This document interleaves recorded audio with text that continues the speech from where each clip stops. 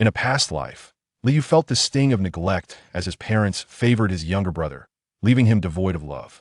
Despite his relentless attempts to win their affection, he remained unappreciated while dutifully guarding his family for a decade. In a treacherous wasteland, selflessly serving humanity. Ultimately, he was falsely accused of treachery and judged by those he had protected. His parents, brother, and beloved looked on coldly as he was executed before the crowd. Upon his rebirth, Liu resolved to abandon the pursuit of others' approval, choosing to live solely for himself as he navigated the desolate landscape alone. Chapter 0001. Imprisoned for indulging in cake. In the dim and damp underground prison, Liu awoke amidst the pungent scent of mold, a foul odor that made him grimace. Am I not dead? He wondered, touching his neck, still haunted by the terror of his public execution. He vividly recalled the swift descent of the blade, the indifference in the eyes of his parents, brother, and beloved, and the jubilant shouts from the people he had once safeguarded. The memory twisted his heart and left him feeling nauseated. He had never witnessed such a multitude of cold, unfeeling gazes. Even the lifeless eyes of zombies held more warmth than theirs. As he regained his composure, an unexpected familiarity enveloped him in this cell that had once instilled such fear, a place that had marked his childhood with shadows. This was Caesar Prison in Wutan City, where serious criminals were confined. Yet, he was no hardened criminal. He was the son of Liang, the lord of Wutan City. He had been imprisoned here twice before. The first time, he was wrongfully accused of collusion with the enemy and labeled a traitor, leading to his public humiliation and subsequent execution. This was the cause of his rebirth. The second, and present, occasion was for the trivial offense of stealing cake. The creaking sound of the door interrupted his thoughts. Soon, a man resembling Liu appeared at the cell door, dressed in opulent attire. "Brother, are you all right?" The newcomer was Liang, Liu's younger brother. In his previous life, upon hearing this concerned tone, Liu believed salvation had arrived and rushed forward. He pointed an accusatory finger at Liang, demanding to know why he would not admit that it was Liang who had stolen the cake. Liu had only taken a small bite, yet he found himself imprisoned. In that moment, his emotions surged. Liang, perhaps frightened, promised to clarify the matter upon returning home. However, once he returned, he reported to their father that Liu showed no remorse, stubbornly refusing to confess. Enraged, Liang condemned the 80-year-old Liu to 7 days in this dark confinement. For such a small child, enduring 7 days in this lightless dungeon felt like an eternity, leaving him disoriented upon release. He emerged a shadow of his former self, taking a long time to recover. From that point onward, fearing further punishment and confinement in this bleak prison, he became compliant and docile. Though he still received no love from his parents, his situation improved compared to before. Liang waited for a moment, seeing no response, and anxiously inquired, "Brother, why are you not speaking? Are you all right?" To outsiders, the bond between the two brothers appeared enviable. However, in the eyes of the reborn Liang's performance seemed overly exaggerated. Yet, in his previous life, Liu had failed to perceive it. Instead, he perceives this as concerns stemming from his family. However, he no longer cares. His primary objective remains to venture forth and speak of it later. "I am fine, brother. Tell father that I acknowledge my mistake. It was I who stole the cake." Yesterday, Liang celebrated his 38th birthday with a grand banquet at the Lord's residence, hosting numerous guests. As the festivities drew to a close, it was time for the cake and the candle-blowing ceremony. Although the zombie virus has ravaged the world for a century, transforming Water Blue Star into a wasteland, some simple rituals and traditions have endured. In the past, cakes were ubiquitous and easily obtainable for a modest sum. Yet now, cakes have become a luxury, unaffordable for ordinary people and common evolvers. Only individuals like Liang, a city lord, or high-level evolvers could indulge in such delights. Moreover, the cake was diminutive, merely 6 inches in diameter, yet it had become a coveted luxury that drew the attention of many. Even before the birthday banquet commenced, news of the cake's presence had spread throughout the city, creating a stir among the populace eager to catch a glimpse. Liang, wishing to display his affluence at the birthday banquet, organized a lavish event, inviting prominent figures of stature. Amidst the heightened anticipation, the cake was presented. Upon witnessing that less than half of the cake remained, Liang was incensed and demanded to know who had stolen it. Liang, fearful, distorted the truth and accused Liu of pilfering the cake. Liu, already disfavored by Liang, was further humiliated in public. All of Li Hongwen's wrath was unleashed upon Li Yu, leading to his imprisonment alongside hardened criminals. It was only now that Li Yu comprehended that, in Li Hongwen's eyes, reputation held more significance than his own son. Li Xiang, taken aback, wondered if this was the same Li Yu he had seen throwing a tantrum at the banquet, adamant in his denial. What had caused this sudden transformation into such cold indifference? Perhaps it was the dread of the darkness within the cell. Are you truly willing to confess? Although it was Li Xiang who had stolen the cake, he was too intimidated by Li Hongwen's fury to admit his fault. If Li Yu were to take the blame, he could evade punishment. The condition was that Li Yu must genuinely be willing, rather than deceiving him. Though the item was given to me by you, I consumed it. You have treated me well. What difference does it make if I bear the penalty? After all, we are brothers, are we not?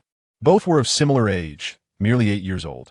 However, in terms of maturity, Li Xiang could not possibly compare to the reborn Li Yu. Thus, Li Xiang easily believed Li Yu's words.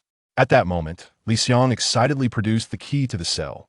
Brother, I shall free you now, and together we will confess our wrongdoing to Father. Li Yu was momentarily taken aback. Were it not for this rebirth, he would have remained unaware of Li Xiang's dual preparations. If he did not take the blame, Li Xiang would not release him. It was almost certain that Li Yu's 7-day imprisonment stemmed entirely from Li Xiang's slanderous whispers to their father, resulting in Li Yu's harsher punishment. After his rebirth, Li Yu, willing to shoulder the blame, was instead released early. The Lord's residence was impressively grand, with remnants of yesterday's celebration evident everywhere, creating an atmosphere of festivity. Brother, stay here and listen to me. I will go inside and inform Father that you recognize your mistake, and I will bear the brunt of his wrath for you. In his younger years, his thoughts were not so intricate, and he truly did not perceive the multitude of schemes that Li Xiang harbored. Li Xiang, fearing that Li Yu might have a change of heart, kept him in the courtyard while he went to report to Li Hongwen. Before long, a resounding and impassive voice echoed from within the room, "Go kneel." Even though his body now housed a soul decades older, the mere mention of the Ancestral Hall sent an inexplicable tremor through Li Yu. To go to the Ancestral Hall signified enduring a whipping. The whip, crafted from snake skin, would undoubtedly leave his flesh torn and raw, a painful reminder of the torment he had endured in his youth. It was uncertain whether Li Xiang was playing tricks or if Li Hongwen's fury was still unquenched. Had this been before his rebirth, Li Yu would have stubbornly marched to the Ancestral Hall, certain to receive the lash. But now, what did it matter where he knelt? With a thud, Li Yu sank to his knees in the courtyard. Father, I understand my error. I should not have indulged in the cake and embarrassed you publicly. Strike me if you must. Scold me if you will. It is all my fault. Li Ye's sudden lamentation left Li Hongwen within the room utterly bewildered. Chapter 0002. Face Li Hongwen, tall and imposing, strode to the entrance of the hall with his hands clasped behind his back, resembling a mountain. He stood on the steps, surveying the courtyard from his elevated position, and it became evident that the kneeling figure was indeed his son, Li Yu. Li Hongwen raised an eyebrow in disbelief. At last night's banquet, Li Yu had cried in the same manner, yet persistently denied stealing the cake. It seemed that a night of confinement had proven effective. Li Xiang, who had accompanied him, was equally taken aback. He had assumed that Li Yu's earlier admission in the cell was feigned, intending to recant upon facing Li Hongwen. Thus, he had entered first to report, hoping to substantiate the claim of Li Yu's theft. Now, witnessing Li Yu repeatedly bowing his head to the ground until blood appeared on his forehead, Li Xiang realized his efforts had been unnecessary. His elder brother was genuinely willing to take the blame for him. The servants of the Lord's residence and the remaining guests, drawn by the commotion, soon gathered around. Upon seeing Li Yu's state, many displayed expressions of sympathy, yet refrained from voicing their thoughts as it pertained to another's family matters. Noticing this, Li Xiang's eyes darted as he turned to Li Hongwen, saying, "Father, look, brother has acknowledged his mistake. Perhaps we should refrain from punishing him. After all, we are family, and there is no need for such severity." Li Hongwen lowered his gaze slightly, his voice laced with affection. "He has consistently denied his wrongdoing and accused you of theft, and yet you plead for him?" Li Xiang clung to Li Hongwen's leg. Looking up with a playful smile, "Father, brother was just panicking after being discovered. As for my own accusation, it doesn't truly bother me. I don't feel aggrieved at all." Upon his words, he garnered unanimous praise from the foreign guests. The second son is indeed benevolent. Such kindness in one so young. With such a noble heart, he is destined for great achievements. Congratulations to the esteemed lord. Amidst the flattery, Li Xiang felt a touch of embarrassment. He turned to the crowd, waving his hands dismissively. "Esteemed guests, you flatter me. I am not as exemplary as you claim. It is primarily because I heed my father's guidance, who has taught me well. The implication of his statement was clear. The Lord's family teachings were impeccable, and the issue lay with the disobedient individual. He subtly shifted all blame onto Li Yu. Even before Li Hongwen, the gazes directed at Li Yu transformed from pity to disdain. In comparison to Li Xiang's understanding demeanor, Li Yu's behavior resembled that of a mischievous child. Who could harbor a positive attitude towards such a child? In his previous life, after 7 days of confinement, Li Yu had still refused to admit to his theft. If he had not committed the act, why should he confess? His stubborn nature only served to worsen Li Hongwen's attitude towards him. In a month's time, the awakening ceremony would take place. All children aged 8 and above would partake in the ceremony, consuming the zombie essence to become evolvers. The zombie essence, a luminous crystal core found within the brains of zombies, was filled with immense power. Only when the human body had developed sufficiently could it withstand the impact of this force. Enduring the trials, one becomes an evolver. The minimum age for awakening is 8 years, while the maximum does not exceed 12. Awakening too early or too late will greatly diminish future potential. Due to the incident involving the theft of cake, Li Yu was unable to awaken his abilities at the appropriate age and thus became an evolver. By the time he reached 12, he was on the verge of missing this prime opportunity. It seemed that Li Hongwen had only just remembered he had an elder son, who remained an ordinary person. Regardless of his favoritism towards his younger son, having an ordinary child in the household was unacceptable for a city lord. To maintain appearances, he reluctantly sent Li Yu to the awakening ceremony. By then, Li Yu had already surpassed the ideal age for awakening, resulting in his future endeavors yielding only a level 5 evolution, while Li Xiang achieved double that as a level 10 evolver. Thus, upon his rebirth, every action, alteration, and preparation undertaken by Li Yu was aimed at ensuring he would not miss the awakening ceremony at 8 years of age. Father, I shall heed your words in the future. I promise to be obedient, Li Yu exclaimed loudly in response to the guests. In turn, the guests offered their praises of him, recognizing the Lord's favoritism as a private matter not to be publicly displayed. However, Li Hongwen furrowed his brow. It is normal for a child to change after being punished for wrongdoing, yet he sensed that Li Yu's transformation was excessive. It appeared more as a fade born from fear rather than genuine remorse. After a moment of contemplation, Li Hongwen stated, Your brother has borne the brunt of your misdeeds. Since you admit your fault, you must sincerely apologize to him. If he forgives you, you may rise. If not, you shall remain kneeling. Kneeling was not a hardship for Li Yu, but just as he prepared to speak, Li Xiang interjected. No, father. How can we allow brother to apologize to me? Even if I truly took the blame for him, it is improper for him to offer an apology. Brother, I was wrong. I apologize for falsely accusing you. Li Yu quickly followed suit, bowing deeply. This startled Li Xiang, who felt unable to bear such a display. Brother, please. Do not do this. Rise at once. Both father and I have forgiven you. He hurried over to assist him. As soon as Li Xiang's hand touched Li Yu's, he took the opportunity to stand. With this, the matter was effectively resolved. Whether or not Li Hongwen believed it, he could no longer punish Li Yu, for words spoken publicly must hold weight. He glanced at the blood flowing from Li Yu's forehead, but made no comment, instead inviting the guests into the hall for tea. Li Yu noticed the indifferent gaze of Li Hongwen. In his previous life, he believed his efforts were insufficient, striving to please his parents and gradually altering his behavior to align with their preferences. Ultimately, he discovered that no matter his attempts, they were futile. Favoritism seemed ingrained in their very essence, and every act of appeasement only deepened their disdain for him. In this lifetime, he resolved not to appease anyone any longer, prioritizing his own needs above all else. As he witnessed everyone entering the house and the situation reaching a conclusion, Li Xiang exhaled deeply. He patted Li Yu on the shoulder and said, Brother, you should go tend to your wounds. I shall enter now. Li Xiang understood Li Hongwen's desire for dignity and often acted in ways that would elevate his status in front of others. A realization Li Yu had only come to after his rebirth.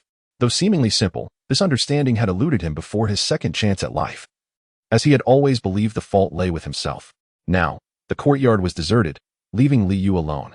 Blood continued to flow from his head. Despite having chosen a soft patch of earth to strike against, fortune had not favored him, as there were pebbles hidden within the soil. Nonetheless, the bleeding served its purpose well, sparing him from further punishment. Li Yu glanced at the ring on his hand, which he had noticed while in the cell.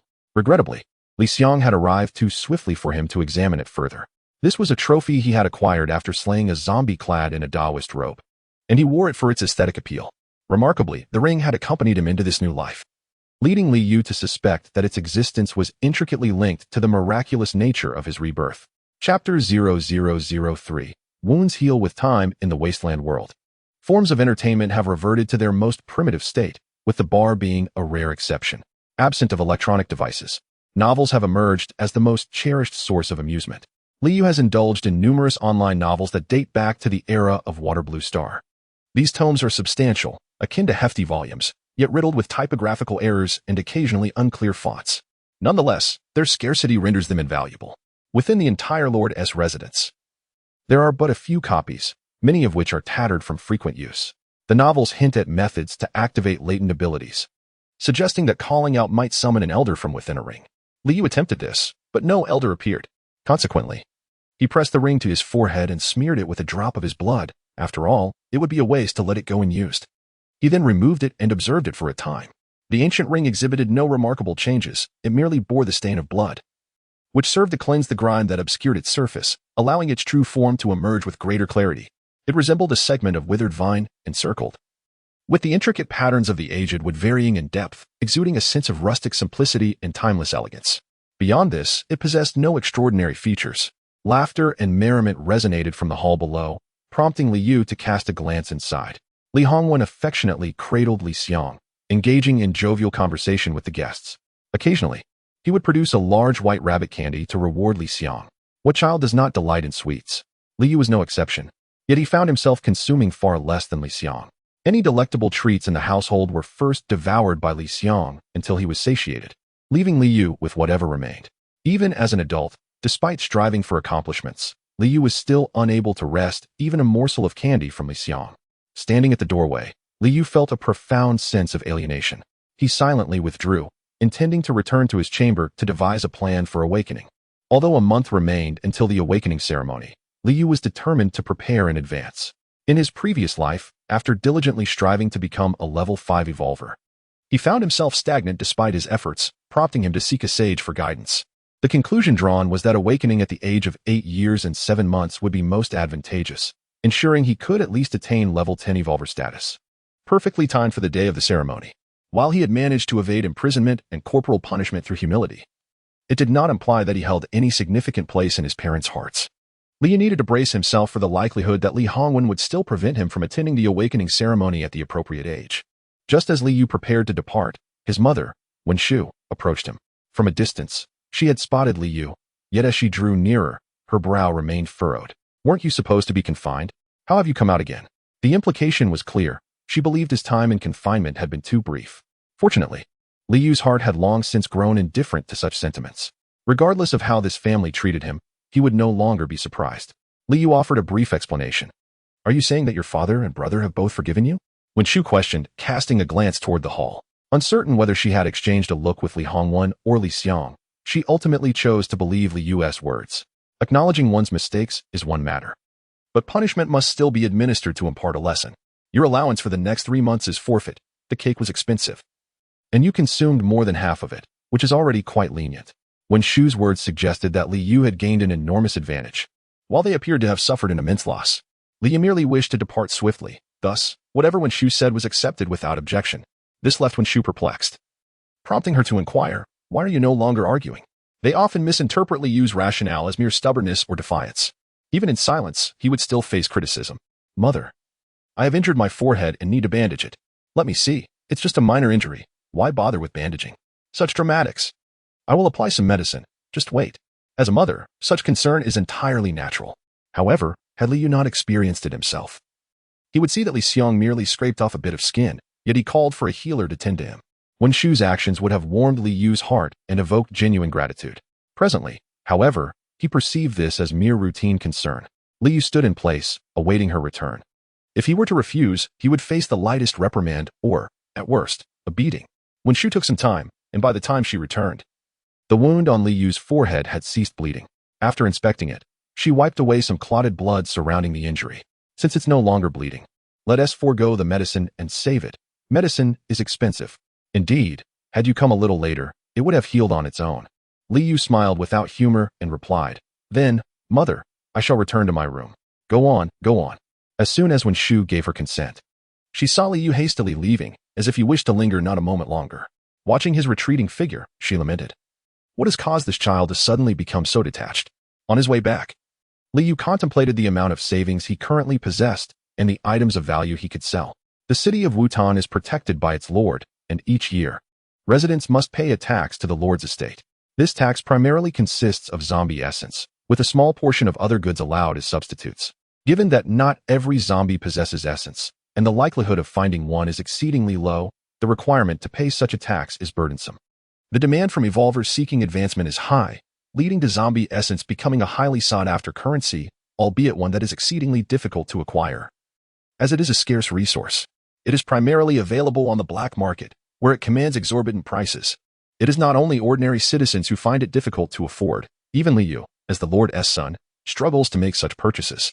Fortunately, the Lord's estate does not entirely appropriate the collected essences for personal use. A portion is allocated for public awakening ceremonies, allowing ordinary citizens to take their first step towards awakening. This is also an excellent way for the Lord to win the favor and trust of the populace. If memory serves correctly, my private savings amount to 2,000 gold, yet the most basic level of essence requires at least 6,000 gold. I could, however, liquidate some supplies like compressed biscuits and purified water, which would only yield around 2,000 gold. Ultimately, Liu can muster a total of 4,000 gold. Still short by 2,000 gold. His annual allowance is 2,000 gold, and it took him 2 years to accumulate that sum. Surely, one cannot expect him to wait another 2 years. Initially, I intended to use this 2,000 gold to purchase a birthday gift for my father. However, after much deliberation and uncertainty regarding the perfect gift, I ultimately forgot about it.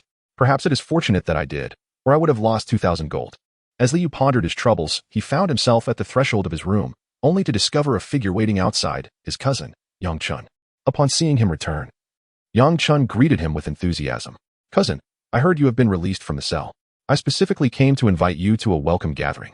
The reason Liu had managed to save so little money in 2 years was largely due to his relationship with Yang Chun. He was akin to a leech, persistently clinging to Liu and draining his resources. Chapter 0004. Family can be dispensable. Li Hongwen's need for face creates a double-edged sword for Liu. Within the household, he does not enjoy the same favor as Li Xiang, who is almost always prioritized for the best of everything. In a typical family, the younger siblings would wear the clothes of the elder ones, yet in this household, the dynamic is entirely reversed. The elder dons the garments of the younger, and the leftovers are only offered to the elder when the younger has had their fill. There are occasions when Liu finds he is left with nothing at all. At times, he wonders if he might not truly be their biological child. Even a tiger does not consume its cubs. How can they treat their own son in such a manner? However, when it comes to pocket money, they are not as miserly. Although he receives considerably less than Li Xiang, it is still a significant amount compared to their other cousins. Furthermore, Li Xiang is much more astute. While he does use his allowance to treat others to meals and entertainment, his motives are always deliberate. He aims to be the leader among children, the one who is adored and held in high regard by others. Consequently, those cousins are more inclined to associate with Liu, as they can partake in his generosity without the obligation of submission, and even command him as if he were a subordinate. Many are eager to befriend Liu. Despite being treated unfairly at home, he finds solace in the company of superficial friends, even if he is aware that their affection is driven by his wealth. It at least affirms his sense of existence. This psychological state leads him to endure Yang Chun's contempt, as he drinks from the very essence of his being while barking orders at him, without any inclination to resist. Over time, Liu becomes accustomed to it, until eventually, Yang Chun regards him not as a person, but merely as an ATM, turning to him whenever cash runs low or debts need settling. Yet, that was in a previous life. Now, Liu no longer requires superficial friends. If possible, he would even forego family ties. Today, Yang Chun arrives under the pretense of welcoming Liu, but in reality, he expects Liu to spend lavishly on him. It matters not that Liu is currently short on funds, even if he were not. He could never again afford to indulge Yang Chun as he did in his past life. "I won't go," Liu states succinctly, turning to enter his room. "Wait. You've just been released from prison today. You must wash away the bad luck." Yang Chun's voice trails off abruptly as he belatedly realizes that Liu has changed. He dares to show disdain and speaks with a tone that lacks the previous respect. This unsettles Yang Chun. Yet he remembers that the bill from the downtown bar still needs settling, and he forces a smile onto his face. As he steps through the doorway, it slams shut with a resounding bang, sending him crashing into it. The sharp pain in his nose brings tears to his eyes. He crouches down, taking a considerable time to regain his composure. Without knocking, Yang Chun kicks the door open. "Liu, what is the meaning of this?" he demands, feeling justified in his indignation, as if Liu owes him money. Inside the room, Liu sits behind a table, meticulously counting his possessions. He needed to meticulously tally everything, calculating how much more was required to procure a zombie essence.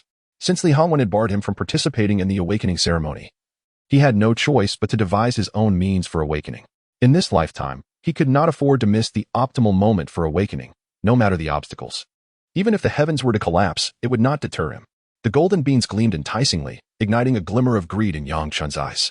Having Liu as his financial reservoir had fostered a lavish spending habit in Yang Chun. Unfortunately, his pocket money was meager, insufficient to sustain his extravagant lifestyle. Whenever he caught sight of money, he was unable to restrain his hands from reaching out. This time was no different. He instinctively extended his hand as though withdrawing funds from his own pocket.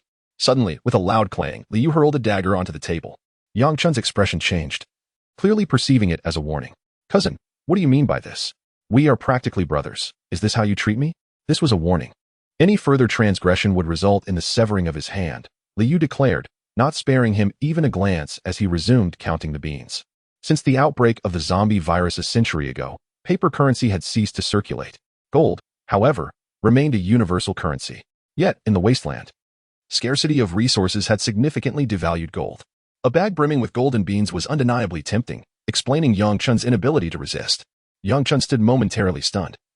Such a situation had never occurred before. Have you been traumatized in your cell, or have you suffered some injustice? Speak to your cousin. I shall advocate for you.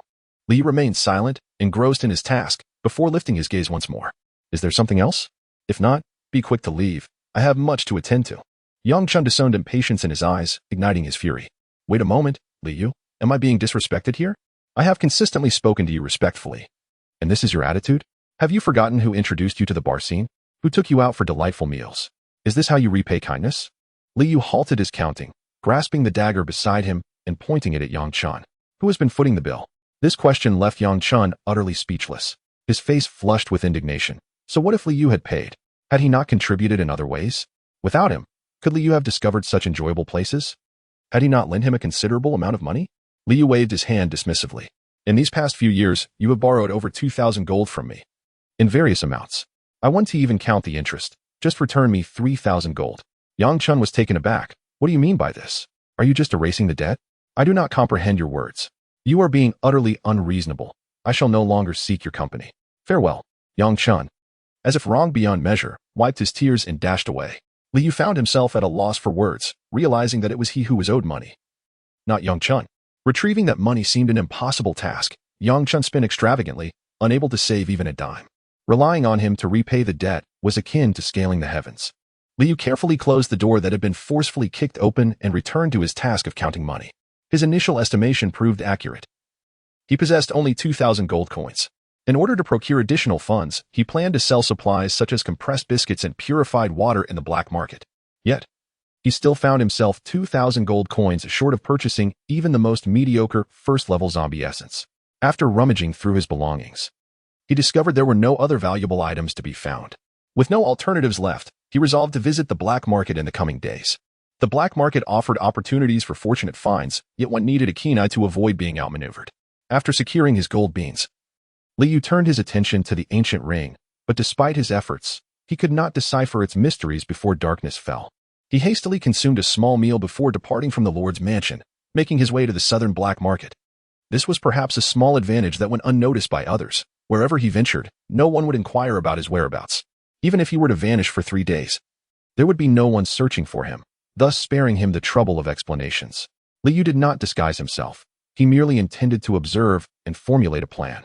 However, shortly after entering the black market, he found himself surrounded by a group of merchants who barred his exit. Chapter 0005. Indifference initially. Liu assumed they had come to peddle goods. However, their empty hands sparked a curious intrigue. Do you have something to discuss? These vendors were familiar to Liu, as he had first ventured into the black market under Yang Chun's guidance. Yang Chun shared a camaraderie with these merchants, frequently purchasing items with a substantial portion of Liu's funds. Young master, Yang Chun has an outstanding debt with me. Could you settle it? And I have a small amount as well. Yes, just a trifling sum. Would you kindly clear it? Oh, and let us not forget the second young master. Your own brother has also accrued some debt with me. Liu immediately thought of Yang Chun. After all, such matters were not unfamiliar to him. Back then, Liu willingly played the fool, and he had no qualms about it. However, the mention of Liang took him by surprise. He turned to the last speaker. the proprietor of a night market stall. How much has my brother borrowed from you? Not much, just 200 gold. The other vendors clamored, each eager to announce their respective debts. Ignoring them, Liu gathered his thoughts and recalled a significant detail.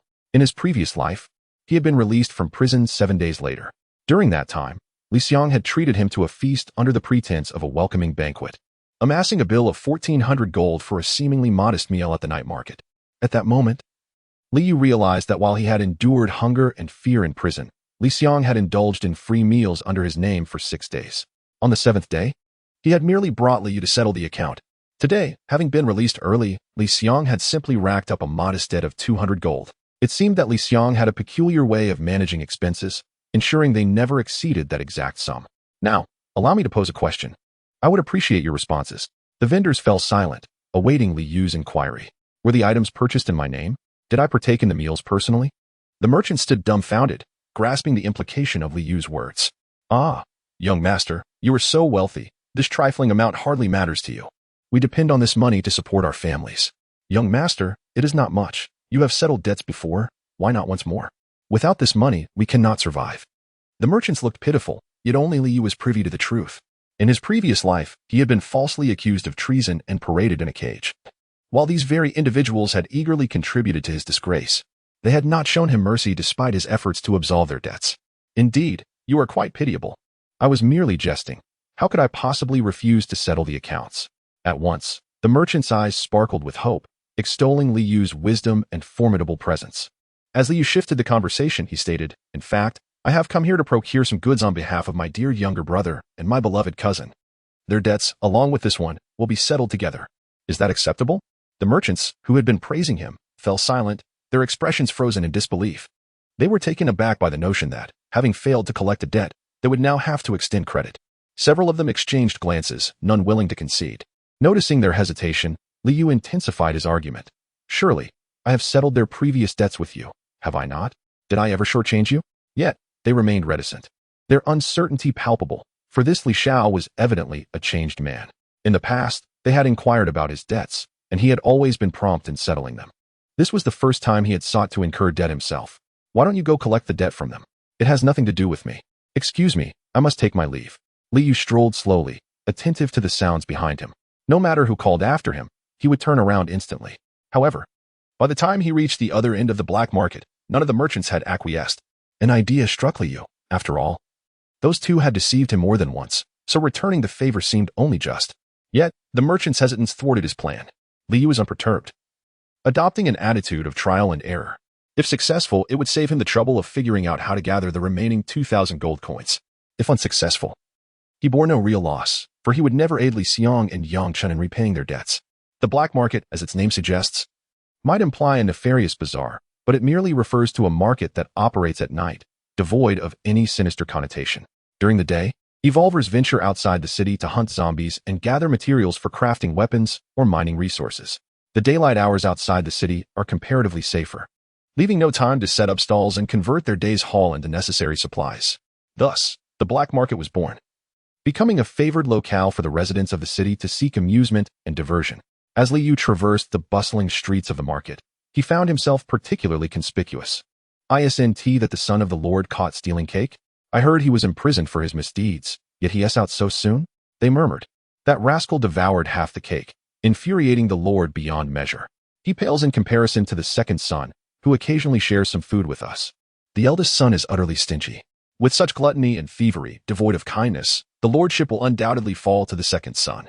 Across the entirety of Wutan City, not everyone had seen Liu, yet all had heard of the eldest son of the Lord, who was notoriously unpopular. Was this poor reputation solely due to him being an 8-year-old child? Not entirely. It also stemmed from Liang. Each month, the Lord's residents would distribute porridge at the gates, allowing Li Hongwen to maintain his dignity while winning the people's favor. Each time, both parents would only take Liang to the porridge distribution, and he understood what Li Hongwen required. Thus, during each distribution, Liang exhibited great enthusiasm, extending warm greetings to everyone. Over time, this resulted in Liang gaining a commendable reputation in Wutan City. Conversely, Liu, the son of the city lord, had never made an appearance during these distributions. In comparison to Liang, he naturally received more criticism. Consequently, even though Liu had defended Wutan City for a decade in his past life, When he was beheaded, no one remembered his merits. Regardless of whether he was wrongfully accused, no one cared. They were only concerned about when he would meet his demise, as Li Xiang was there to protect them. Liu, of course, could not afford to dwell on such matters. If Li Hongwen were to find out, he would surely face severe repercussions. He disregarded the opinions of others, focusing solely on his own affairs. Liu had a clear objective now, centered entirely on awakening. Nothing else could distract him. After wandering through the black market until the late hours when it closed, Liu finally departed. Upon returning to the Lord's residence, he found the doors wide open and the lights ablaze. Li Hongwen and Wen Shu emerged from the mansion, their faces etched with anxiety. Upon seeing Liu, their first inquiry was not about his late return but rather the whereabouts of Li Xiang. Your brother hasn't returned home yet. Have you seen him? Do you know where he has gone? Chapter 6. Expressing gratitude. As the elders conversed, patrols and servants continuously emerged from the estate, dispersing into the surroundings. It was evident they were in search of Li Xiang. One might easily mistake this commotion for preparations to engage in battle with the neighboring Silver City. I recall in my previous life the friction between Wutan City and Silver City along the border, which ultimately escalated into a full-scale war between the two city-states. At that time, Liu had already become a level 5 evolver, serving as a vanguard on the front lines. In the abyss of zombies at the border of the two cities, he found himself besieged. Thousands of zombies cut off his retreat, while the formidable warriors of Silver City pressed in from the front. Li Hongwen, without even considering sending reinforcements, abandoned him entirely. It was his own son at stake, yet he showed no concern for Liu's life. This led to Liu's capture, although he was eventually released. He bore the label of a traitor and faced execution. Now, Li Xiang, merely indulging in mischief and absent from home, prompted the elders to conduct a thorough search as if they were scouring the entire city. What are you daydreaming about? Wen Shu remarked, lightly striking Liu's arm. In truth, Liu's momentary distraction lasted only a fraction of a second, but the elders had grown impatient. Such concern had never been directed towards Liu before. I don't know where he might be. Perhaps he is off playing somewhere? Where exactly? I have no idea. Stop dawdling and go look for him. All right. Liu turned and jogged ahead, veering into a narrow alley. A moment later, his head peeked out from behind a wall. Upon witnessing Li Hongwen and Wen Shu heading south in search of Li Xiang, he retreated back into the estate. Searching for someone? That was utterly implausible. Not only did he refrain from seeking out anyone, but he also made his way to Li Xiang's room. Though Li Xiang received a generous allowance, he spent it all each month, leaving little behind. Even if there were any leftovers, they would not be kept in his room. However, Liu was aware that Li Xiang owned many delightful items that were rightfully his. For instance, various building blocks, model cars, and other toys. In the apocalypse, such items were salvaged from heaps of refuse, as there were no factories producing them. Thus, they represented a form of luxury, especially for children, once obtained. They were cherished immensely. In their childhood, whenever Liu was engrossed in play, if Li Xiang desired a toy, their parents would insist that Liu surrender it without hesitation.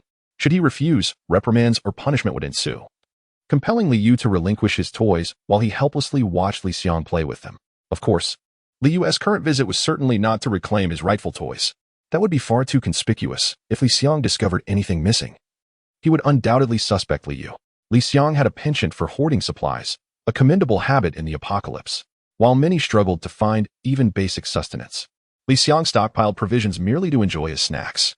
Throughout any period of the apocalypse, resources remained the most treasured commodity, even in this relatively peaceful era. Everyone understood that it was only due to the countless evolvers who bore the burden of survival through the night. Liu thoroughly searched the entire room and indeed uncovered a plethora of food items, spicy strips, potato chips, and marinated snacks. In the desolate wasteland, these delicacies were akin to the most exquisite offerings found in a Michelin-starred restaurant on Waterblue Star, commanding the highest prices. Liu paused momentarily, as he had seldom encountered, let alone tasted, such varieties of snacks. Yet, here in Li Xiang's abode, they were abundant. With a smirk, he thought to himself, I shall graciously accept these. Liu was acutely aware that taking these items would inevitably lead to his discovery. However, he was beyond caring. He needed to convert them into currency. No one could impede his awakening. In a world governed by the survival of the fittest, only the powerful held sway. Liu gathered his belongings and promptly departed from the Lord's residence. The manor was deserted, with no one left to keep watch. Everyone had gone in search of Li Xiang, leaving no one aware of Liu's return and subsequent exit. Navigating through a labyrinth of alleys, Liu arrived near the northern city gate and sought refuge in a dilapidated shack, curling up in a corner to sleep. He remained there until dusk the following day, at which point he employed the disguise tools he had previously prepared. His visit to the black market had resulted in scolding, but it was not without its gains. At the very least, it had made Liu aware that many recognized him, and thus he needed to conceal his intentions. The black market was rife with opportunistic traders who specialized in reselling goods. Liu found them and successfully sold a portion of his supplies for 2,000 gold coins. He did not deplete his entire stock, as these resources were vital, and he needed to reserve some for himself.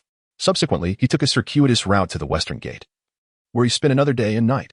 Liu calculated that he now possessed a total of 4,000 gold coins, still 2,000 short of his goal.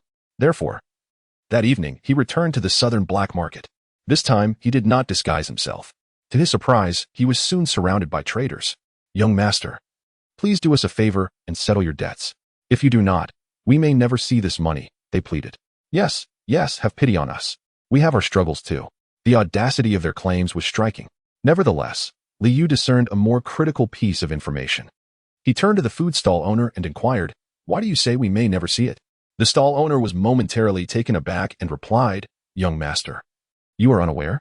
The second young master has been missing for 2 days, and your parents are frantic. They have scoured the entire city of Wutan and have yet to find him. Do not be too sorrowful. He will surely be found." Such fortunate news? Liu had initially assumed that Liang was merely indulging in some leisure, lost in his own amusement. However, it now appeared that the situation was far more grave. Perhaps amidst this chaos, he could return to the Lord's residence and procure additional supplies? What if Li Hongwen and Wen Shu went searching and never returned? Yet, this was only a fleeting thought. Both Li Hongwen and Wen Shu were tier 10 evolvers, without 3 or 5 equally formidable evolvers.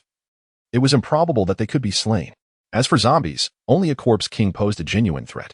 Thus, Liu swiftly dismissed the notion of emptying the Lord's manor. Liu chuckled and said, "You can either extend the credit a bit more, or you may seek out Zheng directly. What do you think? Does that seem reasonable?" The merchants fell silent, exchanging glances filled with uncertainty. Perhaps they shared a tacit understanding. For just as Liu was about to depart, the owner of the bustling eatery suddenly clapped his hands. "All right, we trust in the integrity of the young master. Indeed, he has never defaulted on us. We believe in you. Whatever amount you wish to credit, we shall accommodate." It is possible that the recent disappearance of Liang had left them feeling anxious, worried that if Liang did not return, they would lose their investment. Thus, it seemed wiser to gamble on Liu, especially since he had assured them that any debts incurred by Liang and Yang Chun would now be attributed to him. Liu found it amusing that, at this juncture, they chose to place their faith in his character. Yet, during the time he faced accusations, no one had believed in his integrity. There were 6 merchants present, each willing to extend credit of up to 200 gold coins, amounting to a total of 1,200 gold coins. Although this still left an outstanding balance of 800 gold coins, Liu was undeterred. He would accept what he could get for now. After all, it was merely a matter of credit, with an agreement on the timeline for repayment. The future could be dealt with later. He had only one objective at this moment. Regardless of the unscrupulous means required, he was determined to achieve this goal. "Young master, we are counting on you. Our debts depend entirely on you." "Thank you," they said. "Thank you." Chapter 0007. Contrary to rumor for Liu. Amassing the remaining 800 gold coins was hardly a daunting task. He still possessed some supplies. Should they prove insufficient, he could always resort to trading with middlemen. With the funds nearly complete, his next endeavor was to seek the essence of the zombies. This particular item was inherently rare, with few making their way into the market. For an evolver to enhance and advance, consuming the zombie essence was the sole avenue, and it was imperative to consume one of the same level for optimal results. A 5th-level evolver consuming a 4th-level zombie essence would yield limited benefits. Conversely, a 1st-level evolver ingesting a 2nd-level essence could potentially succumb to the overwhelming energy contained within, leading to catastrophic consequences unless they possessed exceptional physical resilience, which would significantly increase their chances of survival. Should they endure, the enhancement would be considerable. Liu, lacking physical fortitude, dismissed this audacious notion and resolved to only consume 1st-level zombie essence, opting for the most inferior quality. For even a slightly superior essence, 6,000 gold coins would be inadequate. With the awakening ceremony approaching, the Lord's Manor was also procuring 1st-level zombie essence to distribute among those awaiting awakenings, resulting in an even scarcer supply and prices likely exceeding 6,000. The Wukong workshop specialized in forging materials and was a hub for zombie essence. They also accepted collateral and pawned goods. Upon arriving at the entrance, Liu heard a familiar voice from within. Peering inside, he was greeted by none other than Yang Chun. "Boss, your price negotiations are excessively harsh. Do you even know who I am?" "I am a relative of the Lord, The Lord's eldest son calls me brother and holds me in high regard. How dare you disregard my standing? Yang Chun assertively pounded the counter, while the rotund proprietor merely smiled faintly in response. Master Yang, whether you are a relative of the Lord or his eldest son, the price remains unchanged. Should you find my offer unsatisfactory, you are free to refrain from selling or seek out another establishment that may offer you a better price. The portly owner maintained his composure, unfazed by Yang Chun's demeanor. The rules of Wutan City were established by Li Hongwan, a man who valued face above all. Anyone daring to contravene such regulations would be seen as disrespecting him. Should Yang Chun act recklessly, he would undoubtedly suffer the consequences. A few words from the proprietor rendered Yang Chun speechless. Liu cast a glance at the iron lump on the counter, his eyes momentarily gleaming with interest before quickly dimming. It was a piece of meteorite iron, despite its unassuming and pitted exterior. Incorporating even a small amount of meteorite iron into alloy materials could significantly enhance their overall properties. In his past life, Yang Chun, merely a third-level evolver, had managed to challenge fourth-level evolvers with an alloy blade forged from meteorite iron. If he were a combat-oriented evolver, he could even hold his ground against fifth-level opponents. This became a frequent boast of Yang Chun. However, he never disclosed that it was Liu who had financed the meteorite iron. That alloy blade was both striking and formidable, and in his previous life, Liu had harbored considerable envy. Had he possessed such a divine weapon, capture would have been an impossibility. As long as he was not captured by Silver City, he could never be falsely accused of treason, thus avoiding the possibility of death. At that moment, Yang Chun was evidently unaware that this piece of meteorite could alter the course of his life. Otherwise, he would not have considered pawning it. Boss Zhang, given our familiarity, such words are rather inappropriate, don't you think? Young Master Yang, this is merely business, and I am offering the highest price in the industry. If you doubt it, feel free to inquire elsewhere. Their conversation remained engrossing until a hand snatched the meteorite from the counter, jolting Yang Chun into realization. How dare you steal my possession? Upon recognizing the thief, he was momentarily stunned. Liu addressed Boss Zhang, apologies, but this item is not for sale. Yang Chun frowned sharply at these words and reached out to reclaim it, but Liu was already prepared and evaded his grasp. Fuming with anger, Yang Chun retorted. Liu, this is my property, and it is not your place to decide whether it is sold or not. Who paid for it? You. The familiarity of this statement struck Yang Chun, echoing in his mind. His face flushed once more. Previously, he had been at a loss for words, but this time, he had no escape. With a defiant neck, he exclaimed, "What of it if you paid? You did so willingly. I did not coerce you. Since it was your voluntary action, that item rightfully belongs to me. Is there a problem with that? And what if I voluntarily reclaim it? Is there a problem with that?" Boss Zhang, caught off guard by Liu's retort, found it amusing. My apologies, I couldn't contain my laughter. Please, continue. He quickly retreated, keeping a safe distance to avoid any potential fallout. Yang Chun felt a surge of discomfort, for Liu's assertion was true, and he had no counter-argument, leaving him feeling quite vexed. After a brief interval, he managed to utter, "You've become quite sharp-tongued. When did you develop such wit? Has it been so long since my last reprimand?" Yang Chun had struck Liu more times than he could count on both hands. He had consumed his food, drunk his drink, used his belongings, and still sought to overpower him. Liu had not resorted to underhanded tactics, which was already a considerable show of fairness. "Come here then." Liu brandished a dagger he carried, yet to his surprise, Yang Chun did not waver. "Humph, so you possess a blade, do you?" "Aya." Just as Yang Chun prepared to draw his weapon, Liu swiftly cut his arm. The dagger was exceptionally sharp, leaving a deep gash from which blood gushed forth. Before Yang Chun could react, Liu lunged forward once more, seizing his weapon. In a genuine confrontation, Liu was no match for Yang Chun, who towered over him, significantly more robust. Engaging in combat would place Liu at a severe disadvantage, thus he resolved to strike first. Both were still mere children. Yang Chun had never anticipated that Liu would dare to harm him, causing him to retreat in fright while clutching his arm and shouting in disarray. Boss Zhang, recognizing Liu, was equally startled. Liu had always given the impression of being rather honest and humble, often rumored to be mistreated at the Lord's residence. However, this display seemed to contradict those tales. Liu was indeed fierce, wielding his blade without hesitation. Stop, please, do not fight any longer. Both gentlemen, refrain from further hostilities. I possess some medicine. Let us first tend to the wounds and discuss matters later. However, Liu did not heed this advice and charged forward to deliver a kick. He unleashed all the pent-up fury from both his past and present upon Yang Chun. Are you out of your mind? With each word, he delivered a resounding slap of his soul against Yang Chun's face. He understood this fellow's character well. He was one who preyed on the weak and feared the strong. Once subdued, all would be forgotten. Previously, they had refrained from escalating matters within the Lord's estate, as it could attract the attention of Li Hongwan and Wen Shu.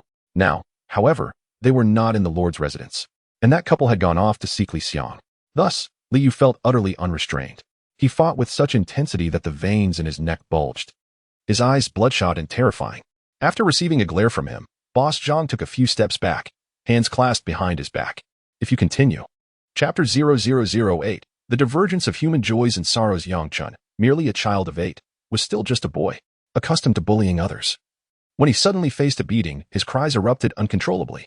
Li Yu paused, not out of concern for Yang Chun's tears, but because he had exhausted himself. Lacking the stamina of an evolved being, he found it burdensome. Had he been an evolved individual, even at the most basic level, he could have fought tirelessly for a day and night without fatigue. After a brief respite, Yang Chun's sobs began to subside. Boss Zhang tended to the wounds on his arm, aware that these privileged youths were not to be trifled with should any harm befall them. He would bear the consequences. Once Zhang had finished bandaging, Li Yu felt restored. He strode directly towards Yang Chun, who cowered in the corner, his hands instinctively shielding his head. Please, no more. I understand my mistake. Yang Chun pleaded. Li Yu, ignoring him, reached into his pocket. What are you doing, cousin? Behave yourself, or I swear I'll knock you out.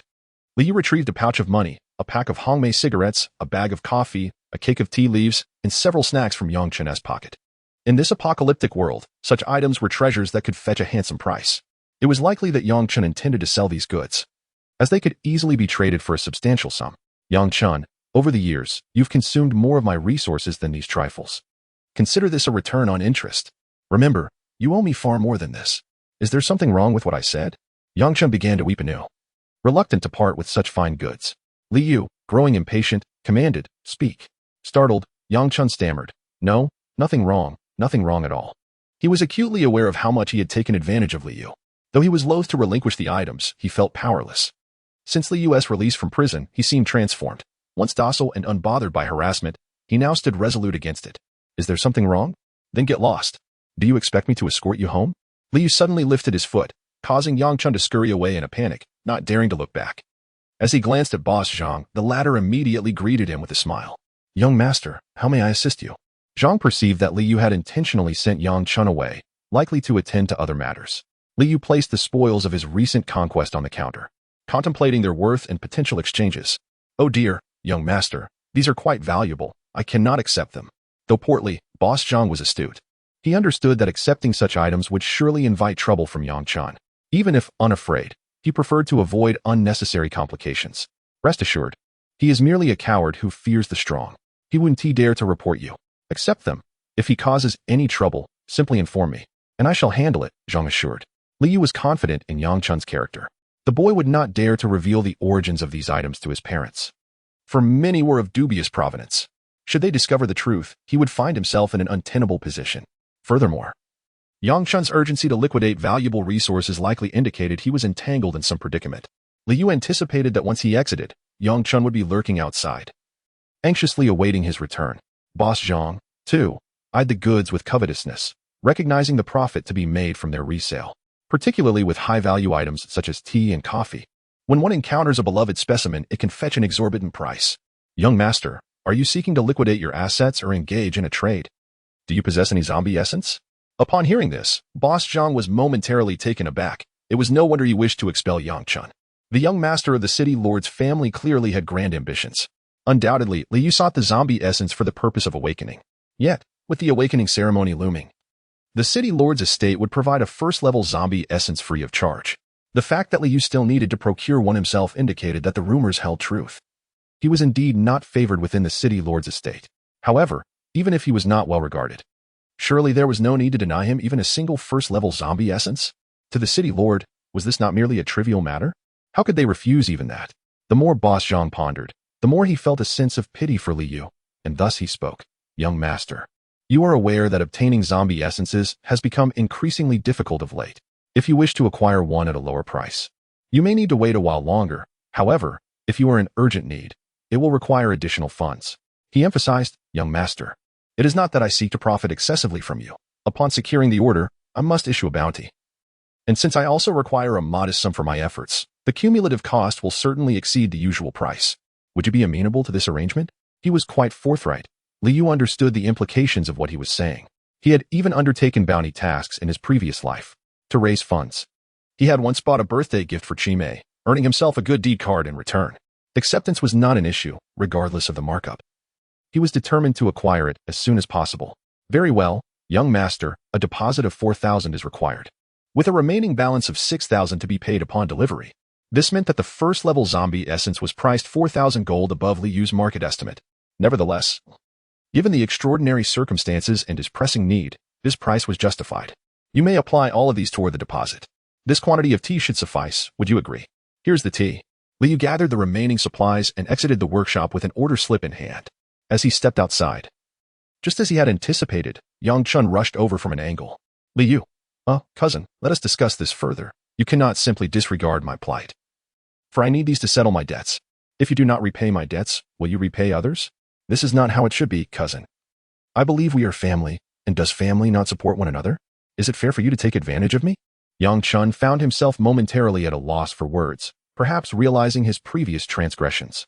Suddenly, he slapped himself several times, the sound echoing sharply, leaving 5 distinct marks upon his face. Liu winced at the sight. He truly struck himself hard. Are you satisfied? If not, I can kneel for you, Yang Chun declared, yet he did not move to act. Liu remained silent, his gaze inviting him to continue his performance. As Yang Chun hesitated, Liu turned to leave. He entered a narrow alley, and Yang Chun hurried after him, abruptly kneeling before Liu. Just now, there were too many people outside. I was wrong. I will kneel for you. I had not noticed before, but this fellow is capable of both humility and resilience. I have no affection for smoking. Take it away. As for other matters, do not even think about them, for you owe me far too much. Liu leaned in closely, nearly touching his face, and spoke in a low, ominous tone. If it were not for the fact that you are my cousin, I would have ended your life that day in my room. In the future, if you see me, either take a detour or bow your head and wait for me to pass. Is there something wrong? No. Gazing at Liu's retreating figure, Yang Chun realized, to his dismay, that his back was drenched with sweat. He could discern that Liu's words were not mere jest. He truly would kill him. How terrifying. Was the devil released from prison? 3 days after leaving home, Liu finally returned to the Lord's manor. At that moment, the estate was in a state of utter chaos. Servants hurriedly carried an array of delectable dishes, weaving past Liu, paying him no heed. They merely cast him a fleeting glance before hastily entering the dining hall. You have been away for 3 days, and it has worried your mother to no end. How was it? Was Silver City enjoyable? Make sure to eat well. Being away for 3 days must have left you famished. Liu turned around, and from the dining hall behind him came a chorus of laughter and joy. Silently, he retreated to his own chamber. Chapter 0009. All My Fault. Liang, along with his companions, clandestinely ventured beyond the city, spending 3 days in the neighboring Silver City.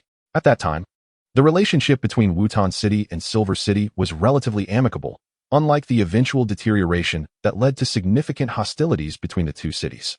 Li Hongwen and Wen Shu personally went to retrieve him, with the Lord of Silver City escorting them to the border.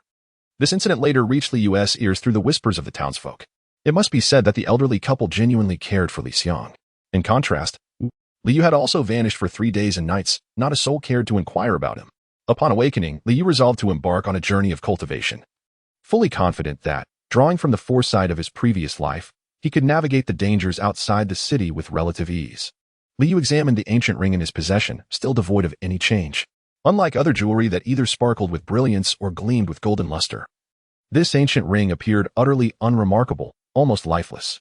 Regardless of how Liu nurtured it, twisting it, polishing it with wax, he could not evoke its luster. He attempted to cut it with a knife, burn it with fire, and immerse it in water, yet it remained unscathed. This only solidified his belief that the ancient ring was no ordinary object. A typical ring would scarcely withstand such treatment, yet this one endured without a scratch. After a while, he conceded defeat, contemplating that perhaps in the exiled lands, known as the Abyss of Zombies, he might unravel the mysteries of the ancient ring. Boss Zhang mentioned that the zombie essence would take at least 3 days to arrive. Liu planned to utilize this time to stock up on provisions. Previously, he had to sell some supplies to gather enough funds, having never considered the possibility of obtaining credit from merchants or that Yang Chun would suddenly acquire gold coins. Had he known, he would have refrained from selling those supplies, which were essential both before and after awakening, as one would require substantial nourishment. The zombie essence would drain immense energy from within, leaving one weak and vulnerable. Without proper preparation of food, even after awakening, starvation could become a grim reality. Having calculated his resources, Liu fell into a deep slumber. After 3 days of wandering, he had received neither care nor adequate rest. Ultimately, nothing compared to the comfort of his own bed. He slept soundly until dawn, though he could have lingered in slumber a while longer. However, the door to his room was suddenly kicked open. Liu vowed that once he had the means, he would construct a titanium alloy door, eager to see who could breach it thereafter. "Mother, are you asking if my brother stole it?" Despite being somewhat prepared, Liu's heart still skipped a beat upon hearing Li Xiang's words. It would be disingenuous to claim he felt no anxiety, as the deed he had committed was certainly not one to be flaunted. Groggily opening his eyes, he wondered what was amiss with his mother. When Shu, with a stern expression, questioned, Xiang claims his snacks have gone missing. "Did you take them? You must confess honestly, otherwise you shall face the consequences when your father learns of this." "Mother, that is a grave injustice. I returned home only last night, utterly exhausted, and fell asleep immediately. How could I possibly have had the time to steal anything?" Liu protested vehemently, tears forming in his eyes. Such acting, he mused, would have surely earned him the title of best actor during his time on Waterblue Star. When Shu displayed no concern for Liu's late return the previous night or his whereabouts. With a piercing gaze, she demanded, "I ask if you have stolen something. Do not evade my question. Speak up." Li Xiang, disregarding whether Liu would confess, began to rummage through Liu's room. He overturned boxes and tossed clothes and bedding onto the floor, trampling them underfoot. The once pristine white garments soon bore the marks of his intrusion. While they could be washed and worn again, the mere thought of having been stepped upon was distasteful. Liu, feeling wronged, replied, "Mother, did you not ask me to go out and search for my brother that day? I searched for 3 days and nights, and when my brother finally returned, no one informed me. I only learned of his return from another." He continued, "Yesterday, I saw you both dining in the hall. Although I was hungry, I chose not to join you. My brother had been missing for days, and I thought it only right that he should eat heartily upon his return. As for me, I could manage, provided I did not starve." When Shu, listening intently, could discern the underlying tone of his words. Frowning, she scrutinized Liu, doubting whether this was indeed her son. The previously you had not possessed such audacity, speaking so freely before her. Yet, his words held a semblance of reason. It was true that she and her husband had sent Liu out to search for his brother, never anticipating that he would actually search for 3 days and nights. "And did you find anyone after all that effort? You speak as if you have endured great hardship. If you were hungry, you could have simply gone to the kitchen for food, making it seem as though we mistreated you. Your mindset is problematic," she retorted with a scoff. "Indeed. It is all my fault. I deserve this. Is that satisfactory?" Liu thought to himself, suppressing a cold laughter. He reflected on how he had unconsciously grown accustomed to such an environment in his past life. Were it not for his current weakness, he would have confronted them directly. For now, he would endure, biding his time until he could escape this household. Oh, rather, this hotel. Liu continued his charade. "Mother, that is not my intention. I merely wish to clarify my alibi. I mean no harm. You and father can vouch for me. If you ask brother, he can confirm my words." Li Xiang paid him no heed, continuing his search. Unfortunately for Li Xiang, Liu had anticipated this moment and had already concealed the items outside, known only to him. As expected, Li Xiang exhausted himself, finding nothing in the end. "Brother, did you eat it? You must have consumed it. You owe me." Liu's stomach growled audibly, a timely protest that left Li Xiang momentarily speechless. When Shu shot Liu a glare but offered no food, instead focusing on comforting Li Xiang. "All right, Xiang. If it is gone, mother will buy you more. Come, let us go now, shall we?" Yes, thank you, mother," Xiang replied eagerly. Indeed, Xiang is truly obedient. Liu stood in the room, watching the affectionate pair depart, engaged in light-hearted conversation. After their departure, he surveyed the disarray in the room and, feeling too indolent to tidy up, summoned the servants to attend to it. In his previous life, he had been excessively honest and seldom commanded the servants, which led some of them to become audacious, daring to show him disdain. Such individuals often take liberties when given an inch. In this life, he certainly would not indulge them, nor would he extend leniency to anyone. Li Xiang must have received considerable compensation, for he refrained from causing any further trouble for Liu, allowing him to enjoy 3 days of tranquility. On the evening of the 3rd day, Liu arrived at the black market as he routinely did. This day held immense significance for him. As long as he acquired the essence of the zombie, in just over 20 days, he could awaken at the optimal time. In his previous life, due to Li Hongwen's favoritism, he had missed the most opportune moment for awakening, resulting in limited achievements. In this life, he could not afford to repeat that mistake. Chapter 0010. The Brute and the Sage. Today, the black market seemed unusually desolate. As Liu strolled along the path, he noticed an unsettling emptiness. The black market is one of the most affordable sources of entertainment for the residents, an ideal spot for leisurely walks and exploration. One might even catch a glimpse of industrial products from the era of the water blue star. The Lord's estate boasted a wild motorcycle, which Li Hongwen had painstakingly assembled from parts acquired in the black market. Presently, there are scarcely any factories capable of producing such mechanical items. Finished products and components are often scavenged from heaps of refuse or derelict structures in desolate areas. It bore a resemblance to archaeology. Previously, the excavations unearthed remains, but now they yielded machinery. A sense of foreboding surged within Liu. Today felt exceedingly strange. As anticipated, a group of city administrators adorned with red armbands appeared ahead. They scoured the shops, interrogating vendors without mercy, even scrutinizing roadside stalls. Liu barely absorbed any of their conversation, save for one alarming query that set his nerves on edge. Do you have any level 1 zombie crystals? The city administrators were loyal guards of Li Hongwen, tasked with maintaining order in the city during peaceful times. However, in the event of war or a zombie siege, they transformed into formidable defenders. Despite their mundane duties, their combat prowess was anything but ordinary. No, how could we vendors possess zombie crystals? Liu recognized the leader of the city administrators, a man named Roka. A robust figure with dark skin and a level 5 evolution status, known for his exceptional strength. In a previous life, Liu had witnessed him effortlessly overturning a vendor's stall with a single hand, an impressive display of might. Roka crouched down, addressing the vendor, "Fear not. We are not here to drive you away. With the awakening ceremony approaching, we are in need of a batch of level 1 zombie crystals. The Lord has decreed the temporary requisition of all such crystals within the city. If you happen to know where any are located, providing a lead will surely bring you a handsome reward." Liu's brow furrowed at this proclamation. Without a moment's hesitation, he hastened towards the one workshop. Behind him, he heard the vendor exclaim, "Is that true? My lord, the one workshop has some. They have recently announced a high-priced bounty, offering 10,000 gold for a single level 1 zombie crystal. Come, let us go to the one workshop. What about my reward? You are permitted to sell here today. We shall waive your sanitation fee." Roka promptly led his team towards the one workshop, fortuitously trailing behind Liu. "Make way. Did you not hear me? Step aside," shouted one of Roka's subordinates, pushing through the crowd. As the onlookers turned, several halted in their tracks. "Young master? What brings you here? Why shouldn't I be here? Is it so peculiar?" Liu's response left Roka slightly taken aback. If memory served correctly, Liu had once referred to him as Uncle Roka. The sudden shift in address caught Roka off guard, a change he found somewhat disconcerting. In a previous life, he had no significant enmity with Roka, though there had been an incident during a joint battle where Roka's actions had led to some complications, while others divert the zombies in the opposite direction. Roka leads them towards his teammates. If the zombies were merely of the first or second tier, it might have been manageable. However, at that moment, Liu, as a 5th-level evolved being, could easily dispatch low-level zombies as if slicing through vegetables. Unfortunately, Roka's lack of intellect attracted a horde of zombie kings. Even a 10th-level evolved being would feel a chill run down their spine at the sight of such a dense mass of zombie kings. This was not the first time such a basic error had occurred, epitomizing the essence of humanity's most incompetent allies.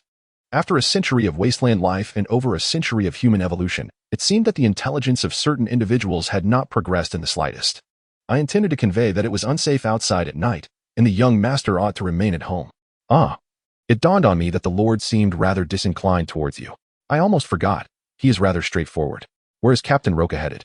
To the one workshop. What a coincidence. I am also going to the one workshop. At this point, Liu had no choice but to accompany him. Boss Zhang, being quite astute, should be able to handle such a situation. However, Liu remained uneasy. The zombie essence was of utmost importance to him. He had invested all his resources to obtain it, and if it were taken away, he might miss the optimal awakening time. Of course, if Li Hongwen were to show unexpected kindness and remember that his son was still an ordinary person, gifting him a zombie essence, then all problems would be effortlessly resolved. Yet, Liu felt that Li Hongwen would likely prefer to discard it rather than bestow it upon him. In his previous life, Liu had made numerous requests, all of which had fallen on deaf ears, as Li Hongwen remained utterly indifferent to his pleas. Upon arriving at the one workshop, Roka straightforwardly inquired, "Boss, where's the zombie essence? Hurry and bring it out. I know you have one, just a first level will suffice, quickly." Boss Zhang had encountered similar situations multiple times and, upon noticing Liu's subtle cues behind him, silently nodded in understanding. "Captain Roka, I just posted the bounty. No evolved beings have completed the task yet. So where would the zombie essence come from?" Boss Zhang's words were half-truths. impossible for Roka to discern with his limited intellect. No one has completed the task. Are today's bounty hunters truly this incompetent? Roka rambled on, reminiscing about past glories. Boss Zhang, feeling the weight of the moment, dared not interrupt, enduring the lengthy monologue. Once Roka finished, he assumed the matter was settled, only to hear one of his subordinates say, "Captain, perhaps we should search just in case. It would not reflect well on us if we miss something to report to the Lord." Liu, Boss Zhang. The combination of a reckless brute and a cunning strategist can sometimes be quite challenging to manage. Immediately, Boss Zhang interjected, "Captain Roka, this approach seems inappropriate. My one workshop has branches in all the city-states of the wasteland. If you proceed this way, it would be akin to slapping the organization's higher-ups in the face. Please, think carefully." This was a genuine warning, devoid of any hint of weakness. Even Roka, in his lack of wisdom, understood that the Lord was under the organization's jurisdiction, and the shops operated by the higher-ups were not to be trifled with. As Roka hesitated, his subordinate added, "But Captain, if we fail to complete the task assigned by the Lord, we will face punishment. Shouldn't you be punished for your incompetence?" Liu delivered a sharp slap to the back of his subordinate's head. He had discerned the fellow's incessant scheming. Had it not been for this individual, Boss Zhang would have dismissed Roka with just a few curt words. The subordinate stood in stunned silence, witnessing Liu's fury for the first time, even resorting to violence. Such an occurrence had only previously been seen with Liang. "What are you staring at? Keep looking, and I shall gouge out your eyes. If there's nothing else, be gone and do not hinder our business." Roka and his companions, taken aback by Liu's transformation, exchanged glances, ultimately reaching a silent consensus to depart. After all, Liu was still the esteemed young master of the city. They dared not retaliate against his reprimands. After a brief interval, once he was certain they had distanced themselves, Liu subtly signaled the boss Zhang. Zhang turned and retrieved an inconspicuous jar from the shelf. Upon unscrewing the lid, a faint blue glow emanated from within. "This is a first-grade zombie essence, young master. Please continue." "See, Captain, I told you they possessed first-grade zombie essence," Liu remarked, as he grasped the essence firmly in his hand. Chapter 0011, The Secret of the Ancient Ring in the Lord's Mansion. Several servants carried Liu out from the Ancestral hall and transferred him to his chamber. After placing him on the bed, the servants departed without a backward glance. Liu lay on the bed, his complexion pale and drenched in sweat. He had just endured 20 lashes, leaving his backside in a lamentable state, blood staining his hands. Both he and the owner, Zhang, had anticipated a counterattack from Luoka, yet he had still been apprehended. Luoka demanded a level 1 zombie core, which Liu could never surrender. It was his sole hope for awakening, tightly grasped in his hands. Although Luoka and his associates could impose difficulties on petty merchants to fulfill their mission, they dared not lay hands on the scion of the Lord. Instead, they directly reported Liu to the Lord for his disposition. The result of such disposition was evident in his grievous state. Within half a month, he would likely be confined to his bed. The executor of this punishment was Liang, who harbored an unwavering belief that Liu had pilfered his snacks, thus striking with unrelenting ferocity. In truth, had this been the former Liang, he might not have been capable of reducing Liu to such a deplorable condition. After the beating, Liu sensed an unusual force. It was not the strength one would expect from an 8-year-old child. It dawned on him that Liang had awakened and become an evolver. The physique of an evolver surpassed that of an ordinary person, boasting strength that was at least twice as great. With Liang holding nothing back, the outcome was predictable. As for Liu, he continued to suffer due to the coveted zombie core. His mind was consumed with the image of Li Hongwen's furious countenance. "What do you intend to do with the zombie core you secretly acquired? Hand it over, and this matter shall not be pursued further. Are you being obstinate again? Very well, to the Ancestral hall you go, where family discipline awaits." Liu felt a profound sense of injustice. "All I desire is to awaken. What crime have I committed?" Unfortunately, Li Hongwen exhibited no signs of compassion. His heart as cold as stone. Liu lay still, too afraid to move, enduring until the fiery pain in his backside subsided. His gaze fell upon the ancient ring on his hand. Li Hongwen had ordered Liang to search him thoroughly. Yet nothing was found because the zombie core had been absorbed into the ancient ring. Thus, even if he wished to comply, he could not. Once absorbed, a strange connection formed between his mind and the ring. With a mere focus, he could see the internal state of the ring. Surrounding him was an ethereal void, dark as ink. In the central area lay an assortment of peculiar items, meticulously arranged as if placed within compartments. The first compartment contained a sword, radiating a pale blue hue, its design unremarkable and rather conventional. Yet, it bore an aura of otherworldliness. Next were several sheets of paper, stones, and numerous intriguing objects that Liu could not name. Among them, an ancient book captured his interest. As he extended his hand, intending to grasp it, an unexpected transformation occurred. The ancient tome materialized in his grasp. "What is this?" Hissing gasped. The sudden appearance of the ancient book startled Liu, causing him to sit upright in alarm. Alas, his posterior was in excruciating pain, and even the slightest movement caused him to grimace in agony. After a brief respite and steadying his nerves, Liu began to peruse the ancient tome before him. The cover bore 3 archaic seals, sword mastery. Within, the text was entirely inscribed in traditional characters, and by deciphering half of the characters through conjecture, he was able to grasp the essence of its content. In essence, this ancient manuscript was a celestial manual.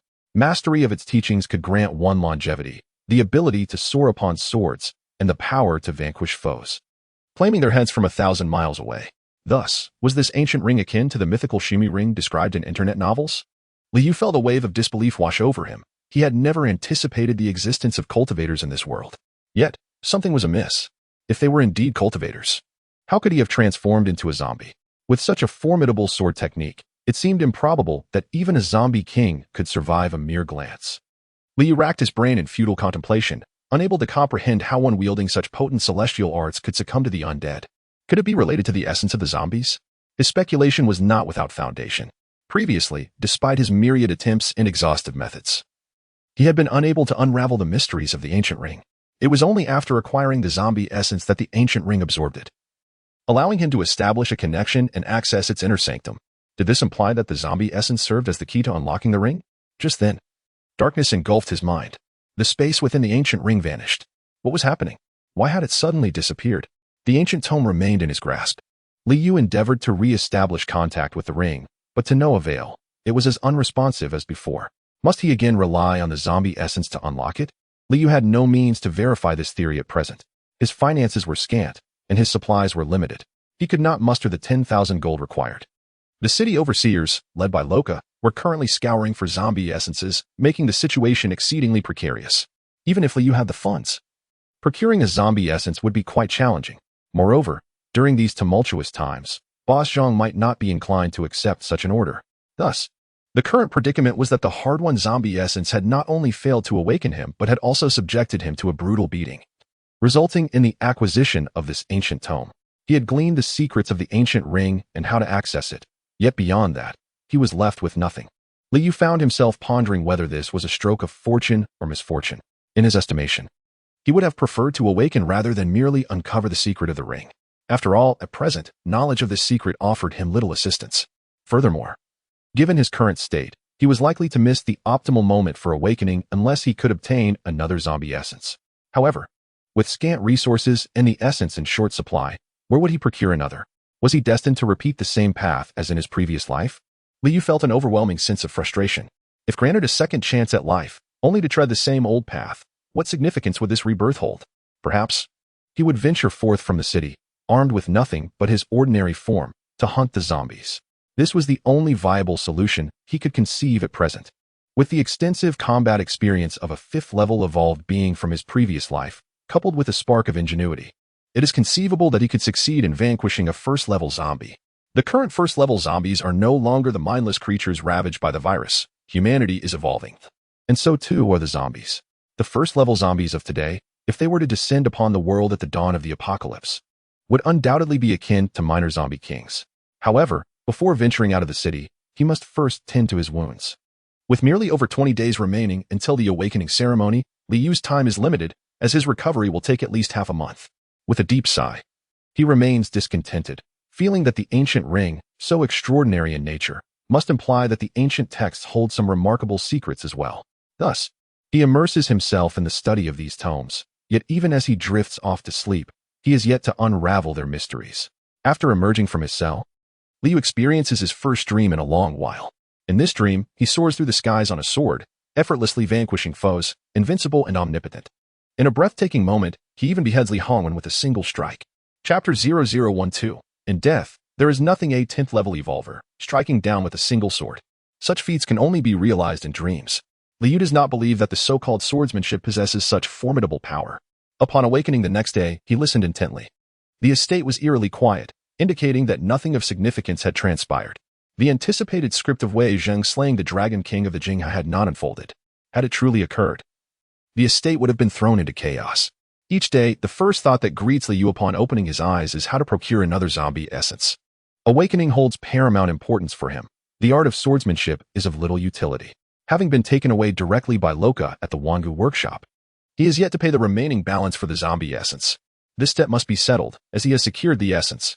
After repaying the sum, Liyu's savings would dwindle to a mere pittance. Should he resort to selling his meteorite iron? Frankly, he is reluctant to part with this material. He yearns to possess an alloy saber, an object of undeniable allure. This desire has become an obsession for him, unless absolutely necessary. Liu has no intention of selling the meteorite iron. He must devise another plan or venture outside the city to hunt zombies.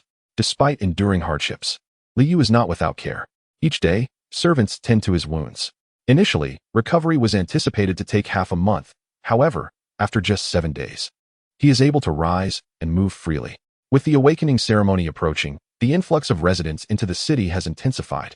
The first-level zombie essences provided by Wutan City are free, prompting many from the lower strata to seize this opportunity for a change in fortune. Should they succeed in awakening and transform into evolvers, they would join the ranks of the Guardians. With a monthly stipend and accommodation provided, at the very least, they could ensure their survival, far superior to the hardships of life outside. Of course, should any troubles arise, they would become mere cannon fodder. The survival rate is exceedingly low, yet for those who endure, a prosperous life awaits. Thus, even with thousands of cannon fodder perishing each year, countless individuals are drawn to the awakening ceremony. As the city's population swells, safety becomes compromised.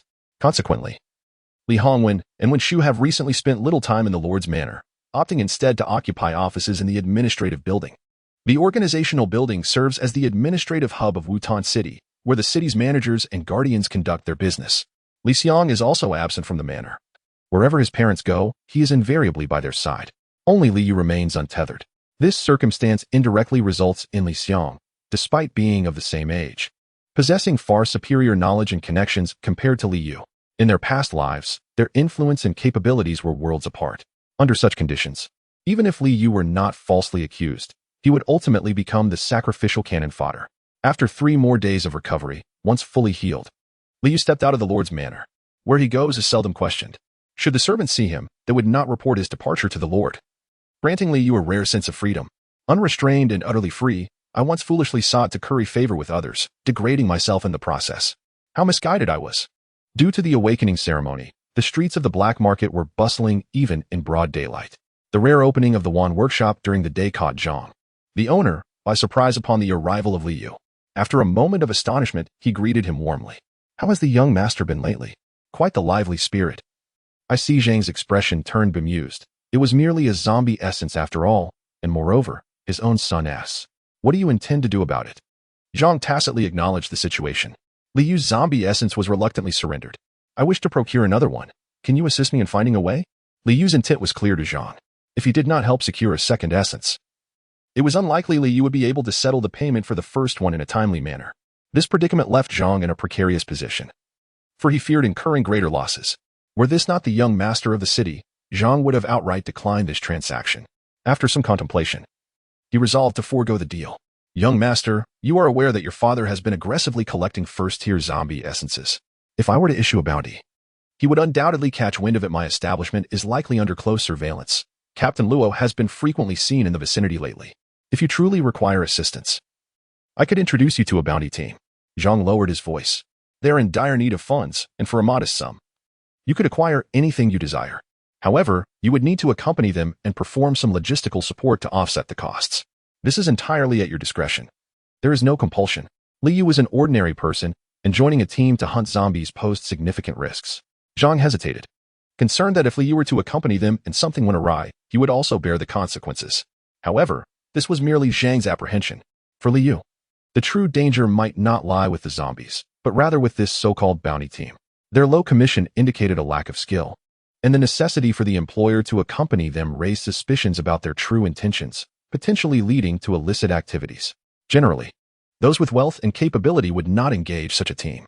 Thus, those willing to hire them were often individuals like Li Yu, who had little money but sought to gamble for greater returns. Yet, this often resulted in one's own demise. Indeed, Li Yu was tempted. Given his current financial situation, Zhang's proposal was the most viable solution. Of course, he could plead with Li Hongwen for a zombie essence. However, that had been feasible before. After being caught previously and failing to find a zombie essence on Li Yu, Li Hongwen had grown quite displeased with him. Their interactions were fraught with tension. and seeking anything from him now seemed unlikely. Yet, despite his temptation, the value of a zombie essence paled in comparison to the significance of survival. As long as he lived, opportunities to acquire a zombie essence would present themselves. Should he perish, nothing would remain. Perhaps he could search for supplies in Li Xiang's bedroom? This notion was swiftly dismissed by Liu. Li Xiang had already been robbed once and would undoubtedly be on high alert. Venturing again could easily lead to being caught. However, if one could truly pilfer the delectable snacks from Li Xiang, it would feel as though purchasing 10 first-rate zombie essence would be a trivial matter. Liu believed he too should partake in such a lavish lifestyle. Alas, his parents exhibited a stark favoritism. But there lies another avenue. Upon expressing his intentions to Boss Zhang, the latter instantly comprehended his desires. As compensation, Liu offered 10 packets of spicy strips. In this apocalyptic era, such snacks are exceedingly coveted and circulate widely. Young master, the resources you offer for my assistance seem rather insufficient. Furthermore, you still owe me the remaining payment. Perhaps these could serve as partial repayment? Boss Zhang reached for the spicy strips on the counter, only to have his hand swatted away by Liu. Let us keep matters distinct. I shall settle the outstanding payment. For now, attend to this task for me, and I shall repay you doubly upon its completion. Boss Zhang gazed into Liu's eyes for a moment. He had never encountered such a fervent and resolute gaze. Moved by the encounter, Boss Zhang sighed. Very well. I shall indulge the young master in this audacious endeavor. Chapter 0013, The Secret of Yang Chun. The task that Liu intended to accomplish was not a formidable challenge for Boss Zhang. He sought an identity from the outer city, which referred to a residency not registered in Wutan City, yet necessitated proof of one's origins. Across the desolate expanse, there existed over 300 city-states, each housing populations ranging from hundreds of thousands to millions. Almost all required registration with the organization to obtain identification. This organization, akin to the Security Council during the era of the Water Blue Star, was composed not of 5 but 10 alliances, aptly referred to as the 10 Great. It encompassed the 10 most powerful city-states along with numerous smaller ones, collectively known as the organization. Wutan City held a significant position within this assembly, boasting at least 2 level 10 evolvers, thus wielding considerable strength. Awakening ceremonies were conducted in each city-state, but their scheduling was unpredictable. Participation in the majority of these ceremonies necessitated a fee, which was often substantial. Correspondingly, the services rendered were thorough during the awakening period. Personnel were dispatched for protection and to provide purified water and sustenance, ensuring the success rate of the awakening. In contrast, Wutan City offered free access to zombie essence and also provided guardianship during the awakening, albeit without the provision of purified water or food. The requirements post-awakening varied among city-states. Most did not mandate the awakened to serve their city for extended periods, typically around 3 to 5 years. Compensation was minimal, and status remained relatively average, primarily hinging on the enhancement of one's abilities and the scarcity of resources. Wutan City, however, was nearly the opposite. The service duration was considerably longer, a minimum of 10 years, but the benefits were substantial, with ample financial resources and corresponding support. Individuals faced with these choices leaned towards their personal preferences. Some preferred shorter service terms and opted for other city-states, while those desiring stability tended to favor Wutan City. The overwhelming majority gravitated towards Wutan City, as even amidst the establishment of a new order, the world still bore the scars of an apocalyptic era. Countless individuals struggled to secure their next meal, making the pursuit of stability a common aspiration. The influx of people to Wutan City transformed the awakening ceremony from an annual event into one held every 3 years. Due to the overwhelming numbers and insufficient supplies of zombie essence, Liu sought an outer city identity to register for the upcoming awakening ceremony, which would grant him a free level 1 zombie essence. However, should he be discovered, the consequence would be expulsion from the city, rendering him forever barred from Wutan. If Liu were to be caught, he could only speculate the severity of the repercussions. Nonetheless, he was determined. He must awaken on the day of the ceremony. As long as he could acquire the level 1 zombie essence and complete the awakening, any subsequent punishment would be of little consequence. Surely, Li Hongwen would not resort to taking his life merely for the sake of pride? When this thought crossed his mind, Liu already possessed an answer. Yet he still decided to take a gamble, for the alternatives were scarcely different, and at the very least, he might manage to irritate Li Hongwen. Regardless of the outcome, Liu accepted his fate. Boss Zhang was seasoned in such matters. On that very day, he arranged a new identity for Liu. Originating from the south, specifically from the city of Flame, 500 kilometers distant from Wutan City, he would now be known as Zhang Yang. This was the name of my deceased son, and all the identity information belonged to him, save for the individual himself. When registering, simply adopt my son's appearance. I trust it will suffice to deceive others. Liu harbored doubts about Boss Zhang's intentions. He cast a glance at Zhang Yang's visage, which bore an uncanny resemblance to a ghost. With a riot of colorful, explosive hair, an array of tattoos adorning his face, and piercings in his nose and ears, he appeared quite eccentric, even possessing a unique body piercing. Boss Zhang, are you certain this resembles your son? Indeed. This is how my son looked in life. Follow his style, and it will be challenging for anyone to discern the truth. This was undeniably accurate. Liu simply disliked such an appearance, but that did not imply it would attract undue attention. In this apocalyptic realm, such matters were of little concern. When the awakening ceremony arrived, he would witness an abundance of peculiar appearances and various deformities. He would not stand out conspicuously. Young master, should you ever venture to Flame City and encounter my son, please ensure he receives a proper burial. Very well. Liu did not hesitate to agree, even though he was uncertain if he would successfully awaken or if he would even survive until he reached Flame City. With more than 10 days remaining until the awakening ceremony, he planned to visit Boss Zhang's shop a day in advance to adopt Zhang Yang's look. Upon exiting the shop, the evening sky was deepening, prompting him to wander through the black market, hoping for a stroke of luck in discovering a hidden treasure. Alas, fortune eluded him. Too many sought bargains, leaving him with no opportunities. However, he unexpectedly encountered Yang Chun, who seemed to possess a newfound stash of goods, now peddling them in the black market. Upon seeing Liu, Yang Chun exhibited a reaction akin to a mouse spotting a cat, attempting to evade him. Liu quickly closed the distance, wrapping an arm around Yang Chun's neck. The moment they made contact, Yang Chun's body noticeably trembled. Liu patted him on the back. You weren't like this before. You used to be overjoyed to see me. Why the sudden avoidance today? No, I wasn't avoiding you, cousin. I was merely preparing to head home as night fell. You stuttered. No, I didn't. Show me what you have. I want to see your wares. Oh, come on. Liu seized the contents from Yang Chun's arms. 3 packs of red plums, 2 bags of coffee, a cake of tea, several packets of ham sausage, and a few marinated eggs. Where did you acquire all this? The last time Yang Chun had similar items, Liu had assumed he had stolen them from home. Now, however, it seemed rather implausible. Liu was somewhat familiar with Yang Chun's family situation. They barely had enough to eat. Such items were luxuries and not something Yang Chun could easily sell. Moreover, the packaging of these supplies appeared quite new. The date is evidently a recent spray paint job. The original date is certainly not the current wasteland calendar. Cousin, could you refrain from asking? Can you spare me a morsel? Yang Chun divided more than half and handed it to Liu. This is for you. Please do not inquire further, all right? Let us assume I was mistaken in the past. I owe you my apologies. Consider this as my repayment, principal and interest included, from now on. We shall no longer owe each other anything. The lad clearly stumbled upon a veritable gold mine, and naturally, he prioritized the greater good. Liu could not press him too hard, lest he become desperate. It was prudent to first secure the immediate benefits. Although Liu dared not consume these items, they could fetch a considerable sum. Clearly, these were industrial products from the era of Water Blue Planet, long expired for over a century. Who would dare to consume such?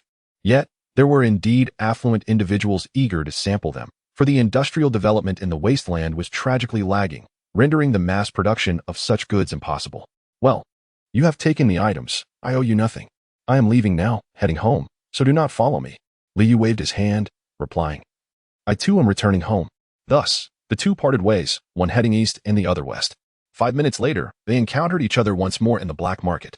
They exchanged wide-eyed glances, the atmosphere palpably awkward. Liu, Yang Chun. Chapter 14. Let us not go there, brother. Brother. Can you lead me a way out? Don't push me to the edge. Yang Chun intended to retaliate. Little did he know, Liu had similar thoughts. Realizing he could not escape, Yang Chun resorted to begging. However, with such a tempting morsel at stake, Liu could not resist the allure of a taste. Even if he did not take it all for himself, I shall merely take a look. Otherwise, I will spread the word, and you will gain nothing. This was merely a ploy to pacify Yang Chun, preventing him from becoming desperate and reckless. I cannot take you to see it, but I can share a little with you each day. That must suffice, right? Yang Chun retorted angrily, Cousin, do not be too excessive. If you push me too far, you will gain nothing. Clearly, there was substantial profit involved. Otherwise, Yang Chun would not have been so agitated. If he could receive a daily share, it would equate to a steady income, which was indeed an appealing option. In truth, if Liu were to follow Yang Chun, he would be hesitant. After all, falling into a trap could be disastrous. In the wasteland, any dealings tied to profit often ended poorly. Survival was already a formidable challenge. Everyone was fighting for their daily bread, and those lacking ruthlessness were swiftly eliminated. Thus, Liu extended his hand and took several packages of spicy strips and cigarettes from Yang Chen's embrace. Let us start with this today. We shall meet here again tomorrow. Remember, do not go back on your word. Yang Chen stared at him, eyes wide with disbelief. But I just gave you half. That was before. We had not finalized our agreement, so it is not a problem, right? And no problem. Could you refrain from mimicking my speech? Yang Chen's heart bled. Yet, since the last incident, when Liu had inflicted a wound upon him, he had been thoroughly intimidated. Filled with a profound respect for Liu, nearly at his mercy. In the ensuing days, Liu visited the black market to meet Yang Chen daily. This fellow was indeed reliable, consistently sharing a portion with him. Sometimes it was 2 packs of cigarettes, other times a few chocolate bars or sausages. There was even a novelty item Liu had never encountered before, called a Snickers. Upon examining the packaging, he felt a strong desire to taste it. Considering it was likely a relic from a century ago, he allowed Yang Chen to sample it first. After observing him for a full half hour and confirming he was unharmed, Liu decided to try it himself. As Liu took a bite, Yang Chen eagerly inquired, "How is it? Is it delicious?" Liu's eyes sparkled as he nodded. "Yes, it's delightful. Where did you acquire this?" "From my home's basement." "Ah, today's weather is splendid, with beautiful scenery all around." "Indeed. The weather is pleasant, but I ask you, where did you find it?" Liu feigned ignorance, though he had indeed heard. While Yang Chen had not divulged everything, it was easy to surmise that it originated from his basement. The presence of snacks from the Water Blue Star era in his home's basement was quite understandable, akin to discovering an ancient tomb in someone's cellar. At that moment, Liu finally recalled. In a previous life, I had heard rumors that Yang Chen's basement had unearthed a hidden safe house. It was said to have been constructed at great expense by a wealthy individual during the era of the Aquamarine Star, who foresaw the impending apocalypse. The premises were reportedly stocked with abundant supplies, preserved within vacuum technology that would ensure their longevity for centuries. The affluent man allegedly perished within those walls. However, this remained unverified, as no one from the Yang family ever acknowledged it. To my astonishment, it turned out to be true, dispelling any notion of mere hearsay. Thus, the red plum cigarettes must have been a ruse employed by Yang Chen to mislead others. One might ponder which affluent individual would indulge in such inferior tobacco. Although I had uncovered Yang Chen's secret, it was of no use to me. Liu found himself lacking in both strength and resources. Attempting to claim a share would likely bring about dire consequences. Do not doubt it. When faced with immense profits, even kin can quickly turn adversarial. Moreover, with Yang Chen's parents being 4th-level evolvers, confronting Liu would be as effortless as squashing a chick.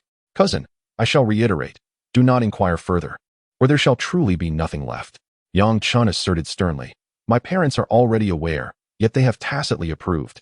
You are astute enough to grasp the implications. Are you not? This is a gag order, a warning from a 4th-level evolver." Liu, devoid of any retort, chose to accept the situation. After all, what he had acquired from Yang Chen was a windfall. Overreaching might result in losing it all. He meticulously stored the supplies he obtained, contemplating whether to liquidate them post-awakening ceremony in exchange for zombie essence. Should he manage to navigate this precarious situation and successfully acquire the essence, these provisions would become pivotal for his awakening, alleviating any concerns about lacking sustenance during the process. This existence, indeed, felt fulfilling. Over the course of half a month, anticipation grew within Liu for his daily encounters with Yang Chen, hoping to be met with surprises and novelty. He was introduced to an array of toys previously unknown to him: Transformers, Iron Man, Ball the Fairies, dolls, and Sailor Moon. Yang Chen also mentioned an array of magazines that his father forbade him from accessing. One magazine, in particular, named Playboy, seemed to provoke his father's ire. Despite Yang Chen's fervent desire to read it, he was denied access without explanation. Upon hearing this, Liu paused. Realizing that a treasured Playboy magazine from his past had originated from Yang Chen's household. Adopting the tone of an elder, he patted Yang Chen on the shoulder. "You are still young. There are matters that you need not concern yourself with. In due time, you shall understand." Yang Chen shot him a glance of disdain. "As if you are so much older, spare me the theatrics. You have never even seen that magazine, yet you speak as if you are familiar with its contents." Reflecting on his words, Liu conceded that he had no grounds for rebuttal. This period of time had indeed been enriching. Each day brought new discoveries, and no one seemed to question his whereabouts. Li Hongwen and Wen Shu were genuinely indifferent to him. Each morning, Liu would catch glimpses through his window of them escorting Li Xiang to work. In his previous life, Liu had longed for the opportunity to explore the administrative building at such a tender age. Due to Li Xiang's frequent visits, he would often return home boasting to Liu about the myriad of delicious foods and exciting activities available there. This instilled in Liu a sense of longing for that place. Regrettably, his parents never took him along, often leaving him at home without even arranging meals for him. Each day, when mealtime arrived, Liu would venture alone into the kitchen in search of sustenance. Thus, time progressed to the eve of the awakening ceremony. Once again, Liu found himself at the Wan workshop, this time not inside the shop, but in the backyard. Boss Zhang had hired someone to style Liu. Naturally, the labor costs would have to be borne by Liu himself, which left him feeling quite frustrated, spending his own money to make himself appear so unappealing. What a foolish predicament. Boss Zhang, I suppose we won't be using the ear piercings, right? That's out of the question. It must resemble the photograph exactly. Otherwise, if there are any discrepancies during the inspection, you won't be able to register. Alright, but I have a request. No piercings, just stick it on. Is that acceptable? This was the greatest compromise Liu could offer. Afraid of the pain? Boss Zhang stifled a laugh. What do you think? Alright, as you wish, young master. Chapter 0015.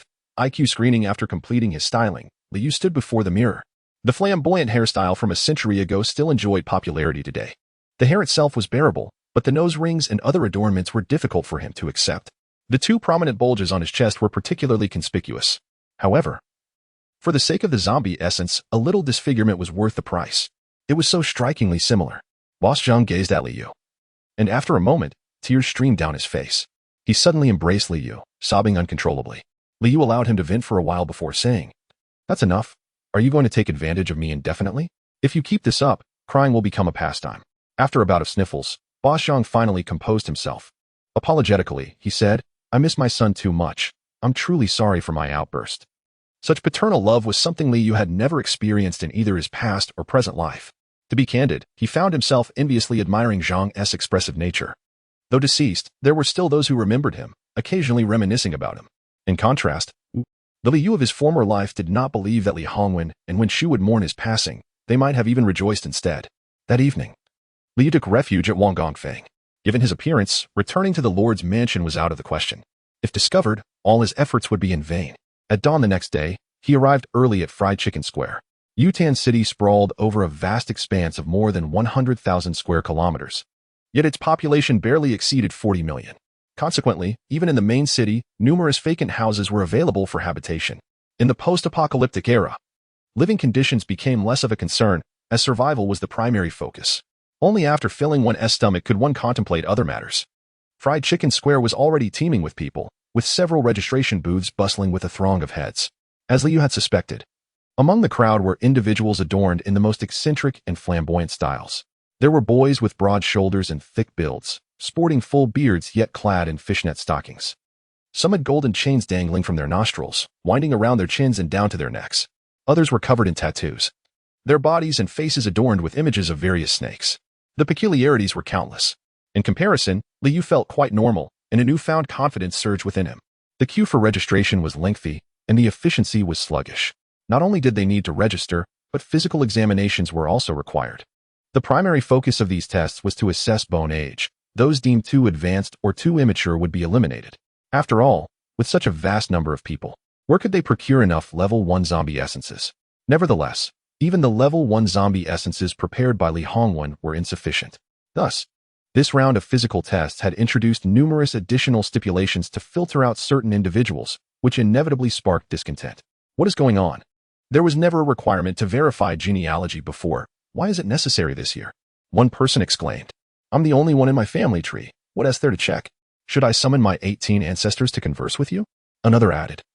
If Yutan City cannot afford to hold the awakening ceremony, then don't organize it. You boast about everything being free, yet the conditions are exceedingly harsh. It's insincere. If you can't manage it, then just don't. Many individuals who had been eliminated gathered on the spot and voiced their protests.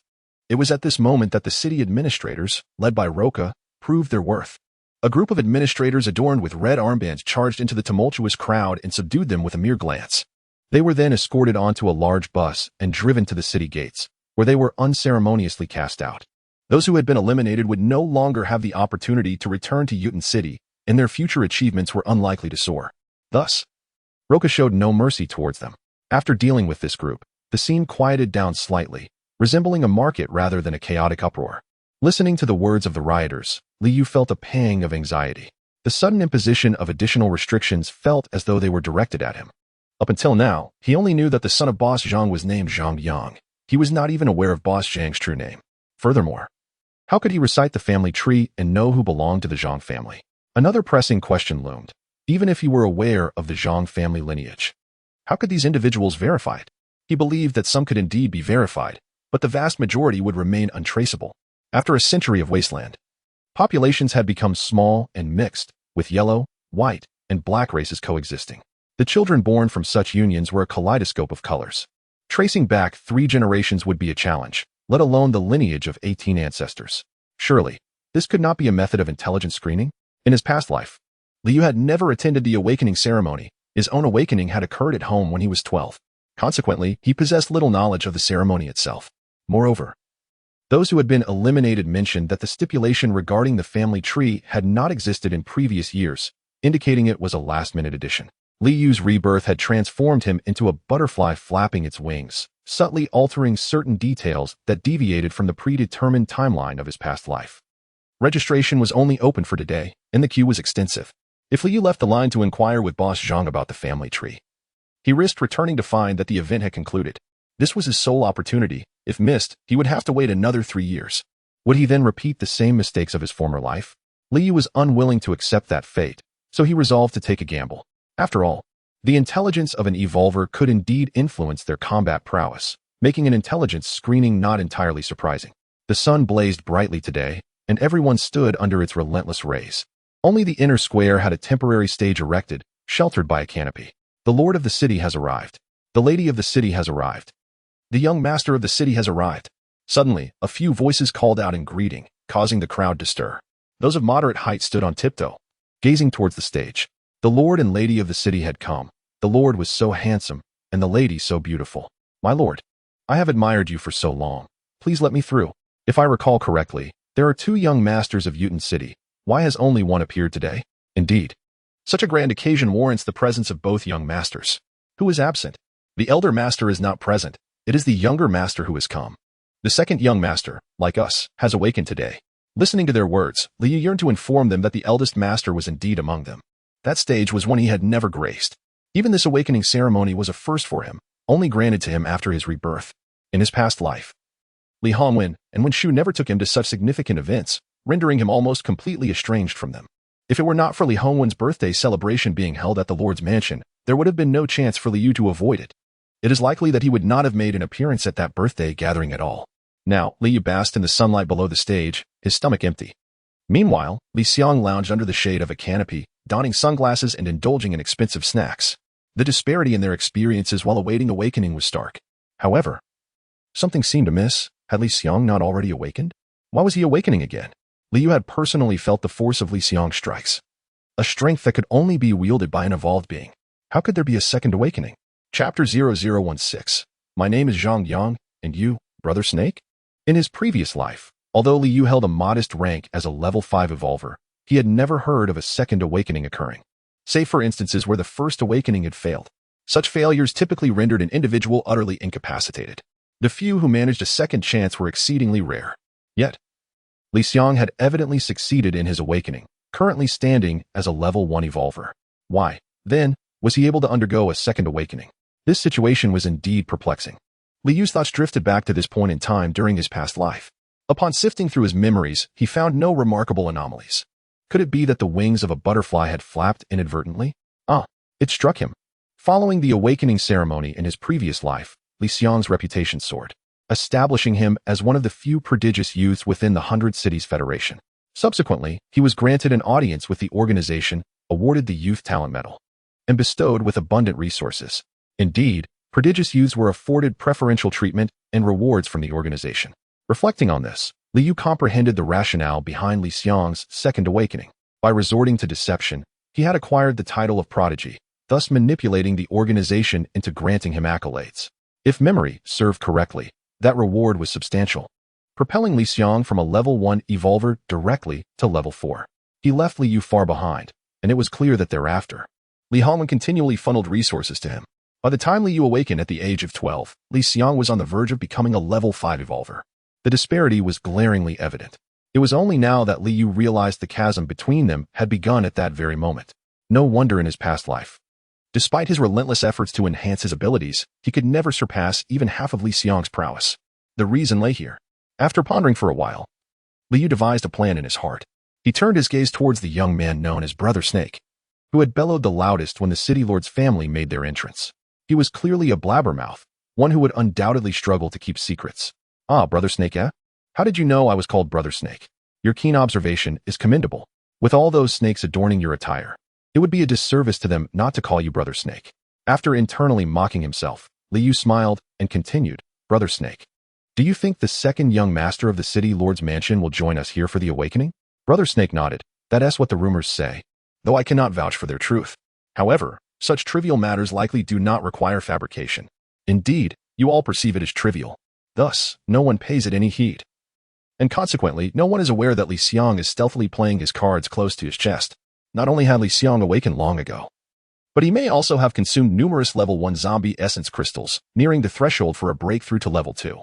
It was no wonder that the city administrators, such as Roka, were scouring the city for level 1 zombie essence crystals, publicly claiming it was for the awakening ceremony, providing them free of charge to the awakeners. The true intention, however, was to supply Li Xiang, aiding him in swiftly reaching the critical point for his breakthrough.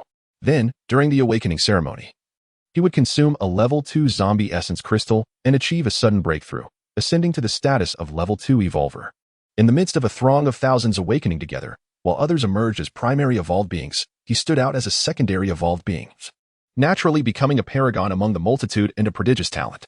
Consequently, the organization's accolades would come easily to him, representing an additional and exceedingly generous reserve of resources. Were it Liu, he too would engage in strategic thinking. However, he could hardly anticipate that the proud Li Hongwen would resort to such despicable acts for the sake of Li Xiang. By the way, my friend, what should I call you? Zhang Yang, and you? Brother Snake, I find it intriguing how you guessed my name so quickly. It brings me great joy. Is it not obvious, considering the serpentine adornments you bear? Actually, I possess the ability to foresee the future. Do you believe in such a gift, Brother Snake? Really? I do not believe it. Liu paid little heed to whether he believed or not. He was determined to disseminate his information first. He had nearly perished while acquiring a zombie essence, all in an effort to facilitate Li Xiang's ascension to a secondary evolved being. Such blatant favoritism could not be allowed to succeed. I tell you, during the awakening, that city lord's second son ascended to a secondary evolved being in one fell swoop. Do you believe it? My friend, that is pure nonsense. Brother Snake had just kissed the mountain peak in his hand when Liu noticed the serpent extending its tongue. In that moment, a chill ran down his spine. Unless one were an extraordinary genius, few would leap categories during awakening. Brother Snake paused, then remarked, I have heard that the city lord's eldest son possesses remarkable talent. I would believe he has a chance to leap categories during awakening, but the second son appears rather dim-witted. Liu was taken aback momentarily, as it was the first time he had encountered such praise for his talent, both in this life and the last. It seemed somewhat illogical. If he were truly a genius, whispers of his potential should have reached him in his previous life. He decided to dismiss it as mere flattery from Brother Snake. Ultimately, it mattered little whether he was a genius. Li Hongwen would not care about him regardless. Affecting an air of nonchalance, he remarked, it need not necessarily be a genius. With a little sleight of hand, who would know the difference? Most who come here are ordinary people. It is impossible to discern whether Li Xiang has truly awakened. Only the guardians, fellow evolved beings, can perceive it. However, they are Li Hongwen's people, and, even if they could see through it, they would not dare expose the truth. Sleight of hand? How so? Brother Snake, intrigued, leaned closer, nearly jabbing Liu with the mountain peak he held. Liu raised both hands, signaling for distance. If you approach me like this, I cannot speak. Think it over yourself or inquire with others. Surely someone knows. If you ask me, I will not divulge anything, and you do not believe me anyway. Though Brother Snake was fond of serpents, he was rather simple-minded and failed to perceive that Liu was toying with him. I believe you. Please share. I will not say a word. You may ask others instead. Despite Brother Snake's repeated insistence, Liu consistently declined. Unbeknownst to him, he genuinely sought answers from others. The notion of transcending levels of awakening seems implausible, does it not? Perhaps it is mere exaggeration. How can one be certain that the awakening has not yet commenced? Nonetheless, it remains a possibility that one might be a first-level evolver, feigning a lack of awakening to accompany us in our own awakening journey. The transition to the second level is no trivial matter, after all. My goodness, your imagination is quite remarkable. It would be a pity not to channel it into writing a novel. This is merely a discussion of possibilities, as queuing is rather monotonous. The surrounding individuals displayed only a moderate interest in this topic, and after a brief exchange, the conversation dwindled. Liu, however, remained unperturbed. His intention was simply to plant a seed of doubt within the minds of the others. It is unrealistic to expect that upon voicing such thoughts, they would immediately denounce Li Hongwen or question Li Xiang. At the very least, this seed of doubt will take root and flourish after Li Xiang awakens. If memory serves, the organization approaches matters of commendation with utmost caution. Given the substantial resources involved, they must undergo rigorous scrutiny and verification. Any deviation, no matter how minute, from the established criteria for awards would preclude any possibility of receiving one. Each city-state has its organizational office, which will promptly relay any pertinent information to the organization. The current concern lies in the speed at which this information disseminates. Liu hopes that when awakening occurs, Li Xiang's performance will be nothing short of spectacular, generating as much resonance as possible. Chapter 0017. Sacrificing one to illuminate thousands today is merely the day of registration, with 3 days remaining until the awakening. The Li family, comprising 3 members, should not have been present today. However, for individuals of their stature, attending such events merely serves as a form of leisure, primarily aimed at socializing and meeting influential figures, particularly representatives from various organizations, whom Li Hongwen must attend to with care. Representative Wang, are you satisfied with today's arrangements? Although Li Hongwen is a 10th level evolver, a titan among titans, Wang'an represents the organization, and his presence here signifies the authority of that organization. Despite being merely a 7th level evolver, his background places him above Li Hongwen in terms of standing. Nevertheless, Wang'an is a perceptive individual who does not behave with airs. He understands that Li Hongwen is extending him courtesy solely due to his role as an emissary of the organization. Besides that, there is little reason for Li Hongwen to lower himself. Surprised but appreciative, Wang'an raised his glass and gently clinked it against Li Hongwen's. Your Excellency, you are too kind. I am satisfied, exceedingly satisfied. Wang'an turned his gaze toward the stage and proclaimed loudly. I have visited numerous city-states and participated in many awakening ceremonies, yet none have matched the vibrancy of Wutan City. This year, there are at least 50,000 attendees. I presume? Representative Wang, you are mistaken. This year surpasses previous ones, exceeding 100,000, Li Hongwen replied. He had gleaned this information from recent records of those entering the city. There had been no prior preparations, and they had not anticipated such a doubling of participants this year. Consequently, the available first-level zombie essence was insufficient, prompting the last-minute implementation of rules to eliminate a portion of the attendees. Wang'an nodded thoughtfully, and these rules. Li Hongwen gestured for his son, Li Xiang, to come over. My son conceived the idea. Come, Xiao Xiang, share your thoughts with Representative Wang. Of course, Li Xiang responded. Unlike Liu, he had encountered numerous grand occasions and had met individuals of higher status than Wang'an without faltering. Young master, how impressive. You are truly accomplished at such a young age. Your future is limitless, Wang'an complimented before inquiring. What led you to the idea of having them recite their family lineage? Many do not even possess such a record. Li Xiang smiled slightly. Representative Wang, you are mistaken. The recitation of the lineage is not the crux of the matter. The key lies in whether they can navigate the challenge and devise a persuasive rationale. This is a test of intelligence.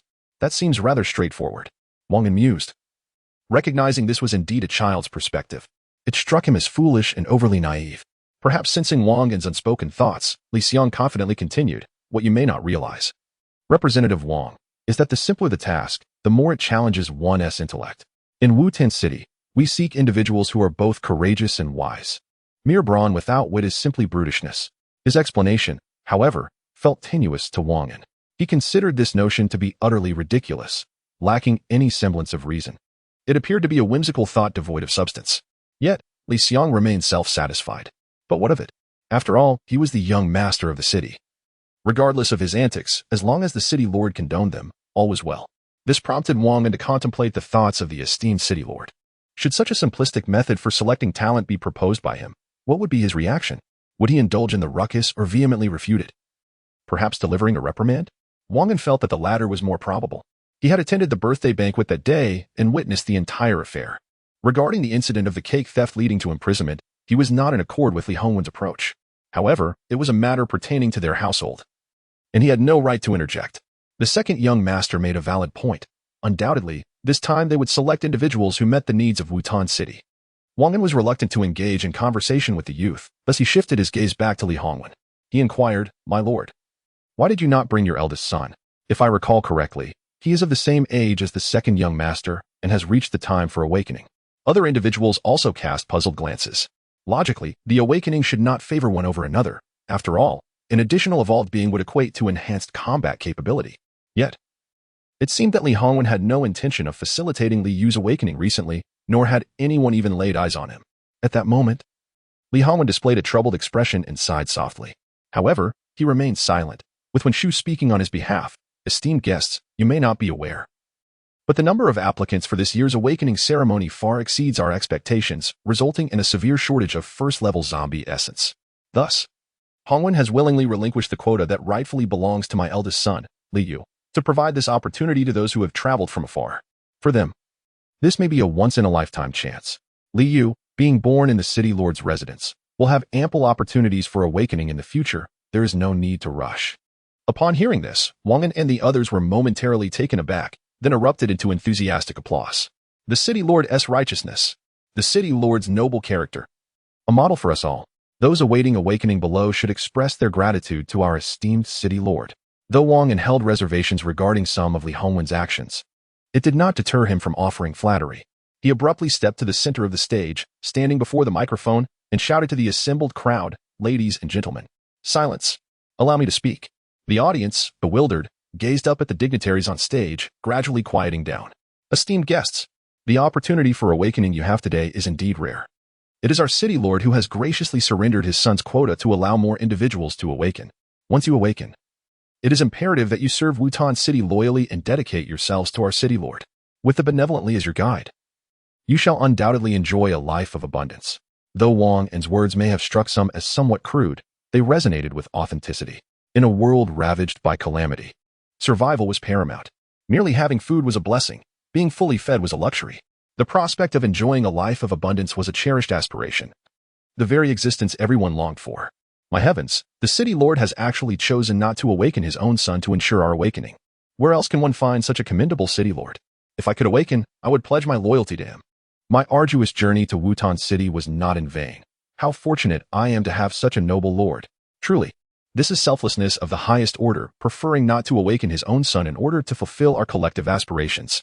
Where else might one find a lord of such character? The Lord's righteousness. The Lord's righteousness. The Lord's righteousness. Thousands of voices echoed in the air above the fried chicken square, each cry filled with excitement. Everyone felt immensely fortunate to follow such a leader. Yet, amidst the jubilation stood Li Yu, adorned in a strikingly unconventional manner, his expression cold and devoid of emotion. Li Hongwen is indeed remarkable, sacrificing the interests of Li Yu for the greater good. He has garnered immense reputation, while Li Yu's future lies in ruins. Everyone else has a bright path ahead. The crux of the matter is that Li Hongwen is true to his word. His actions are not mere platitudes. In his previous life, Li Yu, at the tender age of 8, truly did not awaken. The soul of the zombie that belonged to him was sacrificed by Li Hongwen for the sake of appearances. It is no wonder that his subordinates are so fiercely loyal. Others merely speak of sacrifice, while he genuinely relinquishes familial interests to uphold his own reputation. But why, then, must I be the one to bear this burden? Chapter 0018. The lord of the city exemplifies greatness. The applause in the fried chicken square resounded thunderously, carrying far and wide. At first, Li Hongwen appeared indifferent, perhaps believing the clapping would cease shortly, remaining seated in his chair without movement. To his surprise, the crowd's enthusiasm persisted, and the applause did not wane. With a beaming smile, Wang urged, "My lord, given the fervor of the crowd, perhaps you might grace us with a few words?" The term he used, grace, seemed rather misplaced. One could only wonder how exhausting it must be to engage in mere conversation. Li Hongwen waved dismissively, responding, "No need for speeches, let the registrations continue," projecting an air of nonchalance. Yet, Wang understood well that Li Hongwen was a man who valued his reputation greatly. It was not that he was unwilling to speak. Rather, he sought the right moment, akin to the legendary 3 visits to the thatched cottage. Thus, Wang turned to the audience, raising his voice further. "Do you wish to hear the esteemed lord's teachings?" A resounding yes erupted from the crowd, the applause amplifying, accompanied by excited shrieks and whistles. During this fervor, Li Hongwen finally stirred. However, rather than addressing the crowd, he extended his hand to quell the noise. Yet, with each gesture, the applause intensified. Only when it reached a crescendo did he reluctantly rise from his chair to begin his discourse. "Allow me to share a few words." As he spoke, the clamor from the audience gradually subsided. All eyes were fixed upon him, filled with admiration, reverence, or esteem, save for one pair that remained indifferent. Since the dawn of humanity, countless individuals have shed blood and made sacrifices. What is the purpose of such endeavors? For humanity. For the future of our kind. The martyrs have given their lives. In comparison, my contributions seem minuscule. A mere position, trivial in the grand scheme of things, yet for you all, it represents a significant opportunity. I, Liang, would rather sacrifice myself than jeopardize the interests of the many. At this juncture, Liang clenched his right fist against his heart, shouting, "Wuha!" The crowd echoed his fervor, "Wuha!" This rallying cry resonated throughout Wutan City, invigorating the spirits of thousands and stirring the blood of all who heard it. Liu remained silent, his demeanor unyielding and expression aloof. Li Hongwen's proclamations of righteousness and self-sacrifice. Was he truly sacrificing himself? Yet, the crowd remained oblivious to the underlying truth, for they too were beneficiaries of the situation. Those surrounding Liu grew increasingly animated. The Lord is so noble. How wonderful our city is. I adore Wutan City. Snake Brother, seemingly exhilarated, exclaimed. I feel an overwhelming surge of strength. I could plow 3 miles. He turned to Liu, Zhongyang, shall we join in? Liu, however, ignored him, tapping the table before him. I wish to register. Oh, very well. The registrar replied dismissively, still applauding fervently for Li Hongwen on stage, neglecting Liu's request. Excuse me? I wish to register. Hold on. No need to rush. The registrar impatiently opened the hand of Liu, not bothering to look back. His eyes still gleaming with admiration. Liu pointed to the ground beneath him. Brother, did you drop your cigarette? The registrar immediately lowered his gaze, the admiration in his eyes vanishing in an instant, replaced by a sharp focus. He feigned calmness as he scanned the surroundings, ensuring everyone's attention was directed towards the stage, before bending down to pick it up. Oh, this Hongmei cigarette is mine. How did it end up on the ground? Here, you wish to register, right? What is your name? Zhongyang? Good, take this token. Return to the fried chicken square in 3 days for your official awakening. Best of luck. He handed Liu a token and swiftly turned to shout, the Lord of the city is righteous. Liu thought to himself, it's all about knowing when to shout and when to take action. It doesn't delay the process. In his mind, given Li Hongwen's strictness and high expectations of his subordinates, even if bribery were involved, the necessary procedures and protocols should remain intact. After all, why would Liu subject himself to such humiliation, sporting a nose ring and other adornments, if not for the assurance they provided? Yet, astonishingly, a mere pack of cigarettes sufficed to smooth the way. Liu was neither a political expert nor versed in the governance of city-states. But he understood one fundamental truth: 1,000-mile dike can collapse due to an ant's nest. Thus, one could infer that beneath the prosperous facade of Wutan City, there might lie numerous hidden flaws. However, even if he were to discern these issues, they bore no relation to him. His singular goal was to obtain a token, which affirmed his registration without the need to delve into ancestral lineage. In 3 days, armed with the token, he would return to Fried Chicken Square to claim his first-level zombie essence. In the meantime, Liu needed to prepare various energy-boosting foods, both before and after the awakening. A substantial intake of nourishment was essential. The provisions he received from Yang Chun would suffice, sparing him the need to spend extra money. Moreover, they included high-calorie items like Snickers, which would ensure a smooth awakening. Returning to the Lord's mansion was not an option. His appearance was too conspicuous. So he headed directly to Wanggongfang. Boss Zhang had prepared a room for Liu in the backyard, waiving the rent with one condition: Liu must dine with him daily until the awakening. Initially, Liu declined. Even if Boss Zhang were a woman, she need not be overly attractive for him to acquiesce. The notion of 2 men sharing meals daily felt awkward. However, a single phrase from Boss Zhang changed his mind. I haven't seen my son in ages, nor have I shared a meal with him for a long time. Young master, could you help me fulfill this dream? In that moment, Liu truly felt the essence of paternal love. Although Boss Zhang was of considerable age, Liu, at just 8 years old, could hardly view being his son as a disgrace.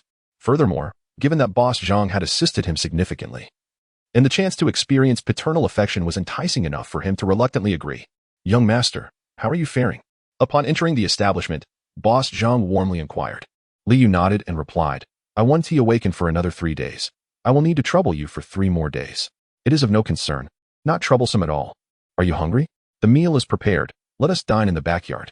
The fare prepared by Boss Zhang includes congee, pickles, and salted eggs. This is already quite sumptuous, as a typical household would suffice with merely a bowl of congee. Not only does he provide pickles, but also salted eggs, which can be considered a substantial dish in itself. Even within the Lord's manor, one would not indulge in salted eggs daily to such an extent. Thus, it is no wonder that even though the supplies Yang Chun possesses may be relics from a century ago, as long as they are not lethal, Affluent individuals would eagerly seek them out, bidding exorbitant prices. The scarcity of resources is profound. Throughout the meal, Boss Zhang kept a watchful eye on Liu, grinning like a fool. Here, eat this. And this. Make sure to have more salted eggs. It is a time for growth, so replenish yourself well. Is it enough? If not, there is more. Liu complied throughout, feeling no discomfort whatsoever. This was perhaps the most flavorful meal he had enjoyed since his reincarnation. 3 days passed in a flash. Liu, sporting an unruly head of hair, once again arrived at the fried chicken square.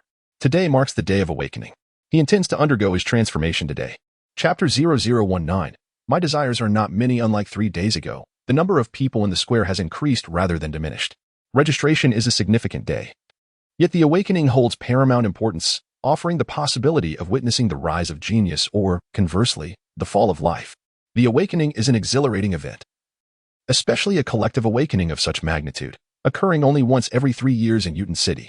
Such a grand occasion compels even those who lead mundane lives, struggling to make ends meet, to eagerly attend and observe. The center of the fried chicken square has been cleared, its area surpassing that of a football field. Surrounding it are fences, with city managers stationed every few meters.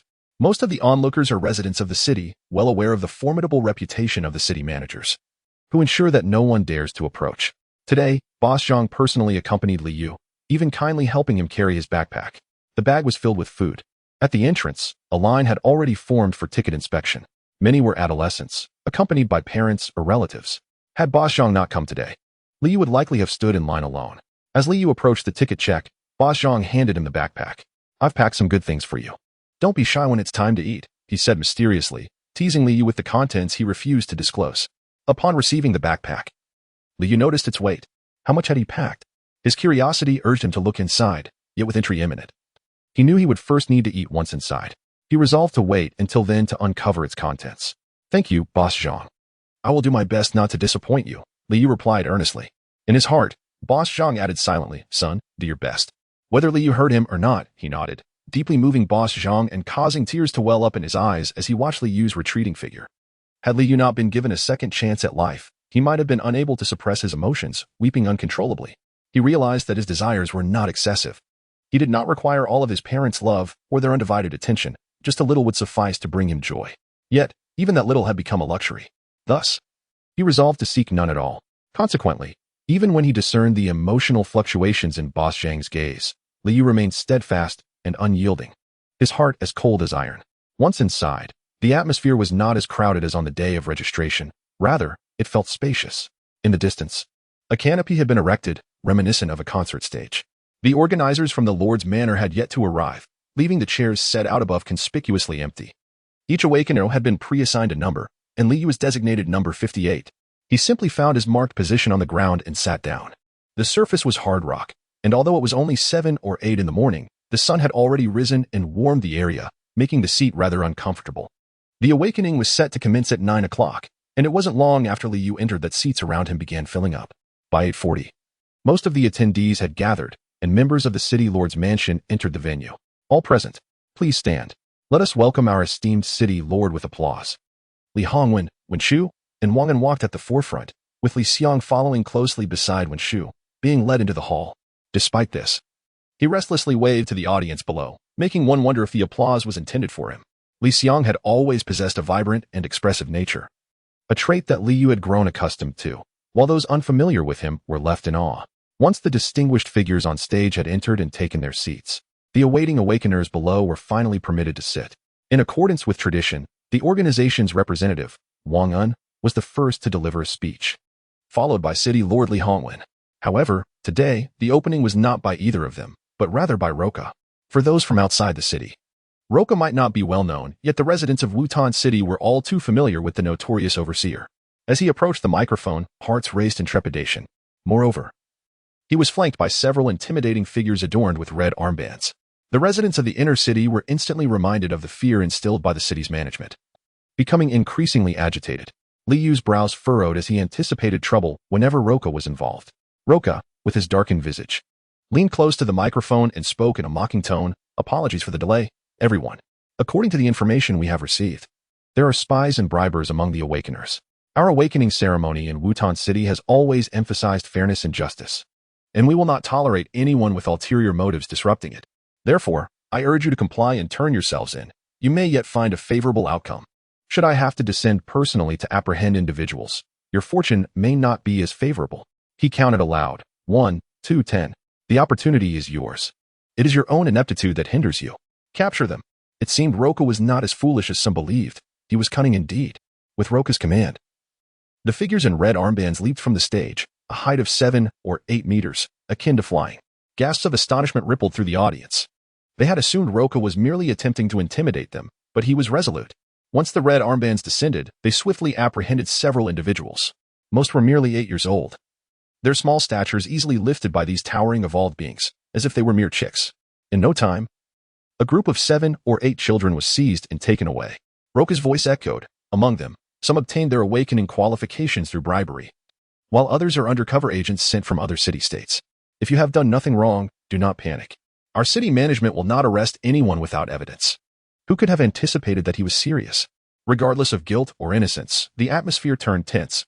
Who could discern whether this was merely a pretext to eliminate certain individuals? You are merely attempting to conserve your precious essence, hypocrites. Li Hongwen, you are nothing but a sanctimonious charlatan. The notion of freely providing zombie essence is nothing but a deceitful ruse, a lie. I am wronged, utterly wronged.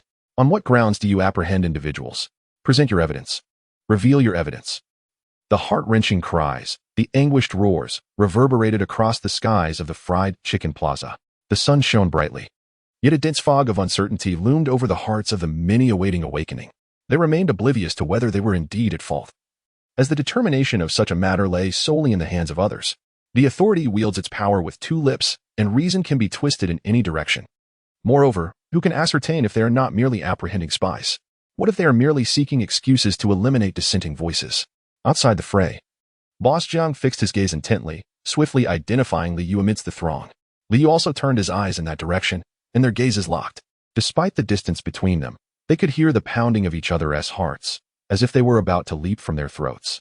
This moment was one they had not anticipated. Chapter 20. The poor father and the wealthy father Boss Zhang felt relatively at ease. He believed that Li Yu had merely assumed another's identity. Even if apprehended, the consequences would not be fatal. Moreover, as the young lord of the city, Li Yu was not in danger of losing his life. However, what Zhang did not realize was that Li Yu had bribed the registrar with a pack of cigarettes to secure his enrollment. Such an act of bribery was indeed punishable, and Zhang misinterpreted Li Yu's anxious demeanor, thinking he was merely worried about the identity theft. He repeatedly signaled to Li Yu with his eyes, urging him to relax. Yet, Li Yu's gaze implored Zhang to devise a solution. Consequently, the two were unable to synchronize their thoughts, leaving Li Yu to find a way out on his own. If all else failed, he would have to reveal his true identity. He had no alternative. It was better to expose himself than to remain hidden and face execution. Although revealing his identity would not lead to death, he would certainly face severe punishment. Li Hongwen was very concerned with his reputation, and Li Yu's actions would be tantamount to a public humiliation. The last time he was imprisoned for sneaking a piece of cake. This time, the repercussions would likely be far graver, perhaps resulting in a near-fatal beating before being thrown into jail. To kill him would only invite gossip, suggesting that he was excessively harsh. Li Hongwen refused to permit any blemish on his life. Li Yu's survival would serve to further validate his impartiality and sagacity. The red armband swept across the stage, unceremoniously taking away several individuals, offering no opportunity for defense. Hiss, hiss, hiss. Upon hearing that sound, Li Yu felt a chill run through him, his body stiffening. He glanced down but saw no snakes. Hey, Zhang Yang, I'm not underground. The voice of Snake Brother reached him from the side. Turning to look, Li Yu realized that only 2 people stood between him and Snake Brother. He was number 58, while Snake Brother was number 61. Don't worry, they won't take you, Snake Brother stated with unwavering confidence. This made Li Yu wonder if someone had sent Snake Brother to safeguard him. Yet, Snake Brother was not an evolved individual. He was of the same age as Li Yu, so what protection could he offer? At that moment, several imposing pairs of feet appeared before Li Yu. In that instant, he held his breath, his heart racing to 180 beats per minute. Thud, thud, thud. He could distinctly hear the sound of his heartbeat. You, get up. Yes. You, the one with the snakes. Throw away the snakes on you, or I'll beat you to death. Not here. Take them outside and throw them, you bastard. Li Yu remained silent. Snake Brother, usually nonchalant, was surprisingly reliable this time. Once all the red armbands had departed, Li Yu slowly exhaled, appearing to be a fortunate escapee. It seemed that Li Hongwen was not as astute as he believed. There were indeed some who slipped through the cracks. Still, What was the story with Snake Brother? How did he know that Li Yu was in danger? If he was aware, why did he dare enter? The red armbands conducted their sweep from one end to the other, apprehending over 200 individuals. Of those captured, only Snake Brother left with a smile, while the rest protested their innocence. The atmosphere in the fried chicken square was tense, with anxiety palpable among the crowd. After a considerable interval, as the red armbands exited the stage, Wangan announced that City Lord Li Hongwen would deliver a speech, prompting a palpable sigh of relief from the crowd. The earlier interruption should not be overly pondered. Wutan City will neither wrong an innocent nor spare a villain. As long as everyone sincerely wishes to serve Wutan City, I warmly welcome you. This awakening ceremony has set a record for the highest attendance in Wutan City's history, with over 70,000 successful registrations. Apart from those who were taken away earlier, more than 60,000 remain. Following the awakening, you shall transform into evolvers, delineating yourselves from ordinary people. A brilliant future awaits you. I hereby declare the awakening to commence. Li Hongwen's address was succinct, devoid of unnecessary elaboration, dissipating the tense atmosphere created by the red armbands. The crowd seemed to revive, their eyes gleaming with anticipation as they gazed towards the stage. There stood a row of MCs, at least 100 strong, clad in revealing and fashion-forward attire. Yet, it was not merely their appearance that captivated the audience. Rather, it was the trays they held, brimming with zombie essences. The trays were substantial, and the number of zombie essences was abundant, forming a small pyramid that radiated an ethereal blue light, even under the scorching sun. The glow of the zombie essences remained vibrant. Wow, wow, wow. So many essences. How beautiful. My goodness, I have never seen so many zombie essences in my life.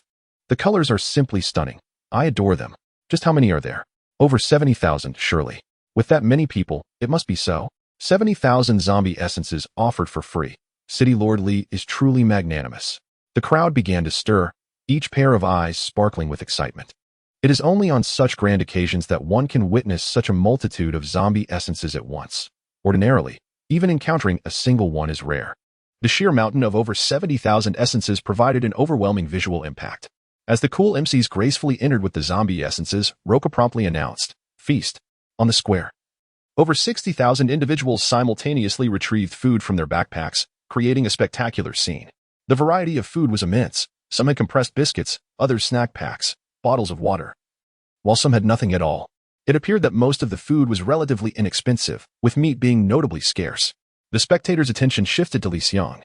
He was not seated on the platform. In a gesture of fairness, Li Hongwen had invited Li Xiang to join the crowd on the square, standing shoulder to shoulder with the other aspirants. Even so, the crowd's gaze remained fixed upon him. What do you think the City Lord's second son will bring to eat? Speculations abounded, all leaning towards the most extravagant options. Ultimately, it was revealed that Li Xiang had brought steamed buns. Oh my, white flour buns. How incredibly affluent. Being born into a royal family certainly has its perks, allowing one to enjoy such delicacies. For the common person, steamed buns are considered a luxury, and white flour buns are the epitome of extravagance. After the astonishment of the crowd, envy permeated the air. Little did they know, this was merely the beginning. Li Xiang then produced a bottle of milk, prompting another wave of awe as the crowd's envy intensified.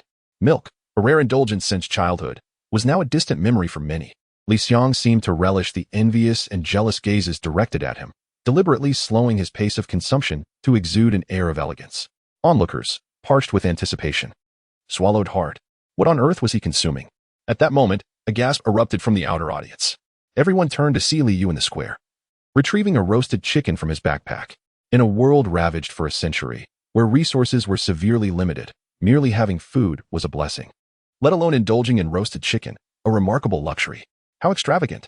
Consuming that would surely lead to a profound awakening. I would wager on it. How tantalizing. How could he possibly possess such a delicacy? This was a feast, an absolute feast. Even Li Yu himself was momentarily taken aback. He had anticipated receiving some fine packaged goods from Boss Zhang, but instead, he was presented with a hearty dish, and not just one. The bag contained another, clearly intended for him to enjoy post-awakening. Li Yu glanced towards Li Hongwen on stage, pondering how the disparity between fathers could be so vast. Chapter 21. I don't mind the disturbance caused by a roasted chicken was indeed considerable. Many were unable to even sip porridge, let alone indulge in meat, particularly the delectable roasted chicken. In an instant, Li Yu became the center of attention. Thousands of eyes, both on and off the stage, were fixed upon his face, making him feel as if he were pricked by 1,000 needles, seated upon a bed of thorns. Even seasoned evolvers like Li Hongwen and Wen Shu, accustomed to rich foods, could not suppress their salivation at this moment. Wang An, Luo Ka, and others were eagerly licking their lips. As for the rest, it was as if a torrential waterfall cascaded down. At this juncture, Liu was ensnared in a delightful dilemma. Had he foreseen Boss Zhang's extravagant gesture? He would have discreetly stashed the feast in his backpack, savoring it in secret rather than showcasing it so brazenly. His sole desire was to obtain the zombie essence inconspicuously, without drawing attention. Suddenly, a jolt of awareness coursed through Liu. He felt a gaze upon him, laced with palpable malice, as if it yearned to dismember him. The intent behind this glare was unmistakable, and he quickly identified its source. It was Liang. Why such intense animosity over a mere roasted chicken? Did he wish to annihilate me? Liu found himself perplexed. While roasted chicken was indeed a rarity, it hardly warranted such extreme reactions. Could it be that he had overshadowed Liang? But why would he seek such prominence? Surely, the evaluation of their organization would not be influenced by this. Silence. Eat, roared Luo Ka in a fit of rage, and the plaza instantly fell into an eerie hush. The townsfolk might not hold much fear for Lord Li Hongwen, but they were genuinely terrified of Luo Ka. When he lost his temper, he could be quite the menace. What merchant in the market had not felt the sting of his wrath? Before long, the only sounds in the plaza were the crunching of food. Meanwhile, elegantly attired hostesses entered, bearing trays brimming with zombie essence, distributing them before the awaiting candidates. Luo Ka spoke again. Now, as we distribute the zombie essence, it shall remain before you. No one may touch it unless I permit. Those who disobey will be expelled from the plaza. His words carried a formidable weight. Such a hard-earned opportunity was not to be squandered midway. Thus, despite it being their first encounter with zombie essence, a clear demarcation from ordinary individuals, no one dared to reach out. Even as their desires swelled, they focused on consuming as much as they could. The initial part of Luo Ka's speech had uplifted their spirits, leading them to think that, despite his grim demeanor, he exhibited a strange concern for their well-being. Yet, the latter half of his words chilled their hearts. For this might very well be their last meal. Becoming a glutton in death seemed a small consolation. The crowd was left speechless. Even if it were the truth, there was no need to voice it. Was this not a recipe for discontent? Yet, none dared to abstain from eating. Awakening required an immense expenditure of energy, and failing to sate their hunger could mean not surviving until the completion of the awakening. They feasted and savored their meals, indulging as best they could. Liu had consumed a Snickers before embarking on this journey. He had no intention of eating here. A roasted chicken had garnered such attention. Not to mention the packaged food from a century ago. Yang Chun was also present, and upon seeing him, he would undoubtedly recognize Liu. Even if he had eaten, Liu had no plans to keep the roasted chicken. Others were eyeing it with envy. Several approached him, offering various foods in exchange for a taste of the chicken skin. Once he finished eating, there would be no more prying eyes. Additionally, not eating would set him apart as an oddity. While everyone else indulged, he would abstain and risk appearing to flaunt it. Besides, Liu was quite tempted. It had been ages since he had savored anything delightful. Although there was no lack of food at home, the delicious morsels never seemed to find their way to him. Even the leftovers were non-existent, as Liang would never leave any for him. Whenever there was something tasty, Liang would always claim it in its entirety. Even if he was satiated, he would never share even a morsel with Liu. Thus, Liu was hardly polite and devoured the roasted chicken in a matter of moments. Had the bones not been so challenging to gnaw, he would have swallowed them whole. Hey, buddy, could you spare me a nibble of that bone? Someone nearby whispered. It was the boy covered in peculiar runes, his eyes gleaming as he fixated on the slick chicken bones in Liu's hand, swallowing heavily. He was not alone. Several others around him exhibited a similar eagerness. Liu felt a bit uncomfortable. That's all my saliva, I don't mind, you may not. But have you considered my feelings? Liu decisively stowed the chicken bones in his backpack, and the ravenous gazes gradually dissipated. The meal lasted approximately half an hour. All right, time us up. No more eating. When I allowed you to eat, you didn't savor it properly. Now, if anyone is still eating, throw it out. Everyone immediately ceased their chewing and fell silent, turning their attention to the stage. Roka was quite pleased with their response. In the future, once these individuals successfully awakened, they would become his colleagues. From this moment on, he aimed to cultivate their obedient nature, making future management considerably easier. Before turning back, Roka maintained a stern expression. However, upon facing Li Hongwen, Wenshu, Wang An, and others, he instantly donned a smile. City Lord, Representative Wang, shall we commence? Is there anything else to add? Representative Wang? Li Hongwen glanced at Wang An, granting him due respect. Wang An, taken aback, bowed slightly and replied, City Lord, I have nothing further to say, please proceed. Li Hongwen then instructed Roka to announce the commencement of the awakening. He looked at Wang An and remarked, Representative Wang, I'll leave the next part to you. Wang An nodded, and the two shared an unspoken understanding. He then extended his hand, beckoning someone from the side, and a person holding a camera stepped forward. This once again stirred excitement among the crowd. A camera? A relic from over a century ago? It was astonishing that such an artifact remained in such pristine condition. It was likely unearthed from some underground structure. Outdated? That S from the organization, sent specifically to document significant events. Does this imply that the organization possesses a television for broadcasting? Surely, the organization is equipped with all necessities. I recall that in previous years, the awakening ceremony was not recorded. Why is this year's event so grand? This year marks a significant year of awakening, with an overwhelming number of participants. Perhaps they wish to document this occasion. However, I have a nagging feeling that a prodigy is destined to emerge. Don't jest, there aren't that many geniuses. A century ago, electronic products were ubiquitous, overwhelming in quantity, resulting in mountains of electronic waste. In the face of an apocalyptic scenario, even electronic refuse has transformed into rare treasures, unique items.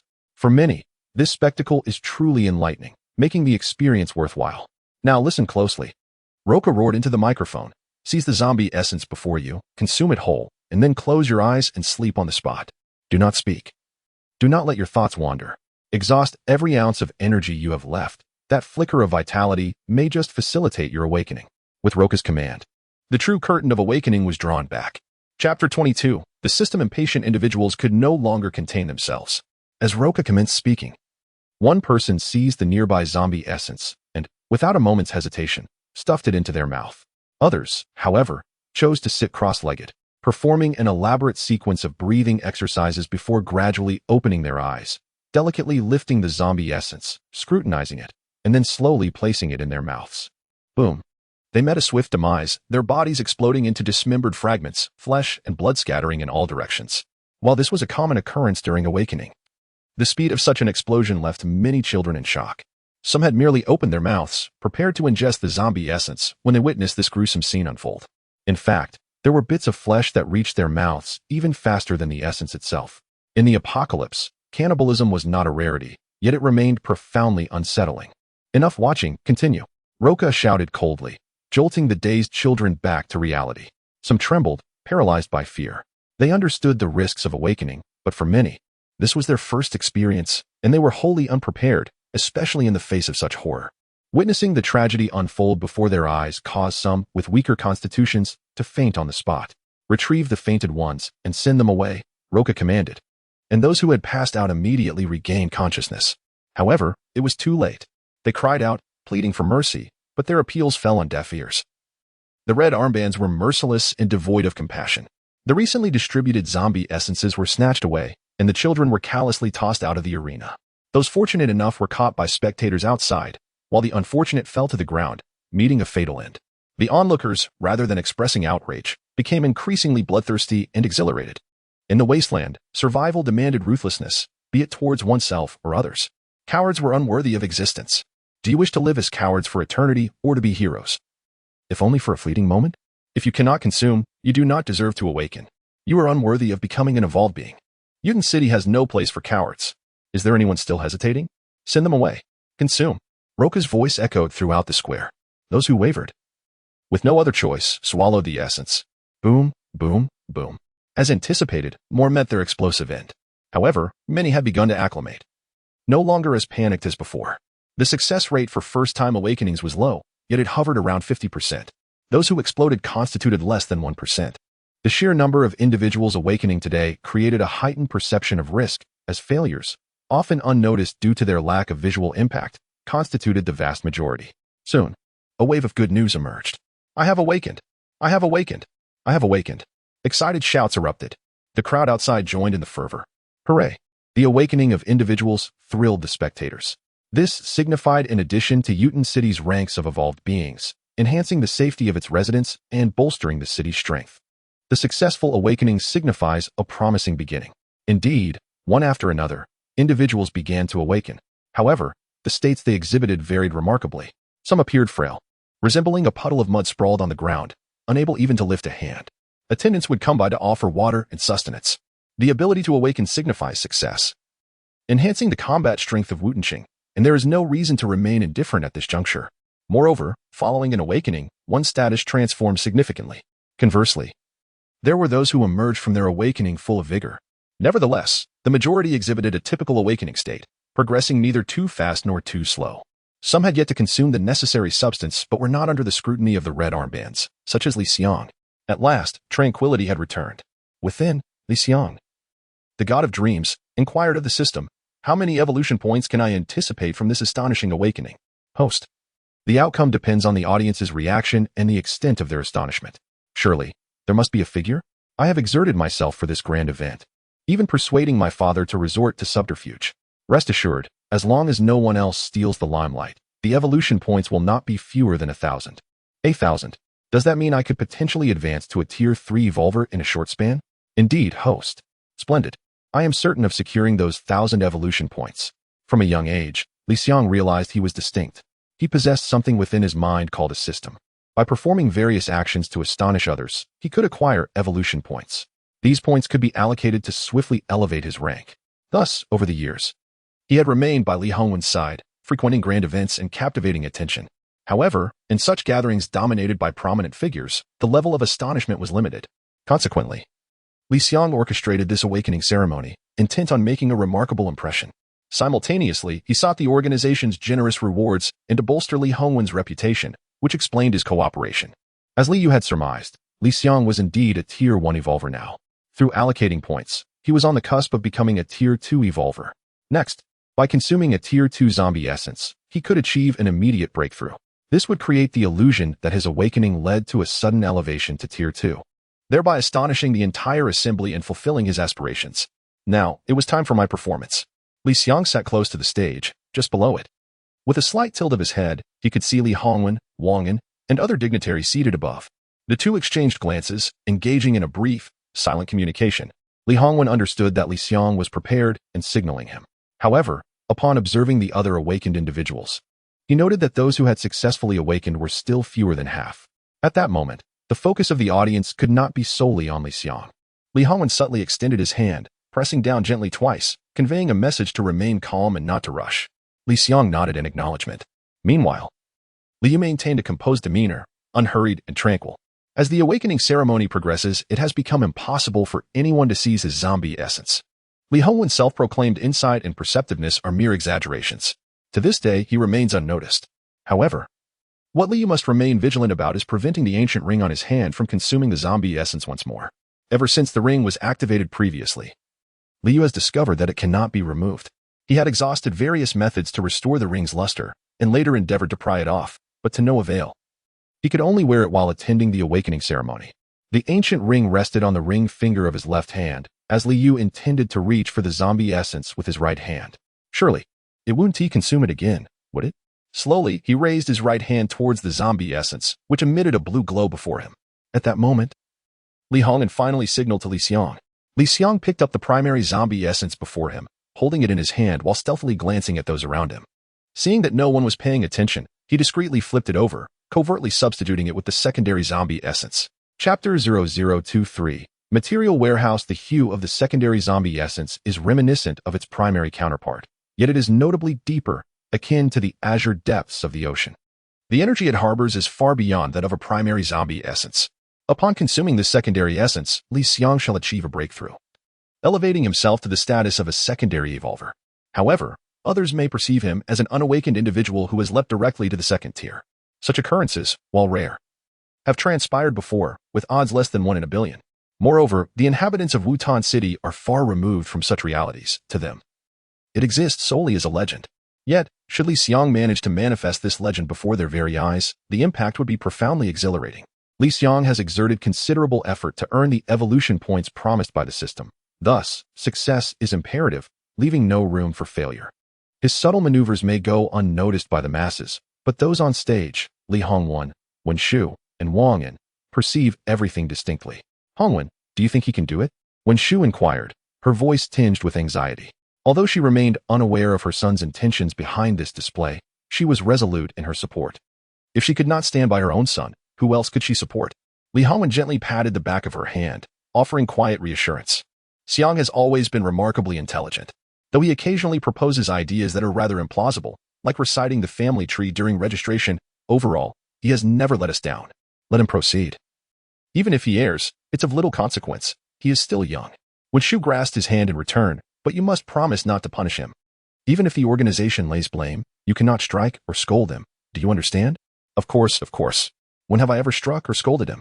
Li Hongwen protested, feeling a bit unjustly accused. Xiang is exceptionally bright, a child of great potential. I cherish him dearly, far more than the other one. As for the organization, fret not. I am, after all, the lord of this city. A bit of cheating is hardly a grave matter. In truth, he did not regard the situation with any seriousness.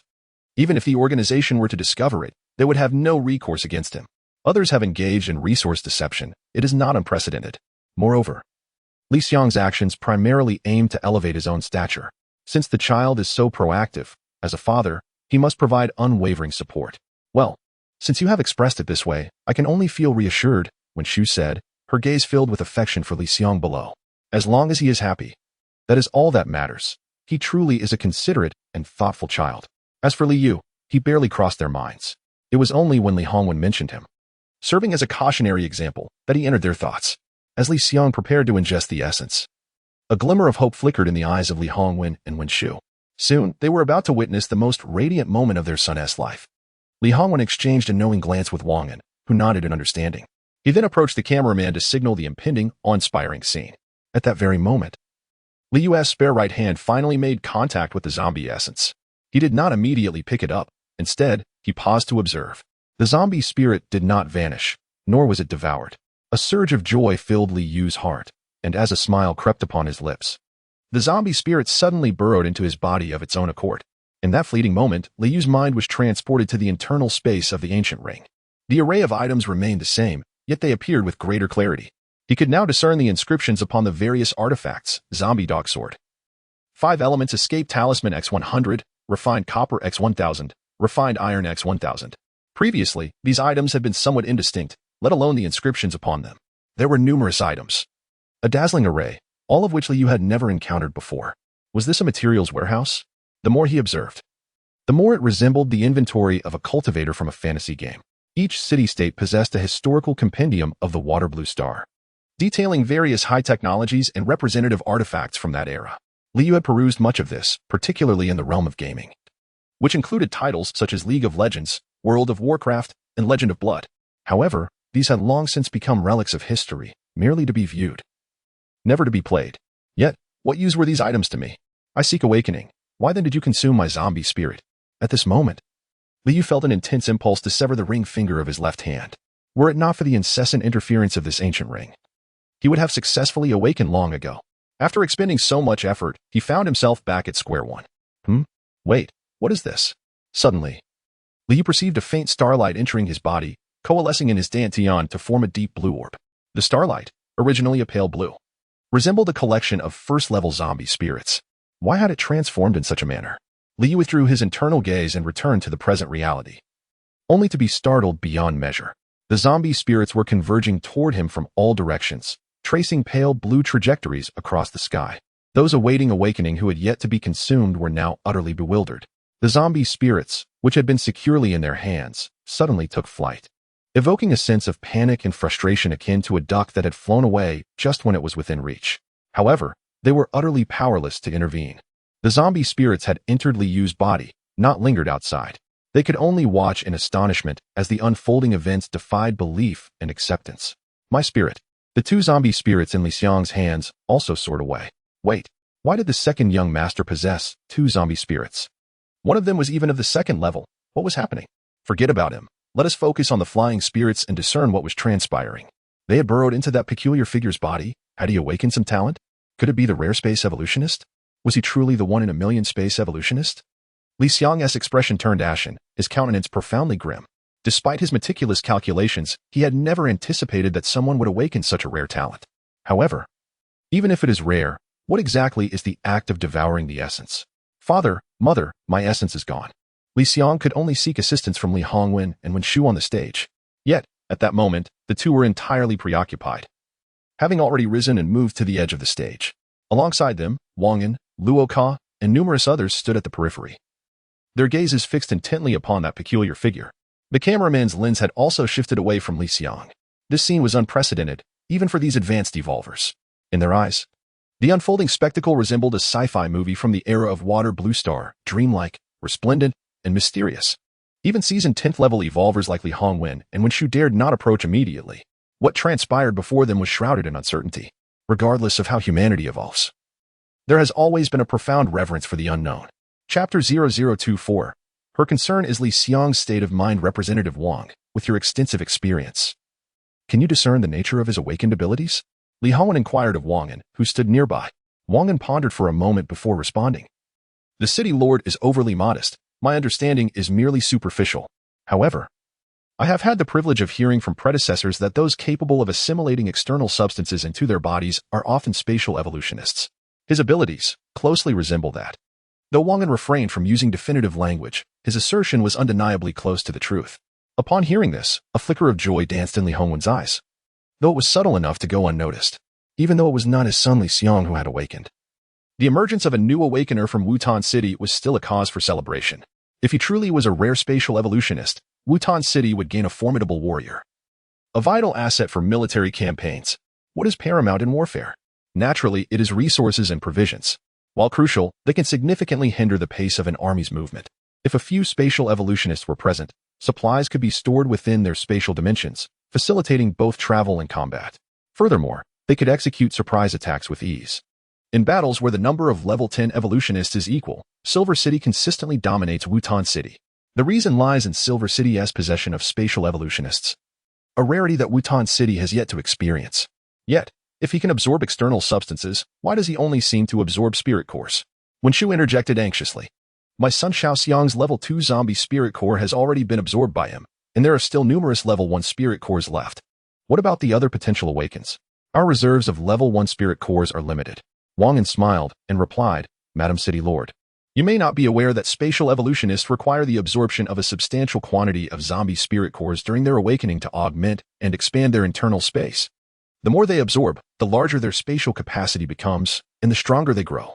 With such a spatial evolutionist, we could simply send a few evolutionists of level 3 or 4 to the zombie abyss to gather thousands of cores in a remarkably short time, making storage and transport exceedingly convenient.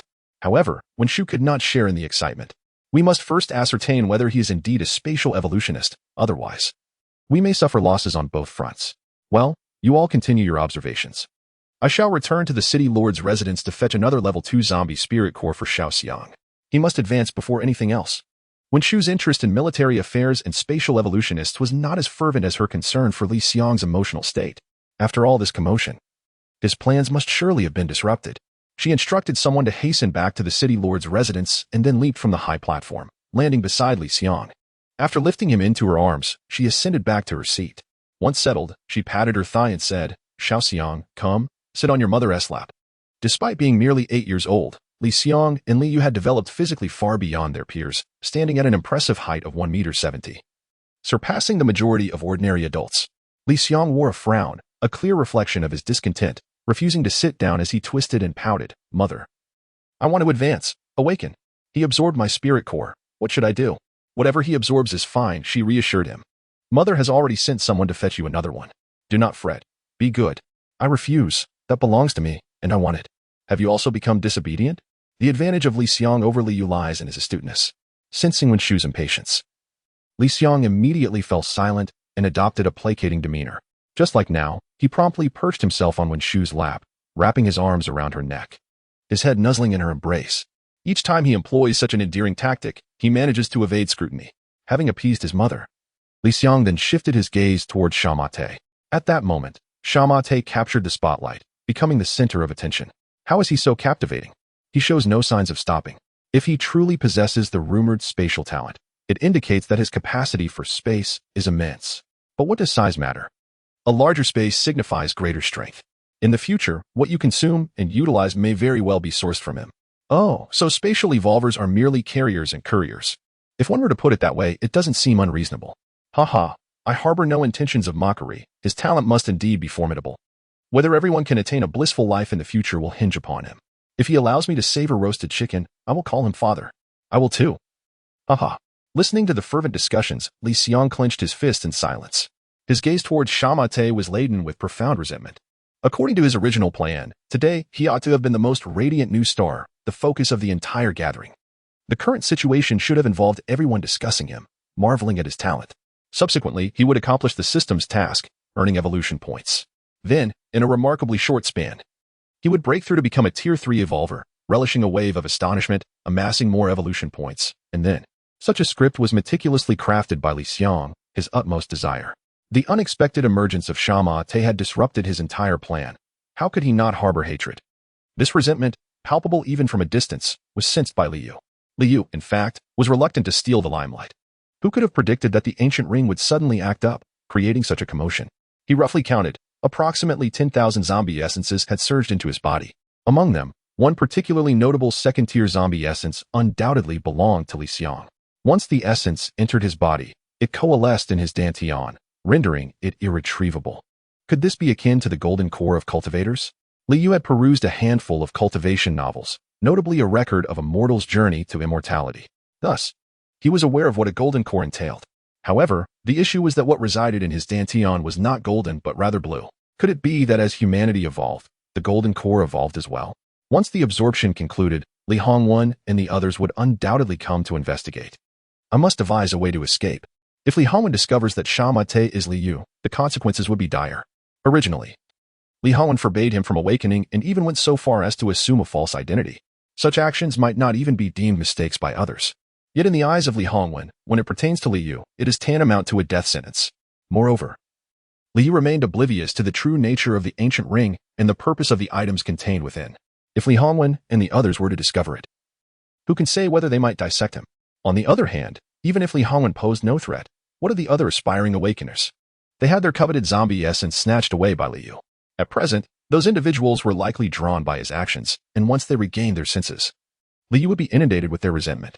In short, he estimated that his fate would not be favorable. However, the challenge lay in determining how to escape and where to go, which left Liu quite perplexed. Disappearing beneath the watchful eyes of several level 10 evolved beings was no small feat, unless he could burrow into the earth. Burrow?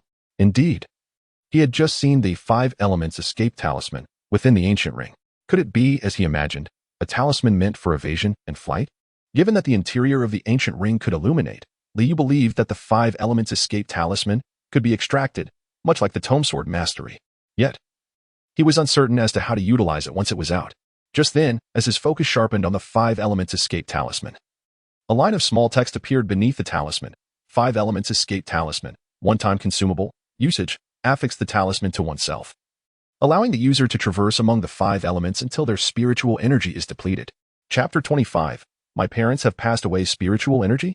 Could it be the azure inner elixir within my body? Liu was uncertain, merely speculating. Even if he were correct, he lacked the knowledge to harness this spiritual power. According to the novels, one must at least master a mental mantra. The tome on sword control did contain some verses, but their efficacy remained unknown. Should he dare to attempt it? Liu had no other means to extricate himself from this predicament. The awakened individuals had regained their composure, realizing that their zombie essence might have been appropriated to augment Liu's awakening space. The thought of being a stepping stone for another was utterly intolerable. Awakening was akin to the university entrance examinations of Waterblue Star, perhaps even more consequential. It was a pivotal moment that determined the course of one's fate. To sacrifice my destiny for the enrichment of yours, what a preposterous notion. Hey, have you finished your consumption? Return our essence. Yes, give us back our essence. If you refuse, I shall confront you. Come on then, beast. Do you dare to face my wrath? What of spatial abilities? What of genius? They were indifferent. With their future at stake, who cared for anything else? Moreover, such things did not belong to them. No matter how gifted Liu might be, you would not share an ounce of it. Only the essence they could grasp was truly theirs. The radiance from Liu's dantian began to contract and recede until it vanished entirely. He immediately rose to his feet and beheld Li Hongwen and Wang descending from the elevated platform. Those at level 7 and above could traverse the skies. Li Hongwen was swifter, possessing the talent of teleportation. In the blink of an eye, he appeared before Liu, while Wang arrived a bit later, albeit hastily. What is your name? Li Hongwen inquired, his brow furrowing slightly, his gaze fixed upon Liu's face, growing increasingly perplexed. Liu's heart raced at that moment. His disguise might fool ordinary people, but deceiving a level 10 evolved being like Li Hongwen was a far greater challenge. Moreover, as his father, Li Hongwen was intimately familiar with his visage, hence the look of confusion. Returning to the lord of the city, my name is Zhang Yang, Liu replied, hastily lowering his head. In that instant, he could hear the thunderous pounding of his heart, echoing in his throat. Zhang Yang? Ah, you bear a striking resemblance to someone I know. Upon hearing this, Liu abruptly lifted his head. What?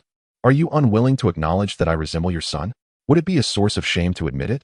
It would be my honor. I wonder to whom the lord of the city believes I bear resemblance? Liu's words were direct, tinged with a hint of indignation. With Li Hongwen's keen hearing, he could certainly discern the underlying tone. However, he assumed that the child named Zhang Yang was merely upset about being compared to someone else. Children often loathe such comparisons. Li Hongwen paid little mind, responding casually, "It is not your honor to resemble him, but rather his to resemble you.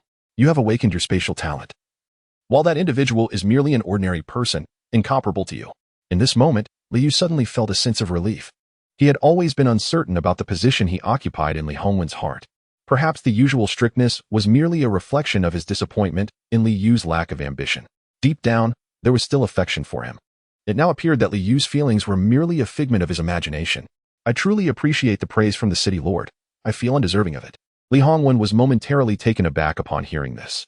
He observed the child named Zhang Yang, whose eyes shifted from anger to indifference in an instant, as if something had transpired that rendered him despondent and disheartened. Why such a reaction over a mere comparison? Li Hongwen found it difficult to comprehend. Today's youth were vastly different from those of his time. They expressed their emotions openly, their preferences and aversions plainly etched upon their faces. At that moment, Li Hongwen displayed a gentle smile, extending his hand to ruffle Liu's unruly hair, offering comfort. "You need not feel undeserving. The praise is rightfully yours. And there are even greater rewards in store for you. Thus, I ask you now, are you willing to serve the city of Wutan?" As Li Hongwen smiled, Liu was momentarily entranced. He had not anticipated such kindness. Yet, it soon dawned on him that Li Hongwen's goodwill was directed towards Zhang Yang and had no connection to him. Liu.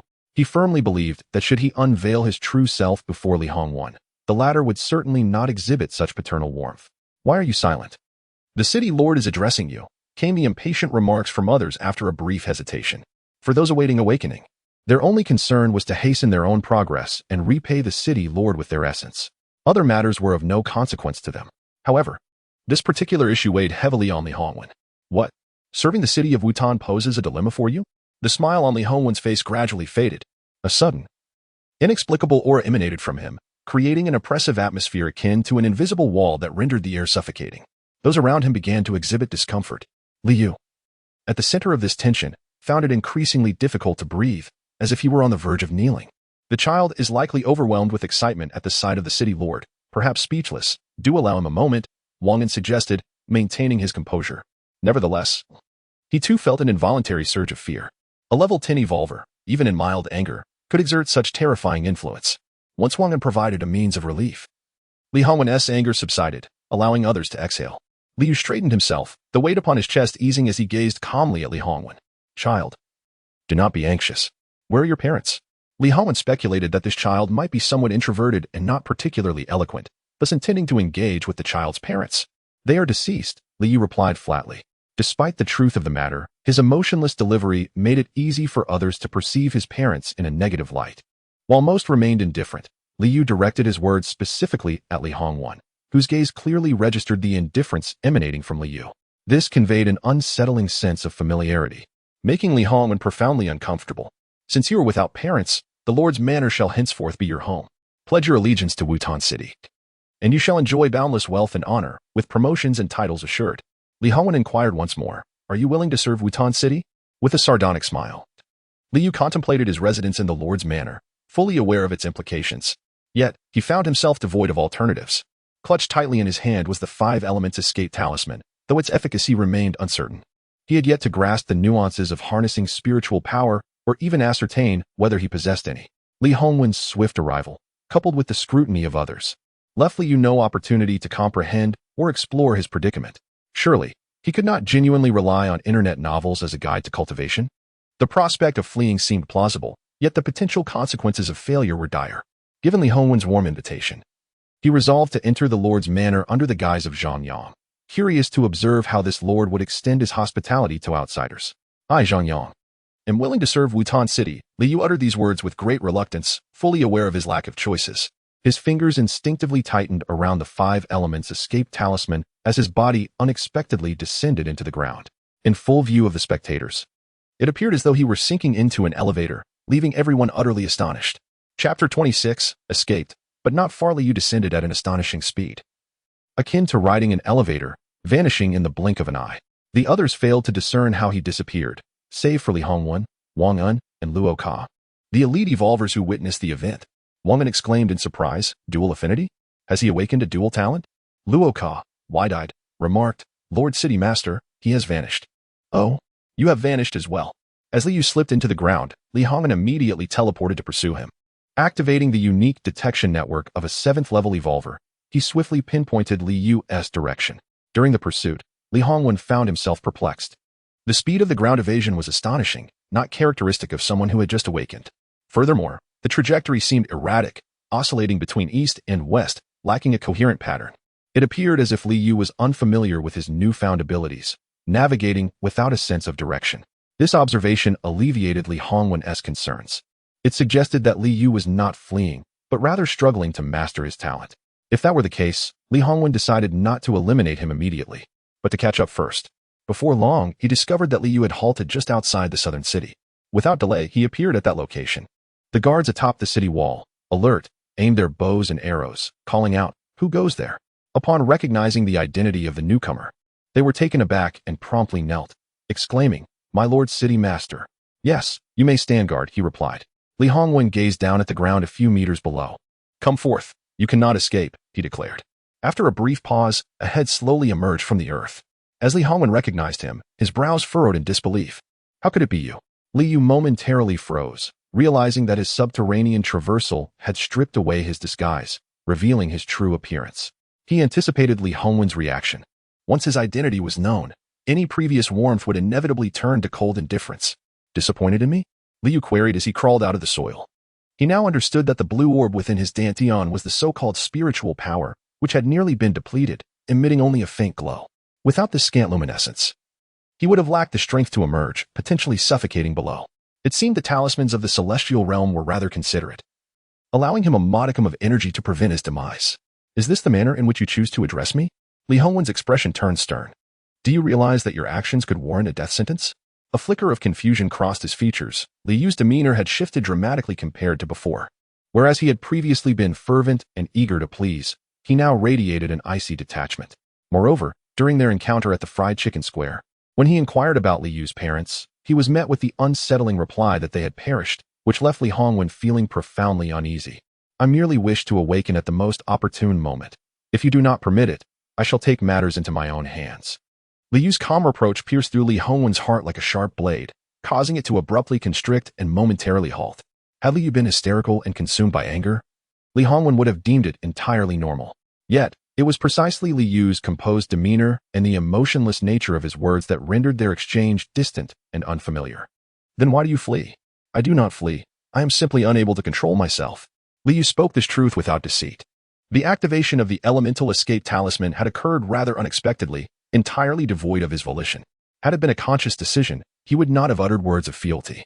Since his rebirth, Liu had resolved not to pledge allegiance to the city of Wutan. His loyalty was solely to himself. "Have you awakened a dual elemental affinity? Space and Earth?" Li Hongwen inquired. Upon hearing this, Liu realized the misunderstanding but chose not to elucidate. In truth, he was incapable of explaining the multitude of secrets surrounding him. "Indeed," Liu replied nonchalantly.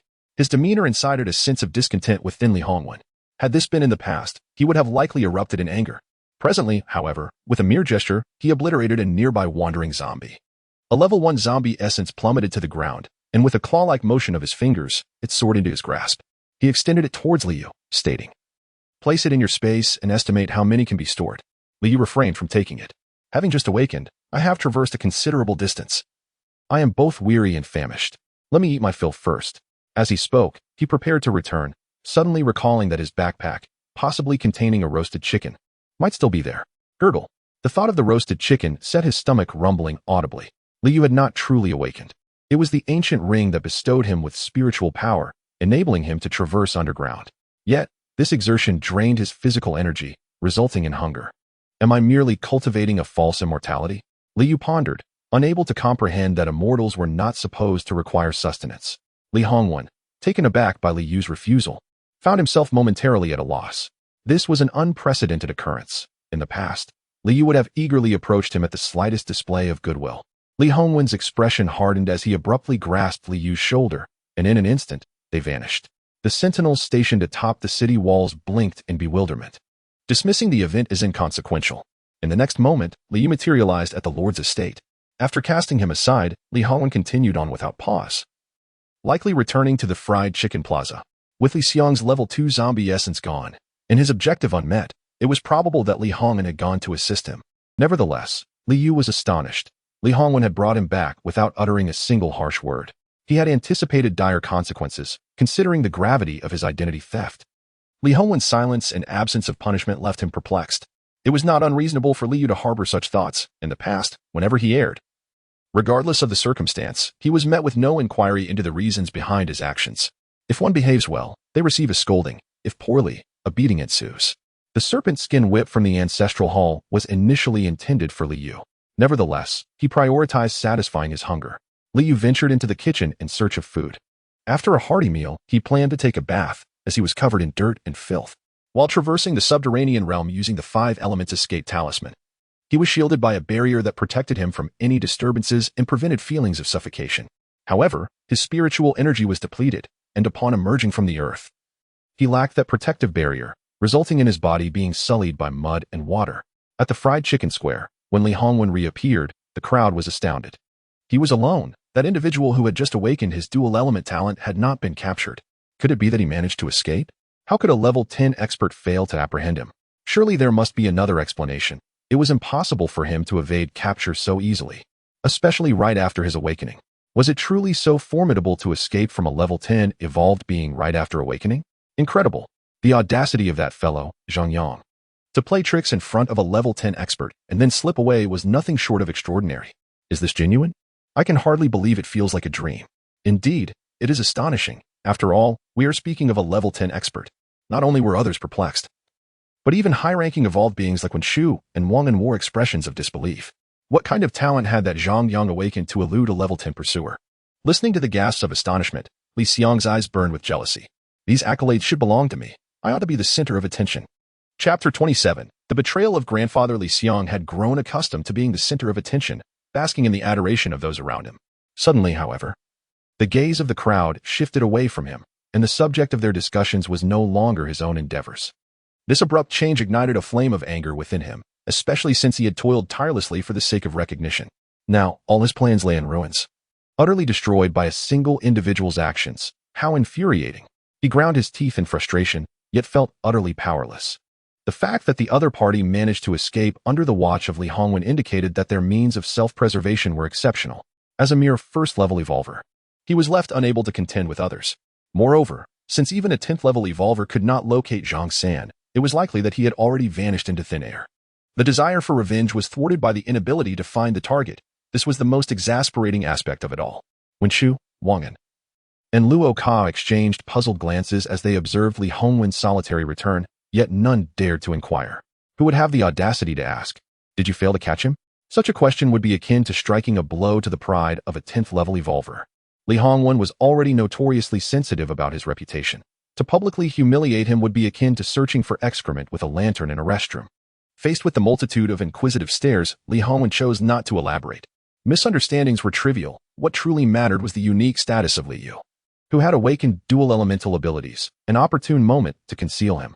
A space element awakener was coveted by all major city-states, and it was conceivable that they might send operatives to infiltrate Wutan City, either to abduct or assassinate him. As space element awakeners evolve and reach a certain level of prowess, they significantly bolster the strength of their city-states, potentially disrupting the delicate balance among them. Thus, the most prudent course of action was to keep him hidden. At that moment, Li Hongwen's gaze fell upon a backpack on the ground. It remained untouched, much to his surprise. In an astonishing turn of events, he personally retrieved the backpack, zipped it up, brushed off the dust, and slung it over his shoulder. Such an act was perplexing. How could a 10th-level powerhouse concern himself with such meager spoils? Furthermore, to take possession of another's belongings after failing to capture them seemed rather unbecoming. While it might have been acceptable for someone else to take it, it was perplexing for a figure of his stature to do so himself. Surely he could have delegated the task to a subordinate. This act reeked of impropriety. Inside that backpack lay a roasted chicken. Although tempted, none dared to inquire or claim it. Only Li Xiang felt a surge of excitement, thinking to himself, "You may have escaped, but I shall lay claim to your bag." The thought of the roasted chicken was far more tantalizing than the bland steamed buns he was accustomed to. "Father, may I have it?" He joyfully stretched out his hands. Only for Liang to pass by him without a word, leaving behind a cold remark, "Continue your awakening." Liang's hands froze mid-air, disbelief dawning in his eyes. Wen Shu hurried over to embrace him, whispering reassurances. "Silly child, your father is merely holding on to it for you. He'll give it to you when we return. There are too many prying eyes here. We wouldn't want to become the subject of ridicule." "Is that true?" "Certainly, your father dotes on you. Isn't it evident?" "Indeed." Liang's spirits lifted once more. Roka hastened to keep pace with Liang. "City Lord, we lack sufficient level 1 zombie essences. If we lack them, we shall gather more. I observe a considerable number of zombies beyond the city. Let us encircle the city and clear all within a 10-mile radius." "City Lord, might this approach prove inefficient? If efficiency is lacking, then you shall take charge. Summon several advanced evolved beings to assist." Roka felt a sense of discomfort at the thought of sending a level 5 evolved being to undertake such menial tasks. However, Liang's authoritative tone left Roka with no choice but to comply. The awakening process might be delayed, making it challenging to accumulate a significant quantity of zombie essences in a short time frame. Not every zombie possesses an essence, and should fortune frown upon us, even after clearing a 5-mile radius, we may not acquire a single one. Where is your strategist? Communicating with Roka proved a laborious task for Liang. Roka promptly beckoned for his strategist. "Strategist, the city lord has inquiries for you." The strategist, maintaining a distance of 3 paces, hurried over, greeting both individuals with enthusiasm. "City lord, how may I serve you? With a shortage of essences, our awakening efficiency diminishes. What do you propose?" In response, "We could disperse the candidates for awakening across the 4 city gates. Whenever an advanced evolved being procures an essence, we could designate a runner to deliver it for the awakening."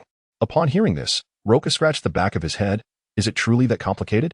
When Wen Shu and Liang returned to the elevated platform, they were astonished to find that Liang had vanished, along with the bag containing the roasted chicken.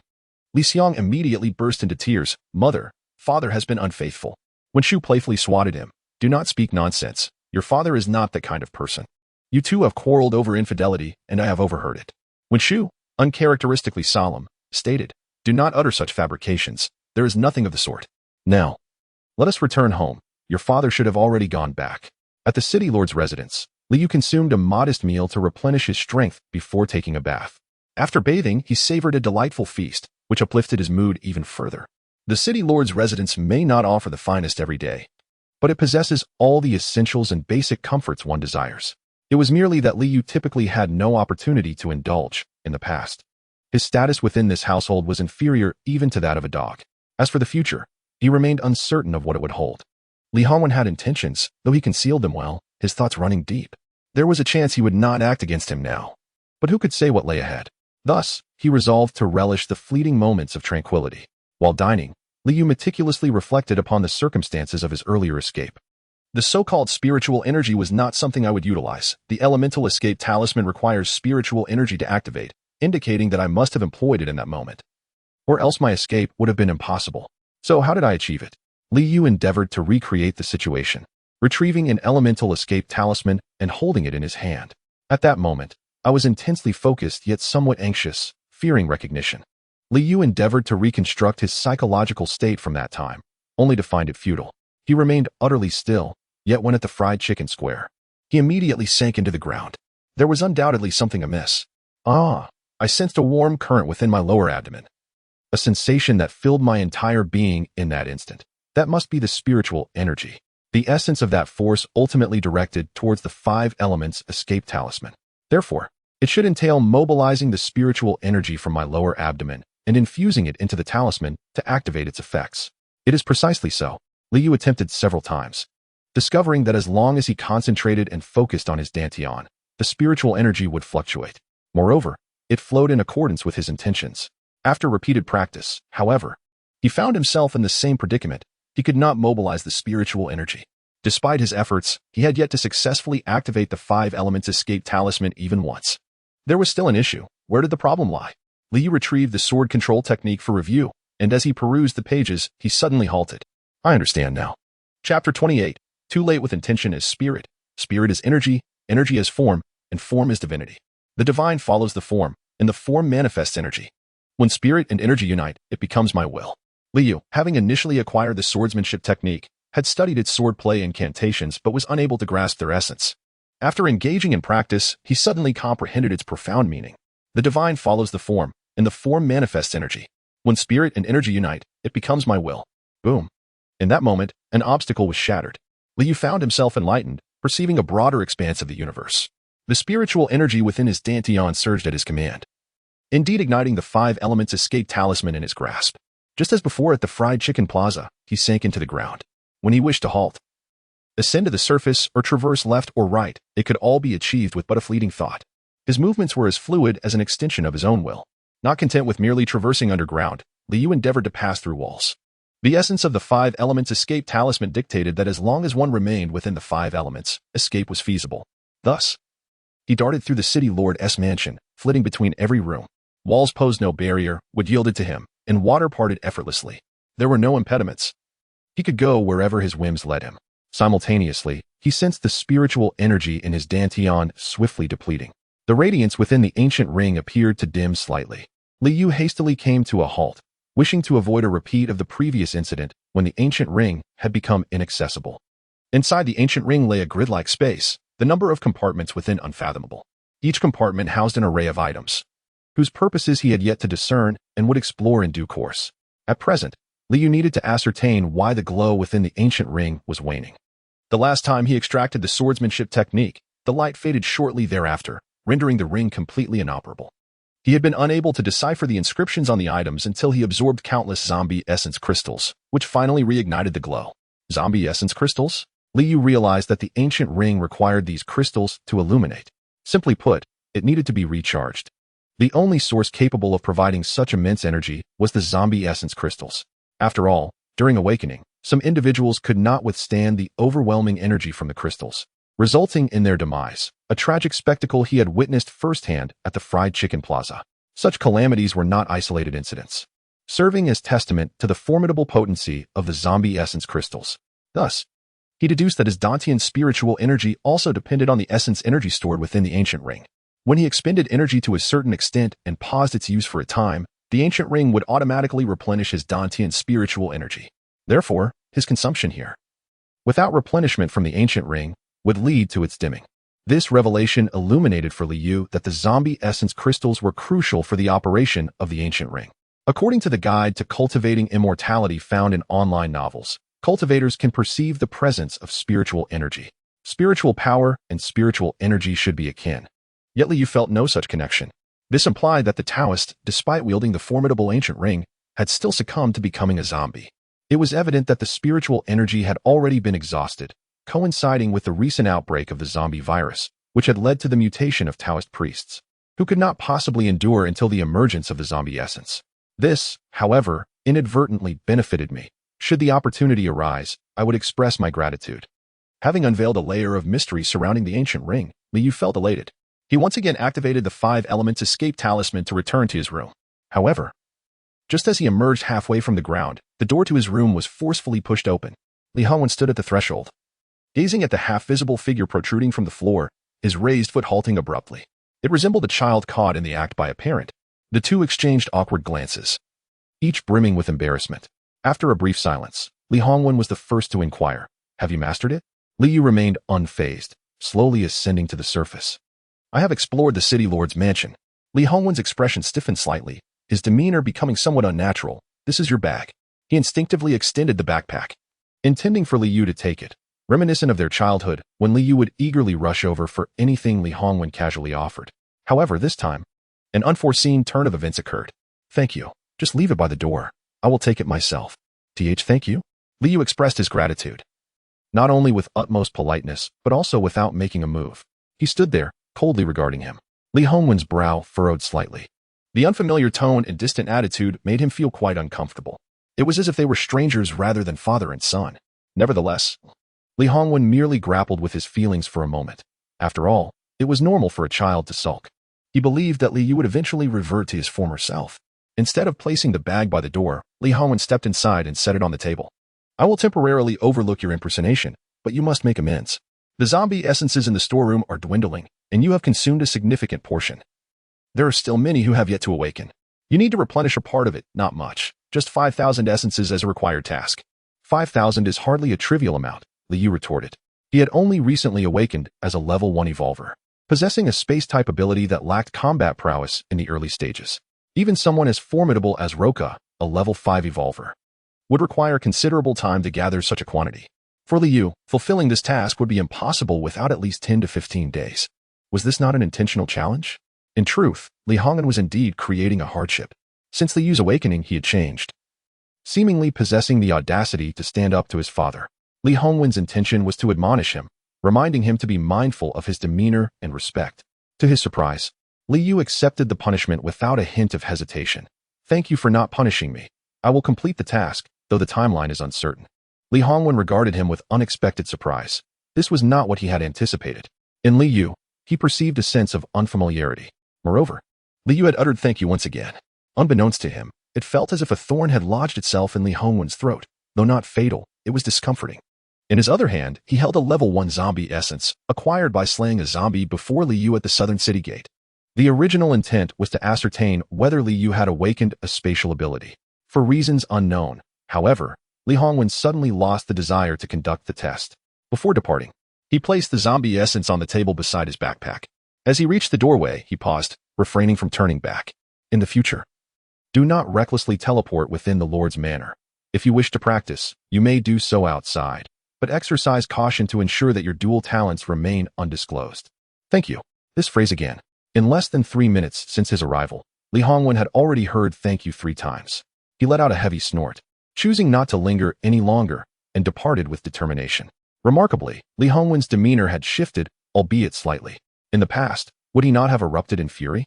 Today, however, he unexpectedly displayed a rare mercy by letting him off. Yet it was all too late. Chapter 0029. My lord, who do you speak of? Not long after Li Hongyan departed, when Shu and Li Xiang returned. All right, Xiao Xiang, at least you have become a level 2 evolver. What is there to be unhappy about? When Shu consoled him with remarkable patience. Li Xiang, however, remained indifferent, sulking in his own little world. Mother, you do not understand. The crux of the matter is not about seeking the spotlight. It is that my opportunity has vanished. What opportunity? You have matters that you do not share with your mother? When Shu teased affectionately, come now, Xiao Xiang, what is it? Do tell your mother. You wouldn't understand, so I won't say anything. I'm going to sleep. Dinner will be ready soon. Eat first before you go. Upon hearing this, Li Xiang took a detour and returned. He still needed to eat. There was nothing more vital than a meal. No matter how temperamental he became, he would never forego food. Liu had not joined the family for dinner in quite some time. They seldom called him to the dining area. If he felt hungry, he would venture into the kitchen to forage for something to eat. If there was nothing available, he would prepare something himself. Today, they would likely not summon him, and he was indifferent to it.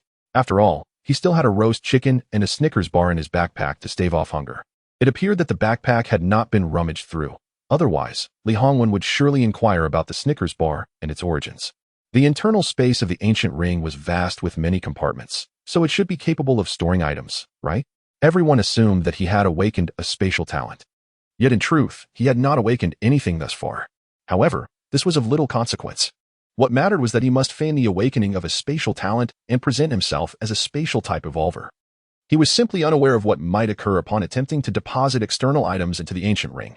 Liu intended to test it by placing the backpack inside. He first removed the roast chicken and Snickers bar from within. Should external items enter and turn to dust, he would suffer a great loss. After all, it was a roast chicken. In this life and the last, he had eaten no more than 2. Resting his hand upon the backpack, he infused it with spiritual energy. Envisioning the act of absorption, in an instant, the backpack vanished, and the next moment, he clearly saw it appear in the compartment before the zombie dog sword. Success. It could indeed be absorbed. Liu went on to attempt absorbing other items, all of which succeeded without any explosive incidents or unforeseen consequences. The backpack and its contents lay quietly within the compartments of the ancient ring. To retrieve them, he merely needed to glance at the desired item, and it would appear in his hand the next moment. After several repetitions, he had mastered the art of item retrieval with fluid precision. On the table lay the zombie core that Li Hongyan had placed. Throughout the process of absorption, he had not disturbed it. While it seemed he had set the core down to indicate he would not test whether he was indeed a spatial type awakener, in truth, the punishment of the 5,000 zombie cores served as an indirect assessment. Had this been his past life, Li Hongyan's actions would have left him overwhelmed with gratitude. Yet the current Liu felt no emotional upheaval. In the face of Li Hongyan and his various so-called punishments that were not truly punitive, Li Yu remained remarkably composed. What he lacked was merely time. He required offensive means. With the right means of attack, he could venture anywhere in the future, unrestrained by anyone. Mastering the art of sword control was essential, even if it meant only acquiring a few rudimentary techniques, for it would ensure greater safety when confronting zombies. While Li Yu diligently practiced the sword control technique, preparations for a meal were underway elsewhere.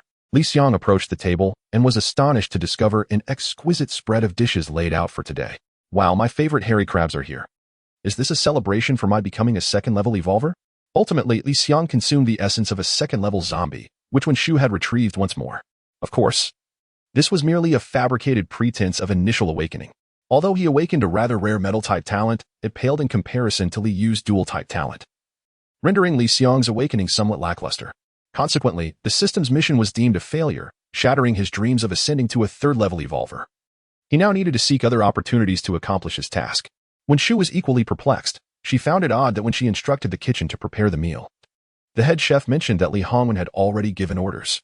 However, he did not indicate that there was a joyous occasion to celebrate, merely that the family would gather for a simple meal. After all, they had already celebrated when Liang awakened. As Li Hongwen took his seat, when Shu inquired, "Hongwen, it seems your mood today remains unaffected. I was worried about you all the way here." This year's awakening ceremony had been a complete failure. Li Hongwen, who should have been enraged, displayed an unusual tranquility today. When Shu sensed something was amiss, what was going on with her husband? Seizing the moment, Liang began to complain. It's all that fellow Zhang Yang's fault. Not only did he absorb so many essences, but he also ran away. He must be a spy sent from another city-state. No wonder he has no parents. Spies are typically those without family ties. He coughed. "Hongwen, what's wrong? Are you feeling ill?" When Shu expressed her deep concern. As 10th-level evolvers, they had not been unwell for many years. The fact that Li Hongwen was coughing was alarming. Surely something was amiss with his health. Any issue with a 10th-level evolver's body was bound to be serious. And no, just a bit of a cough. Li Hongwen hastily offered a flimsy excuse. Liang continued to grumble. With characters like that, who knows which rock crevice they crawled out from? If I encounter him again, I will definitely ask if his parents sacrificed him to the heavens, granting him the audacity to act as a spy. Those without families infuriate me. He coughed again. Hongwen, what's wrong? Your cough seems to be worsening. When Shu turned to Liang and said, "You brat. Stop complaining and quickly fetch your father some water." "Oh, right," he replied. Such small tasks were what Liang relished most. They were not overly arduous, and they pleased his parents, so he always volunteered to do them. As a result, he often appeared more considerate in his parents' eyes than Li Yu. The affections and benefits derived from nature are indeed the most abundant. After Liang's departure, Li Hongwen felt considerably better. However, he still symbolically took a sip of water and then instructed his servant, "Go summon Yue for dinner." "Pardon? Lord of the city, whom do you refer to?" The servant was perplexed, unable to recall who Yue was after a long moment of contemplation. Moreover, wasn't the family of 3 already gathered? Hadn't they always dined this way? There had been no mention of guests today. When Shu and Liang were equally taken aback, Liang tentatively inquired, "Father, do you mean to call my brother for dinner?" "Indeed," Li Hongwen replied softly, offering no further clarification. "But he usually doesn't dine with us. What has prompted this change today? Just go and fetch him to join us for dinner." "Me?" Liang was utterly astonished that Li Hongwen would assign him this task. "Come now, little Xiang, quit dawdling and hurry," when Shu urged, sensing something was amiss with Li Hongwen today. Yet, given his command, it was best not to question it. Receiving when Shu's subtle hint through her gaze, Liang could only comply.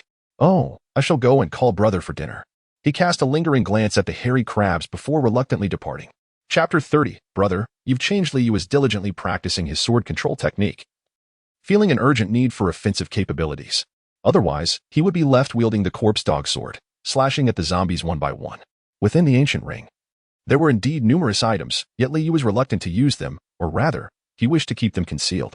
His inability to awaken meant that the ancient ring was his trump card, and who would carelessly reveal their trump card to others? As for Li Hongwen's punishment, he referred to it as a task, not a punishment.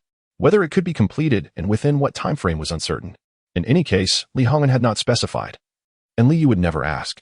Ultimately, all he could do was strive to accomplish it. Suddenly, the door was kicked open. Liang entered, and upon seeing Li Yu, exclaimed, "Ah, brother, you're here. I thought you weren't around." The door creaked ominously, clearly in disrepair. "Is there something you need?" Li Yu ceased his practice, opening his eyes to glance at him. Liang had approached with a lively demeanor, running and chattering. which had given Li Yu a timely warning to halt his training. Otherwise, a sudden fright from Liang could have disrupted his spiritual energy, leading to disastrous consequences. This fellow was indeed a source of trouble. Liang paused momentarily, still unaccustomed to Li Yu's tranquility, which bordered on excessive indifference, creating an uncomfortable atmosphere. Brother, what's wrong? You've been like this since returning from prison. Haven't you recovered yet? Concern and worry flickered in his eyes. Anyone witnessing this would undoubtedly commend him for being a caring younger brother. In his previous life, Li Yu had been oblivious. His thoughts not as intricate. He had often been deceived by Liang's naive facade, which bore significant implications in the matter of accusations against him. Were it not for his second chance at life, Li Yu would still fall prey to his brother's guile. Liang's act was far too convincing. Akin to an Oscar-winning performance. Just assume I haven't recovered, Li Yu replied, unwilling to squander words on him. At that moment, nothing was more important than his practice. However, Liang seemed oblivious to his disinterest and began to wander around the room. Brother, your place is so shabby. Why is there nothing here? Once Li Yu understood the usage of the ancient ring, he had stored everything he deemed important within it, including 2 sets of bedding, several garments, and everyday items like stools and benches, all in preparation for the day he might need to flee and find utility beyond the city gates. Naturally, it paled in comparison to your room. The 2 rooms were quite similar. The most significant difference being that Liang's was filled with delectable treats, endless snacks, and delightful items. In comparison, Li Yu's room undoubtedly appeared meager. That is not a fair comparison. It's mainly because you've displeased our parents. If only you were as sensible as I am, it wouldn't be this way. Li Yu remarked. Why are our parents upset? Surely you know better than I do, dear brother. Their essay saying, isn't there? Those who wrong you often understand your grievances better than you do. Had Liang not frequently spoken ill of Li Yu in front of their parents? Would their attitude towards Li Yu be as it is now? Nevertheless, that was all in the past. Regardless of their sentiments, they could no longer affect Li Yu. Liang was rendered speechless by the scolding. After a moment of silence, he lamented, Brother, you have changed. How can you speak to me like this? I am your younger brother. I came to invite you for a meal, and seeing you like this, it is clear you do not wish to go. Fine. I shall ignore you and leave. Invite me for a meal? Li Yu was taken aback, for such a gesture had never occurred before. No one cared whether he ate or not. Within the Lord's mansion, he was but a transparent figure. Furthermore, Liang's various actions upon entering seemed to be laying the groundwork for his final statement. He had no intention of inviting Li Yu at all. Emerging from Li Yu's room, Liang joyfully hopped towards the dining hall, exclaiming, The hairy crabs are all for me. What hairy crabs, little brother? Are we having hairy crabs today? Liang's exuberant leap suddenly faltered, causing him to stumble and fall to the ground. Ouch. That hurts. He feigned injury, grimacing as if he had suffered grievous harm.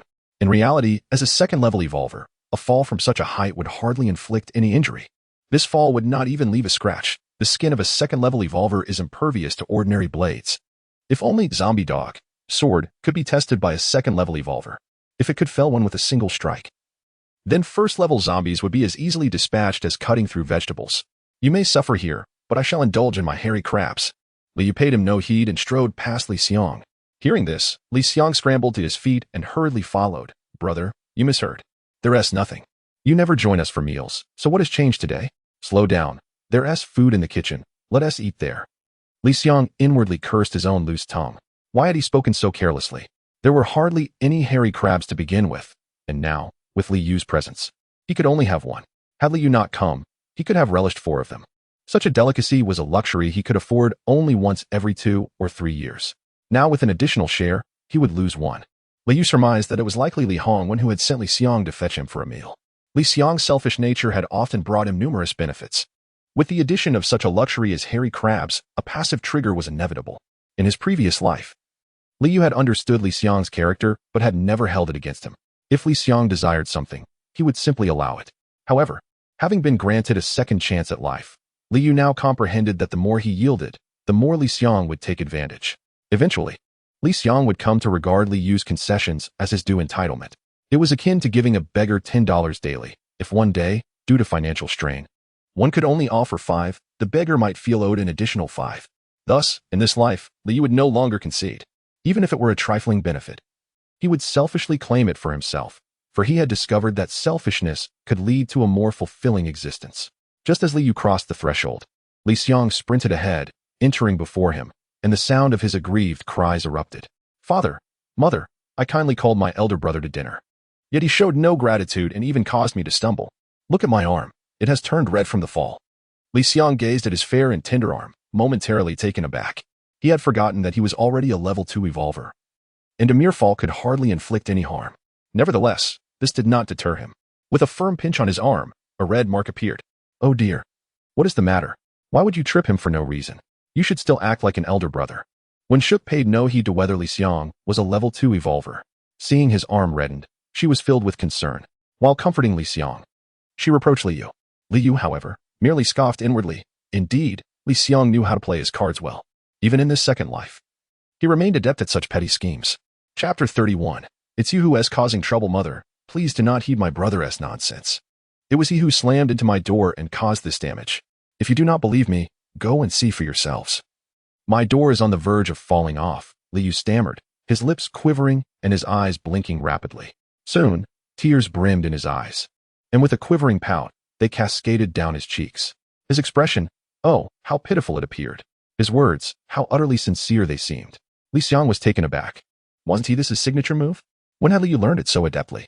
Moreover, he executed it flawlessly, devoid of any hint of feigned performance.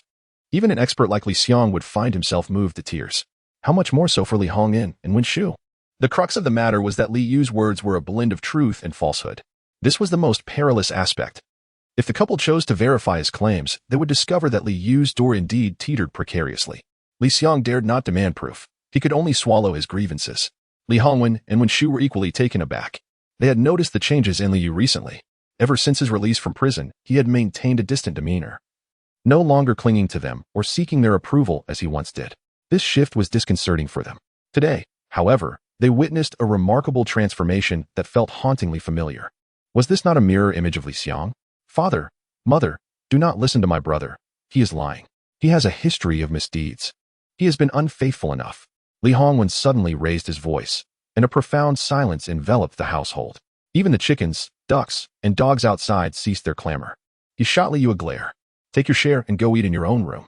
Whenever you two are together, it's always chaos. Wen Shu sighed and instructed a servant to pack a portion of food from the table. Li Yu smirked coldly. Despite having subdued Li Xiang, it seemed futile. Li Hongyan still chose to believe Li Xiang over Li Yu. Or perhaps, he believed half of each. It was no longer the one-sided support for Li Xiang as it had been before. Otherwise, Li Yu would have been sent packing on the spot. Yet, Li Yu did not feel grateful. This household ought to have a place for him.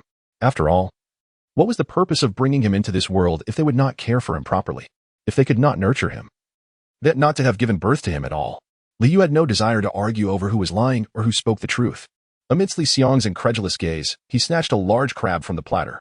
Look at you, brother. You're getting plump. You should eat fewer snacks.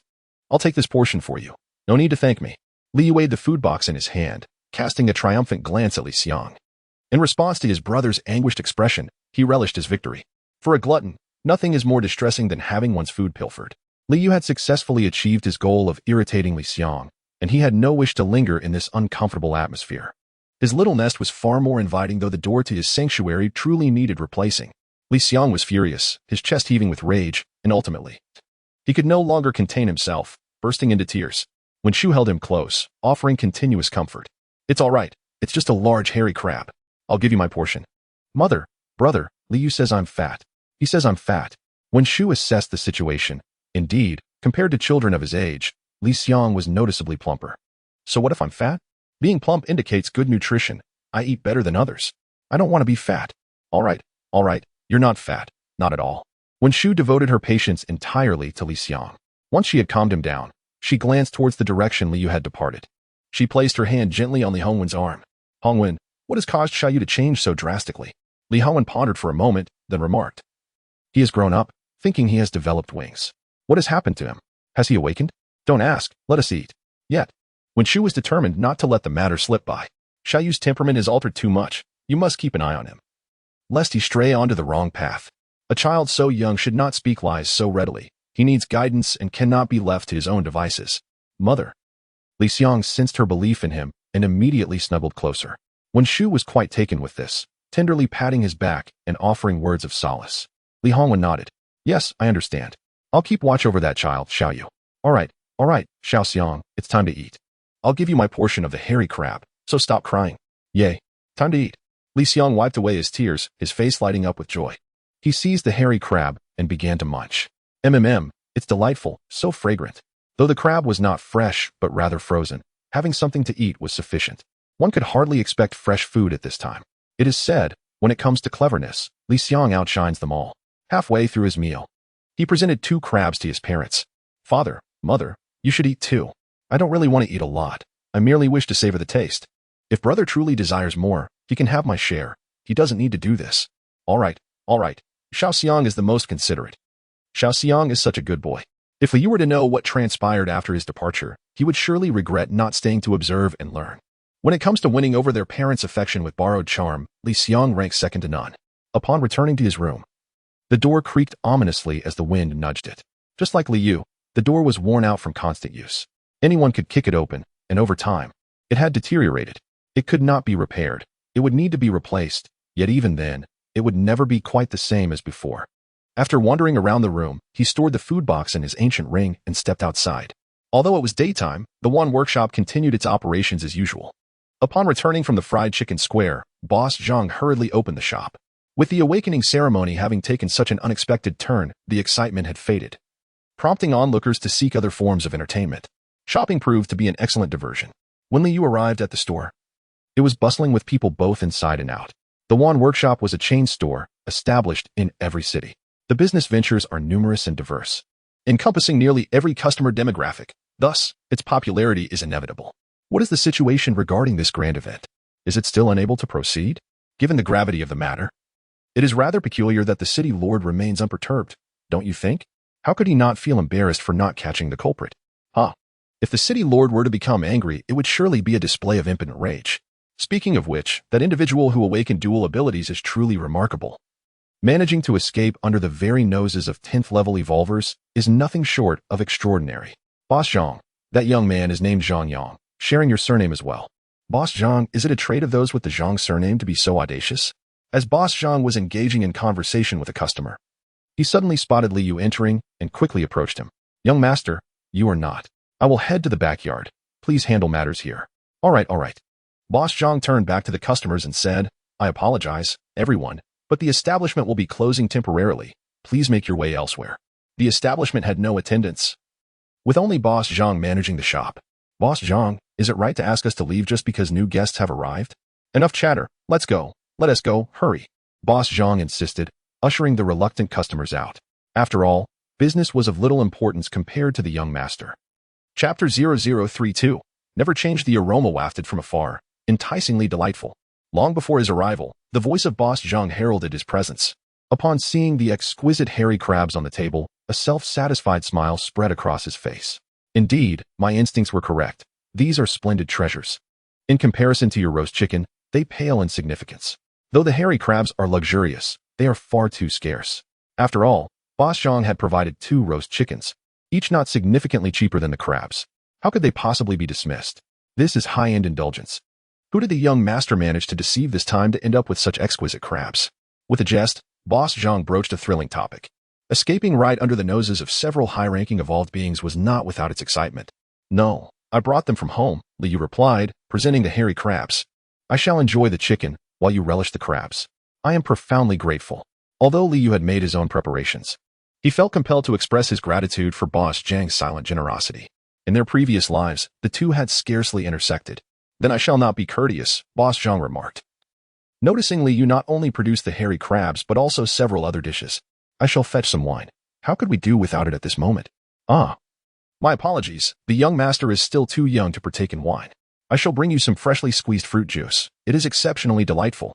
Very well, thank you. After several rounds of drinks, the atmosphere around the dining table began to warm. Boss Zhang spoke animatedly, while Liu listened, occasionally interjecting a few words. This ambience was something Liu could not experience at home. While cultivation was indeed paramount, he relished the opportunity to leisurely spend his time here. After all, one must seize the fleeting moments of life. Young master, have you truly awakened dual attributes? Do not heed their empty boasts, it is merely one earth attribute. Despite Boss Zhang's kindness, Liu felt compelled to withhold the truth.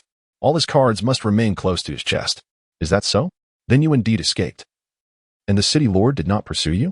He did pursue. Boss Zhang exclaimed in astonishment. Then your disguise must have been uncovered? Suddenly, he grasped the situation. So, this hairy crab is a reward from your family? Sort of, Liu responded, Uncertain? Let's consider it a reward. Then your days ahead shall be easier. Boss Zhang hesitated momentarily before quickly smiling. Forgive my indiscretion. I hope the young master will not take offense. It is nothing. It is a well-known fact. Not of great consequence. In the entire city of Wutan, nearly half the populace was aware that the city lord's eldest son was not favored by the lord. A topic of casual conversation and no longer a secret. Liu had grown accustomed to it. After enjoying their meal and further conversation, the gathering eventually came to a close.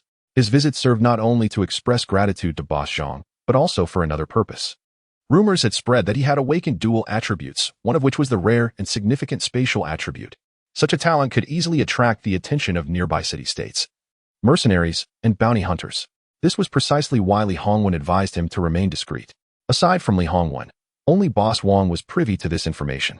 Thus, the primary purpose of this visit was to dispel Boss Zhang's doubts. Liu was uncertain whether he had succeeded, should any disturbance arise. He would not hesitate to act ruthlessly, for his own life was of paramount importance. Liu remained there until late before returning. The city lord's mansion never left a light on for him, and today was no exception. However, upon arriving at the door of his chamber, he found someone standing there. Returning so late, where had he been? It was none other than Li Hongwen. I just went out for a bit, Liu replied nonchalantly. What could you possibly have to do? Li Hongwen retorted with a scoff. Is it only adults who can have matters of their own, while children must remain devoid of personal affairs? You never inquired before, why the sudden interest in me now? Liu shot back coldly. After a moment of silence, Li Hongwen furrowed his brow. The talent you have awakened is quite exceptional, possessing significant strategic implications.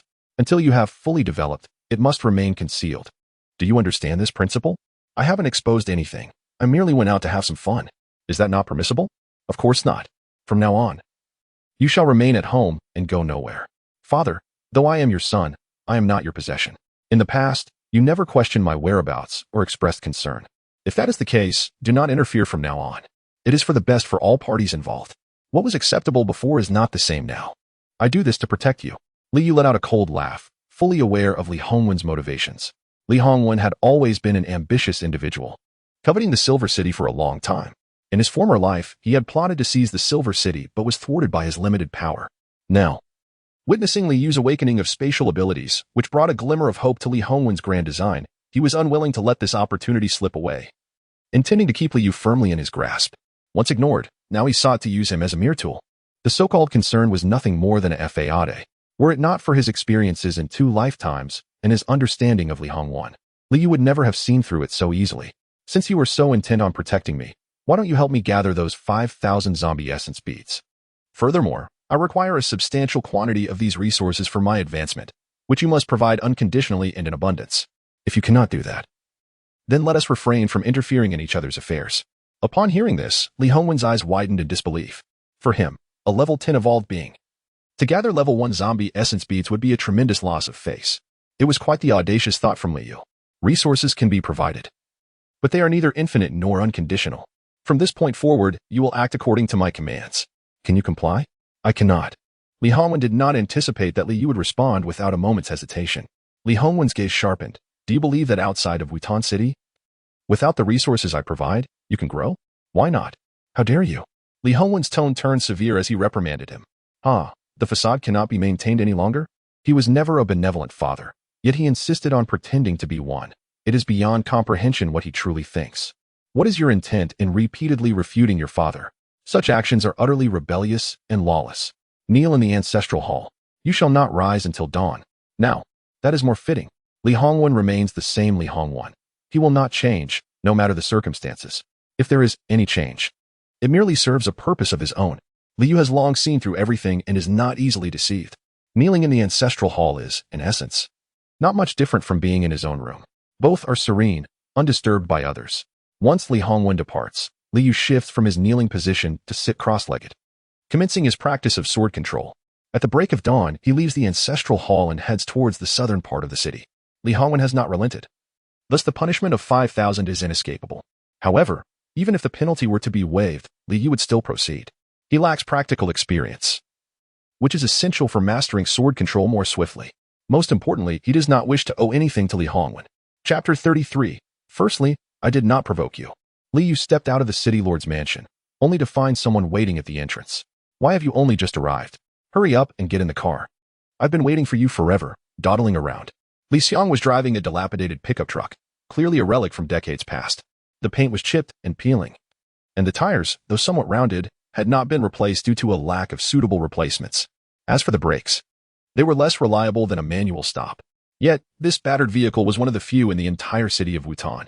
Countless individuals dreamed of owning a vehicle like this, but alas, it was a case of supply not meeting demand. A product of over a century ago. It could no longer be manufactured. Liang was evidently still irked. Otherwise, his first words would have been a cheerful brother. However, Liu was indifferent to this, even fearing the appellation brother. Each time he heard it, it seemed to herald misfortune.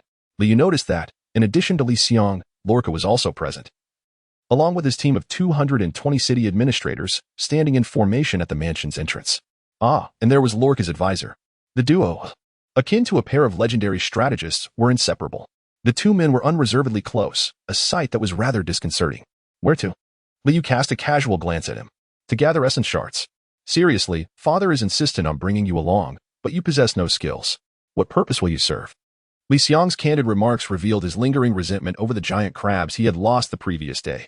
Liu soon understood that the 5,000 shards were not solely his responsibility, it was a collective endeavor. It seemed they would need to amass not just 5,000 shards, but more than 10,000, given the presence of so many individuals, most of whom were 3rd or 4th level evolved beings. This was to replenish the essence shards needed to sustain those yet to awaken.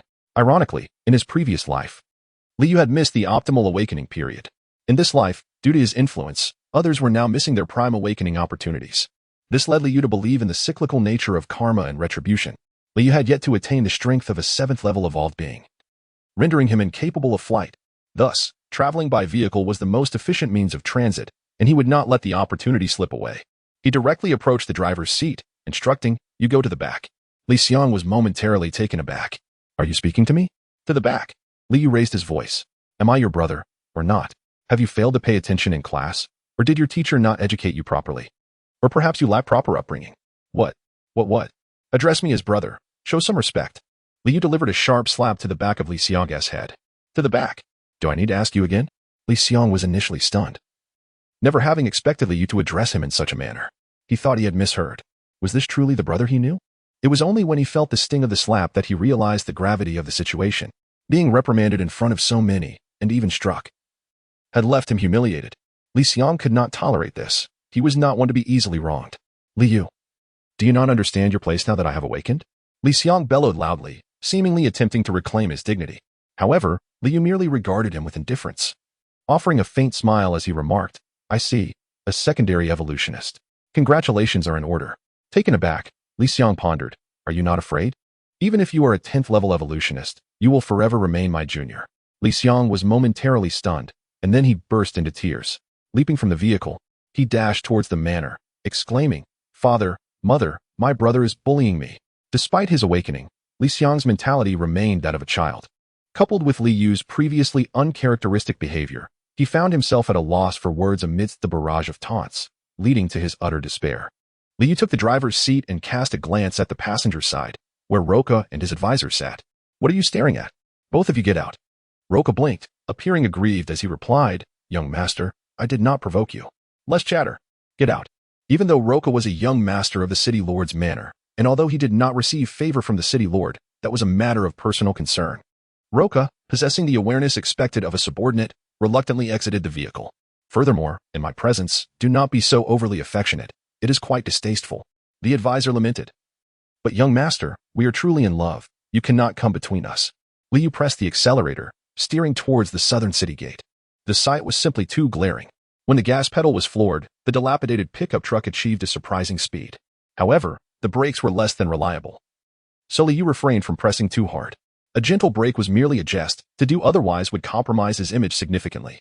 Upon reaching the southern gate, he waited for a while, but it was not Roca and the advisor who arrived first. Rather, it was Liang. He rode in on Li Hongwen's rugged motorcycle, revving the engine with a loud roar. The motorcycle's brakes were effective, and as he approached Liu, he executed a thrilling drift, kicking up a cloud of dust that obscured the air. Liu had anticipated this moment, and, as Liang attempted to show off, he swiftly yanked him down, positioning himself in front.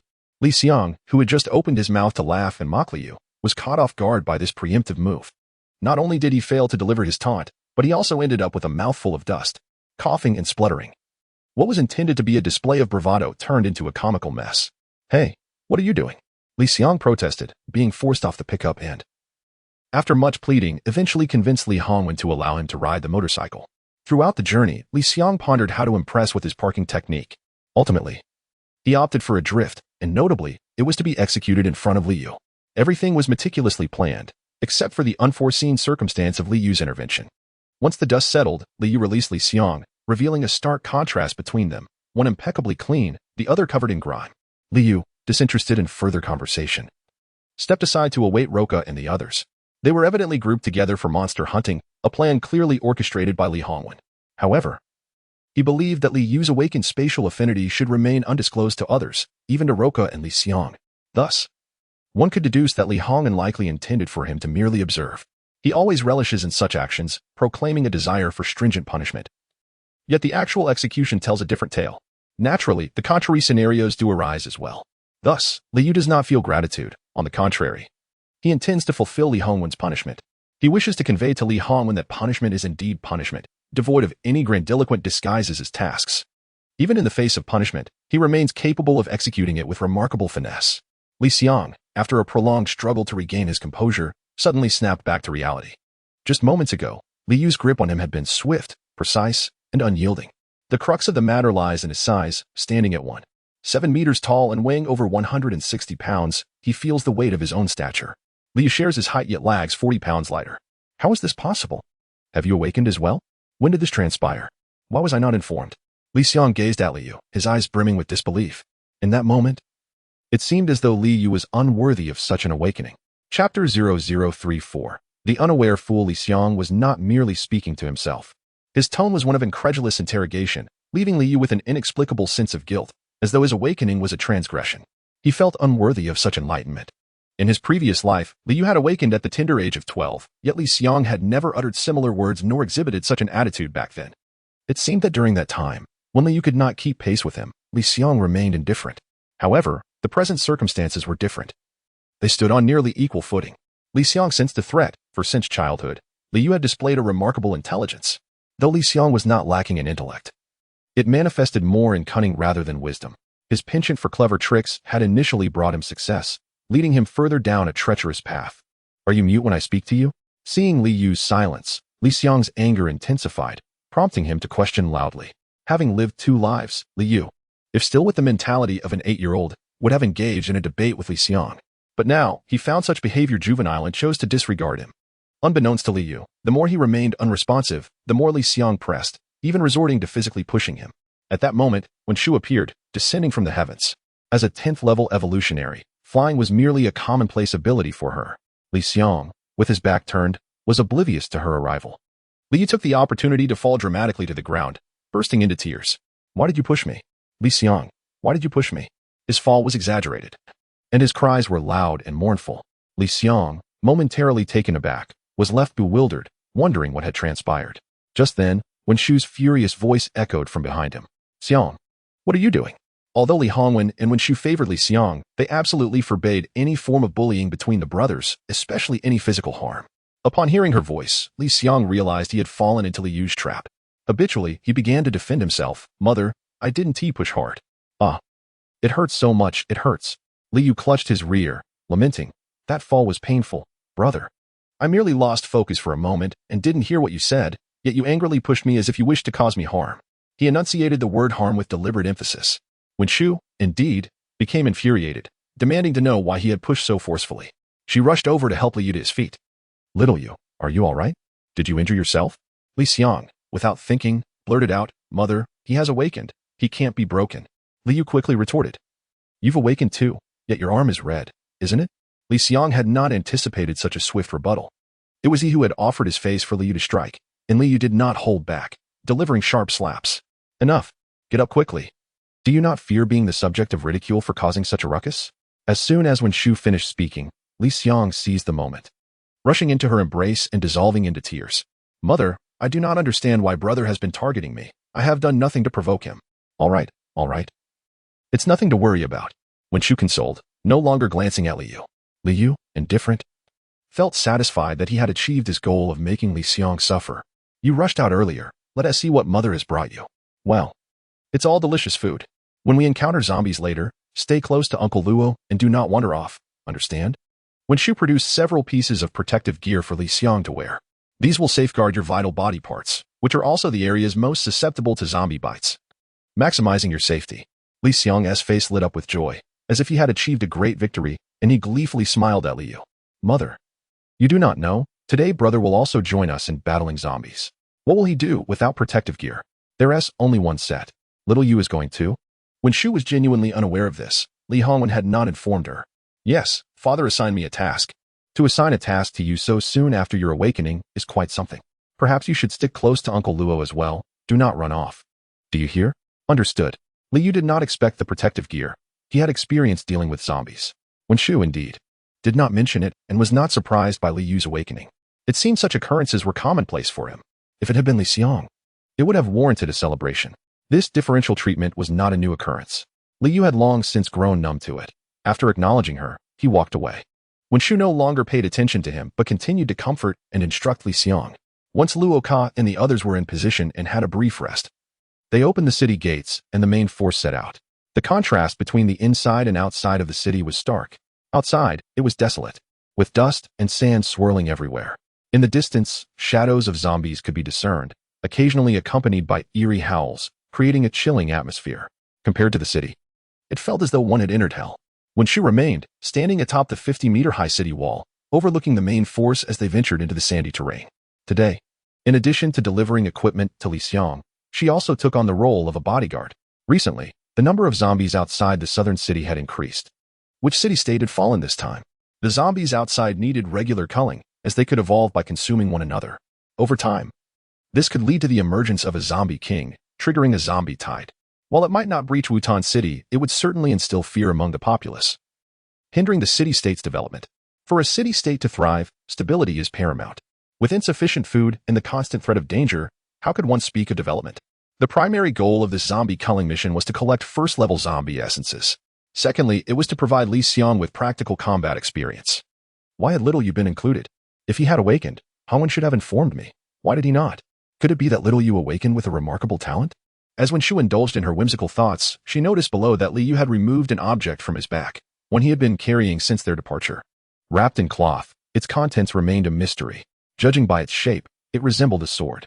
However, when Li Yu unveiled the cloth, it revealed a dark, blunt object akin to a fire poker. This immediately incited the laughter of Li Xiang. I thought it was something impressive. Turns out you've just been showing off a fire poker. Li Xiang chuckled heartily, inviting others to join in. Come and see. My brother's carrying a fire poker to deal with zombies. His laughter echoed. Ha ha. Oh dear, I can't take it anymore. Yet, as Li Xiang continued his mirth, he noticed that Roka and the others were not sharing in his amusement. Instead, their expressions were grim, as if they were hesitant to speak. What's wrong? Why is everyone looking at me? Laugh. Why aren't you laughing? From beside him, Li Yu's voice dripped with sarcasm. Your laughter might attract the zombies. Why not summon a zombie king instead and laugh in its face? Just as Li Yu's words faded, a distant roar of a zombie echoed through the air. Instantly, Li Xiang's face froze, his laughter abruptly silencing. Chapter 0035. It's not acceptable for others to make fun of him. The haunting cries of the zombies echoed incessantly, seemingly responding to Li Xiang's laughter. Li Yu immediately teased, Hey, they're calling for you. Hurry over there and entertain them with your laughter. Li Xiang, feeling increasingly humiliated and frustrated by his repeated failures, felt a flush of heat rise to his cheeks. Exiting the city felt akin to stepping onto a battlefield. Even someone as dim-witted as Luoka could not help but sternly remind him, Second young master, this isn't your home. At home, you can laugh freely without anyone caring. Now we are in a desolate wasteland teeming with zombies. Your laughter might attract ordinary zombies, but if it draws the zombie king, I cannot guarantee your safety. The zombie king, capable of aerial maneuvers, possessed a degree of intelligence. Ordinary zombies merely rush towards humans, mindlessly seeking flesh and blood. In contrast, the zombie king evades advanced evolvers in order to ambush weaker ones, understanding the principle of capturing the king to capture the thief. After all, zombies are mutations of humans. It is not unusual for them to possess or awaken intelligence. Just as humans can evolve, so too can zombies. Li Xiang was acutely aware that this was not the time for recklessness. He lowered his voice, feeling quite embarrassed, and said, I understand. Just stop talking and stop looking at me. Focus on the zombies. He then met Liu's sly grin, which only intensified his embarrassment, turning his face a deep shade of crimson. A feeling of grievance welled up within him. He could not comprehend why Liu persistently targeted him. Brother, I have done nothing wrong to you. Why do you keep picking on me? Upon hearing this, Liu was momentarily taken aback. He had merely reciprocated Li Xiang's treatment of him, yet it seemed Li Xiang could not tolerate it. To make matters worse, Li Xiang appeared to selectively forget his own actions towards Liu, as if only Liu's actions constituted targeting. Since he had said so, Liu chose to feign ignorance. I'm not targeting you. You're just being foolish. Not making noise in a zombie-infested area is common sense, a lesson ingrained in you since birth, with your parents constantly reminding you. If you still choose to act foolishly, can you blame me? What I mean is, why do you target me? Li Xiang retorted, because you're laughing at me, and your laughter might attract the zombie king, putting my life at risk. Why do you think you're not targeting me? Li Xiang fell silent, unable to retort. Tears welled in his eyes, threatening to spill over. This fellow was quite adept at feigning innocence, aware that when Shu was watching from behind, attempting to turn the accuser into the accused. Liu, however, chose to let him be. In truth, he found Li Xiang's targeting somewhat trivial and was disinclined to engage. Yet, since Li Xiang would not relent, there was little choice but to confront him. Liu was no longer the person he once was, and he would not yield. Luoka then called for a halt. Pausing their advance, they remained on guard, taking a brief respite until they confirmed the area was safe before proceeding. It appeared that when danger loomed, Luoka's intelligence took precedence. The languid demeanor he once exhibited had vanished, supplanted by an acute vigilance and fierce aggression. Had his strategist not been beside him, distracted and fidgeting, the scene would have appeared far more favorable. After traversing approximately 2 miles from the city gate, they halted their advance. Venturing further would delve too deeply into perilous territory. Had it been solely Roca and his team of urban administrators, they would not have felt apprehensive. After all, they were all at least third-level evolved beings, and the zombies near the city gate predominantly comprised lower-tier specimens, easily manageable and posing minimal risk. The primary concern lay with the presence of 2 formidable figures within the team, which rendered Roca cautious in his approach. Following their previous divisions, each group proceeded to operate independently. Upon accumulating 500 units, they were to report back to me. Move out. Roca uttered these spirited words in a hushed tone, his expression rather comical. Hundreds departed in an orderly fashion, leaving only Roca and his small contingent of 20, which included Liu and Li Xiang. Young masters, stay close to me. At the opportune moment, I shall allow you to take action, so please refrain from rushing. Roca had little fondness for leading novices, yet he felt compelled to comply with Li Hongwen's weighty expectations. After imparting a word of caution, he turned specifically to Liu. Young master, you have yet to awaken. Your stick is ineffective against zombies. Therefore, I advise you to remain close and not stray too far. Unlike young master Li Xiang, you lack the means for self-preservation. Liu was already contemplating a strategic separation from the main group to hunt for monsters at a suitable moment. Since Roca had voiced such concerns, he adopted a demeanor of acquiescence, aiming to leave a favorable impression and lower Roca's guard. His words led Li Xiang to mistakenly perceive them as praise, prompting him to boastfully flaunt his prowess to Liu. Such was Li Xiang. Given the slightest opportunity, his true nature would emerge. Furthermore, he possessed a remarkably short memory and a spirit akin to that of Akio, even if he faced a setback moments before. As long as he could reclaim his footing shortly thereafter, he considered himself victorious.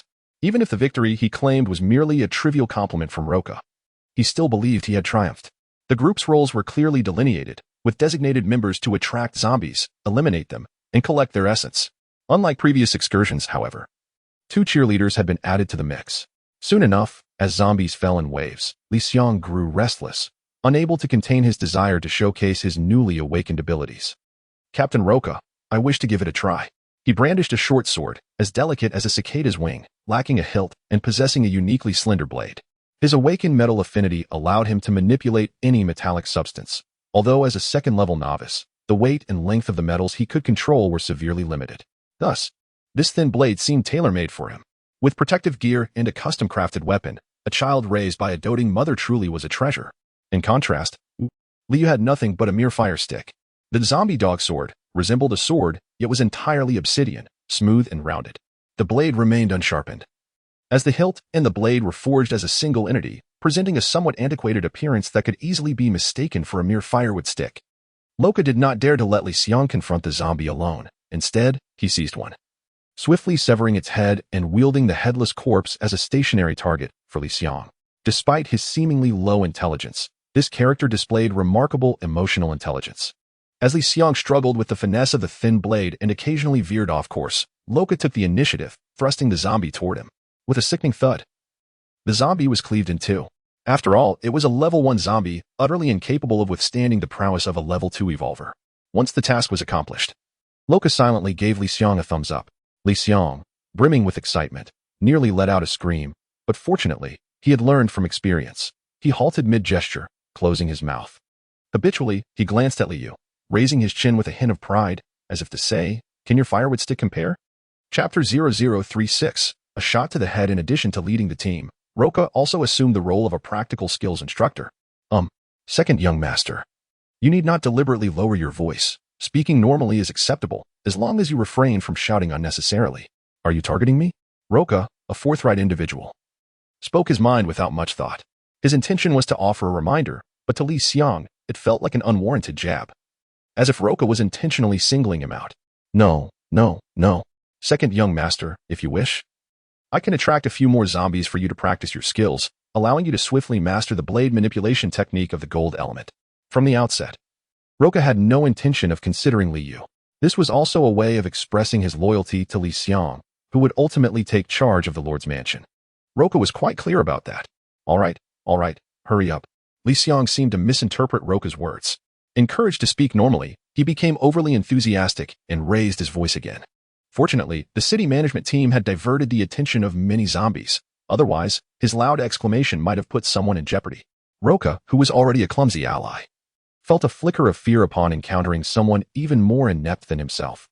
Thankfully, they were not delving deeper into the sandy terrain. And with a level 10 evolved being watching from behind, there was no cause for concern. Roka's apprehension stemmed from the possibility of one day becoming comrades in arms with Li Xiang, fighting side by side. He captured several zombies for Li Xiang to practice on. After a while, Li Xiang found it unsatisfactory. Let me try. You need not catch any more, just watch from the side. A target is always lifeless. And once the novelty wore off, it lost its appeal. Very well. Roka acquiesced and closely followed Li Xiang. As for Liu, he was completely forgotten by Roka. His forthright nature, coupled with a rather limited intellect, prevented him from retaining much information. Liu was still contemplating how to deliberately lag behind. And here it was happening naturally. He trailed slowly, gradually distancing himself from Li Xiang, Roka, and the strategist. Ahead of them were several dozen others from the squad, vigorously engaged in exterminating zombies. The fallen zombies would be inspected by designated personnel for any zombie essence. This task was originally assigned to Liu. However, he remained stagnant, and none dared to voice their concerns. Wow, second young master is impressive, taking them down one by one. Oh my. His blade manipulation technique is simply exquisite. Well, if the aim is slightly off, it's the zombie's fault for not colliding with the blade properly. Damn it. Strike it down, strike it down, strike it down. The strategist took on the role of a cheerleader, extolling Li Xiang from various angles. As Li Xiang faced the battlefield for the first time, the praise made him feel a bit elated, and he turned back to flash a proud smile at Liu. Liu, anticipating that this fellow would become conceited, deliberately avoided looking at him, leaving his showboating unacknowledged. This left Li Xiang quite displeased. How could such a splendid moment lack an important audience? Bro, don't you think I'm amazing? I'm not looking. At that moment, Roka turned back and suddenly realized that Liu had fallen behind. Just as he was about to call out, a zombie unexpectedly emerged from the ground, right at Liu's feet. If it were to bite his ankle, the world would gain another zombie. Be careful, young master. That's a level 2 zombie. Brother, I'm coming to save you. In the voice of Li Xiang, who had no intention of rescuing, but merely wished to show off, Liu gripped his fire stick with both hands, raising it high like a golf club. And with a powerful swing of his waist and legs, he struck. With a squelch, the zombie that had just surfaced had its head shattered like tofu. The hand that reached out to grasp the ankle halted midair, then slowly descended. Li Xiang, Roka, and the strategist stared in astonishment, rendered speechless by the scene. After a long pause, the strategist incredulously exclaimed, "Is it really that straightforward? A single hit to the head of a level 2 zombie?" Li Xiang found it hard to accept. His thin blade could at most slice a zombie in half, and that was only for level 1 zombies. He had never attempted to deal with a level 2 zombie. However, regardless of the attempt, his thin blade could not achieve such a decapitating effect. This left Li Xiang feeling as if he had swallowed a fly. Young master, what type of power have you awakened? Roka, also a power type, seemed to resonate with this revelation and rushed over excitedly. He looked at the zombie on the ground, where a level 2 zombie essence lay amidst the remnants. There is an essence. What a great start, young master. You're incredible. So formidable. The swift change in attitude from this group was almost too natural. The strategist hurried over, picked up the level 2 zombie essence, wiped off the bloodstains, and handed it to Liu. Young master, your spoils. Remember to keep your first trophy safe. This is a promising beginning. Thank you, Liu replied, taking it and casually placing it in his pocket. However, in truth, as soon as he touched the zombie essence, it had already been absorbed by the ancient ring. Upon inspection, he discovered that the zombie essence lay within the compartment, untouched. With a mere thought, the level 2 zombie essence reappeared in his hand. Although he was uncertain why it had changed this way, it alleviated Liu's concerns. Otherwise, every time he touched a zombie essence, it would be absorbed by the ancient ring, making it impossible to store. Did this mean he could awaken? Why were you so fortunate, only needing to kill one to obtain the essence while I have slain so many without success? Liang wasn't jealous. He was genuinely furious. His system had assigned him a task, and if he could make a remarkable showing in the sandy expanse today, he would earn evolution points as a reward. If he could be the first to extract a zombie essence, it would surely attract attention.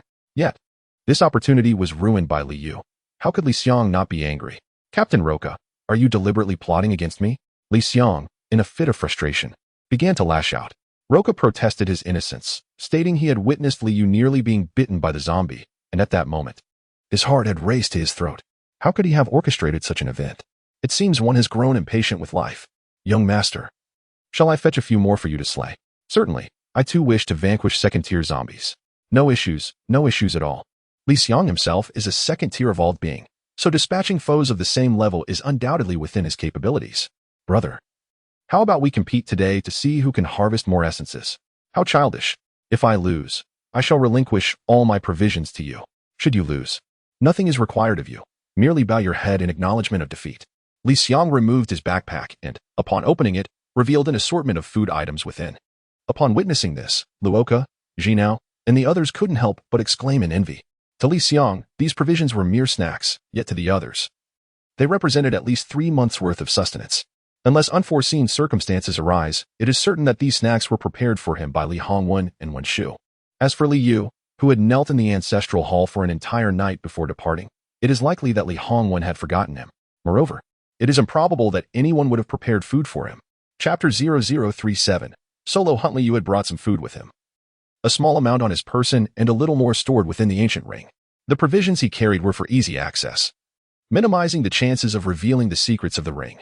However, the inhabitants of the wasteland held an unwavering obsession with food, never finding it sufficient. Liu was no exception. He felt an undeniable temptation, especially upon seeing the plethora of food in Liang's backpack. How do you wish to gamble? Liang smirked. Let us split up. No way, second young master, we cannot separate. Upon hearing this, Roca's mind was in turmoil. He was reluctant to accompany these two young masters, fearing they would cause trouble. In the past, Liu would never have contended with Liang over such matters. What had caused this drastic change in him? The need to compete was perplexing. We must separate, Liang insisted, looking at Liu with a taunting gaze. Brother, do you dare? If you lack the courage, simply concede, and I assure you, I will not be unreasonable. At his words, Liu's expression grew progressively colder, a flash of murderous intent flickering in his eyes. Liang's insistence on splitting up stemmed from his confidence that Liu would not dare to oppose him. With Wen Shu only being able to attend to one of them, Liang knew she would likely look after him, thus putting Liu in peril. How could Liu not feel a surge of animosity? He held no affection for this brother of his. In his previous life, he had been falsely accused of treason and publicly executed. Although there was no evidence, Liu sensed that Liang was the one with the greatest suspicion. Brother, please do not look at me with such eyes. It frightens me. Liang feigned fear, all the while mocking him. I'm not forcing you, just admit your fear. And it won't be shameful. Second young master, we are very close to the city gates, yet we have encountered second-tier zombies. It is likely that a corpse king has already appeared. Splitting up is unwise. I do not recommend it. It is better to stay united. Silence. You have no say here. Liang's merciless words left Roca feeling awkward, a flicker of anger crossing his features. However, that was as far as it went. Their statuses were unequal, and even though Roca was a 5th-tier evolver, he could only seethe in silence. Stop your hunting. Keep an eye on them while I report. With that, Roca dashed towards the city gates. Though a 5th-tier evolver lacked the means of flight, his running speed was remarkably swift. In the blink of an eye, he reached the city gates 2 miles away. After making his report, Roca hurried back. Madam has agreed. Has she? Liang asked expectantly, as if he had anticipated this all along.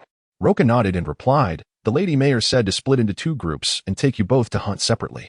Liang immediately inquired, Captain Roca, you will be in my group, correct? Roca glanced at Liu, remained silent, and nodded. Liang erupted with excitement. I knew mother loved me the most. Hee, brother, now you have no one to protect you. It will be quite easy for trouble to find you. Just admit your defeat and stop struggling. Liang's triumphant demeanor suggested that everything was proceeding according to his plan. Liu did not rush to respond. Instead, he cast a glance at the figure atop the city gate. Though too distant to discern her features, he recognized the silhouette as that of Wenshu, his mother. While he was aware of her preferential treatment towards Liang, he never anticipated it would manifest to such an extent. Why the silence, brother? Are you afraid? If you are, just admit it, Liang taunted, reveling in his bravado. In response, Liu delivered a more cutting retort. Seeking protection is a cowardly act. I believe it is more fitting for us to venture forth alone. What do you think? Upon hearing this, Liang was rendered momentarily speechless. His confidence stemmed from the assurance of having someone to shield him. In truth, Liu understood him well, a man motivated by a fear of death. After a brief internal struggle, unwilling to lose face, Liang gritted his teeth and surprisingly acquiesced. Liu was not taken aback. He knew that should they both find themselves in peril, Wenshu would undoubtedly prioritize saving Liang. Liang was aware of this truth, yet his hesitation to embrace danger was not in his nature. Once they reached an agreement, Liu promptly departed. Liang, taken aback by his decisiveness, expected Liu to try to renege on their pact. At this moment, they had essentially commenced a wager, leaving Liang with no room for retreat, forcing him to brave the other direction alone. Luo Ka glanced around anxiously before ultimately deciding to pursue Liang. Second young master, please don't follow me. I refuse to concede. If you cause me to lose, I'll have my father dismiss you from your position. Farewell, second young master, Luo Ka replied decisively, halting and waving goodbye to Liang. Liang was left speechless. The path Liu took led toward a mountain that towered several dozen meters high, obscuring the view of the other side from the city gate. Even if Liang had not engaged in the wager, Liu would have found a way to venture out alone. He intended to practice his sword control technique. Liang's awakened metal affinity allowed him to manipulate all forms of metal, akin to the art of sword control. However, in his current state, he was only capable of wielding thin blades. Thicker, heavier metallic weapons remained beyond his control. Even if he could manage to manipulate them, he could not do so with the finesse of a master. The sword control technique represents a more advanced form of manipulation. The corpse dog sword, being quite hefty at around 20 pounds, could be used effectively even without a sharpened edge, delivering the impact of a bludgeon.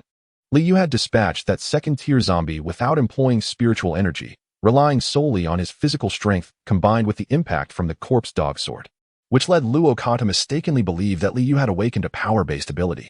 This misunderstanding worked to Liu's advantage, allowing him to present himself as a power-based awakener while concealing his true capabilities. As Liu rounded a bend and entered a valley, he encountered a swarm of over 20 zombies aimlessly wandering about. Upon noticing Liu, the zombies instantly became agitated, shrieking as they charged toward him. Liu tossed the corpse dog sword into the air, swiftly forming his fingers into a blade-like shape, channeling his internal energy. Go! With a clang, the corpse dog sword landed on the ground, ungoverned by Liu's control. He practiced throughout the night, yet still lacked proficiency. It was impossible for him to wield his sword with precision every time. However, as the zombies were all at the first level and relatively slow, this granted Liu a second opportunity to raise his sword. With determination, he decided not to be frugal with his spiritual energy. He summoned a significant portion of his inner strength, concentrating it at his fingertips. With a swift flick, a resonant hum echoed as the zombie dog sword soared into the air, suspending itself before him. Pointing forward, he uttered a low command, "Go." The zombie dog sword shot forth, colliding with the nearest zombie, resulting in an immediate explosion of its body. Then came the second, the third. In an instant, over 20 zombies perished in this manner. The ground was strewn with shattered flesh and thick, black blood, the pungent stench permeating the valley. Liu could feel his spiritual energy depleting rapidly. It felt as though a significant portion of his vitality had been siphoned away, leaving him fatigued and pale as he withdrew his energy. Yet, gazing at the translucent zombie essence scattered on the ground, a joyful smile spread across his face. He had succeeded. Chapter 0038. Affection, yet sparsely Liu had resigned himself to the possibility of continual failure. He clutched the 5 elements escape talisman tightly, ready to flee at the slightest hint of danger. After all, he had only practiced swordsmanship for a single night. Mastering such an art was not a trivial endeavor. In his previous life, he had only wielded supernatural powers, unaware that true celestial techniques existed in this world. The inability to master these techniques was a normality, whereas succeeding would yield bountiful rewards. Indeed, not only did he manage to learn, but the results also exceeded his expectations. The corpse dog sword possessed formidable power, yet it was excessively heavy, draining his spiritual energy at an alarming rate. He pondered whether opting for a lighter sword might conserve his strength. To others, the corpse dog sword might resemble a mere firewood stick, but Liu sensed its extraordinary nature. It could very well be a divine artifact. Using it to dispatch first or second level zombies felt akin to using a sledgehammer to crack a nut. Most critically, it consumed an inordinate amount of spiritual energy. Liu felt as if his very essence had been siphoned away, leaving him utterly exhausted. Upon introspecting into the ancient ring, he noted that its radiance had indeed dimmed considerably. He wondered if the essence of the fallen zombies on the ground could replenish his energy. Alternatively, he mused about foregoing spiritual energy altogether. If the corpse dog sword was sufficient to handle first and second level zombies with ease, why not practice his sword techniques without relying on spiritual energy? Within the art of swordsmanship, aside from the control of the sword itself, there were also various techniques. Liu had mentally simulated these techniques. They were structured and immensely powerful, even without the infusion of spiritual energy. Merely employing the sword techniques in combat would yield tremendous results. Particularly with the corpse dog sword in hand, his might would be magnified. Liu was resolute. He acted upon his thoughts without hesitation. He kept the 5 elements escape talisman firmly in hand, ensuring he would not find himself in perilous situations. He gathered the essence of the fallen zombies, which yielded only 5 orbs from over 20 zombies, all of which were first-level essences. Not a single second-level orb was among them. As he reached for the essence, it flew into his body, transforming into spiritual energy that filled his dantian. The glow within the ancient ring brightened once more. He contemplated that the previous second-level essence had not been absorbed, likely due to the abundance of energy within the ring, which rendered additional essences unnecessary. Liu extracted the second-level essence from the ancient ring and consumed it, completely replenishing his spiritual energy. This was the very reason he insisted on enduring Li Hongwen's punishment. Only through real combat could he expedite his understanding of the ancient ring and the application of swordsmanship, facilitating his rapid growth. As for awakening and becoming an evolved being, he recognized that such a transformation was unattainable. By merely consuming the essence of the zombies, it would inevitably convert into spiritual energy within his dantian, without prompting an awakening into an evolved state. Thus, from this moment forth, his path was solely that of cultivation. He speculated whether swordsmanship could be classified as a celestial technique. Whether it constituted true cultivation remained uncertain to him. It was merely a wild conjecture. He had yet to unravel the mysteries surrounding the ancient ring. For now, he would consider it so, to lend an air of sophistication. Having concluded his gathering of spoils, Liu hoisted the ink-black corpse dog sword and ventured deeper into the valley. Soon, he encountered another horde of zombies, staring vacantly at the mountainside. Upon the appearance of Liu, the creatures were startled from their slumber. They surged towards him with their characteristic howls, some lacking legs and instead propelling themselves forward on their hands, moving surprisingly swiftly. Those crawling like spiders were the first to reach Liu. With the same vigor he had displayed when combating second-tier zombies, he swung the corpse dog sword and delivered a decisive blow. The legless zombie disintegrated into a mass of flesh, blood pooling around. As the other zombies charged, Liu pierced, prodded, and sliced, meticulously testing every technique of his swordsmanship. For those moves he had not mastered, he practiced them repeatedly, relying solely on his physical strength. He felt an endless well of energy, growing increasingly exhilarated and invigorated. While Liu immersed himself in his sword practice, he remained oblivious to the figure observing him from the mountain above. When Shu had silently arrived, watching his every move from a vantage point, she had only come after ensuring Liang was safe. To her astonishment, Liu had already dispatched over 20 zombies.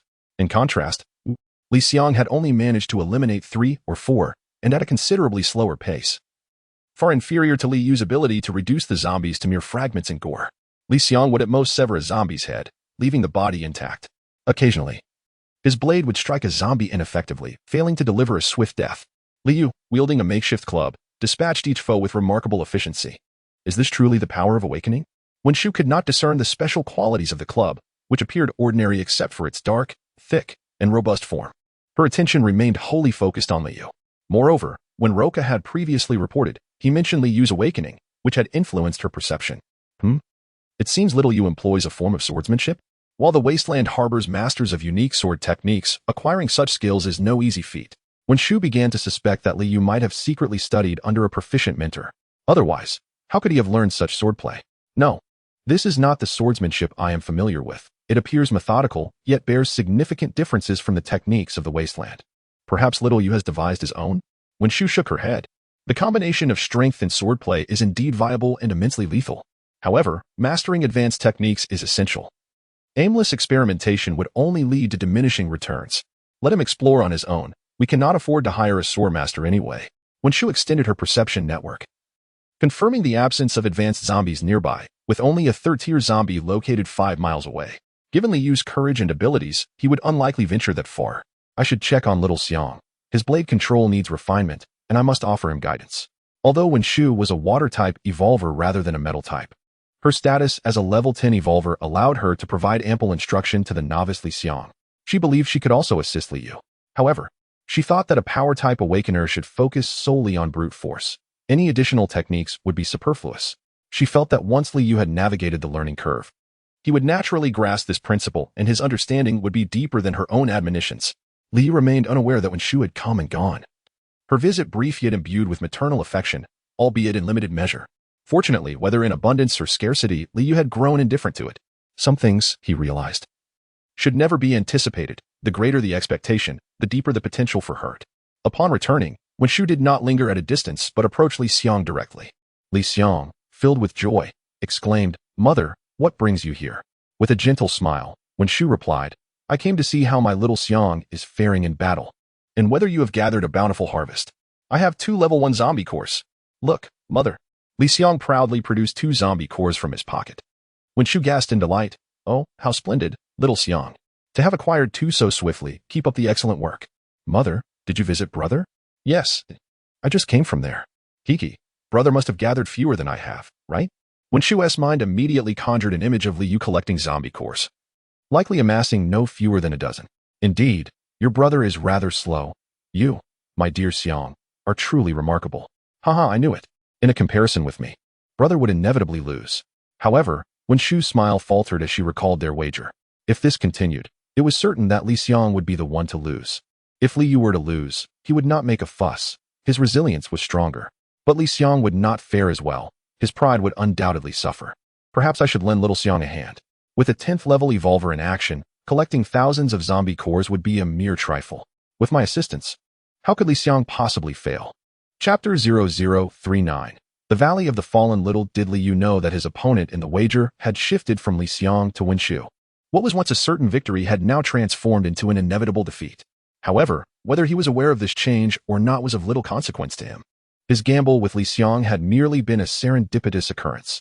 Liu's primary objective remained solitary cultivation. He understood all too well that only through formidable strength could he garner greater respect. After vanquishing the second wave of zombies and clearing the battlefield, Liu cast a glance deeper into the valley, where swirling sands enveloped the area. The intermittent roars of zombies reverberated through the gorge, lingering in the air and rendering the valley increasingly eerie. He leaned against the rocky wall, replenishing his energy with some provisions. Most of the zombie essence he had collected was fed into the ancient ring, transforming into spiritual energy that filled his dantian.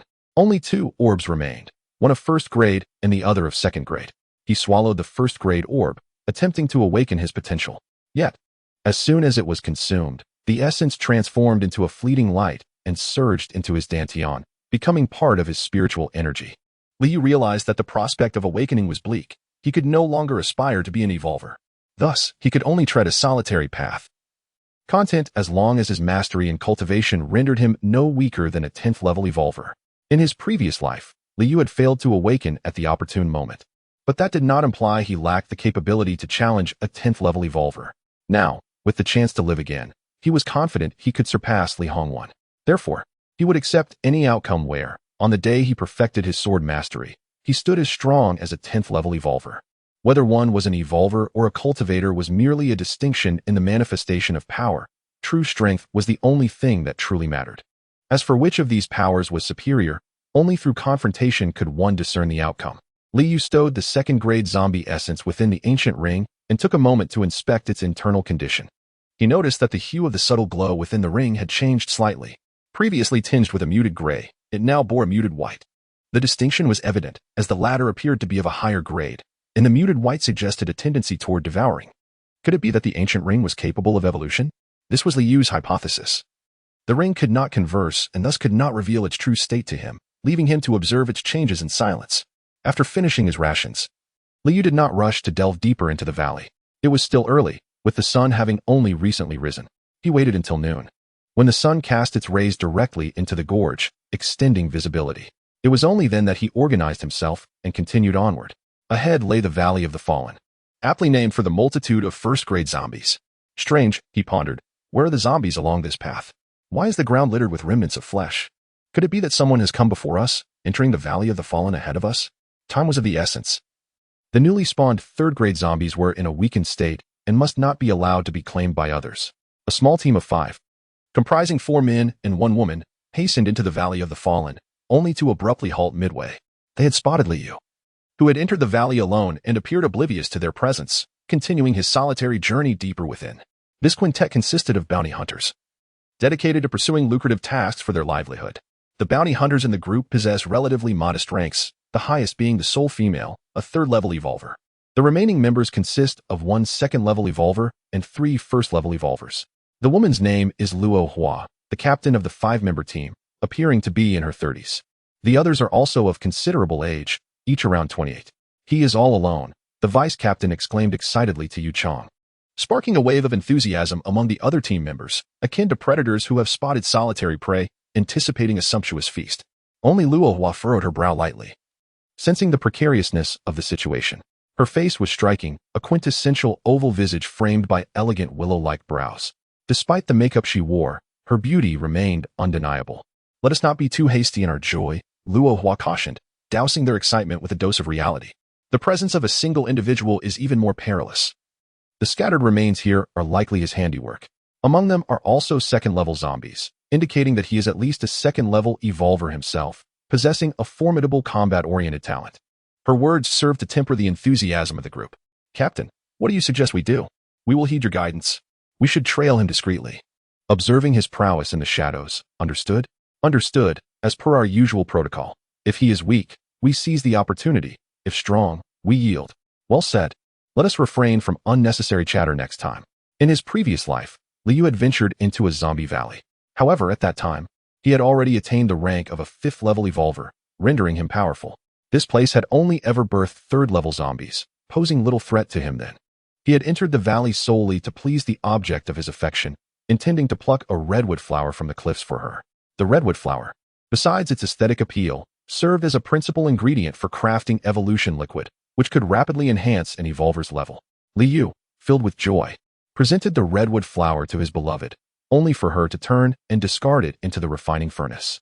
From that moment, Liu should have realized that while she was his beloved, he was merely a tool to her.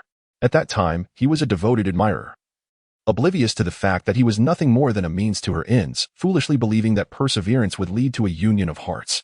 Little did he know that his sincere affections were misplaced. On the day of the beheading, she stood beside Li Xiang, coldly watching as he met his grim fate. The redwood flower had likely not yet blossomed. He would encounter her only a decade later.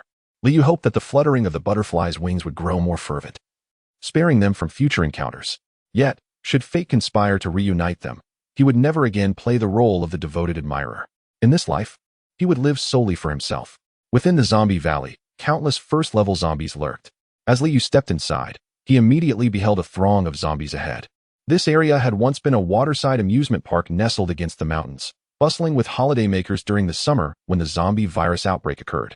Many young parents and their children had gathered here. Consequently, one could see numerous female zombies clad in bikinis. If one were to focus solely on their silhouettes, they might appear tolerable. However, upon gazing at their faces, the horror was undeniable. Many had been gruesomely mutilated, with either half their bodies remaining or their facial skin flayed away, their eyes bulging grotesquely.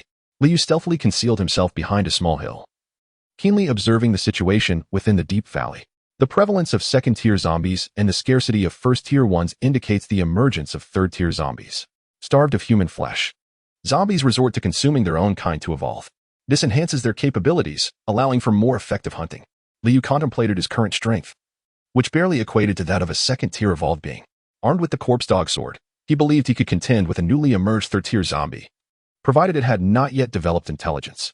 However, When faced with one that possessed even a modicum of intellect, Liu felt considerably less assured. Thus, recklessly charging in would only lead to his demise. He resolved to first clear out the peripheral zombies, gradually probing deeper. Just as Liu was about to put his plan into action, a sudden sound emerged from behind him. Chapter 40. Is this kid really 8 years old? Excuse me, my fellow traveler. Could you pause for a moment? Before entering a valley of the undead, Liu had already sensed the presence of others trailing behind him. In his previous life, he was a level 5 evolved being, having participated in countless skirmishes, each no less than 1,000. He had often survived alone in a city overrun by zombies, where vigilance was ingrained in his very bones. This city, known as the Lonely City, was devoid of any living souls and fraught with peril, where one could encounter zombies at any moment. Surviving the Lonely City was a matter of life and death. However, the sudden sound behind him caught Liu off guard. He had expected this group to hide and observe him for a while longer. To his surprise, they approached him directly, greeting him without hesitation. The voice belonged to a woman. Turning around, Liu was momentarily taken aback. Aunt Luo? You recognize me? Luo Hua marveled, scrutinizing Liu, yet failing to identify him. Her group of bounty hunters were not natives of Wutan City. They hailed from the southern Flame City and were on a mission to procure a level 3 zombie core for a client. Therefore, despite Liu's status as the young master of the City Lord's mansion, he remained a stranger to those from outside the city. The bounty hunters from Flame City were renowned, and while Liu was aware of their fame, it had not reached the ears of Wutan City. Except perhaps among fellow bounty hunters who might recognize Luo Hua. Liu's familiarity with her stemmed from the fact that she was Lin Yao's mother. Lin Yao was the object of Liu's affection in his previous life, where he had been her devoted admirer. According to the timeline of his past, their acquaintance would not occur for another decade, when Lin Yao and Luo Hua would come to Wutan City on a bounty mission. Shortly after, Liu had ascended to the rank of level 3 evolved being. During that time, while stationed at the southern part of the city for routine inspections, he encountered the mother-daughter duo on their mission. Lin Yao was 18 then, radiant in her youth. Liu was smitten at first sight and began his pursuit. Initially, Lin Yao maintained a frosty demeanor, indifferent to his advances. It was only after learning of his esteemed lineage that she began to warm towards him. From that point onward, Liu introduced her to the upper echelons of Wutan City, broadening her horizons and lifting her from a life of uncertainty to one of carefreeness. Yet, unexpectedly, as Lin Yao gained experience and broadened her perspectives, she began to look down upon Liu. Recognizing that he was not favored within the City Lord's mansion, she distanced herself, gradually aligning herself with the more prominent Li Xiang. Liu had not anticipated encountering Lin Yao's mother before meeting Lin Yao herself. You appear youthful, but surely you wouldn't call me aunt? Luo Hua remarked cheerfully, appreciating the familiarity, which eased any potential tension. Her team of bounty hunters lacked formidable strength. They barely scraped by and would undoubtedly kneel before a high-level evolved being. I am but 8 years old, Liu replied candidly. The deputy captain, Xiang Yuchong, was astounded. Is he truly only 8? Xiang Yuchong gestured to indicate the height of the two individuals, implying that Liu was nearly as tall as he was. Despite being only 8 years old, this revelation was somewhat disheartening. Have children today developed so remarkably? Surely, it must be the result of superior nutrition. Perhaps a privilege of some affluent family. But who would abandon their precious child in such a place? Fear not, child. I assure you, I am not a villain. Come now, address me as uncle and aunt, he coaxed. Liu remained uncertain about the man's character, yet he understood that bounty hunters often engaged in perilous endeavors, typically struggling to make ends meet, and were not inclined to be greedy when they had yet to reap any rewards. Lin Yao was a classic example of this. However, he was unfamiliar with Luo Hua's temperament, having interacted with her but little. What do you mean by uncle and aunt? That makes me sound old. Just call me sister. She replied. Luo Hua must have become a mother by now, but which mother has T experienced youth? Which mother has T cherished beauty? Liu, feeling no reservations, called out sweetly, Sister Luo. Ah, how delightful, Luo Hua responded, clapping her hands in delight. That innocent voice confirms your age is 8. But why are you here all alone? Where are your parents? I came out to hone my skills, he answered. Aren't you afraid? Luo Hua's expression softened, revealing a maternal concern. As a mother herself, she had a natural affection for children. I'm not afraid. I'm ready to go in and clear out the zombies. Are you also? He implied that he had the situation under control. Despite their acquaintance, Liu had no intention of forming an alliance. Such temporary companions were often the least reliable. Though they appeared caring and inquisitive, one could not rule out the possibility that they were contemplating treachery. Xiang Yuchong scoffed. You speak with such bravado, young one. Do you truly believe you can venture in alone to confront the advanced zombies? Do you comprehend the dangers that lie within? I know there is a tier 3 zombie, Liu replied confidently. Really? You're aware of that? Xiang Yuchang paused, then pulled Luo Hua aside to speak in hushed tones. Captain, I fear this boy intends to claim the Tier 3 zombies core for himself. If we cannot secure it, we will fail our mission, and my family awaits my return. Perhaps we should. He mimed a slashing motion, only to be restrained by Luo Hua. Are you foolish? Do you truly think he's the only child here? Surely, an adult is nearby, watching over him. He could be the offspring of some noble in Wutan City. Have you not noticed that the city guards have mobilized today to eliminate the zombies in the vicinity? What if this child has merely strayed from his guardians? Luo Hua pondered for a moment before shaking her head. I doubt it. He clearly came here targeting the Tier 3 zombie. He must have dealt with the surrounding Tier 2 zombies, indicating he possesses at least the strength of a Tier 2 evolved being. 8 years old and a Tier 2 evolved being?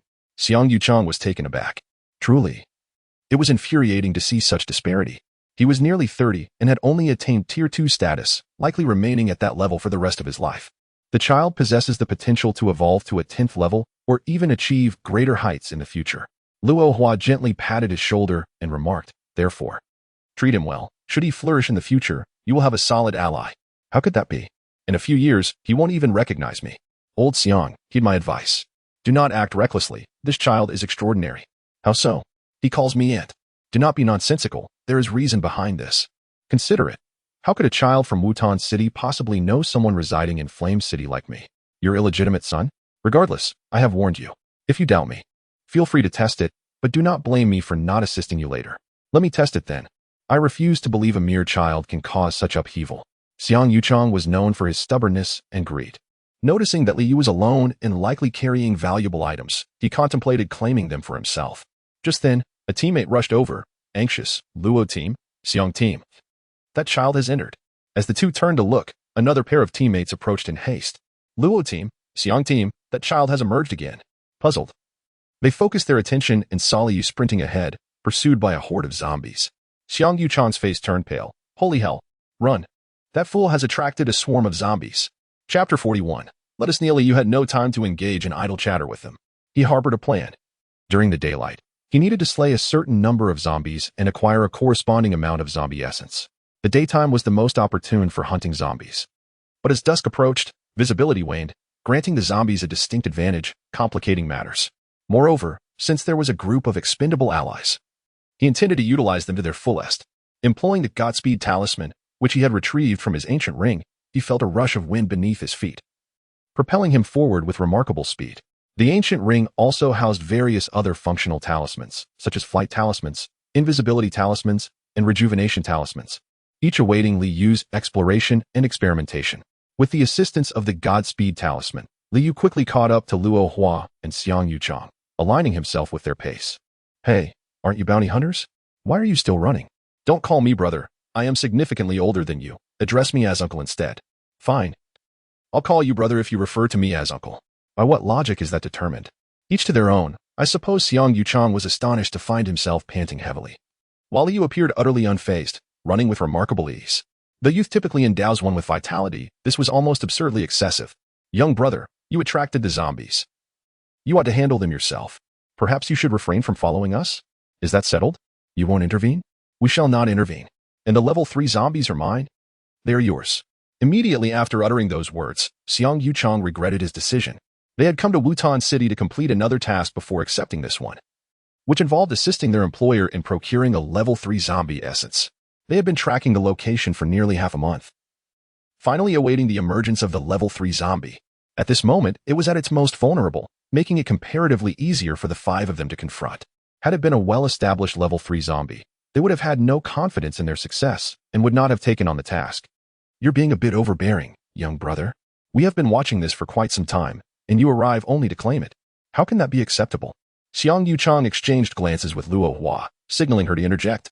However, they were all still in flight. Luo Hua was too out of breath to engage in their quarrel. You lack the courage to fight. I am willing to take on the challenge. Why should I not claim it? What are you daring? Aren't you fleeing alongside us? Hey! Upon saying this, Xiang Yuchang noticed that Liu had abruptly halted, increasing the distance between them. As Liu lagged behind, the zombies naturally surged towards him, leaving Luo Hua and the others unthreatened, prompting them to stop in kind. Why has he stopped running? Luo Hua inquired, perplexed. He claims he is brave enough to fight and wants us to concede the level 3 zombie to him. Xiang Yuchang replied, visibly displeased. This soon garnered the support of the other teammates. By what right does he make such a demand? He simply says we should yield, and we should oblige? Would that not render our stake meaningless? Indeed, he is just a young lad. Does he truly believe he can conquer a level 3 zombie? What a fantasy. He is courting death. We should not concern ourselves with him, for soon he will be seeking our assistance. As soon as these words of frustration were uttered, Liu wielded the corpse dog sword, effortlessly dispatching one zombie with each stroke. Not a single blow left any of the undead intact. They were all reduced to mere pulp. Even if this group of bounty hunters abstained from action, Liu still intended to lure a portion of the zombies out for extermination. Since they were unwilling to engage and had received a promise from Xiang Yuchang, Liu decided not to linger further. Is it swordsmanship? Can this child truly wield a sword? Xiang Yuchang exclaimed in astonishment. The others gaped in disbelief, their eyes wide. In this wasteland, those who practiced swordsmanship were invariably individuals of high status. Mastering the sword is an endeavor that demands immense time and resources, requiring years of training from a young age to achieve even modest proficiency with painfully slow progress.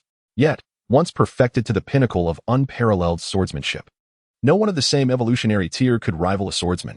Not a single one. Of course, this applies solely to advanced techniques.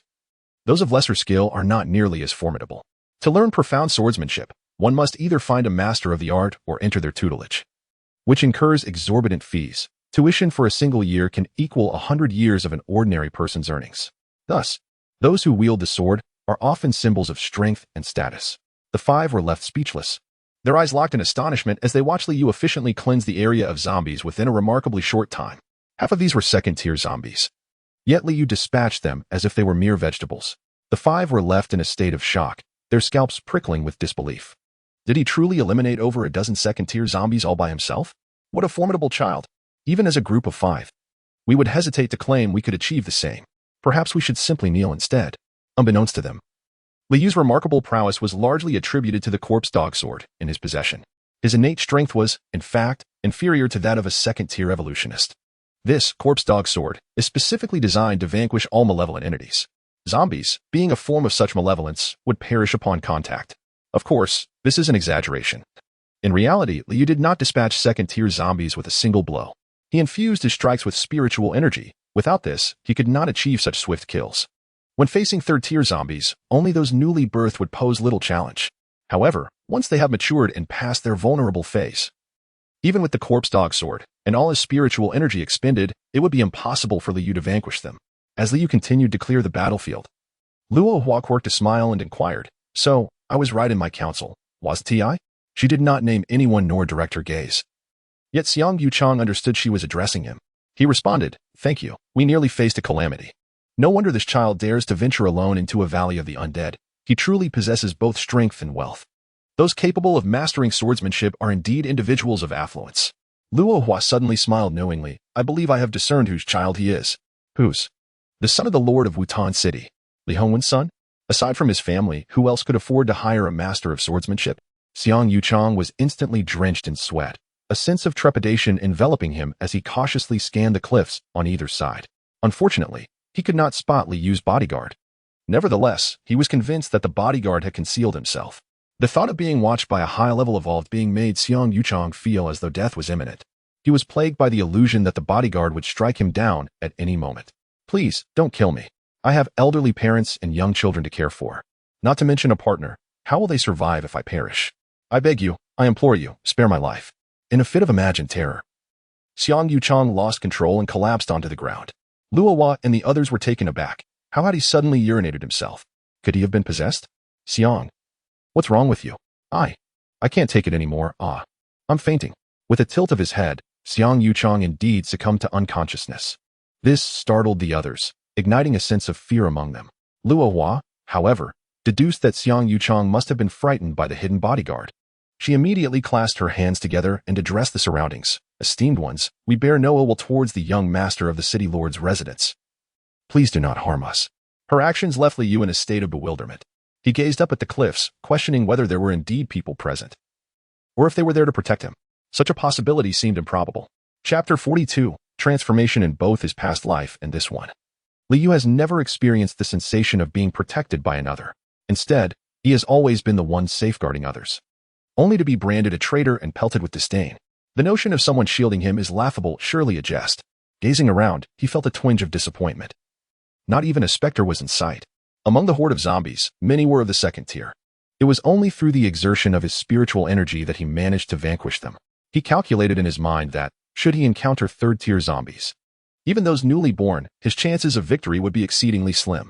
Regardless of his extensive combat experience, the insurmountable disparity in levels rendered all efforts futile. After clearing the battlefield, he obtained merely 2 zombie cores, one of the second tier and one of the first.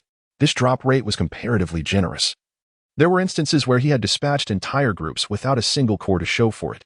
Taking a moment to recuperate, the group caught their breath. Xiang Yuchang slowly regained consciousness. The instant he opened his eyes, his gaze fell upon Liu. Sensing this, Liu turned to him and quipped, "Uncle, are you all right? That third-tier zombie you were crouching by is still waiting for you inside." Xiang Yuchang, in a fluster, insisted, "Don't call me uncle, just call me brother. Shall we regard each other as equals then? No, let us focus on this." Liu shrugged, conceding since Xiang Yuchang seemed indifferent. He reluctantly agreed. "Aunt Luo, let us go with sister. Sister Luo." Liu found the sudden elevation in familial hierarchy disconcerting. However, in this wasteland, the principle of meritocracy prevailed. Strength dictated respect. It was not a significant issue for them to treat one another as peers. Yet, the prospect of encountering Lin Yao and suddenly becoming her uncle felt rather peculiar. Ideally, it would be best to avoid such a meeting. Unfortunately, now that he had come across Luo Hua, evading her was rather challenging. Fortunately, Liu had long resolved to abandon any semblance of servility. Even if they were to meet again, he would merely be a stranger. "Sister Luo, do you intend to hunt third-tier zombies? Listening to you at Estes? Suddenly you're taking my lead?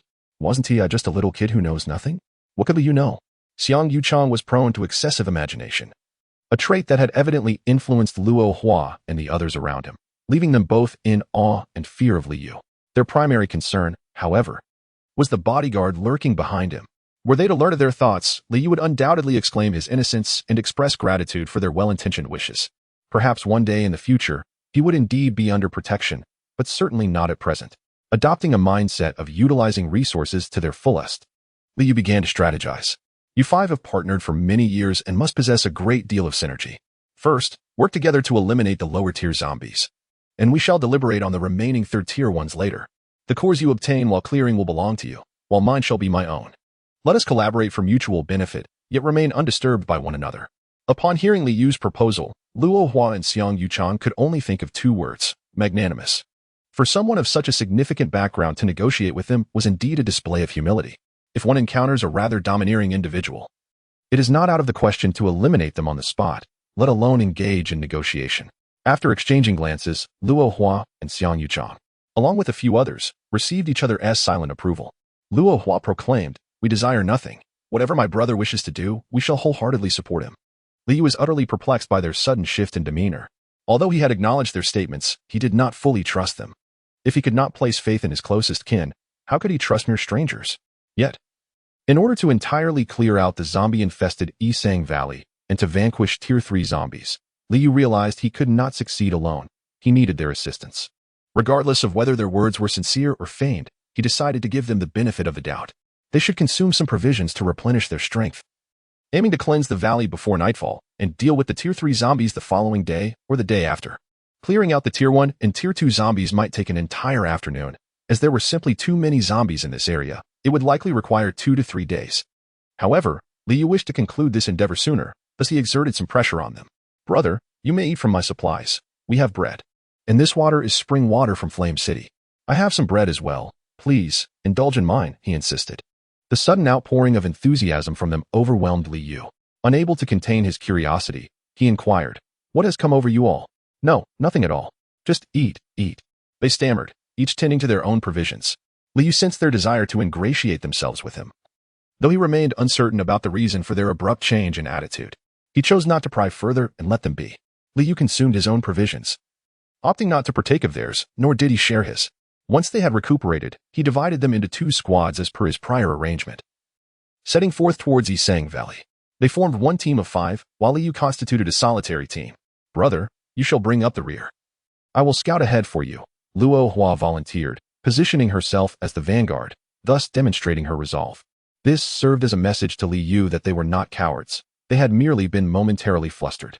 It also conveyed their intention to safeguard him, continuing to show him favor. At this juncture, Liu began to comprehend the situation. It seemed they had misinterpreted his actions, appearance, or combat techniques, leading them to believe he was of notable lineage. Consequently, their demeanor underwent a complete transformation, filled with a desire to curry favor with him. He chuckled to himself, pondering how they would react if they knew he was the disfavored eldest son of the Lord's residence in Wutan City. He acquiesced to their arrangement, taking his position at the rear while Luo Hua and the others advanced ahead. However, after traversing a short distance, Liu called for a halt. "What is it, brother?" "Perhaps you could call me Liu," he suggested. "Very well, brother. You must form groups of 3, advancing in a triangular formation. Each role must be distinct, one for offense, one for cover, and one for support. Advancing haphazardly as you are now will lead to disarray should you encounter formidable zombies." Liu's words left the 5 of them in a state of bewilderment. What is this trio arrangement, so profound? It sounds akin to military maneuvers. "Brother, have you served in the army?" "But the younger sibling is merely 8 years old. How could he have been a soldier?"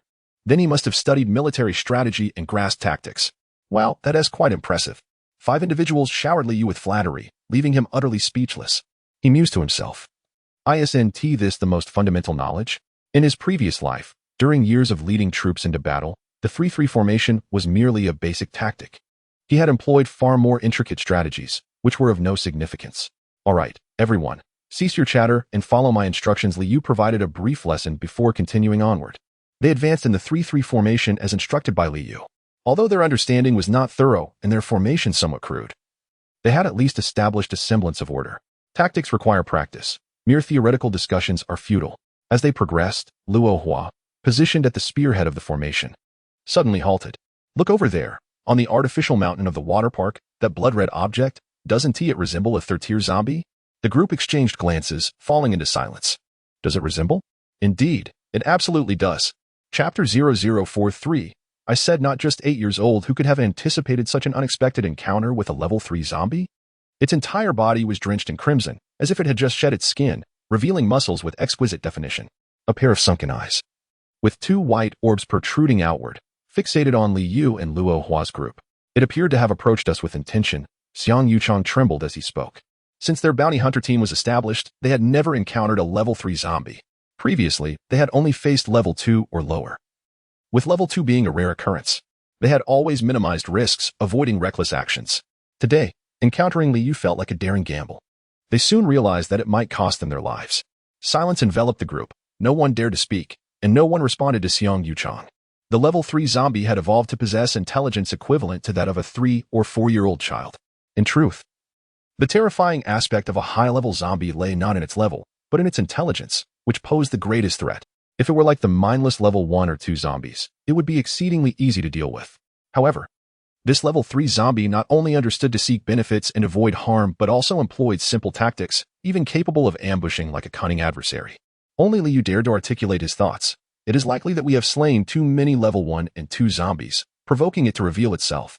The 5 others immediately turned their gazes toward Liu, conveying the message that he alone was responsible for the kills, and they had no part in it. Liu comprehended this unspoken sentiment and proposed, "Why don't you go and speak to the level 3 zombie and see if it permits your departure?" The 5 lowered their heads, none daring to approach. Could the level 3 zombie truly comprehend their explanations? It might consider their words a provocation, responding with fury and tearing them apart. There had been instances of wealthy individuals who, in their folly, developed an emotional bond with a captive zombie, mistakenly believing it could understand their words. They loosened its restraints, seeking to engage in more thrilling antics, only to be met with a gruesome demise. After a moment's pause, Xiang Yuchang could no longer contain himself and inquired, "What shall we do now? We cannot simply linger here, can we?" There were a total of 6 of them. If it were just against the level 3 zombie, they might stand a chance. However, alongside the level 3 zombie, there were also several level 2 and numerous level 1 zombies, which made the situation perilous. The level 3 zombie could launch a surprise attack while they were focused on combat, and it would strike with precision. "Let's slowly retreat," Liu suggested. He was no longer a level 5 evolver, and with the corpse dog sword in hand, his strength was barely on par with an early-stage level 2 evolver. The level 3 zombie evidently possessed intelligence that exceeded the average, making it a formidable adversary. What if it refused to let us go? Xiang Yuchang hesitated. Liu raised his voice and shouted, "Run!" The 6 of them scattered like startled birds, employing every ounce of strength to dash back the way they came. Each individual needed only to ensure they did not fall behind their companions. As long as they were not the last, they would not be the first to perish. When they reached the mouth of the valley, they could see the prospect of escape. Suddenly, a horde of zombies emerged from a hidden angle. The six came to an abrupt halt, and turning back, they gazed in alarm. The third-tier zombies led a throng of subordinates in pursuit. "Look above," Luo Hua anxiously cautioned. Upon hearing her words, the group looked up and were met with a staggering sight. The mountains were densely populated with zombies. I mentioned that the number of zombies here had diminished, believing my brother had cleared them all out. Only now do I realize they had long been lying in wait, luring us into their trap, Xiang Yuchang remarked, belatedly grasping the situation. In his previous life, when he had come here, the third-tier zombies had already vanished. Most of the other zombies had been eradicated as well, leading him to subconsciously believe that the tales of their abundance were exaggerated. "You noticed it. Yet you didn't speak up sooner?" Luo Hua retorted, at a loss for words. "You failed to notice as well, yet you criticize me? I can't oversee everything." It's not that simple. In this state of heightened pressure, their mental states began to fracture, teetering on the brink of collapse. They began to blame one another. Shirking responsibility, a natural instinct of humanity. "Enough quarreling. Silence," Liu interjected coldly. "You can either calm down and confront the zombies or bicker amongst yourselves while awaiting your demise." These two should be seasoned bounty hunters, possessing considerable experience and having faced countless dangers. They should not have crumbled so suddenly. It can only be said that the pressure exerted by the third-tier zombies was overwhelming. Their entrapment signified the high intelligence of the third-tier zombies. According to the collective knowledge of countless individuals, third-tier zombies are often akin to cunning strategists. Newly emerged, they value their lives more, avoiding perilous actions and never engaging in direct confrontation. With intelligence and strength combined, they are indeed formidable foes. Among the group, the highest level was Luo Hua. Yet she was merely a second-tier evolved being. She could not withstand a direct clash with a third-tier zombie, let alone guard against their ambushes. If Luo Hua was incapable, the others were even less so. "By the way, brother, where is your bodyguard? Hurry and summon him." Luo Hua finally realized that Liu had a bodyguard. Yes. Call forth your bodyguard. Save our lives, I implore you." The group, as if grasping at a lifeline, begged fervently. "Cease your hopes. There is no bodyguard. We must either join forces to eliminate these zombies or each make our escape." Liu's words fell like a bucket of icy water, chilling 5 hearts even in the midst of summer's heat. "How can we escape? There are so many zombies and a third-tier strategist among them." "All right, everyone. Quiet down and listen to me." Luo Hua finally regained her composure, resuming her role as leader. "We 5 have cooperated for several years, facing life and death together. I am grateful for your trust in me as your captain. Today may be our final stand together. If we wish to survive, we must embrace death to find life. Let us give everything we have, without reservation, and fight with all our might." Why is everyone silent? Luo Hua's passionate speech aimed to bolster morale. Yet, when she finished, no one responded, creating an awkward silence. A trembling voice broke through. "Captain, run. Run? Where are we supposed to run? Brother, we've got to flee." Luo Hua turned her head and, indeed, Liu had vanished. He had been amidst their group moments ago, and now, after just a few words, he was nowhere to be found. "No, we have no idea. We were listening to your speech, and when we turned around, he simply disappeared. It's as if he vanished into the earth," one of the team members interjected. It turned out he was an earth element awakened. The ability to burrow underground was inherently nimble, and when coupled with swordsmanship, it reached an entirely new level. Luo Hua couldn't help but exclaim, "You bunch of fools. What time is it? And you're still marveling? We've been deceived. We were used as bait and remain oblivious to it. Can you not wake up?" Not to mention, Xiang Yuchang and the others were still struggling to comprehend the situation. Upon Luo Hua's revelation, they suddenly realized they had been toyed with by a mere child.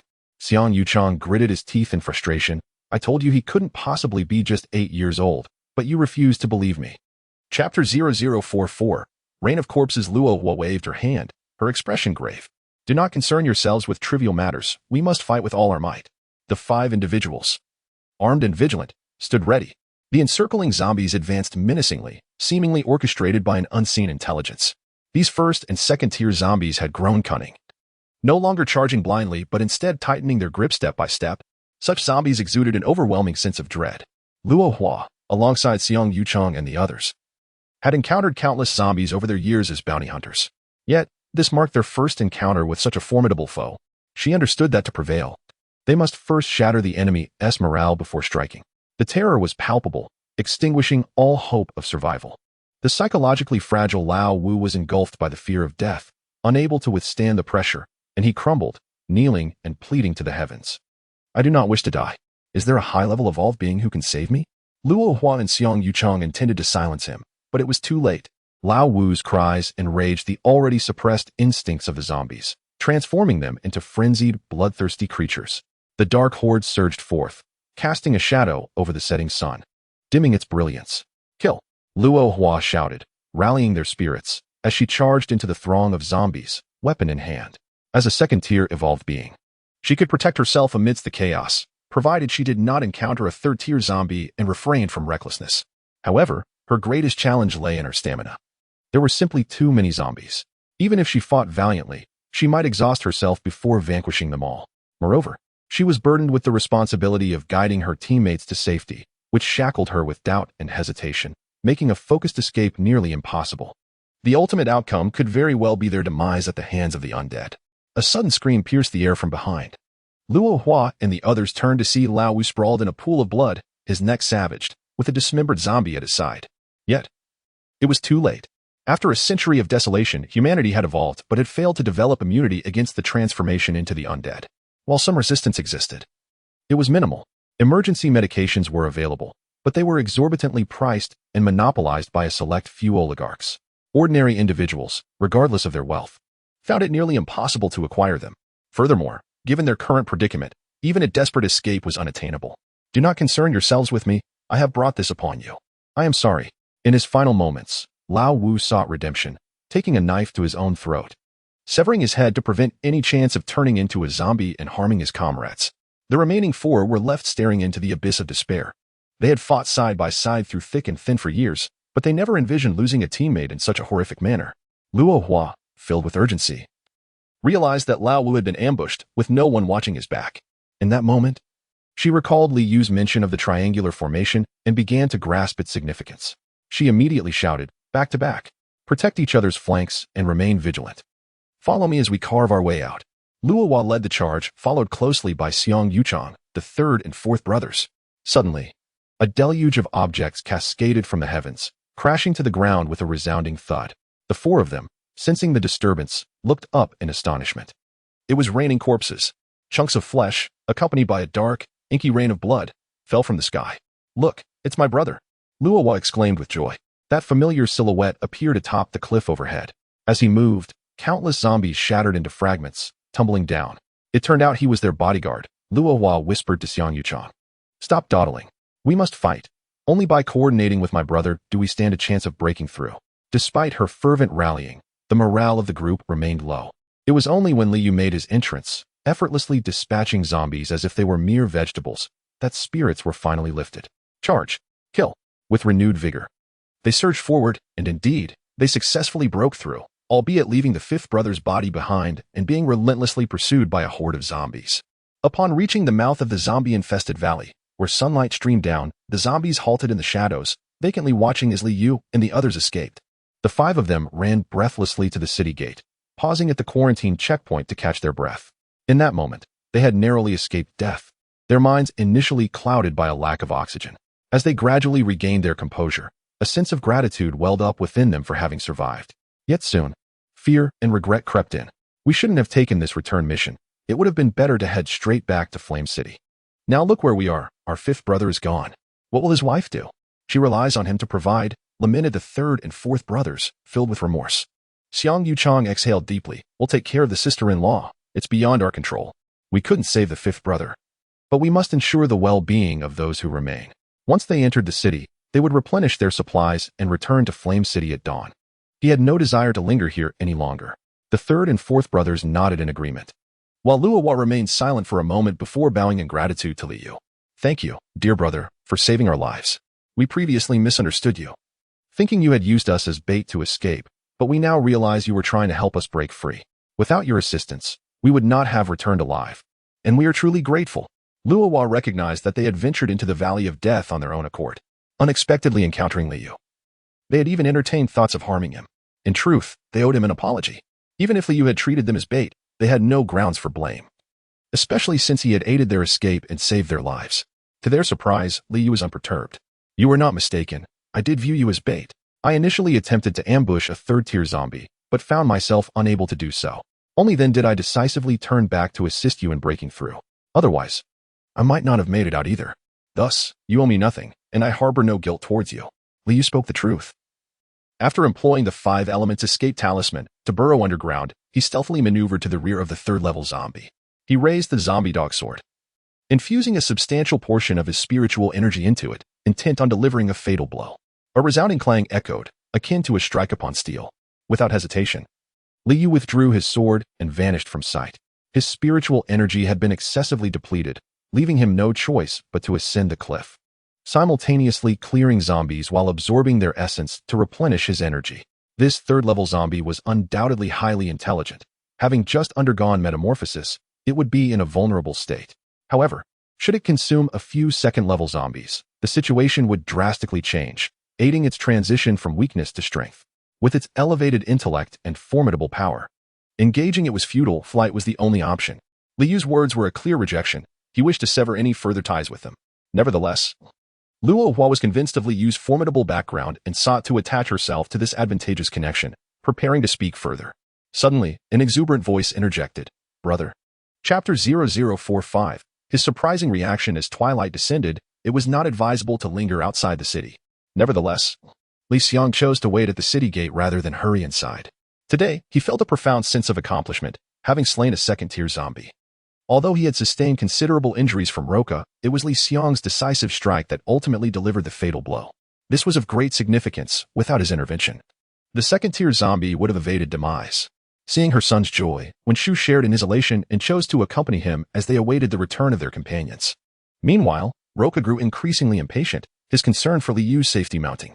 It was essential to note that Roca had led the team responsible for exterminating zombies today. Should anything happen, even if it was not directly Liu's fault, he would bear a certain degree of responsibility. The severity of accountability varied among individuals. However, should Liu encounter peril, the ramifications would undoubtedly be substantial. Despite Shu's apparent indifference towards Liu, it was clear that should an incident occur, she would demand accountability. Roca contemplated seeking out Liu, but was halted by Liang's insistence. My mother just visited him, and I assure you, my brother is in no danger. Captain Roca, let's remain here and await his return. Everyone has worked tirelessly today and deserves a moment of respite, especially with tomorrow's endeavors ahead. Many advanced evolutionists were deployed today, yet the drop rate for zombie essence was regrettably low. We barely collected 4,000 essence. We still require over 6,000, so we must continue tomorrow. Naturally, Roca was not inclined to heed Liang's words and turned to Shu for her perspective. Her response was succinct, as Liang suggests. With this endorsement, Roca felt justified in taking a well-deserved rest instead of searching for Liu. Young master, should anything befall you, do not hold me accountable. It is not for lack of effort on my part. Fortunately, after a brief wait, Liu returned, accompanied by several bounty hunters. Upon seeing her son safely back, Shu's conviction that her judgment was sound was further reinforced. Indeed, Liu was timid and had refrained from venturing deep into the zombie valley. By avoiding it, he had consequently evaded encountering 3rd-tier zombies and the associated dangers. The 1st-tier zombies outside the valley posed no threat to Liu. As an early-stage strength awakener, he possessed a significant advantage in combating zombies, especially with a reliable weapon in hand, enabling him to potentially slay foes beyond his tier. When Liu appeared, Liang eagerly approached him, brimming with excitement. Brother, guess what I accomplished today? You would never guess, he exclaimed, waving an item before Liu's eyes. Having just escaped a harrowing encounter, Liu was already in a foul mood. The sight of his brother's antics immediately suggested mischief. Uninterested in engaging, he responded perfunctorily, got it. This lackluster response was evidently not what Liang desired. Turning to Shu for assistance, he pleaded, Mother, look at how my brother is treating me without hesitation. Shu reprimanded, Liu, your brother is speaking to you, and your response is far too dismissive. Where's your sense of courtesy? How have I taught you to behave? With patience, Liu attempted to explain, I just escaped from the zombie valley. His words bore an additional layer of meaning, suggesting that he had narrowly escaped a perilous situation.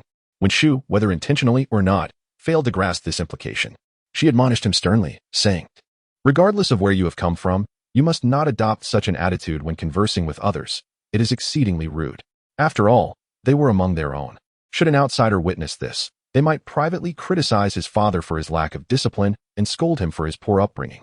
Liu fell silent, regarding Shu with an icy indifference. He had expressed himself clearly, yet Shu, ignoring his plight, chose instead to chastise him. Was conversing with Liang truly more vital than his life? Shu furrowed her brow slightly. for it was the first time she had encountered such a chilling gaze from Liu, making her question whether he was indeed her son. What son would direct such a look at his own mother? Anger welled up within when she retorted, "What is this attitude? Are you mute when I speak to you? Is your skin itching for a lesson? You should return home and let your father educate you properly." After her admonition, she lapsed into silence for a moment. Suddenly, Liu burst into laughter. "Mother, I was merely joking with you, and my brother, I was not ignoring you." "Come, brother, what were you about to say? Please repeat it." He laughed, yet when she was taken aback, although a smile graced Liu's face, his eyes revealed no trace of joy, only an unsettling coldness. She could not fathom how such contrasting emotions could coexist on a single visage. When Shu pondered, "What has come over Xiaoyu?" Li Xiang desired precisely this attitude from Liu, his face brightening with delight.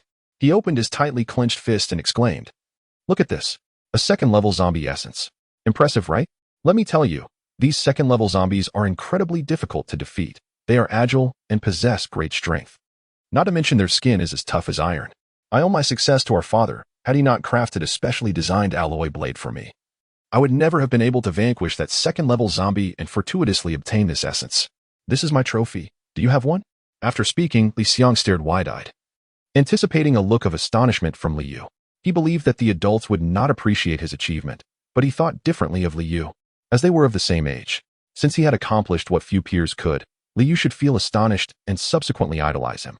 Sure enough, Liu's eyes widened, and he clapped his hands in delight, exclaiming, "Wow, brother, you are amazing. You can even slay second-level zombies. Goodness, that is truly incredible." With the desired effect achieved, Li Xiang's lips curled into a smile, eagerly awaiting the influx of astonishment points. However, 1 minute passed, and to Li Xiang's dismay, no points were credited. He grew anxious. "System, have you malfunctioned?" "Host, I have not received any astonishment points." "No points?" It was inconceivable. Liu had clearly been astonished, nearly leaping from his seat. Why was this happening? The system remained silent, devoid of an explanation. Frustrated, Li Xiang snapped, "Brother, you are not sincere at all. You are merely humoring me." Liu felt a sense of enlightenment, as he had always found Li Xiang to be peculiar in his past life.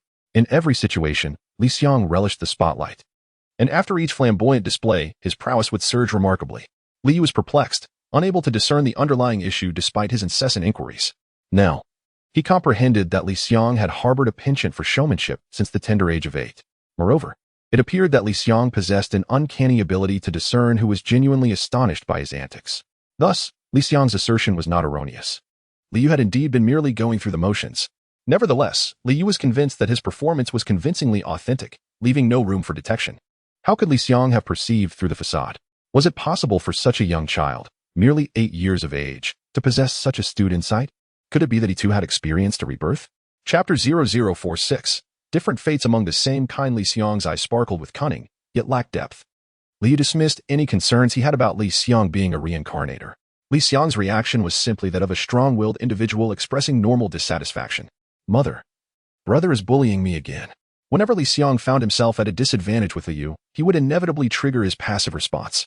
When Shu would always comply with his requests. "Xiaoyu, even your brother can see that you are not being sincere. If you are going to act, at least do it convincingly." "Act? I shall not pretend any longer.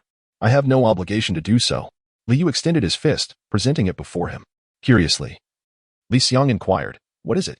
As Liu opened his fist, a second-tier zombie core lay quietly in the palm of his hand. He then leisurely continued, "This is my trophy. What you possess, I possess as well." Li Xiang's eyes widened in disbelief, unable to fathom that Liu had achieved the same feat. This was something he took great pride in. Why could Liu accomplish it too? Little did he know, Liu had not yet completed his revelation. "By the way, this was dropped after I killed a few second-tier zombies, but unfortunately, the drop rate is rather low, so I only obtained this one." In truth, he had 3. The ancient ring absorbed 2 to replenish his spiritual energy.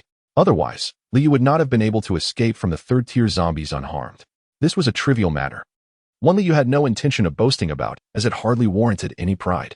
However, Li Xiang thought otherwise, believing himself to be quite capable, and considered Liu inferior. He insisted on flaunting his achievements, pressing Liu further, which Liu was not inclined to tolerate. Liu's words struck like thunder, stirring profound turmoil within Li Xiang. He could hardly believe what Liu had claimed. "You lie. Impossible. You cannot achieve this. You awaken later than I did. It is inconceivable that you could surpass me." Li Xiang, in a frenzied state, threw a tantrum. Liu continued to deliver his blows, I awakened just like you did on the day of the awakening ceremony, but father did not allow me to attend. I awakened at home by myself. Are you suggesting that you awakened a few days earlier than I, meaning your awakening at the ceremony was a sham? He pointedly exposed the truth, showing no mercy. Liang's expression shifted from shock to terror, and finally to a flush of anger. Yet, before he could erupt, Wen Shu interjected sternly, Xiaoyu, what nonsense are you spouting? Can you speak so recklessly? If there is no truth, it is slander. What did your teacher teach you? Come, we are going back to the ancestral hall to kneel and reflect. Again this? Being hit with the truth, Liu felt a surge of embarrassment and anger.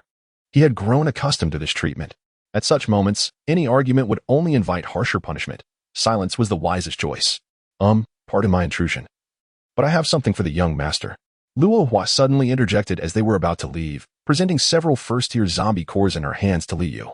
Young master, these are what we collected while following you. I just forgot to give them to you. Her gesture left Liang dumbfounded. Liu had previously believed himself to have vanquished numerous zombies, feeling triumphant and rather smug. In comparison to Liu, however, he realized he was nothing at all. Liang was in a state of explosive frustration, once again feeling the heat of embarrassment. Brother, did you invite these people? He remarked. Liu chose to disregard him, naturally accepting the items from Luo Hua's hand and deliberately counting them in front of Liang. If you hadn't brought them out, I would have forgotten that I had amassed such a collection of spoils. Liu tucked them away, stating, tomorrow, after I finish my kneeling at the Ancestral Hall. Let us meet here again. Luo Hua was clearly supporting him, even at the risk of offending Liang and Wen Shu.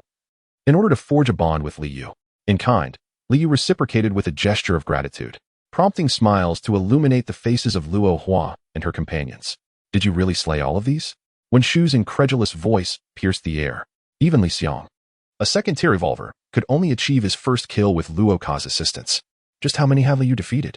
If they were all first-tier zombies, Wen Shu might have believed it. However, the collection in Luo Hua's possession included several second-tier zombie cores. Surely they could not have been dropped by mere first-tier zombies. Had he managed to slay numerous second-tier zombies after my departure? Wen Shu pondered, dismissing the possibility it must have been a combined effort with Luo Hua and the others. She could discern Liu's level and strength, after all.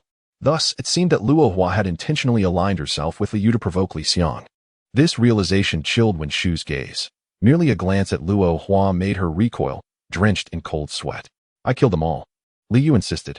But Wen Shu interrupted. When I followed you to the first-tier zombie valley, you were only slaying first-tier zombies. Where did these second-tier cores come from? They must have been given to you or obtained through the combined effort of the 5 of you. Why lie? Just to irritate your brother? With someone to vent his frustrations, Liang felt pleased, lounging nearby with crossed arms, delighting in his brother's discomfort and occasionally throwing him challenging glances. Liu, however, paid him no mind and chose to ignore Wen Shu as well, turning instead toward the quarantine station. As he did so, Wen Shu caught sight of his indifferent expression, one devoid of any emotional response to her words. In that moment, she realized that Liu had changed profoundly. The boy who once playfully sought her affection and craved a portion of her love was no longer present. The boy who adored clinging to her and pleasing her had vanished. An inexplicable sense of panic gripped Wen Shu. She felt she was losing Liu. Xiaoyu, where are you going? Home to kneel. Liu passed through the quarantine station without a backward glance, leaving Wen Shu and Liang behind. Unbeknownst to him, as he walked ahead, Wen Shu attentively observed his retreating figure. Such scenes were not unfamiliar to her. She had experienced them before. 1, 2, 3.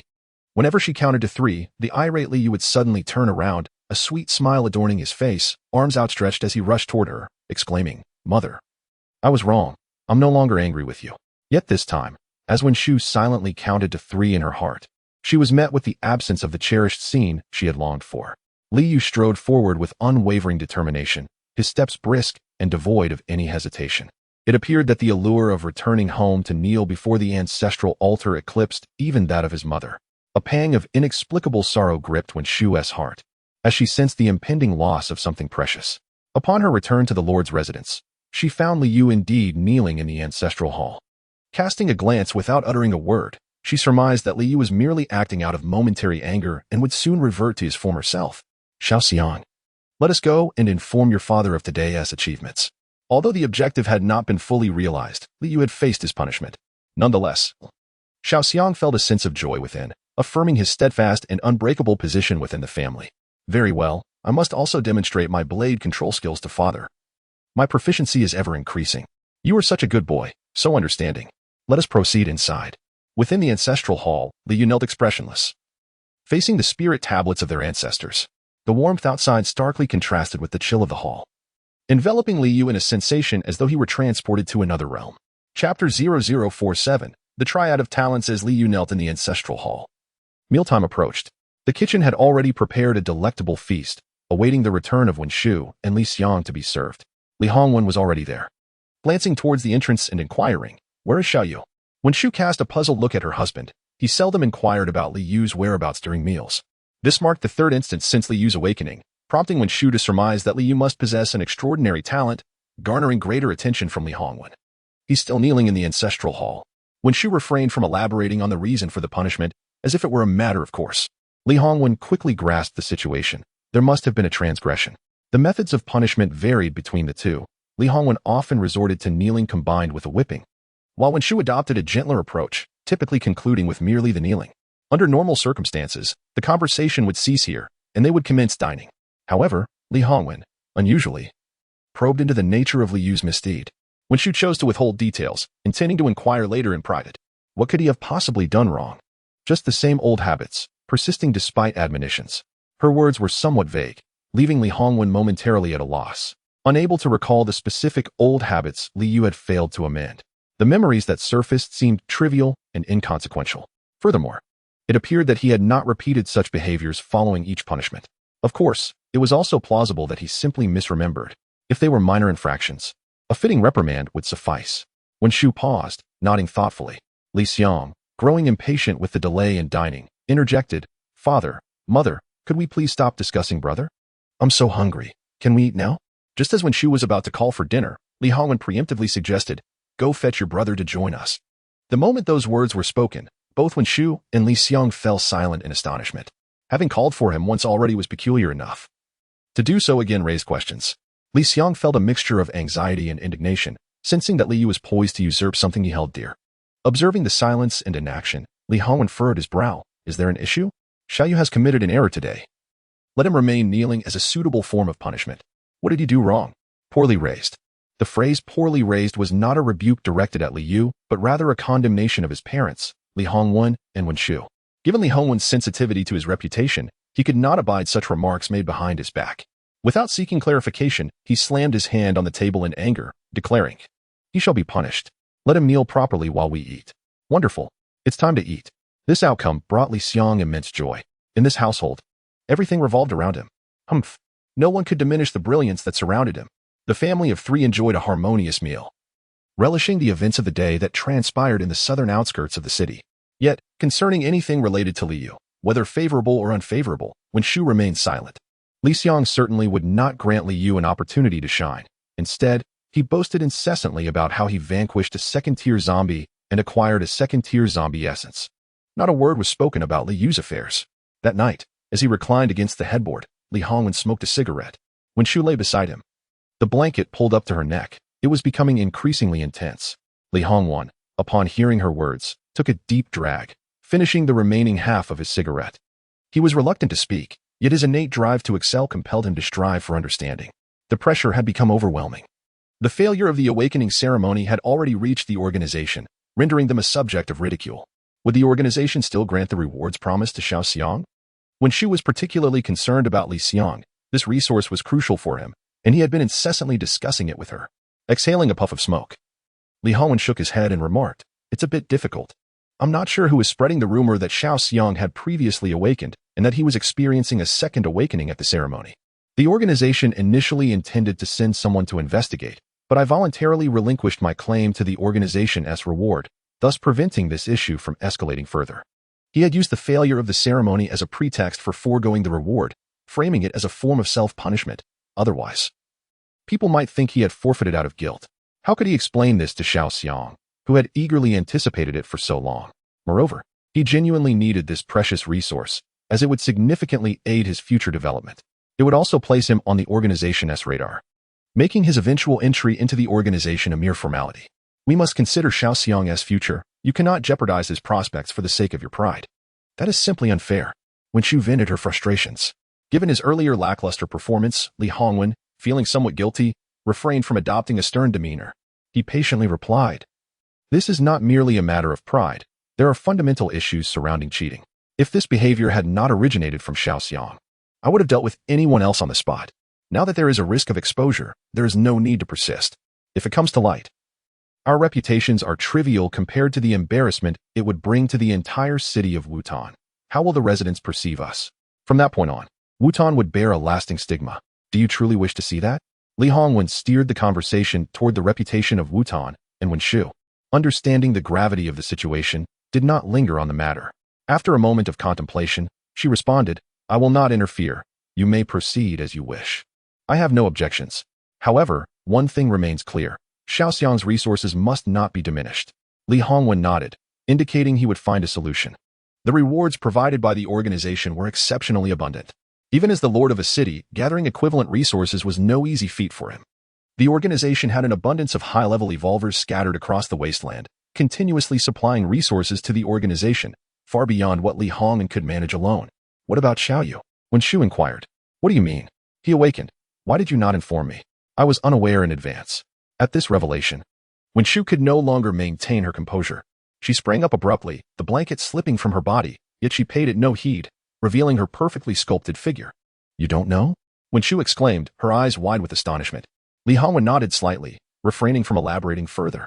He wished to keep the matter of Li Yu awakening a dual-element talent from becoming widely known. It seemed that little Yu harbored quite a few secrets. Wen Shu whispered, Do you know what I discovered today? What? It appears that Yu has awakened a power-based ability. Power-based ability? Yes. Li Hongwen paused momentarily. Wasn't it supposed to be spatial and earth elements? How could a power-based ability emerge as well? Could it be that Li Yu had awakened a triple-element talent? How could that be possible? In the entire history of human evolution, such a phenomenon had never occurred, even in organizations teeming with prodigies. The existence of an extraordinary triple-element talent had never been witnessed. Power-based ability? Are you certain you saw it clearly? Chapter 0048. Unyielding in the face of evil when questioned earnestly by Li Hongwen. Wen Shu found herself engulfed in uncertainty. I witnessed him wielding an object resembling a sword, which they referred to as a fire stick. With a single strike, it obliterated a first-level zombie, reducing it to a heap of flesh. A heap of flesh? Completely disintegrated?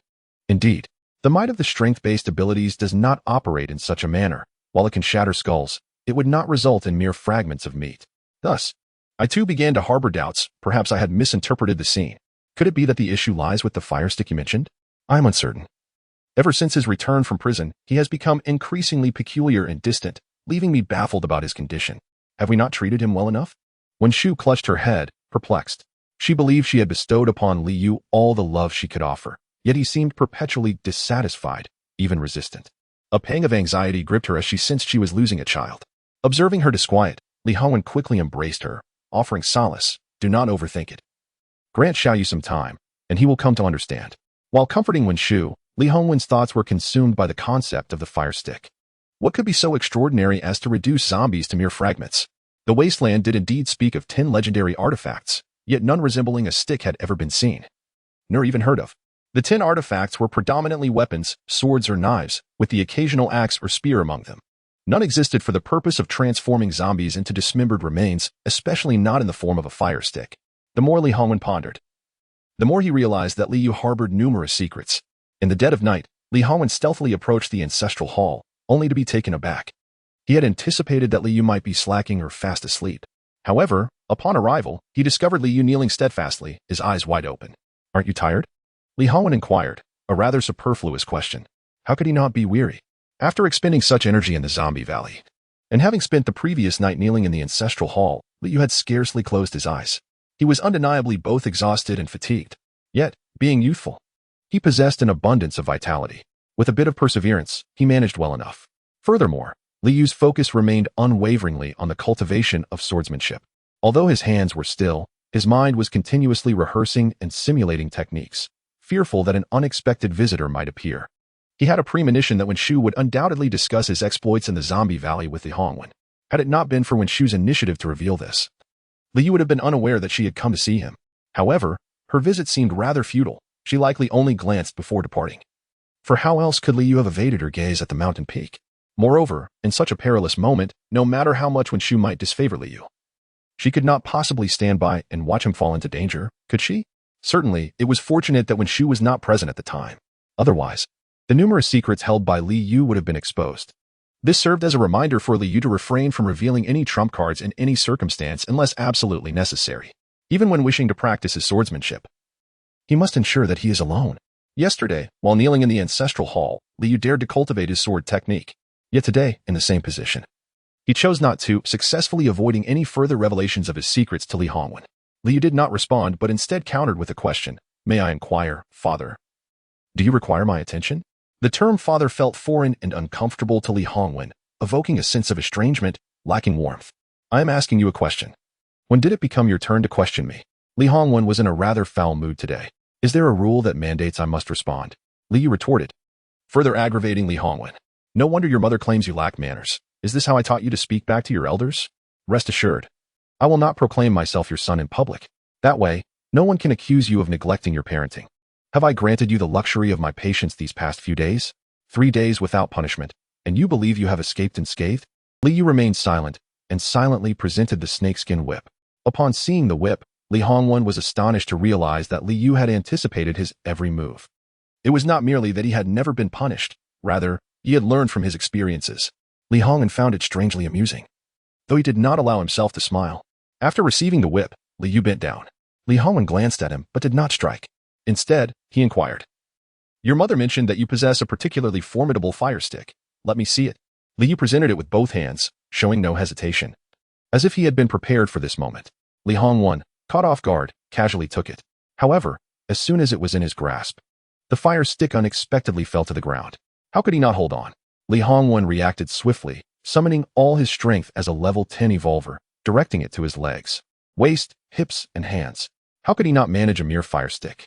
With a resounding thud, the fire stick fell to the ground, its tip buried in the earth. Both Li Yu and Li Hongwen were left speechless.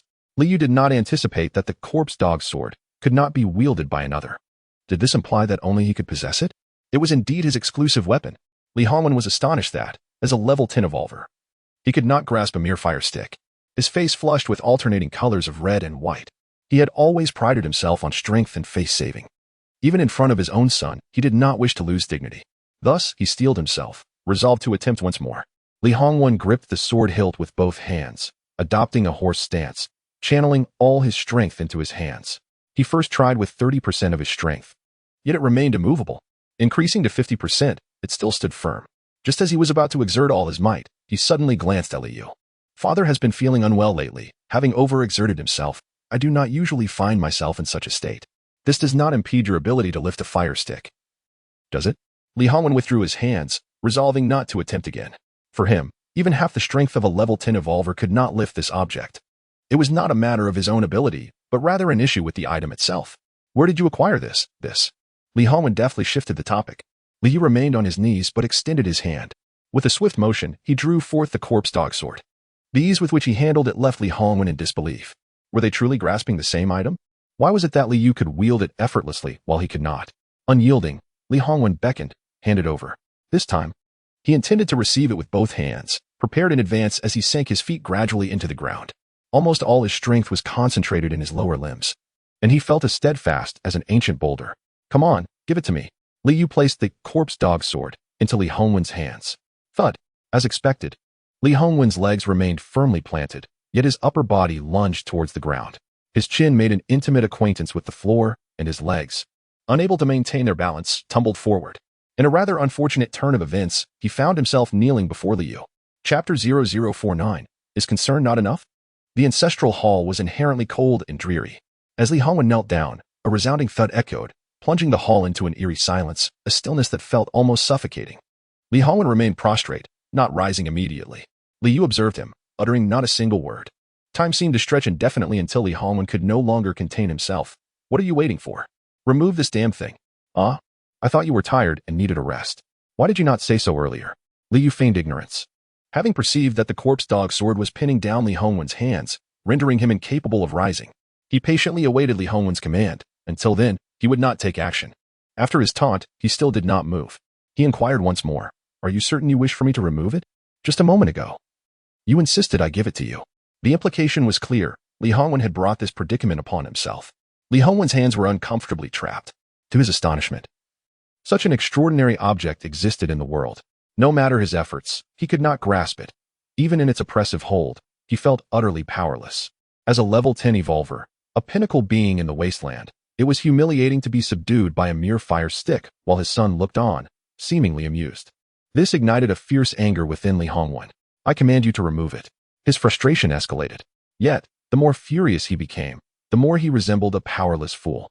It appeared that even Li Hongwen had moments of defeat. Despite the amusement it brought him, Li Yu was unwilling to linger.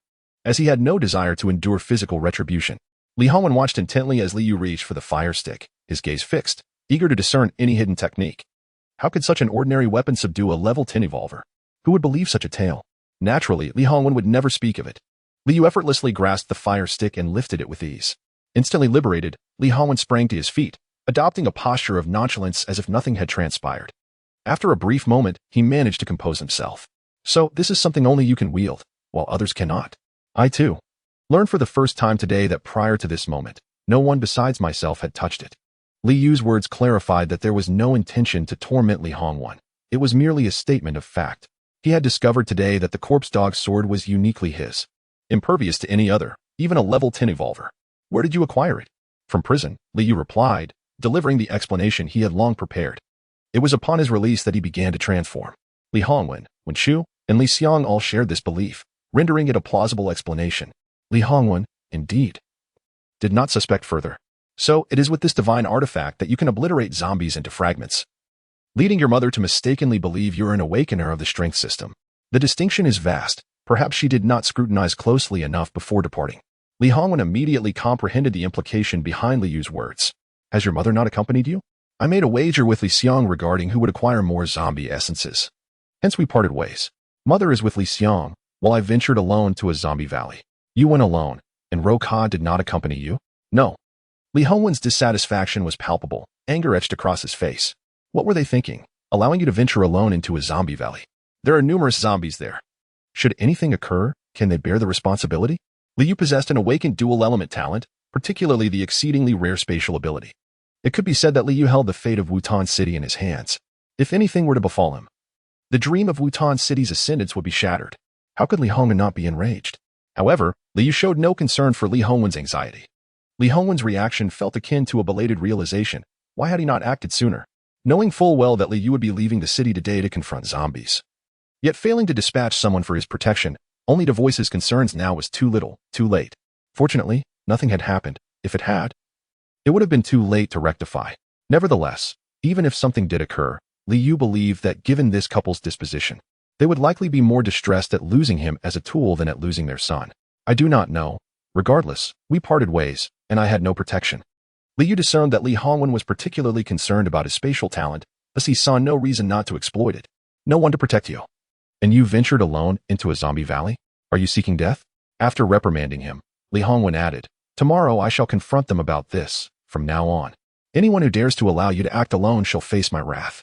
He had expected that such concern would bring joy to Li Yu, or at the very least, a hint of comfort on his face.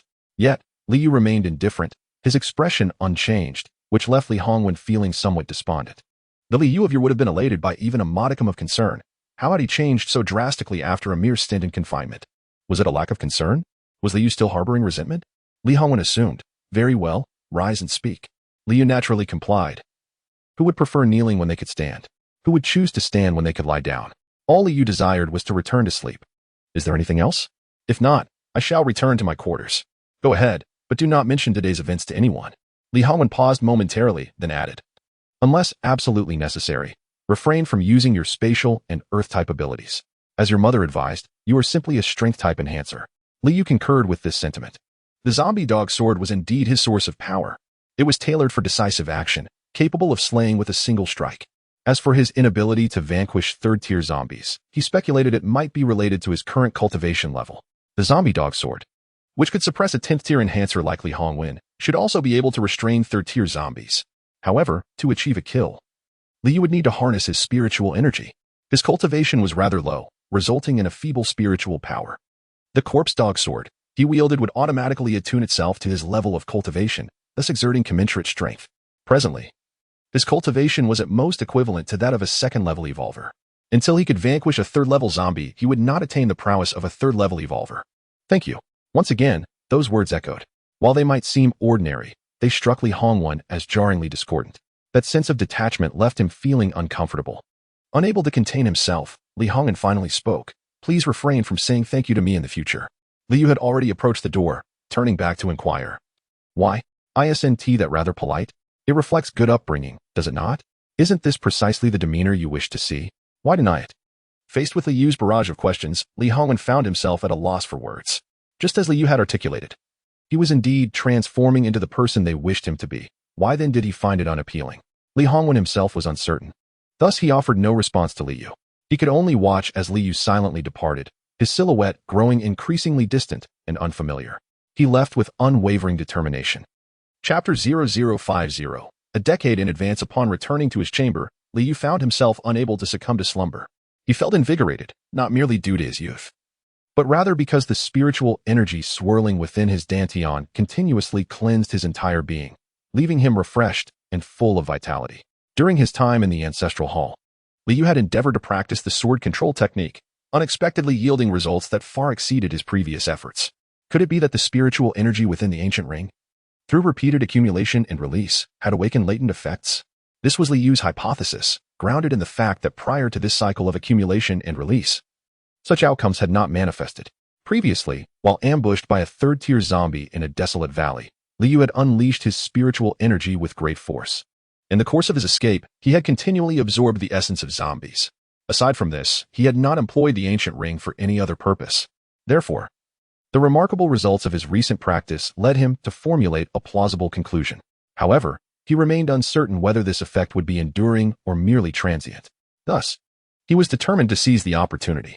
Upon entering his room, he ascended to his bed, assumed a meditative posture, and resumed his practice of the sword control technique. Ever since the last visit from Liang, who had wreaked havoc by tossing his bedding and clothes onto the floor, no one had come to replace his soiled linens. His bed lay bare, devoid of any comfort. However, in recent times, it seemed he scarcely had the chance to rest, making the absence of bedding less significant. He practiced until dawn, opening his eyes to greet a new day, ready to embark on another journey. In the past fortnight, he had dedicated himself to gathering the essence of zombies. The essence he had collected the previous day had already been distributed to the awaiting aspirants, who stood daily at the city gates, filled with anticipation for their share. Young master, let us strive for success today. As Li Yu drove his battered pickup truck to the southern part of the city, a throng of aspirants erupted in cheers. Coincidentally, Liang, riding a flashy motorcycle, followed closely behind. What are you shouting about? Liang turned off the engine and yelled at the crowd. Your noise could attract the zombies beyond the city walls. Do you possess no sense of safety? Go on, move aside and let the main force exit the city. His previous day's outburst had been even louder, occurring outside the city with zombies lurking nearby. Yet, these aspirants, merely raising their voices within the city, were met with his reprimand. The reason was clear. They had called out Li Yu's name. Their excitement stemmed from Li Yu's recent success in gathering an abundance of zombie essence. While Liang possessed but a single piece of second-tier essence, still unneeded by the aspirants, it was evident that they now held Li Yu in high esteem, an unfamiliar sight compared to their former lives when they had feared and revered Liang, looking down upon Li Yu with disdain. In that past life, Li Yu had been publicly humiliated, subjected to ridicule. Thus, even in the face of their cheers, he maintained a nonchalant demeanor. Ignoring Liang's outburst, he proceeded directly to the city gate. You are the esteemed young master of Wutan City. How foolish we were yesterday not to recognize you. Upon recognizing Li Yu's identity, Xiang Yuchang immediately adopted a sycophantic demeanor. Young master, the others exclaimed warmly, as if they had latched onto a powerful patron. Li Yu, however, remained unfazed by their adulation. His gaze shifted to Luo Hua, who alone exhibited a modicum of composure amidst the excitement. Thank you for your assistance yesterday. Today, I intend to venture into the Grave Valley once more. Would you care to join me? Yesterday, they had brandished the captured zombie essence, delivering a stinging blow to Liang's pride. Li Yu reciprocated their goodwill by assisting them in fulfilling their bounty task, as he harbored a strong aversion to being indebted to others. Of course, we shall accompany the young master, the group chimed in, appearing more like companions for leisure than fellow adventurers. Only Luo Hua discerned Li Yu's underlying intent. He wished to repay the favor. The five of them had engaged in fervent discussion during their rest, mistakenly believing that forging an alliance with Li Yu would elevate their status. Little did they know, Liu had no intention of entangling himself with them too deeply. Their sentiments were somewhat misplaced. Yet, Luo Hua felt reluctant to relinquish this opportunity as she had a daughter of exquisite beauty, of a similar age to Liu. If the two could grow up together, their bond would surely blossom into affection, serving as the most favorable avenue to ascend the social ladder. Thus, this journey was absolutely essential. Not only was it important to maintain this connection, allowing Liu to remain indebted, but the formidable third-tier zombies posed a significant challenge, demanding substantial effort and resources to confront. "Young master, we shall not go," the captain began, but was swiftly interrupted by Xiang Yuchang. "Do not speak," he retorted, only to be countered by Luo Hua. "We agreed yesterday to return to Flame City today, specifically to bid farewell to the young master." Confusion enveloped Xiang Yuchang, as Luo Hua's statement deviated entirely from their prior agreement. They had resolved to embark on their journey out of the city today. Despite his youth, Liu possessed impressive strength. With the cooperation of the four, supplemented by Liu's prowess, they had the capability to engage in a battle of wits and strength against the third-tier zombies. However, success hinged on fortune. With good luck, they could return laden with spoils. With ill fortune, they might face utter annihilation. "Very well," Liu uttered succinctly, offering no further commentary as he proceeded to exit the city. "Captain, this was not our agreed plan." "How could you?" "I intend to return to Flame City to bring my daughter here, as we may reside in Wutan City for an extended period. I hereby formally inform you that your course is now yours to decide." High branches are seldom encountered, and Luo Hua was unwilling to forfeit this chance. In her life, she might only achieve the status of a second-tier evolver. Her daughter was still young, brimming with potential. Should a brighter future await, Luo Hua would seize the opportunity without hesitation. Xiang Yuchang and his companions grasped the implications of her words, feeling a twinge of regret. "Alas, I have no daughter. I have a son, but in this day and age, it seems romantic pursuits know no gender." "You have gone too far," someone interjected. "Captain, your daughter is still young. Perhaps you should focus on winning over the young master's father instead. Regardless of your captivating beauty, who wouldn't be envious? I believe it is far more advantageous to win over the young master himself rather than his father. Children are remarkably easy to manipulate. The age difference is substantial, with over 20 years between them. Age is merely a number. Height is not a hindrance, Captain." "Ah, Captain, please do not strike me." Luo Hua admonished everyone sharply. "What nonsense are you spouting? Are you seeking death? Hurry back to the Flame City. As the captain, she is responsible for bringing everyone out and must also ensure their safe return." As for the fifth member, he found himself in an unfortunate predicament, having been ambushed. Otherwise, all six of them would have departed and returned together, intact. Unbeknownst to Liu, he would soon meet Lin Yao, a full decade earlier than expected. Would this lead to a repetition of the previous life as conclusion? Chapter 51. The enigmatic city. Liu remained oblivious to Luo Hua's intentions. Had he been aware, he would have earnestly conveyed his disinterest in meeting her daughter. In this lifetime, had it not been for this unforeseen incident, he would have intentionally avoided any encounters with Lin Yao. A woman of her ilk warranted no further meetings. Yet, fate is remarkably whimsical, for he first encountered her mother. This connection might precipitate their meeting by a decade in this life. Upon exiting the city, Liu found himself obstructed. Luo Ka had preemptively stationed individuals at the city gates, halting everyone intending to leave. "Young master, the city lord has decreed that henceforth, no one is permitted to act independently." Whether Li Hongwen issued this command to preempt a recurrence of yesterday's events or out of a protective concern for him remained uncertain. Liu chose not to ponder further, adhering to the orders without question. He lacked the leverage to defy commands and saw no merit in futile resistance. Were it not for repaying the favor owed to Luo Hua and the others, he would not have proposed venturing to the zombie valley today. That third-tier zombie was no trifling adversary. Even his most potent strike, the corpse dog sword, could not contend with it, compounded by its heightened intelligence. Indeed, venturing into such a scenario would likely result in his demise. After a brief wait, when Shu and Li Xiang emerged together. "Oh, mother. I told you I wouldn't wear protective gear," Li Xiang vociferously complained. "Yesterday, the gear hindered my performance, leaving me with only a second-tier essence. Today, I shall go unencumbered and reap the maximum spoils." Liu had grown accustomed to his antics, retreating silently to the sidelines while remaining vigilant of the sandy terrain. Should zombies appear, he would promptly flee, leaving Li Xiang to face the brunt. Within the city, he refrained from allowing any loud outbursts, warning they might attract zombies. Yet, outside the city, Li Xiang's voice boomed, seemingly unconcerned about the potential for attracting the undead. Luo Ka felt a headache coming on. He had faced reprimands upon returning yesterday. Li Hongwen chastised him for his ineffective leadership, nearly resulting in casualties. Although he refrained from naming names, it was evident he referred to Li Yu. Thus, Luo Ka was determined to avert a repeat of yesterday's calamity and patiently cautioned, "Second young master, please lower your voice. Speaking so loudly may indeed draw zombies." Li Xiang appeared deaf to the warning, and Wen Shu paid no heed either. They were engrossed in their own world. Wearing protective gear will not impede your ability to wreak havoc. "Come, Xiao Xiang, quickly don it," Wen Shu said, suddenly turning to offer a set of protective gear. "Xiao Yu, you should wear some too." Li Yu displayed a look of surprise. He had not anticipated being included in such considerations today. What was happening?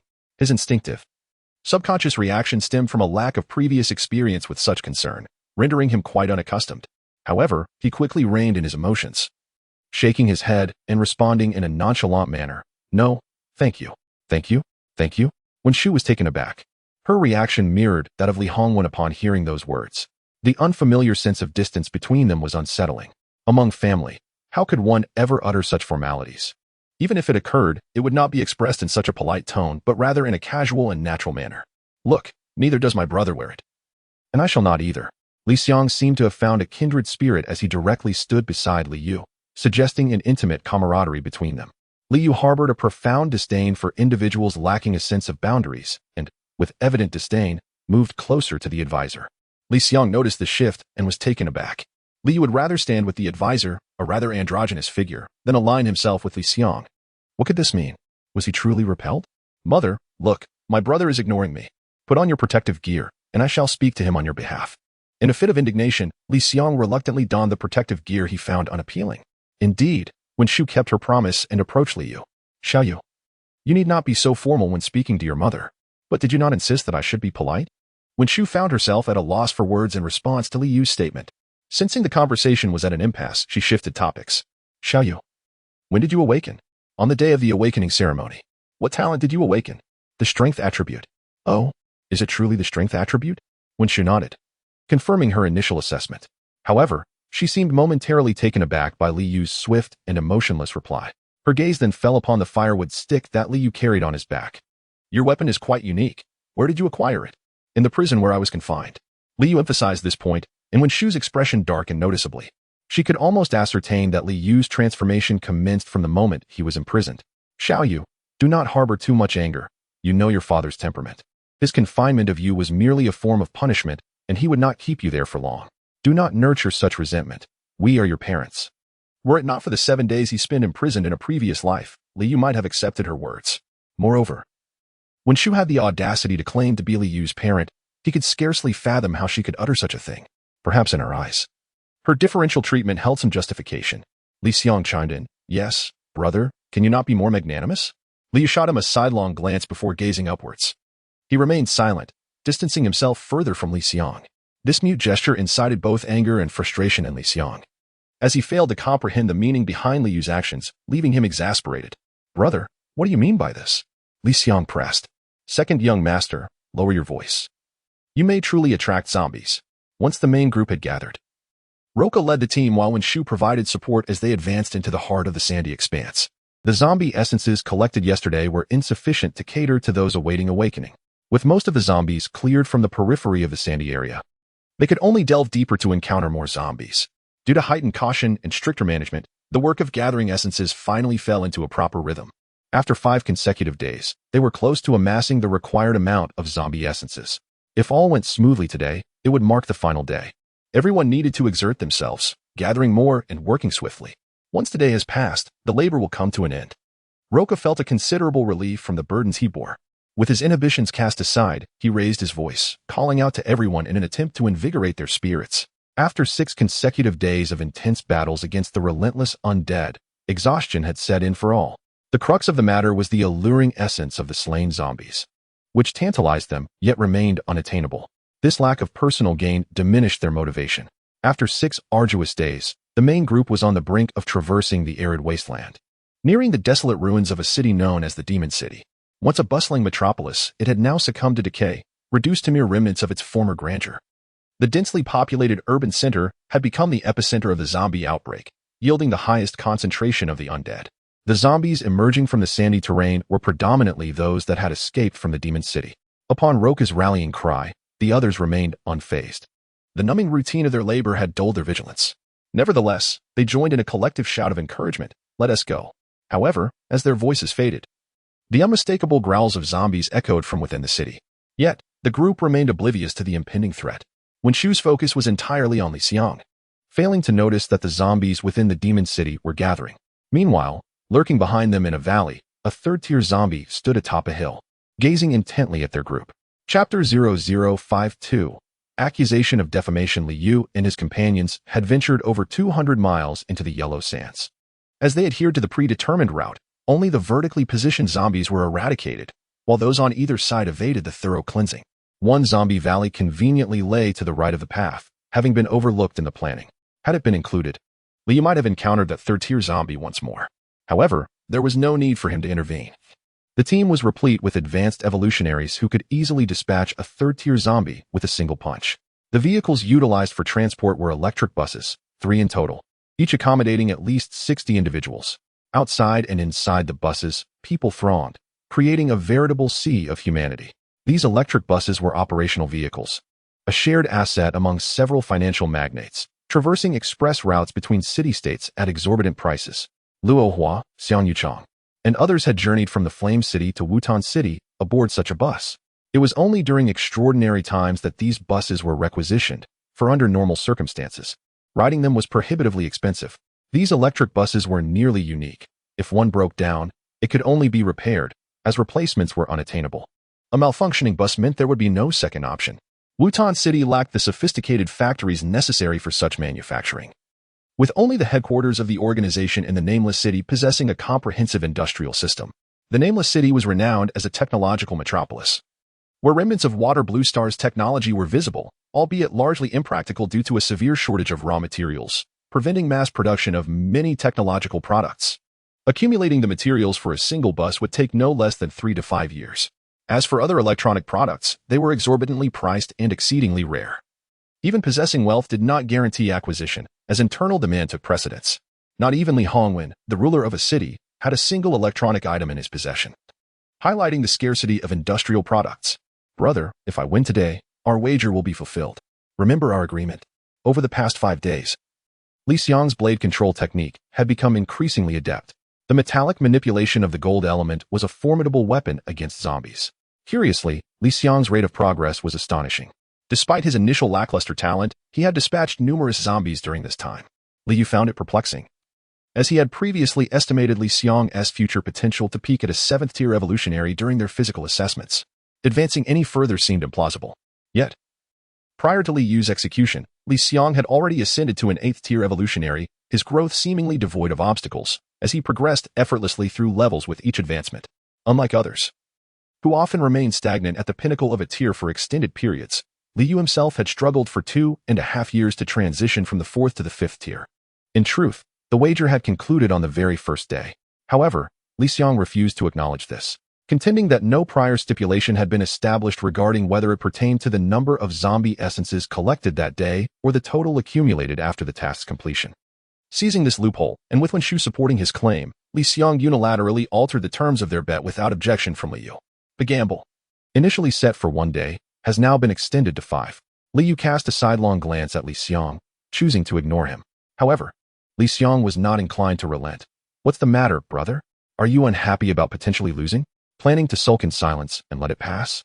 You must bow your head and admit defeat in front of me." Liu, wishing to remain unbothered, found that the more he ignored Li Xiang, the more audacious the latter became. "Is the massacre by Roca attributed to you as well?" What are you talking about, brother? Please don't spout nonsense. I could accuse you of defamation." Li Xiang aimed to eliminate more zombies and acquire additional zombie essence, compelling Roca to capture zombies for him to slay under the guise of honing his blade control skills. Yet he forbade Roca from capturing any for Liu's strength training. Moreover, their independent actions were strictly monitored by Wen Shu, who imposed stringent regulations against it. Under such circumstances, it was evident that Liu could not match Li Xiang's zombie hunting prowess. Primarily, Liu could not bring himself to request Roca to gather zombies for him. At that moment, the ruins of the magic city echoed with the cries of zombies. If one did not listen closely, one might mistake the sounds for a husky barking. Zombies often emitted such erratic howls, and everyone had grown accustomed to it. Yet, at that juncture, a second zombie began to cry out, followed by a third, a fourth, and then countless others. The cacophony grew increasingly louder, instilling a palpable sense of dread. The evolutionary practitioners, who were preparing to conclude their day's work, instantly tensed up. What is happening? Why are the zombies suddenly in an uproar? How peculiar. We've never encountered such a situation before. Despite the tension, there was not a trace of panic on anyone's face. After all, with a level 10 evolutionary like Wen Shu holding the fort, even a zombie king would find it challenging to pose a threat to them. However, if there were too many zombie kings, the scenario would be drastically different. Should Wen Shu be overwhelmed by an excessive number of them, the others would certainly face dire consequences.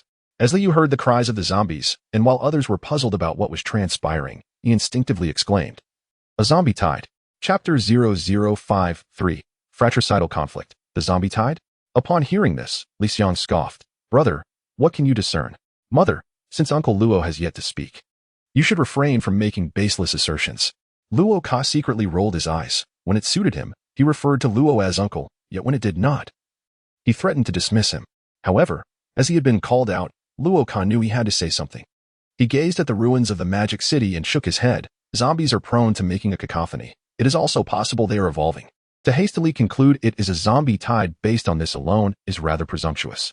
Nonetheless, the young master's warning is indeed prudent. I shall alert everyone to be on guard. He deftly shifted the conversation, ensuring no one was offended, and cleverly sought an excuse to extricate himself from the situation, so as not to be caught in the crossfire of the two young masters' verbal sparring. In the arena of avoiding calamity, no one could rival Luo Ka. Pleased with Luo Ka's affirmation, Liang felt a swell of pride and turned to Wen Shu for validation. "Mother, do you not agree with me?" Uncharacteristically, Wen Shu did not respond. Instead, she fixated her gaze on the desolate expanse of the magic city. The colossal metropolis lay in ruins, skyscrapers toppled, obscuring most of the view and rendering the depths of the wreckage shrouded in mystery, concealing the true number of zombies lurking in the shadows. Mother, please speak." Liang, unable to glean any agreement, became increasingly anxious, incessantly urging her, much to the point of irritation. Had it been Liu, Wen Shu would have likely retorted with a sharp shut up. Without warning, her eyes widened in alarm as she shouted, "Retreat! Everyone, get in the vehicles. We must evacuate, quickly." "What is wrong, mother? What is happening? Why will you not respond?" Liang remained oblivious to the gravity of the situation. Even Wen Shu, a level 10 evolver, was visibly agitated. It was evident to anyone with sense that matters were far from simple, yet Liang remained fixated on his unanswered queries. "You too. Stay close to Luo Ka. Do not stray." At this moment, Wen Shu had no choice but to leave her two children behind. If it truly was a zombie tide, she alone would need to confront it to safeguard the others. To prioritize only her children would mean sacrificing everyone else. The city's administrators and high-level evolvers were the backbone of the Yutan city, painstakingly cultivated by the Lord's estate. Without them, the city's functionality would falter, leading to a significant decline in its strength. The resources, time, and effort required to nurture such talent again would be astronomical. Furthermore, Wen Shu bore the responsibility of protecting everyone. At this realization, Liang grasped the seriousness of the predicament. He immediately dashed towards Luo Ka, pushing Liu aside in his haste. Liu, unaccustomed to such behavior, retaliated with a swift trip. Taken by surprise, Liang fell to the ground in a most undignified manner, staring incredulously at Liu. "You tripped me?" He never expected Liu to fight back. Though such antics had occurred before, Liu had always silently endured. Never had he dared to lay a hand on Liang, let alone trip him. The audacity of Liu's actions was utterly unacceptable to Liang. Liu paid no heed, striding towards Luoka without glancing back. At this juncture, it was unwise to act recklessly. Seeking the protection of a higher-level evolver was imperative. The tide of corpses was no trivial matter. Not only were the zombies numerous, but they were also notably ferocious, their strength having increased by more than double compared to usual. The more advanced zombies exhibited even greater enhancements. Wen Shu, a level 10 evolver, could typically handle 10 corpse kings without issue. However, in the face of a zombie tide, she found herself at a disadvantage not due to a lack of ability, but because of the multitude of considerations she had to account for.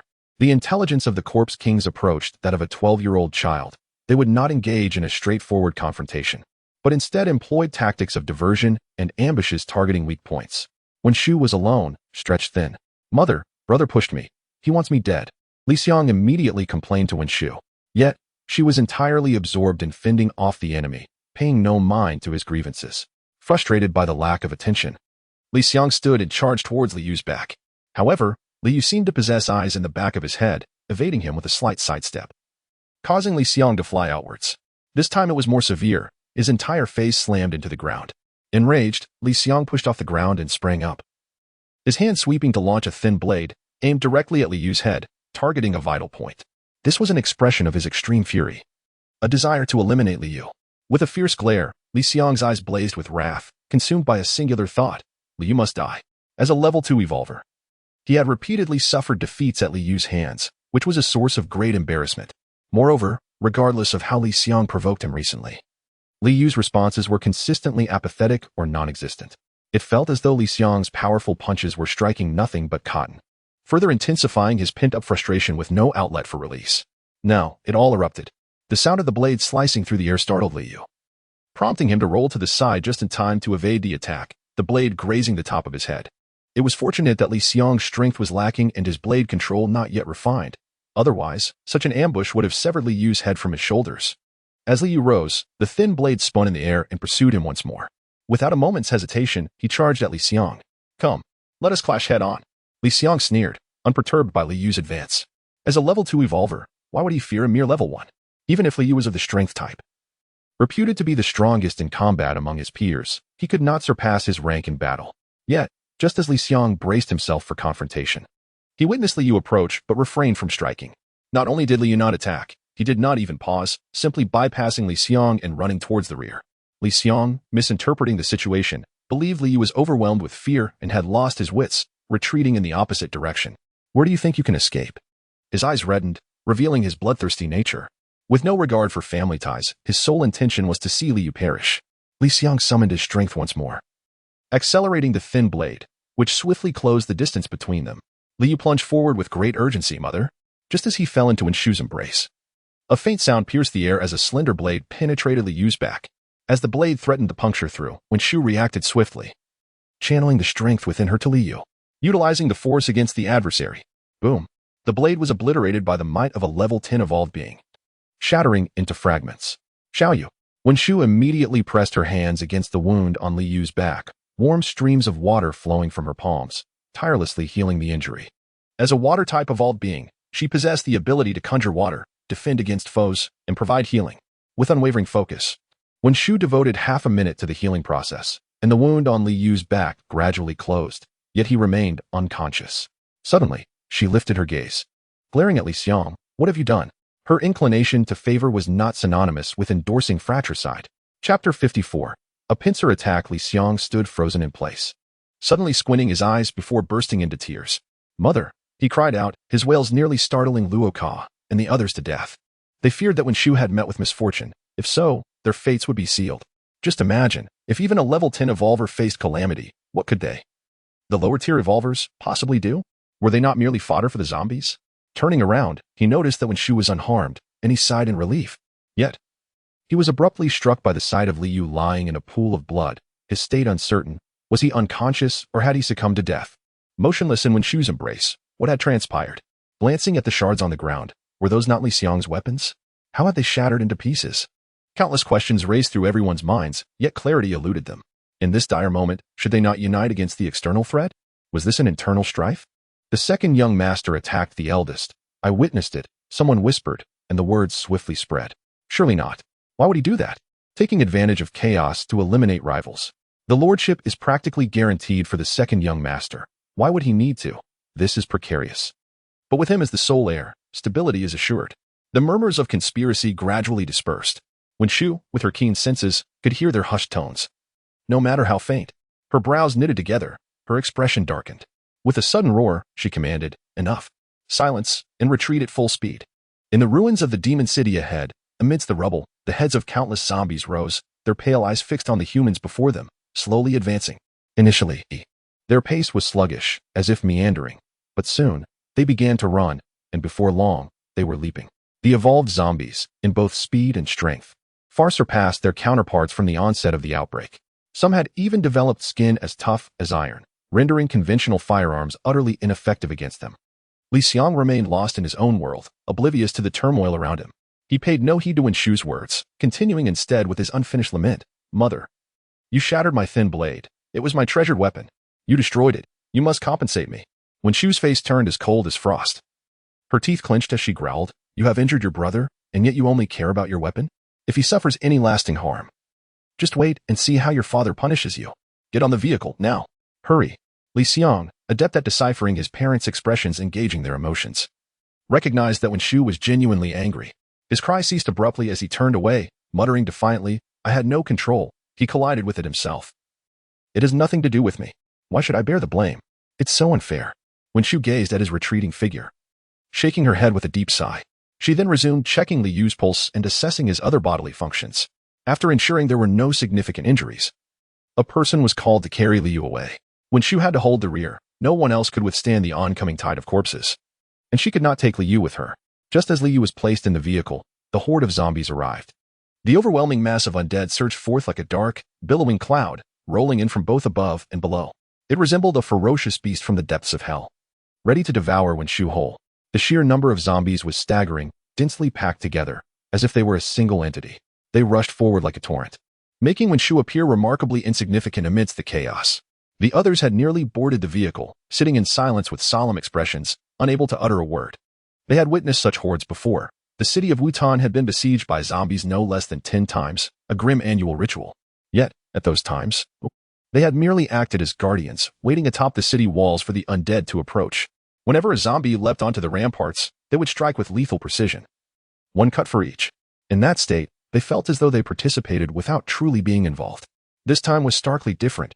They were in the midst of the fray, not only participating, but deeply entrenched in the peril.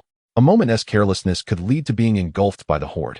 With so many zombies, a single bite could swiftly dismember a person, leaving no chance for transformation, and the outcome would be utterly tragic.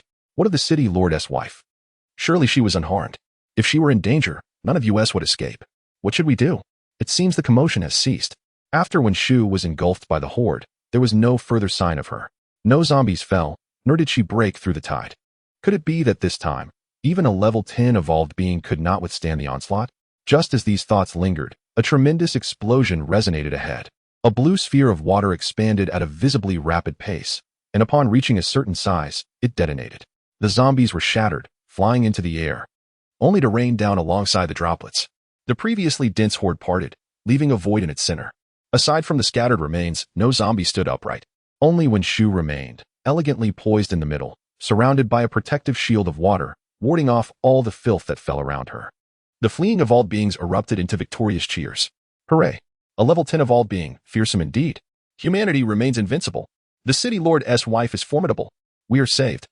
However, their exultation had barely begun before the horde surged forth once more, quickly overwhelming Shu. The zombies' counterattack was swifter and more decisive than anticipated. This time, Shu did not conjure another water sphere. Instead, she soared into the air, following the bus. This abrupt shift extinguished the flickering flames of hope among the crowd. Was a level 10 evolved being reduced to mere flight? What would they do? Anxiety began to ripple through the group. Nonetheless, they managed to maintain their composure, for they were still within the vehicle. As long as the vehicle remained intact and operational, there was still a chance for survival. Yet at that moment, someone suddenly exclaimed, "What is that?" The others turned toward the front, curiosity piqued. In the direction of the Valley of Despair, an unexpected emergence of zombies has occurred. Given their numbers, it is likely that they have mobilized in full force. A pincer movement? Have the zombies devised tactics? Good heavens! Are the undead capable of strategic thought? This complicates matters considerably. With zombies approaching from both the front and the rear, what shall we do? Accelerate! Accelerate! The sudden turn of events left everyone in a state of acute anxiety. Who could have anticipated that the zombies would execute a coordinated attack? Confronting mindless zombies is akin to dealing with wild beasts. It is relatively manageable. However, zombies endowed with intelligence present a far more formidable challenge. Liang, witnessing the unfolding chaos, grew increasingly agitated. He urged the driver, "Hurry, hurry, change direction. Do not head towards the southern part of the city. We will be encircled." The driver, drenched in sweat and under immense pressure, replied, "Second young master, I must follow the orders. I cannot alter the route on my own." "Follow orders? Do you wish to condemn me to death?" Liang retorted fiercely. "Change lanes, quickly." Liang's concern for the lives of others was non-existent. His sole desire was to ensure his own survival. Chapter 55, The Rising Tide of the Azure Sea. Second young master, change lanes, quickly, or I shall have your position revoked. This threat seemed to be quite effective, a tactic frequently employed by Liang. Each time, it yielded the desired outcome, thus he seldom resorted to alternative methods. This occasion was no exception. he achieved the effect he sought. The driver complied with his command, veering right and straying from the city gate's direction. However, this also distanced them from the zombies emerging from the graveyard, thereby avoiding being caught in a pincer movement. Yet, the downside of this maneuver was the disconnection from the main group. When Shu found herself stretched thin, able to manage this side but unable to attend to the other. Who instructed you to change lanes? Beneath Wen Shu's feet, water surged, forming splashes akin to surfing on the ocean. With remarkable speed, she swiftly caught up to the wayward bus. She did not enter the vehicle but instead matched its pace alongside the driver's window. The driver, with a pained expression, lamented. It was the second young master who ordered me to divert. He threatened to revoke my position, and I depend on this job to support my family. Without it, how can I survive? Lady of the city, I am left with no choice. Enough of your lamentations, return quickly, I shall escort you. At that moment, Liang leaned against the window. Mother, please take me away. It is unsafe here, and I am frightened. Stay in the vehicle. With me here, you are safe. Mother, I am truly afraid. Please take me with you. I must ensure everyone's safety. You will be fine following them. No, Mother, I want to be with you. Liang thought to himself that the fates of others held no significance for him, even if Wen Shu assured him of safety. Remaining by the side of a level 10 evolver provided a greater sense of security. Be obedient, Mother. Liang realized Wen Shu would not acquiesce, prompting him to take drastic measures. In front of her, he leaped from the bus. Before he could even touch the ground, a gentle bubble of water caught him and drew him to Wen Shu's side. He immediately plunged into her embrace, clinging to her tightly. This left Wen Shu with no option but to keep him close. I truly cannot deal with you. Wen Shu sighed, ultimately deciding to take him along. It would merely require her to divide her attention, which generally posed little issue. After all, the most pressing matter now was their escape. They needed to focus solely on this endeavor. As they drew closer to Wutan City, they could call for reinforcements. With the arrival of Li Hongwen and other advanced evolvers, the threat of the zombie tide would diminish significantly. Azure Sea rising. Wen Shu unleashed her ultimate technique, transforming the arid earth into an ocean. The waves bore 3 buses, propelling them swiftly toward the south of the city. Simultaneously, the horde of zombies quickened their pace, encircling those emerging from the graveyard. Under the impact of the colossal waves, the zombies were flung far away. However, the lethality of this assault was quite limited, as Azure Sea rising was a formidable supportive skill, excelling in escape and enhancement, but lacking the destructive power of Wen Shu's more potent technique, water explosion. After soaring into the distance, the zombies surged forward once more, only to be repelled by the crashing waves, yet they returned with relentless speed. Each undead creature displayed an unwavering tenacity, coupled with remarkable adaptability and learning capabilities. After several collisions, the zombies learned to evade the waves, significantly diminishing their impact. Mother, the waves are ineffective. The zombies are closing in again. Liang, not only refraining from exertion, but also vociferously disrupting the morale of the troops. Wen Shu pretended not to hear his cries, but his incessant clamor continued, prompting him to reach out and grab her. This distraction caused Wen Shu to falter, failing to maintain her mastery of the rising tide of the Azure Sea. The waves receded, dampening the sandy ground, yet slowing the bus's speed, allowing the zombies an opportunity to leap onto the vehicle. Although the zombies that boarded were swiftly dealt with by the evolved ones, the relentless horde, undeterred by death, ultimately overturned the bus. Fortunately, the occupants, being evolved individuals, sustained no injuries. The overturned vehicle posed no threat to them. Prepare for battle. Among the bus's occupants were Roka and Liu. Roka disembarked and immediately assumed a combative stance, while Liu, carried by a strategist, remained unconscious. Should he be aware that Liang was the cause of his plight, he would likely awaken forcefully. With the bus overturned and no means of escape, they faced the only option of confronting the zombies head-on. Against the multitude of undead, Roka felt sufficiently capable. To him, the first, second, and third-tier zombies were mere foot soldiers, easily dispatched with a single strike, fluid and unimpeded. However, the tide of zombies from the direction of the ruins of Magic City drew ever closer. Should a greater number of higher-tier zombies join the fray, the likelihood of casualties would increase. Without time to reproach, Wen Shu swiftly soared into action, hurling several water orbs that obliterated vast swathes of zombies. You all go. I will hold them off, she declared, her intention to delay the horde and ensure the safety of the main group. Liang, however, objected vehemently. Mother, we must leave. Do not engage the zombies, it is far too perilous. You go on. I will cover our retreat. Then, take care, and be cautious. Do not let the zombies bite you. Liang uttered a few inconsequential words of concern before reboarding the bus and departing. He chose to distance himself from the battlefield, following the path that led away from danger. Prior to her decision to confront the undead, remaining by her side was the safest course. Now, as she approached the threat, he was unwilling to risk his safety, even for his own mother, decisively prioritizing his life. In response, Wen Shu conjured a colossal wave, sweeping the zombies far away before turning to chase after the fleeing individuals, employing rising tide of the Azure Sea to aid their escape. Repeatedly invoking her formidable technique took a significant toll on her stamina, prompting her to consume food during their flight to replenish her energy. The distance to Southern City was still considerable. She needed to persevere. After invoking her technique twice more, they were finally within 20 miles of the Southern City.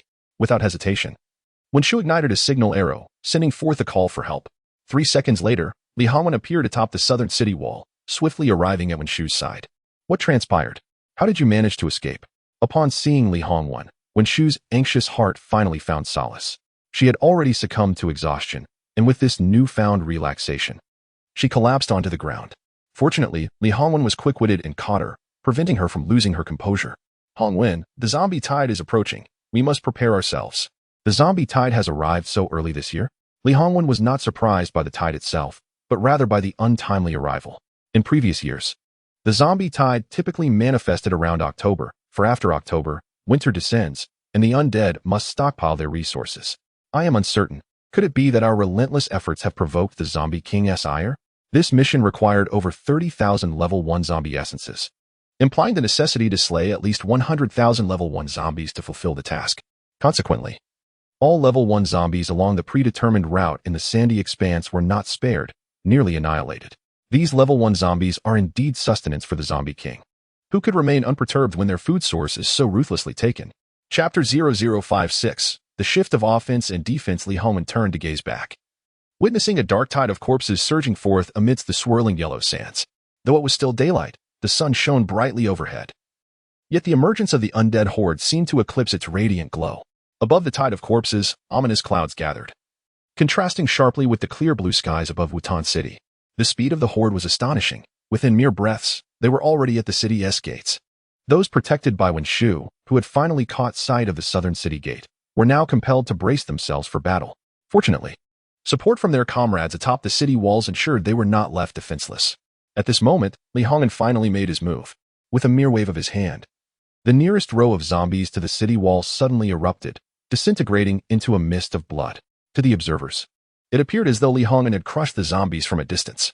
In truth, he had utilized his extraordinary speed to swiftly slay that line of undead. While he seemed stationary, he had, in fact, executed countless strikes in the blink of an eye. How could Wen Shu possibly complain about his rapid pace? This was Li Hongwen's advantage, though it could also serve as a disadvantage in certain situations. His intervention marked the official commencement of hostilities with the horde. Troops from across the city began to converge on the southern gate, and residents, alerted by the commotion, gathered at the city gates. Upon hearing of the approaching horde, they rushed to witness the spectacle. After all, they had seen such sights before, assuming it would be much the same. To their horror, upon arrival, those of a timid disposition nearly lost their composure. The sight was indeed terrifying, comprised entirely of advanced zombies. Panic surged. Would the city gate withstand the onslaught? Surely it would hold. After all, the lord and lady of the city were present. Yet, the unusual nature of this event left many uncertain. Some remained to observe, while others discreetly retreated to gather their belongings in preparation for flight. The timing of this horde was peculiar, and the level of the undead was significantly higher than previous incursions, with numerous second-tier zombies visible. This indicated that there were likely even more advanced zombies among them, increasing the chances of a breach. However, for Liu, none of this was of immediate concern. Upon reaching the southern gate, his strategist promptly ushered him into the city. They hurriedly made their way to the Lord's manor, where Liu rested for a moment before awakening. "Young master, you're awake. Are you thirsty? Would you like some water?" The voice was somewhat unfamiliar, and upon opening his eyes, Liu was startled to find it belonged to the male assistant. "No need. I'll be fine after a short rest. You don't have to stay so close. I'm all right. Please, sit over there. I have a few questions for you." Liu inquired about the situation regarding the horde. The strategist knew little, revealing that the horde had already reached the southern gate, and the lord, lady, and several high-level evolved beings were actively resisting the undead. With their presence, Wutan City would not fall. Let us hope so. I have no further business here. You may attend to your duties. Liu too found the situation surrounding the horde perplexing. In his previous life, there had certainly been no such incursion at this time, a detail he recalled vividly. Could it be a consequence of the butterfly effect? Surely that would be rather excessive. The emergence of the undead tide was intended as a punishment for his rebirth, resulting in numerous alterations to the course of events. Liu had spent 7 days recuperating at home, during which Li Hongwen, Wen Shu, and Li Xiang had not returned. News regarding the undead tide continued to pour in, indicating a weakening of its assault, heralding the dawn of victory for Wutan City. On the human front, casualties were countless, both dead and injured. The siege by the undead had persisted for 7 days, yet the silence from Silver City was remarkable. At this moment, Wutan City was vulnerable and in a perilous state, presenting an opportune moment for an attack. With Silver City to the north and the undead tide to the south, Wutan City found itself trapped and defenseless. Strangely, Silver City chose to remain inactive, refraining from assaulting Wutan City. Had an alliance been formed? However, Liu had received no word of such a pact. Furthermore, given the long-standing enmity between these two city-states, reconciliation was hardly feasible. Another 7 days passed, marking approximately half a month. At last, news from the south brought joy. The undead tide had receded, and Wutan City had triumphed. Throughout this fortnight, Liu had not ventured outside, confining himself to his room to recuperate and practice his swordsmanship. Although Li Xiang's slender blade had not pierced through his chest, it had sunk in deeply. Naturally, even without Wen Shu's intervention, Liu would never allow himself to perish at Li Xiang's hands. To make his feigned injury more convincing, Liu had endured a while longer. As expected, Wen Shu responded promptly, not only preserving his life, but also shattering Li Xiang's beloved blade. In recent weeks, Li Xiang had not returned to the Lord's manor. Given his penchant for indulgence, it was unlikely he could remain at the front lines. The only plausible explanation was that he was attempting to quell his parents' anger. However, the act of fratricide was something that neither Li Hongwen nor Wen Shu could tolerate. The effectiveness of such a ploy was minimal. Had it yielded even the slightest result, Li Xiang would undoubtedly have returned home to recline and indulge. On the 15th day of the undead tide's invasion, the Lord's manor, which had been quiet for half a month, finally buzzed with activity. Li Hongwen, Wen Shu, and Li Xiang had all returned, accompanied by key personnel. Esteemed guests, you have all worked hard these past weeks. A commendation ceremony will be held in 3 days at the Fried Chicken Square, followed by a banquet at the Lord's manor to celebrate this remarkable victory. Huzzah! The voices outside gradually faded away. After a short while, a servant knocked at the door. Young master, the Lord has summoned you to the Ancestral Hall. The inevitable had arrived.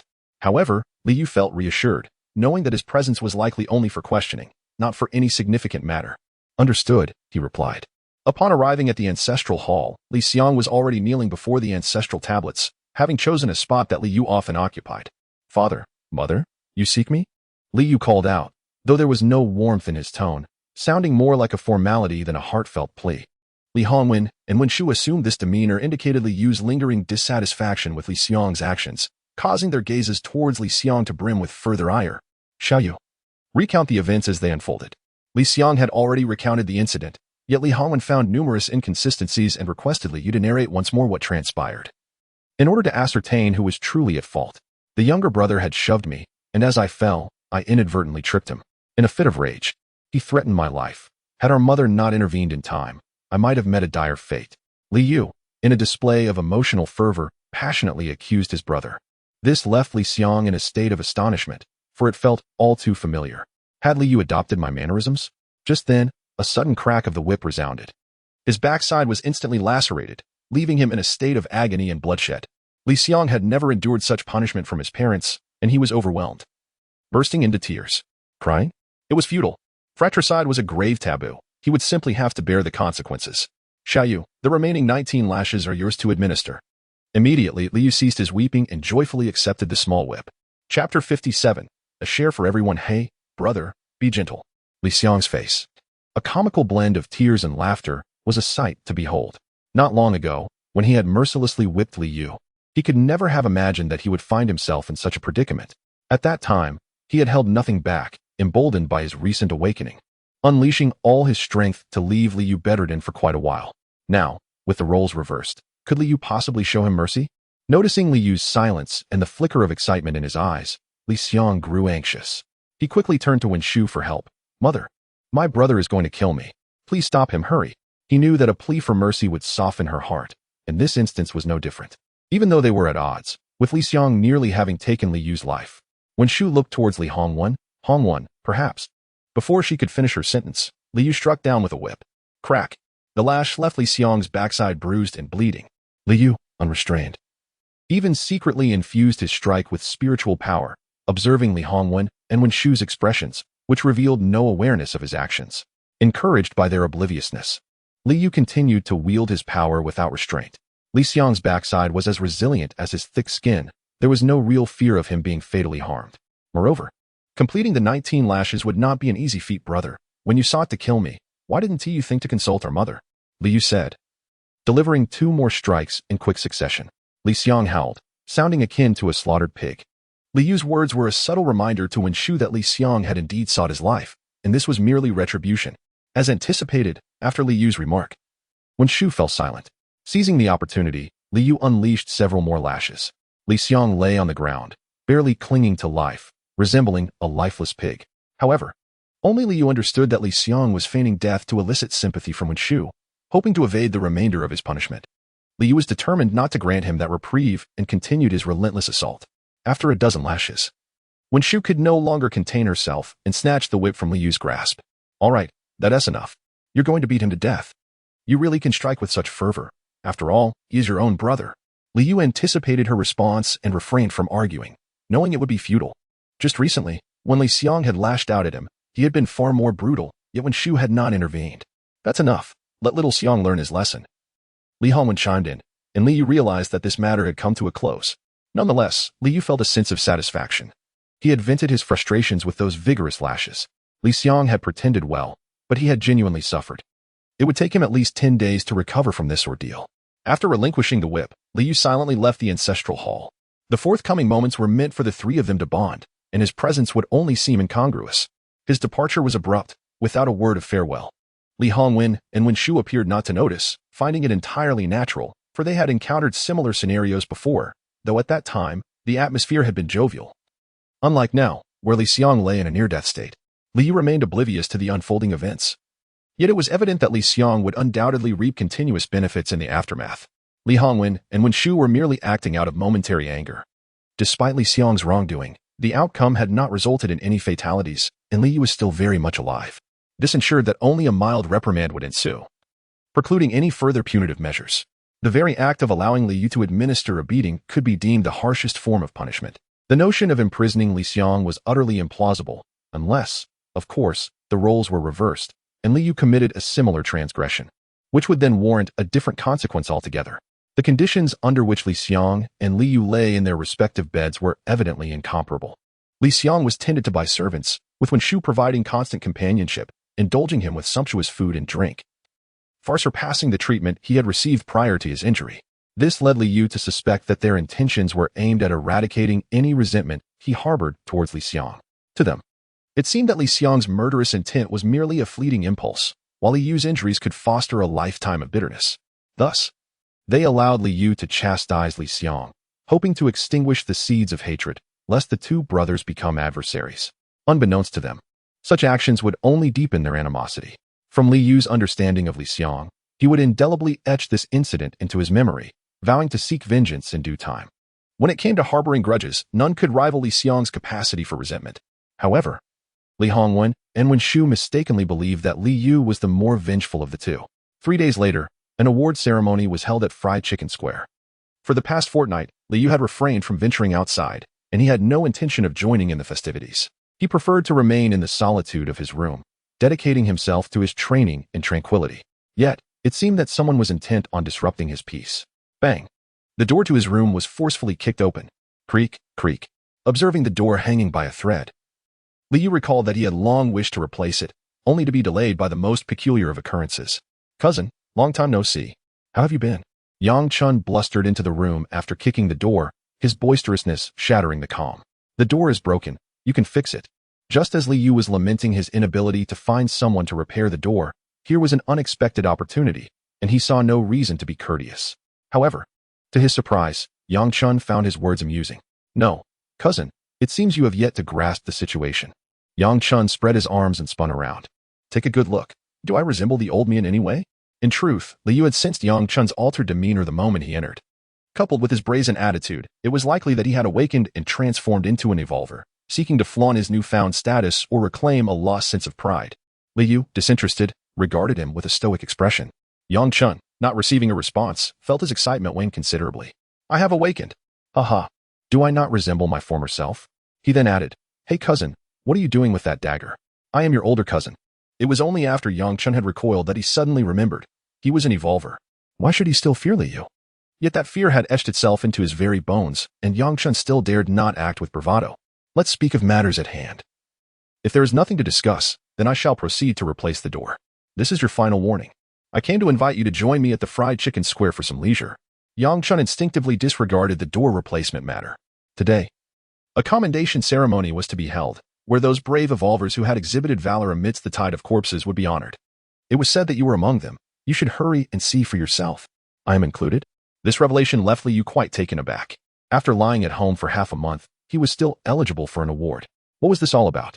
It did not align with Li Hongwen's usual style. Yes, indeed. Anyone who participated in the battle is eligible. I was waving the flag at the city gate, and they informed me that there would be rewards. A consolation prize? No, it's a substantial reward from the organization. Upon hearing this, Liu paused momentarily, but soon he grasped the situation.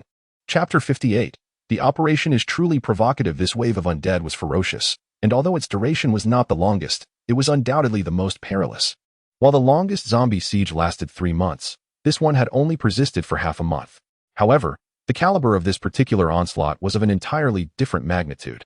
The vast majority of the undead this time were of the second tier, possessing a destructive power that was unparalleled in previous encounters. Consequently, the casualties were significantly higher, reaching a staggering 20,000. It seemed that for every soul that fell, another rose to take their place, with reinforcements summoned repeatedly, surpassing 100 times, even drawing upon reserves. Although victory was ultimately achieved and the horde retreated, the toll was grievous, marking a Pyrrhic triumph.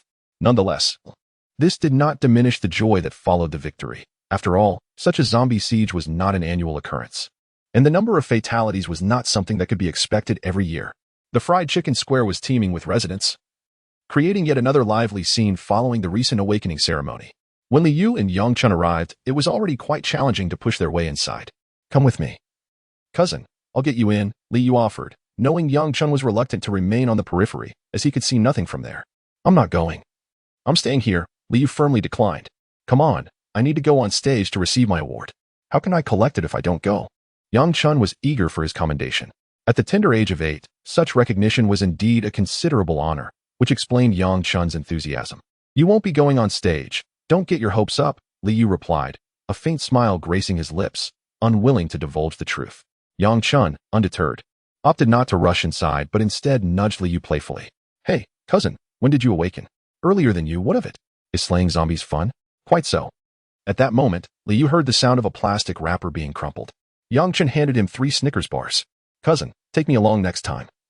Let me experience slaying zombies too. Not one to refuse a good treat, Liu accepted the bars without hesitation. Next time for sure. Wait, cousin. Aren't you even curious about what talent I awakened? Yang Chun was nearly beside himself with anticipation. His visit to Liu was not solely to seek companionship, but also to boast about his own abilities. However, Liu showed little interest in his affairs, not even bothering to inquire, which left Yang Chun feeling quite unsettled. Liu was already aware of the talent Yang Chun had awakened, and thus felt no need to ask. Yet, considering the 3 Snickers, he begrudgingly played along. What type? Strength. Yang Chun beamed with pride, his expression radiating youthful exuberance. And then, let us compare our strength. I heard you awaken strength as well. Yang Chun patted his own arm, attempting to showcase his pudgy muscles. That is quite juvenile, Liu replied, uninterested in engaging in such games. However, ignoring him would only lead to persistent pestering from Yang Chun, who was currently in a state of exhilaration after his awakening, having just survived the zombie wave. He probably lay awake each night, consumed by excitement, dreaming of how he had vanquished the undead. Liu removed the corpse dog sword from his back and plunged it into the ground. If you can pull it out, consider it a victory. TCH. What is so difficult about this? You underestimate. Huh? Who are you looking down on? Huh? Liu chose to ignore him, allowing him to flail about. If even Li Hongwen, a 10th level evolver, could not lift the corpse dog sword, then Yang Chun stood no chance. Just then, the award ceremony was about to commence, and Liu's attention shifted to the stage. Li Hongwen, Wen Shu, Wang En, Luo Ka, and other high-ranking officials were present. Unsurprisingly, Li Xiang was seen beside Wen Shu. Typically, in such significant events, Wen Shu would only bring Li Xiang, occasionally including Liu, but always alongside Li Xiang. There was never a single instance when she brought Liu alone. Having rested for merely 3 days, Li Xiang's injury rendered him unable to sit. So he stood beside Wen Shu. Wang and represented the organization, and alongside him was the vice leader, Lei Qian. Lei Qian had come to express condolences on behalf of the organization, bringing with him tokens of commendation. The opening speech was delivered by Lei Qian. He spoke at length, concluding with a moment of silence for the deceased lasting 3 minutes. At this moment, the atmosphere grew solemn. However, when Lei Qian announced, "Next, the organization will honor those evolvers who bravely fought against the corpse tide," the heavy mood dissipated, and the crowd became animated. The organization's commendations were substantial. To win the hearts of the people, they never hesitated to reward evolvers generously. This led to every evolver's greatest aspiration being to become a member of the organization. Lei Qian continued his discourse, though much of it was subconsciously filtered out by the audience, until he stated, "Now, those whose names are called, please come to the stage and allow everyone to admire the faces of these heroes. It is their courageous struggle against the corpse tide that has secured the peace of Wutan City today. When they ascend the stage, please do not hold back your applause." Instantly, it seemed as if everyone awakened, erupting into cheers. The task of announcing the names fell to Luo Ka, Zhang San, Li Si, Wang Er, Li Xiang, Jian Wu. As Li Xiang's name was mixed among the others, Liu knew his assumption was correct. Last time, Li Xiang had failed to deceive the organization for resources. This time, he had opted for a different approach. One couldn't help but wonder which unfortunate soul had been replaced by Li Xiang. Li Xiang's gold element talent made him exceptionally skilled at slaying zombies. However, Liu understood him well. This fellow was quite cautious and would never risk his life recklessly. This implied that Li Xiang wouldn't be able to eliminate many zombies. Had he shown a little more bravery, he wouldn't have found himself kneeling in the Ancestral Hall, nor would he be subjected to Liu's scolding. Here, we must commend our Li Xiang, who, at the tender age of 8, is still a child. Yet, during this corpse tide, he focused so intently on repelling the zombies that he failed to notice his footing, resulting in a fall from the city wall that injured his posterior. Today, he persevered and took the stage despite his injury. Let us all encourage him with our applause. Liu? He found it utterly absurd that Liu could substitute for someone else to receive an award. Luo Ka's words were even more ludicrous. An outrageous spectacle beyond comprehension. Liu could hardly fathom that after punishing Li Xiang, not only could he face retribution, but this incident could also be leveraged to transform him into a heroic figure in the fight against the zombie siege. No wonder they wanted me to take action. They were too reluctant to intervene themselves. Liu was astonished that such a course of action existed. It was evident that this was Li Xiang's idea. However, Li Hongwen and Wen Shu were indeed indulgent, willing to indulge in such antics alongside him, seemingly unperturbed by the organization discovering their antics. If the organization were to find out, Li Hongwen's reputation would undoubtedly suffer a significant blow. Yet, this man, who valued his dignity so highly, was willing to abandon it for Li Xiang, which spoke volumes about his affection for him. This audacious maneuver left Liu utterly astounded. Chapter 0059. 2 worlds. At that moment, Liu sensed something amiss. Every summons to the Ancestral Hall never boded well. To his astonishment, he was instructed to whip Li Xiang, revealing a premeditated scheme to employ a painful stratagem, all the while achieving dual objectives. Not only did it placate Liu, preventing the seeds of hatred from germinating, but it also allowed for the selection of a combat hero, thereby deceiving the organization into bestowing accolades. Such a cunning ploy. It was evident that Li Xiang could not have conceived of this. The painful stratagem, particularly the aspect of eradicating Liu's resentment, was certainly beyond his imagination. This idea was most likely the result of discussions between Li Hongwen and Wen Shu. In his previous life, Liu had overlooked these machinations, having long believed that Li Hongwen and Wen Shu were merely concerned with appearances, always presenting themselves as upright and magnanimous. To Liu of the past, they epitomized virtue and righteousness. Only now did he realize that they were not averse to engaging in unscrupulous deeds behind the scenes. What on earth? Yang Chun, drenched in sweat, felt thoroughly disheartened. His recently restored confidence, awakened by the circumstances, was now shattered by a mere fire stick. Yang Chun had tried for an extensive period, employing various techniques, exerting all his strength, yet this wretched object remained steadfastly planted in the ground. Dear cousin, is there a problem on your end? Why can't it possibly be your issue? What issue could I have? I am perfectly well. How could I not pull it out? I am an enhancer of strength. Is it conceivable that you might be too weak? Yang Chun was beset by existential doubts. Liu's words were undeniably disheartening. Of course, being overly blunt is not without consequence, but primarily, he spoke the truth. Lies do not wound. It is the truth that cuts like a knife. With a pout, Yang Chun felt tears welling up. However, Liu reprimanded him. Suppress it. Immediately, Yangchun complied, realizing something felt off. Wait. Who is the elder brother and who is the younger? Liu remained silent, merely casting him a glance. All right, you are the elder brother. And I am the younger. What a fool this fellow seemed to be. Liu, equally speechless, effortlessly withdrew the corpse dog sword. You said it could be retrieved? Lead the way. How did you manage to pull it out? Did you manipulate it in some way? It must be so, otherwise. It is impossible that you could succeed where I could not. Then catch it properly. Here.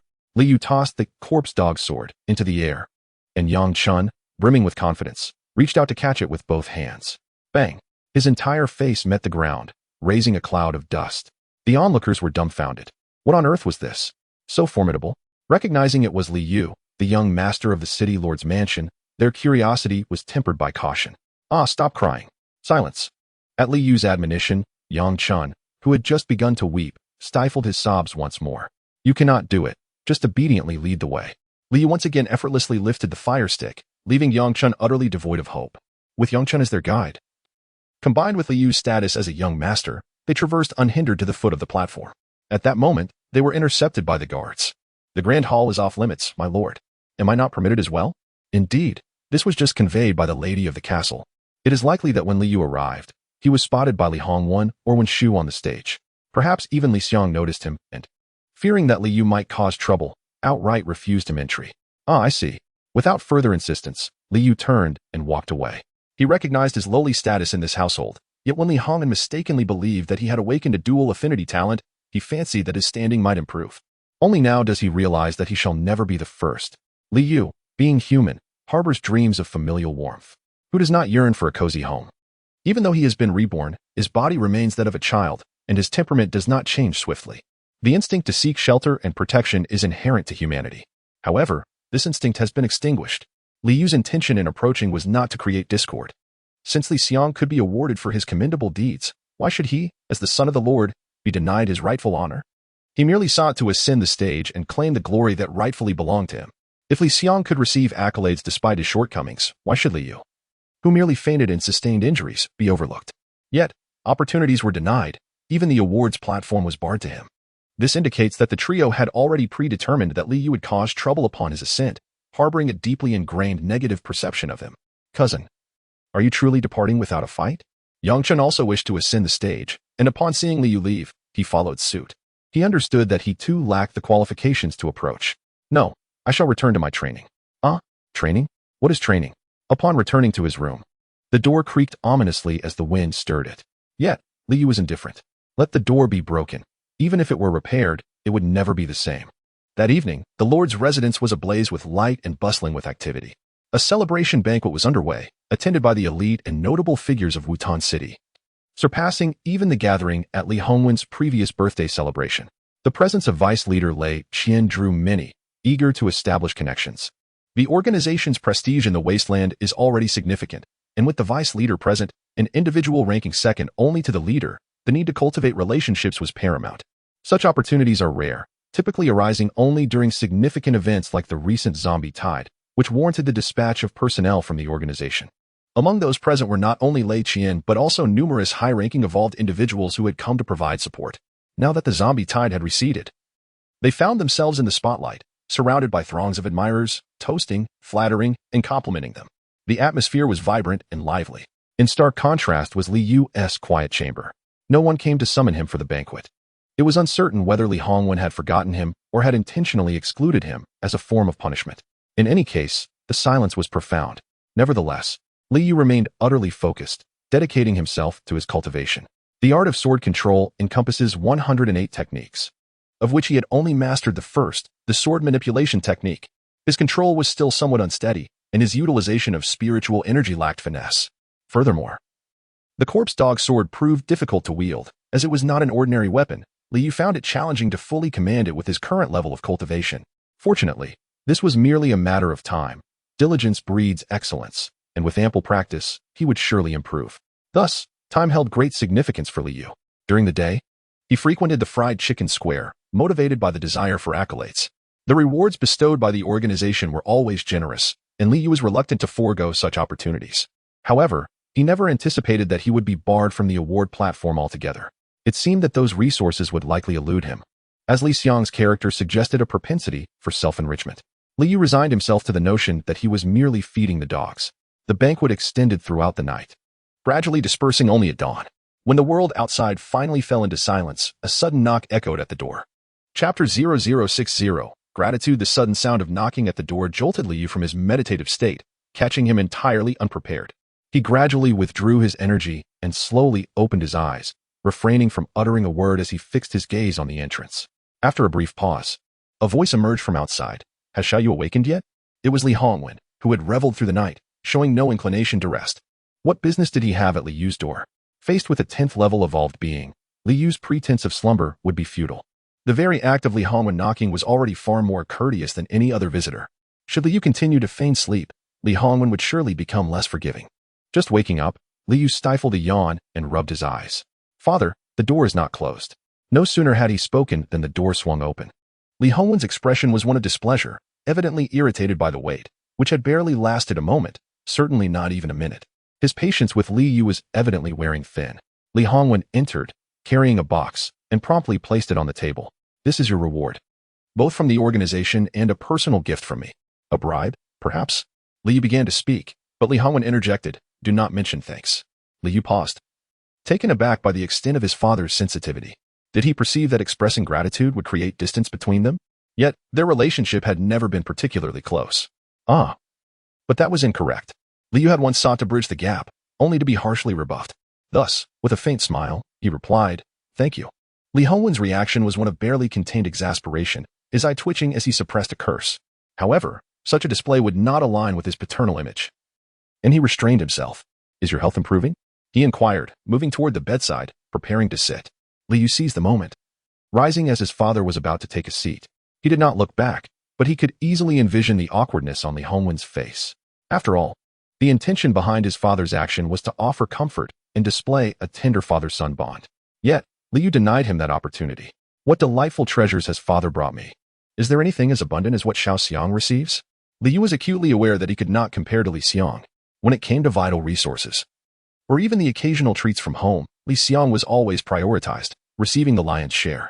His choice of words was deliberate, aimed at causing Li Hongwen discomfort, urging him to leave and not hinder his cultivation. At this juncture, no one's time was more precious than Li Yu's. Everything is quite similar. There's little to distinguish between you two. Li Hongwen chuckled, remaining seated at the edge of the bed, seemingly with no intention to depart. Li Yu opened the bag to reveal an exquisite gift box. Upon opening it, he discovered 8 first-level zombie cores, 2 second-level zombie cores, and one particularly noteworthy third-level zombie core.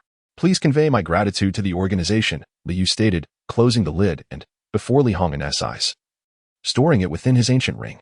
Of course, to Li Hongwen, it appeared as if Li Yu was placing it into his awakened space.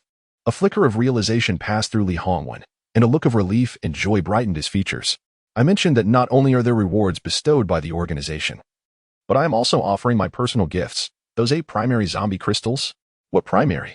They are tertiary zombie crystals. What a grand gesture. In this life and the last, Li Yu is fortunate to witness Li Hongwen's generosity towards him for the first time. He understands, assuming he has awakened a spatial talent. With utility, it is only natural to treat oneself with a bit more kindness. He is indeed grateful. However, upon hearing the word thank you, Li Hongwen feels a slight unease, an instinctive discomfort. Yet, he recognizes that Li Yu's words hold no fault. Thus, despite his discomfort, he can only swallow it down. 8 primary zombie crystals should suffice to bring you to the threshold of the secondary level. If they are insufficient, do let me know, and I shall provide more. Perhaps you should take an additional 10 or 20, for I fear that if it proves inadequate, I would be reluctant to disturb you. By the way, 10 more secondary crystals are certainly necessary. As for tertiary, there are none left, and I do not possess many alternatives. I am willing to accept whatever you can offer. This is not mere idle talk. Resources, after all, are something no one would ever find excessive. Nevertheless, Li Hongwen perceives Li Yu's desire for advancement. This is precisely what Li Hongwen wishes to see. His purpose for this visit, aside from delivering resources, is to urge Li Yu to expedite his upgrade. Strive to elevate your level to secondary as swiftly as possible, and I shall assign you to guard the city for training. In my advancing years, Yutan City will rely on you and Xiao Xiang to uphold its defenses. I shall go freshen up. Would you like to join me? Li Hongwen notices that Li Yu has no desire to engage with him. Even with such generous resources presented, he is far less exuberant than Li Xiang, who would leap with joy and embrace him. Liu remains remarkably composed, too calm for a child. Li Hongwen rises, awkwardly brushing off non-existent dust from his clothing. You carry on. Remember to upgrade promptly. Upgrading requires sustenance, of which I have none. Ultimately, Li Hongwen instructs the kitchen to prepare a grand feast for Liu. After indulging in a hearty meal, Liu resumes his practice of the sword control technique. He can no longer become an evolver, thus he resorts to merely guilting others into providing for him. Over these past few days of focused training, he has made notable progress. The first form of the sword control technique, sword manipulation, is nearly mastered. What remains is to accumulate experience through practical combat. The second form, exploding sword.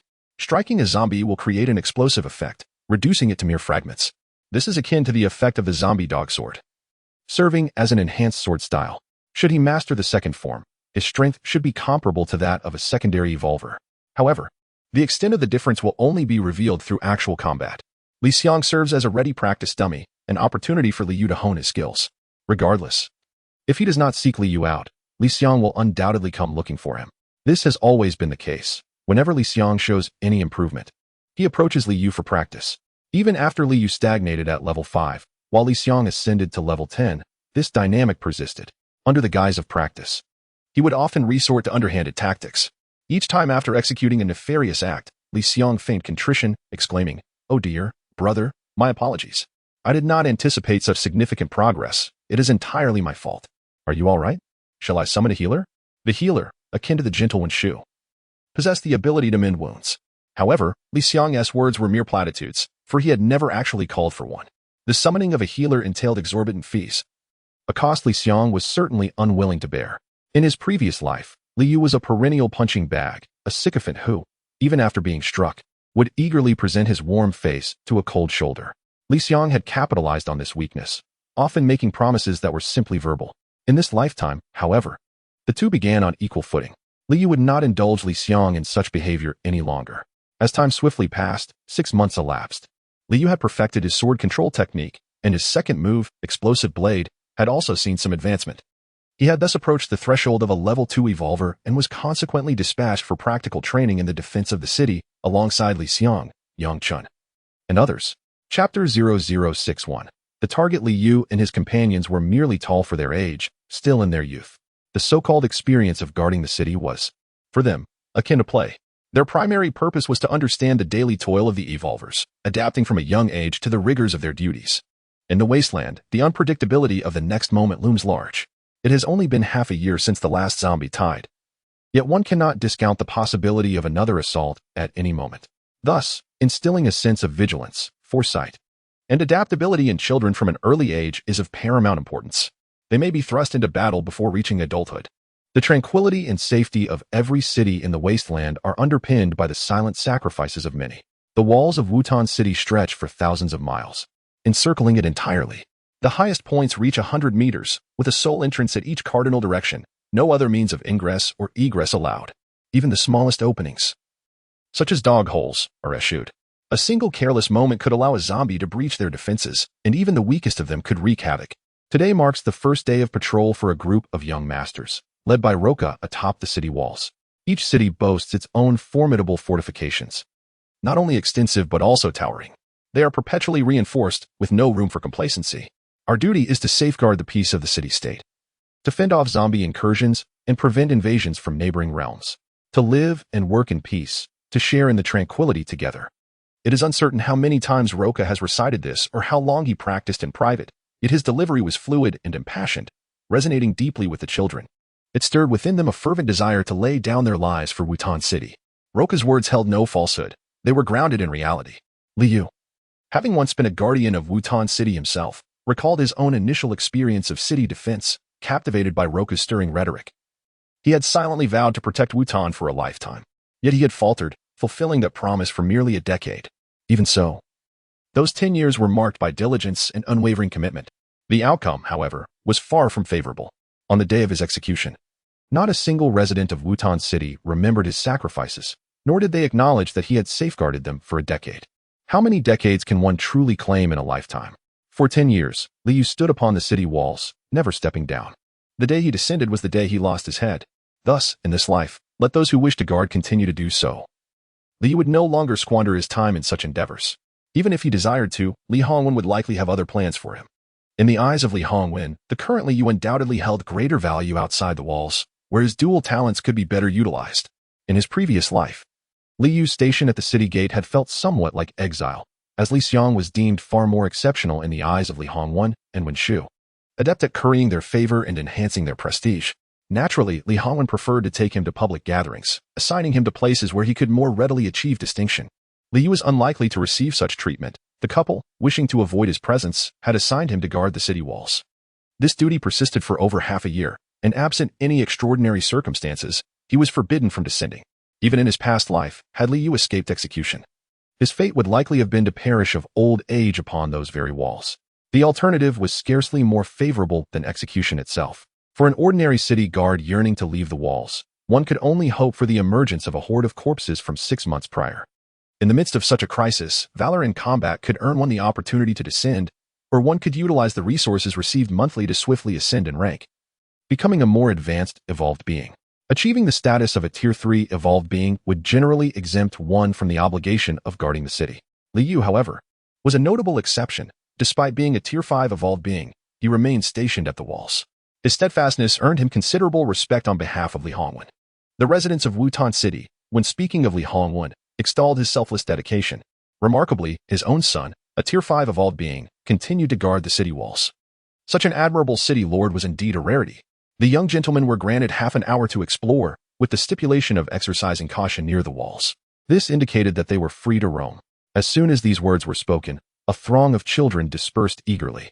A group of privileged youths quickly surrounded Li Xiang. "Second young master, shall we take a look over there?"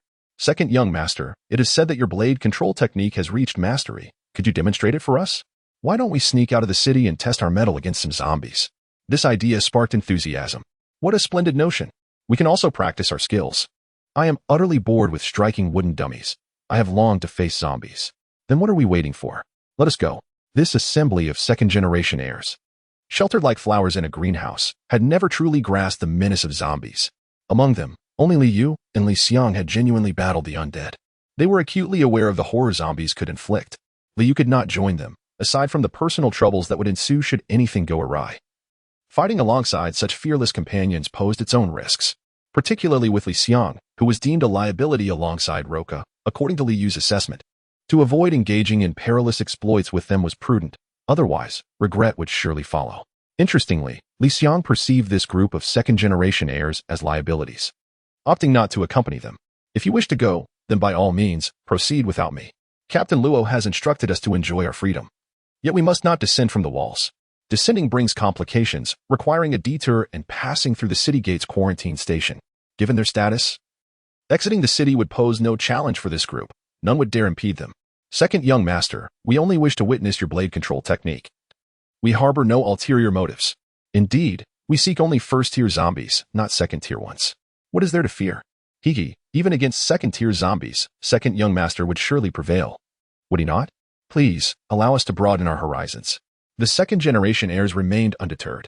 Their curiosity genuinely stemmed from a desire to witness Li Xiang's blade manipulation technique.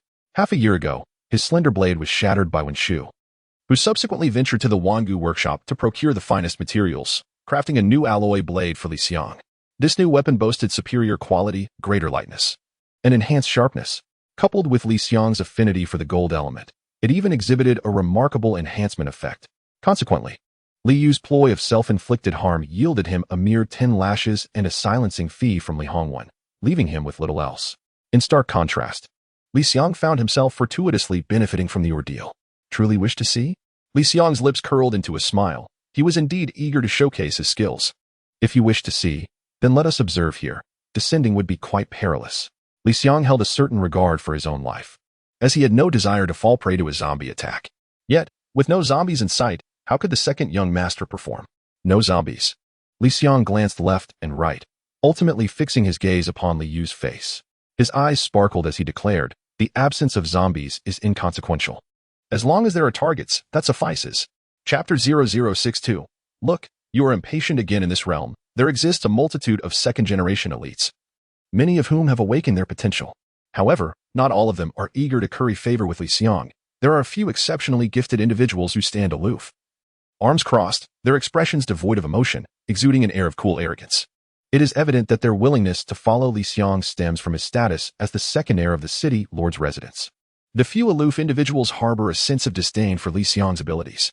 This presents Liang with an opportunity to showcase his talents, as the system has issued a task for him to astound others, compelling the second-generation elites to bow to him. Upon successful completion of this task, he shall be rewarded with evolution points. When Liang's gaze shifted towards him, Liu instantly recognized that his counterpart was not harboring good intentions. For various reasons, Yang Chun steadfastly aligned himself with Liu, ensuring that he would not have to face Liang alone. "Cousin, little Liang is eyeing you with ill intent," Yang Chun whispered. He could not afford to offend Liang, yet he needed to portray his allegiance to Liu. Thus he resorted to this indirect approach. "What secretive whispers are you exchanging with my brother? Is there something you cannot say in front of all of us?" Liang interjected, seizing the moment. He then approached, positioning himself before Liu and Yang Chun. His words directed at Yang Chun were, in truth, aimed at Liu. Over the past 6 months, Liu had nearly sequestered himself from the world. Liang had been informed by Li Hongwen that he should not disturb Liu without cause. This only fueled Liang's curiosity regarding Liu's activities during this time and why he had garnered his father's attention. "I told my cousin that soon we might need to guard the city walls, so while we still have the chance, we should enjoy ourselves now. For opportunities may be scarce in the future," Yang Chun cleverly remarked. Guarding the city holds a meaning akin to military service. It ensures sustenance and a stable supply of resources. Yet, it is rather monotonous, a routine of year after year, day after day, leading to a life devoid of excitement and anticipation. The only source of joy lies in the days when resources are allocated. Yang Chun's words were not without merit. However, what truly concerned Liang was not the content of Yang Chun's statement, but the opening it provided for him to respond. "Indeed, it is time to have some fun." Liang immediately turned to Liu. "Brother, shall we engage in some amusement? Let us see if you have made any progress during your 6-month seclusion." His words suggested an air of superiority, as if he had always been more powerful than Liu. Liu had anticipated this challenge and responded with calm composure. "Sure. How would you like to play?" Liang was taken aback momentarily. He had not expected Liu to agree so readily, without hesitation, as if he had been waiting for him to speak. However, Liang dismissed any thoughts of superiority, convinced that Liu's strength did not surpass his own. Over the past 6 months, he had consumed countless second-tier zombie essences, and although he was still far from advancing to the 3rd tier, his physical prowess, mastery of talents, and blade control techniques had all seen significant improvement. He had even been assigned a teacher, who provided specialized guidance daily.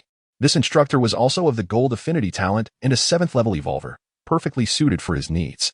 A 7th-level evolver is regarded as an esteemed guest in any city-state. However, I was invited to teach Liang, and the price to be paid is quite substantial. It is evident how much importance Li Hongwen and Wen Shu place on Liang over the past 6 months. Aside from that one occasion when Li Hongwen sent over some essence, there has been no further assistance, no resources sent regularly. There is no comparison to the treatment Liang receives, let alone a dedicated manor. Such thoughts are futile.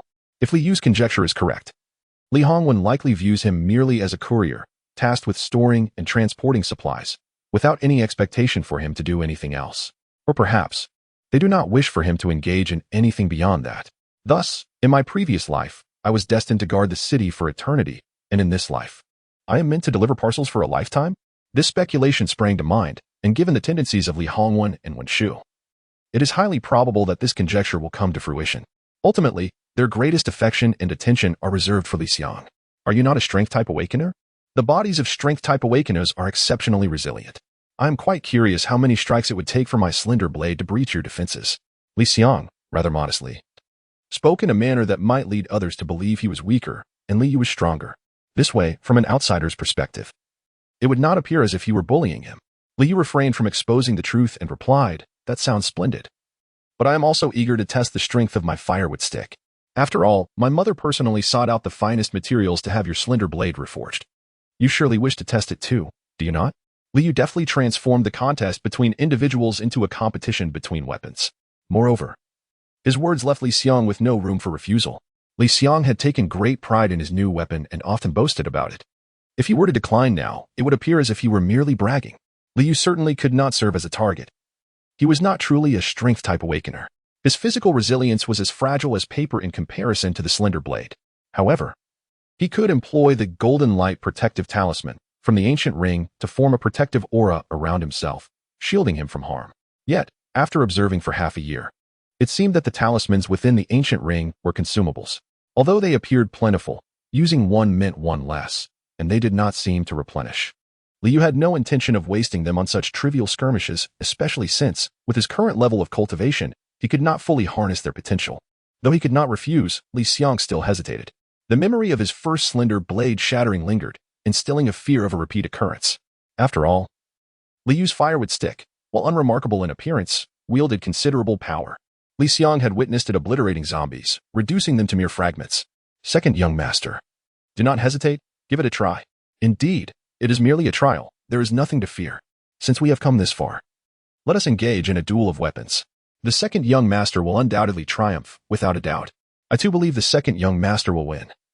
The first young master's stick is dark and unattractive, clearly lacking in merit. The second young master's slender blade, on the other hand, is beautiful and glimmering. A chorus of praise from several young heirs spurred Liang on. With a determined expression, he declared in a deep and confident voice, "Very well. Let us clash." When Shuk proclaimed that the newly forged slender blade was crafted from the highest quality meteorite iron, he had enlisted the finest blacksmith to create it, rendering this slender blade the most exceptional weapon in the entire wasteland. To fear a mere firewood stick would indeed be ludicrous. Liang was determined to elevate his slender blade to the pinnacle of the weapon rankings. Thus, he intended to commence this journey with that very firewood stick. Making a name for himself, as Liang controlled the blade in the air, poised for action, Liu suddenly interjected, "Wait, what are you doing? Are you having second thoughts?"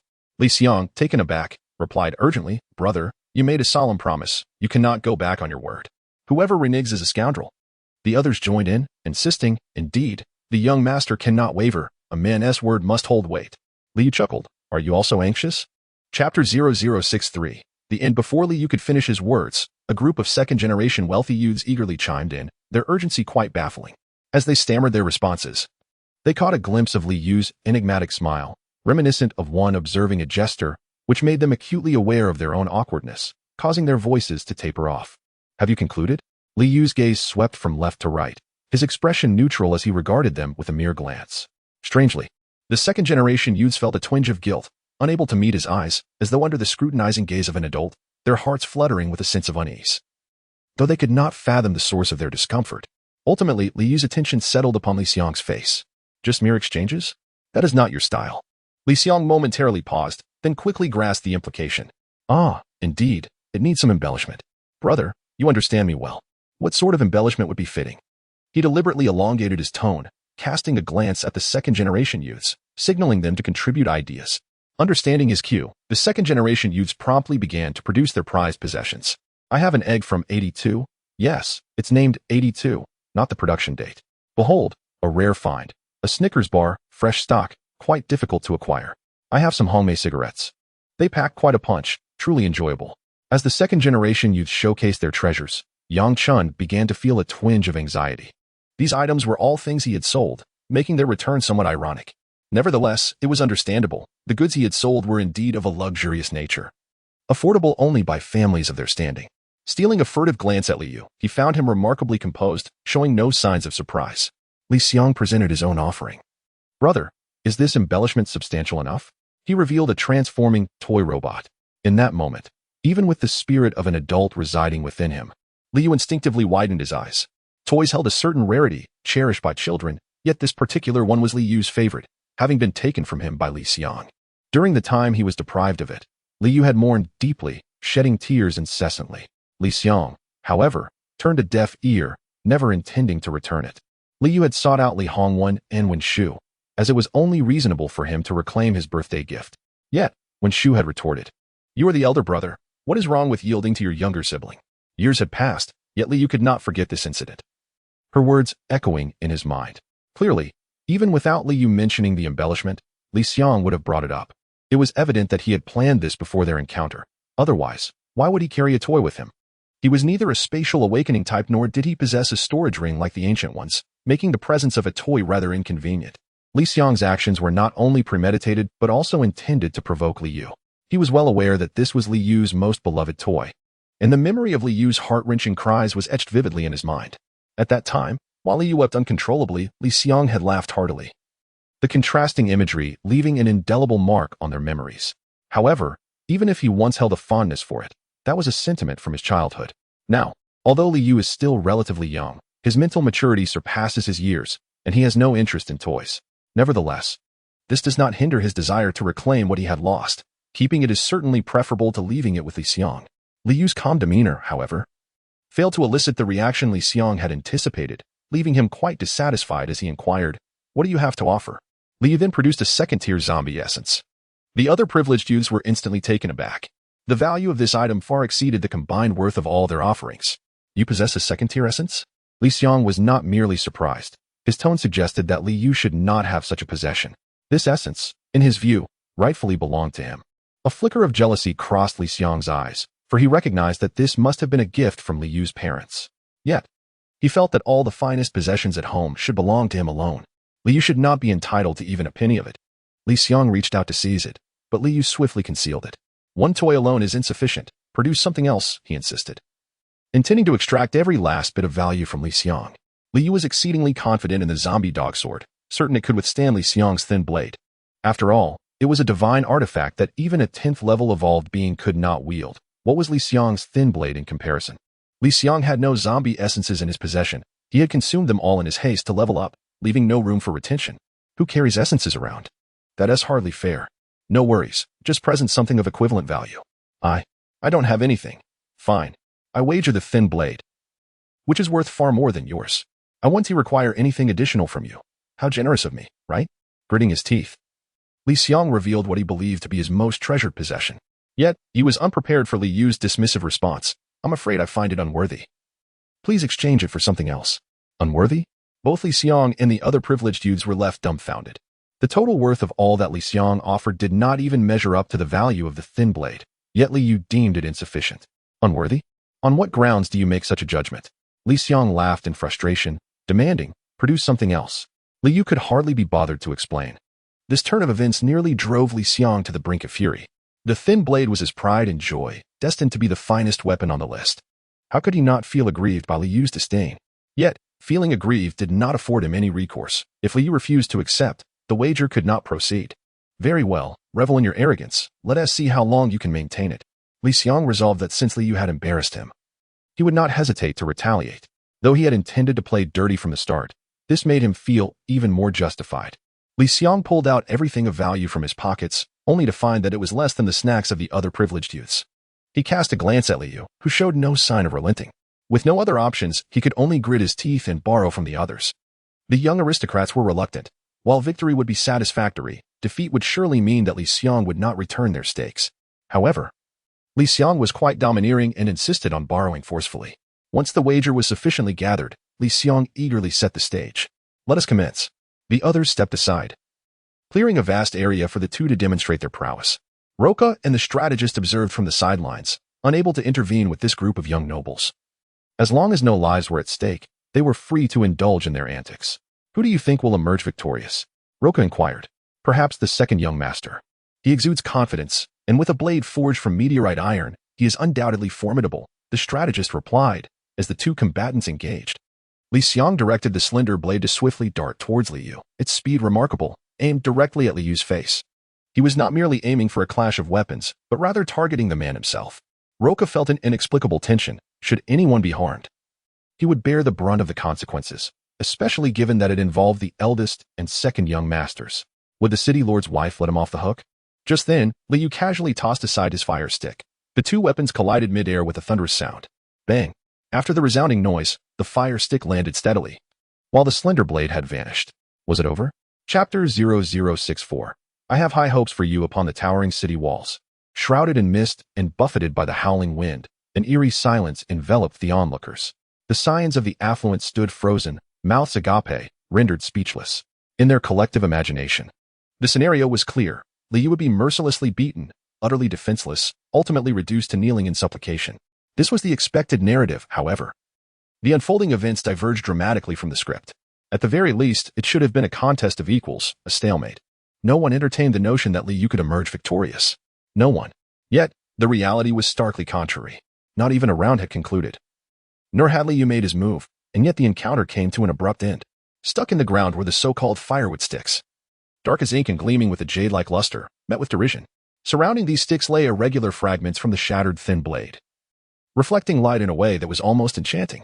Though they appeared to shimmer with the allure of the extraordinary, they were, in essence, ruined, much like Li Xiang's heart. Li Xiang's mouth dropped open, disbelief etched across his features. Soon, tears streamed down his face, an overwhelming urge to cry that he could not fulfill. The strategist, startled, leapt up, exclaiming, "Oh dear, it's over. The captain is quicker than you." "Silence," Roka said, squinting at the stick lying on the ground, darker than his own skin. Finally acknowledging its significance. He had witnessed Liu wield it before the horde of corpses appeared. It had dismissed it as mundane, attributing the ability to shatter zombies to Liu's strength. However, among the awakened, strength varied. Some manifested a power level of 6, while others reached 10, illustrating a clear disparity in potential. Now, Roka seemed to realize that it was not merely Liu's innate talent that was extraordinary, but rather the firewood stick itself, which defied the norm. Li Xiang's thin blade, crafted from alloy and augmented with meteorite iron, boasted unparalleled hardness and resilience, sufficient for a lifetime of use. Yet, when it collided with the firewood stick, it shattered without so much as a struggle. No matter how great Liu's strength, such an outcome was unattainable. Thus, the only plausible explanation lay in the superior hardness and toughness of the firewood stick. Could it be a divine artifact? Roka instinctively swallowed, his eyes betraying a glint of avarice. For an evolved being, high-grade weaponry was as enticing as a captivating woman. At last, Li Xiang could contain his sorrow no longer. Twice now, his beloved weapon had shattered, both times due to Liu. "You owe me for my weapon. You owe me," he lamented. "Ah, my weapon. Shattered once again because of you." Even in his grief, he could not resist casting aspersions. Liu, however, was not about to let him prevail. "Let us not forget. The last time was your attempt to kill me, which was discovered by my mother, and that had nothing to do with me." Li Xiang's sobs faltered momentarily, taken aback by Liu's swift retort, which not only unveiled his deceit, but also exposed the truth. This revelation only deepened Li Xiang's distress, stripping him of even the moral high ground. "Go retrieve it," he commanded. Liu waved his hand, signaling Yangchen. The additional goods were placed in the corners of the city wall, guarded by the second-generation heirs. They had presumed these items were firmly within their grasp, only to suffer a devastating defeat, leaving them in utter disarray. The second-generation heirs began to feel disheartened. Those additional goods were indeed of high quality, a true luxury, and they were reluctant to part with them. Yangchen hesitated. If he were to take them, he would offend everyone. Offending the second-generation heirs was inconsequential, but angering Li Xiang would pose a significant problem. Indeed, although Li Xiang was weeping, he did not forget to cast a glare at Yangchen, which only intensified Yangchen's reluctance. "Cousin, this doesn't seem appropriate. I believe it's best to let it be. A small wager is merely for amusement, so let us return them." The second-generation heirs nodded in agreement, ready to commend Yangchen's wisdom.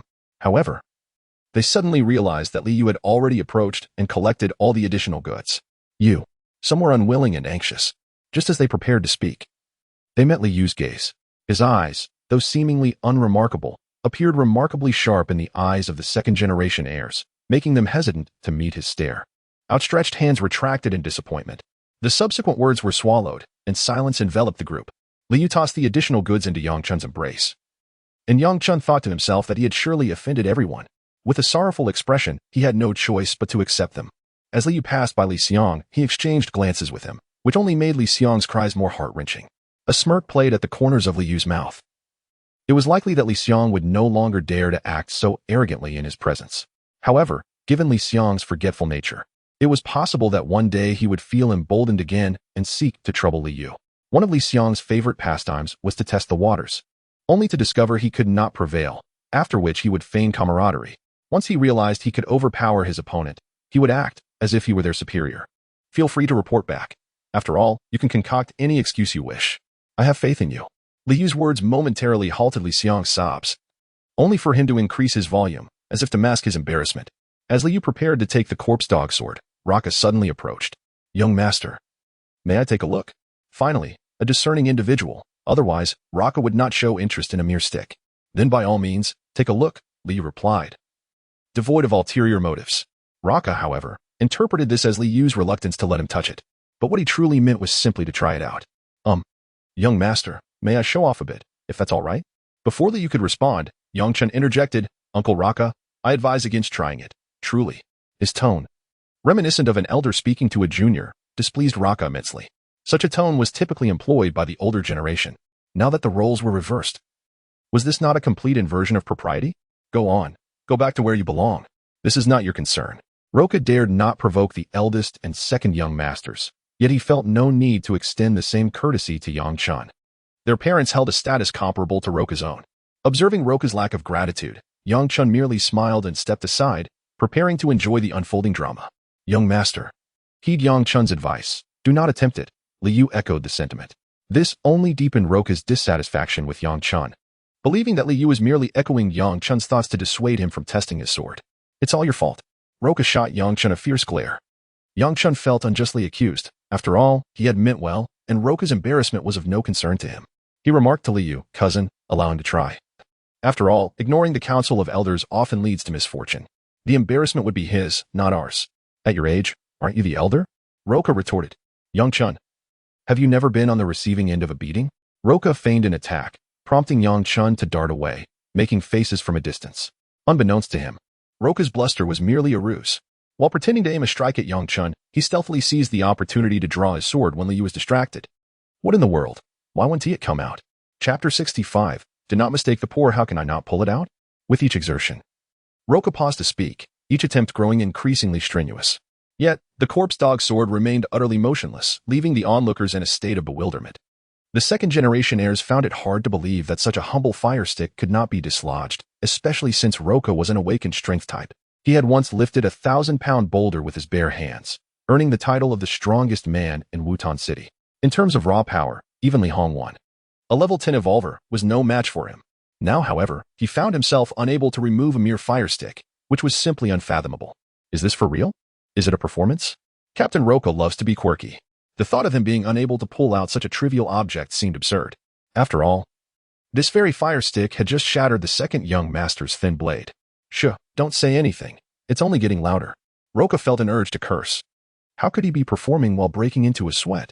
If he had such remarkable acting skills, he would have pursued a career as a comedian long ago. His first dream was to become an evolver. His second was to become a comedian. But today, he had no intention of putting on a show. He genuinely could not extract it. Young master, is it welded down there? Roka wiped the beads of sweat from his forehead, his breath slightly labored. Yet, no sooner had he spoken than a clink sounded, and the immovable fire stick was effortlessly pulled out by Liu. Roka's eyes widened in disbelief, his bulging white pupils making him resemble a zombie. At that moment, he felt as though he had inadvertently fulfilled his dream of becoming a comedian. For he resembled a clown. The second-generation heirs began to mock him. See? I told you it was fake. How could it not come out? Even a pendant can be pulled. What essay stick? The young master just wanted to show off and dragged Captain Roka into it. It's all a ruse. I don't believe it can't be pulled out unless I try, one of them declared. Yes, let us all give it a try. The second-generation heirs were still curious. They spoke of disbelief, yet a desire to validate their skepticism lingered in their hearts. Although Roka aspired to be a comedian, he certainly did not wish to be a fool. Thus, he strongly encouraged others to attempt it themselves. Come, try it, and see if what I said is true. Just wait and see how I'll laugh at you all, huh? Where are you going, young master? Before he could finish his sentence, he saw Liu slinging the corpse dog sword over his shoulder while holding a toy model of a car, methodically brushing its tires. Though he had long since lost the innocence of childhood, the return of his beloved toy still brought him joy. Is this a training exercise for defending the city? Does Captain Roka intend to take us on a sightseeing tour? No, young master, your fire sword. Let them try to pull it out to prove I was performing. Liu let out a soft hum, retorting, they are not worthy. Faced with such direct and unrelenting mockery, the expressions of the second-generation heirs darkened, their frustration palpable. They had already lost supplies and were in a foul mood, only to be further ridiculed by Liu. What had Liu been like in the past? They are utterly incomparable. Now they have become arrogant. One of them, named Yang Bing, could not contain himself and scoffed. Young master, 30 years in the East. 30 years in the West. Do not underestimate the youth in poverty. Today, you are in power and can mock us at will. But what about the future? Yang Bing's grandfather, Yang Tianfeng, was an 8th-level evolver and a distinguished contributor to the founding of Wutan City. Yang Tianfeng held a significant position in Wutan City, and his family reaped the benefits, enjoying wealth and a revered status. He was second only to the city lord, Li Hongwen, being the most powerful figure in Wutan City. Yang Bing dared not show disrespect to Li Xiang, but he had always harbored disdain for Liu, simply because Liu was not favored. Do not belittle the middle-aged in poverty? Do not belittle the elderly in poverty? Liu's two phrases left Yang Bing's face flushed with anger. Unable to bear it any longer, Yang Bing suddenly struck. With a fierce glare, he sent a piece of wood, abandoned in a corner of the city wall, flying towards Liu. Although there were many pieces of wood on the ground, only one, the smallest, akin to an apricot pit, was manipulated by Yang Bing. Yang Bing had awakened on the day of the awakening ceremony, still a first-level evolver of the wood element. With no trees atop the city wall, he could not utilize his advantages. A few dried branches would hardly pose any threat to Liu. Nonetheless, Yang Bing believed he must make a statement to show Liu that he was not afraid, hoping to instill a sense of caution in him for the future. As the withered wood neared, Liu showed no intention of dodging. It appeared he intended to confront it head-on. The branch was aimed at Liu's head. If it struck, it would surely leave a mark, if not a serious injury. At the last possible moment, a sigh echoed in the air. Simultaneously, the piece of wood was caught in a hand, crumbling into dust without any effort. Yang Bing, do you realize the nature of your actions? Witnessing Liu remain unmoving, entirely unperturbed by the approaching branch, Roka understood that he had to intervene. Yang Bing's fate was about to take a turn for the worse. The regulations of Wutan City were quite explicit. One must not attack their own without cause, especially with intent to kill, which was strictly prohibited. The population of the city was already sparse, and the cost of nurturing an evolver was exorbitant, with countless evolvers perishing each year. Those who entered the battlefield were becoming increasingly younger. Evolvers had become a precious resource. How could they indulge in fratricide? The one who strikes first would face severe punishment. Of course, if it were a prearranged sparring match, that would be a different matter. Yang Bing's attack was clearly an expression of pin-up frustration, not an exchange of skills. Moreover, Liu's stillness indicated his willingness for Roka to take action, and Yang Bing was poised to face dire consequences. After Roka admonished him, Yang Bing snapped to attention. His face paling instantly, he realized that a harsh punishment awaited him. Yang Bing glared at Liu, accusing, "You did this on purpose. It's all your fault." Roka was exasperated. Even now, he refused to yield. If he sought forgiveness from the involved party, there might still be a chance. But uttering such foolish words meant he had lost all opportunity. How is it possible for anyone to be more foolish than I? In this comparison, Roka instantaneously felt a surge of intellectual superiority. Liu was certainly deliberate in his actions, intending to avoid being plagued by a swarm of nuisances in the future. For the foreseeable future, he would enjoy a serene existence. However, the forthcoming days promised to be anything but tranquil. A glance at Liang revealed that this individual would not relent easily. This time, I am eager to observe how Li Hongwan and when Shu will respond. After casting a sidelong glance at Liang, Liu turned on his heel to depart, leaving behind a warning, "Captain Roka, you must not act with favoritism." Roka refrained from responding, regretting his earlier decision to grant them freedom of movement. Now, trouble had emerged. "Take Yang Bing away," he commanded. "Uncle Roka, you cannot treat me this way. I am innocent. He provoked me first." "Enough. Do you truly believe I am blind?" "Take him away," Roka retorted sharply. Yang Bing quickly grasped the situation and ceased his protests. Meanwhile, Liang, upon receiving a glance from Liu, dared not meet his gaze directly. Only after Liu had left did Liang's eyes turn cold, as he glared fiercely at Liu's retreating figure. Chapter 66. Setting aside the facts. Wow, cousin. You are truly remarkable, winning so many delectable treats. Although many were sold by Yang Chan, the return came at no cost. Enjoying the spoils without expenditure is quite exhilarating. Indeed, feel free to select a few items. Is that appropriate? Yang Chun feigned modesty, yet his eyes sparkled with excitement. I haven't exerted any effort. Perhaps I should decline, as I possess self-awareness. No worries, you will indeed contribute shortly. For now, let us share the fruits of our labor. What? Yang Chun was bewildered, unable to comprehend Liu's words. Some matters lose their charm when explicitly revealed. Yet, without such revelations, Yang Chun's limited intellect would never grasp the underlying implications. Liu remarked, "Those few young masters who lost these luxuries, do you think they will simply let it go? Surely, they will call upon their elders to reclaim what was lost." "I understand now. They cannot handle it themselves and will summon their elders." Yang Chun patted his chest proudly. "I am quite adept at calling upon elders. I fear no one. I shall go and summon. Here you go." "Thank you, cousin." Yang Chun genuinely believed that the young masters summoning their elders would serve to recover the lost goods. In truth, only two individuals were capable of calling upon their elders, Yang Bing and Liang. Liu had anticipated this concerning Liang. The beloved weapon shattered again, and Liang would undoubtedly be unable to swallow this indignity. The more troublesome figure was Yang Bing, whose grandfather, Yang Tianfeng, was notoriously protective of his kin. However, Liu felt it necessary to use Yang Bing as an example to deter others. He wished to ensure that no one would dare to confront him in the future. subjecting him to ridicule or derision. Those who encountered him should know he was not to be trifled with. Yang Tianfeng's feng is indeed indicative of madness. This elder would become enraged. Recognizing no one outside his family, even the city lord, Li Hongwan, would receive little deference from him. The only exception was his strained relationship with Yang Chun's grandfather, Yang Tianming. Their names alone reveal their extraordinary bond. They were brothers, yet a rift had formed between them due to certain circumstances. As Yang Chun went to summon aid, Li Yu collected the remaining goods into his ancient ring, for all his possessions were secured within it. In his previous life, he deemed city defense a tedious endeavor, a punishment bestowed by his family. This caused him significant internal resistance. Yet now, he realized the heights offered tranquility, broken only by the sound of the wind. It was indeed a splendid location for cultivation. When his spiritual energy waned, descending into the city to hunt zombies and gather essence was exceedingly convenient. Most importantly, disturbances were rare. Only in the event of a zombie surge, like that which occurred half a year prior, would the walls become crowded. Typically, one merely needed to guard against the encroaching undead, with little else to attend to. It bore resemblance to the gatekeeping of Waterblue Star, however. The distinction lay in the absence of tasks such as electrical repairs or plumbing. Here, only the act of defending the city mattered. It seems I must devise a strategy to persuade Li Hongwan to keep me stationed here. They had come to fortify their skills in city defense, not for genuine protection, but to broaden their horizons and familiarize themselves with the environment. It is only when one reaches the level of a second-tier evolver that they are assigned to guard duty, with a monthly rotation for rest. As anticipated by Li Yu, the first to arrive was the adult summoned by Li Xiang. Furthermore, both Li Hongwan and Wen Shu were present. Their duties are typically numerous, and the only occasion they could both abandon their work to appear in the same place is upon the calling of Li Xiang. The meeting location was the very spot where they had just engaged in sparring. The shattered shards of the thin blade lay scattered, untouched by anyone. Upon noticing the debris, Li Hongwan and Wen Shu's expressions instantly darkened.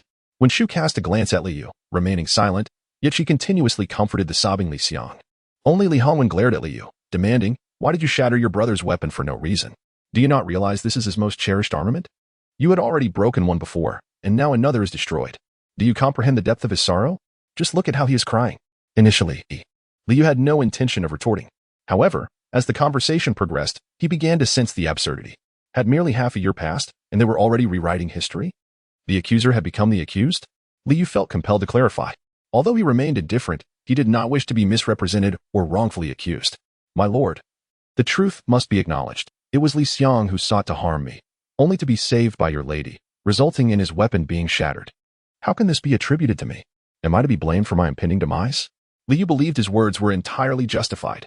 Yet, Li Hongwan refused to listen. "That was in the past. We are speaking of the present. And how do you address us? I am your father. She is your mother. Yet you dare to call us lord and lady of the city? Have you grown wings? Was he not the one who initiated this distortion of the facts?" In Li Hongwan's eyes, the issue had shifted to Li Yu's fault. In a few years, would it be claimed that I sought to kill Li Xiang? One single statement from Li Yu rendered Li Hongwan momentarily speechless. After a prolonged silence, he could only muster the words, sharp-tongued. "Have you discerned the facts? What further evidence is required? The reality is that you shattered my weapon, yet you continue to argue." Upon the mention of the truth, Li Xiang grew agitated. Both Li Hongwan and Wen Shu perceived that Li Xiang had indeed lied. There was more to the situation than met the eye. However, they had no intention of delving into the details. Wen Shu spoke in a classical tone. "Regardless of the circumstances, you must not shatter little Xiang's weapon. He may have erred, yet his transgression does not warrant this consequence. Do you understand? You are the elder brother. What harm is there in yielding to your younger sibling? Will it cost you a piece of flesh? Is it truly necessary to stake your pride on this? Even if you emerge victorious, so what? Is it just to assert dominance at home? What can you achieve beyond that?" Li Yu listened to her with a smile, remaining silent. Similar sentiments had reached his ears more than once, to the point where they had nearly calloused over. Yet, each time he heard them, they retained their classic resonance. Each phrase was biblical, every word worthy of enshrinement. In the past, Li Yu had been unable to counter such assertions, nor could he now. The adult's dominance was overwhelming, leaving no room for rebuttal. With just a few words, he diminished the other's spirit, compelling him to bow his head in acknowledgement of his faults out of fear. However, he no longer wished to indulge this behavior. What does it mean to disregard any factual evidence? The truth is that Li Xiang, in the presence of his cousins, sought to humiliate me, intending to inflict harm upon me with his weapon, all under the guise of sparring. Had it not been for the slight utility of my fire stick, today could have ended with me either wounded or worse. Can you truly dismiss such a reality? I'm not your son. Is my life not valuable? Liu remained calm, devoid of urgency or anger. Yet, his voice rose in intensity, each statement more forceful than the last, echoing against the high walls. He rendered Li Hongwen and Wen Shu speechless, leaving them momentarily at a loss for words. For the first time, they found themselves grappling with a sense of guilt. Chapter 0067. Why make a mountain out of a molehill? Li Hongwen and Wen Shu harbored no doubts regarding the veracity of Li Yu's words. The truth was easily ascertainable. There was no reason for Li Yu to fabricate a tale. Moreover, the silence emanating from Li Xiang spoke volumes. However, Li Hongwen and Wen Shu chose not to confront him directly, preferring instead to coax Li Yu into admitting his fault. Their dissatisfaction with Li Yu's demeanor was palpable, particularly his choice to address them as Lord City Master instead of father and mother, a form of address they found utterly unacceptable. Do not conflate matters. No one wishes you harm. Little Xiang informed me that incident was merely an accident. Let it go. It has been so long. Why dwell on it? If I do not dwell on it, then I become the perpetrator. Father, should I not be concerned? Once again, Li Yu left Li Hongwen speechless. After a moment of contemplation, Li Hongwen decided against further argument. When reason fails, silence often prevails. It seems you overthink everything, imagining the worst in every situation. If everything is so dreadful, perhaps you should leave this home and reside atop the city walls instead. Li Hongwen's words were clearly a threat, stemming from the instinct to intimidate a child. Such tactics often compel children to quickly concede, rather than engaging in a loud dispute that could attract unwelcome attention and embarrassment. He sought to elicit a confession from Li Yu. Little did he know, his words resonated with Li Yu. Initially, Li Yu had believed that in this lifetime, Li Hongwen would not assign him the task of guarding the city again, considering the greater utility of spatial evolutionists. Yet, fate proved inescapable. It seemed to be his destiny. The difference now was that Li Yu no longer despised the role of a city guard. Solitude had become his greatest solace. Very well, may I move now? The city walls have guard posts, and they offer single accommodations, complete with meals and lodging. The couple was taken aback to discover Li Yu's eagerness to embrace this arrangement. They had never encountered a second-generation heir so keen on living within the confines of the city walls. Most would find such a life suffocating, akin to imprisonment. Though the provision of meals and lodging might seem appealing, the reality was often one of hardship and monotony. Those who willingly resided there were typically those without familial ties or pressing concerns, often solitary souls. Li Yu, however, was not devoid of family or connections. His willingness to stay there bewildered them. As the conversation reached this point, Li Yu offered no reprieve, and Li Hongwen, who valued his pride, was unlikely to relent. All right. From this day forth, you shall guard the city. You are not permitted to leave the walls without my express command. Your privileges shall mirror those of other junior guards. You shall receive no special treatment. Li Hongwen's words were stern and devoid of empathy, aimed at compelling Li Yu to submit and confess his mistakes. He presumed that once Li Yu softened, he could graciously relent. However, he underestimated Li Yu's indifference towards such privileges. After a decade of guarding the city in his previous life, the benefits had hardly improved. Moreover, as the eldest son of the city lord's household, even if he claimed there were no special privileges, in practice, some would inevitably exist. The quality of food and accommodations would surpass that of others, and requesting leave would be less cumbersome. Yet, for Li Yu, these considerations mattered little. In this lifetime, he no longer placed great importance on such matters. What he sought was time and space. Li Yu accepted the command. He accepted the command? To everyone's astonishment, Li Yu did so without a moment's hesitation. A silence fell upon the group, while Li Hongwen's face fluctuated between shades of red and white. Li Yu's actions were entirely unforeseen by Li Hongwen. However, the order had been given, and the command was accepted. Li Hongwen would certainly not retract it on the spot. Pondering instead, there will come a time when you will seek my assistance. At this point, there was little left to discuss. Li Yu had been punished, and it was unlikely he could compensate Li Xiang with a weapon, leaving the matter essentially unresolved. Li Hongwen wished to leave without delay but was interrupted by Yang Tianfeng's unexpected arrival. Lord of the city, I implore you to release my grandson.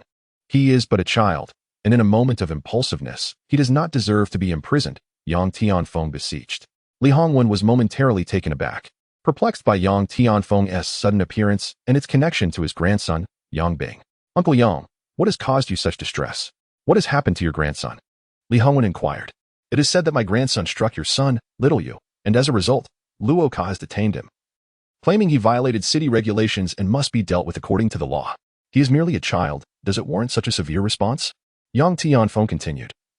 Turning to Li Yu, Little Yu, tell me, did Zhang Bing truly strike you? He did not strike me, Li Yu replied.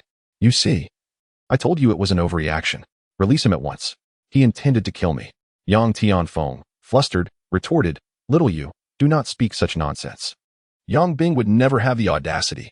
Lord of the city, my Yang family has only this one grandson after 9 generations. I beseech you to show mercy and release him." Liu pressed on. "Many witnessed the incident. Uncle Luo was present as well. And he was the one who saved me. If you do not believe me, you may inquire with him to see if I speak falsely." Yang Tianfeng was already aware of the truth. Otherwise, with his temper, he would have erupted upon arrival. There was no way he would plead for leniency from Li Hongwen. He would have rather used his seniority to apply pressure. If nothing happened, then let it be. Is it only a matter of my being killed by your grandson for you to consider it significant? How can you twist my words so? I shall not entertain this further. Lord of the city, merely state whether you will release him or not." Yang Tianfeng, impatient and protective, disregarded any notions of right or wrong, prioritizing his family's well-being above all else. Li Hongwen discerned the gravity of the situation. Yang Bing had nearly killed Li Yu. And were it not for Luo Kai's intervention, the outcome could have been dire. In the past, Li Hongwen might have been indifferent, pressuring Li Yu to forgive. However, circumstances had changed. Though he had punished Li Yu, he had never contemplated his demise. Li Yu possessed dual elemental talents, a rare spatial affinity, which held significant strategic value for Wutan City. The thought that someone sought to take his life was utterly intolerable. "Uncle Yang, is it true what little Yu claims? Did your grandson intend to kill him?" Li Hongwen's expression turned stern, revealing his growing anger. "That is preposterous. Children understand nothing. Can one truly hold a child accountable? Shall you proclaim that Roka had saved him? If your grandson's intentions were not lethal, would there have been a need for Roka's intervention?" Yang Tianfeng, with a scowl and puffed cheeks, retorted, "Lord of the city, do you truly intend to spare no mercy for my grandson Yang Bing? If so, do not hold me accountable for my wrath. Even if you were to take my life, I shall ensure chaos reigns. Do you believe me?" Yang Tianfeng, "Are you about to lose your senses again?" Yang Tianming appeared, resembling Yang Tianfeng as if they were cast from the same mold. However, unlike Yang Tianfeng, who could soar through the skies, Yang Tianming was merely a level 4 evolver, lacking the ability to fly and significantly inferior in strength. Upon seeing Yang Tianming, Yang Tianfeng displayed a fear akin to that of a mouse encountering a cat. "What brings you here? This matter does not concern you," he muttered, displaying a tone far less courteous than that he used when speaking with Li Hongwen. "Someone is bullying my grandson. How can this not concern me?" Li Hongwen furrowed his brow and shot a glare at Li Yu. "Why does this once again involve Yang Chun?" Chapter 0068. The 3-year deadline. Yang Tianming and Yang Tianfeng are brothers, both endowed with similar talents. However, during a fierce battle, in a selfless act to save his younger brother, Yang Tianfeng, Yang Tianming sustained grave injuries, leaving his life hanging by a thread. Though he survived, his foundational strength was irrevocably compromised, and despite his relentless efforts, he remained stagnant at the 4th level, a perpetual source of torment for him. In stark contrast, Yang Tianfeng emerged unscathed, his prowess escalating rapidly. As his status within the family soared, parental favoritism increasingly marginalized Yang Tianming, rendering him a mere afterthought. In many ways, Li Yu's fate mirrors that of Yang Tianming. Though Li Yu was fortunate enough to be reborn, a luxury Yang Tianming did not possess. Unlike Li Xiang, however, Yang Tianfeng bore a sense of guilt, constantly seeking ways to atone for Yang Tianming. Yet, Yang Tianming perceived his brother's efforts as mere pretense, dismissing them as insincere kindness, refusing to acknowledge any gratitude. Li Xiang, on the other hand, had never engaged in such acts, not once. "Uncles, I have unraveled the matter at hand," Li Hongwen declared, pulling Li Yu before the 2 elders. "It is all the fault of the child. I have punished him by assigning him to guard the city walls. Let us consider this matter concluded, and I implore you 2 elders to cease your glaring and grumbling, as it casts a poor light on us. Let us disperse." Upon hearing this, Li Yu felt inclined to applaud Li Hongwen's magnanimity. What a gracious act it was to punish a son who bore no fault in order to quell the discord. Surely, outsiders would commend him, enhancing his reputation. Li Yu remained silent, refraining from defending himself. Firstly, his placement on the city walls was a decision he had willingly embraced, and Li Hongwen's actions inadvertently aligned with his desires. Secondly, his involvement of Yang Chun was not without purpose. Yang Tianming would not rest until he found every opportunity to undermine Yang Tianfeng. As anticipated, once Li Hongwen finished speaking, Yang Tianming immediately shook his head. "City Lord, you are mistaken. I have gleaned the full story from Yang Chun. The fault does not lie with Li Yu. His exchanges with Li Xiang are entirely normal, and one must accept the outcome of a loss. However, what of Yang Bing's behavior? He dared to commit an act of violence, disregarding the law and showing utter contempt for justice. He must face severe punishment. According to the laws of Wutan City, Yang Bing's attempted murder of a fellow citizen warrants a flogging, especially as his target was the young master of Wutan City. This crime is thus compounded. Each of Yang Tianming's words resonated with conviction. Following his statement, silence enveloped the room. This was the very outcome Li Yu had desired, with Yang Tianming present. Deterring further misdeeds was assured. Otherwise, Li Hongwen's mere assertion of having punished Li Yu would have quelled the matter, leading to a relentless cycle of bullying against him. The derision and torment Li Yu faced from the scions of privilege were closely linked to Li Hongwen's harsh treatment of him in public. Yang Tianfeng's forced smile finally vanished, replaced with an expression of ire. Yang Tianming, are you truly intent on bringing about my ruin? What is wrong with adhering to the law? The emperor is no different from the commoners when it comes to the law. Could it be that your grandson Yang Bing is more exceptional than the city lord? Yang Tianming's words nearly caused Yang Tianfeng to choke. The essence of his statement was indisputable. Yang Bing had indeed attempted murder. According to the current laws of Wutan City, Yang Tianming's assessment was accurate. Should Yang Tianming possess ulterior motives and desire severe punishment, speaking beyond the bounds of legal stipulations, then Yang Tianfeng might have had grounds to argue. However, he found himself utterly bereft of any counterargument. With no options left, he was compelled to appeal to emotions. The punishment of whipping is no trivial matter. Yang Bing, being physically frail, might even perish under such punishment, leading to the extinguishing of their lineage. That would truly drive Yang Tianfeng to madness. City Lord, please speak up. This is merely a minor issue. Li Hongwen pondered that while the matter was indeed small, the involvement of the two brothers escalated its significance. The crux of the matter was that Li Hongwen could not afford to offend anyone, for they were all esteemed contributors, their seniority surpassing his own. After much deliberation, Li Hongwen resolved to first placate Yang Tianming. Once Yang Tianming was appeased, the situation would simplify. Punishment. It is imperative that there be consequences, Li Hongwen bellowed, startling Yang Tianfeng, while Yang Tianming beamed with delight. City Lord, you cannot act thus. He is also your nephew. Second uncle, this is the law. We must adhere to it. Li Hongwen grasped Yang Tianfeng's hand, gently patting the back of it. I am equally powerless. Without rules, there can be no order. We cannot allow Yang Bing's status as your grandson to undermine the law. Otherwise, who will uphold the law in Wutan City in the future, right?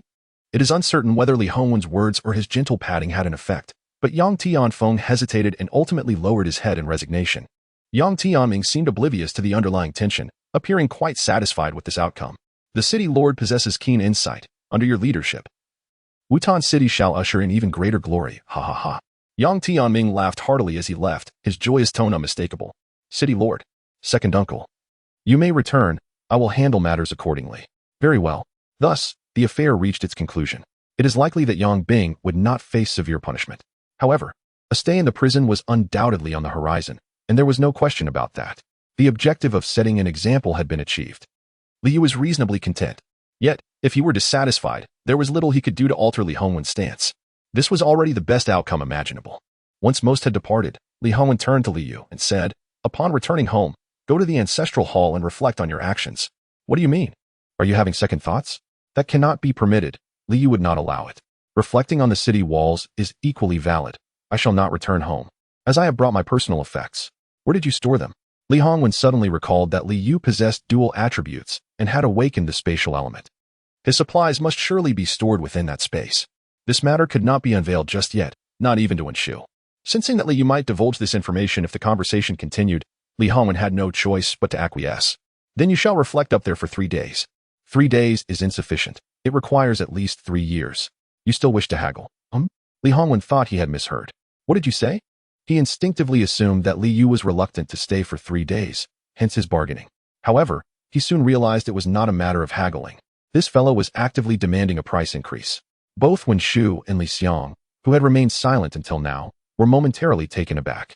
The young aristocrats, despite their aversion to lingering in such perilous, tedious, and monotonous circumstances, would typically pull strings to reduce their stay by a day or 2. Yet here was Li Yu, who, instead of accepting 3 days, was asking for 3 years. Has he lost his sanity? Li Xiang found it incomprehensible, but then he secretly rejoiced. If Li Yu truly remained on the city wall for 3 years, all the delectable treats and amusements at home would belong to him thereafter. To Li Hongwen and Wen Shu, Li Yu's words seemed like a defiant outburst. Wen Shu expressed her dissatisfaction, saying, Xiaoyu, your father has already extended an olive branch. Must you continue to provoke him? Would it not be better to behave and listen? Is there really a need for this uproar? The roles of plaintiff and defendant have reversed. How can one remain silent? I am fully prepared for the trials of guarding the city. Whether it takes 10 years or 20 years, I am entirely willing. Chapter 0069. As desired, I am willing. The three words emerged from Li Yu's lips with a resolute clarity that resonated profoundly. To Li Hongwen, Wen Shu, and Li Xiang, this declaration was utterly unfathomable. 10 years. Perhaps even 20. How could Li Yu utter such sentiments? Was this not akin to a sentence of exile? Yet, the tone of Li Yu suggested he was not merely being obstinate. Li Hongwen gazed intently into his eyes, his expression sincere. A crystalline clarity tinged with an undercurrent of depth. Suddenly, with a swift motion, Li Hongwen drew his sword, pointing it menacingly at Li Yu. Both Wen Shu and Li Xiang jumped, bewildered, utterly at a loss as to the sudden escalation. What prompted such hostility? Wen Shu, flustered, rushed to restrain Li Hongwen. He is your son. What are you doing, Hongwen? This cannot be. Love, after all, is still love, but sometimes it is perhaps better not to love at all. He is not our son. Our son wouldn't he act this way. Wen Shu could not accept Li Hongwen's justification. She trusted only her own eyes. Speak quickly, who are you? How did you come to inhabit my son's body? At this, Li Yu felt a jolt within. Truly, a 10th-tier evolver possesses an astonishing perceptiveness. Nevertheless, he remained steadfast. Even with two souls residing within him, he was still unequivocally himself. Of course, it was plausible that Li Hongwen found it difficult to reconcile with Li Yu's current demeanor. In simpler terms, he was agitated. Li Yu no longer exhibited the obedience of his former self, nor did he seek their company as he once did. This shift left them disconcerted, struggling to accept this new reality. I am who I am. There is no one else within me. If you doubt this, you may inspect me. Li Yu grasped the fabric of his shirt at the chest, tearing it apart with a swift motion. With a rip, his garment parted, exposing his bare chest. He stepped forward, the tip of Li Hongwen's sword poised against him. The weapon, seldom drawn, and its hiding place unknown, now signified a serious intent. Li Hongwen scrutinized Li Yu's eyes, searching for clues, yet found nothing discernible. Just as the tension mounted, an unexpected turn of events unfolded. Ah! Li Xiang's voice rang out, followed by Li Hongwen stumbling forward, his sword lashing towards Li Yu. The sudden shift startled Wen Shu. Be careful. Yet, Li Hongwen, being a high-level evolver, reacted with remarkable swiftness. A slight tremor of his hand redirected the blade, which grazed past Li Yu's side. Throughout this ordeal, Li Yu remained composed, not shifting his stance even slightly. He had faith in Li Hongwen's reflexes. No matter how sudden the crisis, he would be able to evade it in time. Additionally, Li Yu had already sensed Li Xiang's impending malice at the moment he moved, recognizing the treacherous intent behind his actions. Only someone with such a small mind could conceive such a foolish plan. With a resounding slap, Li Hongwen turned and struck Li Xiang across the face. He was already feeling bloated, and with Li Xiang's intentional push, Li Yu nearly met his end at his hands, his temper flaring up instantly. Thus, the slap he delivered was not without justification.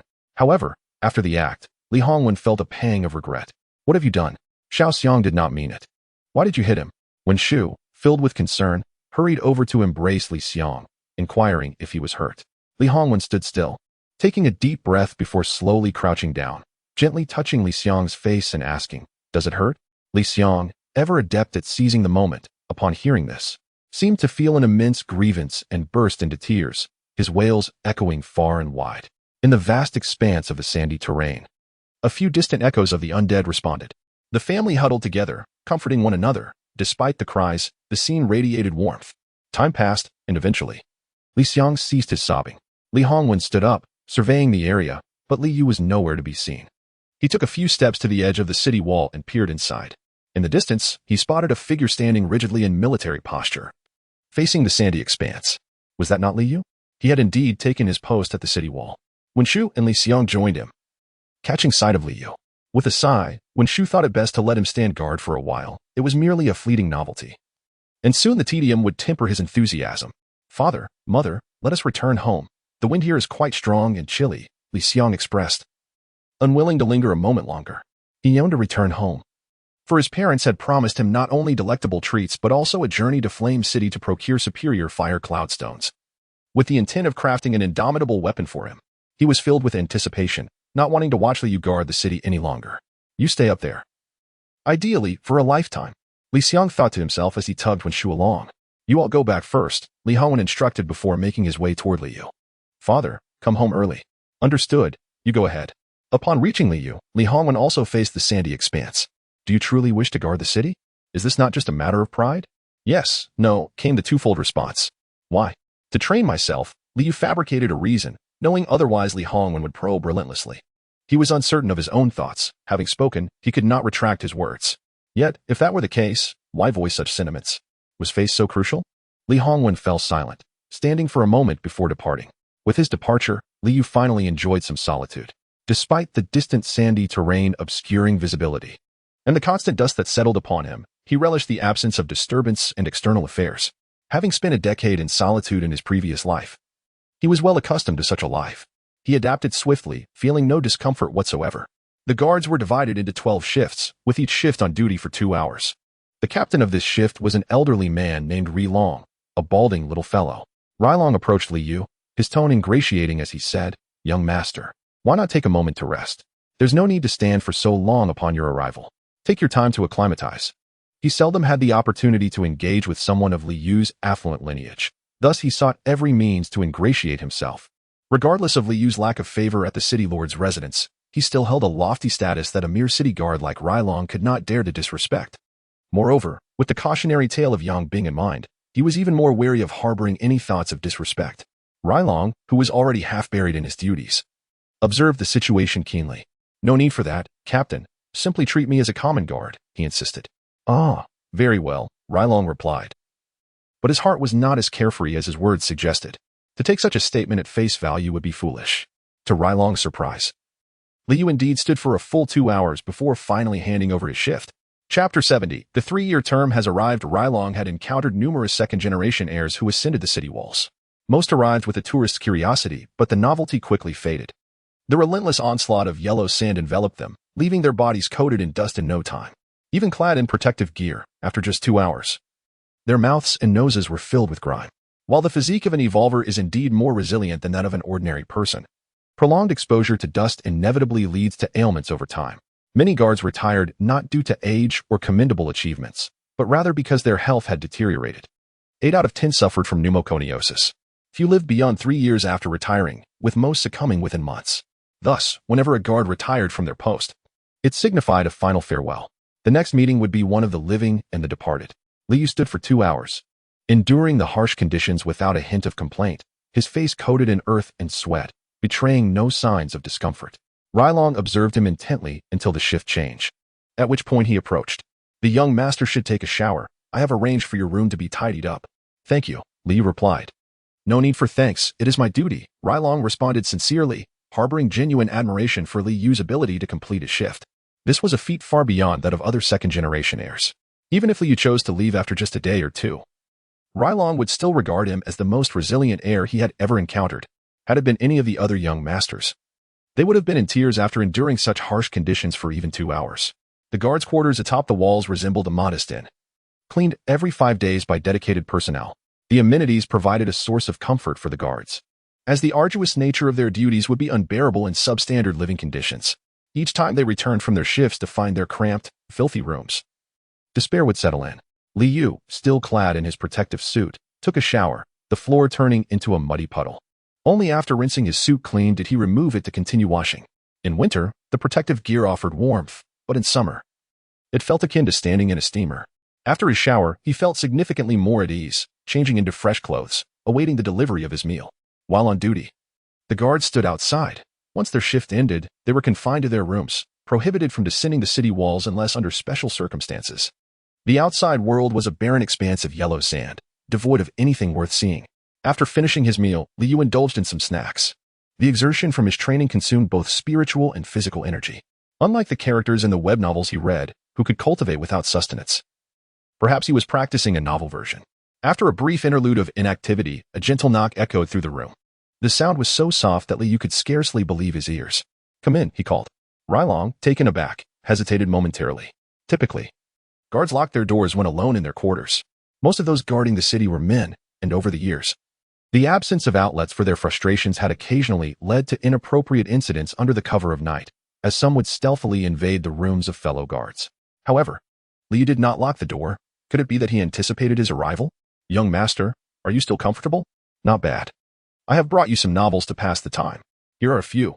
If they do not suit your taste, I can find others for you." "No need. I do not wish to read. You may give them to someone else." Li Yu's gaze fell upon the title on the cover. The golden scales are just creatures in the pool. Compared to the other books, this one appeared rather tattered, clearly having been read frequently. Aren't you bored? Not at all. I am quite well. Liu was aware that he would come, thus he had specifically waited. After he departed, he commenced his cultivation. Boredom? It was simply non-existent. Apart from the 2 hours spent at work, all his time was devoted to cultivation.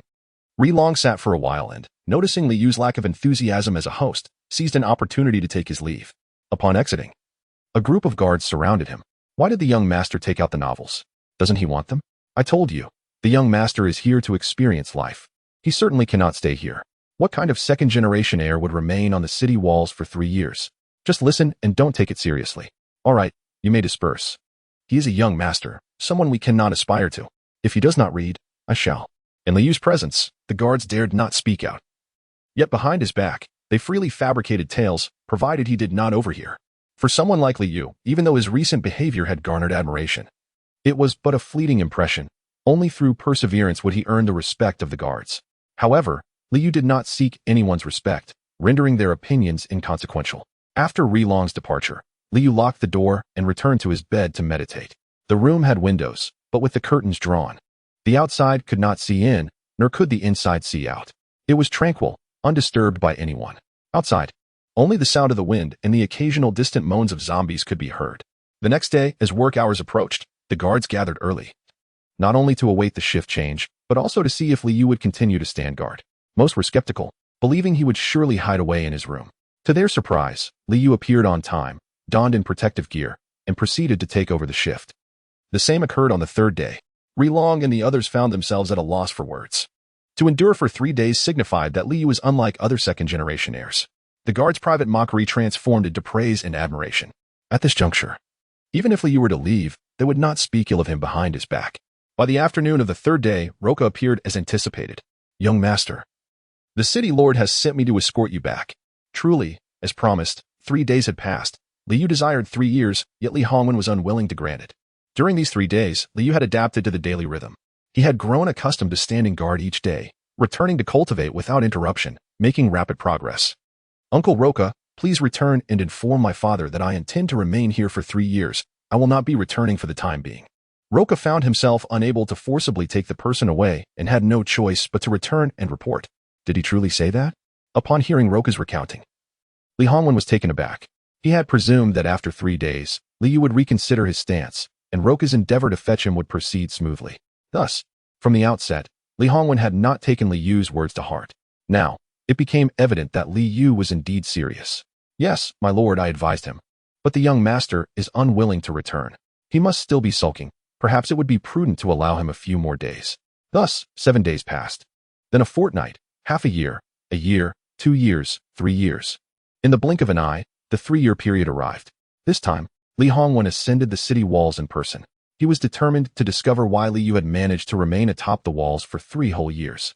As for why it took him 3 years to personally visit the walls, he intended for Liu to bow his head and plead to return home. Such an act would signify a concession.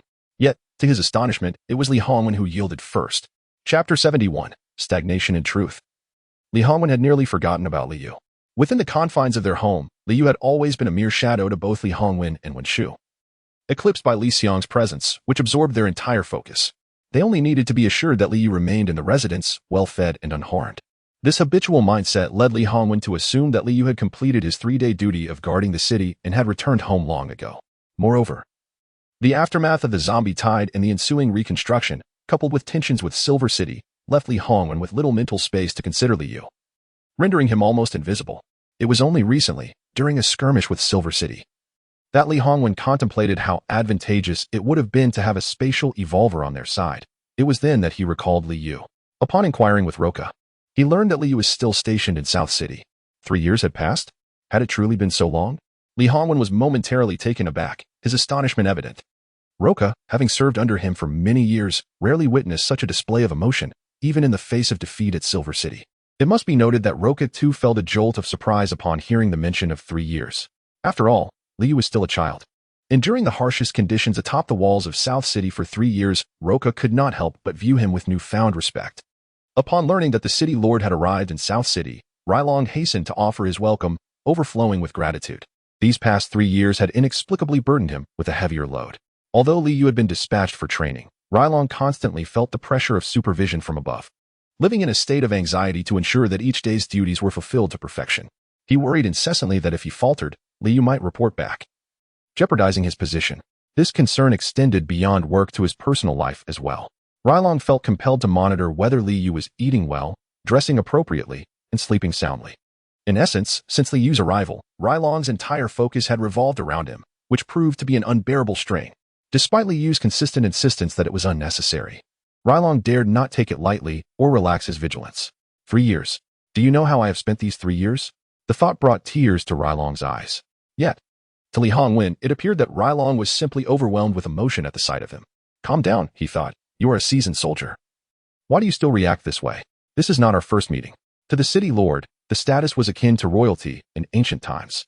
Commoners would regard him with reverence, akin to how one would bow before an emperor, albeit without the necessity of kneeling. Many would spontaneously kneel and prostrate themselves. And the number of those who wept with excitement, like Rilong, was countless. However, Rilong was a veteran who had encountered Li Hongwen before. It was perplexing why he was suddenly so emotional. Perhaps it was simply the passage of time. Li Hongwen mused upon this. Meanwhile, Rilong, not delving deeply into his thoughts, responded immediately to Li Hongwen's comforting words. City Lord, you have finally arrived. Please, take the young master back. The burden on my shoulders is too heavy, and the psychological pressure is immense. Li Hongwen, are you truly stirred merely by my presence? If so, what is there to be agitated about? A fleeting hint of embarrassment crossed Li Hongwen's face, yet he promptly supported Rilong. Is the psychological pressure too overwhelming? I shall grant you a few days off to rest and recalibrate. Where is Xiaoyu? Rilong expressed his gratitude and immediately led the way, guiding Li Hongwen to Li Yu's side. The little old man seemed to have accomplished a significant task, radiating joy as he bounced away. Li Yu, clad in protective gear, stood guard against the yellow sands beyond the city wall. He remained utterly indifferent to Li Hongwen's arrival, not even turning his head. It was not a matter of disrespect, but rather a fundamental requirement of his duty as a sentinel. From this singular detail, Li Hongwen was convinced that Li Yu was indeed competent in his role as a city guard. Thus, Li Yu's presence here was not a mere act of defiance. He was genuinely engaged in his responsibilities, performing even better than Li Hongwen had anticipated. At that moment, Li Hongwen realized that Li Yu possessed merits that were not inferior to those of Li Xiang. The difference lay in Li Xiang's ability to showcase his strengths, whereas Li Yu's virtues required discovery. Request a replacement for the post. Li Hongwen was in no rush to greet Li Yu. Instead, he planned to have Li Yu relieved before proceeding with any conversation. Li Yu stood at attention, not turning around, his voice resonating with authority. My lord, my duty as a guard remains unfulfilled, and I am in good health. There is no need for a replacement. The address of my lord momentarily disoriented Li Hongwen. He harbored a dislike for such formalities from family, particularly from Li Yu, whose expression of gratitude already felt distant, and now the address seemed even more so. However, in the external context, Li Yu's role as a guard warranted such a title, and there was nothing amiss about it. Nonetheless, a sense of discomfort lingered within Li Hongwen. Loka, take over the post. Li Hongwen responded emphatically. All right. Wait, am I to stand guard? Loka, initially preparing to summon someone, soon realized he was being instructed to relieve Li Yu. What kind of situation is this? You two are at odds, and yet it affects others as well. Have you never stood guard? Li Hongwen retorted. Loka felt the weight of authority in his words, his body trembling. I have. Then why are you still hesitating? Take over. Yes. This time, Loka dared not voice any complaints and approached Li Yu to assume his post. Concerned that Li Yu might object, Loka playfully nudged him, inadvertently pushing him aside. In Li Yu's quarters, he emerged from the bathroom after a shower, clad in fresh attire. Li Hongwen sat upright in a chair, lifting his eyelids. You seem to be living quite comfortably here, lost in your own world. 3 years had passed, and Li Yu had grown taller, now measuring at least 1.80 meters. Emerging from the bathroom shirtless, his well-defined muscles took Li Hongwen by surprise. In stark contrast to Li Xiang's unfit physique, Li Yu's form indicated a regimen of deliberate training. If it is so comfortable, why not send Li Xiang up instead? Li Hongwen noted Li Yu's demeanor as he faced him, speaking casually and sitting relaxed. This only deepened Li Hongwen's sense of estrangement between them. You are well aware that your brother cannot endure such hardships. So, how could you possibly believe that I am living in ease? Li Hongwen was momentarily at a loss for words. He gazed intently at Li Yu, who, however, refused to meet his gaze, busying himself with a towel to dry his damp hair. Suddenly, Li Hongwen let out a heavy grunt. It appears that in these 3 years, you have made no progress whatsoever? Still merely a first-level evolver. Li Hongwen's tone was laced with dissatisfaction, as he deemed Li Yu to be slacking. Yet, Liu seemed utterly oblivious, responding with a light-hearted demeanor. I had someone deliver resources to you. Did you squander them instead of utilizing them for your own advancement? The zombie essence is a crucial resource, serving as a formidable currency in circulation. Often, the young heirs receive resources not to enhance themselves, but to trade for luxury items or indulge in high-end establishments such as bars and clubs. Consequently, their levels see little improvement while their skills with technicians become increasingly refined. Li Hongwen assumed that Liu had similarly wasted his resources. To his surprise, Liu appeared perplexed. Resources? What resources? Did the Lord of the City provide any? Chapter 0072. Interrupted. Has the Lord of the City ever given you anything? Liu's retort left Li Hongwen bewildered. Although he did not deliver it personally, he had issued the command, a fact he could not possibly misremember. Did you not receive it? If receiving resources monthly counts, then yes, Liu replied. That is your salary for guarding the city. I am referring to additional benefits, akin to the exclusive resources that Shaoxiang possesses. Realizing the gravity of the situation, Li Hongwen rose abruptly. I send someone to deliver it every month. Have you truly not received anything at all? None, Liu responded. Really? Li Hongwen gazed intently at Liu, silent, perhaps attempting to discern something from his expression. Liu, leisurely sipping from his teacup, completely disregarded him. To an outsider, it might have appeared as though an aging official was reprimanding a subordinate. After a pause, Li Hongwen finally said, I need to step out for a moment. You stay here and do not wander. He did not leave immediately but lingered, waiting for Liu's response. However, Liu merely waved his hand dismissively, conveying the message, go ahead. He exhibited a demeanor that suggested he was uninterested in engaging further. Li Hongwen's frustration mounted. He felt utterly disoriented regarding their respective positions. Once Li Hongwen departed, Liu resumed his usual activities, unfazed by the sudden interruption. As for the resources Li Hongwen had allegedly distributed, Liu indeed had not received them. He was confident that Li Hongwen had fulfilled his duty. Such matters did not warrant deception from either party, as the truth could be easily uncovered. Moreover, the supply of resources for Liu alone required a substantial quantity of first- and second-tier zombie essences. Yet this demand paled in comparison to the needs of the tens of thousands awakening at once. Thus, providing such resources was well within Li Hongwen's means, and he had no reason to withhold them. Liu's spatial talents were of great significance to him in the city of Wutan. Nurturing Liu was a priority, and Li Hongwen would undoubtedly not be parsimonious in this regard. The truth was unmistakable. Li Hongwen had given the resources, but Liu had not received them. Clearly, someone had intervened and intercepted them. One could easily deduce who that individual was.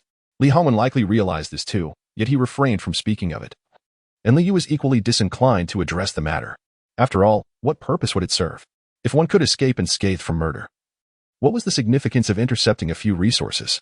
The heavenly secret talisman was remarkable, capable of concealing one's cultivation level. Liu opened his palm, and a flicker of red light danced along his arm, revealing strange runes that swiftly vanished. This was the heavenly secret talisman, which allowed cultivators to hide their true prowess. He had kept it affixed to himself, ensuring his cultivation remained at the level of a first-tier evolver. Having worked alongside Liang for 3 years, Liu had successfully concealed his abilities, leaving Liang puzzled as to why Liu's level had never increased, remaining stagnant at the first tier. He had not dared to inquire further. However, given that Liang was merely a second-tier evolver, it was understandable that he would not perceive the truth. Liu pondered whether a more advanced evolver would be able to discern his true level. Today, with Li Hongwen present, he had the perfect opportunity to conduct a test. Even he failed to perceive it. Thus, the heavenly secret talisman is indeed quite effective. In truth, Liu's genuine prowess has already reached the status of a third-level evolved being. Over the past 3 years, he has never descended from the city walls, nor has he engaged in the slaughter of zombies. Relying solely on his meager monthly salary, he finds it impossible to accelerate his growth. Nevertheless, maintaining a steady progression of 1 level per year, he will attain the 10th level of evolution by the time he reaches 18, a commendable feat, indeed, as it spares him the perils of hunting zombies. With a stable supply of resources and a steady enhancement of power, he is already more fortunate than the vast majority. 2 hours later, Li Hongwen returned. Accompanying him was a subordinate, who held a box in hand. Upon entering, the subordinate placed it upon the table. Open it and have a look, Li Hongwen said, his eyes brimming with anticipation. He yearned to witness the moment Liu opened the box, hoping to see the surprise etched upon his face. To his astonishment, Liu seemed disinterested. If it is for me, let it be. I shall look at it later. I have no time now. In his hands, he held a novel, an earnest literary work, 100 Years of Solitude. No one seemed to care for it. The cover was pristine and untouched. Li Hongwen felt a flicker of doubt that Li Yu was disregarding him, yet observing Li Yu's relaxed demeanor, it appeared unintentional. He spoke casually, showing no interest in the contents of the box. Li Hongwen remained oblivious to the experiences that had shaped Li Yu over the past 3 years, rendering him a figure of carefree detachment, seemingly enlightened and unburdened by worldly concerns. In Li Yu, Li Hongwen discerned an elusive aura, ethereal and otherworldly, which made Li Hongwen feel rather mundane in comparison. Open it and have a look, Li Hongwen urged, regaining his composure, his tone imbued with a hint of paternal authority, albeit tempered with caution. He was unaware of how his own demeanor had subtly shifted. Li Yu paused for a moment, slowly setting down the book in his hands. With measured ease, he adjusted his posture before leaning forward to inspect the small wooden box on the table. As Li Yu opened it, Li Hongwen's gaze remained fixed on his expression. Upon the box's unveiling, disappointment washed over Li Hongwen. He did not witness the reaction he had hoped for. Li Yu remained composed and tranquil, unperturbed by the sight of the 4 or 5 dozen essence shards contained within, the majority of which were second level. After a brief inspection, Li Yu calmly closed the lid. "Thank you," Li Hongwen began, but abruptly halted. Following this was a stretch of silence. Li Hongwen scrutinized Li Yu, who in return exchanged glances with him. Then, as if grasping an unspoken understanding, Li Yu inquired, "How has the family been recently?" A wave of inexplicable heartache surged within Li Hongwen. The resources had been gathered, and this was the conversation that ensued? He recalled the days of yore when, as a child, Li Yu would leap joyfully into his arms at the gift of a toy, showering him with affection. What had transpired to bring them to this moment? "The family is well. All is well," he replied. Li Hongwen extended his finger, lightly tapping the box twice. "I am personally delivering this resource to you. Over the past 3 years, you must have reached a bottleneck. Henceforth, Captain Luo will temporarily take over the guarding duties, while your task is to advance to the 2nd level within 6 months. As for the resources you previously provided me, who has taken them? That's none of your concern. Focus on your preparations and aim for a breakthrough. Appropriating the resources of others is a grave offense. To put it mildly, it is theft. To elaborate, it is akin to being a parasite within the city-state. Often, a city-state meets its demise due to the failure to address a minor breach in its defenses promptly. I will handle it." Li Hongwen's words carried an air of insincerity. Li Yu understood that he would not take action. "Very well. But I will only achieve my breakthrough when I see the results of your handling." For Li Yu, a breakthrough was merely a matter of moments, requiring only a slight adjustment to the celestial talisman. However, Li Xiang's actions were tantamount to disturbing the foundations of authority. The resources provided by Li Hongwen could be disregarded by Li Yu, but they were not to be seized by others.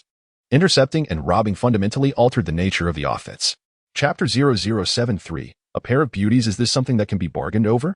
Li Hongwen's expression shifted dramatically as he unleashed the formidable pressure of a 10th level evolver. Within the confines of the small, sealed room, an invisible tempest arose. Li Yu's freshly washed hair billowed upwards, creating an ethereal spectacle. It remained uncertain whether his anger stemmed from the demand to deal with Li Xiang or from Li Yu's reluctance to break through. Perhaps it was a combination of both. Li Yu's countenance betrayed no emotion, for he had anticipated this reaction. Otherwise, such words would not have been spoken. He merely sought to observe Li Hongwen's response and stance. And now he had witnessed it. 3 years had elapsed, yet nothing had changed. Someone had usurped the resources that rightfully belonged to him. Resulting in his stagnation, was his anger not justified? "So, I inform you that I have already taken action. Is that sufficient to quell my fury? If the resolution occurred so swiftly, could you enlighten me as to who is responsible? This is of no concern to you. Focus solely on your own duties and refrain from meddling in matters beyond your scope."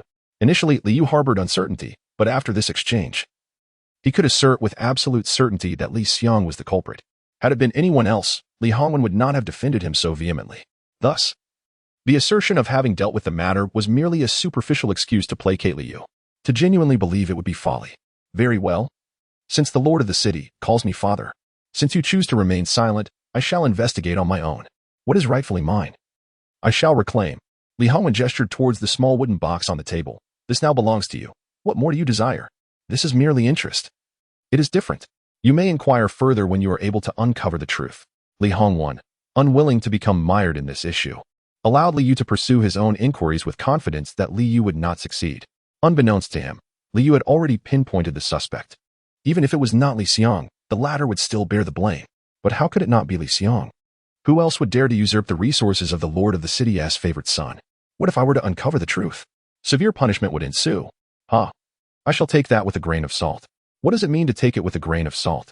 Has your father ever failed to deliver on his promises? Li Yu chuckled softly, choosing silence, which rendered Li Hongwen somewhat awkward. I shall grant you 7 days. If you cannot uncover the truth by then, this matter will be considered closed. Very well. Focus on enhancing your level. Li Hongwen summoned someone to bring food for Li Yu's elevation. After attending to these matters, he took his leave. Shortly thereafter, Liang arrived to inform Li Yu that he was granted a 7-day holiday, effective immediately. He even assisted Li Yu in packing his belongings, seemingly anxious that Li Yu might forego the break. Finally, Liang handed him a few first and second level essence orbs. Young master, could you procure some wine for me? I have not indulged in quite some time and find myself craving it immensely. Just a simple water wine from the Wan workshop will suffice. Brewing wine requires grain, which is already scarce, thus making alcoholic beverages a luxury. The water wine Liang requested is the lowest quality of alcohol, yet it still costs a hefty 10,000 taels for a single jug. A jug contains 500 milliliters, equivalent to 1 pound. Water wine is a diluted concoction, a blend of alcohol and water, possessing an exceedingly mild flavor. For Liang, savoring a single sip is the epitome of happiness. Very well, I shall return. Li Yu withdrew his essence, ensuring that there remained no entanglements of interest with the guards accompanying Liang. It is imperative to maintain a collegial relationship and establish clear boundaries to avoid disturbances. Naturally, a degree of interpersonal courtesy is still necessary. As Li Yu has received considerable care in this regard, this visit could be considered as repaying a debt of gratitude.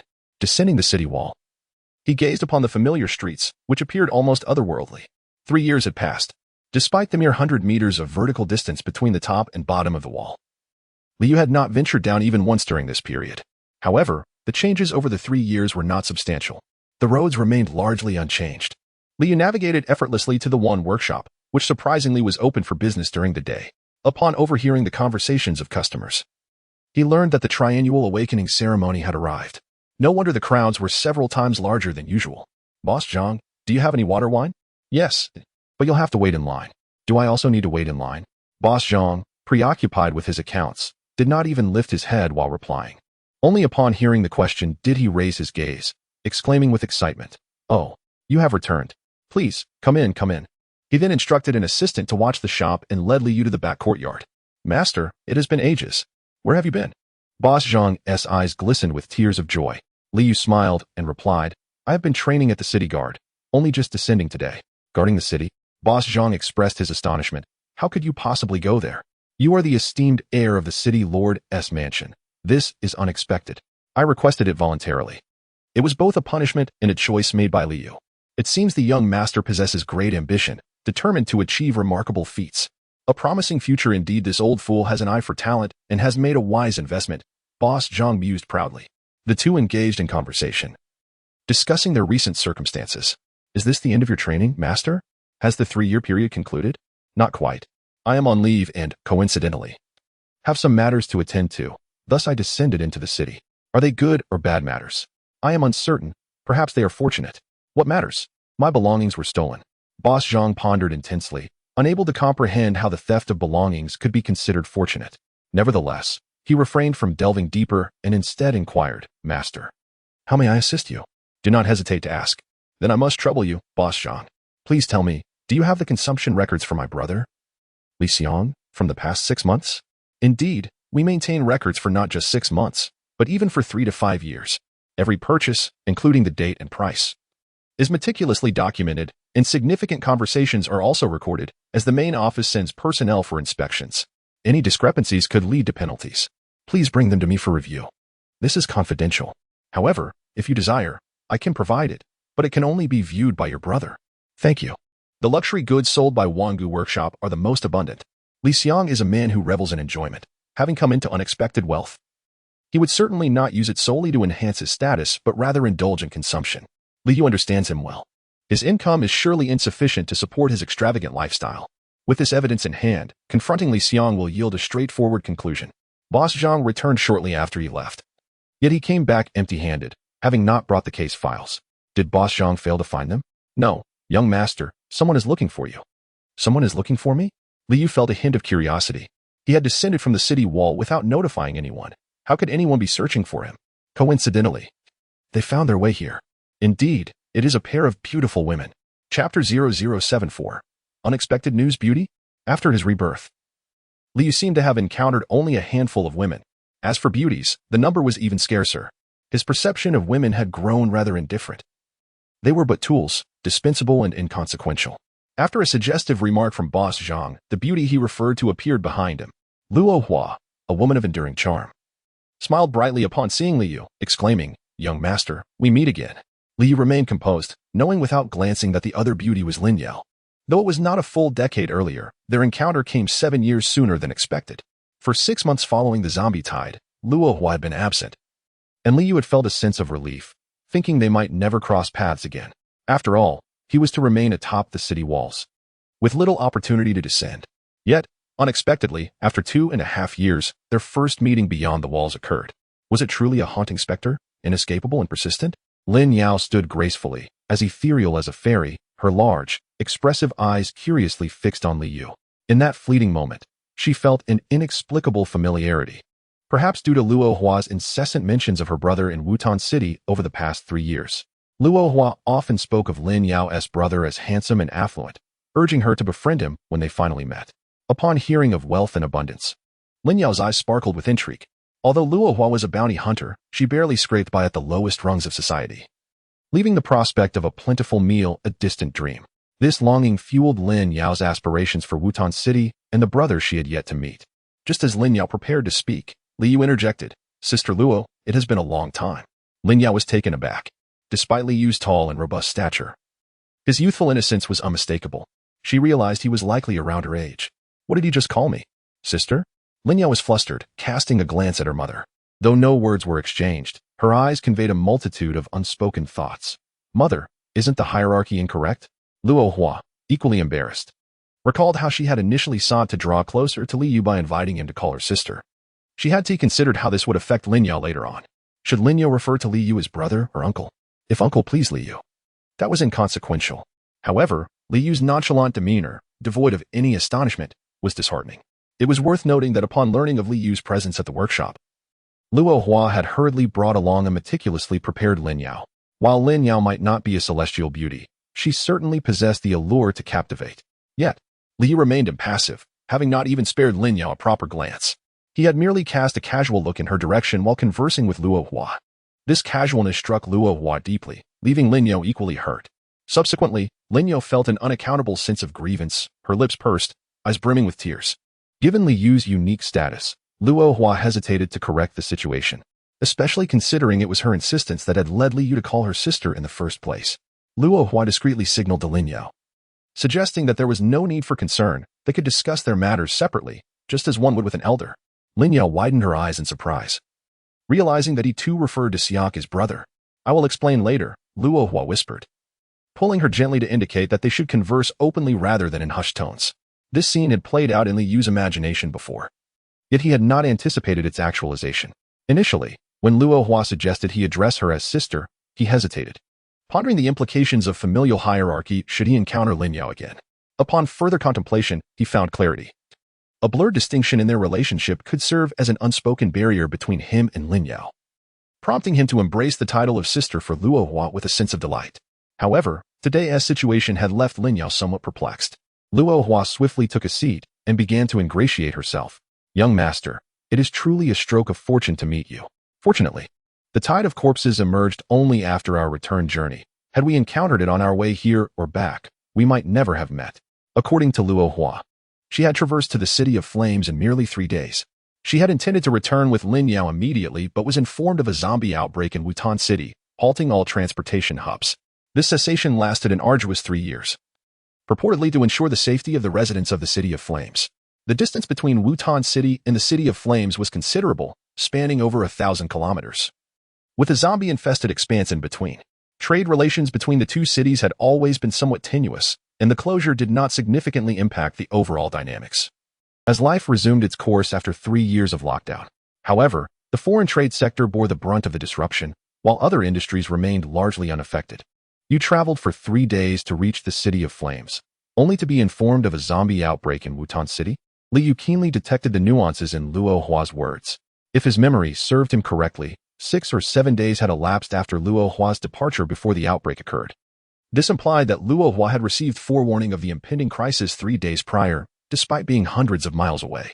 Liu sensed that the zombie tide from 3 years prior was abnormal. It had erupted unexpectedly, out of season, resulting in catastrophic losses for Wutan City. which had yet to recover fully. He had not anticipated that the City of Flames, rather than their long-standing rival, the City of Silver, would be intertwined in this unfolding mystery. Luo Hua tilted her head slightly, reminiscing, the timeline is a bit hazy. I cannot recall clearly. But it was either on the day of my arrival or the following day that I received the news. I was eager to return, so I am certain of that. What prompted your return? Liu inquired. Just personal matters, Luo Hua replied, unable to disclose that she was anxious to introduce a potential partner for him. Such candor would project a sense of ulterior motive. Now that their paths had crossed, there would be ample opportunities for the two young souls to cultivate their bond. Luo Hua had raised Linyao single-handedly, tirelessly striving for a stable life. Being a woman, she too desired support and aspired to find Linyao a suitable future. Having previously lacked opportunity, she was now determined to seize this moment. Esteemed young master, allow me to introduce my daughter, Linyao, whom I previously mentioned to you. Indeed, Liu replied, rising to his feet amidst the astonished gazes of Luo Hua and Linyao. Boss Zhang, I have pressing matters to attend to. Might we expedite this? Oh, I almost forgot. Please bear with me for a moment. I shall accompany you. This. Boss Zhang glanced at Luo Hua, implying that there was a friend present and that Liu would not remain. Luo Hua, perceptive as ever, promptly interjected, Young master, please attend to your affairs. We reside in the adjacent alley, and the young master is a frequent visitor. Liu responded with a nonchalant remark before departing without a backward glance. Linyao, incensed, stamped her foot. Mother, is this truly the esteemed young master of the city lord's mansion? What a cold individual, devoid of any semblance of courtesy. You expect me to befriend him? Absolutely not. Perhaps he was simply taken aback by your beauty, rendering him unable to engage in conversation, rather than being upset. You ought to feel pleased. Well, it is not entirely implausible. I shall grant him a temporary pardon, though I hope there will not be a subsequent encounter. Humph. Linyao harbored an unwavering confidence in her own beauty. Chapter 75. With me here, no one can touch you from a young age. Linyao has garnered numerous advantages and affections due to her striking beauty. Almost every man who encounters her feels compelled to express admiration, their faces lighting up with joy and care. Yet, the so-called young master of the city lord's mansion, a fellow named Liu, dares not even cast a glance in her direction, speaking as if each word were a laborious effort. It remains a mystery why such a person possesses any merit at all, were it not for the potential utility of his status. I would not deign to engage with him. Truly, he seems to have deluded himself into believing he is of noble birth. What is so remarkable about being born into royalty? In the future, I shall ensure that you bow to my whims. Linyao's beauty has not only brought her benefits but also made her acutely aware of her own advantages, teaching her how to wield them effectively. Mother, is this truly how it ends today? We have waited for him for quite some time and even spent a fortune to ascertain his whereabouts. Clearly, he has matters to attend to. It would be wise not to cling to him, as it may provoke annoyance. Pay heed to this. Oh, I understand. The final syllable dripped with impatience, yet bore an air of playful charm, her delicate visage evoking sympathy. In the accounting room, ledgers were strewn across the tables and floors, creating a semblance of chaos. I apologize for the disarray, she said. Your hospitality is far too gracious. Zhang, the proprietor, rummaged through the clutter and produced the ledger. This is the record of your brother's expenditures at the Wan workshop over the past 3 years. Since he frequents here often, I compiled a separate account book. All records of the other young masters from various estates in Wutan City are documented here. Young master, this information is not readily disclosed, as it pertains to privacy.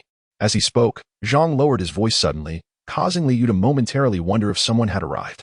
Upon reflection, he realized Zhang was merely cautioning him. Thus, Liu produced a second-tier zombie crystal. Zhang, this is a token of my gratitude. May I take this ledger with me? Absolutely not, young master. I must insist. As I mentioned, this is confidential and cannot be shared with outsiders, regardless of the price offered. Only out of respect for you would I entertain anyone else. Taking it away is simply out of the question. Upon hearing this, Liu fell silent, his brow furrowed in contemplation. After a moment, Zhang ventured, Young master, is there something amiss? Liu relaxed his brow and replied, Zhang, let me speak plainly. Did you happen to leak my whereabouts to those 2 women? Having just descended from the city wall, aside from those stationed there in Lihongwen, no one else knew of his arrival. Yet, as soon as he reached the Wan workshop, Luo Hua and Linyao followed closely behind. This indicated that Liu had been observed the moment he left the city wall. Otherwise, they could not have arrived so swiftly since he and Zhang had only exchanged a few words. You do me a grave injustice, young master. Given our friendship, would I have any need to do so? Zhang replied earnestly. Nevertheless, Liu maintained a degree of skepticism, only believing half of what he was told. He was uncomfortable with the sensation of being watched, as if unseen eyes were observing him from behind, a thought that stirred unease within him. However, dwelling on this matter would yield no immediate answers. Boss Zhang, would it be permissible for me to transcribe this ledger? Not a problem, just ensure the ledger, stamped with the Yuan Workshop seal, remains here. Everything else is acceptable. The ledger recorded the date, location, customer names, and purchased items. Over the span of 3 years, Liang frequented the Yuan Workshop nearly every month, sometimes even twice. The merchandise at the Yuan Workshop was far from inexpensive, as it positioned itself as a luxury store. One could hardly expect bargains. Wealthy families might visit the Yuan Workshop merely twice a year, yet Liang exceeded that by more than 6-fold. His visits were almost always on the last day of each month, coinciding with the distribution of resources, a day that brought joy to the guards, who isn't cheerful when receiving their wages. Yet, Liang was the most jubilant of all. He not only bypassed work but also received monthly allowances and pocket money from the Lord's manor, in addition to an extra salary. What better way to spend such unexpected fortune than to indulge? Moreover, such windfalls could hardly be stored without causing anxiety, hence his monthly visits. Liu casually perused the items purchased, which were quite eclectic: Zippo lighters, handheld gaming consoles, cigarettes, and snacks, items that would have been commonplace during the Water Blue Star era. In this post-apocalyptic world, however, the destruction of industry had rendered the production of these everyday goods exceedingly challenging, transforming them into luxury items. Beyond these, there was nothing else. Were Liu to receive such unexpected wealth, his first thought would undoubtedly be to enhance his own strength, while Liang squandered it on frivolities. Moreover, judging by his purchases, though expensive, it was evident that he had not exhausted his funds entirely, implying he must be spending elsewhere as well. Young master, forgive my boldness. But is there something amiss with the second young master? Are you investigating him? Boss Zhang, upon seeing Liu, was overtaken with excitement, only to suddenly realize the situation seemed rather peculiar. If trouble arose, would Liang not direct his ire at him? Fear not, Boss Zhang, I will not betray you.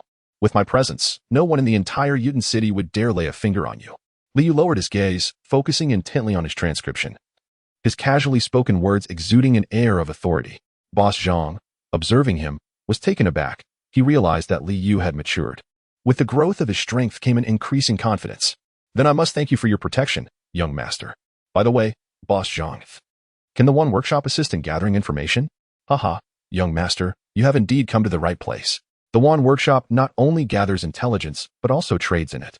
As long as the price is right, any information you desire can be procured.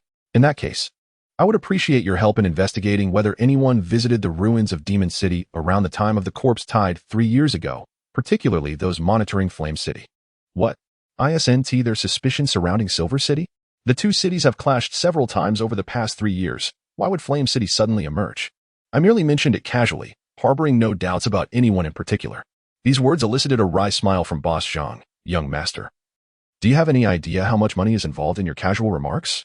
Money is of little consequence to me. It only holds value when allocated to the appropriate causes. However, there is a matter pertaining to finances that I must bring to your attention. What matter is that? The owners of the several shops to whom I lent money 3 years ago have been persistently seeking you for repayment. Had Boss Zhang not mentioned it, Liu would have completely forgotten this matter. The debt must indeed be settled. Without their financial assistance, Liu would not have had the initial capital to acquire the first zombie essence. Without the first zombie essence, he would have never uncovered the mysteries of the ancient ring. Young master, are you there? Just as he was speaking, an urgent voice suddenly rang out from outside. It was the voice of a debt collector. Chapter 0076. Underground Street. Liu directly settled his debts with the essence of the undead. In comparison, the value of the zombie essence was significantly higher. The creditors were more than willing to accept this arrangement, as they had no other recourse. Liu was devoid of gold. After 3 years of waiting, the shopkeepers had resigned themselves to the belief that their debts would never be repaid. They approached the situation with a glimmer of hope, willing to accept even a partial repayment. Upon the full settlement of his debts, the shopkeepers were taken aback with unexpected joy. A few, prone to emotional outbursts, shed tears of elation. It was akin to winning the lottery, a windfall that could drive one to the brink of madness with happiness. Liu pondered whether Liang would share in such joy upon reclaiming the numerous resources he had borrowed from him. After leaving the workshop, he returned directly to the Lord's manor. The servants, upon seeing him, were rendered speechless with surprise. After a brief moment, one turned and shouted inside, "The young master has returned." After 3 years of absence, even a figure as inconspicuous as he had become would evoke excitement in those who had not seen him for so long. However, the fervor was short-lived, and normalcy soon resumed. Much like a mother eagerly awaiting her son's return from school, the initial thrill would eventually fade, leaving behind a mundane reality. When Shu emerged from her room upon hearing the commotion, compared to the servant's enthusiastic excitement, her demeanor was rather subdued. Yet, her smile prevented her from appearing entirely cold, allowing Liu to feel a flicker of belief that she truly was his mother. "When did you return, Xiaoyu?" she inquired, scrutinizing him from head to toe. After a moment, she remarked on how he had grown taller, then quickly noted that he had also become thinner. In truth, as long as the topic of Liang was avoided, when Shu could be considered a decent mother, she never lacked in concern for him, ensuring he was well-fed and well-clothed. However, her attention towards Liang would always eclipse that afforded to Liu, and by a considerable margin. "You've come back right after the holiday. You haven't eaten yet, have you? I'll have the kitchen prepare something for you." "No, I'm not hungry," Liu replied, glancing around. "Where's my brother? I haven't seen him." "He is not here. He left early this morning and returns quite late each day. I don't know what he is busy with," she responded. Liu had already surmised that Liang was not at the manor. This fellow was surely off enjoying himself somewhere. Yet, the fact that even when Shu was unaware of his whereabouts suggested that he was likely in a place unsuitable for adult knowledge. "Mother, I'm going to my room to fetch something. Please, continue with your own affairs," he said. "Are you going out?" "Yes. I haven't seen a friend in a long time, so I'm going to catch up." "Go ahead," she replied. Had it been Liang making such a statement, when Shu would have certainly added a reminder to return home early. However, with Liu, it was simply a matter of saying, "Go ahead." Liu had long since become accustomed to such exchanges, feeling no emotional disturbance. Upon returning to his room, just as he opened the door, a voice called out from behind him. "Xiaoyu, your room has been turned into a storage space. I'll have the servants tidy it up later. You can go out and play for a while." At that moment, the door swung open, and Liu beheld a scene of utter chaos within his room. A multitude of assorted items lay piled high, leaving no space to even set a foot down. Liu initially intended merely to go through the motions. His primary purpose for returning to the manor was to ascertain the whereabouts of Liang. Now, having gathered a tentative understanding of his location, the decision to enter this room seemed inconsequential. He had no intention of spending the night here. Staying at Zhang's establishment was far more appealing than this place. Upon exiting the Lord's manor, Liu made his way directly to the underground street. The underground street, as its name implies, is a thoroughfare lined with bars, thus often referred to as Bar Street. It operates both day and night. As entertainment options are limited, bars have become the favored choice for many. In addition to the bars, one can also find various underground boxing arenas and gladiatorial venues, harking back to the most primal forms of entertainment. The underground street embodies a cyberpunk aesthetic, yet lacks advanced technology. The entire wasteland boasts only the Nameless City, where the organization resides, as a bastion of cutting-edge technology. The Nameless City is also dubbed the paradise of the wasteland, the last remnant of human civilization. The technological prowess of other city-states pales in comparison to that of the Nameless City. Although the underground street may appear dazzling at first glance, it is merely an ambience created by an array of colorful lights. In reality, Bar Street hosts only a handful of establishments, 3 in total, conveniently located near one another for easy access. The reason why bars are remarkably profitable, yet few in number, is that not everyone can procure a sound system. The essence of a bar lies within its speakers. Here, the quality of sound, high or low, becomes secondary. What truly matters is possessing a sound system. Even if the speakers emit a constant crackling noise, it does not deter business, as customers will not venture to competitors lacking such amenities. Liu discovered Liang in the third bar, the most expensive of the 3, owing to its possession of 2 sound systems. The other 2 bars each had only one, and of inferior quality, yet they thrived due to their lower prices. The atmosphere within the bar was dimly lit, teeming with patrons and filled with cacophonous sounds. Navigating through the crowd, Liu reached the dance floor, where he spotted Liang in a state of intoxication, reveling amidst a throng of dancers. Surrounding him were numerous followers, including Yang Bing and his entourage of privileged heirs. To Liu's surprise, Yang Chun had also joined their ranks. Since Liu's departure from the city walls and the loss of his support, Yang Chun had little choice but to align himself with this group.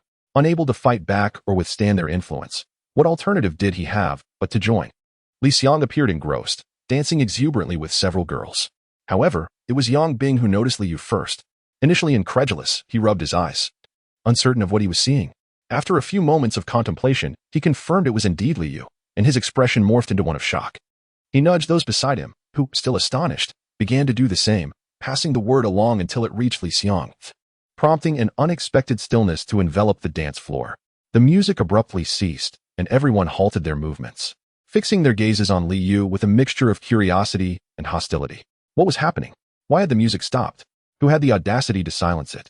Li Xiong, inebriated and slurring his words, seemed to awaken as he finally recognized Li Yu, his demeanor shifting rapidly. "Brother, you've returned," he exclaimed. The affectionate greeting between the two brothers was palpable. Suddenly, Li Xiong rushed in and enveloped Li Yu in a bear hug. "I've missed you so much." The onlookers, oblivious to the underlying truth, were moved to tears. "Look at these two brothers. Their bond is truly remarkable." Li Yu, however, calmly pushed him away. "I didn't sense your longing, but I certainly noticed your carefree demeanor. So, how has my money been spent?" With a single remark, Li Yu extinguished the smile from Li Xiong's face, rendering it rigid. His once fiery gaze turned cold, filled with animosity. "Brother, what do you mean your money? Please refrain from making such accusations. I have never taken a single penny from you." Over the past 3 years, Li Xiong's growth had slowed, transitioning from vertical to horizontal, nearly matching Li Yu's height. Conversely, Li Yu now stood a head taller, forcing Li Xiong to gaze up at him. Chapter 0077. The absurdity of capturing whistleblowers. Li Xiong was adept at sophistry and shifting blame. Li Yu was not surprised by his response. In the dim light, the two were in close proximity. Li Xiong could see the glimmer in Li Yu's eyes. After a moment of staring, he felt a pang of guilt. He averted his gaze and turned to the young heirs, exclaiming loudly, "My brother accuses me of taking his money. He has guarded the southern city for 3 years without ever coming down, and I have never gone up there either. Isn't it ridiculous for him to claim I took his money? Ha ha ha, it's utterly laughable. Has the young master guarding the city lost his wits?" Indeed. Due to his prolonged absence, Li Yu's influence had waned. The incident 3 years prior, intended to intimidate this group of young heirs, had only succeeded temporarily. It could not suppress them indefinitely. Over the past 3 years, the heirs had likely grown in strength, which emboldened them further. Yang Bing harbored a grudge. Having suffered greatly from his punishment, he had spent 3 months bedridden, nearly incapacitated.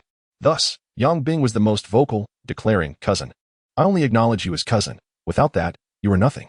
Spare us your incessant chatter that disrupts our merriment, and return to guarding your city. Remember to shake your head daily, lest you guard it foolishly." Ha ha. Laughter erupted once more. Other patrons in the bar were drawn to the spectacle. With so many eyes upon him, Li Xiong felt compelled to maintain his composure. He pretended to adjust Li Yu's collar, lowering his voice to mock him. "Brother, even if I had taken from you, what could you do? You possess no evidence, and even if you did, our parents would not believe you. Why subject yourself to discomfort, right? It would be better for both of us to coexist peacefully, each living our own lives without interference. Over these 3 years, you have found happiness, and so have I. Wouldn't that be splendid?" Having said that, Li Xiong nonchalantly turned away, calling out, "Come on. Let the music play on and the dancing continue. Move aside, don't obstruct our dance. Who do you think you are? If you're not dancing, don't take up space, all right? Step aside quickly." Other guests joined in urging Li Yu to leave. They were enjoying themselves. His presence had halted the music. Such a dampening act was naturally unwelcome. With Li Xiong, the second son of the city lord, backing them, few feared Li Yu anymore. However, he protested, "You have wronged me." Li Yu spread his hands, his expression one of helplessness. Just then, a group wearing red armbands rushed in. "Everyone, freeze. We have received reports of illicit activities occurring here. Do you realize this is against the law? The substance in question, akin to drugs, could induce euphoria while simultaneously wreaking havoc on the body. However, this particular substance primarily diminished the levels of evolutionary beings. It could provide temporary pleasure while gradually depleting their internal energy, resulting in an irreversible decline in their abilities. In other words, the prospect of further advancement will become exceedingly challenging. Some evolutionists, who could potentially reach level 10, may find their limits capped at level 8, or even lower, after experiencing flight. Yet, during the flight, these evolutionists feel as if they are floating on air, indulging in a sense of euphoria. This sensation may ensnare them, leading to an inescapable addiction. "With the second young master here, who would dare to investigate?" exclaimed the bar owner arrogantly as he rushed out. However, upon recognizing the newcomer as Roca, his bravado instantly deflated. "Captain Roca, I apologize. The lighting was dim, and I failed to recognize you. Please do not take offense." When Roca opened his mouth, revealing a gleaming smile, those at a distance finally discerned the figure shrouded in darkness. "Did you insult my complexion?" Roca declared, publicly chastising the city administrator. "Take him away." He could not be bothered to provide justification, casually detaining the man. With a wave of his hand, he commanded, "Everyone else is the same. Take them all back for blood tests. I do not care who you are. Flight is strictly prohibited anywhere in Wutan City, as clearly stipulated by law. Thus, you would be wise not to entertain thoughts of resistance. For the more you resist, the greater the suffering you shall endure. Please consider this carefully. Upon realizing that it was Roka who had arrived, the young heirs wilted instantly. Roka's idol was Bao Chi Tian, and he aspired to embody the iron-willed integrity of the legendary judge. He upheld that the Emperor's law applies equally to nobility and commoners alike. It was not just these young heirs. Even if Li Hongwen were to commit a crime, he would be apprehended without hesitation. Of course, whether one could overpower another was a matter of strength. At the very least, Roka maintained a righteous mindset, embodying a just enforcer of the law. Li Xiang, Yang Bing, Yang Chun, and others were taken away by those bearing red armbands. They were well aware of Roka's temperament, and thus did not resist. However, as they passed by Li Yu, they noticed him appearing completely unfazed. A sense of imbalance stirred within them. All had gathered at the bar. Why was he the only one not apprehended? Li Xiang remained silent, but exchanged a meaningful glance with Yang Bing. Having spent considerable time together, they shared a certain understanding. Yang Bing immediately raised his voice, shouting at Roka, "Captain Roka, there is still one here. Why do you not apprehend him?" Roka chuckled. "It would be impossible to detain your father. Come along with us obediently." "Why? I refuse," Yang Bing protested, stubbornly pulling back as if he were a bull tethered to a rope, adamantly refusing to budge. "I will not leave unless you take him too."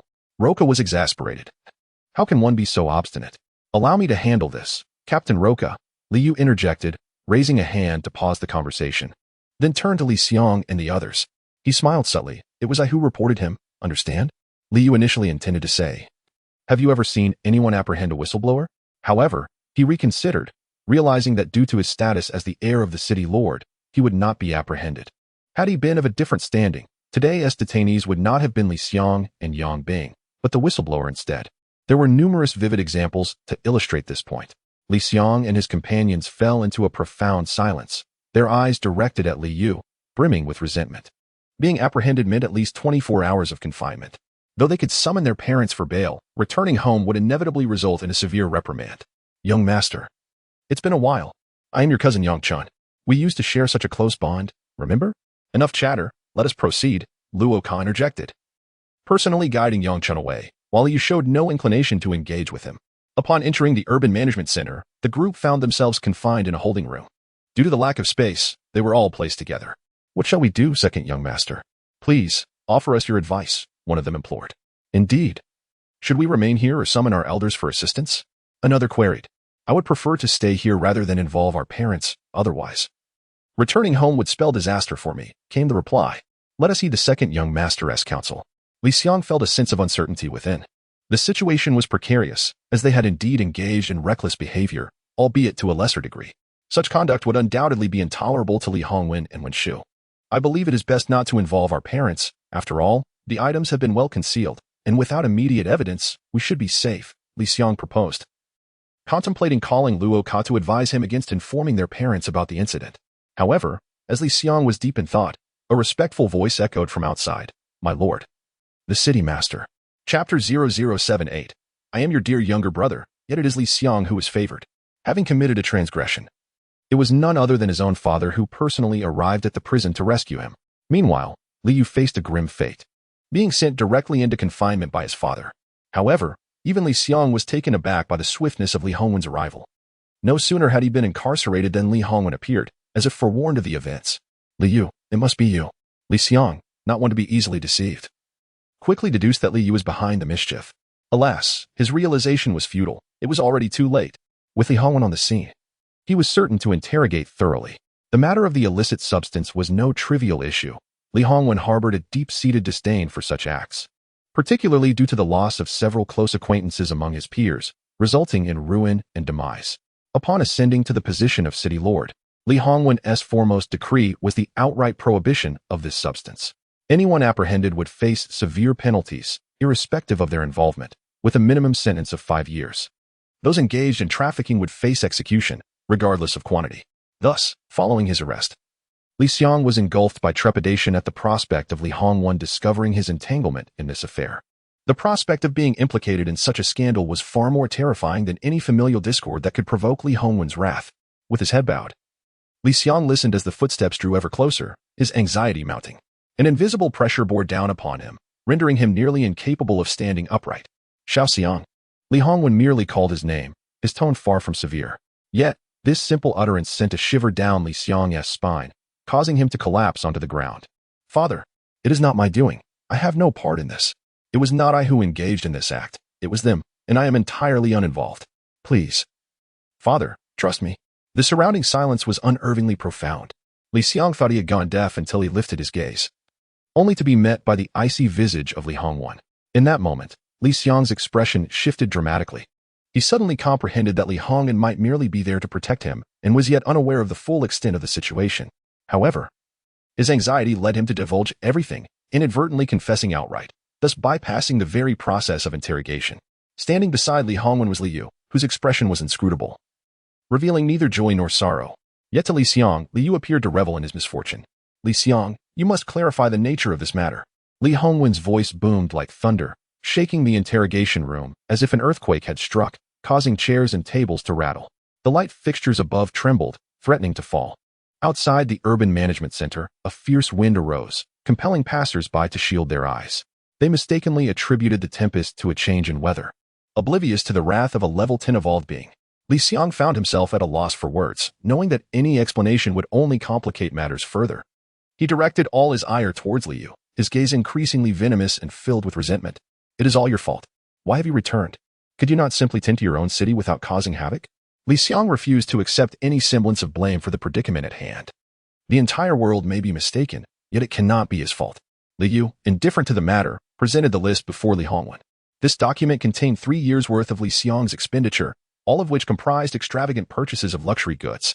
These items serve as evidence of his usurpation of my resources. I trust you are already aware, Father, yet you assumed I would remain oblivious. Enough. This statement did not originate from Liang, but rather from Li Hongwen. He turned aside, glaring at Liu. "Do you not feel a sense of shame?" In truth, Liu harbored a degree of trepidation. Li Hongwen had consistently embodied the archetype of a strict father, leaving an indelible shadow upon Liu's heart that could never be erased, regardless of past or present. After a brief pause, Liu inhaled deeply and continued. "I have uncovered the truth, and it took less than 7 days. How do you intend to address Liang? According to the laws of Wutan City, the theft of another's resources incurs a penalty of no less than 6 months and no more than 3 years. I did not steal. That cannot be classified as theft." Liang steadfastly denied any wrongdoing. "Then it is robbery, which is far more severe." "I said enough. Did you not hear me?" Li Hongwen's teeth ground together in anger, his fists clenched tightly, producing a menacing crackling sound. Liu set aside the expenditure list and turned to face Li Hongwen directly. The two were now nearly of equal height, allowing Liu to meet his gaze head-on. "You prompted my investigation. Now that I have uncovered the truth, are you going to deny it? In truth, you have long known that it was Liang who intercepted my resources, yet you chose not to disclose this. Where does he acquire the funds for such lavishness? Is it not by appropriating my resources? At this juncture, do you still wish to protect him?" Liu remained unhurried, his tone calm, yet imbued with strength. Each rhetorical question struck directly at Li Hongwen's heart, compelling him to relent. "Father, do not believe him. I have done nothing wrong. He is deceiving you. That expenditure list is undoubtedly a fabrication." Liang continued to argue, but it was evident that Li Hongwen was already aware of the truth. Thus, Liang's defense appeared feeble and ineffective. "Silence." Li Hongwen shot him a glance. "Reflect upon your actions here and confess all your transgressions. Whatever punishment is deemed appropriate shall be meted out." Liu interjected. "Indeed, it must not contravene the laws you have established. Otherwise, who would abide by them? And how could order be maintained?" Had he refrained from uttering this, it would have been acceptable, as Li Hongwen's words clearly indicated intentions for further action. However, Liu's remark elevated the gravity of the situation, transforming its nature entirely. The issue remained that Li Hongwen had no counterargument. Liu's assertions were unassailable. To publicly refute his own legal stipulations would be tantamount to striking his own face. Liang recognized the implications, understanding that Liu intended to bring about his downfall. His eyes blazed with fury, as if he wished to rend Liu limb from limb. "Liu, how ruthless you are. Am I not your own brother? That you would treat me thus?" At this moment, the fraternal bond was once again invoked. Seizing resources when contemplating one's own demise. "Did you ever consider that I am your elder brother?" However, Liu was disinclined to squander words with him. Without a single reply, he turned and followed Li Hongwen. The other young scions trembled in fear at Li Hongwen's arrival, not daring to utter a word. Once Li Hongwen departed, despair engulfed them all. If even Liang had stumbled, what hope remained for them? Only if Liang were to be rescued did they stand a chance. "Young master, are we destined for imprisonment? Surely, there is no evidence against us?" "Evidence? The young master has confessed as much himself. Young master, think of something. I do not wish to face incarceration. The turmoil within Li Xiang's heart was palpable. The words of these young scions only served to exacerbate his inner chaos. Enough of the clamor. I have a plan. The pallid-faced young scion suddenly regained a glimmer of hope upon hearing this. Young master, what is your plan? My mother. Chapter 0079. Aren't you here to help? Perhaps feeling an overwhelming sense of embarrassment, Li Hongwen exited the city management center, vanishing in the blink of an eye. Li Yu initially presumed he had returned to the lord's residence, but upon his own arrival, he found the place devoid of its master. Even when she was absent, the entire household was deserted. Without hesitation, Li Yu grasped the 5 elements escape talisman and slipped into Li Xiang's room, commencing his foray into pilfering. Handheld gaming devices, Zippo lighters, an assortment of snacks, he indiscriminately gathered them into his ancient ring, not caring whether they were of use or not. Adhering firmly to the principle of leaving nothing for Li Xiang, engaging in such petty theft was not something Li Yu relished. He was acutely aware that if he refrained, the items purchased with his own funds would ultimately not find their way into his possession. When she would surely say, "Little Xiang likes you, just give it to him." As his elder brother, what's the harm in yielding a little? Of course, this would not truly be considered thievery. After all, these items were procured with Li Yu's money. How could it be deemed stealing? It was merely reclaiming what rightfully belonged to him. Having completed this endeavor, Li Yu retreated to his own chamber. The duration of a 5 elements escape talisman was considerably lengthy. As long as his spiritual energy flowed continuously, he could employ it repeatedly. However, it required sustaining that energy until it was entirely depleted, at which point the talisman would become ineffective. The fortunate aspect was that over the past 3 years, he had not utilized a single one. His ancient ring still contained a substantial supply of 5 elements escape talismans, allowing him the luxury of indulgence. Upon returning to his room, Li Yu nearly stumbled over the clutter. When he arrived, the space had been overflowing with miscellaneous items, and when Shu had promised to have it cleared. Yet, to this day, not a single thing had been moved. Li Yu had envisioned that once the room was tidied, he would return to reside there for a while. After all, his absence had not been brief, and with so many servants in the household, it could have been swiftly organized. Surely, they had not even opened the door to inspect it? Li Yu chuckled to himself, self-deprecatingly. Perhaps it was best to stay a few days at Zhang's place. Regardless, once his 7-day leave concluded, he would return to South City to guard the walls. He had grown exceedingly accustomed to the solitary life of cultivation atop the ramparts.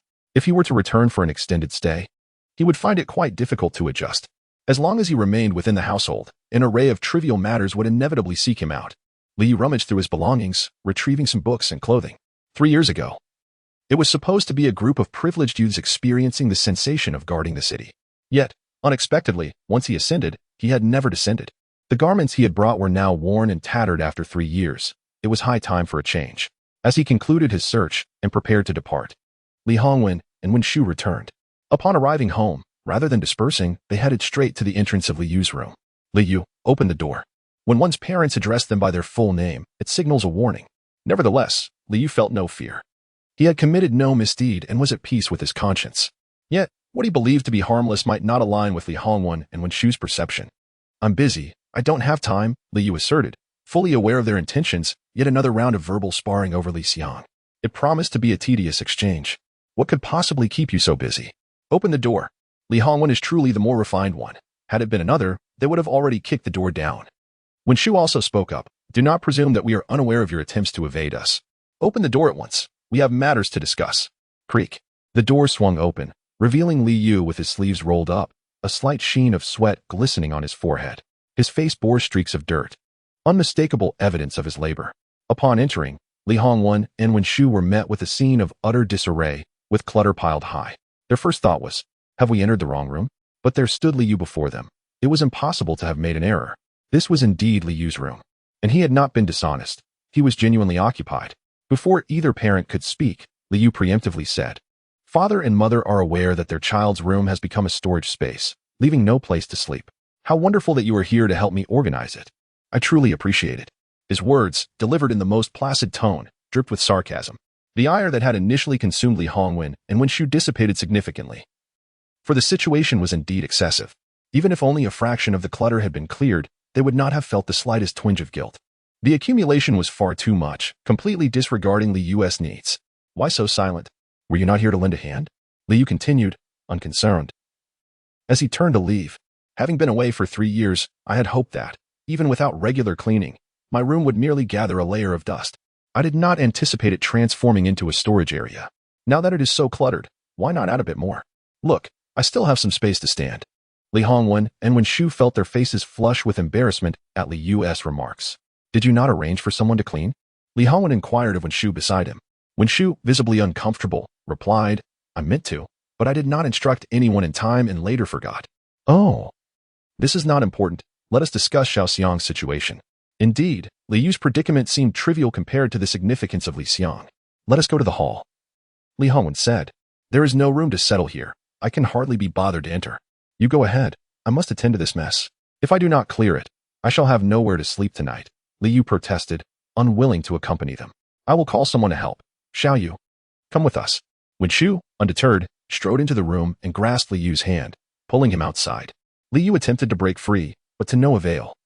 Against a level 10 evolver, his strength was negligible. Upon reaching the hall, Wenshu began to interrogate Li Yu about Li Xiang. How did you learn he was at the bar? How did you find out he was involved in such antics? You have not been in Nan City for 3 years. Yet upon your return, you stir up such a commotion? The accusatory tone made Li Yu almost believe he was in the wrong. He found little desire to explain and instead cast the question back. Did father not clarify matters with you? Li Hongwen immediately retorted, What is there to clarify? Just answer your mother's inquiries. There is no need for any superfluous discussion. Very well, if you shall not speak, then I shall. Each month. My father provides me with a certain allocation of resources to expedite my advancement in levels. Yet, that additional share was intercepted by Li Xiang for personal use. Upon discovering this, I took it upon myself to investigate and reclaim what rightfully belongs to me. To my astonishment, my inquiry unveiled something far more significant. Li Yu, with a sheepish grin, inquired, Does this mean my actions can be considered as reporting a commendable act? I recall my father mentioning that any report of wrongdoing would be rewarded. His words were akin to pouring salt into the wounds of the two individuals present. Initially, they contemplated how to safeguard Li Xiang, regardless of his transgressions, for he was, after all, their own flesh and blood. In the face of familial bonds, any legal statutes could be set aside. Nevertheless, Li Yu incessantly reminded them of the importance of abiding by the law, which left them in a predicament. On one side lay the laws they had established, while on the other, a relative had transgressed those very laws. How should they navigate this conundrum? Chapter 0080, Unresolvable issues. The two pondered for a moment, finding themselves at an impasse. Their primary concern was to protect Li Xiang while simultaneously preserving public trust in the law. This required careful consideration and intricate maneuvering, rendering the situation quite complex. After a brief contemplation, they resolved to address Li Yu first. What kind of merit is it to report your own brother? How could you stoop so low? He is your own flesh and blood. Do you wish to ruin him? Wenshu, usually composed, erupted in a rare display of fury, directing her wrath at Li Yu. The overwhelming pressure emanating from her, a formidable level 10 evolver, descended upon him like a thunderclap. Li Yu was unable to withstand it. Collapsing to the ground with a thud, the force was so great that he struck the floor, blood oozing from between his knees. He gritted his teeth, attempting to lift his head, but the sweat poured down, rendering him powerless. Speaking was out of the question. Even breathing became a struggle. After what felt like an eternity of torment, Li Hongwen intervened.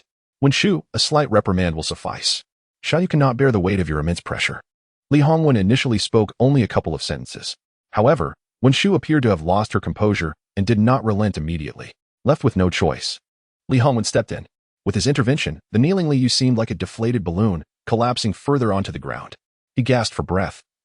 The relief of surviving the ordeal lightening the burden on his heart. He deserved this. He brought it upon himself for betraying his own brother, a true betrayal of conscience. Though Wenshu ceased her assault, her anger lingered. She was not as gentle as she appeared on the surface. Li Yu found her words absurdly laughable. You obstruct my resources and hinder my ascension. That is not a betrayal of conscience? You often preach against harming one's kin, yet what does this constitute? Wenshu had her rationale. This was meant to be a lesson, teaching him how to treat family and his own brother. Li Yu fell silent. He feared that speaking further would lead to an outburst. He had anticipated that given Li Xiang's grave misdeeds, his parents would alter their attitude towards him. Yet, in reality, their affection for their son only intensified, even at the expense of turning against Li Yu. In that moment, Li Yu realized that in this family, within his parents' hearts, he held no standing whatsoever. What was he expecting? Countless facts had already proven the truth, yet he remained obstinately hopeful. Ultimately, Li Yu was still a child.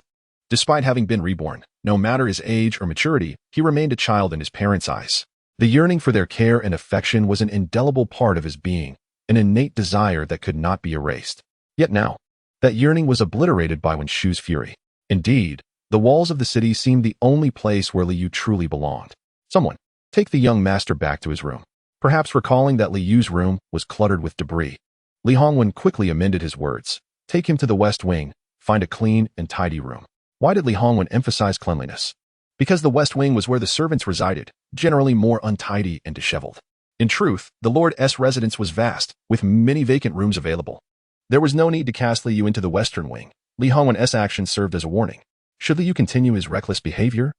Being cast into the western wing would be the least of his concerns. In this context, the western wing alludes to a far harsher environment, such as the abyss of zombies. Liu's knee seemed shattered, rendering him utterly incapable of standing.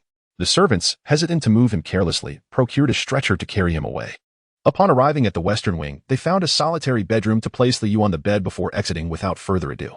They did not even consider calling a healer despite the severity of his injuries, primarily because Li Hongwen and Wen Shu had not given such orders, leaving them too afraid to act on their own. Besides, there was only one healer in the entire residence, Wen Shu, who would dare to summon her. Liu was uncertain of the extent of his knee injury. In any case, he was unable to exert himself. His upper body could not rise upright, leaving him to lie there, staring blankly at the ceiling. This opportunity was rare, yet lamentably squandered. In his current state, Liu was already struggling for survival. Whether he would recover was uncertain, and even if he did, it would be a matter of time.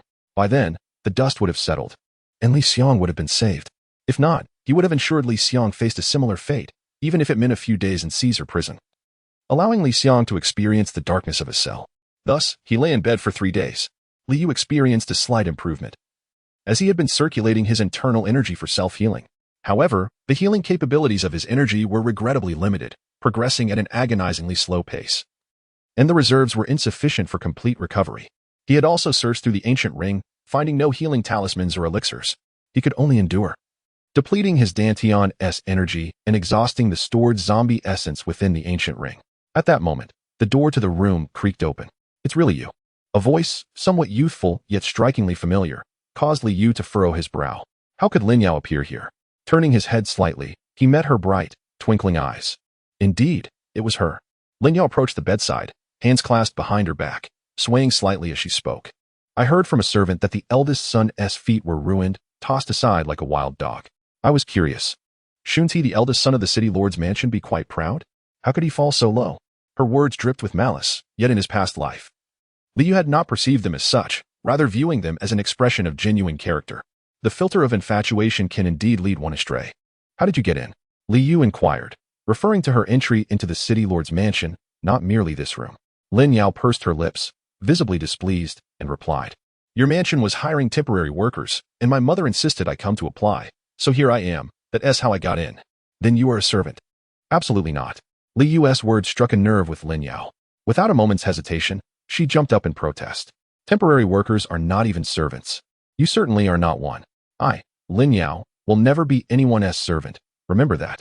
With utmost confidence, she declared, just like you.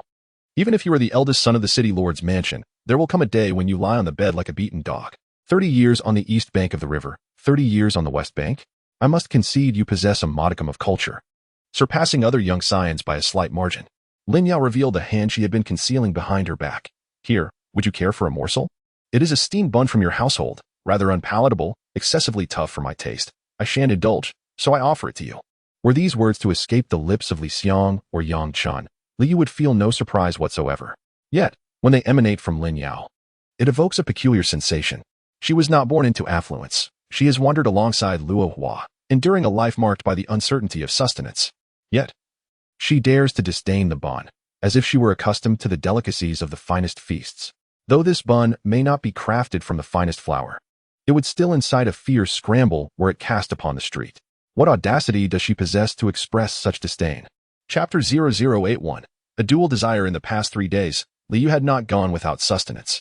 Although the servants had not summoned a healer for him, his meals had remained consistent. The lord of the city could not afford the ignominy of allowing his eldest son to starve within the mansion. Such news would surely become a source of ridicule. I will not eat. You may take it away, Liu stated, catching Lin Yao off guard. She responded with displeasure. First of all, I have not provoked you. Our encounter the other day was our first. Yet you have given me the impression that you harbor a strong dislike for me. I am curious as to why that is. Being disliked by a man was a novel experience for Lin Yao, one she found hard to fathom. She was accustomed to being adored by men and envied by women. Yet here she was, confronted with the contrary reaction from Liu. Lin Yao could not comprehend it. She was naturally beautiful, charming, and an object of admiration. Why would Liu express disdain? Liu, of course, could not articulate his reasons without revealing his deepest secret. There is no reason, he replied, believing his words to be sufficiently cold and devoid of courtesy. However, Lin Yao suddenly concocted a narrative. Ah, I understand now. You are merely shy, which is why you are deliberately distancing yourself from me. Am I correct? There are many boys like you. I have encountered them before, and you are not the first. Such was Lin Yao, brimming with confidence. Yet, this trait was not a flaw. Rather, it was a commendable quality. Without such unwavering self-assurance, she would likely have never aspired to reach greater heights. Had she encountered someone with even a modicum of power and capability along the way, she might have abandoned her ambitions and never sought the formidable Liang. In his past life, the infatuated Liu had greatly admired her confidence, even encouraging her, ultimately leading to his own misfortune. Forgive me, I apologize for not being clearer. Apologizing so soon? I still prefer your rebellious demeanor. Please regain that. Lin Yao, not allowing Liu to finish his sentence, grew impatient, believing he was genuinely apologizing. Yet, when he concluded, she was left dumbfounded. I detest you. Your mere presence nauseates me. Please keep your distance. Is my meaning now sufficiently clear? If you did not hear me correctly, I can gladly repeat myself. Liu truly wished to sever any ties with Lin Yao in this life. He had made every effort to avoid her, yet fate had conspired to unite them prematurely. It seemed the only solution was to return to Nansheng as soon as possible, where he could minimize contact with the outside world and avoid entanglement with Lin Yao. Lin Yao stood in silence for a moment, tears cascading silently down her cheeks. Finally, with a stomp of her foot, she fled. I never wish to see you again. I have never encountered such a detestable man. Her words were not merely directed at people, but specifically at men. This assertion implied that she had encountered many men before. At that moment, Liu truly understood. No wonder he had been toyed with by Lin Yao in his previous life. In contrast to Lin Yao's extensive experience with men, which she had cultivated since her youth, Liu's naivety regarding women was staggering. He was even more inexperienced than a novice. When a newcomer faces a seasoned expert, how can one even hope to compete? There is no possibility of playing. One can only be played with. After Lin Yao departed, Liu pondered briefly. She came to the Lord's mansion seeking a temporary position, likely at the behest of Luo Hua. It was apparent that Luo Hua intended to bring the two together. If not as romantic partners, then at least as friends. Through Liu, she aimed to introduce him to the upper echelons of Wutan City. Like mother, like daughter. Lin Yao's ascent to the status of Sea Queen was a testament to this. This revelation prompted Liu to realize that he needed to distance himself not only from Lin Yao, but also from Luo Hua. The pair of them were not to be underestimated. In his previous life, Liu had been ensnared by their machinations, perhaps orchestrated by Luo Hua from the shadows. However, his past interactions with her were far fewer than in this life, and his understanding of her was limited. Now, having gained insight, he recognized that they were formidable adversaries. After languishing in bed for nearly half a month, as the zombie essence within the ancient ring was almost entirely depleted, Li Hongwen and Wen Shu made their appearance. Both were astonished by Li Yu's recovery.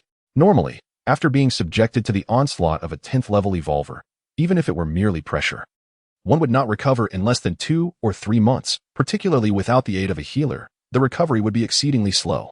Yet, in just half a month, Li Yu had made remarkable progress. You can get out of bed? Wen Shu inquired with intense curiosity. Realizing he could no longer conceal the truth, Li Yu sat upright. Did you come to see me for a specific reason? He asked, uninterested in elaborating further, as Wen Shu had already deduced the situation. I must ask how you recovered so quickly. Wen Shu pressed, her tone tinged with impatience. Are you disappointed? Little Yu, what kind of talk is that? Speak respectfully to your mother. Li Hongwen interjected, invoking the authority of a father, chastising Li Yu. Will being respectful ensure the return of my stolen resources? Li Yu demanded, desperately in need of zombie essence. His internal energy had been completely drained, and the glow within the ancient ring was dimming. He feared that without a replenishment of zombie essence, the ring might not endure much longer. His concern was that if the radiance were to vanish, he might never be able to activate it again, even with future supplies of zombie essence. If that were not a concern, then there would be no need to worry about the light fading or the depletion of energy. As long as there was zombie essence, those issues would not arise. Once again, it was not theft. Then what is it? Robbery? Li Yu was unafraid of them. With parents who showed no regard for his well-being and sought to bring him harm, any reverence he had diminished, leaving no room for fear. What was there to dread in the face of death? Li Yu, will you never relent? Must you persist in this matter? Li Hongwen's voice rose sharply, his hand poised as if to strike. Li Yu met his gaze defiantly, presenting his face. Go ahead, considering you nearly beat me to death before. What difference does one more blow make? Surprisingly, Li Hongwen hesitated to act. It was at this moment that when Shu intervened, saying, Little Yu, the whistleblower must personally retract the report. You will accompany me. Li Yu understood that they would not seek him out without reason. It appears there is an intention to firmly protect Li Xiang, persuading Li Yu to retract the report, subsequently proclaiming that the accusations were erroneous or that the facts surrounding them were unclear. In essence, they seek to navigate a path that fosters public trust. In simpler terms, they desire to have the best of both worlds, safeguarding Li Xiang while maintaining the confidence of the populace. You have completed your part. What more do you require of me? Li Yu feigned ignorance. This is a procedure that must be followed. Simply cooperate. And rest assured that your father will provide adequate compensation for those resources. The performance fee seems rather steep, which genuinely piqued Li Yu's interest. The attitudes of the elders on that day were quite revealing. It was evident that Li Xiang was to be preserved at all costs. He had no fear of any fallout, for the Lord S estate was ample and affluent. If worst came to worst, the entirety of Wutan City could be sacrificed for Li Xiang's protection. In that moment, Li Yu realized that no matter his actions, Li Xiang would ultimately be shielded. Should he refuse, he would gain nothing. Should he acquiesce, he would receive an additional performance fee. Both would be preserved, and the latter option was evidently far more advantageous. Furthermore, the notion of eliminating Li Xiang in one fell swoop was clearly unrealistic. Nonetheless, this incident would certainly serve to irk Li Xiang for a while. Very well. But I demand tenfold compensation. Seizing the moment, Li Yu boldly made his request. Missing this opportunity would mean losing a rare chance. Not capitalizing on it would be a disservice to his own ambitions. Chapter 82. Worthy of compliance, it is essential to adhere to the established procedures. Not merely to follow regulations, but primarily to silence the murmurs of the populace. The public is to be informed that the process has been duly completed. And there are no issues. The accusations are erroneous. Li Yu will personally confess that it was merely a quarrel between two brothers, and the reports were baseless. Thus, the blame rests upon Li Yu rather than Li Xiang. Naturally, Li Yu will face criticism for this, yet he remains indifferent. He has endured considerable censure. And in comparison to the substantial performance fee he receives, it is inconsequential. Once the process concluded, Li Xiang was promptly returned to the manor. Although his life was spared, there was no cause for celebration. Both Li Hongwen and Wen Shu were aware of the underlying circumstances. Consequently, Li Xiang's return home was notably devoid of any special treatment.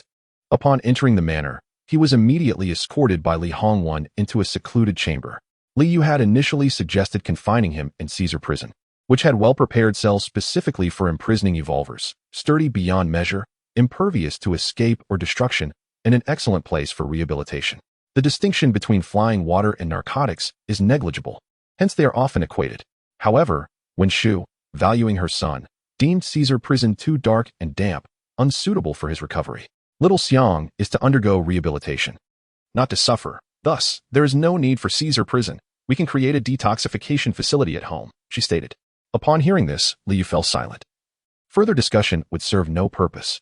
Thus, a detox facility was discreetly established within the Lord's manor, known only to Li Hongwen, Wen Shu, Li Xiang, and a few workers. With Li Yu also informed, perhaps out of concern that he might cause further trouble. Yet, Li Yu showed little interest. He was indifferent to Li Xiang's fate. Having received his rightful performance fee, he promptly departed from the Lord's manor and took residence in the Wonkong workshop, as the manor no longer accommodated him, and his room had yet to be prepared. Li Yu could not remain in the West Wing indefinitely, as he wished to avoid encountering Lin Yao. However, the likelihood of a reunion at Wonkong workshop was also quite high. Therefore, he did not intend to linger there for long. His primary objectives for visiting Wonkong workshop were twofold. First, to bid farewell to Boss Zhang, as his next assignment would take him to the southern city wall, and it was uncertain when he would return. Second, to inquire about the progress of the investigations conducted by Wonkong Workshop. Upon entering the room he had previously occupied, Li Yu was taken aback. How did Boss Zhang know I would come? He is quite attentive. The arrangement is almost indistinguishable from 3 years ago. Not merely similar. It is practically identical. Boss Zhang chuckled. Young master, I have kept this room reserved for you. Aside from regular cleaning, it has remained untouched. Li Yu paused for a moment, self-deprecatingly asking, did you never consider using this room for storage? How could that be? As long as I am alive, this room will be preserved for you, young master. Whenever you return, you are welcome to stay here. though I must admit it pales in comparison to the Lord's manor. Boss Zhang is being modest. His establishment far surpasses that of the city lord's mansion. Liu speaks from the heart. His room has become a storage space. How could it possibly compare to this place? However, Boss Zhang believes Liu is elevating his status. True humility belongs to the young master. How can my dilapidated place be compared to the city lord's abode? I am grateful that the young master does not disdain my hospitality and chooses to stay here for a few days so we may converse more. Yet, he can stay only for tonight at most, as he must depart tomorrow. Liu has no other concerns, primarily. He seeks to avoid the company of Luo Hua and Lin Yao. The longer he remains here, the greater the chance of encountering them again. In this lifetime, he does not wish to entangle himself further with them, particularly with Lin Yao, given their profound connections. Are you in such a hurry? Not particularly. It is simply that he is accustomed to life atop the city walls. Staying here for a night serves another purpose. Liu aims to restore his spiritual energy and maintain the vitality of the ancient ring. Whether it is a tragedy or a misunderstanding, Boss Zhang, upon hearing Liu's words, found himself momentarily at a loss for words. After a brief silence, he remarked, "Young master, you are still in the bloom of youth. Is it truly worth it to squander such a precious time atop the city walls?" "Indeed, it is worth it," Liu replied succinctly. Boss Zhang smiled and nodded. "Upon our first meeting, I perceived that you are a man of great wisdom. Everything you do must be the result of careful contemplation. Perhaps I have been overly anxious." "Not at all. I appreciate your concern, Boss Zhang. I have another matter to discuss. Has there been any news from the Wan workshop regarding my previous inquiry?" "This." Boss Zhang hesitated for a moment before lowering his voice. "Young master, this matter is somewhat delicate and not easily investigated. Rest assured, I do not seek to extract more money from you. I have foreseen complications. This situation is intricate, and there are multiple factions, much like yourself, seeking the same information. Therefore, I advise you to exercise caution. If you are alone, it would be wise to avoid entanglement. However, you can be assured that I will inform you immediately once I have any news." This was unexpected for Liu. He had assumed he was the sole investigator. After all, he learned of the potential connection between the zombie tide 3 years prior and the City of Flames inadvertently through Luo Hua. If others are also pursuing this matter, who are they? Where did they acquire their information? How much do they know? Liu's investigation is not motivated by a desire to assist Li Hongwen or the city of Wutan. His primary concern lies with the southern city facing the City of Flames directly. Although it is 1,000 miles away, such distance is negligible for both evolved beings and zombies. Should conflict arise between the two cities, the southern region would bear the brunt of it. If Liu could ascertain the City of Flames' intentions in advance, he would be better positioned to decide when to depart. He has never contemplated remaining behind to perish atop the city walls. In his previous life, he defended the city of Wutan for over a decade, only to gain nothing and be publicly executed. Not a single resident he protected expressed sympathy, support, or belief in him. In this lifetime, Liu is even less inclined to sacrifice his life for the sake of protection. He resides in the southern part of the city, not for the purpose of guarding it, but primarily for its tranquility.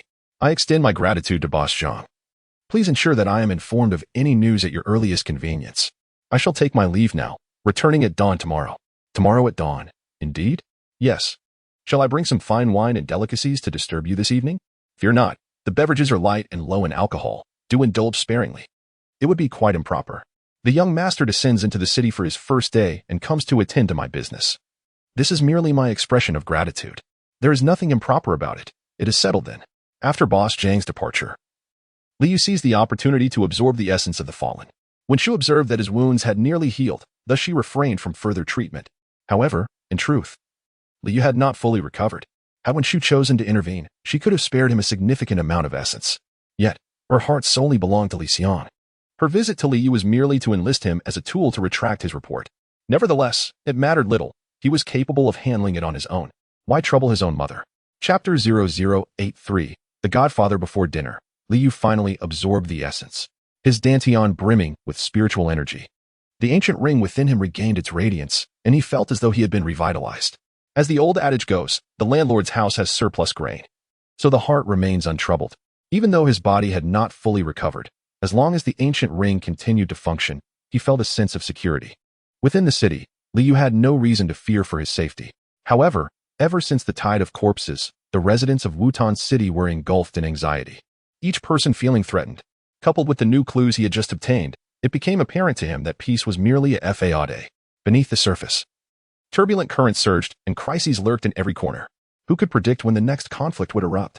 He may not be guarding the city, but he must protect his own life. Young master, dinner is ready. A voice called from outside. Liu intended to respond, but soon realized it was a familiar female voice. He furrowed his brow, revealing his displeasure. Zhang boss, come in for a moment. He called out. Zhang boss was outside and heard his voice. She entered with a smile, inquiring, what is it, young master? Dinner is all prepared. Why are they also here? They? Liu questioned. Oh, you mean Luo Meizi? Zhang boss, sensing his displeasure, hurried to explain. Just 2 days ago, Luo Meizi's daughter, Lin Yao, acknowledged me as her godfather. You know me. Ever since my son became a zombie, I have been without family. So, if you disapprove, I can sever this relationship immediately. Liu quickly stopped her. After all, this was Zhang boss's personal matter. Despite his myriad of grievances, it was not his place to interfere. However, he found himself increasingly repulsed by Luo Hua's actions. First, they had an unexpected encounter. Then Lin Yao was sent to the city lord's mansion as a temporary worker, and now she recognized Zhang boss as her godfather. All of this was directed at Liu, the intentions too transparent and glaring to overlook. Zhang boss, I apologize for my intrusion. This is your personal affair, and I have no right to intervene. Yet, I must offer you a piece of advice. Keep your distance from this mother and daughter duo. Having said this, Liu intended to leave. Zhang boss hurriedly stopped him. Young master, please have dinner before you go. I cannot stay. I have received urgent news from the southern city regarding a critical task. Liu fabricated a sufficient excuse. Zhang boss, realizing the gravity of the situation, acquiesced. Since there is a task, I will pack your meal for you to take along. At her words, Liu paused momentarily. Then, without uttering another word, he patted Zhang boss's shoulder and exited the room. Just as he stepped outside, Luo Hua approached him. Young master, are you leaving before dinner? She inquired, reaching out to grasp Liu's arm, but he deftly evaded her grasp. I have a task. I must take my leave. You all enjoy your meal. With that, Liu walked away without looking back. He could not linger. Luo Hua was far too loquacious. Once seated, his entanglement with Lin Yao would only deepen. So he chose to depart without further ado. Upon reaching the city wall, he would no longer encounter them. Lin Yao watched silently, not uttering a word. After Liu departed, she erupted with frustration. What kind of person is he? Just a few days ago, he lay in bed like a lifeless dog. And now he has returned to his pretentious self. I fail to comprehend what he has to flaunt. Merely a disregarded young master of the city lord's residence, nothing more. Lin Yao has never regarded Liu with favor. After numerous encounters, she could no longer endure it. The final straw was Liu's recent behavior. It was not that he was unwilling to eat. Rather, throughout the entire ordeal, he did not cast a single glance her way, not even a fleeting one. This was, to Lin Yao, nothing short of an affront. She was no hideous creature. In fact, she was as beautiful as a celestial being. Countless men sought to be close to her, vying for her attention like loyal hounds. Yet, this Liu seemed utterly indifferent, treating her as if she were invisible. Yao Yao, how can you speak like that? Did you not hear the young master mention he had a mission? Why are you throwing a tantrum? Luo Hua immediately reprimanded. And mind your words in front of your godfather. Oh, it's quite all right, Sister Luo. The child speaks her mind. It's perfectly normal. Zhang, the owner, quickly attempted to mediate. Lin Yao seized the opportunity to act coy. Only my godfather understands me. How wonderful it is to have a godfather. Haha.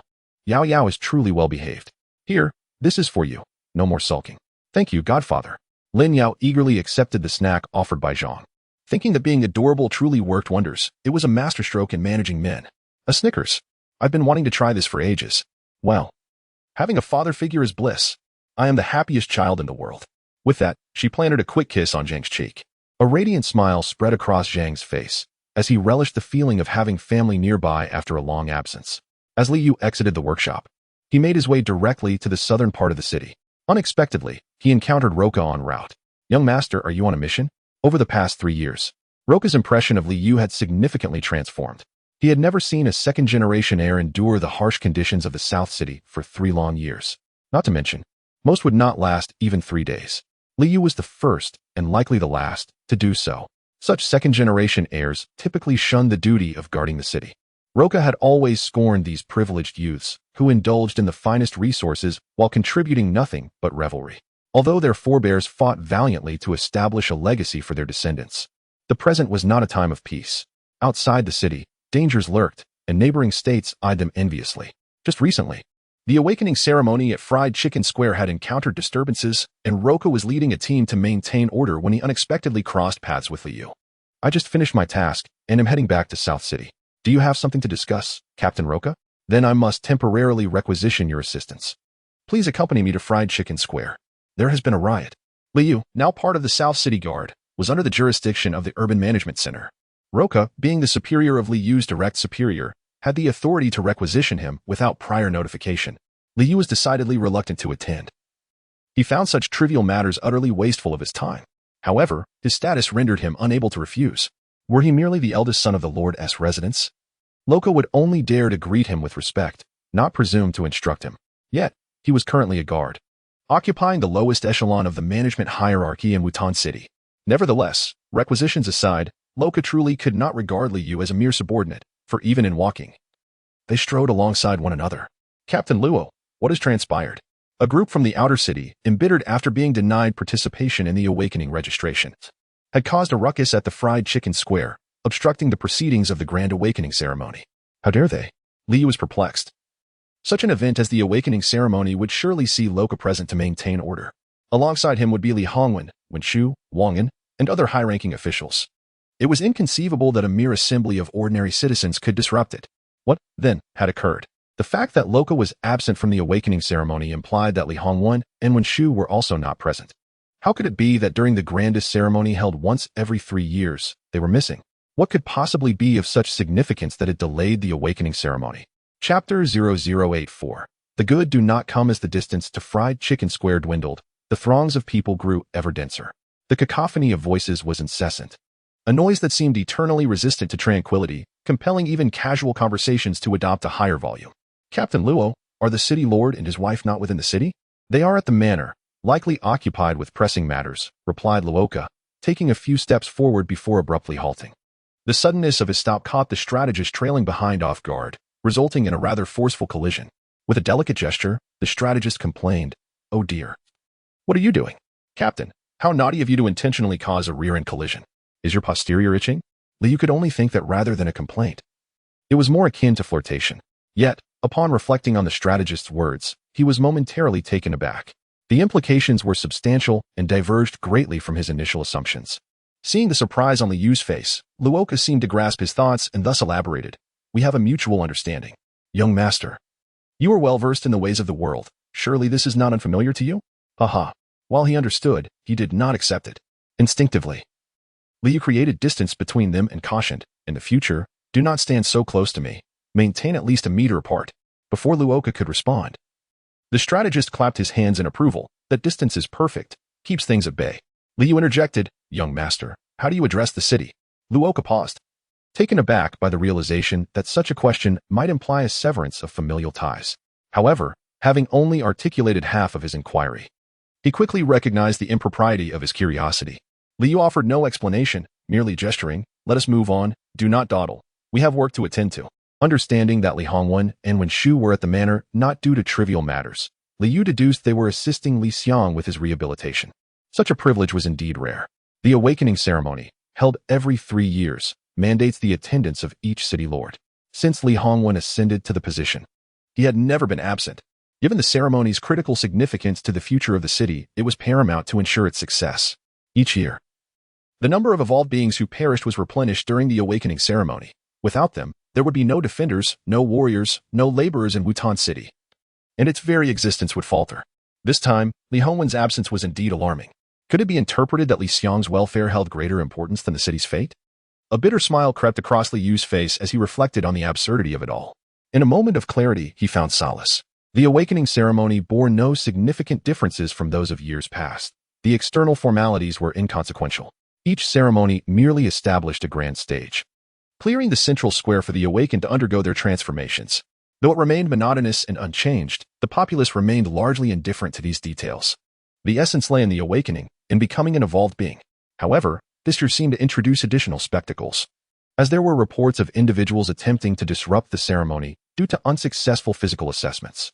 Such occurrences were not uncommon and had become part of the routine drama surrounding the event. Unexpectedly, this year has taken an extraordinary turn. The instigators are not the awakened, but rather the evolvers. The awakened still fall within the realm of ordinary individuals. No matter how much chaos they create, it scarcely garners attention. They can cause a ruckus without consequence. In stark contrast, the evolvers possess a destructive capability capable of taking lives with ease. Yet, one must wonder, Do they not fear retaliation when causing a disturbance at such a grand event? You are an evolver, and the hosts of this ceremony are even more advanced evolvers. What is the matter with them? Are they courting death? Upon their initial encounter, Roka expressed his displeasure with a sharp rebuke. He had initially thought that since the city lord was absent, it would be reasonable for him, as the director of the city management center, to also refrain from attending. Yet, just when he decided to take a breather, chaos ensued. Roka was irked, suppressing his frustration throughout the journey. Upon facing the crowd, he realized they were merely first and second-tier evolvers, albeit in large numbers. However, in Roka's eyes, regardless of their numbers, first and second-tier evolvers were nothing more than a disorganized mob. Their audacity to cause trouble without regard for him was infuriating. Captain Roka, I understand your urgency, but please, do not rush. Ouch, why did you hit me? I strike at fools like you who lack the decency to communicate properly, causing a scene on my territory, in my presence, and yet you wish to act superior? Who else should I strike?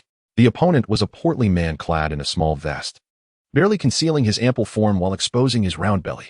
Roka delivered a kick to the man's midsection, causing him to crash to the ground, shaking the earth beneath and sending dust billowing into the air. We are not causing trouble. We have legitimate reasons. Indeed, we have justifiable grounds. What justifiable grounds? Well, Captain Roka, don't you dare explain. Just get lost. Roka was taken aback that they genuinely intended to provide him with an explanation. In his eyes, any disturbance, regardless of its justification, was unacceptable. To instigate chaos was to show blatant disrespect for his authority as the city management captain. Thus, Roka saw no reason to listen. Interactions are reciprocal. You respect me a foot, and I shall respect you a mile. If one does not offend me, I shall not offend them. But if one dares to cross me, I shall retaliate. I must finish speaking. The portly man sprang back to his feet with surprising agility. Captain Roka, our sisters had registered and received notification for awakening. Yet why were they turned away at the last moment? His sister was an 8-year-old girl, her cherubic face adorned with rosy cheeks, dressed in finery that indicated her affluent upbringing. She was precisely the type of young lady who could easily procure countless precious souls with a mere gesture. Yet, she desired to partake in something free, which was indeed remarkable. Moreover, the most expensive is often that which is free. Participating in the awakening ceremony of Wutan City would bind her to serve the city for a lifetime. For the impoverished, this represented a path to salvation. Did a girl from a wealthy family truly need such an opportunity? Observing from the sidelines, Liu wondered if Roka and his advisors had discerned the peculiarities of this group. Being rejected is merely that. There is no need for justification.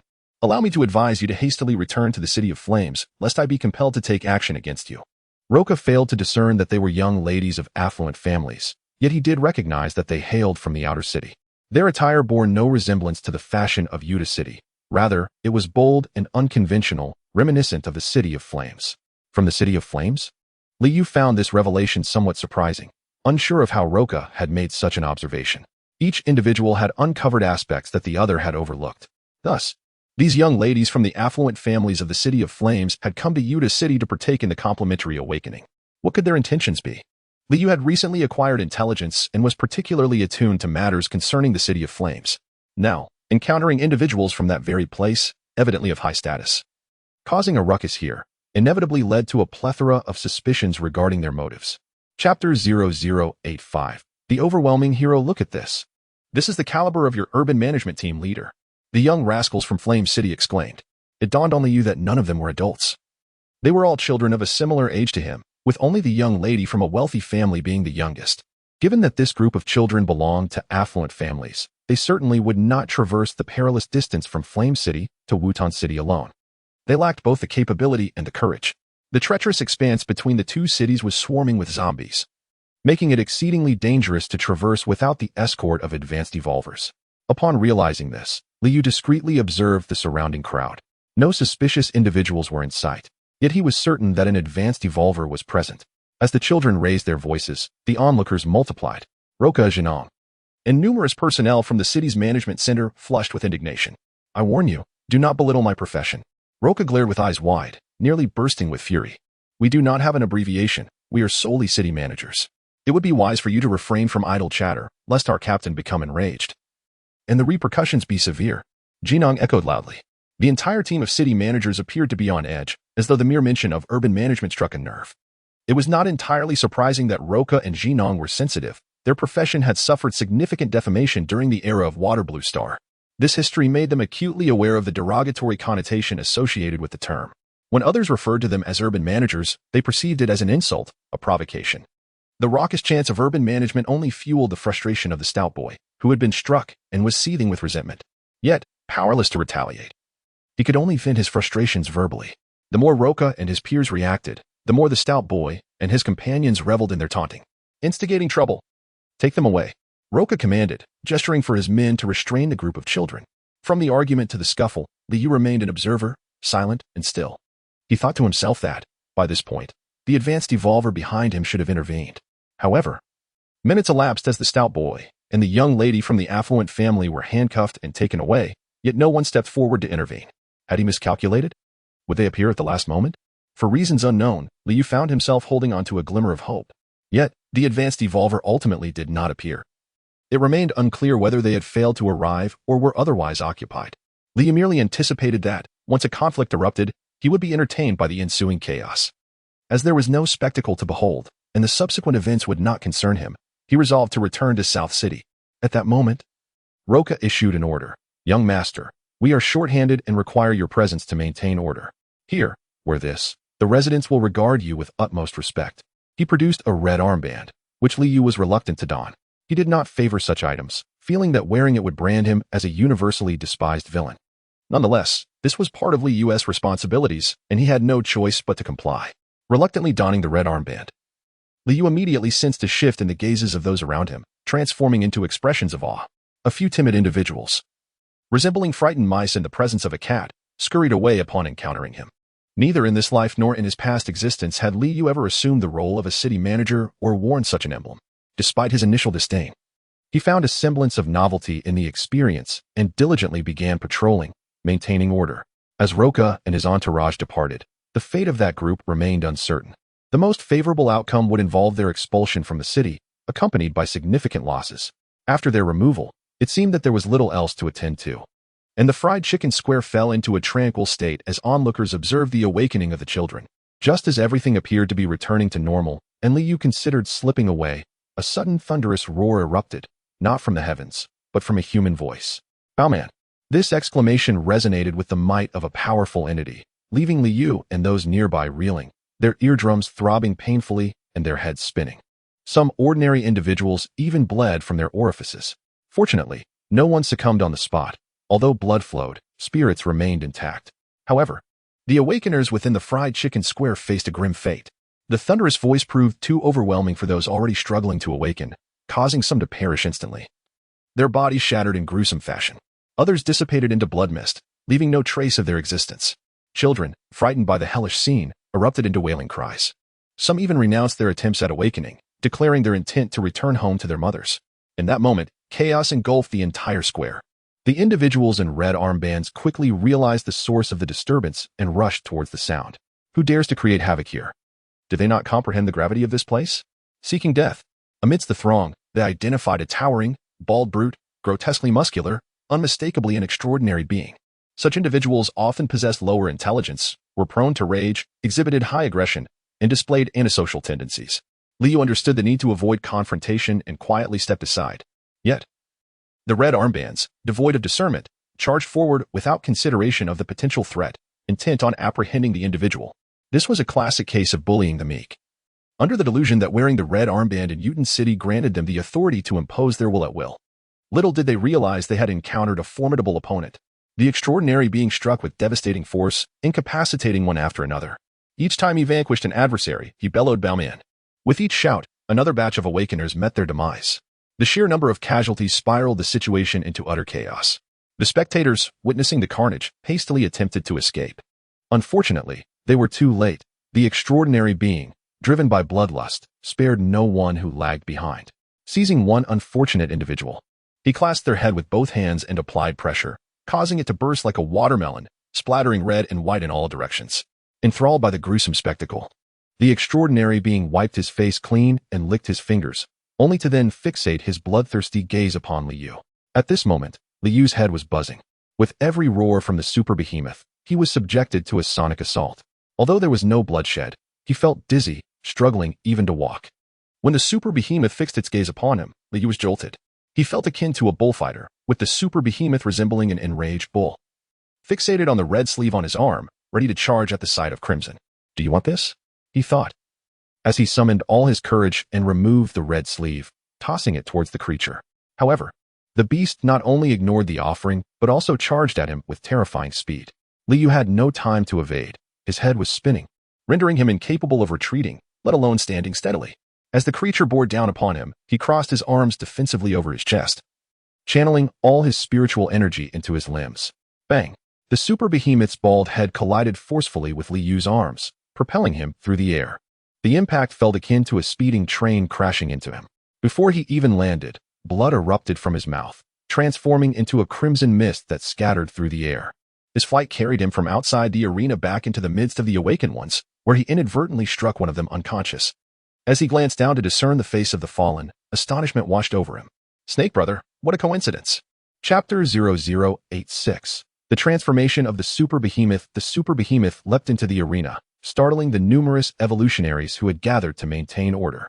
Their expressions turned grave upon realizing they were confronted by a level 5 evolutionary. Who could possibly stop such a force? Anyone who dared would meet their demise. The Red Sleeve Brigade finally felt fear, becoming hesitant and reluctant to advance. Moreover, they suddenly noticed the absence of any high-ranking evolutionaries on their side. This year, inexplicably, both the city lord and his lady had not made an appearance. Liang, the representative of the organization, was also absent from the scene. The commander of the city management center, Roka, was nowhere to be found. Had there been even one high-ranking evolutionary present, they would have intervened long ago. How could they allow the super behemoth to wreak havoc and slaughter their own? Realizing the gravity of the situation, many began to scatter like frightened birds. Some low-ranking evolutionaries and officials of Wutan City stealthily slipped away. Who is this bowman, and why does he keep calling out? I don't know. He seems like a lunatic, indiscriminately killing people. Where are our high-ranking evolutionaries? Why haven't they intervened yet? Who knows where they are at such a critical moment? No one has stepped forward.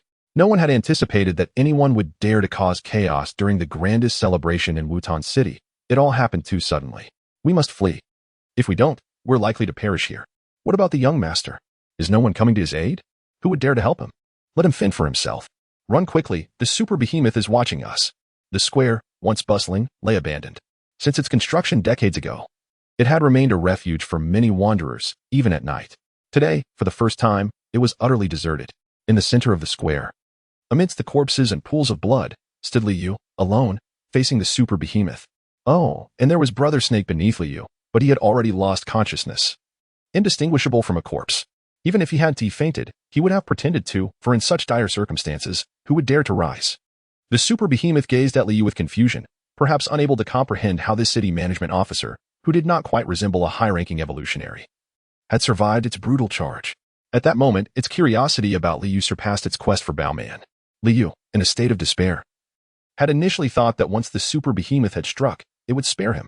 The fact that it was intrigued by him was quite perilous.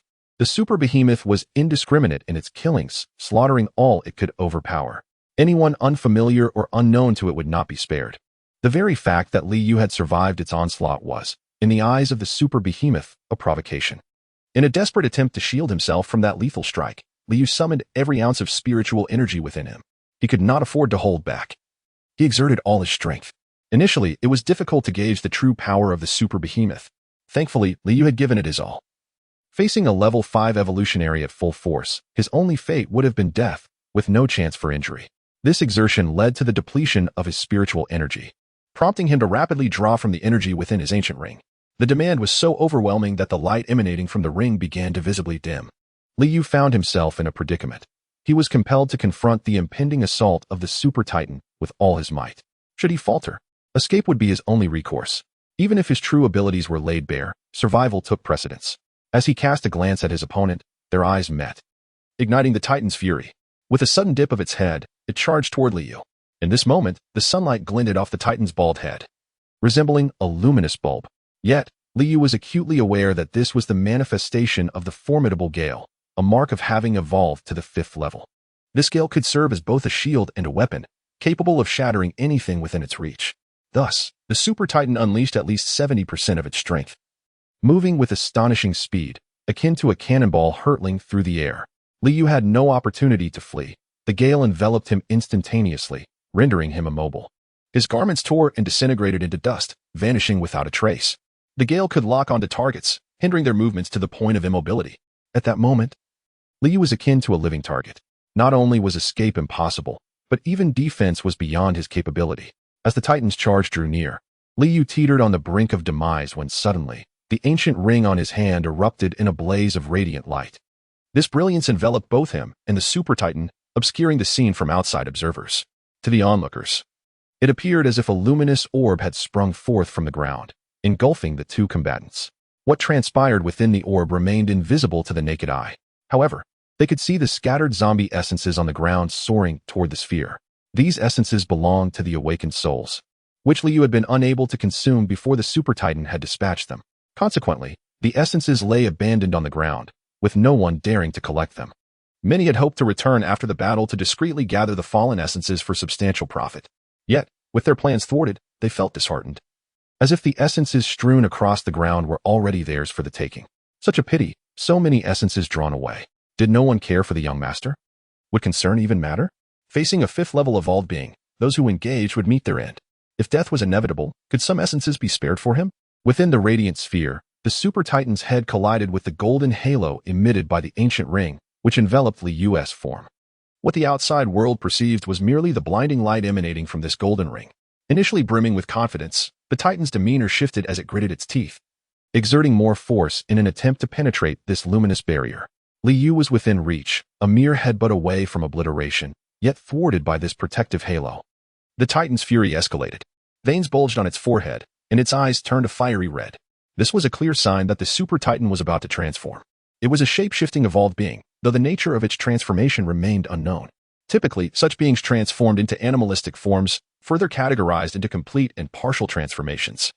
A complete transformation entailed fully assuming the characteristics of a beast, acquiring all its abilities, along with its inherent flaws.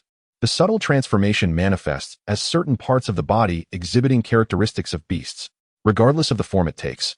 The essence remains the same, to enhance one's prowess and bolster combat capabilities. The radiant barrier emanating from the ancient ring surprisingly compelled the superhuman entity to undergo metamorphosis, indicating that this barrier could confound even those who have attained at least the fifth level of evolution. At this moment, Liu remained oblivious to the unfolding events. The eruption of the ancient ring was too abrupt, devoid of any forewarning. Even had there been a sign, in the face of life and death, it would have been impossible for Liu to take notice. Thus, one must ponder whether the ancient ring is acting to protect its master or if there exists another underlying motive. Liu observed an incessant influx of zombie souls rushing in. Upon colliding with the luminous circle, they dissipated instantaneously, transforming into a wisp of ethereal blue light that penetrated Liu's body. He had yet to contemplate the destination of the ghostly blue radiance when a primal roar echoed in his ears. The superhuman entity had transformed. Chapter 0087. The mighty ape, a colossal ape, stood before him, towering at 3 zhang in height. Its gaping maw, reminiscent of a bloodied abyss, drooled menacingly. Like a mountain casting a shadow, it obscured the light behind, enveloping Liu in darkness. In that moment, Liu recognized his formidable opponent, the mighty ape of Flame City. He had only heard tales of this creature in his past life, never having laid eyes upon it. At that time, relations with Flame City were amicable, and the distance between their realms precluded any conflict. Thus, he had never encountered the mighty ape, whose rumored strength post-transformation was now to be witnessed firsthand. To his astonishment, however, the butterfly effect of his rebirth had wrought significant changes in the course of history, which seemed irrevocable. Liu was indifferent to these alterations. His focus remained solely on his own survival. With a thunderous roar, the mighty ape exhaled a foul stench, sending onlookers fleeing in terror. Was this creature also a fan of garlic? The odor was unbearable. Engaging in combat with such a beast hardly required effort. A mere breath could incapacitate an opponent. What would become of the young master? Would he succumb to unconsciousness? Surely he had already fainted. The young master was no match for this monstrous ape. The mighty ape of Flame City, after its transformation, exhibited a combat prowess that had surely doubled. It was likely the young master had already met his demise at its hands. But what of that radiant orb? Perhaps it was a gift from Ultraman? Upon transformation, the mighty ape grew even more imposing. With a casual sweep of its arm, it obliterated a nearby building adjacent to Fried Chicken Square. The sheer magnitude of its strength was terrifying. It then unleashed a flurry of uncoordinated strikes against the luminous barrier, each blow reverberating through the ground with tremors. In such a display of might, it was unfathomable for anyone to believe that Liu, under such relentless assault, could still be alive. Even if advanced evolvers arrived, they would likely be too late. The troubling reality was that no advanced evolvers had yet appeared. Though the skirmish had not lasted long, it unfolded within the city. In the bustling fried chicken square, right in the midst of the awakening ceremony. Logically, assistance should have arrived in an instant. Where were the advanced evolvers? Even more perplexing was the fact that the individual whose life was at stake was none other than the young master of the city lord's household. If even he received no aid, what fate awaited the rest? Panic ensued, and onlookers retreated to a safe distance, only to turn back and observe the unfolding chaos. Unbeknownst to them, Liu, under the relentless barrage, remained unscathed. Not only was he unharmed, but he also leisurely observed the performance of the mighty ape. Each of the creature's mighty blows struck against the protective barrier, creating a cacophony reminiscent of metal clashing, accompanied by showers of sparks. The mighty ape, growing increasingly enraged with each strike, had eyes ablaze, as if blood would soon seep from them. In its simple mind, it could only comprehend that its massive hands were capable of obliterating anything in their path. Yet, it was now confounded by an enigma it could not grasp. How could such a thin membrane withstand the force of its fists? This question eluded the mighty ape, too profound for its understanding. The more it struggled to comprehend, the greater its fury became, fueling its strength and accelerating its onslaught. At last, the entire square resonated with the sound of metal being forged. The light shield emanating from the ancient ring was astonishingly potent. Liu was filled with wonder, realizing for the first time that the ancient ring possessed a protective effect. Yet, he was uncertain whether this was a passive activation or if certain conditions needed to be met. Could it be that it only triggered in moments of dire peril? However, the issue was that when Liang had previously attempted to kill him, the ancient ring had not activated. Soon, Liu came to a realization. The ancient ring was not actively safeguarding him. It was merely absorbing the essence of the zombies. As the surrounding zombie essence diminished, the protective light shield began to wane, showing signs of fading. I shall relish your performance another time. For now, farewell. With that, Liu activated the 5 elements escape talisman and vanished into the earth. Once enveloped by the light shield, the fierce winds generated by the beast man could no longer lock onto him, isolating him completely from the outside world. He found himself in a space of his own, regaining his freedom. Both he and the light shield disappeared without a trace. The beast man, oblivious to this, pounded the ground thrice, creating a massive crater before realizing his target had vanished. This ignited a profound rage within him. It was the first time an evolutionist of lesser strength had eluded him. He glanced towards the crowd nearby, drawn by the commotion, and leaped towards them. Upon landing, chaos erupted, with indiscriminate violence ensuing. In an instant, the scene was one of utter devastation, with bodies strewn about and anguished cries echoing. Shortly after Liu's escape, the senior evolutionists of Wutan City finally made their appearance. First, Liang arrived in an instant, followed closely by Wang and descending from the skies. And then numerous level 5 and 6 evolutionists, like wild stallions, raced to the scene. Without waiting for Liang's command or intervention, Raka and the others charged towards the Beastman. Beastman, why did you leave the Flame City to cause trouble here? Upon engaging, Raka discovered the Beastman was remarkably formidable. Facing off against 5 evolutionists of equal or even superior rank, the Beastman held his ground, growing increasingly fierce, hinting at the possibility of overturning his opponents. Transformation-type evolutionists were astonishingly strong, yet they were not invincible against 5 evolutionists of the same level. To preserve his dignity, Raka intensified his efforts, sparing no strength. The other 4, understanding Raka's intent, joined in with equal fervor. Although they swiftly subdued the superhuman beast, it was a close call, underscoring the extraordinary prowess of transformation-type evolutionists. At this moment, Liang grasped the situation, his gaze falling upon the crater in the fried chicken square. In the next instant, he appeared at the edge of the pit. Peering down, he was astonished to find that the Beastman had created a hole approximately 20 to 30 meters deep. The bottom of the pit was littered with rubble, devoid of any trace of Liu. He then spread out his detection net, revealing that there was no sign of Liu anywhere in the fried chicken square. Had he escaped? Liang was taken aback. Even though he knew Liu had the ability to burrow, he was still facing a level 5 evolutionist, one of the most powerful transformation types among them. For Liu to survive under the Beastman's hand was already remarkable. Now, to have fled transcended mere luck. Fleeing is one thing, but whether one's life hangs by a thread is another matter entirely. Liang did not seek out individuals immediately. Instead, he surveyed the entirety of the fried chicken square. The chaos was indeed palpable, yet what struck him as peculiar was the absence of even a single zombie essence upon the ground. He had already gleaned the events that transpired on his way here. Many potential awakeners had been unable to attain their powers in time and were slain by the mighty ape.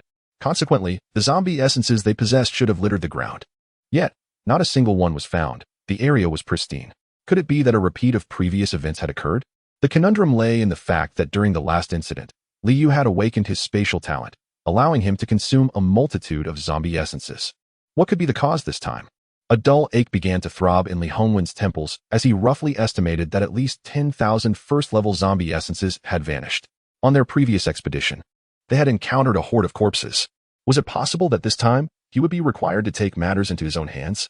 The thought of a 10th-level evolutionist hunting first-level zombies was utterly humiliating, let alone the prospect of voicing it aloud. He pinched the bridge of his nose, recalling that Li Yu's fate remained uncertain. Without further ado, he swiftly teleported to search for him. Chapter 0088.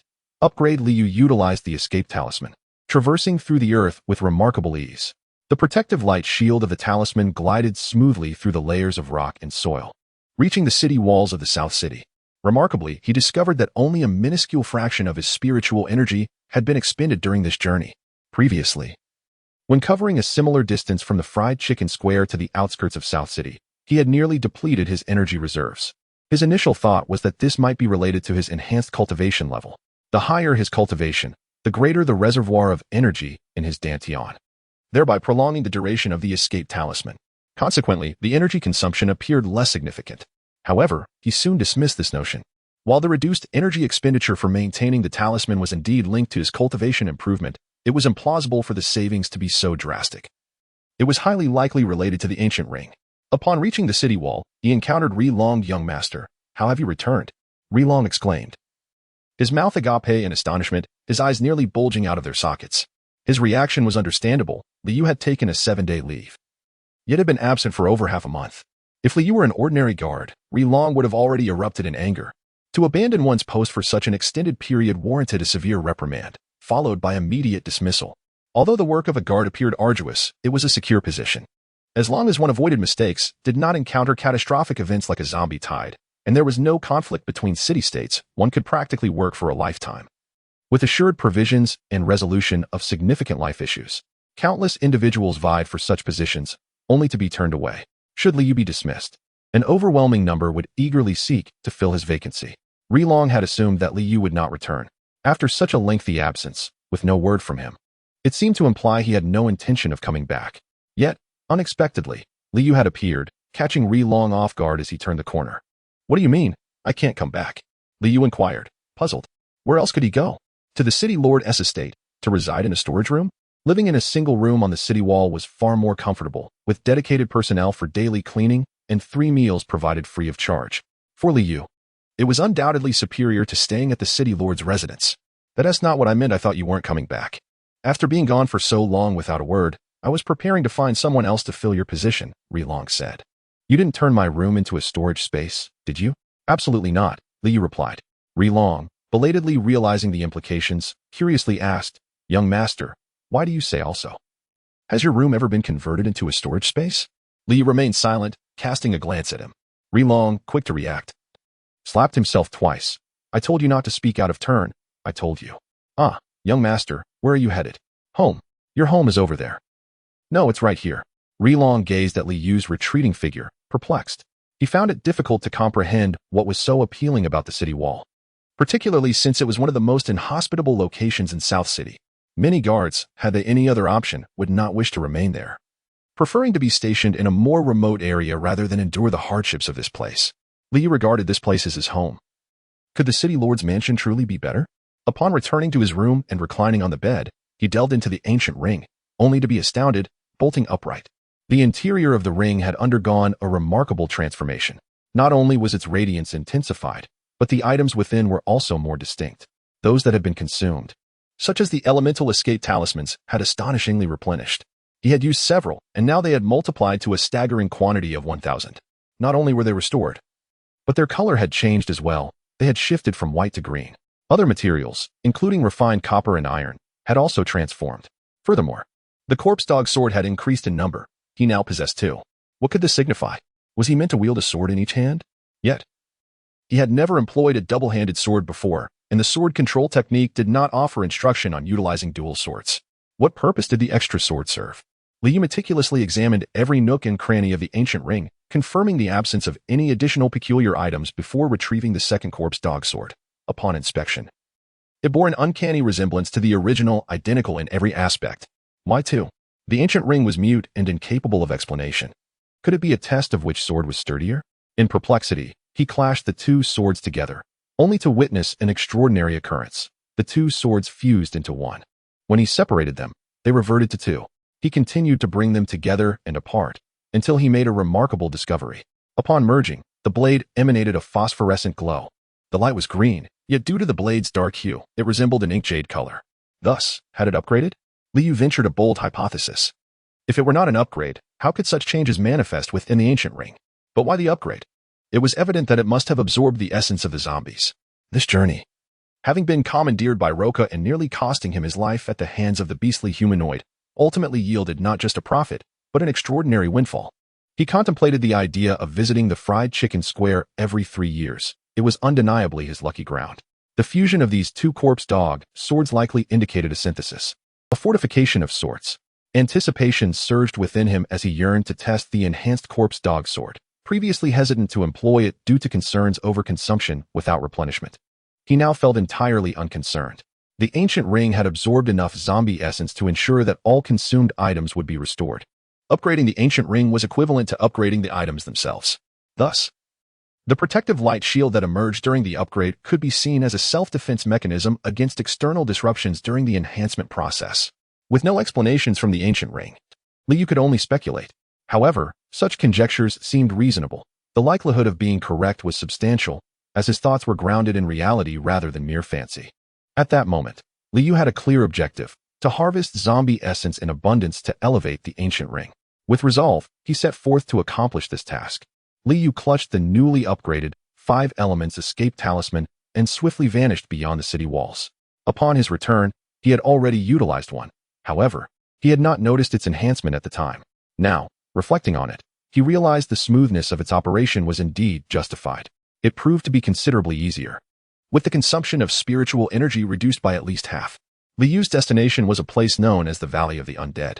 He vividly recalled the zombie tide from 3 years prior, where the undead from the valley executed a surprise encirclement. Had it not been for that ambush, the casualties in Wutan City would not have been so devastating. Liu sensed that the Valley of the Undead held the key to understanding the outbreak of the zombie tide. He refrained from directly infiltrating the valley. 3 years had elapsed, and if that third-tier zombie still existed, it would surely have evolved. He pondered the extent of its growth. If it had transformed into a 4th-tier zombie, Liu would undoubtedly retreat without a second thought. Presently, he struggled against 3rd-tier zombies, let alone the formidable 4th tier. His survival in encounters with 5th-tier evolved beings was largely attributed to the sudden upgrade of the ancient ring. Yet, the ring could not perpetually upgrade, and his fortune could not be expected to last indefinitely. Chapter 0089. Here, yet as though not here, it was still daytime, with the sun high in the sky. Yet its brilliance failed to dispel the chilling terror that permeated the desolate valley. Liu meandered around the entrance a couple of times, ensuring there were no ambushes before venturing inside. The 3rd-tier zombie had exhibited an extraordinarily high intelligence from the moment of its inception, nearly leading to the annihilation of him and Luo Hua and the others. It was not the 6th brother who was frightening, but rather the formidable 6th brother that posed a true threat. With one hand wielding a sword and the other clutching a 5 Elements Escape Talisman, Liu prepared for what lay ahead. The talisman could be activated in advance, provided he maintained the requisite spiritual energy to sustain its effects. Alternatively, he could place it elsewhere, though doing so would deprive him of a certain inexplicable sense of security. Upon entering the valley, a horde of zombies appeared before him. Among them were a few female zombies still clad in bikinis, though apart from their figures, there was little else to admire. Liu was somewhat astonished. It seemed that the zombies in this valley had not been exterminated during the recent zombie tide. That tide had persisted for over half a month. With all the high-level evolved beings in Wutan City deployed to eradicate the zombies from this valley, an endeavor that should have been effortless. In the presence of such powerful evolved beings, 3rd-tier zombies were hardly a challenge. Yet, to Liu's surprise, the Valley's zombies had not only suffered minimal losses but appeared to have increased in number. What did this mean? Were the other zombies attacking the city while this one seized the opportunity to recruit? This 3rd-tier zombie was becoming increasingly intriguing. Among all the zombies he had encountered, it possessed the highest intelligence, demonstrating an awareness of capitalizing on adversity, seeking to expand its own ranks. Would it eventually evolve to the point of resembling a normal human? The thought sent a chill down Liu's spine. If zombies were to evolve to such an extent, how would the future unfold? Coexistence between humans and zombies? Liu refrained from recklessly charging forward with his sword. Such impulsive behavior could easily lead to a trap set by the third-tier zombie. Instead, he decided to test the upgraded corpse dog sword and its performance in flight. As he summoned it, the corpse dog sword hovered gracefully before him, responding with remarkable swiftness and without any sense of delay. This was perhaps the finest illustration of as an extension of one's own limbs. Not only had the response time improved, but the sword also felt lighter. Previously, wielding the corpse dog sword felt akin to being weighed down by sandbags, the gravitational pull forcing his hands downward. He had to remain vigilant in controlling the sword while simultaneously resisting this oppressive weight. Otherwise, the sword would not ascend. Now, while it still required some effort to counteract the gravitational force, it was no longer as burdensome as before. Go. Liu pointed his sword forward, and the corpse dog sword advanced along the path he had meticulously charted. Wherever it passed, the zombies fell victim to the sword's gleaming arc, their heads severed with the slightest brush of the blade. It was astonishing to discover that after the fusion and upgrade, the emerald sheen of the sword bore such formidable power. Even without direct contact, the mere passage of the sword's aura was enough to slice through the heads of first-tier zombies as if they were mere parchment. Liu retrieved a dove chocolate and popped it into his mouth. Its smoothness was indeed delightful. This was a prized find from Li Xiang's room, rich in calories, enough to stave off hunger for an entire day. It was no wonder that Li Xiang had a penchant for indulgence. With newfound wealth, this individual is indeed lavish in spending, purchasing various luxury items without a hint of hesitation. Of course, if it were Liu, he too would be unfazed. After all, it is not his own money. Spending someone else's funds brings no pangs of guilt. As the corpse dog sword, radiating with an emerald glint, returned to Liu's grasp, the contingent of zombies before him exhibited no reaction and quietly succumbed to their demise. The art of sword control is formidable. Its swiftness is matched only by its efficacy. Not only is it rapid, but it also operates in utter silence. No wonder the novels proclaim that a flying sword can sever an enemy's head from miles away. Previously, Liu was skeptical, but now he is a believer. After cleaning the battlefield, he acquired 2 first-level zombie essences. Out of over 20 zombies, only 2 yielded essence. This drop rate is neither high nor low, merely typical. Liu no longer needs to consume them. Holding the essence in his hand allows it to transform into a wisp of azure light that willingly enters his body. Concurrently, he examined the interior of the ancient ring. A single essence proves ineffective, akin to a drop of ink vanishing in the ocean. Moreover, Liu suspects that even a multitude of first-level zombie essences may be futile. The ancient ring has upgraded, demanding an even greater quantity of zombie essences. Thus, it is likely that only second-level zombie essences will suffice. However, second-level zombie essences are not as readily available as their first-level counterparts and require a substantial amount. This necessitates venturing into areas teeming with zombies, such as the ruins of the Magic City. This also implies an increased level of danger, with the likelihood of death escalating significantly. Therefore, there is no rush to explore perilous locations. Without the strength of a 5th level evolved, it is impossible to tackle the Magic City ruins alone. Liu currently lacks the confidence to confront even the 3rd-level zombies in the Zombie Valley, let alone those in the Magic City ruins that rival 7th or 8th level evolved beings. A single move from them could be lethal. Before acquiring sufficient power, it is prudent to avoid reckless endangerment. Even with strength, one should still exercise caution. Liu refrained from immediately entering, given the intelligence of the 3rd-level zombie. It would be aware of his presence. It is even possible that it has already prepared a trap, waiting for him to leap into it. Liu decided to take a moment to recuperate, observe, and contemplate whether to proceed further. In the southern city, atop the city wall, Liang materialized. His ability to teleport is well known, so the guards stationed on the wall were not overly surprised by his sudden appearance. Instead, they respectfully greeted him as Lord City Master and resumed their posts. Having been resting, Liang emerged from his room upon hearing the commotion. Noticing Li Hongwen's arrival, he approached with utmost reverence. Lord City Master. Where is my eldest son? Young Master is in his room. He returned not long ago. Shall I fetch him? No need. We shall go to him. Liang complied, leading the way, though he could not suppress his curiosity, pondering why the city master was being so courteous towards the young master. Arriving at Liu's small dwelling, Liang knocked on the door. Young Master. The Lord City Master is here to see you. Young Master? Liang called out several times, yet no one responded.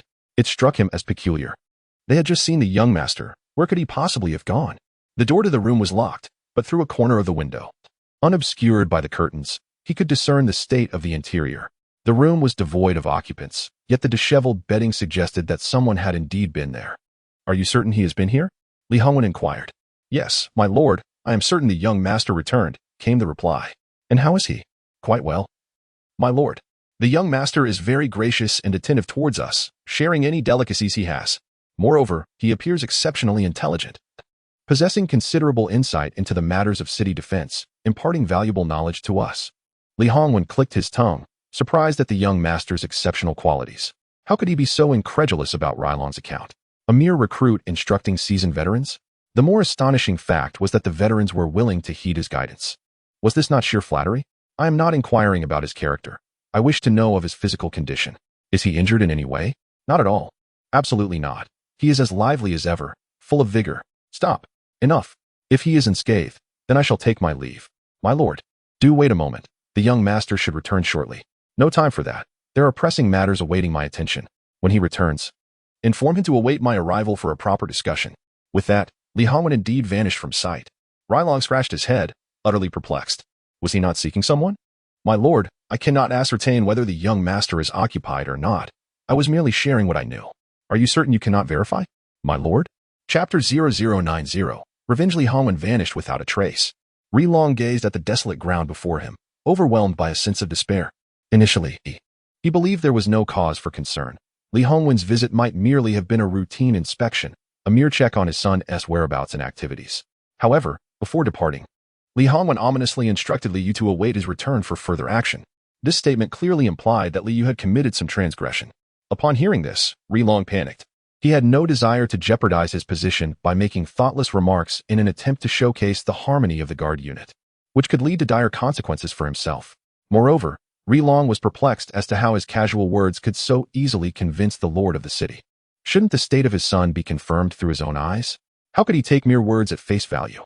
After mumbling to himself for what felt like an eternity, Rylong found that Li Hongwen had yet to return. He was thoroughly bewildered.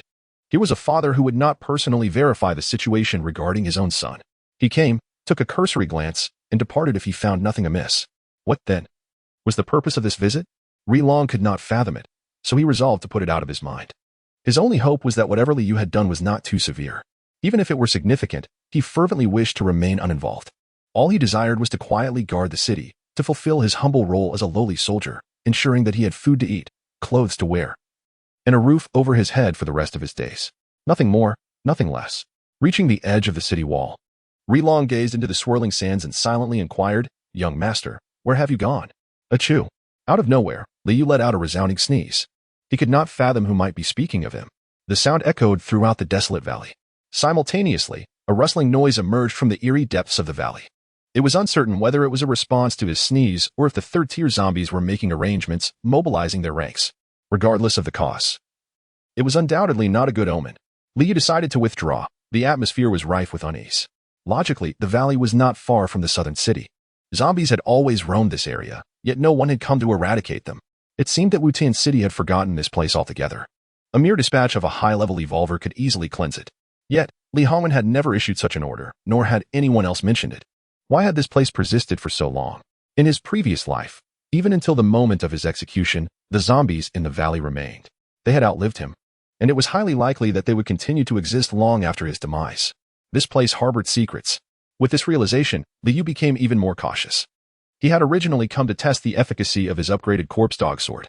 It proved to be remarkably sharp. It did not even require the sword's body to strike the zombies directly. The mere radiance emanating from the blade was sufficient to vanquish a first-tier zombie. Simultaneously, he found that the consumption of his spiritual energy was significantly reduced compared to before. This outcome pleased him immensely. Of course, he was still unsatisfied. He had yet to fully unleash the power of his swordsmanship, and he remained unaware of the true extent of his capabilities. However, in comparison to the unknown perils, he deemed life to be of greater significance. Li Yu activated the 5 elements escape talisman and promptly vanished from sight. He had no intention of conserving his resources, as the ancient ring would replenish itself upon upgrading. At this moment, hesitation was an enemy. The longer one hesitated, the more likely calamity would ensue. As expected, approximately half an hour after his departure, a few individuals emerged from the shadows. "Mother, where has that person gone?" Liang inquired, scanning her surroundings but finding no trace of him. Luo Hua hurried over and grasped her arm, chiding, "I told you not to come out. Why didn't you listen?" Liang pouted, displaying a nonchalant demeanor, I understand it's dangerous. But he has been gone for half an hour. We saw him disappear from afar and chased after him. What danger could there possibly be? You were simply being overly cautious. Luo Hua sighed in exasperation. She had shared various survival tips with Lin Yao, and initially, the girl had listened attentively. However, as time passed, Lin Yao grew increasingly impatient, perhaps weary of her incessant warnings. Yet, given the life-or-death nature of the situation, additional reminders could only be beneficial. After all, Lin Yao was still a child, prone to forgetfulness. Instilling a cautious and prudent character in her would bear no adverse effects. Ironically, the more Luo Hua emphasized this, the more Lin Yao seemed to rebel against it. Captain, that person seemed so familiar just now, Xiang Yuchang remarked, furrowing his brow. His observation elicited agreement from the others, who also noted the resemblance. Luo Hua nodded in concurrence, as she too perceived the likeness.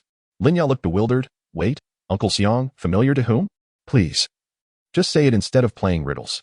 However, Luo Hua ignored her daughter entirely, stating, you all should be aware of the events that transpired at Fried Chicken Square. In the face of the formidable ape, the young master's fate remains uncertain, making it impossible for him to be here. Upon hearing this grim news, Xiang Yuchang and the others fell silent, bowing their heads slightly in a gesture of mourning. They too felt a sense of sorrow upon hearing this tragic tidings. Li Yu had been brutally pummeled by the transformed ape, his body likely obliterated beyond recognition. The promising alliance they had established had not yet matured before it was tragically cut short. They had even speculated that once Li Yu ascended to the position of city lord, they would rise alongside him. This impractical long-term aspiration had barely been proposed before being set aside indefinitely. Upon Luo Hua's words, Lin Yao quickly deduced the identity in question. She brightened. Oh, you're referring to that despised young master.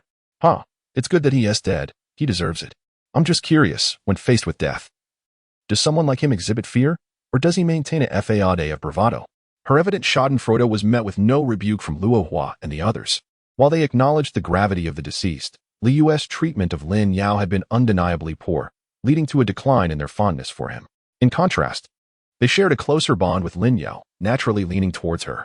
Let us not dwell on him any longer. Instead, let us fulfill our unfinished desires. At the very least, avenging old five, Xiang Yuchang declared, his eyes glinting with hatred as he gazed into the abyss. 3 years have passed, and I wonder if that grade 3 zombie still exists. If it does, I shall surely slay it. Regardless of its presence, we are well prepared this time. Even if it has perished, once we have vanquished the foes here, I shall dig 3 feet into the earth to uncover that grade 3 zombie and avenge our comrade. Old 5. Both Old 3 and Old 4 were fervently excited, clamoring to venture inside, seemingly emboldened by our preparedness. Luo Hua and Xiang Yuchang promptly followed suit. Be cautious. Everyone, Lin Yao called out, as she remained stationed outside, tasked with keeping watch. Should anyone approach, she would alert the group, preventing any potential conflict. However, scarcely had her words left her lips when a zombie plummeted from the sky. It first crushed Old 4 beneath its weight, then swiftly turned to bite off Old 3's head. Luo Hua and Xiang Yuchang were momentarily stunned, caught off guard by the sudden peril. Ah! Lin Yao screamed in terror, her voice echoing through the valley, awakening all the dormant zombies. Chapter 91. Treading through thunder. The tragic demise of the 3rd and 4th members did not manage to astonish Luo Hua or Xiang Yuchang. However, Lin Yao's cry sent them into a state of panic. Disturbing a single zombie is not terrifying. What truly incites fear is awakening a horde of them. With their limited strength, confronting 3 to 5 low-level zombies posed no significant threat, but should the numbers increase, their fate would be dire. Lin Yao's scream would undoubtedly summon a multitude of zombies, endangering everyone present. Why was she making such a ruckus? Xiang Yuchang could hardly comprehend her recklessness. Had it not been common knowledge to refrain from shouting in the wilderness? Lin Yao, however, seemed entirely oblivious to such considerations, her voice rising in an unending wail, completely lacking restraint. This unnerved Xiang Yuchang, who turned to question Luo Hua. I had warned her, but she wouldn't listen. Luo Hua felt both speechless and helpless. She had not intended to bring Lin Yao along on this excursion, yet Lin Yao insisted on accompanying them, pleading and charming her way into their company without a moment's hesitation. Now that trouble had arisen, all her warnings fell on deaf ears. Thankfully, it was the 3rd and 4th members who had perished first, not Lin Yao's cries that had lured the zombies to their doom. Had it been the other way around, Luo Hua would have carried the burden of guilt for a lifetime. Now, there was no recourse. In this chaotic world, one must not act recklessly. Everyone was aware that such a day could eventually come. As long as a death was not due to sheer foolishness, it could be accepted. Yet, Lin Yao's stupidity might very well cost them their lives. Luo Hua lunged forward, covering Lin Yao's mouth. Silence. You will get us killed. Tears streamed down Lin Yao's face in fright, muffled sounds escaping her lips, though her words were lost. We must go. The zombies are coming. Xiang Yuchang sprinted past them. Luo Hua instinctively looked towards the valley and her eyes widened in horror. A swarm of zombies, at least 100 strong, surged forth. Suddenly, from the corner of her eye, Luo Hua noticed movement on the ground. Looking up, she saw zombies leaping down from the cliff, agile as monkeys. Without a moment's hesitation, she produced a silver sphere and hurled it to the ground. With a resounding bang, the sphere exploded, releasing a thick spray of blood mist that overwhelmed Lin Yao's senses. Mother, what is this? It stinks. Luo Hua had released her grip, allowing Lin Yao to speak. But there was no time for explanations. She tucked Lin Yao under her arm and bolted back the way they had come. Lin Yao, seemingly unfazed, curiously observed the blood mist. Little did she know that zombies were plummeting from above like dumplings, some crashing to the ground lifelessly, while others landed in a state of disarray, missing limbs. Those that managed to stand leaped forward, their milky eyes fixated on the enticing scent of the blood mist. The zombies, consumed by frenzy, lunged towards the blood, momentarily sparing Luo Hua and Lin Yao. Seizing this opportunity, they fled the valley. They hurried towards the southern city gate, finally catching up with Xiang Yuchang. Here, they found a semblance of safety. The three individuals glanced back momentarily, ensuring no zombies were in pursuit, before pausing to catch their breath. Once they regained their composure, they sat on the ground, with tears cascading down Yu Chang's face. Luo Hua understood his sorrow stemmed from the loss of two brothers, so she refrained from speaking, feeling equally distressed. Their arrival today was fueled by a desire for vengeance for their fallen comrade, but ultimately, their goal was to acquire the third-tier zombie essence. Over the past 3 years, the four of them had made significant progress. They had adequately prepared before their departure, purchasing various defensive and escape tools at the workshop. The silvery sphere that Luo Hua had thrown was known as a blood bomb. Upon impact, it would explode, releasing a mist of blood that attracted zombies and incited their frenzy. During this chaos, the user would gain precious time to escape. Such life-saving tools were exorbitantly priced. Luo Hua had acquired only one for 1,000 gold coins, thanks to a friendly discount from Boss Zhang, as the original price was 1,200 gold. She had hoped to avoid using it, but the unforeseen circumstances arose too swiftly, leaving both her and Lin Yao facing death. Now, not only had they lost money, but they had also sacrificed two brothers' lives. They resolved never to return to that cursed valley. Luo Hua resigned herself to fate, contemplating that if they managed to eliminate the third-tier zombie, they could recoup all their initial investments and even profit significantly. Their meticulous planning and extensive preparations had aimed for a substantial gain, envisioning a future devoid of financial worries for the next 3 to 5 years. Yet, they found themselves bereft of the anticipated rewards, suffering great losses instead. Two brothers had perished, leaving the survivors burdened with grief. Yu Chang sobbed, lamenting, "Why did this happen? They're gone, all of them." Suddenly, Lin Yao let out a startled cry. Luo Hua and Yu Chang ceased their weeping and immediately inquired about her distress. Lin Yao pouted, "Uncle San and Uncle Si promised to take me for a feast. They broke their promise. So, can I seek their families to fulfill it?" Her earlier sentiments resonated with humanity, yet her subsequent words seemed rather absurd. Even in death, she clung to the notion of a meal owed to her. Feeling aggrieved by the situation, Luo Hua and Yu Chang, initially concerned for her well-being, found nothing amiss in her remarks and chose not to correct her. After shedding tears, they felt slightly better. Luo Hua then asked, "Old Xiang, during your hurried return, did you happen to encounter that person we saw? The one who vanished?" "No, I didn't see him. I have no idea where he went. He must have sensed danger and fled ahead of time. Damn it." Wei Vi stumbled into yet another trap. Above them loomed the city walls. Liu stood atop the wall, surveying the three below. As he ascended, he caught sight of them on his return journey. Had he not happened upon them unexpectedly, he would have been oblivious to their presence following him. Of course, this could not be blamed on him. He had been traveling underground at full speed, with no time to discern whether anyone was on the surface. The walls were towering, exceeding 100 meters in height. The figures on the ground resemble ants, their voices inaudible, merely shadows flickering in the dim light. Could it be Sister Luo, Lin Yao, and Brother Xiang? And what of the other two? They did not return with the group, judging by their repeated gestures of wiping away tears. It is likely that the two who did not come back faced dire circumstances. Liu deduces that they must have entered a valley of death shortly behind the others, only to fall victim to an ambush orchestrated by the zombies, resulting in the loss of 2 lives. Otherwise, there would be no reason for such profound sorrow. This confirms Li Yu's suspicions. Indeed, the third-level zombie had set a trap. Luo Hua and the others unwittingly led him into this perilous situation. Had it not been for their actions, it could very well have been Li Yu who met his end today. If the opportunity arises, he must express his gratitude to them. Li Yu has come to a realization until he reaches the status of a 5th-level evolved being. It is wiser to avoid provoking that formidable 3rd-level zombie. This cunning adversary possesses both high intelligence and great strength. Engaging with it is a recipe for death. Chapter 0092. It's you again, young master. You have returned. The plaintive voice of Liang echoed from behind. This fellow seemed to lack boundaries. Attempting to embrace Liu from behind, only to be deftly evaded. Has the captain finished his drink? Upon his return, Liu had promptly handed over the alcohol he procured for him. Thus, it was only logical that Liang should be indulging in spirits by now. Yet, it appeared he had been specifically waiting here. No, the young master has not returned. I cannot possibly drink alone. Captain, I am underage, Liu reminded him. Liang gazed up at Liu, who towered over him by nearly 2 heads, momentarily taken aback. After a brief pause, he scratched his head and sheepishly remarked, "If you hadn't mentioned it, I would have forgotten you were still but a child. The Lord Mayor is being rather excessive." What about the Lord Mayor? Liu did not quite catch the last part of Liang's statement, which had been nearly mumbled, leaving only the initial words audible. Oh, it's like this. Shortly after the young master returned, the Lord Mayor arrived, looking for you. He said. What did he say? He said to wait for your return and instructed me to tell you not to wander about, as the Lord Mayor would handle the matter. And then? That was all. Oh, understood. This nonchalant attitude left Liang somewhat bewildered. Young master, are you not afraid? Why should I be afraid? Of being dealt with. Liang hesitated. Wait, what crime has the young master committed? To this day, Liang remained oblivious to Li Yu's supposed transgressions. Li Hongwen himself had come to administer punishment. It was baffling why he would treat his own son in such a manner.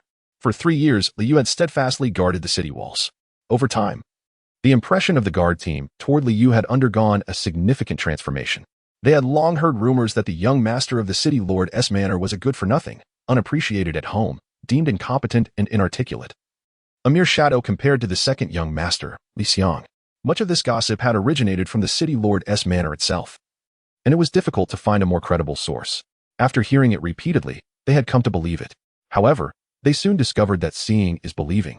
After spending time with him, they realized those rumors were entirely unfounded. It remained a mystery who had disseminated such slander against Li Yu. Truly despicable. Such an exceptional youth. Liang would have dreamed of having. Yet, the Lord Mayor failed to cherish him and was quick to threaten punishment. I do not even know what I have done wrong, Li Yu replied, shaking his head. Committed? A heavenly crime? Liang chuckled as he spoke. No worries. Young master, I don't think the Lord Mayor appears particularly enraged, so he should not give you a hard time. Come, let us go drink. Being underage is no matter. Just a taste will suffice. No, thank you. I wish to return and rest. If anyone comes looking for me, please inform them I am not here. Oh, very well. Once Li Yu departed, Liang pondered why he had said them. It wasn't long before Liang discovered the answer. At that moment, he was already indulging in his drink when a guard reported that several individuals were specifically seeking the eldest son at the city wall. With a hearty slap of his thigh, Liang exclaimed, astonishing. There truly are those who seek him. Inform them that the eldest son is unavailable and instruct them to leave, never to return. From Li Yu's demeanor, he discerned that Li Yu had no desire to meet the visitors. As the eldest son held disdain, Liang also wore a grim countenance. Below the city wall, Lin Yao was consumed with rage. She raised her delicate fist and admonished the guard. On what grounds do you order us to leave? What authority do you possess to speak thus? We are here to seek someone, not to cause trouble. What sort of attitude is this? Do you dare to believe I won't file a complaint against you? The guard lifted his gaze towards the towering wall beside him, saying, the complaint box is over there. Feel free to file your complaint. Lin Yao and her companions followed his gaze and beheld a suggestion box positioned 30 meters high. In an instant, they were rendered speechless. Who could possibly reach such heights? Was this merely a decorative fixture? Placed so high, it signified a blatant disregard for the voices of the common folk. Luo Hua could not help but voice her thoughts. As a second-tier evolver, she could easily scale the 23-meter wall. Yet, to climb such heights merely to submit a complaint destined to yield no results was disheartening, quelling any desire to complain further. Whatever. Whether it's a matter or not. Just leave quickly. Otherwise, I'll have you arrested for creating disturbances. Don't blame me. The guard, surprisingly amiable, even provided a warning about the charges at hand. Upon hearing creating disturbances, the trio realized he was not jesting and obediently departed. Once they had distanced themselves, Lin Yao expressed her impatience. Mother, must we continue to flatter his ego? That eldest son always greets me with a scowl, and now he tells us to leave. It is evident he holds us in contempt. There are plenty of prominent figures in Wutan City. Why should we hang our hopes on a single tree? Luo Hua felt a stirring in her heart, sensing her daughter had found a new target. Have you made acquaintances at the Lord's manor? Lin Yao smiled mysteriously. Guess. You cheeky girl, don't play riddles with me. Just tell me who it is. Hiki, it's the second son from the Lord's manor. There's an old saying, a match made in hell lasts forever. Liu was taken aback, realizing Lin Yao had prior acquaintance with Liang, and he could hardly anticipate the monumental changes that would soon unfold in Wutan City. Yet, that was a tale for another time. Returning to Liu, he retreated to his quarters, reflecting on the scenes from the battle against the zombies in the Valley of Despair. This was a habitual practice for him. Each time he reviewed his experiences, he gained insights into combat, although he had brought forth his past combat experiences. The fighting style of an evolver was vastly different from that of a cultivator. In his former life, he awakened a power-based talent, engaging in close combat with zombies, and his body had been honed to a state of resilience, impervious to their harm. However, times had changed. His skin was now tender and delicate, easily susceptible. Engaging in hand-to-hand combat with zombies was no longer advisable. In the future, one must still rely on the art of swordsmanship. There is no need for pretense, as life itself takes precedence. Liu pondered for a moment. Having been granted a second chance at life, he resolved to be true to himself. Why disguise his true nature? In his previous life, he had grown weary of masquerading. He had exhausted himself in endless attempts to please his family, only to find it in vain. To don a fade once more in this new existence? How tiresome. Whether they were aware of his affinity for strength, his mastery of spatial manipulation, or even his dual and tri-elemental capabilities mattered little. Should anyone dare to challenge him, he would swiftly vanquish them with a single stroke of his sword. Thus, Liu diligently fulfilled his duties for 3 consecutive days, standing guard without falter. The noble lord, who had spoken of punishing him, finally made his appearance, albeit belatedly. The first words exchanged were not of reproach, but rather an inquiry. Li Hongwen asked him, "Did you once again absorb a substantial amount of zombie essence at the fried chicken square?" Though he hesitated to say again, there was no alternative. No one but Liu could accomplish such a feat indeed. It had occurred twice. Chapter 0093. Calling out the full name, Li Hongwen found himself in quite a predicament. The essence of the zombies had been siphoned away by Liu, leaving the other potential awakeners bereft. Ultimately, it fell upon the officials of Wutan City to replenish the supply, without an adequate amount of zombie essences. They would have to organize teams for further expeditions. The last endeavor had resulted in a massive tide of zombies. What would happen this time? If another horde were to emerge, how would they respond? Given past incidents and numerous witnesses, Liu understood that quibbling would be futile, and it was far better to admit the truth forthrightly. There was no substantial quantity, merely a scant amount. He acknowledged it, albeit not fully. Was there a distinction? If you take another's essence, how can they awaken? Li Hongwen extended his hand toward Liu. What is it? Liu inquired, puzzled. Return it. Others are still waiting to awaken. There are none left. None. Li Hongwen glared at him. I roughly calculated it, and it appears around 10,000 have vanished. Just a few days, and they're gone. They were gone the moment they were taken. Liu, disinterested in explaining further, urged. Just tell me how you intend to handle this. First, tell me where those 10,000 zombie essences went. I absorbed them. Absorbed? Yet your power remains so feeble? That was 10,000 essences. Li Hongwen found it incomprehensible that anyone could absorb over 10,000 essences and yet show no tangible advancement in strength. He was aware that spatial talents required a considerable amount of zombie essence for nourishment. But was the quantity truly excessive? If memory served him right, during the awakening 3 years prior, Liu had absorbed over 10,000 essences. Once again, it was the same number. Had there been even a slight improvement akin to the last time, Li Hongwen would not have felt compelled to inquire further. Stop asking so many questions. I admit it. How you wish to handle this is entirely up to you. Liu, have you grown wings? Li Hongwen called out his full name, indicating his rising ire. In the past, such a gesture would have made Liu cower and plead for forgiveness. However, this time was different. Liu gazed at him with an air of calmness, completely unfazed. He exhibited an unexpected fortitude, which Li Hongwen had not anticipated. Nonetheless, he had long since prepared to assess Liu's progress. If there were improvements, then leniency could be afforded. If not, he would proceed with whatever measures deemed necessary. Without hesitation, tell me, how has your spatial expansion progressed? Li Hongwen was well-versed in spatial abilities, having encountered spatial evolutionists from Silver City. He knew that Liu's absorption of zombie essences was likely aimed at expanding his spatial capabilities. This was the challenge faced by spatial evolutionists, the need for vast amounts of zombie essences to expand their space. Otherwise, one would be left with a meager area that could hold only a limited quantity of items, rendering the spatial talent ineffective. In military operations, carrying supplies would be of no use. If that were the case, Li Hongwen would feel that investing so many essences into Li Yu would yield no benefit. Thus, rather than squander resources, it would be wiser to allocate them where they were truly needed. I do not know. I have yet to experiment. Why not give it another try? I shall refrain from punishing you this time. Gather 2,000 zombie essence crystals, and this matter will be settled. Such sweet words they are. If this isn't punishment, then what constitutes punishment? Nevertheless, Li Yu found himself indifferent. He was unwilling to engage in a debate with Li Hongwen, accepting whatever was said as it came. Moreover, your brother is feeling quite disheartened due to your report against him. Find a moment to offer him an apology. This was a turn of events that Li Yu had never anticipated. So, reporting Li Xiangfei was a fault in itself? Once the storm passed, the narrative shifted, the plaintiff becoming the defendant. This scene felt oddly familiar. An apology was out of the question. Li Yu had done nothing wrong, so why should he apologize? It was merely Li Xiang's vexation, seeking to make things difficult for him. Firstly, I have work and no time to spare. Secondly, I have just been punished and must collect 2,000 essence crystals. I am pressed for time. Lastly, I am in no wrong. Why should I apologize? Li Hongwen did not expect Li Yu to repeatedly defy his wishes. This was not merely a sign of newfound courage. It felt like rebellion was in the air.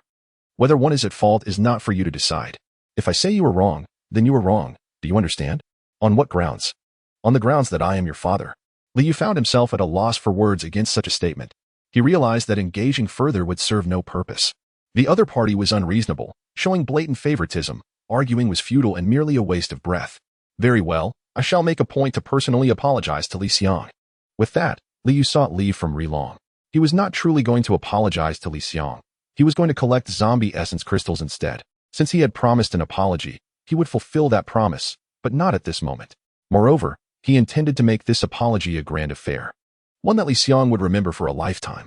Liang granted the leave swiftly, without even inquiring about the reason.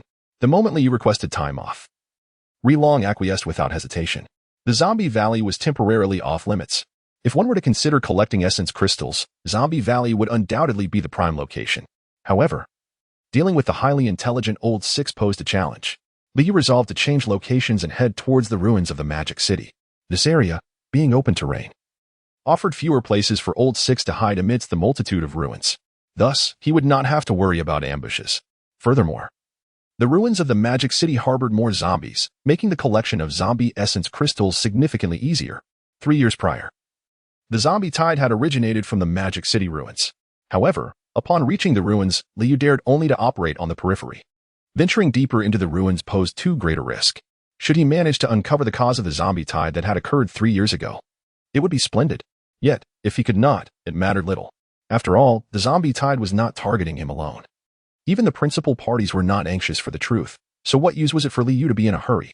Following that tide, the number of zombies that perished was substantial. Aside from Old Six team in Zombie Valley growing stronger, the number of zombies elsewhere had diminished to varying degrees.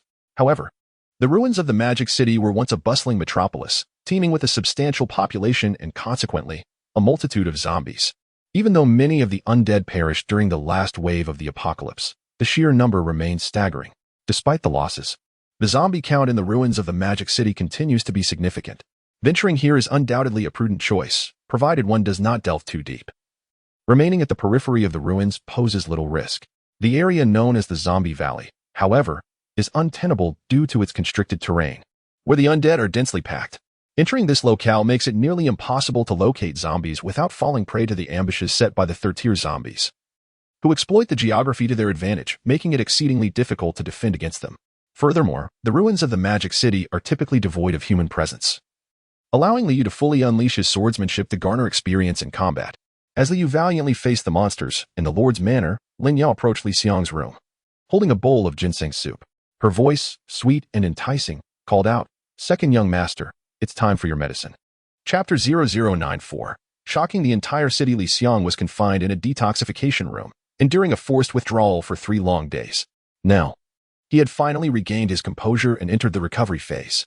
Upon Lin Yao's arrival at the manor, her sweet appearance and charming demeanor quickly earned her the affection of the steward, allowing her to remain at the estate as a maidservant. As Li Xiang emerged from his confinement, the first sight that greeted him was Lin Yao, who was passing by while carrying a chamber pot. After 3 days of inhumane torment, in that moment, Liang felt as though he had encountered the most exquisite sight in the world, filling his heart with immense joy. From that day forth, he requested Lin Yao to serve as his personal maid. "I can't eat this, it's far too unpalatable." Liang, having been raised on sweets, had never truly faced adversity. The hardships he had endured in his first decade of life paled in comparison to the trials of these past few days, leading him to resist vehemently. Lin Yao possessed a unique charm.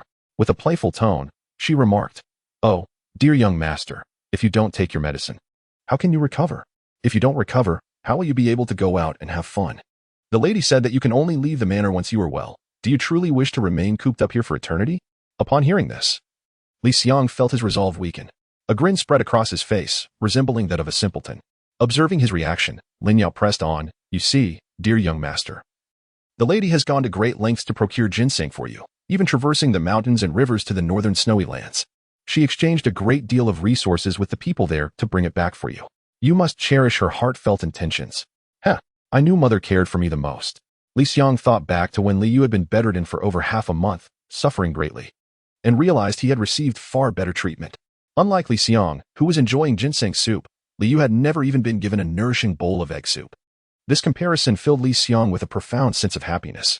He then recalled that Liu was currently stationed in the southern city, enduring the harsh sands while he savored the ginseng soup. Suddenly, the bitterness faded away. With a swift motion, he finished the soup and exclaimed, "Huh? This ginseng soup isn't bitter at all. I thought it would be unbearable." "That is because you've been indulged in sweets since childhood, having tasted so much sweetness. You find even this slight bitterness intolerable." Lin Yao thought to herself, silently critiquing him, yet she sighed deeply, and an air of melancholy enveloped her. Noticing her sudden change in demeanor, Liang reacted immediately. Yao, what's wrong? Why the sigh? Are you unhappy? Has someone bullied you? Tell your brother, and I shall avenge you." When the subject of bullying arose, Lin Yao immediately thought of Liu. That grudge must be settled, but not now. She couldn't let Liang know her intentions too clearly, as it might make him realize he was being used. "No, it's, oh dear, it's something bad. I'd rather not say." "Dear sister Yao, please, what could possibly be so terrible that you cannot speak of it? I am here to listen. It's about death." As Lin Yao uttered the word death, she curled up in fear. However, in reality, when she witnessed the demise of the third and fourth uncles, she was merely startled, letting out a scream for a brief moment. There was hardly any fear to speak of. "Oh, I thought it was nothing significant. It's just a life lost. What is there to be afraid of?" Yet, it was her two uncles who had perished, leaving behind families, and without their support, she could hardly fathom how they would survive. Liang, seemingly oblivious to Lin Yao's underlying tone, inquired, "How did they die?" "They were bitten by zombies, right in the Valley of the Dead. It's so tragic." "What will their families do?" Lin Yao, in her distressed state, seemed as if she were about to kneel and plead for sustenance. Yet, Liang remained unresponsive. "In the Valley of the Dead? I recall there was only a level 3 zombie there. It's not particularly dangerous. Unless your uncles were exceedingly weak, it should be impossible for them to meet their end there." Seeing that he was uncomprehending, Lin Yao was uncertain if he was pretending or genuinely clueless. Realizing she could not press the matter further without provoking disdain, she shifted the conversation to the events that transpired that day in the valley. "Are you saying your mother and the others went to the valley for revenge on your fifth uncle, only to lose the third and fourth uncles? But your mother's strength is not trivial. How could they fall in the same place twice? It seems that the level 3 zombie is quite clever, possessing a high intellect, capable of setting ambushes and executing strategies." "Oh, is that so? Advanced zombies are not to be feared. It is the intelligent ones that evoke trepidation." This piqued Liang's interest immensely. At that moment, a notification from his system echoed in his mind. Ding. Defeating the level 3 zombie in the Valley of the Dead will shock the entire city, granting you a substantial amount of evolution points. Indeed, it had arrived. Liang's sudden exhilaration left Lin Yao bewildered. "What has arrived?" "Young master, don't frighten me." Lin Yao scanned the room, thinking Liang was referring to the restless spirits of her deceased uncles. Liang, however, would not elaborate. This was his greatest secret, one that even Li Hongwen and Wen Shu were unaware of, let alone divulge to an outsider. To astonish the entire city, it was imperative that everyone recognize the Valley of the Dead as a place of notoriety. The more individuals who became intrigued and flocked there, the more would ultimately meet their demise, paving the way for Liang to make a remarkable entrance, astonishing all. In that moment, he devised a plan in his mind. Why did he dare to indulge in the perilous endeavor, fully aware that it could incapacitate an evolver, permanently damaging their physical structure and hindering any chance of advancement? It was because he possessed a system that allowed him to directly enhance his points, as long as he could acquire a steady stream of evolution points. Not only could he aspire to the 10th level, but he could also transcend to the legendary S level. Moreover, it was highly likely that he would become the first S-level evolver, standing unrivaled at the pinnacle of the wasteland. Thus, why not indulge early? What harm could it bring? Li Hongwen and Wen Shu's insistence on him refraining from this endeavor was utterly perplexing. They were oblivious to the extent of their capabilities. Sister Yao Yao, would you assist your brother with something, please? Of course, brother, what do you need? Lin Yao verbally agreed, yet inwardly criticized this fellow for his stinginess. Asking someone to perform a task without promising any benefits, was he hoping for a free ride? However, as she had just arrived at the Lord's mansion and had yet to establish her footing, she resolved to reclaim her dues with interest in due time. That evening, upon returning home, Lin Yao relayed this matter to Luo Hua and Xiang Yuchang. Yet, when she recounted Li Xiang's request, it transformed into a directive for them to undertake the task, upon hearing that it was the second young master of the Lord's mansion who had issued the command. Their eyes immediately brightened.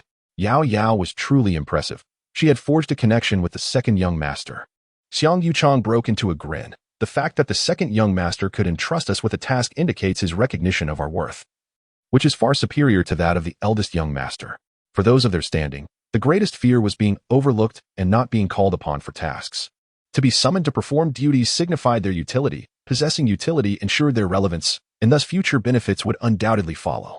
Chapter 0095, Communication. Do not rejoice too soon. At this moment, Luo Hua poured a bucket of cold water over the enthusiasm of Lin Yao and Xiang Yuchang, causing their excitement to significantly wane. Lin Yao pouted, feeling aggrieved and reluctant to speak. Yet, she gazed at Xiang Yuchang, silently conveying her inner thoughts through her eyes.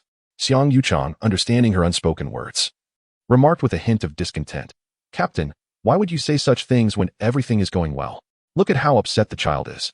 She has brought us good news, and we can establish ourselves in Wu-Tan City, thanks to her efforts. You should reward her instead." Luo Hua glanced at her daughter, feeling a pang of sympathy as she embraced her gently, patting her back soothingly. Then, she revealed her true thoughts. "You must have heard the recent rumors circulating in the city. Countless facts indicate that any evolver daring to fly water does not meet a favorable end. Do you understand what I mean?" What Luo Hua desired was stability. She did not aspire for wealth or luxury. She simply wished for a peaceful life, free from worries about food and clothing. Anything beyond that was beyond her expectations. However, stability requires safety first. One must ensure peace before enjoying comfort. The actions of a reckless young lord willing to fly water can be foreseen, and it is evident that none who dare to do so end up well. "I understand that no one who flies water is a good person," Xiang Yuchang sighed. "But Captain, we chose to accompany you to Wu-Tin City because we believed in you. If this predicament continues, their discontent towards you will grow significantly." "Old Xiang, you cannot speak like that. You all came with me of your own volition. I did not force you. If you continue to act this way, I will not be responsible for your choices. This was your decision, not mine," Luo Hua retorted coldly. "You chose to follow me because you believed in me, and I am grateful for that. But this does not grant you the right to coerce me. We had an agreement to accept our fates once we arrived here." Luo Hua's intention in coming to Wu-Tin City was to align herself with the powerful Liu. Upon learning this from Xiang Yuchang and the others, they believed success was assured, thus they too decided to follow her with their families. Yet Luo Hua had not sought them out. Her motives were solely for herself and Lin Yao. She would never willingly take on such a heavy burden. Xiang Yuchang, feeling a tinge of blame, prompted Luo Hua to express her discontent, refusing to shoulder the blame. Embarrassed, Xiang Yuchang conceded, "All right, let us not discuss this. Let us return to the matter of the young lords. We currently have two choices. However, it is clear that the elder lord is entirely disinterested in us, while only the younger lord is willing to offer an opportunity. What do you propose we do?" Luo Hua had initially favored Liu, but Xiang Yuchang's words caused her to waver. Lin Yao, sensing her mother's hesitation, immediately chimed in, "Mother, you must consider my well-being. I am struggling to eat and find shelter. How can you bear to let this continue?" "Very well, I shall comply with your wishes," Luo Hua, who was most indulgent towards Lin Yao, reluctantly acquiesced. However, it was evident that she was still inclined towards Liu. "Mother, why do you persist in thinking about that heartless elder lord?" Lin Yao curled her lips in disdain. During her time at the city lord's manor, she had heard numerous tales regarding Liu, none of which offered a commendable perspective. Rather, they were overwhelmingly negative. He struggled to find his footing even within his own household, exhibiting coldness and an inability to adapt. Lin Yao found it hard to believe that Liu could achieve great success in the future. In stark contrast, Liang received nothing but accolades from everyone in the manor. The position of city lord was undoubtedly destined for him. Even a blind person could discern the better choice. Yet her mother held a differing opinion, which left Lin Yao utterly perplexed. The eldest son's aloofness might stem from his upbringing, but in her view, his character was commendable, far superior to that of the second son. Regardless, her mother seemed fixated on the notion that all who hailed from Feishui were unworthy. Your father perished in Feishui. Do you think he was a good person? Luo Hua's voice suddenly rose in pitch, startling both Lin Yao and Xiang Yuchang. Had she not brought it up, they might have nearly forgotten that matter. It became clear why Luo Hua harbored such aversion towards Li Xiang. The atmosphere in the room grew heavy, and silence enveloped them for a prolonged moment. Eventually, Luo Hua sighed deeply and remarked, "Very well. Let us stabilize our situation for now. With the third and fourth gone, I cannot entirely ignore their families. Let us discuss how to assist the second son. Yao Yao, please share the second son's requirements." Lin Yao's face lit up with joy as she recounted. The second son wants the tale of a clever zombie in the Valley of the Lost Souls to spread, enticing more people to explore and elevate the valley's notoriety. He has further plans, though he did not disclose them. Xiang Yuchang inquired, "What are the benefits?" Lin Yao hesitated before responding. He didn't specify. She had, in fact, hinted at them, but it seemed Li Xiang was oblivious, making it difficult for her to be explicit. "Old Xiang, you needn't worry. Working for this second-generation heir will surely yield benefits. Let us focus on how to proceed with our plans." Unbeknownst to Luo Hua, she had misjudged the character at hand. Li Xiang was merely interested in reaping rewards without a thought for reciprocation. In the ruins of the demon city, on the periphery, the corpse dog sword emitted a dark light, swiftly causing the heads of a horde of zombies to tumble to the ground. Li Yu stood 50 meters away, wielding his sword without concern for being splattered by the zombies' tainted blood. Progressing to control the sword from 50 meters was commendable, and he aspired to further extend that distance to 100 meters. Li Yu's ambition was to strike down enemies from 1,000 miles away.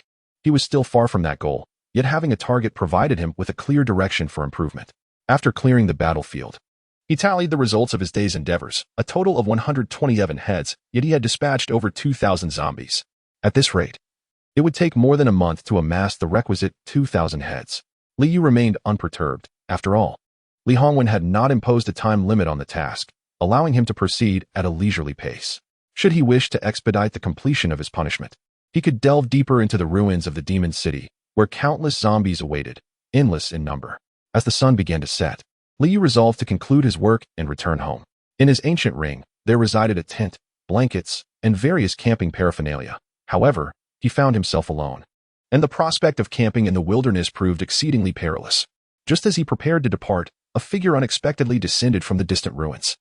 The distance was too great to discern whether the individual was male or female, yet given the slender physique, the likelihood of her being female was substantial.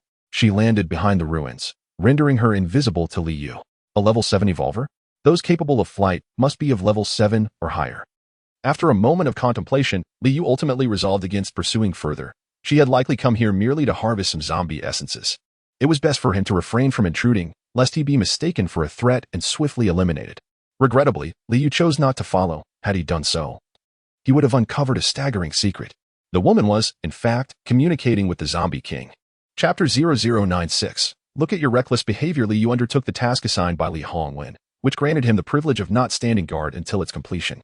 In truth, even in the absence of this task, Rilong had never insisted on Li Yu taking up guard duty. It was merely Li Yu's initiative, and Rilong had no choice but to acquiesce. As the sun dipped below the horizon, Li Yu returned just in time to encounter the shift change with Rilong. "Welcome back, young master. Did you have a fruitful day?" Rilong was well aware of Li Yu's whereabouts and purpose, having received explicit instructions from Li Hongwen to facilitate his endeavors. "Just SOSO. What has transpired here? ISNT at a shift change? Why are personnel from other shifts present?" Li then noticed that guards from 3 different shifts had gathered. A sense of foreboding crept into his mind. Something significant must have occurred. "Indeed, young master, you are unaware. We have captured the Princess Baoman of Flame City along with the formidable Beastman. The Lord and Lady of Flame City have also arrived. This has escalated into a diplomatic incident, as they will be entering the city tomorrow and require the highest form of ceremonial reception at our gates. Due to organizational pressures, minor skirmishes among the hundreds of city-states were not uncommon. On the surface, however, interactions remained cordial, embodying the spirit of peaceful development. Hence, the notion of a king not meeting a king was unfounded. It was akin to the era of Water Blue Star, where leaders from various nations visited one another. Proper receptions and courtesies were to be observed, and there was no fear of their inability to leave. Should such a situation arise, the organization would undoubtedly intervene, and it could even lead to the risk of annihilation of a city. So Princess Baoman is indeed a royal. Then the Beastman must serve as her guardian. The moment Loka captured the princess, the Beastman, frantic with worry, nearly took Li Yu's life. With a moment's reflection, Li Yu pieced together the events of that day. Given the Beastman's unstable psyche, such an eruption of violence was almost predictable. Yet, Flame City still designated him as a protector. While Baoman's entourage chose to stir trouble at the chicken frying square during the momentous awakening ceremony, all of this seemed too orchestrated to be mere happenstance. However, whether this scheme originated from Flame City or was a spontaneous decision by Baoman and her companions, resulting in disaster, remained shrouded in uncertainty. Nonetheless, this bore little consequence for Li Yu. "Is there anything you require of me?" he inquired, as he had not received any notification regarding the reception. Liang hastily replied, "Young master, it would be prudent for you to refrain from involvement in such matters. Your status renders it inappropriate. The Lord has also advised against your participation. You should focus on your own affairs." Li Yu nodded, now comprehending the intentions behind Li Hongwen's directive for him to gather essence. It served a dual purpose: 1. As a form of punishment, 2. To ensure he did not engage with the guests from Flame City. "Ah, is it that you find me a source of embarrassment?" Li Yu mused with a knowing smile. He could easily surmise that Li Hongwen and Wen Shu had undoubtedly brought along Li Xiang. Meanwhile, he was stationed here to guard the city and would need to devise a means to send him away. "Not at all, young master. You are merely overthinking. The Lord simply wishes to spare you from undue fatigue, showing consideration for you. I would rather it be as you describe. You all remain busy. I shall retire to my quarters. Take care, young master." Li Yu returned to his room, and after taking a bath, the first thing he did was absorb the essence of the zombies, although his power had significantly increased, resulting in a notable decrease in the consumption of spiritual energy during sword control. The toll was still considerable after a day of slaying over 1,000 zombies.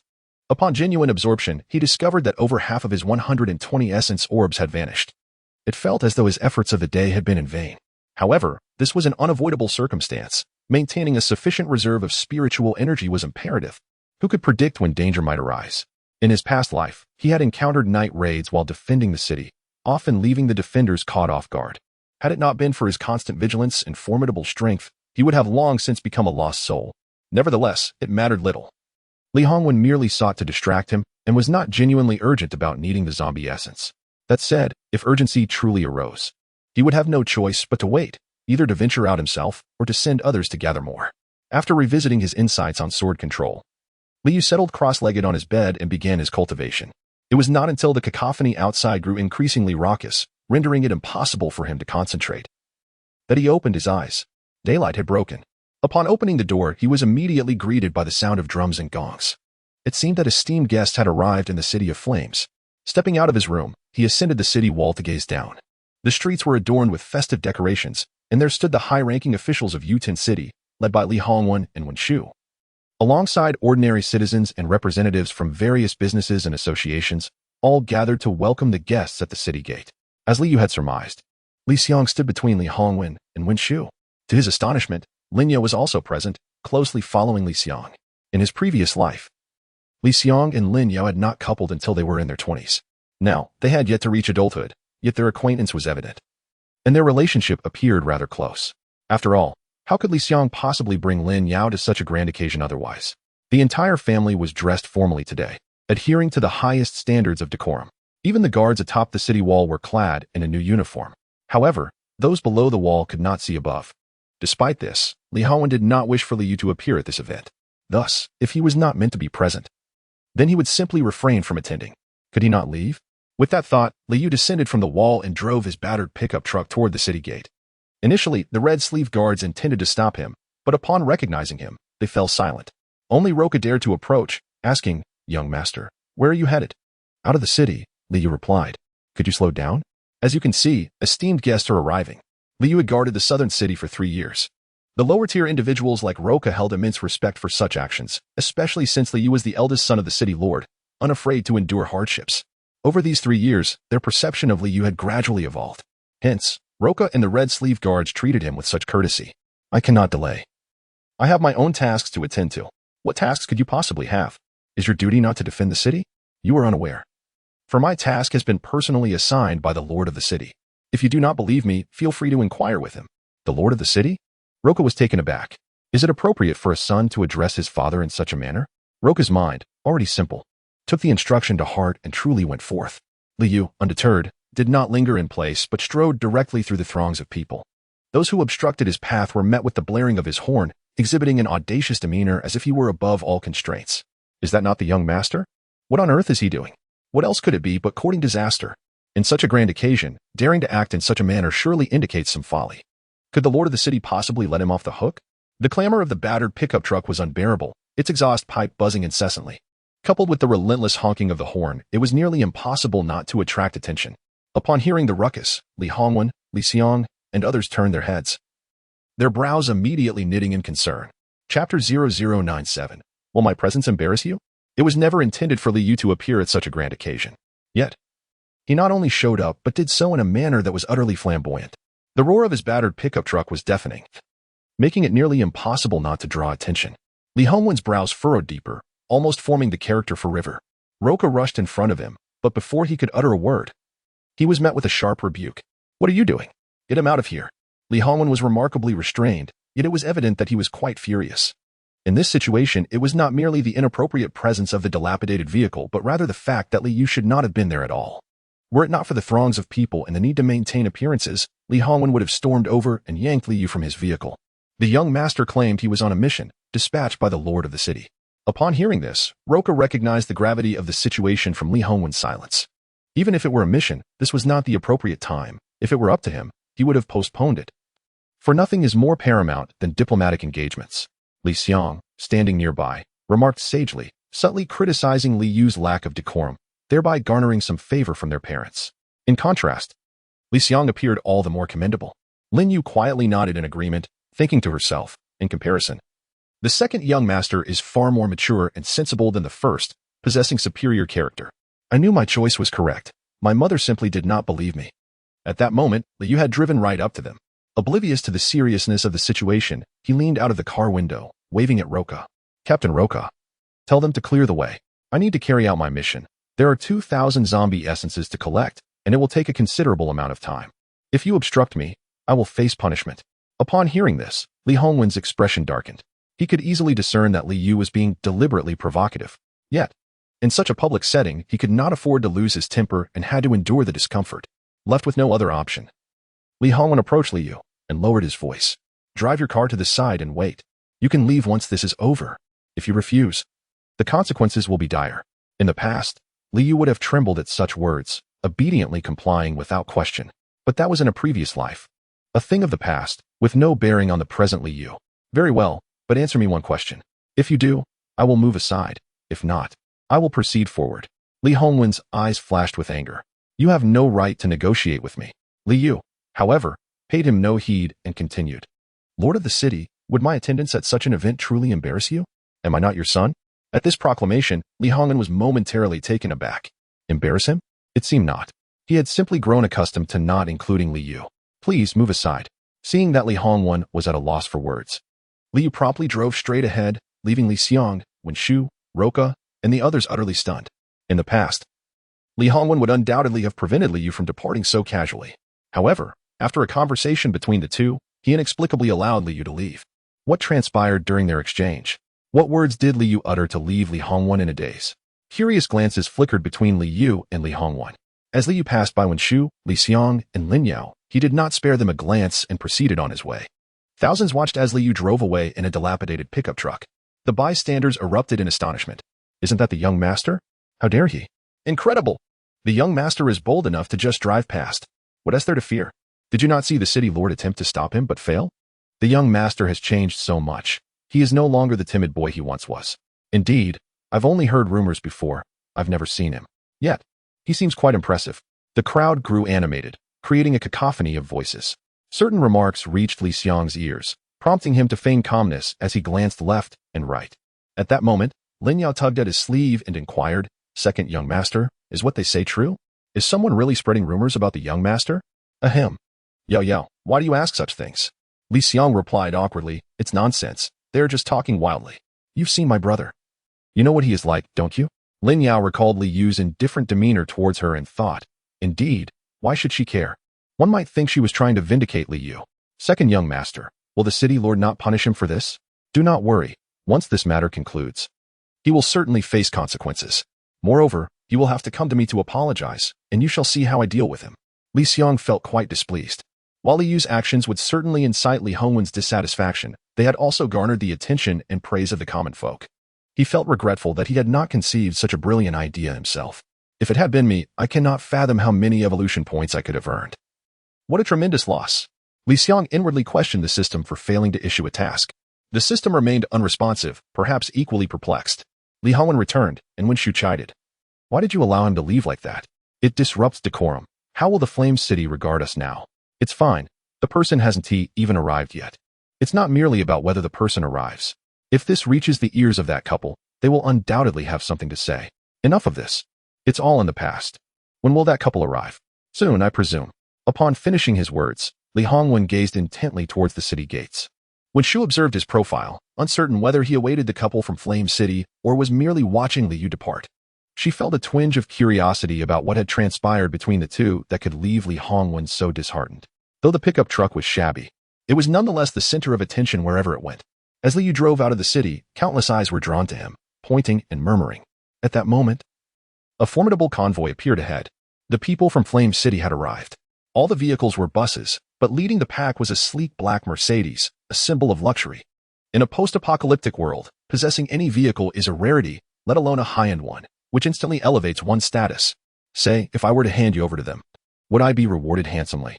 Li Yu mused aloud, gazing into the distance as if conversing with himself or perhaps with someone unseen. The interior of the vehicle was momentarily silent until suddenly, a piece of fabric in the passenger seat was lifted, revealing an adorable little girl. Please, big brother, don't hand me over to them. I snuck out, and if they catch me, I'll be in serious trouble. Your name is Baoman, is it not? Do you know me, big brother? Too well, I nearly met my end because of you. Li Yu did not respond to her but instead inquired.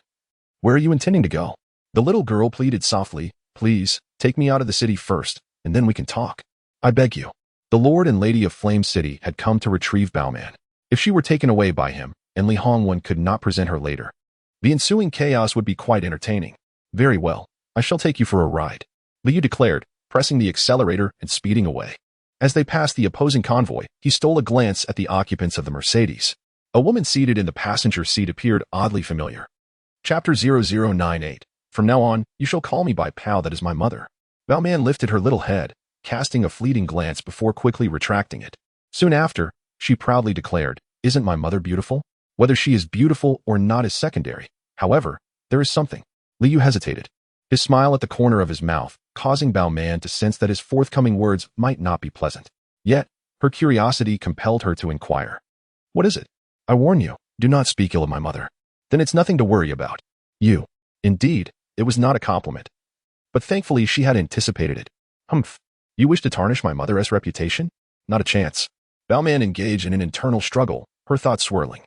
In her intense focus, she unconsciously pouted her lips higher. At merely 8 years old, raised in pampered luxury, her skin was as flawless as that of a porcelain doll. The vehicle had scarcely traveled for a minute when her curiosity got the better of her. Can you please finish your sentence? I feel so restless. As she spoke, she mimicked a scratching gesture at her heart, inadvertently lifting her clothing a bit. Fortunately, she was still young, and there was little to behold. In his previous life, Li Yu had never met any high-ranking officials from the Fire City. He had only heard of Princess Baoman and her sister, Princess Baoqin. The two were polar opposites, one embodying fire, the other water, one fiery and explosive, the other gentle and soothing. At this moment, Baoman had likely not yet awakened her powers. Once she did, it would undoubtedly be fire-related.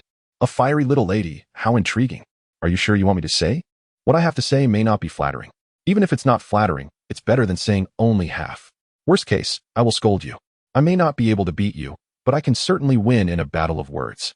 Baoman raised her tiny fist, realizing her inadequacy, and weakly lowered it. Speak quickly. Your mother is full of charm. Upon hearing this, Baoman pondered deeply, her head tilting at a 90-degree angle as she tried to comprehend why this was not a compliment. I assent full of charm, a positive phrase? Is it? Perhaps I misunderstood. Or you are simply more cultured. TCH. So the young master of the city lord's mansion has not received an education. With a sudden jolt, Liu slammed on the brakes. Balmain, unprepared, leaned forward due to inertia and bumped her head squarely against the glove compartment of the passenger seat. Do you know me? Oh, knowing me is one thing, but why the excitement? I'm not going to reward you. Liu was not particularly excited, merely puzzled. A princess from the Fire City should be visiting Wutan City for the first time. Unless mistaken, this should be their second encounter, the first being at the Fried Chicken Square. Apart from that, they surely had never met, let alone known each other. It is best to clarify, or I might just drop you off. This is a desolate place, teeming with zombies. I know this is a desolate land. My teacher emphasized it during school. Emphasized it? Indeed, regarding the city of Wutan, about you, and everything here. It was all discussed during class. I have seen your photograph in class. The teacher mentioned that this is a principle of knowing oneself and one's enemy, ensuring victory in countless battles. It is no wonder that Flame City has flourished so remarkably. Just look at their educational system, nurturing from a young age. Your teachers instruct you on the art of conquest, do they not? Liu started the car and continued onward. In the rearview mirror, the southern gate of Wutan City gradually receded into the distance. One wonders what the situation within the city is like. Is the entire populace searching for treasures? All in the name of survival. Has Wutan City never engaged in the conquest of others? What Balmain said holds considerable truth. She possesses a sharp tongue, and in debates, few can rival her. Naturally, in a contest of wit, one might also struggle to best her. Liu chose not to dwell on this matter with her. Wutan City had indeed invaded, but had not engaged in war. However, other city-states that attempted to assault Wutan City had never emerged victorious. Having exited the city, you may disembark. Balmain was taken aback. Young master, I am still an ordinary person, not yet awakened. If you leave me in the wilderness, would that not equate to sending me to my demise? I intend to head to the ruins of Magic City ahead, where the undead abound. You would still be facing death there. The choice is yours.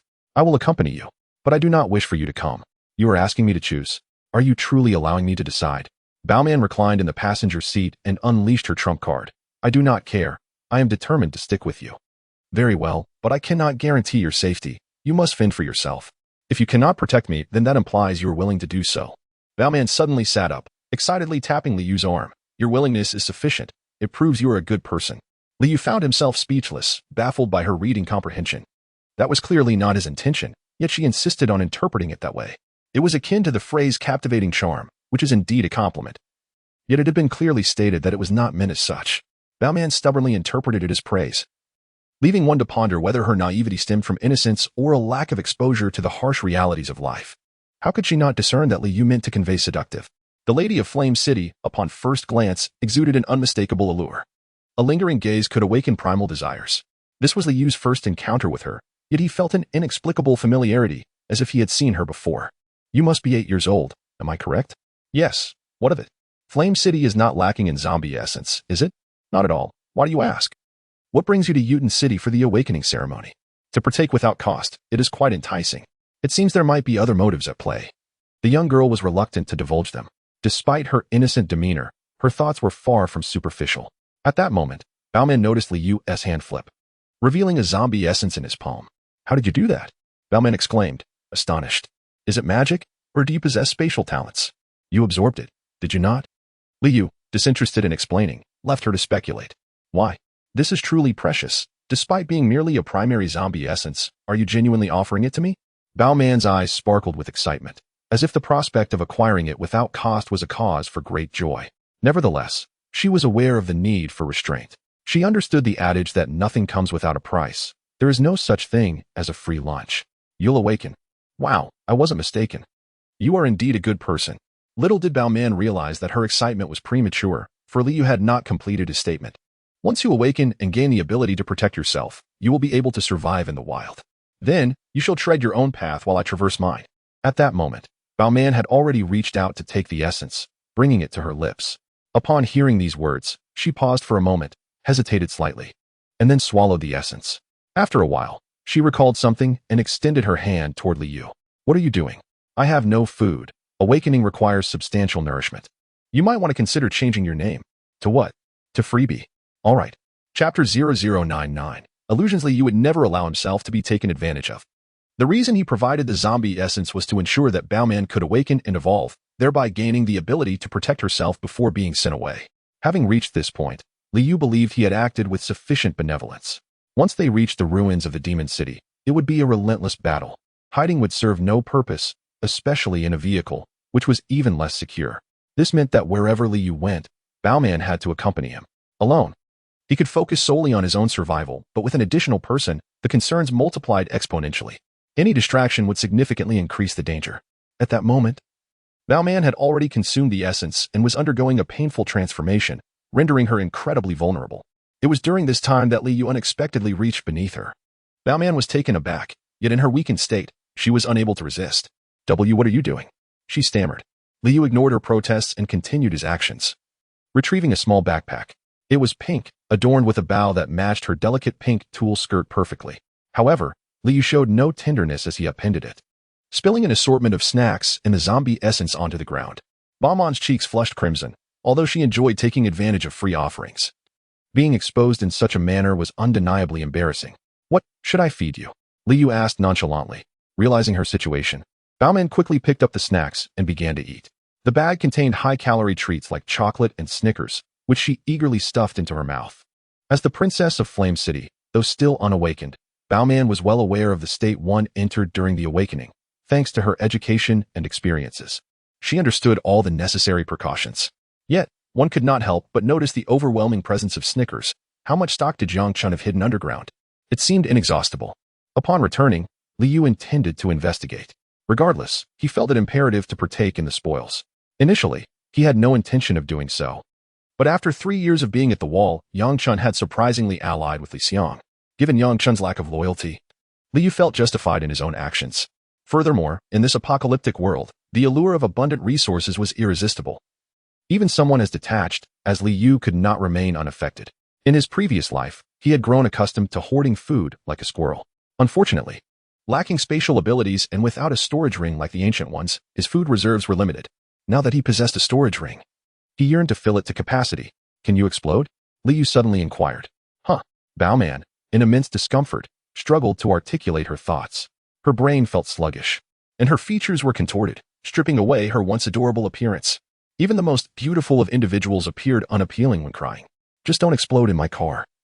The cleanup would be a hassle, Liu stated, pulling over to indicate that Baoman should exit the vehicle. At that moment, Baoman finally comprehended that Liu was referring to the failure of awakening, which could potentially lead to her body exploding. Yet, at such a critical juncture, how could he be so devoid of empathy? Baoman gazed at Liu, her eyes pleading, mixed with disbelief. For he had indeed exited the vehicle, approached the passenger seat, and unceremoniously pulled her out. Regret washed over Baoman. She should not have rashly consumed the zombie essence, but rather sought a secure location to awaken. What she had not anticipated was the chilling indifference of the man before her, who seemed utterly unconcerned that she was a girl, effortlessly abandoning her. In her past life, Liu would have been unable to act so harshly. He might have risked his own life to protect others in the face of danger. In this life, however, he had resolved to live selfishly. Baoman had deceived him from the outset, and thus, he felt no compassion. Just as Liu was about to depart, he felt a tug at his foot. Baoman's face was flushed, veins protruding, yet she mustered the strength to utter a plea. "Please, don't abandon me." Subsequently, she lost consciousness. Time passed, and when she awoke, her first instinct was to frantically scan her surroundings. "Am I dead? Am I still alive? Where am I?" After uttering a few words, she sensed something was amiss. Her voice was not as she remembered. It had transformed from its usual sweetness to a more rugged tone. Then she realized she was inside a car, with Liu seated in the driver's seat, frowning at her. Hadn't he just forsaken her? Baoman understood that this was not the moment for such remarks, yet the terror of abandonment lingered in her heart, refusing to dissipate. She felt distress. It was unbearable to remain silent. "Are you imagining things? When did I ever say I would abandon you?" As Baoman's eyes widened in realization, she countered, "But you did. Just moments ago." She recounted how he had picked up her bag and dumped its contents on the ground, hastily shoved a zombie essence into his mouth, and while inquiring about food, had snatched up items from the ground to eat, leading her to think he had lost his sanity, prompting her to kick him out of the car. "Do you remember?" Baoman touched her face. "I can understand the kick, but why the face?" "I feared you might bite me." Baoman glanced out the window to find they had arrived at the ruins of the Magic City. The vehicle had come to a halt beside a dilapidated house with its roof torn off. "But I distinctly remember you handing me the zombie essence. You even dumped my backpack, scattering everything on the ground." Baoman began to recount the events. As Liu listened, a sense of unease settled within him. These actions did not align with his memory. "We did not speak a word after leaving the city." Baoman froze, goosebumps rising on her skin. Are you sure? Liu nodded. I am certain. However, you were continuously talking to yourself. But you were speaking too. You remarked that my mother was charming. When what you truly meant was that she was flirtatious, correct? I am aware that the woman seated beside the driver in the Mercedes is indeed your mother. And it is as you have stated. However, I assure you that I did not voice this, not even in the slightest manner. It is simply impossible. Baoman grasped her hair with both hands, adamantly declaring it to be utterly inconceivable. We have conversed throughout our journey. No, that cannot be correct. It must be erroneous. Could this be an illusion? An illusion? Initially, Liu did not perceive it, but Baoman's words instilled such a sentiment within him. After all, there was no reason for Baoman to fabricate a lie, nor for Liu to do so. Yet, the fact that they had not exchanged any words, while she insisted they had been conversing all along, raised a significant concern. Indeed, there exists a type of zombie capable of unknowingly inducing hallucinations, compelling individuals to act upon their innermost desires, with ordinary people being the most susceptible. This is troubling. Liu was also familiar with this particular zombie, and he suddenly realized that shortly after leaving the city, they had become the targets of the creature. In the midst of his thoughts, he ignited the engine, engaged the gear, and pressed the accelerator in one fluid motion. As they burst forth from the ruins, a zombie descended from the ceiling, which was devoid of any overhead structure. Chapter 0100, Shadow Zombie. These zombies, capable of conjuring illusions, are referred to as shadow zombies, synonymous with the notion of deceiving others. Such entities are rarely encountered in the wild and are not inherently powerful. Their true strength lies with the evolver who manipulates them. This class of evolver is known as a necromancer. While others wield metal, he commands the undead. However, this control comes with a significant drawback. It necessitates a close relationship with the zombies, requiring a series of methods to nurture them. The specifics of these methods remain shrouded in mystery, as each necromancer possesses their own unique approach, which they do not disclose. The community of necromancers is already a subject of considerable controversy, making it unlikely for them to freely share their secrets. Due to their association with zombies and their enigmatic nature, which includes the ability to fabricate illusions, discussions surrounding necromancers and shadow zombies induce palpable fear. The instinctual reaction is to flee, devoid of any other thoughts. How does it feel after awakening? Liu remained focused on driving, occasionally glancing at the rearview mirror to ascertain whether the shadow zombie was in pursuit or if he could spot the necromancer to determine their whereabouts. Shadow zombies are difficult to confront, as they rely on subterfuge. It would be most advantageous to locate the necromancer and eliminate the source directly for greater efficacy. No sensation? That is quite normal, aside from the discomfort during awakening. Are you sure? Take a look in the mirror. What is it? Baoman glanced into the rearview mirror and immediately screamed. Why does it look like this? Why has my hair turned red? It is no wonder that Liu did not question her about the success of her awakening. Her crimson hair was a clear indication of her transformation. As Baoman opened her mouth, poised to weep, she abruptly restrained herself. Oh, you know, the red hair is quite attractive. Now, she truly resembles a fiery little girl, though she is still too young and must grow a bit more for her appearance to be more complete. She is genuinely capable of oscillating between despair and innocent exuberance at any moment. She was oblivious to Liu's underlying tone. The illusions conjured by the shadow zombie can affect individuals. It had just compelled her to awaken, and had it instigated self-harm, she might have already perished. Liu felt a chill at the thought. In his previous life, he had never encountered a necromancer or a shadow zombie. The widely known countermeasure was to locate the necromancer's true form. Until that was achieved, one must flee as far as possible, with no attachments to hold them back. No, I harbor no such intentions. It cannot conjure that kind of illusion. I have always yearned for awakening. Thus I awakened under its fabricated illusion. Did your teacher instruct you? Indeed. Baoman paused momentarily before continuing. However, they did not teach any countermeasures, and it seems they are unaware themselves.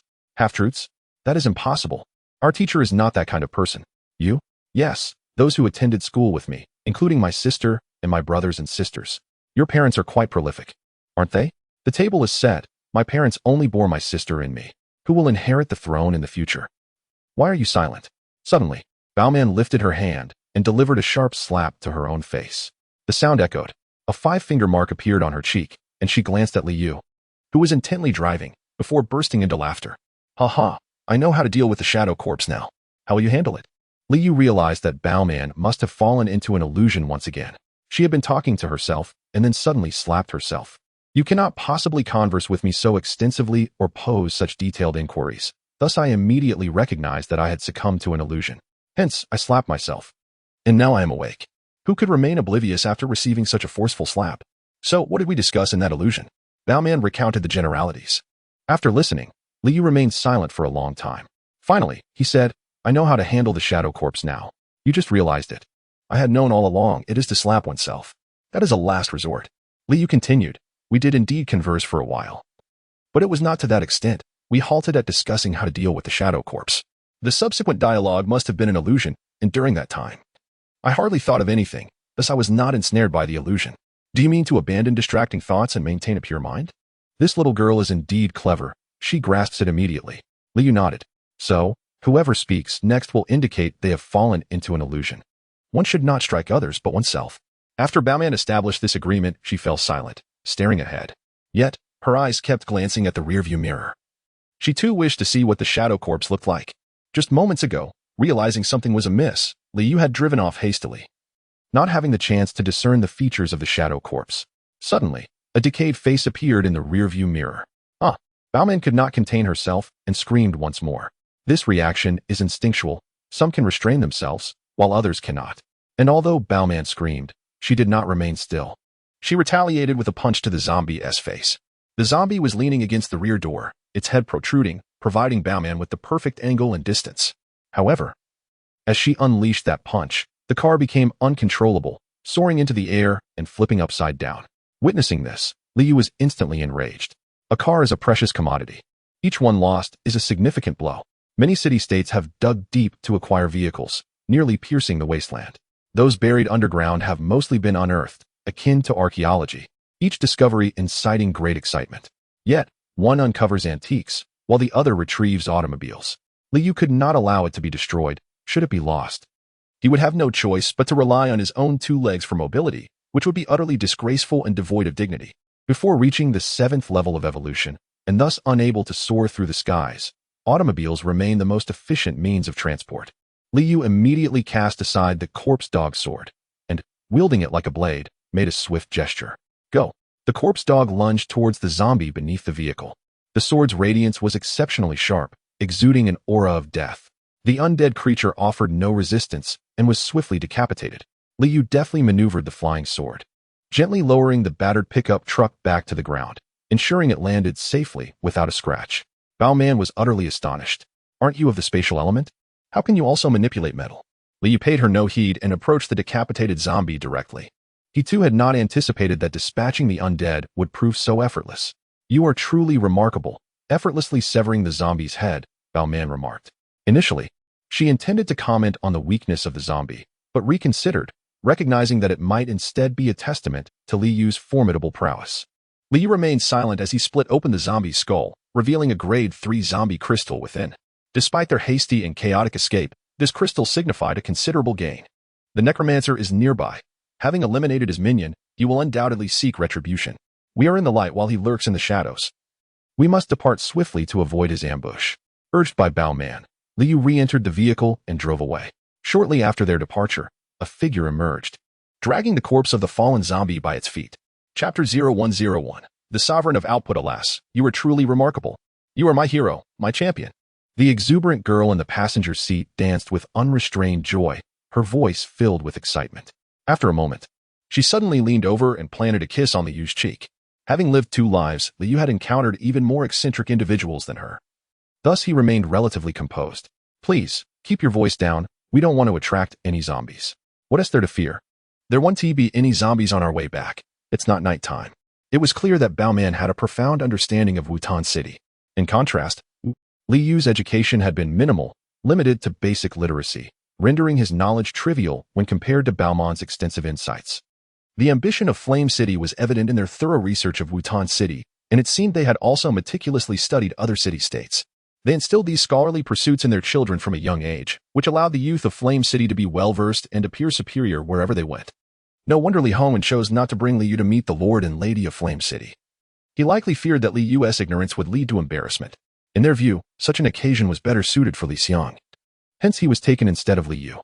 Of course, one could not dismiss the possibility that Li Xiang might have played a role in this decision. The ruins of the Demon City were a place to avoid. The necromancer whose undead had been slain would undoubtedly seek vengeance against Liu. Nurturing undead was a complex endeavor, requiring patience, time, and considerable resources. Li Yu's decisive strike had likely taken the adversary by surprise. Otherwise, they would have sought revenge immediately rather than allowing them to depart unscathed. However, should Li Yu and his companions return, it would be akin to walking into a lion's den, for their opponent was at least a third-level evolved being. Typically, the level of undead is one tier below that of the necromancer, at most equal, but never higher, as an imbalance would lead to backlash. You want to go back? If so, I'll escort you to the city gate, and you can enter on your own. At that moment, Li Hongwen was undoubtedly experiencing a headache, likely mobilizing everyone in the city to search for Baoman. Li Yu could not assist him in resolving this predicament. Although he had only recently encountered Baoman, he had begun to grasp her distinct personality. Baoman was fiercely independent and disliked being directed by others. Otherwise, how could she have escaped from Flame City to attend the awakening ceremony in Wutan City? As expected, Baoman promptly refused. No, I'm not going back. Turn left. I want to visit the Valley of Undead. With a screech, Li Yu abruptly halted the vehicle, causing Baoman to unexpectedly collide with the glove compartment. Ouch. What are you doing? Get out of the car. Are you insane? Who would go to the Valley of Undead with you? You had so many options and chose a place infested with the undead.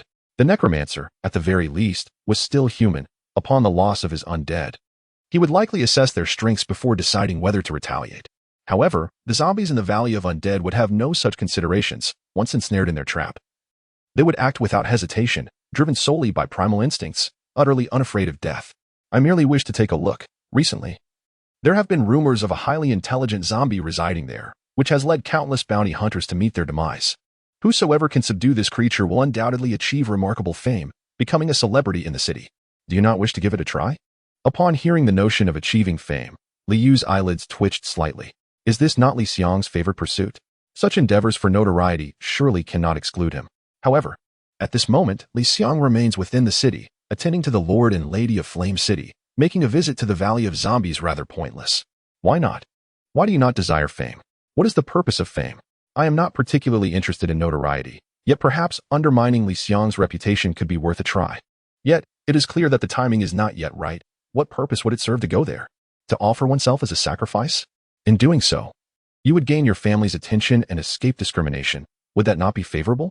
With your extensive knowledge of Wutan City, when do you plan to commence hostilities? I do not know. It may not be long. Li Yu had anticipated that Baoman would at least attempt to conceal her intentions. To his surprise, she did not even bother to disguise her aim and admitted it outright. Has she truly transformed into a fiery young lady with such an unfiltered demeanor? Baoman suddenly placed her hand upon Li Yu's shoulder, assuring him, rest assured, should our two cities engage in battle and I encounter you, I shall certainly spare you. Given your confidence, you must possess considerable strength. Hence, alight from the carriage and proceed to the Valley of Zombies on foot. I refuse. You think you can challenge me?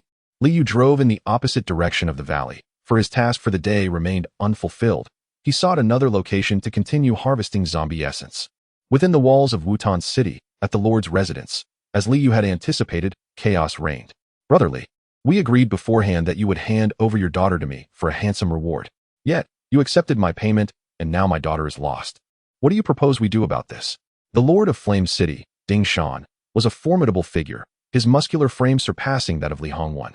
His beard cascaded to his chest, and his long hair made his head resemble that of a lion. Unlike the tawny mane of a lion, his hair was a vibrant, fiery red. Thus, his demeanor and expressions were marked by impatience and volatility, as if he were on the verge of confronting Li Hongwen. Nevertheless, Ding Shan maintained his composure, refraining from impulsive actions. Beside him stood his wife, Yu Eileen, a water element evolutionist. Unlike Wen Shu, who shared the water element yet possessed a more straightforward disposition, Yu Eileen was truly fluid in nature, clad in attire that was quite revealing, exuding charm that commanded respect from all who beheld her.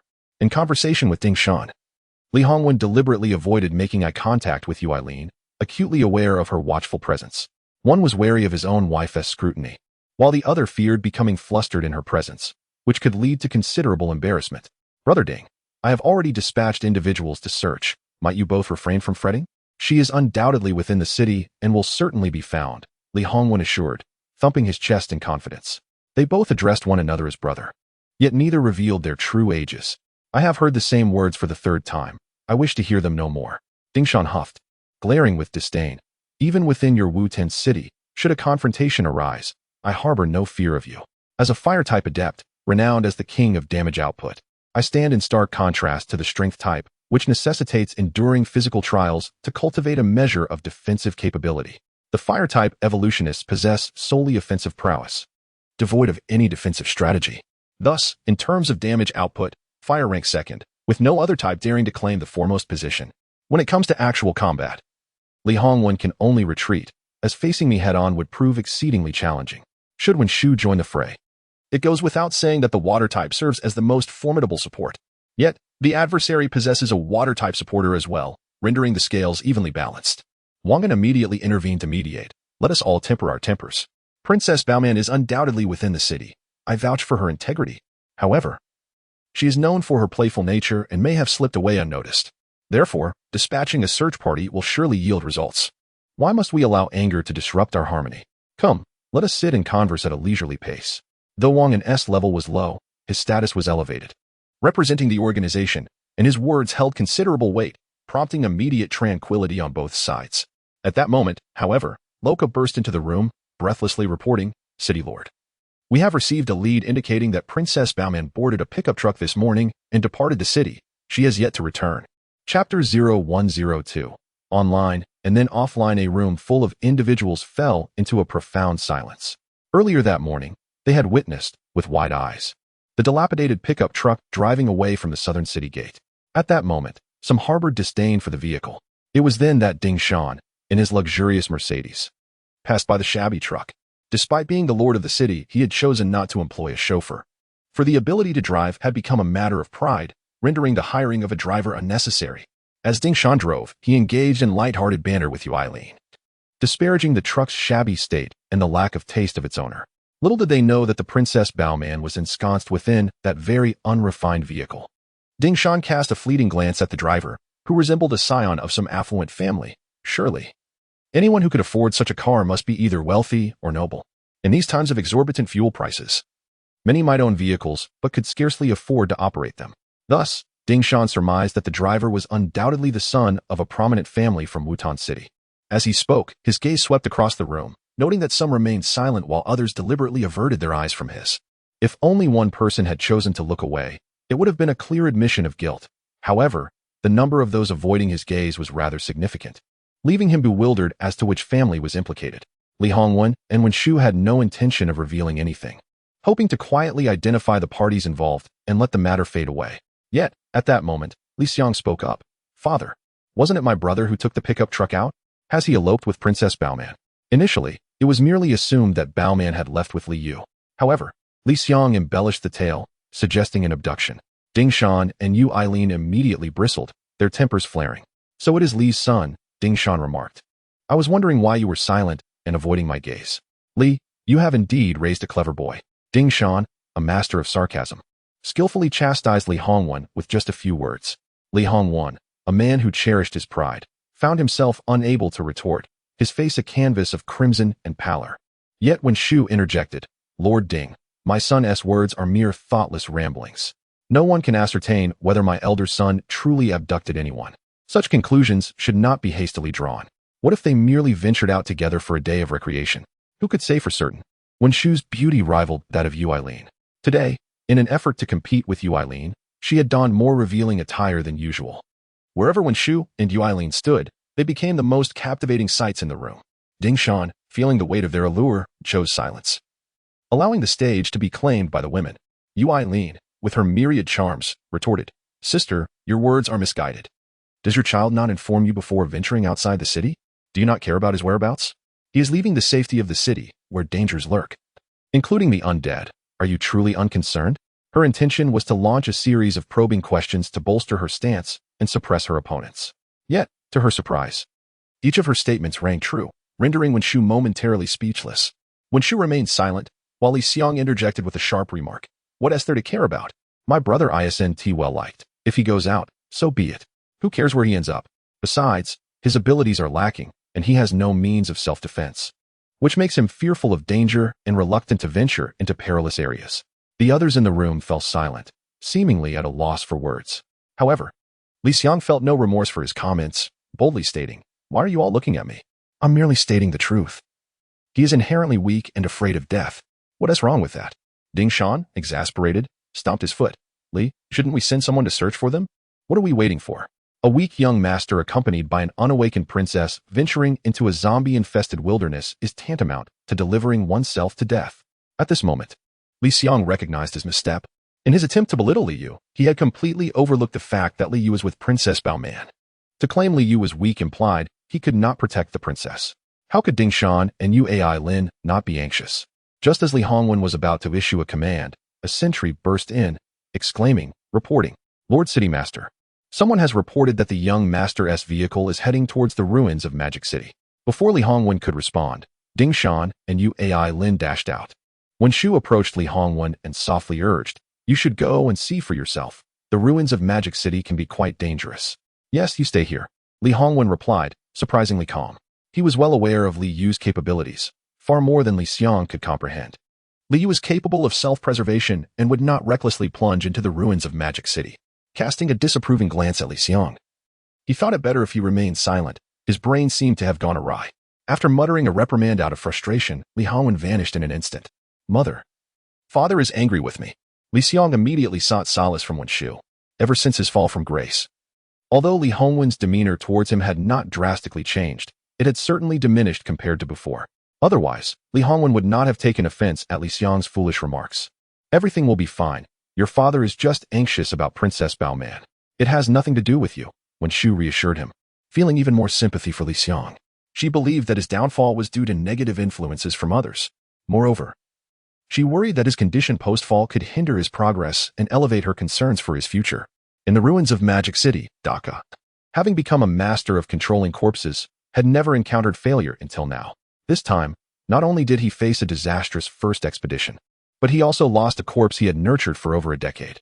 To raise another would require an immense investment of time and effort, equivalent to a lifetime of dedication wasted in an instant. The sword he wielded was formidable. It effortlessly severed the head of the corpse.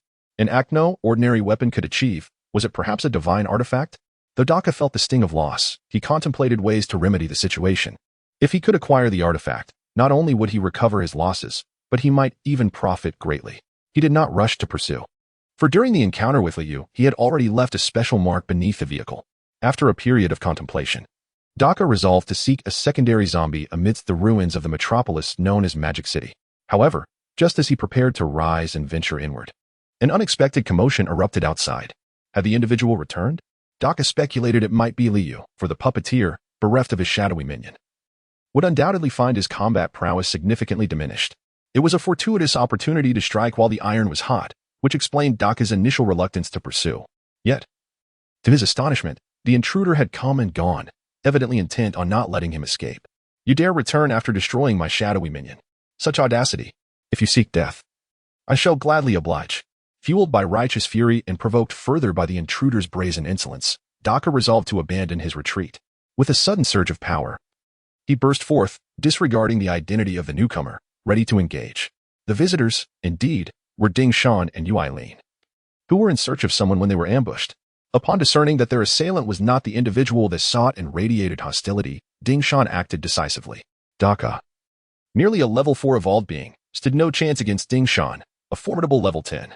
The disparity in their strength was insurmountable. In a mere encounter, Daka met his demise.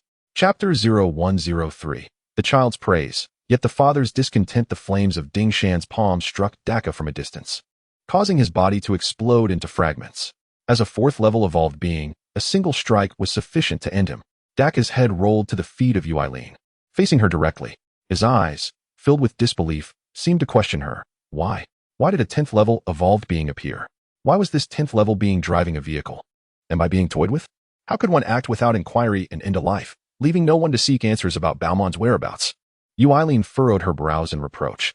However, to Dingshan, her anger appeared more as irritation. Being a fire-type evolved being, his temper was already volatile, and now it was even more inflamed. Were it not for the circumstances, Dingshan would have certainly turned the heavens into his blanket and the earth into his bed. He reached out to embrace Yuai Lin's smooth shoulder, attempting to placate her. Oh, my beauty, please do not be angry. He suddenly lunged at me with the intent to kill. I had no choice. Who could have known he was so easily defeated? Come now, let's not be physical. There are others around. Before Dingshan could finish, Li Hongwen appeared at an inopportune moment. He overheard their conversation and awkwardly suggested, shall I step away for a moment?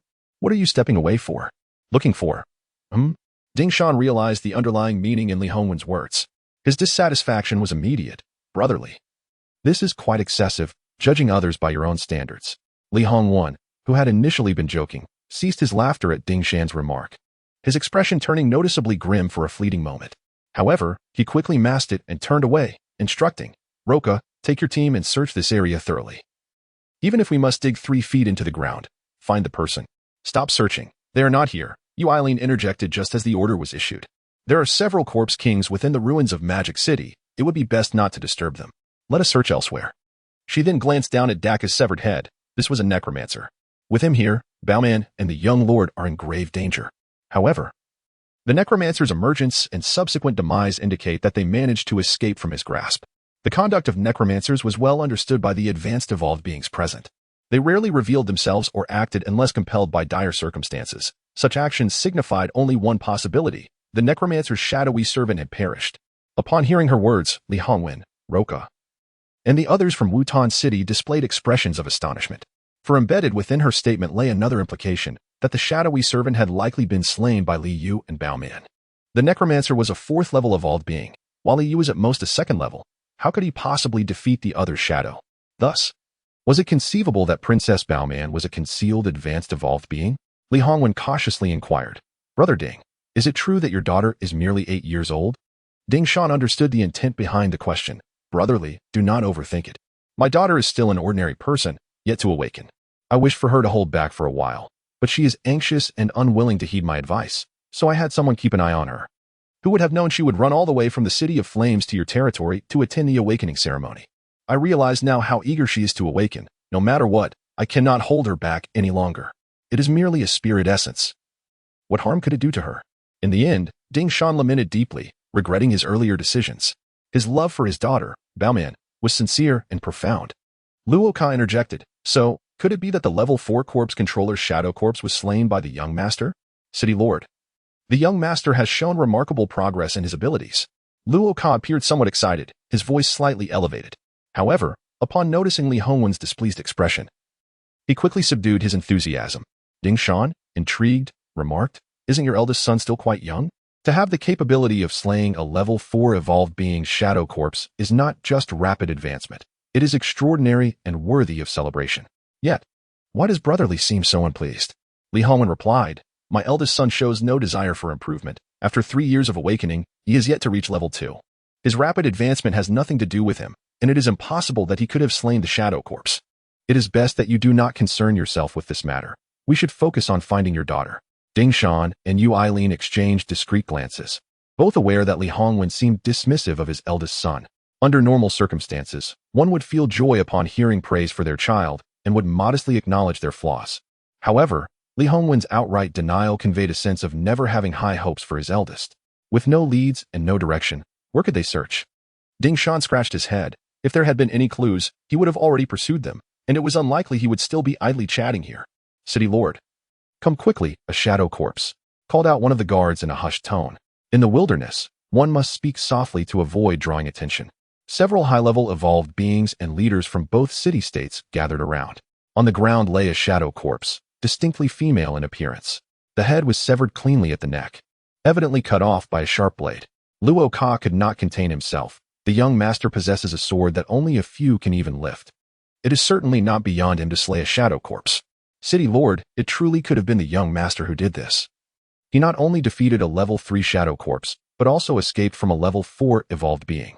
His progress is astonishing. Cough cough. Luo Ka, caught up in his excitement, suddenly noticed Li Hongwen's cold demeanor, causing him to swallow his words hastily and choke. Seeing this, Ding Shan remarked, Oh, Brotherly. With such an exceptional son, why do you maintain such a stern expression? If it were my son, I would be overjoyed. You make it seem as though your son is here to collect debts. That should not be the case. Li Hongwen waved his hand. Brother Ding, you do not understand. Let us not discuss him. We should focus on finding clues. Yet Ding Shan seemed to grow more relaxed, adding, to have severed it so cleanly indicates the use of an extraordinary weapon. Given the chance, I must witness it for myself. When it comes to Li Yu's weaponry, Li Hongwen felt a surge of alertness. However, he remained unhurried, for the moment was not yet ripe. He resolved to wait until they located the individuals of interest and settled down before devising a strategy to extract a sum from Ding Shan. Very well, let us proceed, he declared. At that moment, Yuilin, who had been crouched beside the corpse, suddenly rose. Li Hongwen and Lu Oka exchanged bewildered glances. So soon, a lead has emerged? Where are we headed? How did you uncover this clue? It was only then that Li Hongwen grasped the situation. No wonder Ding Shan had exhibited such composure upon discovering the corpse. There was indeed a skilled individual among them. A broad smile adorned Ding Shan's face. This is not for you to concern yourselves with. Simply follow my lead. Yuilin took the lead, swiftly darting ahead, with Ding Shan closely trailing behind. Li Hongwen cast a glance in the direction they were headed, realizing they were retracing their steps, perplexed by the peculiar turn of events. He hesitated, casting one last look at the dismembered corpse on the ground. Could it be that Xiaoyu possessed the capability to sever a corpse? Chapter 0104. I'm not ready yet. The news of Princess Baoman of the Flame City being abducted by Liu has spread throughout Wutan City. With the Red Sleeve Brigade mobilizing extensively to search for her, it was impossible to keep the matter under wraps. This incident quickly became the center of heated discussions. However, the public's attention was not solely focused on the abduction of Princess Baoman. Rather, they were astonished to discover that Liu was still alive, a revelation that surprised many. The formidable beast, Renyuan Xiong, wreaked havoc in Fried Chicken Square, leaving a lasting impression with his overwhelming strength and ferocity. Those unfortunate enough to encounter Renyuan Xiong did not survive the encounter. During the collection of the deceased, some were found pulverized, others with ruptured innards, and some reduced to mere patties of flesh. These were merely collateral damage, unlike Liu, who was caught in the very vortex of Renyuan Xiong's relentless assault. If the collateral damage was in such a state, surely Liu, who faced the brunt of the onslaught, must have been utterly obliterated. Many had already come to the consensus that Liu had perished at the hands of Renyuan Xiong, assuming that the lord of the city was discreetly managing the situation. The residents of Wutan City understood this, given that Liu had never been highly regarded. If he were disregarded in life, a grand farewell in death seemed improbable. Thus, a considerable number of people believed Liu to be dead, having been slain by Renyuan Xiong. Those who had witnessed the event firsthand found it impossible to believe otherwise. Moreover, Renyuan Xiong was a 5th-level evolver, while Liu was at best a 2nd-level evolver. The disparity in their powers was immense, with concentrated attacks directed at him. The likelihood of Liu's survival was a mere 0.01%, a sliver of hope that would require a miracle to realize. Yet, miraculously, that very miracle occurred. The young master was indeed alive. He had even been seen alive while welcoming the couple from Flame City. To survive under the onslaught of Renyuan Xiong was a testament to his prowess. Was he truly that formidable? Not only had he survived, but it appeared he had emerged unscathed. How incredible was that? Was he not more impressive than the second young master? His strength was undoubtedly extraordinary, considering he had faced a 5th-level evolver. As the discussions grew, some of the gossip inevitably reached Li Xiong's ears. It was then that he learned, during his stint in confinement for drug rehabilitation, Liu had accomplished something so astonishing. He had remained unscathed amidst the ferocious attacks of a 5th-level evolver, and all this in front of a multitude of witnesses. Was this a script written by the heavens? Was this not precisely what Li Xiong needed? If only he had been given such a stage, he could have easily garnered 100 or 200 evolution points. It was truly regrettable that such a splendid opportunity had been squandered on a worthless individual. The more he pondered, the angrier he became. He believed that this stage rightfully belonged to him, and that Liu was unworthy of it. Second young master, what's wrong? Why is your face so flushed? Lin Yao had just entered the room and noticed Li Xiong sitting in his chair, his face reddened and his hands clasped beneath the table, with several crumpled tissues scattered atop it. Alarmed, Lin Yao quickly retreated, exclaiming, "I'm sorry, I didn't mean to intrude." Li Xiong was momentarily taken aback, puzzled by her sudden entrance and abrupt departure. A glance at the table and his hands quickly clarified the misunderstanding. Sister Yao, it is not as you perceive. After humanity embarked on the path of evolution, although the age of adulthood remained fixed at 18, individuals generally matured at a much earlier stage. Scholars have postulated that this evolution was a response to the rapidity of human mortality. Early maturation leads to earlier childbirth, thus ensuring that birth rates align with death rates. In a post-apocalyptic world, where death occurs at an alarming rate, a matching birth rate is essential. Otherwise, humanity would face extinction in a short span of time. Lin Yao, embodying obedience and docility, immediately paused in her tracks. Second young master, what troubles you? Are you all right? Her eyes reflected genuine concern, and her halted steps demonstrated her trust in Li Xiong. Such simple gestures had already captured Li Xiong's heart, causing his emotions to stir. Unable to contain his words, he sought to express his disdain for Liu and wished for Lin Yao to share his sentiments. Thus, he recounted the events that transpired at the Fried Chicken Plaza. Lin Yao listened, her heart filled with astonishment. She had not anticipated that such occurrences transpired while Princess Baoman was captured. The fact that Liu could escape the frenzied assault of a level 5 evolver, remaining unscathed and lively, seemed utterly incredible. However, aware of Li Xiang's aversion to Liu, she refrained from revealing her thoughts. Exercising restraint, she remarked, "Second young master, perhaps this is merely a rumor? How could a level 1 evolver survive against a level 5? Moreover, the beast man, being an evolved creature known for its ferocity in combat, makes this all the more implausible. It must be a fabrication, possibly even a tale concocted by Liu himself to satisfy his vanity." In truth, she held no fondness for Liu, and it was not unreasonable to speculate the worst, allowing her to appease Li Xiang. It was a win-win situation, after all. Yet, Lin Yao was taken aback when Li Xiang did not acquiesce. He shook his head and replied, "While rumors are indeed possible, it does not necessarily imply that my brother is the source. I know him well. He is not the kind of person to spread such tales." Lin Yao rolled her eyes inwardly, thinking, given your tumultuous relationship, why maintain such objectivity? Could second young master withstand a blow from the beast man? Lin Yao inquired suddenly. Li Xiang seemed to grasp her implication. "I am uncertain, but he should be capable." As their conversation progressed, he suddenly slapped his thigh. "Of course. Let us summon the beast man to test the veracity of these rumors." Lin Yao was bewildered by his peculiar inclination towards seeking confrontation. "Second young master, is that wise? What if you were to be harmed? I was genuinely pained by your weakened state not long ago." "Really? Sister Yao, you're concerned for me?" Li Xiang's eyes widened with surprise. "Your heart aches for me? Please, do not grip me so tightly. It hurts." "Ah, I apologize. I became overly excited." Li Xiang released her shoulder and joyfully strode forward. Lin Yao observed his retreating figure, her face displaying a look of disdain. She recognized that these two brothers were polar opposites. One was utterly indifferent, barely acknowledging her, while the other was excessively fervent, bordering on sycophantic. Women are complex beings. They may despise the sycophant while simultaneously relishing the advantages his devotion affords. The great ape, Xiong, finds himself imprisoned, his status starkly contrasting with that of the princess he protects. Despite his role as a guardian, he is not exempt from the consequences of taking a life. Thus, he must endure the confines of his cell. This predicament has been orchestrated by Li Hongwen, a deliberate demonstration of the stern stance of Wutan City. Ultimately, he is bound to be released, albeit at a considerable cost to Ding Shan. This is not the infamous Caesar's prison, but rather a standard correctional facility. A murderer languishes in an ordinary jail, while Liu indulges in cake within a maximum security prison. The disparity is indeed monumental. "Eh? Young master heir. What did you just say? Could you kindly repeat that?" "I am uncertain if I heard you correctly," Xiong mumbled, scratching his head in confusion. His already limited intellect rendered Li Xiang's words even more perplexing. Is there truly one who willingly invites a beating, displaying such an absurdly low rank? Do they not fear the potential for death? Strike me once. I wish to see if I can withstand it. Humph. A muffled grunt escaped Li Xiang as he was propelled through the air, colliding with the wall behind him. Just before losing consciousness, he lamented, "I wasn't prepared for this yet." Chapter 0105. What does differential treatment mean? When Shu presided over the Lord's manor, awaiting news from the search party. To her dismay, instead of the anticipated update on the missing person, she received the grim tidings of Li Xiang's demise. Her face turned ashen with fear as she inquired about the details, and without further ado, she vanished from the scene.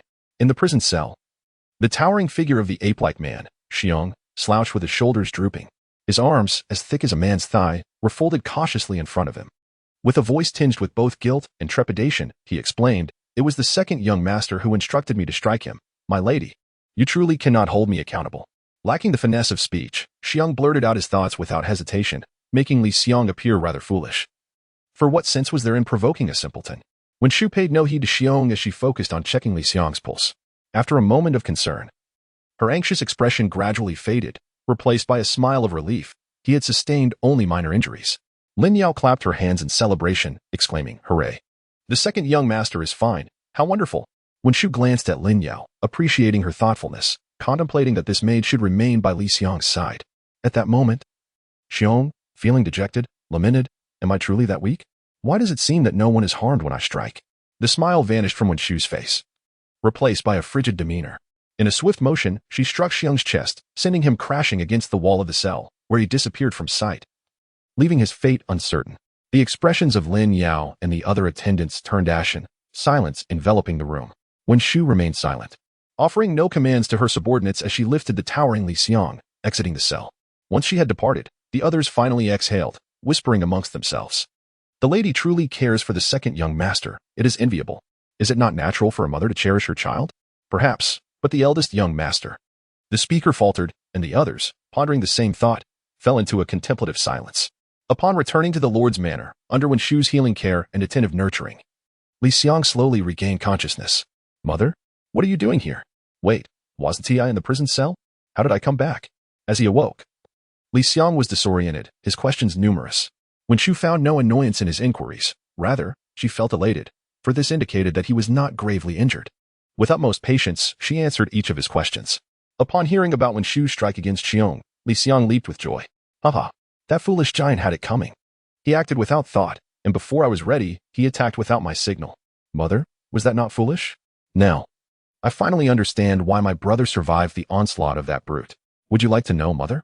Wen Shu, listening intently, responded with enthusiasm, yes. It is because Xiong is truly inept, not because my brother is exceptionally skilled. Liang laughed, and Wen Shu joined in his mirth. She was unaware of what was amusing about the situation, yet witnessing her son's joy brought her genuine happiness. Suddenly, a messenger arrived with news. Madam, we have received word from the front. The eldest son and Princess Baoman have headed towards the abyss of zombies. Upon hearing this, both Liang and Linya were taken aback. That place was rumored to be the epicenter of the zombie virus outbreak, a claim that had circulated for many years without scholarly verification. However, no scholars had refuted it either. Even authoritative organizations maintained a silence on the matter, rendering the abyss of zombies increasingly enigmatic and causing dread among the populace, who deemed it one of the 10 forbidden zones. Countless thrill-seekers had ventured there, with few returning alive. Yet, Liu not only ventured there but also brought along Princess Baoman. What would happen if something went awry? How could they account for it to Flame City? It seemed inevitable that the two cities would be on the brink of conflict. Wen Shu, however, remained unfazed and waved her hand lightly. I understand. You may leave. Mother, what does my brother intend to do? His actions could jeopardize Wutan City. Flame City is considerably stronger than Wutan City. If the distance between the two cities weren't so great, Wutan would have been flattened by Flame City long ago. Liang implied that if Liu wished to court disaster, he should do so without involving him. Do not concern yourself with your brother. Let him wreak whatever havoc he desires. If trouble arises, your father will handle it. Wen Shu was reluctant to discuss the matter further and turned to Lin Yao, instructing her to fetch some food from the kitchen. Bring that old hen soup. It will nourish Xiaoxiang. He has lost quite a bit of weight recently. This was indeed true. Liang's physique had transformed dramatically, having lost much weight. This was largely due to a few days of abstaining from food and water. Enduring 3 arduous days, the addiction had been overcome, but it had taken a toll. After Lin Yao left, despite her deep-seated dislike for Liu, she could not help but notice Wen Shu's blatant favoritism, which was difficult for her to overlook. Anyone who ventured to the abyss of zombies faced certain peril. Did Wen Shu not care for her eldest son? Lin Yao pondered as she made her way to the kitchen. Upon reaching the doorway, she was greeted by the enticing aroma of chicken, causing her mouth to water uncontrollably. Throughout the year, she had hardly tasted chicken, and to have even a morsel during the new year felt like a blessing. The second young master was indeed fortunate, indulging in chicken every few days. It was a blissful existence. She wondered when she might live such a monotonous yet opulent life. In recent days, Lin Yao had diligently followed Wen Shu's orders, caring for Liang. Within just a few days, she had witnessed true extravagance. Not only were there 3 meals of chicken daily, but also an abundance of snacks. And as for the nutritional supplements, she had never even laid eyes on such luxuries. Each item was something she would have to toil for years to acquire. Yet Liang consumed them as mere snacks. Such was the life of the second young master. The eldest son might not even catch a whiff of the chicken. She mused. Strangely, Lin Yao found herself feeling a twinge of sympathy for Liu, albeit fleeting. Soon enough, she scolded him in her mind, believing he deserved his aloofness and the disdain it garnered. Liu and Baoman ultimately did not reach the abyss of zombies. They were intercepted along the way. The parents of both parties discreetly guided their respective children aside for a verbal reprimand. Is Baoman all right? Does she feel unwell in any way? Baoman, have you experienced any discomfort since your awakening? Do not cry. Dear, your father is here. Ding Shan and Yu Ai Lin showered her with affection. Conversely, on the other side, Li Hongwen berated Li Yu furiously. Do you wish for death? Taking someone to the abyss of zombies. Do you not realize how perilous it is? Even I emerged with scars after venturing there. If you seek death, go alone. Do not drag others with you. This tirade seemed unending. Even as Ding Shan and Yu Ai Lin finally comforted Bao Man and approached, Li Hongwen continued his scolding, as if compelled by an unseen force upon their arrival. He struck Li Yu several times, Ding Shan and Yu Lin hurriedly intervened, exclaiming, "No, no, no, do not hit him. He is still just a child." What purpose does this serve? Chapter 0106. His face is a matter of pride before Ding Shan and Yu Lin could intervene. Liu had already endured 2 resounding slaps. Had it not been for their timely intervention, Li Hongwen would have undoubtedly struck him again. It seemed that he wanted to utilize this method to demonstrate the strictness of his upbringing, suggesting that his child had merely erred in a moment of youthful folly. However, whether Ding Shan and Yu Lin truly acknowledged Li Hongwen's strict parenting remained uncertain, as such matters are not easily broached. What was evident, though, was that Li Hongwen managed to preserve his pride through these blows. A disobedient child ought to be taught a stern lesson. Li Hongwen raised his hand, seemingly poised to strike once more, and his intentions were genuine. It was merely Ding Shan's quick reflexes that prevented another blow from landing on Liu. "Brotherly, why do you not listen? Hitting the child serves no purpose. One must present facts and reason. Such methods may incite rebellion." Ding Shan continued to offer counsel, sharing his insights on parenting as if he were a seasoned expert.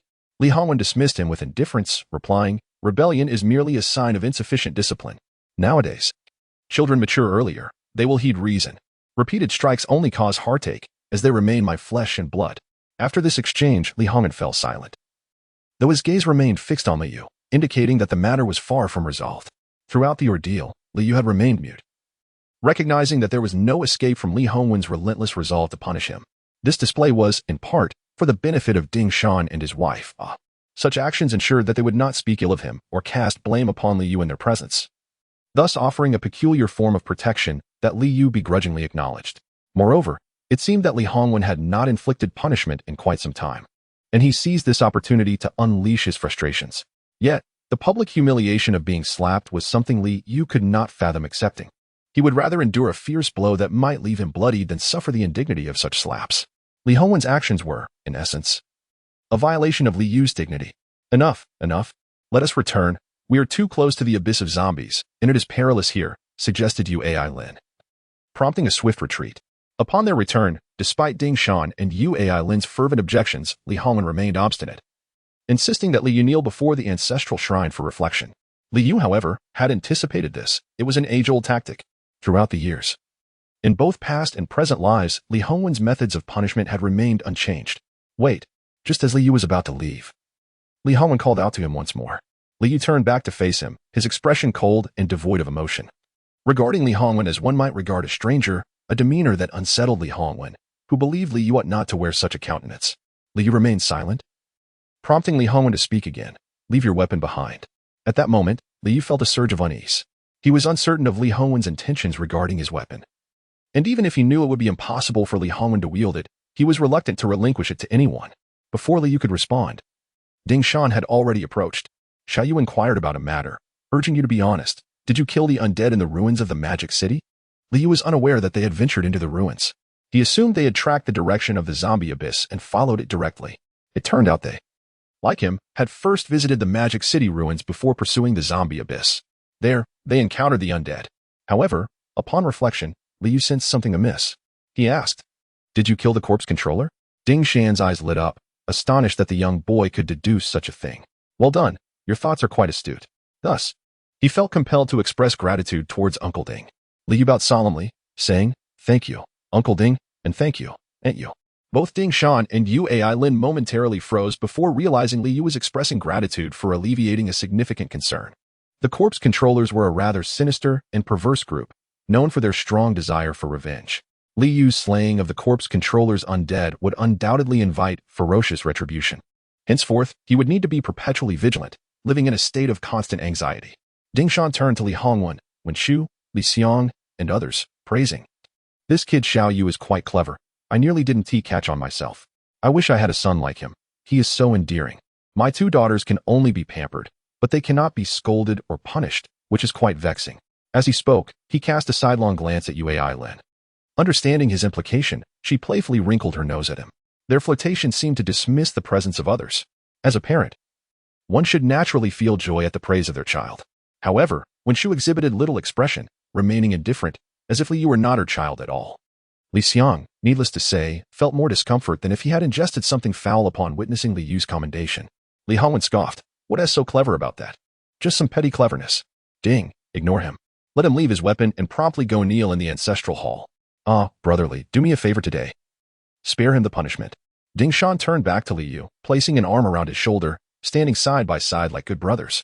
Their heights were quite similar, though their physiques differed considerably. In Ding Shan's presence, Li Yu appeared rather delicate. Uncle Ding, my brother nearly caused Baoman's demise. He deserves punishment. So please do not plead for him. Besides, he is frequently punished. It has become a habit for him. You need not worry about him. Fearing that Li Hongwen might agree, Li Xiang hurriedly began recounting Li Yu's misdeeds. This, in turn, surprised Ding Shan, who looked at Li Yu and asked, You cause quite a stir often, don't you? Frequently punished? Ding Shan scrutinized Li Yu. You don't seem like the troublemaking type. Your brother, however, seems more prone to mischief. He says whatever comes to mind. Li Xiang, hearing this, found himself at a loss for words. Given that the other was a high-level evolved being, Li Xiang dared not express his anger casually. Li Hongwen quickly interjected, Brother Ding, let us discuss the weapon. His words tacitly agreed to Ding Shan's plea for leniency, and thus Li Yu was spared from kneeling in the ancestral hall. Indeed, Xiao Yu, allow me to behold your weapon. At that moment, Li Hongwen was stifling a mischievous grin. He had initially considered betting with Ding Shan, but now, the intent behind his words was all too apparent, and Ding Shan would undoubtedly not fall for it. Watching Ding Shan make a fool of himself would suffice. After all, the two frequently engaged in covert rivalries, presenting a facade of harmony that was far from reality. Li Yu unfastened the corpse dog sword from his back, but did not immediately hand it over to Ding Shan. Instead, he cautioned, Uncle Ding, you might find this sword too heavy to wield. It's best to admire it from a distance. Li Hongwen, taken aback by Li Yu's unexpected admonition, wore an expression of displeasure. Xiao Yu, place the weapon on the ground and step aside. This is my weapon, and it shall not be abandoned. Li Yu retorted coldly. You. Li Hongwen could hardly fathom that Li Yu would dare to publicly challenge him. Habitually incensed, he exclaimed, You have truly lost all sense of propriety. Have you grown restless after a few days without punishment? Regardless of who intercedes on your behalf today, it will be of no avail. Go to the ancestral hall and kneel. Li Hongwen felt humiliated by the rebuttal, and despite the presence of outsiders, he was resolute in his intention to discipline Li Yu. However, he had entirely forgotten that his own public slap to Li Yu's face had also caused great embarrassment to the latter. My dignity is paramount, while you are merely my son. Chapter 0107. What I withhold, you cannot possess. It seems that every time he returns, the ancestral hall is forever Li Yu's true home. The ancestral hall and he are inseparable. Each visit compels him to pay respects to his forebears. Yet, after kneeling for an extended period, there is no sign of blessings from his ancestors. Li Yu remains silent, turning to leave. A voice calls from behind, Leave the sword. Li Yu halts in his tracks. Since his rebirth, he has grown indifferent to certain matters. Today, however, marks the first time he feels anger. He has clearly stated his refusal to relinquish his weapon. Yet Li Hongwen persistently commands him to leave it behind, utterly disregarding Li Yu's feelings, treating him as though he were merely a puppet to be ordered about. If that is the case, Li Yu sees no reason to spare Li Hongwen's dignity. He turns around and approaches Li Hongwen, extending the corpse dog sword. Those present, many of whom are not unfamiliar with this sword, once unanimously deemed it nothing more than a mere firewood stick. Yet, upon closer inspection, they now notice a faint glow emanating from the blade. This sight reveals that it is no ordinary object. It is indeed a remarkable weapon, looking mundane from afar, but astonishing up close. Is this the first time witnessing such a wondrous blade? Does the sword contain LED lights? A luminous weapon, truly a rarity. In the wasteland continent, there are peculiar ores that, when forged into weapons, are often sturdy and sharp, boasting claims of being divine artifacts. However, a glowing weapon is scarcely found. It is likely that only in the Nameless City, where their organization resides, could such a thing exist. The Nameless City is an extraordinary place, a paradise that countless evolutionaries dream of. Now, a glowing weapon emerges. Beyond mere curiosity, there are those who covet it, regardless of the sword's efficacy. The mere fact that it glows is enough to capture the hearts of many men. It is striking, and who cares about its power? Moreover, this weapon is not only striking, but formidable as well. Otherwise, why would Li Hongwen repeatedly insist that Li Yu keep it?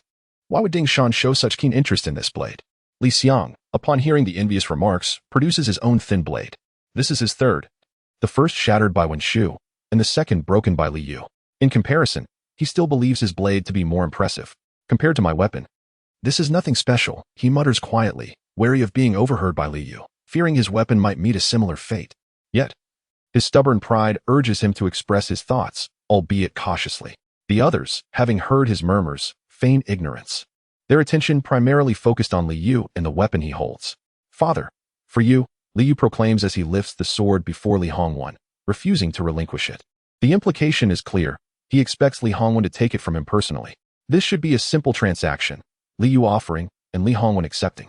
Ding Shan was becoming increasingly anxious as Li Hongwen remained unresponsive. Though Ding Shan was straightforward, he was not foolish. He sensed that something was amiss. Yet he could not decipher its nature.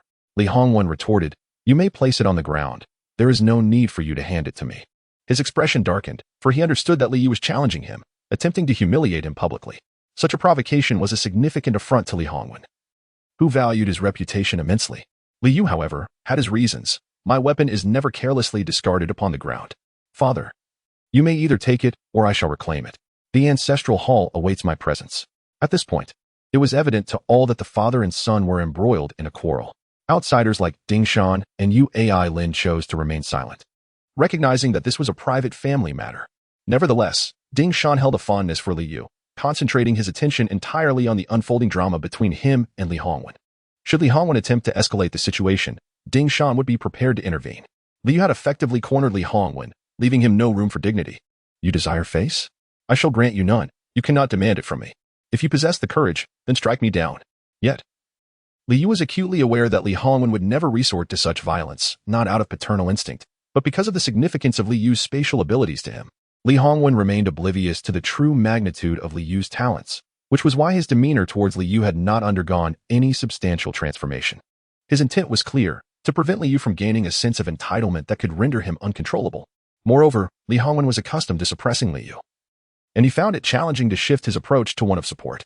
In truth, Li Hongwen had made attempts in this direction, offering additional resources and displaying a degree of leniency towards Li Yu. However, each time he offered a sweet reward, he accompanied it with a reprimand, constantly reminding Li Yu of his place. He never anticipated that Li Yu would resist such admonishments, not only refusing to accept them, but also pushing back. Li Hongwen felt a sudden loss of authority. How could he maintain a favorable disposition when his power was waning? "You are becoming increasingly insolent. What child speaks to their parents in such a manner?" He intended to reprimand him further when suddenly, Bao Man interjected, "Father, when will this end? I wish to return to sleep. Are you coming or not? If not, I shall leave." The onlookers were perplexed, as her words echoed those of Li Yu. Not merely in articulation, but in essence. Bao Man was unequivocally supporting Li Yu. Ding Shan recognized this as well, and was eager to cooperate. "Very well, let us depart.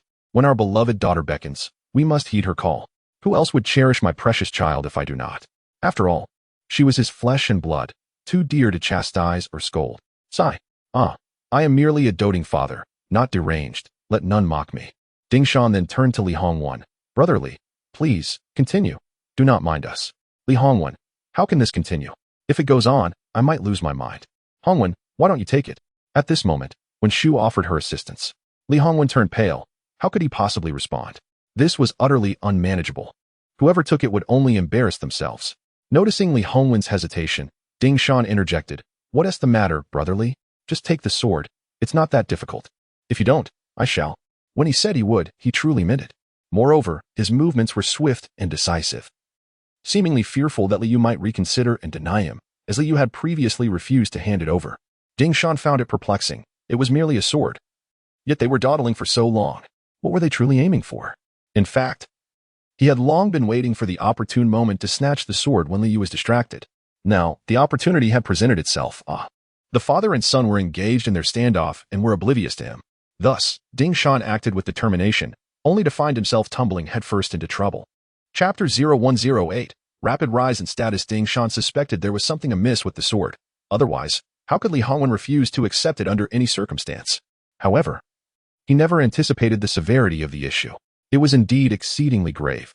The moment he made contact, he felt as though an immense iron chain was pulling him down. Despite Ding Shan's quick reflexes and his immediate surge of strength, attempting to anchor himself, he found his body utterly unresponsive. Li Hongwen immediately emitted a sound of schadenfreude.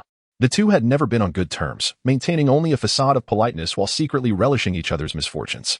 Yet, just as he began to laugh, he abruptly ceased. Li Yu had acted swiftly, catching Ding Shan just before his face met the ground. "Uncle Ding, what caused you to stumble? Surely, the path must be uneven. I shall have my father arrange for repairs promptly." Liu not only steadied him but also displayed remarkable emotional intelligence, successfully preserving Ding Shan's dignity. Simultaneously, this left Li Hongwen's interrupted laughter making him appear foolish. Clearing his throat awkwardly, Li Hongwen quickly responded, "Brother Ding, what is the matter? A senior evolver tripping while walking? I'm truly impressed. No need to wait. I shall have someone fix it right away. In the future, should you stumble anywhere, let me know, and I shall ensure the path is repaired for you." Despite their rivalry, both felt compelled to exchange cordial pleasantries, particularly as Li Hongwen sought to alleviate the awkwardness of the moment. His laughter had become painfully uncomfortable. "Dear, are you all right?" Yu Eileen approached to support him, expressing concern. She was the type to be both substantial and unreserved in her display. Leaning beside Liu, she presented a lovely view for all to see. Liu, however, was the first to appreciate it, silently turning his head away. There were too many onlookers to indulge in such sights. Most other men were similarly restrained, except for Liang, who was captivated, admiring her from head to toe. Liu scoffed inwardly, thinking, "Men." Then, glancing down, she noticed a stark contrast between herself and Yu Eileen, prompting her to cross her arms and turn aside. When Shu, who typically exhibited little expression and remained a silent observer, found herself silently comparing as well. Eventually, she too turned to the side, much like Lin Yao. Ding Shan, however, was unfazed and stared wide-eyed at Liu in disbelief. "Little brother, this is extraordinary. What is this thing?" It appeared that his status had risen yet again. Ding Shan, being the party involved, was acutely aware of whether he had stumbled. Moreover, he genuinely appreciated Liu's timely intervention. How could such an emotionally intelligent child be treated like an outsider at home? It baffled him. After all, it was merely an ordinary sword, one they had always disdainfully referred to as a firewood stick. Ugh! Ding Shan's eyes widened in disbelief. Who dares to call this a firewood stick? Step forward, and I shall make short work of you. If this is a mere firewood stick, then all other weapons are but worthless clumps of filth. At that moment, he noticed the slender blade in Li Xiang's hand and remarked casually, "That weapon of yours pales in comparison to mine. It is nothing but trash." Li Xiang, taken aback, thought to himself, "What have I done to deserve this? I merely wished to observe the spectacle, and now I find myself unjustly targeted." Nevertheless, he felt a mix of indignation and restraint, recognizing that his opponent was a level 10 evolver, the lord of a city, not a mere foot soldier. "Ding Shan, could you enlighten me about this weapon? Why is it that I cannot wield it?" Ding Shan dismissed the earlier incident where he nearly fell, considering it trivial.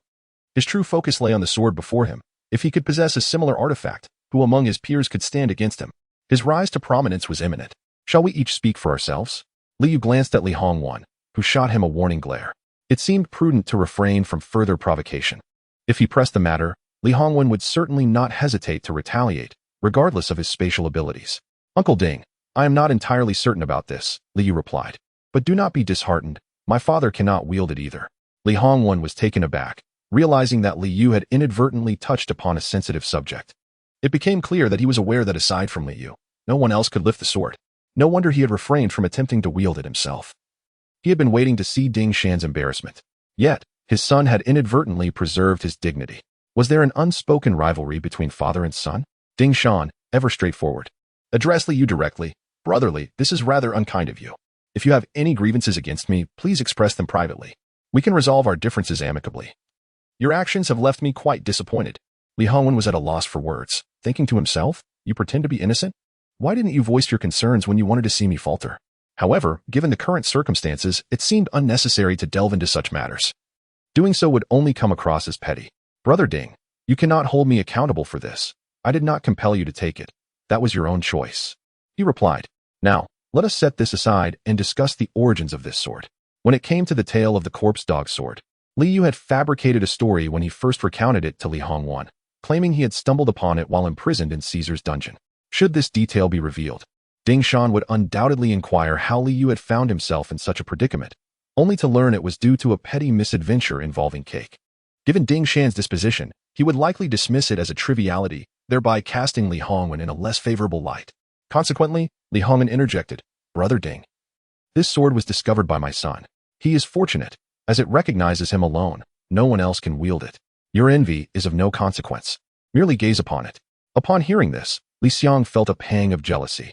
This seemed to suggest that the sword had chosen its master, a mark of extraordinary fortune, bestowed only upon those favored by fate.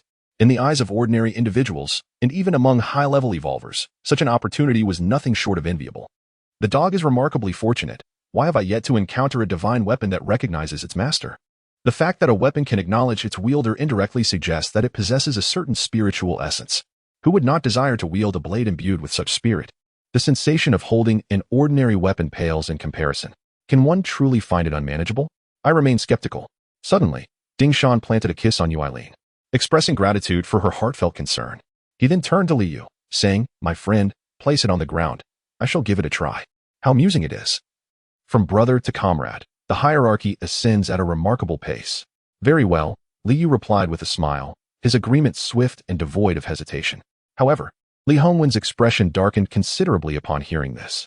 He insisted that Liu refrain from complying, resolutely refusing to relent. Yet, Ding Shan commanded him to let it go, labeling him a traitor to his own kin.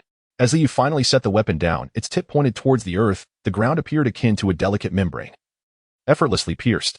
It was accomplished with such ease, a seamless act that left onlookers utterly astounded. Chapter 0109. Are you my biological parent? Liu gently prodded the corpse dog sword, and it ceased its descent, firmly embedded in the ground. Indeed, it was a remarkable weapon. Observing this, Ding Shan circled around the corpse dog sword, eagerly rubbing his hands together, brimming with anticipation. However, after a while, he appeared uncertain about how to proceed, merely spinning in circles without taking action. Lin, unable to bear the sight any longer, gave him a sharp slap on the back of his head. Come on. Are you a merry-go-round? Stop spinning. Your turn, your turn. Ding Shan, having recently faced a setback, was hesitant to act immediately and preferred to observe further. Yet, his squatting observation was futile. He continued to twirl incessantly. While he remained unfazed, those watching were beginning to feel dizzy. Lin was also quite intrigued. She sensed that Ding Shan was merely putting on a performance. Surely, there was no weapon one could not lift. Such things did not exist in this world. She first grasped the hilt with one hand, applying no significant force. After a few effortless lifts, she withdrew her hand. Is that it? The onlookers were taken aback. Was this conclusion reached far too swiftly? Ding Shan felt she was being dismissive and muttered, "Could you be more serious? You didn't even exert yourself before finishing." Lin shot him a glare. "I lasted much longer than you." Ding Shan. The others? The information was rather overwhelming.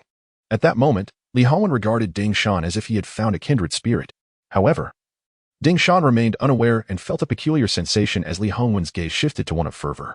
Misinterpreting it as an urging for him to proceed, Ding Shan declared, "I don't believe it. I will try. 1, 2, 3, lift. 1, 2, 3, lift. 1, 2, 3. What is this ridiculous farce? It seems too staged." Ding Shan attempted 3 times, each effort more forceful than the last. Yet, the corpse dog sword remained utterly immovable, defying all his expectations, prompting a stream of nonsensical words. "Lord City Master, may we have a try? We would like a chance." The others, witnessing this spectacle, were also incredulous. Yet their curiosity piqued. They clamored to Li Hongwen for an opportunity to test its authenticity. Li Hongwen, having experienced disappointment himself, remained skeptical. Convinced that this wretched firewood stick could only be lifted by Liu. Nonetheless, he was intrigued to see others attempt it. Perhaps someone could indeed lift it. Tempering Liu's arrogance, that child, ever since taking up the post on the wall and living independently, seemed to regard his family with increasing disregard. Thus, Li Hongwen waved his hand grandly. "Everyone, try. Whoever can lift it shall be generously rewarded." Upon hearing of the substantial reward, even those who were initially reluctant found themselves eager to give it a go. Liu, indifferent to the turn of events, thought it would be best if everyone tried. That way, they would all be disheartened and cease their ambitions to claim his weapon. Of course, Liu was equally curious to ascertain whether the corpse dog sword could truly be lifted only by him, leaving everyone else in vain. Alas, it truly cannot be moved. Was it glued? How remarkably firm. It seems implausible. Surely it must be bound by something. There is no way it cannot be lifted. Put in some effort. I have exerted every ounce of strength I possess. A group of individuals took turns attempting to lift it, yet none succeeded. Liu was nearly certain that the corpse dog sword was uniquely his. Others simply could not manage it. Li Hongwen and Li Xiang were still pondering who would manage to lift it and witness Liu's displeasure. After a lengthy wait, no one accomplished the task. "What a bunch of inept individuals," Li Xiang muttered. Unfortunately for him, Liu overheard. "Brother, if you deem others inept, then surely you are not exempt. Why not give it a try?" A few others caught wind of this exchange, yet as the second young master, Li Xiang was not one to be challenged. Nonetheless, being called inept without cause would surely irk anyone. Li Xiang shot Liu a glare. "You have such keen ears to catch that. I want to attempt it. My hands ache and lack strength." Liang had learned from past experiences. He was acutely aware of his limitations. He had placed his hopes on others. But their inability to assist left him feeling discontent, prompting his outburst. Seeing Liang back down so quickly, Liu found the situation rather dull. He had expected more from him. Now, even a few words seemed excessive. Is there no one else willing to try? Liu's gaze swept across the crowd. But silence reigned. If no one speaks, then I shall take the sword. My ancestors in the Ancestral hall await me. Then, under the watchful eyes of all, Liu nonchalantly extended 2 fingers to grip the sword's hilt. With a slight lift, a resounding clang echoed. The sword, which none could lift, was effortlessly drawn by Liu. While most had used 2 hands, he merely employed 2 fingers without visible effort. The onlookers gasped in astonishment. The young master made it look so effortless, lifting it with just 2 fingers. Truly, it is a divine artifact, recognizing its master. I once thought such tales were mere fiction. It seems the notion of weapons choosing their masters is indeed true. Goodness, if only this sword possessed such spirit were mine. How I envy it. My envy is genuine. For many, this was truly astonishing, especially after they had experienced the futility of their own attempts. Observing Liu's ease was nothing short of shocking. Possessing a weapon imbued with spirit had become their ultimate aspiration. However, Liu had already reached the pinnacle. My friend, you are simply extraordinary, truly an eye-opener. Ding Shan exclaimed as he draped an arm over Liu's shoulder, leading him outside. A devoted husband and father. He had left his family behind. Once outside, finding no one in sight, Ding Shan revealed his true intentions. My friend, could you procure one for me as well? I need not one of great power. Merely one with spirit will suffice. Or perhaps you could direct me to where I might acquire one myself. Kesar prison. What? How could it be found in a prison? When I was confined there, fortune smiled upon me. How did you end up being imprisoned there? The story is rather lengthy. No worries, let us converse, my friend. Today, you take the lead. In pursuit of a weapon imbued with spirit, Ding Shan was willing to go to great lengths. His status has been diminished repeatedly, and now it has reached an astonishing point where he has lowered himself 2 generations. Becoming a grandson, Liu found it both amusing and perplexing. Ding Shan's straightforward nature was indeed remarkable, more so than even the most candid of strategists. Thanks to Ding Shan, Liu was spared the indignity of kneeling in the Ancestral hall. However, he intended to take Ding Shan to Caesar's prison. He too wished to try his luck there. Who knows what fortunes might await? After all, acquiring a weapon of spiritual essence would be worth a lifetime. The fascination that men hold for arms is a long-standing obsession, deeply etched into their very beings. Upon reaching Caesar's prison, before even entering, a pungent odor of mildew assaulted their senses. Ding Shan immediately furrowed his brow. Did your father truly confine you here for a mere piece of cake? Is he really your biological father? Liu grinned. That is an excellent question. I too am quite curious. Chapter 0110. The way of the boss in combat at Caesar prison. Aside from the prisoners and the foul stench, there were, of course, no divine artifacts. Yet, Ding Shan remained undeterred, inquiring, I shall ask you once more. Are you certain you found it here? Though it is said that deception is a vice, one lie necessitates a web of further falsehoods to sustain it. Liu had already crossed a point of no return, and there was no way for him to disclose the truth to Ding Shan, even though Ding Shan willingly assumed the role of a subordinate, akin to a beloved son. Liu could not reveal his secrets. I am certain. Very well, I shall take your word for it. Ding Shan gestured for him to leave. You may depart. I shall continue my search for a while longer. Should you linger too long, your father may summon you to kneel before the ancestral shrine. Thank you, Uncle Ding. I shall take my leave now. Do continue your search at your leisure. Go on, go on. Today, I am determined to turn this wretched prison inside out. The two had already traversed Caesar prison thrice, uncovering nothing. Nevertheless, Ding Shan was relentless, intent on unearthing some semblance of truth. After 3 rounds of abducting Liu, this enterprising grandson finally experienced a pang of conscience and resolved to release him. Ding Shan was audacious, treating the prison of others as if it were his own domain. However, as long as Li Hongwen remained silent, no one dared to challenge Ding Shan. Shortly after Liu's departure, Li Hongwen arrived, accompanied by a considerable entourage, Li Xiang, Luo Ka, Wang Yin, Lin Yao. Even when Shu and Uai Lin were present. Prisons are inherently filthy and chaotic. As water-type evolvers, they typically possessed varying degrees of cleanliness obsession. Unless compelled by extraordinary circumstances, they were exceedingly averse to places like prisons. Yet, they had come nonetheless, not merely to observe, but like Ding Shan, to seek out divine artifacts. Weapons imbued with spirit not only captivated men but also wielded a fatal allure for women. No evolver could resist a sentient weapon, particularly after witnessing Liu's sword. Their eagerness grew, as they too yearned for such a possession. Upon learning that Ding Shan had brought Liu to this locale, they followed suit. Li Hongwen and Li Xiang were the most anxious. This was their territory. Even if it was a prison, it belonged to them. Should Ding Shan indeed discover a divine artifact here, what then? A confrontation was inevitable, and the prospect of conflict between the two cities loomed large. Were it not for Li Yu's sword, which few could wield, someone might have attempted to seize it by force. Of course, there were those with ulterior motives. For instance, Li Xiang had contemplated, what if Li Yu were to die? Would not the artifact become masterless? Might I then have the chance to claim it for myself? The adage a common man bears the crime of possessing a treasure encapsulated this notion. In truth, Li Xiang had entertained thoughts of eliminating Li Yu on more than one occasion. Initially, it was mere disdain. Now, it had evolved into a purposeful desire. Brotherly. Is this not against the rules? As Li Hongwen arrived, he prepared to escort Ding Shan out. In truth, when Li Yu had claimed that the fire stick was found in Caesar prison, Li Hongwen had been skeptical. Yet, Ding Shan's solemnity compelled even Li Hongwen to entertain the possibility. What if, just what if, there was truth to his words? What is proper or improper is irrelevant. I arrived first, Ding Shan declared with unwavering confidence, speaking without even glancing back. In the dilapidated prison, one could always uncover despicable remnants amidst the straw, which made him retch uncontrollably. Yet, even such repulsiveness could not deter his relentless pursuit of the artifact.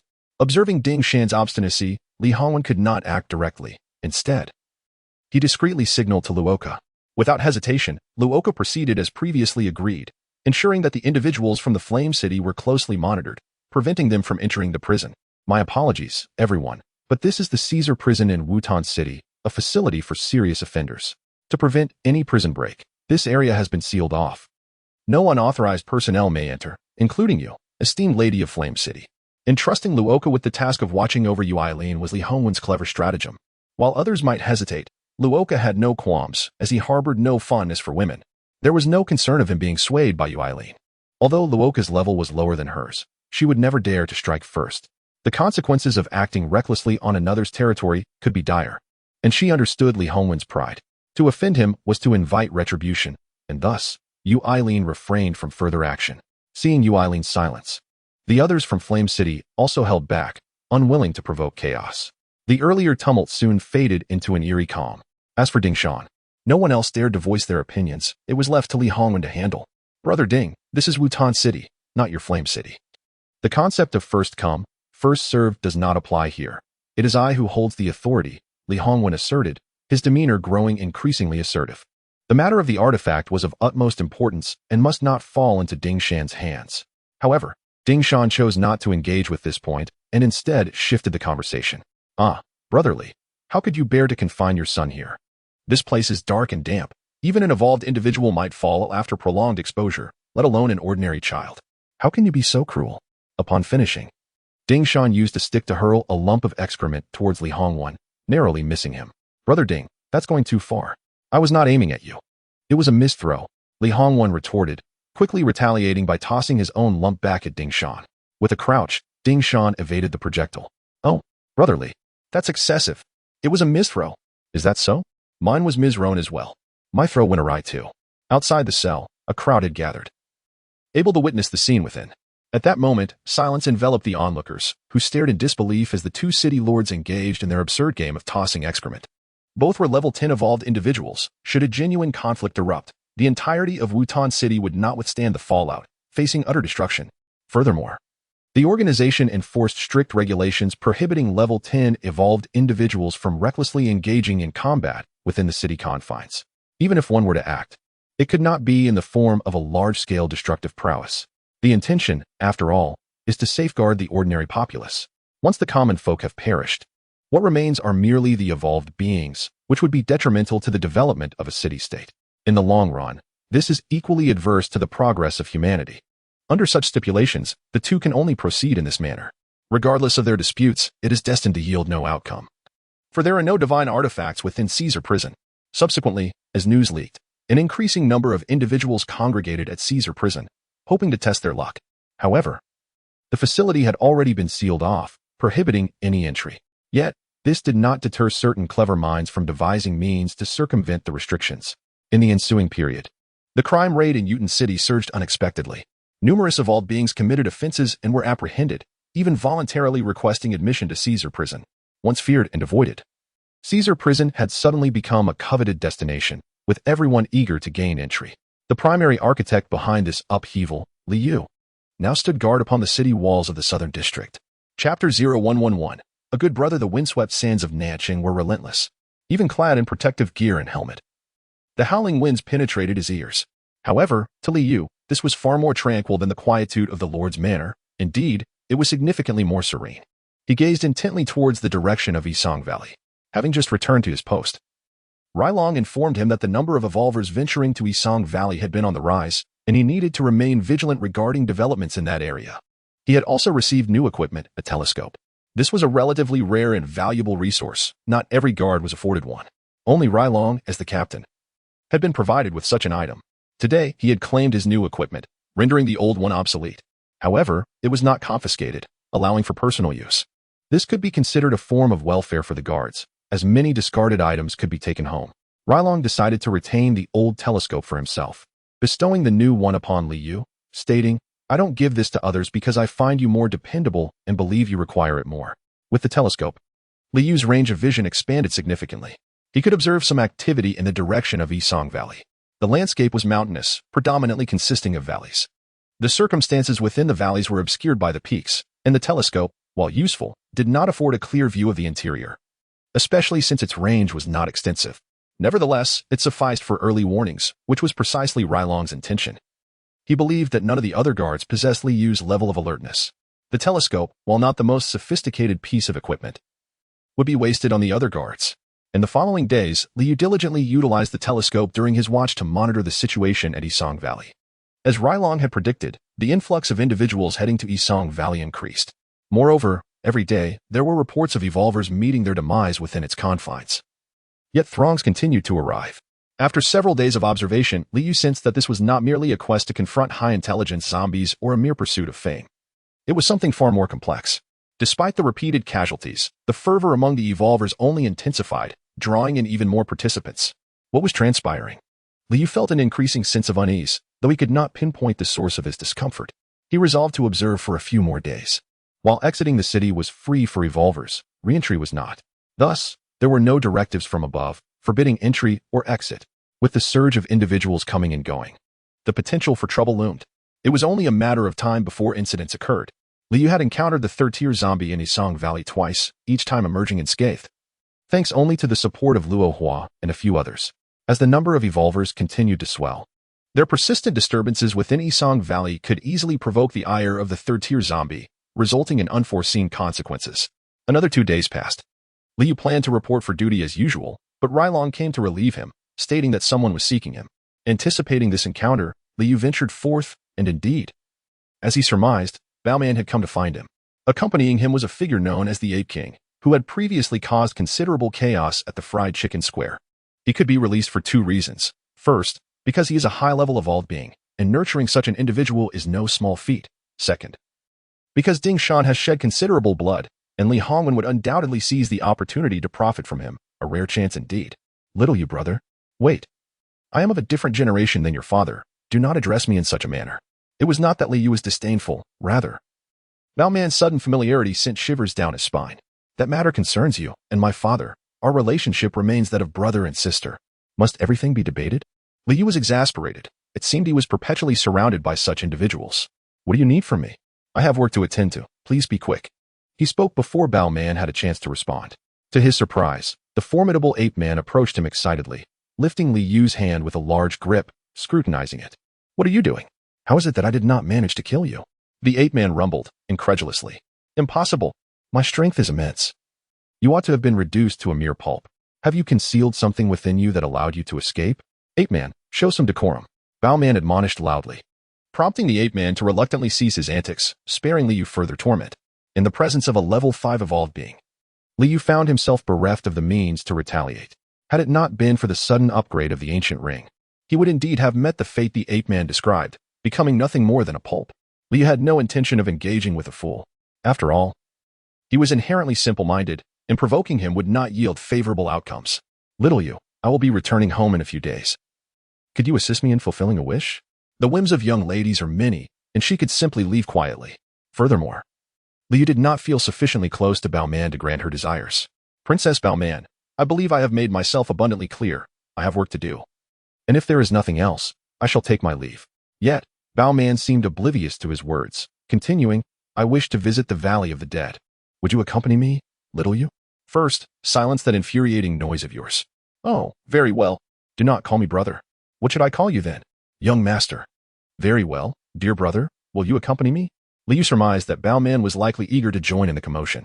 He had spent several days observing the Valley of the Dead from the city walls, yet had been unable to discern what lay within that could draw such crowds. He too was curious about the events unfolding there. First, tell me what has transpired in the Valley of the Dead. They are hunting high-intelligence zombies. Impossible. So many have perished, yet they remain undeterred. There must be another reason. I knew it would not stump you, young master. Through Bao Man's revelations, Liu learned that rumors suggested the emergence of high-intelligence zombies in the Valley of the Dead was due to the presence of a great treasure. The high-intelligence zombies were purportedly nurtured to protect this treasure from being stolen. It was said that the treasure within was a divine artifact, possessing a form of sentience. Is it not said that it resembles my sword in some way? My brother resides on the city wall. Yet he is not entirely oblivious to the happenings around him. The Flame City, too, is encircled by towering walls. Thus Bao Man understands that those who dwell atop the walls are always a step behind in acquiring information. Not merely that. I am also aware of who disseminated the news. Who then? Who else could it be but Liang? Apart from him, Liu could hardly conceive of anyone else undertaking such an endeavor. The intent is quite apparent. Liang seeks to leverage the formidable reputation of the Lost Valley to construct a stage for himself, aiming for a remarkable debut. However, Liu fails to comprehend why Liang, with such a penchant for notoriety, is driven by this desire. Previously, during the awakening ceremony, Liang had already engaged in such antics, and now he seems poised to do so once more. Could it be that in his past life, Liang's meteoric rise in power was somehow linked to his desire for the limelight? Liu is left in a state of perplexity. Can seeking the spotlight truly enhance one's strength? If not, then why does Liang indulge in it so fervently? Does this imply that Liang is not entirely sane? Chapter 112. Is it really so difficult to request a reward? Liu suddenly recalled that in his previous life, each time Liang garnered attention, his strength would subsequently increase. At that time, Liu did not connect the two events. He believed that Liang was merely earning favor from Liang, thus receiving generous rewards. With ample resources, enhancing one's strength is an effortless endeavor, provided one has access to such resources in the first place. Moreover, Liang would not distribute resources without costs. Both he and Wen Shu required substantial resources for their own advancements, not to mention the necessity of supporting their entourage. Otherwise, who would choose to follow them? Thus, it was generally improbable that Liang could afford to allocate significant resources to Liang repeatedly. It would be quite normal to grant him a favor once or twice, but to do so consistently would be beyond Liang's capacity. Hence, a singular explanation emerged. Liang's strength was intricately linked to the attention he garnered. Each time he attracted notice, his prowess would consequently rise. Of course, this was merely Liu's current speculation. Whether it held truth remained to be seen. Dear brother Xiaoyu, could you please tell me who you are?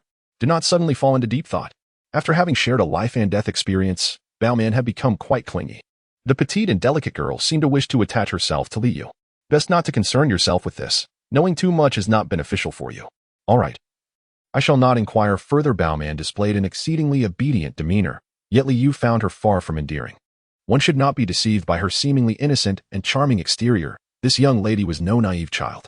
Her audacity to traverse countless miles to Wu-Tin City solely to obtain a level 1 zombie essence crystal indicated her resolute and determined nature. Individuals with such strong intentions often possess a clear sense of purpose. Thus, Liu had never regarded her as a mere child. Could you accompany me, dear brother Xiaoyu? I too desire to possess a divine artifact and become the center of attention in the entire city, just like you. The center of attention in the entire city? Liu felt a twinge of astonishment. How did he suddenly become the talk of the town? Bao Man recounted the events that transpired later at Caesar prison in great detail. After hearing her, Liu could only feel speechless. Two city lords engaged in a battle of throwing excrement. What an absurdity. Their desperation for the divine artifact was palpable, even causing them to abandon their dignified postures as high-level evolvers, a testament to the allure of such a treasure. I've heard that your father intends to level Caesar prison. I wonder if that holds any truth. Liu abruptly realized he might have exaggerated his previous claims. He had underestimated the fervent desire evolvers had for divine artifacts, particularly those imbued with spirituality. Within the wasteland, there existed many weapons deemed divine artifacts. Yet only Liu possessed one that was truly sentient. Not even originating from the wasteland itself, he was left pondering where they might seek a second. This artifact was singular and unique. Only he held it. To suggest leveling Caesar prison was one thing. To turn the entire wasteland upside down would yield no second such treasure. Let them wreak havoc. It would be best if they leveled Uton City as well. Thus, I bring you an abundance of delightful and fascinating news, dear brotherly you. Accompany me just once, I implore you. This confounded clip is utterly unbearable. Baoman grasped Li Yu's hand, her body swaying rhythmically as she spoke. She already bore the semblance of Yu Ai Lin, and she would undoubtedly be remarkable upon growing up. All right, I agree, but I have one condition. All right. Dear brotherly you, please go ahead. No more clips, and do not call me dear brotherly you. Instantly, Baoman resumed her composure. Then what shall I call you? As I said, either young master or my name. Very well, brotherly you. All right, young master brother. In any case, the term brother must remain. Right? Li Yu thought to himself, forget it, I shall not resist. Let Baoman call me however she wishes. Even if he did not accompany Baoman, Li Yu would inevitably venture to the Valley of the Undead. It would simply be quite late when he arrived. However, this time, with the presence of the mighty ape, it would be different. Once transformed, he possessed a primal combat physique. Level 3 zombies were to him as insignificant as ants. With a capable ally, Li Yu felt no hesitation. He intended to utilize the mighty ape to sweep through the Valley of the Undead. Along the way, he would investigate who had spread the malicious rumors. If it were indeed Li Xiang behind it, that would be even better. He sought to uncover the true purpose behind such actions. In the Lord's mansion, Ding Shan had taken up residence, seemingly reluctant to depart. Li Xiang understood the reason for this. It was not a desire to deepen ties with Li Hongwen, but rather the news of a divine artifact emerging from the Valley of the Undead that rendered Ding Shan immobile and unwilling to return. Truly, fortune favored me. Such a splendid stage has been set without requiring my effort in conception or design. In his room, Li Xiang danced with joy, reveling in the moment. Before Lin Yao entered, she had already overheard Li Xiang's words. Upon entering and seeing his exuberance, she seized the opportunity to remark, second young master. Such a stage is not easily constructed, especially one so conducive to showcasing your talents. Without meticulous planning, it is impossible to achieve. You are aware of the inside story?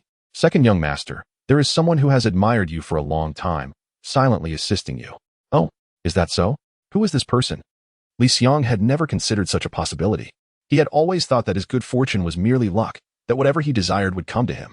It turned out someone had been quietly supporting him from the shadows. Far yet near, Lin Yao, clad in a floral dress, spun gracefully in place. Li Xiang gazed at her with appreciation for beauty. Sister Yao Yao, is it truly you who has been aiding me? Of course. What do you think? Am I impressive? Lin Yao did not seek to claim credit. It was Luo Hua's decision. She aimed to convey to Li Xiang that she was not merely a pretty face, but a capable individual, worthy of his trust and assistance. Beauty, after all, is ephemeral. It is only through possessing utilitarian value that Lin Yao's position beside Li Xiang remains unassailable. The ones who truly take action are naturally Luo Hua and Xiang Yuchang. Li Xiang's eyes brightened. Ah, my dear sister Yao Yao, you truly understand me. This endeavor is executed with such finesse. What I currently lack is a platform to showcase my abilities, to earn my father's admiration, rather than having all his attention centered on my brother. I too am exceptional. One wonders if he felt any remorse while uttering such words. Regardless, if Li Yu were to overhear, he would undoubtedly feel a pang of shame, realizing that his younger brother endures such hardships. Indeed, second young master, to assist you in this matter, I have discreetly concealed my efforts for quite some time. All to present you with a surprise. Lin Yao's words carried a strong implication. As she spoke, she gradually grew hopeful, anticipating a response from Li Xiang. However, whether he truly did not comprehend or was merely feigning ignorance, he completely ignored her hint. My dear sister Yao Yao, your efforts must not go in vain, rest assured. I shall ensure that the entire city recognizes how exceptional I, Li Xiang, truly am. That high IQ zombie was vanquished by me, and I will astound everyone. Wonderful, wonderful. Second young master, you are remarkable. Lin Yao clapped her hands, albeit insincerely. Internally, she scoffed, wondering why it was so difficult to receive a reward. Don't just talk. Take some tangible action. Chapter 0113. Can this be trusted? The backyard has become a home for Luo Hua and Lin Yao. The two reside here openly, having vacated their previous rental in the alley. This arrangement was, in fact, initiated by Boss Zhang, who found his own abode too desolate, with several outsiders living together.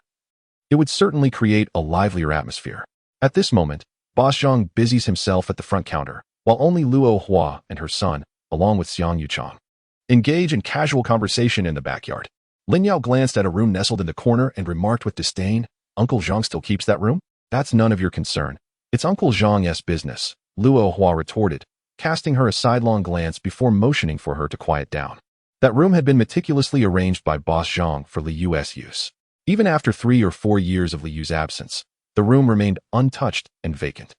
Lin Yo found this intolerable. She believed that someone as indifferent as Liu did not deserve anyone's concern. She had been scheming to claim that room for herself, despite having her own accommodation. However, after several subtle attempts to persuade Boss Zhang, he remained unmoved. Thus, every time she returned from the Lord's manor, Lin Yao would mutter about that room.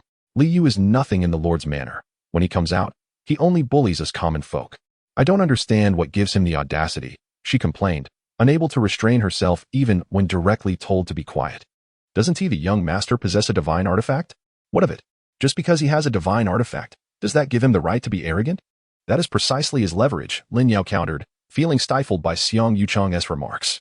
Which side are you on, Uncle Xiang? She realized that her words were swiftly silenced by him. Lin Yao, therefore, resorted to an emotional appeal. I'm certainly on your side, but we must be pragmatic. Mother, Uncle Xiang is bullying me. All right, old Xiang, perhaps you should speak less and not argue with a child over right and wrong, Xiang Yuchang thought to himself, amused. After all, isn't it essential to guide children in discerning right from wrong? Luo Hua clapped her hands and said, all right, let us discuss serious matters. Yao. What did the second young master say?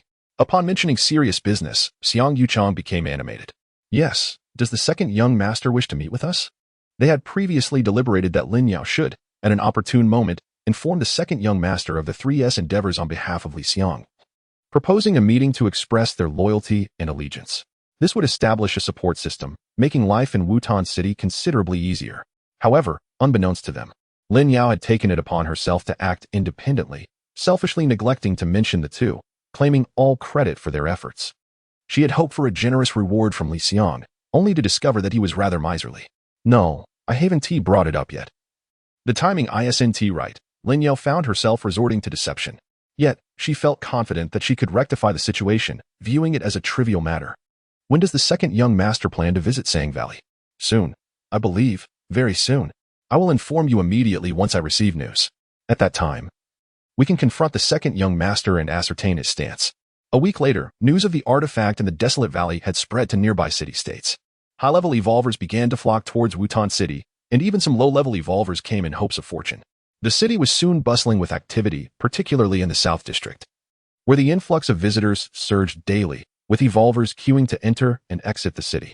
The fees for entering the city alone constituted a considerable revenue. On the city walls, Liu observed each day with his telescope and noted an intriguing phenomenon. Many of the high-level evolvers entering the Desolate Valley did so alone, and shortly after their arrival, they would exit and leave immediately. Occasionally, he could see the lips of these departing high-level evolvers moving, though he could not discern their words. Their expressions made it easy to surmise that they were cursing. Liu deduced that the valley held nothing of value. The high-level evolvers had been deceived, hence their exclamations. Yet they refrained from speaking openly about it. This silence resulted in numerous low-level evolvers remaining oblivious, zealously venturing into the valley. As a consequence, each day, several groups entered, with many never to return. The number of zombies within the valley continued to rise. On this particular day, Baoman finally sought him out, preparing to enter the Desolate Valley. Upon their meeting, Liu was surprised to find an additional person accompanying her. This individual bore a resemblance to Baoman but appeared more mature, likely of a similar age. This is my sister, Bao Qin. This is the esteemed Liu, Baoman introduced them. Hello. Liu offered a subdued greeting, and Bao Qin responded equally nonchalantly.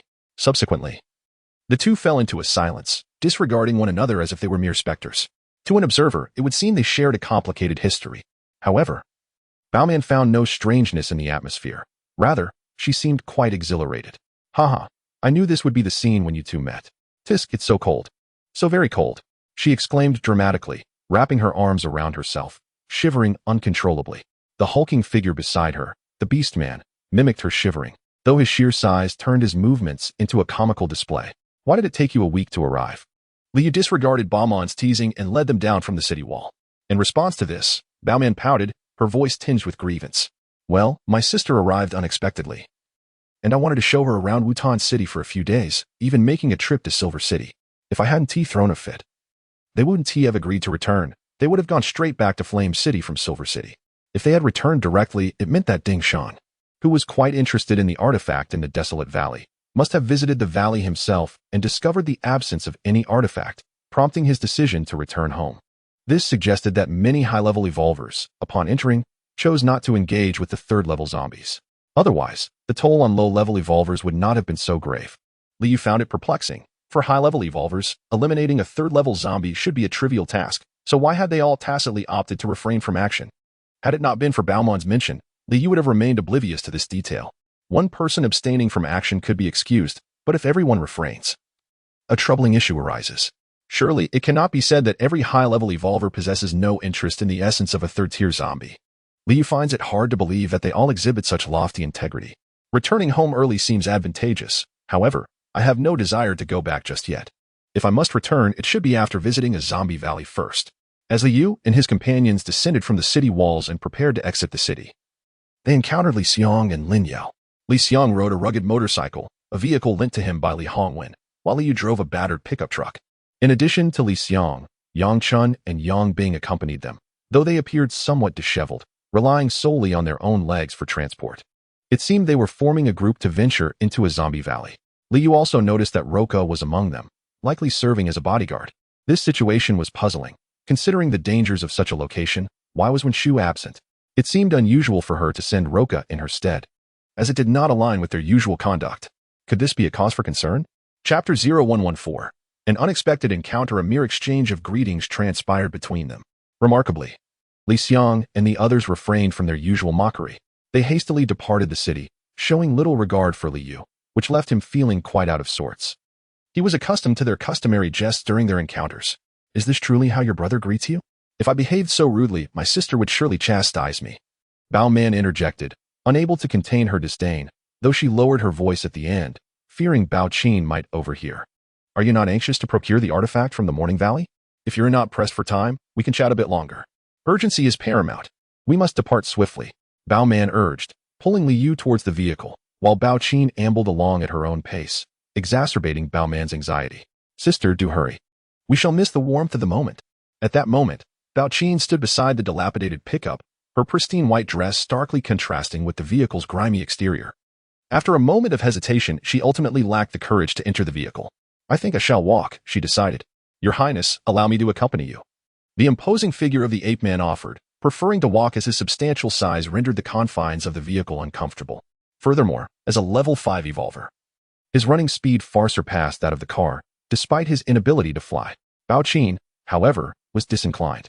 At this juncture, Liu spoke up. If you choose to walk, you must quicken your pace to arrive before nightfall. His tone was laced with sarcasm, a nuance that Bao Man discerned. From the front seat, Bao Man gently patted Liu's shoulder and whispered, Young master, my sister is merely particular about cleanliness. It is not a case of princess syndrome. Liu, though not devoid of empathy, believed that having made the choice to venture out, one should be prepared to avoid inconveniencing others. Is it not the very definition of princess syndrome to desire to venture out, yet remain unprepared? He mused, feeling no obligation to accommodate her whims, especially given his own time constraints. He had only requested a single day off from Liang, not due to reluctance on Liang's part, but rather because Liu preferred it that way. He had taken an extended break previously, with Liang covering for him during that time. Liu disliked being indebted to others, hence the urgency of his journey, swift in and out. Of course, should he return late or not at all, Liang would not dare voice any discontent, yet Liu held firm to his principles. He abhorred burdening others, just as he loathed being burdened himself. Let us go. We must go. Bao Man turned her head towards Bao Qin, insisting, Sister, get in the car quickly. If we delay, the artifact will be gone. The artifact you have long desired, will you not join us? Finally, Bao Qin, albeit reluctantly, climbed into the vehicle. She curled up in the back seat, anxiously eyeing the dirt around her, fearful of any contact with the filth. Liu, observing through the rearview mirror, noted her discomfort and, upon exiting the city, pressed the accelerator with greater intensity. The battered pickup's windows were nearly all broken and could not be closed, save for the driver's side. Consequently, the swirling sands of the desert infiltrated the vehicle, leaving everyone nearly covered in dust. Bao Qin was completely unprepared for this turn of events, leaving her utterly embarrassed. By the time they arrived at the entrance of the Sangu Valley, the vehicle was nearly filled with yellow sand, and the group appeared disheveled. Liu, however, was unfazed. Accustomed to the sandy conditions atop the city walls of Nan City, he had long since adjusted. In stark contrast, Baoman and Bao Qin were unable to tolerate the discomfort. Upon exiting the vehicle, they remained silent, for speaking would only result in a mouthful of sand. It was only after they had cleaned themselves up that Baoman finally erupted. "Young master, was this intentional? We have arrived at our destination, and many eyes are upon us. The two princesses must be mindful of their image." At Liu's gentle reminder, Baoman and Bao Qin immediately composed themselves. It dawned on them that Liu had indeed spoken the truth. The entrance to Sangu Valley was teeming with people, resembling a bustling market scene. Even the zombies of Sangu Valley had never anticipated a day when they would fear venturing outside. The area was crawling with evolved beings, ready to strike at the slightest provocation. Who would dare approach? Even the highly intelligent class 3 zombies found themselves bewildered, questioning what lay within the valley and what they had done to warrant such scrutiny. Nonetheless, despite their confusion, the zombies were merciless in their attacks. As the chaos unfolded, anguished screams echoed from within.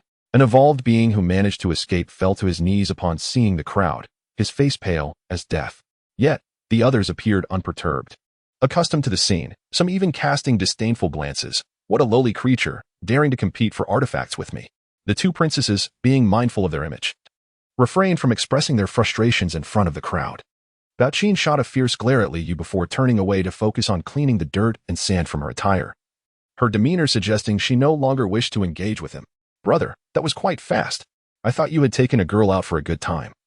Yet here you are joining the fray," remarked Liang upon their arrival, showing no urgency to enter. He approached to mock Liu, as was his custom. See, Liang would never miss an opportunity for ridicule. "Cousin, you already possess artifacts, yet you still compete with us?" chimed in Yang Chun from the side. "I have no interest in artifacts. All I desire is a Class 3 zombie core," Liu declared, prompting laughter from the others. Anyone who believed his words was truly a fool. No one was uninterested in artifacts, and not a single soul had come here solely for the zombie cores. "Brother, that kind of talk is pointless. Who comes here just to obtain cores? You are just trying to deceive us into lowering our guard," Liang retorted, grinning victoriously, his gaze piercing as he scrutinized Liu. "Believe it or not, that is your choice," Liu replied, wishing to disengage from the conversation. However, Liang persisted, blocking his path. "Brother, how about this? If you discover an artifact, I'll trade you a core for it. What do you say? Are you out of your mind? There are no artifacts to trade for. It's impossible to make such a deal. If there were, I would agree without hesitation. Brother, why resort to insults? Mother, brother is being rude," Liang exclaimed, immediately seeking to complain. Li Yuan was momentarily taken aback, only to soon see Wen Shu emerging from the crowd. He grasped the situation. Luoka was merely safeguarding Liang along the way, while for reasons unbeknownst to him, Wen Shu had arrived here ahead of time to wait. Essentially, Liang was under constant protection. Li Yu, on the other hand, could only benefit from the protection of the formidable Yuan Xiong through the grace of Baoman. However, in crucial moments, Yuan Xiong would not concern himself with Li Yu. This reminded Li Yu of Ding Shan's words, "Are you truly his biological sibling?" Upon noticing Li Yu, Wen Shu furrowed her brows and asked, "What brings you here?" Li Yu replied, "I came to accompany Princess Baoman and Princess Baoqin. It would be best if you stayed outside to enjoy the atmosphere and observe." At first glance, the sentiment seemed rather heartwarming, as it reflected a semblance of care. Yet, Wen Shu promptly added, "I cannot afford to be distracted tending to you, so please do not cause any trouble." She did not even entertain the thought of having Luoka separate from his duties to protect Li Yu, instead directly advising him against entering. Was she concerned that he might acquire the divine artifact? Or was she anxious about how it might affect Liang's performance?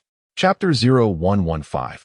She simply does not wish to. Since the emergence of the artifact, numerous advanced evolvers have ventured into the Doom Valley. However, all have arrived with enthusiasm only to leave in disappointment. It is certain that Li Hongwen has explored the depths, possibly accompanied by Wen Shu. Thus, if the artifact exists, Wen Shu must be aware of it. The conclusion is that she merely does not wish for Liang to be affected, particularly by Li Yu's influence. "Madam City Lord, I fear that may not be feasible, for we also intend to enter. The young master, being a local, is more acquainted with the circumstances within, and we require his guidance. Moreover, with a level 5 evolver among us, ensuring the young master's safety poses no issue."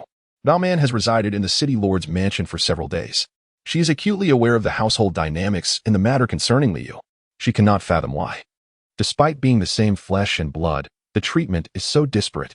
It is as if Li Yu were an orphan, neglected and undervalued within the household. A minor misstep on his part results in reprimands or punishment, whereas Liang, in stark contrast, receives leniency even for grave transgressions. Any penalties incurred are met with generous compensations that could dazzle Baoman's eyes. As for Liu, the notion of compensation? He might as well go play elsewhere, as he has nothing to his name. Therefore, Baoman's words carry an intent to advocate for Liu. However, a single retort from Wenshu silenced her completely. Princess Baoman, this is a family matter, and I kindly ask that you refrain from interference. Wenshu is not one to grant face to even Ding Shan or Uai Lin, let alone someone like Baoman Mother. This transcends family matters. I am here on a mission. Liu articulated, last time, the city lord tasked me with collecting 2,000 zombie essence shards, and I have yet to complete even half. My purpose in coming here is twofold, to accompany the two princesses and to fulfill my assignment. His words left Wenshu with little to counter. In truth, she had little inclination to meddle in Liu's personal affairs. Her focus was solely on Liang. Moreover, the highest level of zombies in this Doom Valley is merely rank 3. Ensuring the safety of everyone present is well within Wenshu's capabilities. She simply does not wish to. Most individuals here are low-ranking evolvers from the outer city. Having come, one must be prepared for death. If she does not wish to protect Liu, how could she possibly safeguard everyone else? Baoman initially thought that no matter how reasonable Liu's arguments were, the inherent dangers of the Doom Valley remain. Recent casualties among evolvers have instilled a profound fear. Wenshu would undoubtedly intervene, yet to her surprise, without a hint of hesitation, she nodded affirmatively. Well, if you wish to proceed, then go ahead. She had merely uttered a soft acknowledgement. Unsure if she found her response too cold, she added the latter phrase after a pause. Baoman was left in astonishment. How could this family be so? After all, this is your own flesh and blood. Even the aloof Baoqin, who initially had a contentious first encounter with Liu, cast a sympathetic glance in his direction. This caught Liu by surprise. Who would have thought that this seemingly frigid princess possessed a heart of compassion? When Wenshu agreed, Liang appeared rather discontent. Mother, you promised me. Wenshu, aware of his concerns, hurried to reassure him. Did you not just enhance your abilities? Look at your brother. After 3 years of awakening, he has only reached level 1. Once inside, he won't interfere with you, so rest assured. Upon hearing this, Liang's face brightened with joy. He beamed at Liu, saying, Brother, once we are inside, please do not hold us back. The eldest son remarked that a few kind words could be advantageous should they encounter peril, as the second son could lend a hand. Haha, indeed. Uttering a few kind words won't hurt, they chimed in. After all, we are family. Let us not create tension among ourselves. Yang Chun, Yang Bing, and others began to jestingly target Liu, their voices overlapping. Wenshu could hardly miss their banter, yet she chose not to intervene. Matters concerning children should be resolved by children themselves. Liu, disinterested in their chatter, cast a playful glance at Yang Chun. Upon meeting his gaze, Yang Chun appeared somewhat uneasy and slowly turned his head away. To Liu's astonishment, both Baoman and Baoqin were looking at him in disbelief. What's wrong? Is there something you wish to discuss? Liu inquired, perplexed. Over the past 3 years, how have you been faring? Baoman's question seemed to carry a hint of jest, though upon reflection, it did not entirely feel like one. Let us address the matter directly, Liu replied curtly. Sighing, Baoman drew closer. She was notably shorter than Liu, appearing petite and charming beside him, almost like a delicate bird. In a hushed tone tinged with disappointment, she said, Eldest son, it's no wonder the city lord's wife speaks of you. After 3 years, you remain a level 1 evolver. I'll have you know. I awakened less than half a month ago and have already grasped the threshold for advancement. Liu was not at all taken aback by her words. As the princess of Flame City, and with Ding Shan being a well-known indulgent parent, it was expected that she had access to the finest and most plentiful resources. Perhaps what took others 3 to 5 years to achieve, she could accomplish in merely half a month. In normal circumstances, Liu would never have access to resources comparable to hers, especially considering the abnormal situation where Liang had secretly appropriated most of his resources. Under such circumstances, is it not entirely reasonable for him to remain stagnant? Well, congratulations are in order, I suppose. Congratulations? Baoman was at a loss for words. I am addressing your shortcomings. Why would you congratulate me? My intention in speaking was to urge you toward improvement. Do you understand? Yes, I understand, Liu replied nonchalantly. Baoman, increasingly exasperated, stared at him for a moment before shaking her head in disappointment and walking away. Liu was at a loss regarding the source of her disappointment. Did she possess a profound understanding of herself? Was it necessary for him to display his level 3 evolver capabilities? Recently, Liu had experienced rapid breakthroughs. He had mastered the 3rd form of swordsmanship and could now summon sword energy. Whether he could slay a level 3 zombie remained uncertain, but for self-defense, he felt more than capable. Uncertain of their worries, they each pursued different paths of cultivation. Liu's swordsmanship, advancing with each technique mastered. equated to an evolution for others with each level gained. His progress was swift, outpacing others who could not keep up. It remained to be seen when Liu would truly comprehend the art of sword mastery. At that moment, his advancement would be nothing short of extraordinary. Recently, 3 groups had ventured into the ominous valley, and with each wave of anguished cries, an eerie calm descended. Liang observed the evolutionists yet to enter the valley, their faces drained of color from fear. With an air of arrogance, he inquired, "Is there anyone else daring to enter? If not, I shall proceed. You are not permitted to follow until I return. Should anyone breach this rule, do not expect my courtesy." The crowd fell silent, clearly acquiescing to his declaration. These evolutionists were of low rank, the highest among them barely reaching level 3, while many were merely level 1 or 2, all hoping to strike fortunate bargains.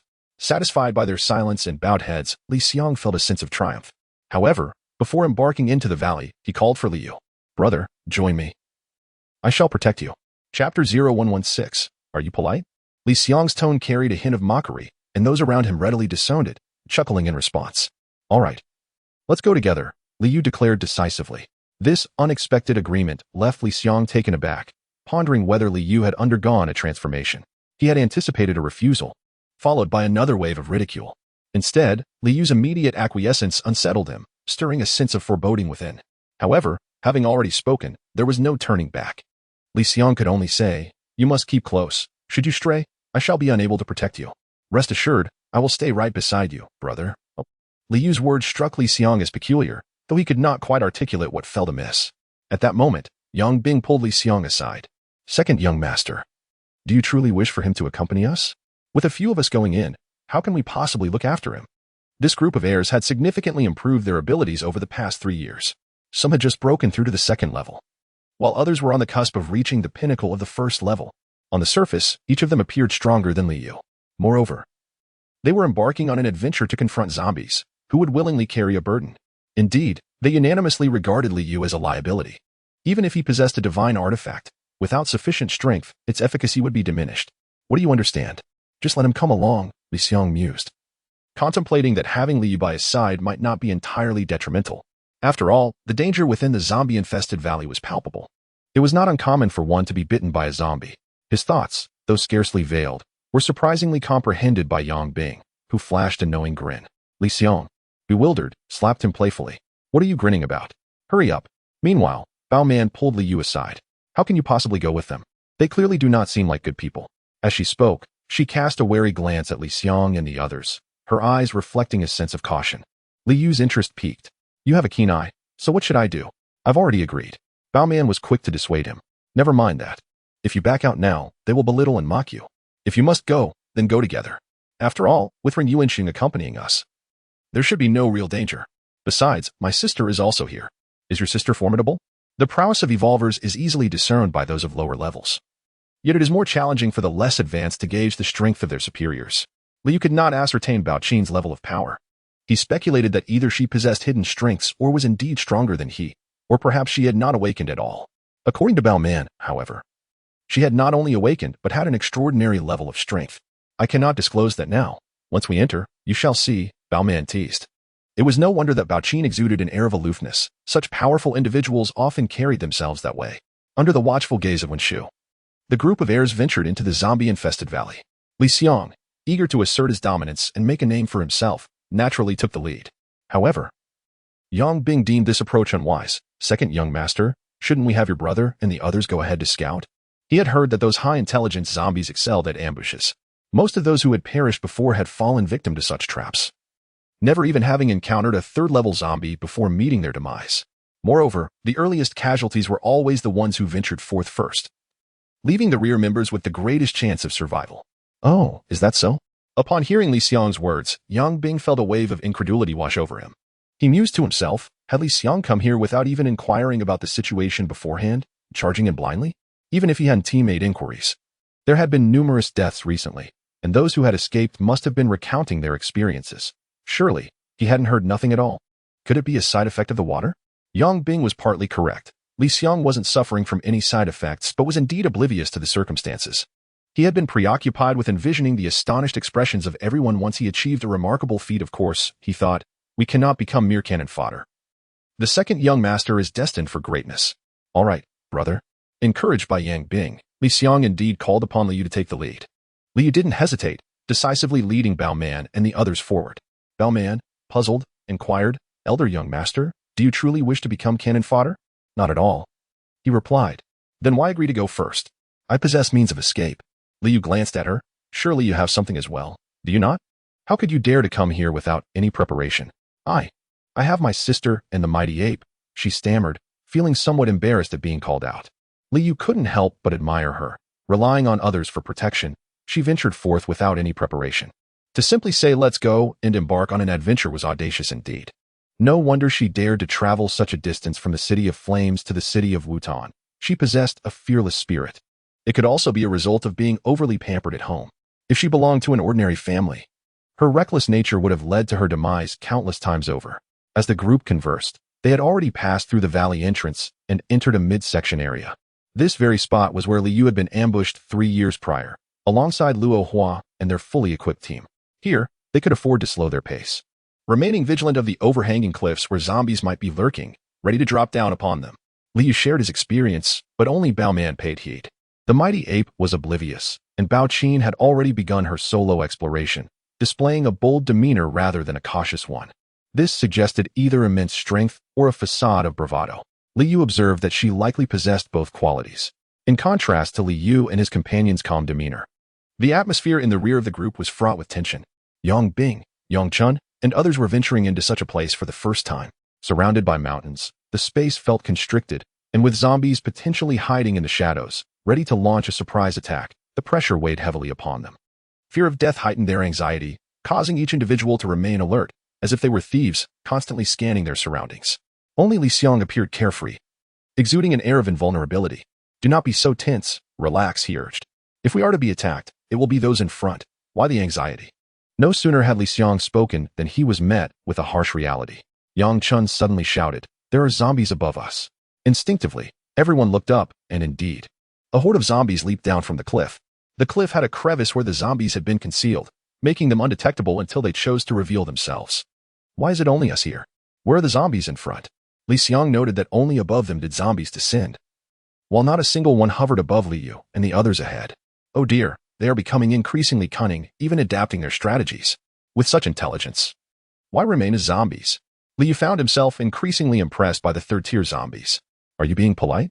Chapter 0117. A chasm of difference. This is an old trick, one that Liu has witnessed at least twice before. It is evident that the intelligence of the zombie is elevated, though not excessively so. Yet, despite its age, this ruse proves effective time and again. Otherwise, how could a single zombie achieve such infamy in such a short span of time? The descent of airborne corpses easily incites panic. Yang Chun, Yang Bing, and the others were thrown into disarray, hastily brandishing their weapons in a frenzied manner. Although their strikes missed the zombies, they nearly struck their own comrades with powerful blows. However, one must concede that Li Xiang remained the most composed among this group of second-generation heirs. This composure stemmed from his confidence in his own abilities. Having just ascended to the rank of a Tier 3 evolver, his strength significantly enhanced. Coupled with his increasingly adept blade control techniques and the augmentation of his slender blade, dealing with these lower-tier zombies was a trivial matter. Furthermore, he had a bodyguard at his side. Before the zombies even touched the ground, several energy blades flew in from the direction of the valley entrance. With a series of muffled explosions, all the descending zombies burst apart in midair. The Tier 5 evolver, Roka, had no opportunity to intervene. No, it was that he lacked the chance, as the remnants of the exploded corpses and blood rained down upon the second-generation heirs. The dust kicked up by Roka's foot shielded them, leaving them merely dusty rather than drenched in gore. This spectacle left the onlookers outside the valley in envy. In this world, only a mother truly matters. A child with a mother is like a treasure, with two formidable protectors escorting them. What was meant to be an expedition felt more like an effortless push forward. It was akin to seasoned players refreshing a novice dungeon, a pure domination. Might we follow them in, perhaps to glean some spoils? Indeed, let us follow and bask in the glow of the mighty. As these evolvers exchanged thoughts, some were indeed tempted to join, while many others remained cautious observers. The onlookers were well aware that a mother's protection was reserved solely for her own child. Without strength, entering the fray would not yield rewards, but could lead to peril instead. The crisis arrived swiftly and departed just as quickly. Li Xiang, filled with pride, remarked to Liu, "Alas, I hardly had the chance to showcase my skills. These zombies were utterly useless." Liu, dismissive, continued onward without engaging. Baoman muttered. What is there to boast about? Is having a bodyguard something to take pride in? Don't you have Han Yuanxiong and your sister watching over you? But I'm not boasting, he replied. I'll give you a chance soon. I don't want it. Just then, the sky unleashed another wave of zombies, this time targeting Li Yu and his companions. They descended not only from above, but also emerged from the sides and below. From the soft earth, pale zombie hands reached out, grasping Bao Man's ankles, and as a ghastly head rose from the ground, it opened its mouth to bite. Yet, before the head could close in, Han Yuanxing swiftly yanked it out, crushing its skull with a single grip. Li Yu and Bao Qin each faced the sudden onslaught of zombies. Li Yu wielded the zombie dog sword, dispatching one with each strike. Bao Qin, unarmed, conjured flames from her palm, a striking blue that radiated an icy elegance. The azure flames ignited upon contact with the zombies, resulting in a spectacular explosion. And not just one, but a multitude of foes were obliterated in a single strike. This method proved far more efficient than the laborious slashing of Li Yu. However, when compared to Wen Shu's prowess, the difference was as vast as heaven and earth. Meanwhile, Li Xiang and his companions exchanged roles, becoming mere spectators. Li Xiang remarked to Yang Bing beside him, "Do not truly indulge in the spectacle, it may divert their attention." With a chuckle, he acknowledged the foresight of the second young master. Yang Bing, taking the cue, shouted towards Li Yu, "This way, young master, there is one here." To the left. "Oh no, to the right.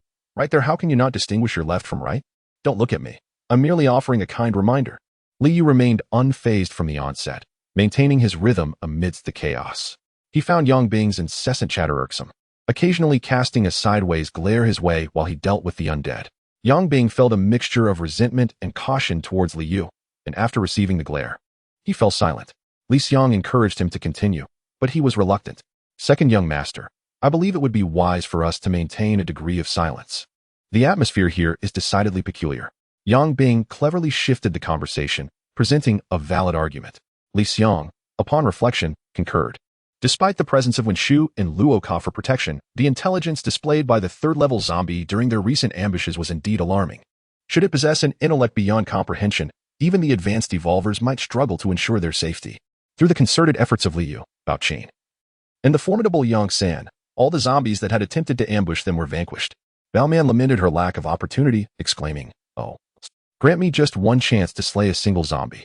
Her frustration was palpable as she stomped her feet, yet the trio remained unyielding. This was not a mere game. Lives were at stake. Each of them approached the task with utmost seriousness, leaving no room for error. Throughout the ordeal, Luoka observed, while Wen Shu, positioned far at the valley's entrance, remained vigilant without intervening. The disparity in treatment was stark, as Li Xiang had recently faced peril. Yet they had swiftly eliminated the threat in unison. Bao Qin cast a fleeting glance at Li Yu, finding little to comment on. Bao Man, however, was indignant. But Li Yu dismissed her with indifference, ultimately ceasing her complaints. "Young master, what shall you do next? Shall we proceed deeper?" she inquired. Noticing that Li Yu had not immediately advanced but was instead hunched over, searching the ground, Bao Man found this puzzling. The likelihood of obtaining a zombie essence was low, typically requiring the defeat of 20 to 30 undead to yield just one. Although there were around 40 to 50 zombies on the ground, the essences were scarce and necessitated individual searching. Typically, higher-level evolvers would forego such endeavors, recognizing that time was of the essence for someone of their stature. Wealthy individuals like Bao Qin and Bao Man would also opt to abandon the search, not from a lack of desire, but due to the inconvenience. "You all go ahead. I will follow shortly," Li Yu stated, understanding the true value of the zombie essences within the valley. Their aspirations of crafting divine artifacts were but dreams. Without collecting anything, they would return empty-handed. "Surely, brother, you would pick up such trifles? Isn't it exhausting for so few?" Li Xiang approached, mocking him. Li Yu did not indulge him and retorted, "When you plundered my resources back then, did you ever consider they were nothing but worthless trinkets? If they were indeed worthless, why did you seize them all without leaving a single piece for me?" This matter was known only to Li Hongwan, Wen Shu, and Li Yu. Li Xiang had never mentioned it publicly, fully aware that it was not a matter of pride. Yet he never anticipated that Li Yu would bring it up in front of others. This left Li Xiang feeling embarrassed, prompting him to defensively argue, "That's slander. Be careful, or I shall sue you for defamation." Li Yu cast a glance at him and chose to ignore him, focusing instead on clearing the battlefield. The rewards were quite satisfactory, as he obtained 3 level 1 zombie essences. With fewer than 100 zombies defeated, the probability of such a yield was already quite high. After Li Yu finished collecting, he noticed something rather intriguing. Bao Man and the others, along with Li Xiang's group, had not entered, but were instead standing by, waiting for him to finish his task. Chapter 118. Fooling around, Liu glanced around, feeling perplexed. He was neither interested in them, nor did he understand their motives for waiting. Young master, we await your arrival. As teammates, we must advance together. As for the others, their purpose remained unclear. Baoman cast a sideways glance at Liang and the others. From the outset, she had harbored disdain for this group, and upon learning of Liu's experiences in the city lord's mansion, her sympathy for him deepened, aligning her loyalties with him. Forget them. Let us proceed, she declared. As Liu and his companions prepared to move, Liang and his group finally trailed behind. Yang Bing, puzzled, inquired. Second young master, why wait for him? Would it not be better for us to enter and seize the artifact sooner? Liang responded with a derisive smile. Humph. You clearly do not understand. Why ask so many questions? Yang Bing felt momentarily stifled, his chest tightening with indignation. Though he was fuming, he forced a smile, saying, Second young master, it matters not that I do not comprehend. I wish to learn from your insights. Liang, pleased, patted him on the shoulder. Very good. Your diligence is commendable. Yang Bing grinned. I strive for improvement. Lowering his voice and placing a hand over his mouth, Liang confided. I will only share this with you. Do not let it slip. I promise, second young master, my lips are sealed. Are you aware that artifacts possess a spirit? Yes. Thus, I suspect that artifacts resonate with one another, drawing each other in. Rather than aimlessly searching and risking danger, it would be wise to wait for my brother to locate one first, then seize it. Indeed, the young master possesses an artifact. Once resonance occurs, pinpointing its location becomes effortless. You are quite astute to think of this. If you engage your mind, you might arrive at such conclusions as well. Liang boasted, shaking his shoulders and striding forward with an air of indifference. Yang Chun and the others followed closely behind, showering him with flattery. The second young master is brilliant. The second young master is exceptionally wise. The second young master possesses profound insights. While Liang feigned modesty, internally, he looked down upon Yang Bing, Yang Chun, and the others. They understood nothing, believing whatever he said, mere fools. He was acutely aware of the truth regarding the presence of artifacts in the valley. The information had been disseminated by Lin Yao. If artifacts truly existed, would they still be waiting to enter?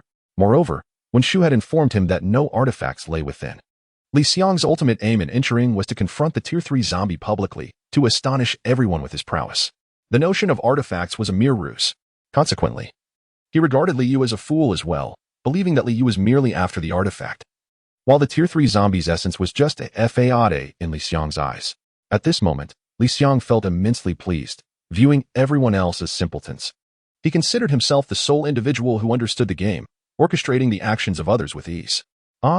We are being approached by many individuals, Yang Chun suddenly remarked, filled with hostility. What the hell? So many people, completely disregarding the code of conduct. Yang Bing voiced his discontent, stating that it was an established custom that once someone entered the Valley of the Dead, others were not permitted to follow. Yet, before the allure of divine artifacts, no one could resist temptation. At this moment, the rules had lost their significance. Let them come, the more, the merrier. Liang was concerned that they might not show up. The greater the number, the more impactful the shock effect would be. Consequently, the rewards assessed by the system would also increase. Liang had not anticipated Lin Yao's remarkable capabilities. She had constructed the stage so splendidly, attracting such a multitude of individuals. He had thought that perhaps a few dozen would suffice, but on this single day alone, over 1,000 had arrived. Among them, several hundred disregarded the rules and trailed behind. As they ventured deeper, they encountered the aging amusement facilities. A few zombies clad in bikinis wandered near the amusement structures, and upon hearing the voices of humans, they turned in astonishment. Perhaps even the zombies were taken aback by the sheer number of newcomers. Nevertheless, for the zombies, regardless of the number or strength of their adversaries, they were instinctively driven to charge.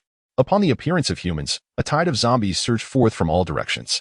The terrain here was far more open compared to the entrance, rendering any ambush ineffective.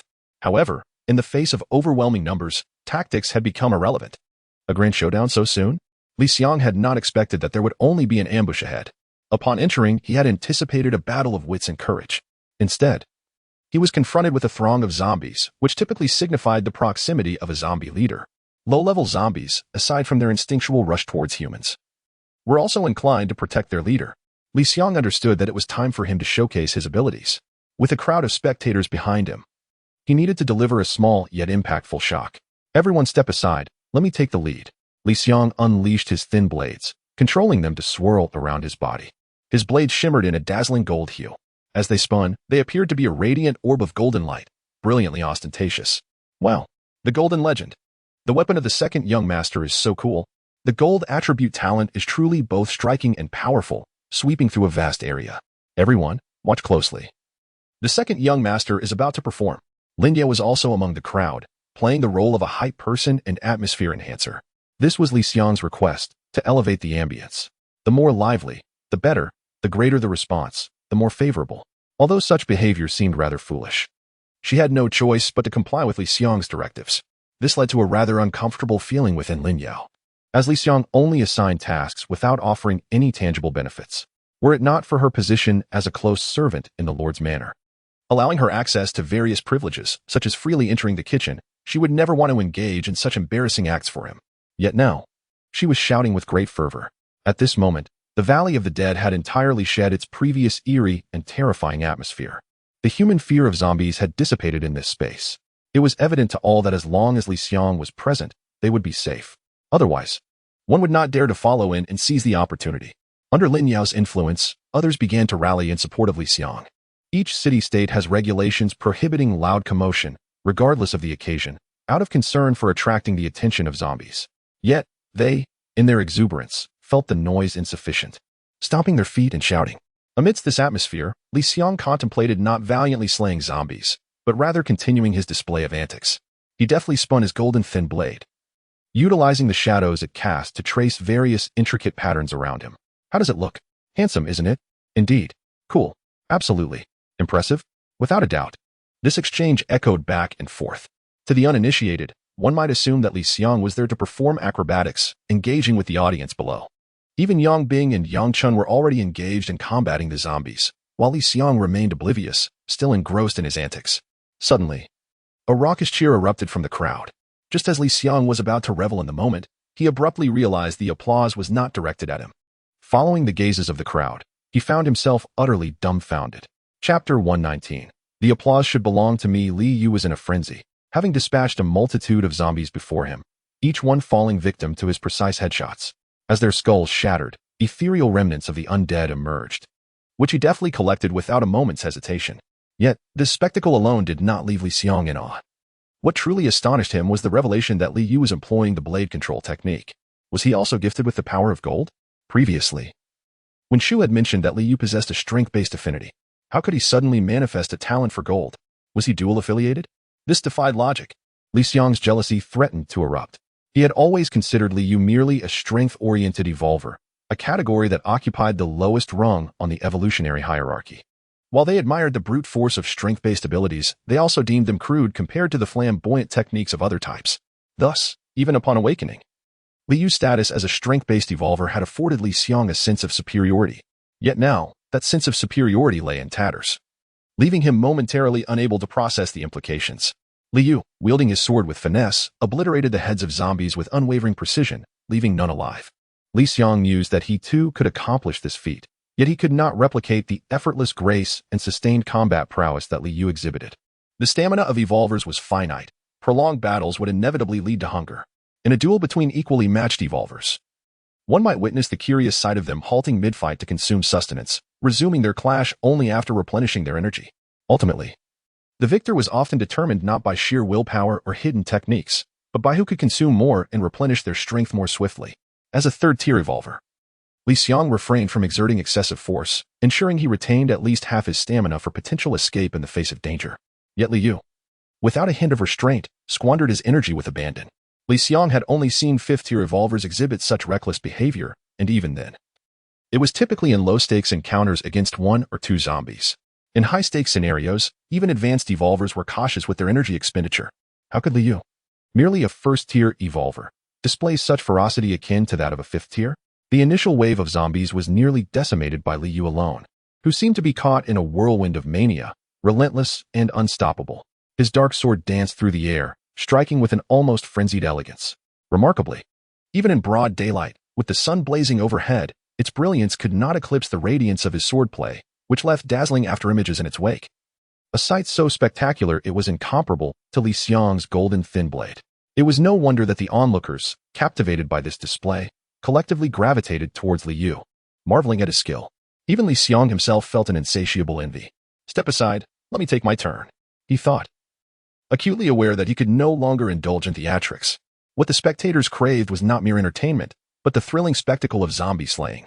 Yang Bing, Yang Chun, and several others, alerted by the commotion, turned to see Li Xiang leap forward, positioning himself at the forefront.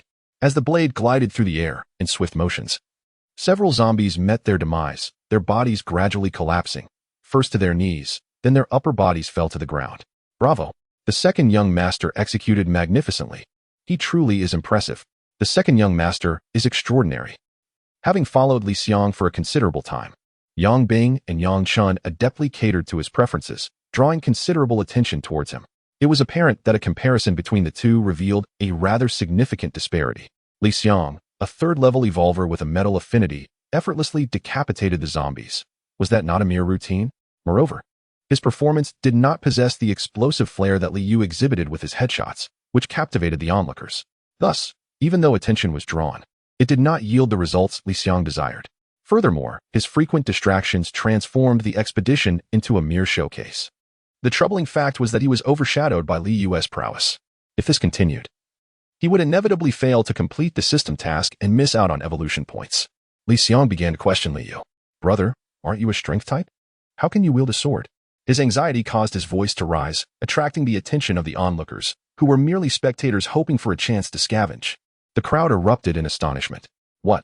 The young master is actually a strength type and can now wield a sword? Could it be that he possesses dual affinities? No wonder he is so formidable. The combination of strength and metal was indeed explosive, as evidenced by the zombie's head shattering. How remarkable. A dual affinity is a rare sight. Li Xiang was momentarily taken aback. What the hell? I was questioning him. Didn't you hear? Why the excitement? Shouldn't you be cheering for me? Those shouts and applause, the should belong to me. They're all mine. At that moment, Li Xiang felt the situation spiraling out of control. Not unfolding as he had anticipated. He envisioned a stunning rise to fame amidst the zombie horde, where all evolvers would bow before him, allowing him to harvest a wealth of shock points, propelling him towards level 4. He dreamed of astonishing the world and becoming the first 10-level evolver by 18, garnering the organization's attention and cultivation, standing at the pinnacle of power. Yet, all of this was thwarted by Li Yu. After dispatching another wave of zombies, Li Yu turned and asked, "Is wielding a sword so difficult? Li Xiang, must you be so arrogant? What are you showing off for? By the way, it's called sword control. Please be more elegant." Just 2 sentences from Li Yu caused Li Xiang to flush with anger. Yet, he found himself at a loss for words to counter, feeling a sting of humiliation. He contemplated how he had failed to notice Li Yu's sharp tongue before. What should I do? The young master seems quite impressive. With a swift motion, Li Xiang delivered a resounding slap to Yang Bing. Impressive, my foot. He merely relies on his artifact. Let us see him without it. Though Yang Bing feigned flattery, his dark thoughts churned beneath the surface. He covered his face. His molars shattered from the impact.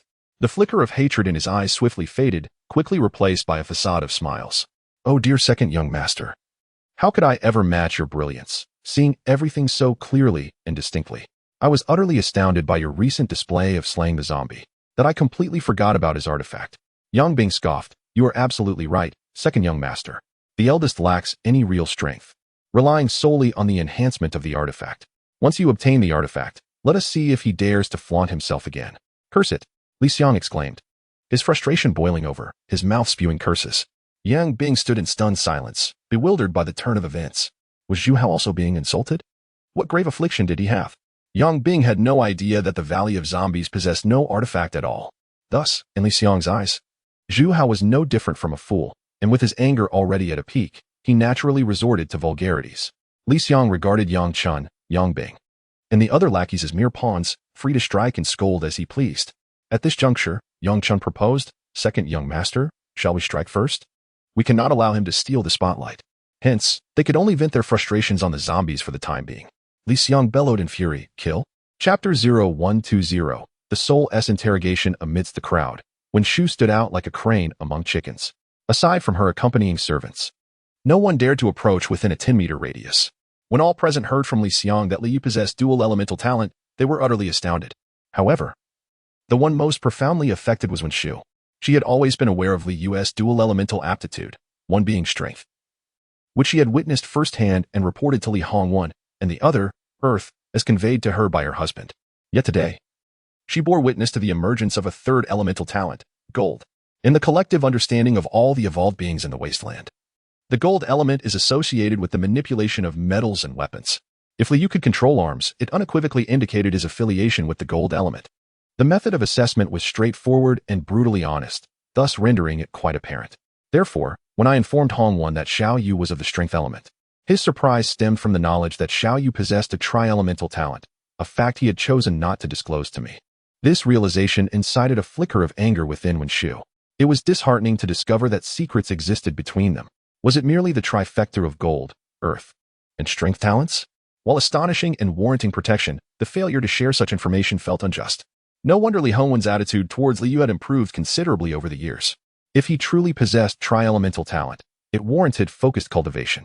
Yet, it was imperative that he remain unaware of our intentions, lest he become arrogant. When Shu began to contemplate how best to nurture Liu moving forward, a tri-elemental talent, in any city-state, would be an object of desire, almost akin to being venerated. Indeed, throughout the entirety of the wasteland, such a talent had never been seen. Dual elemental talents were rare, yet not entirely absent. However, when Shu harbored no fears of Liu being taken from her, after all, he was her son, and there was no possibility of him straying. In time, he would understand that these measures were for his own benefit. Liu and Li Xiang seemed to indulge in a friendly rivalry, competing in the slaughter of zombies. For every one Li Xiang killed, Liu sought to surpass him by two, each determined to outdo the other. Nonetheless, this competition was unilateral. Liu scarcely regarded Li Xiang as a rival, who merely viewed him as an obstacle on the path to success. Little did he know that Liu did not consider him a threat at all.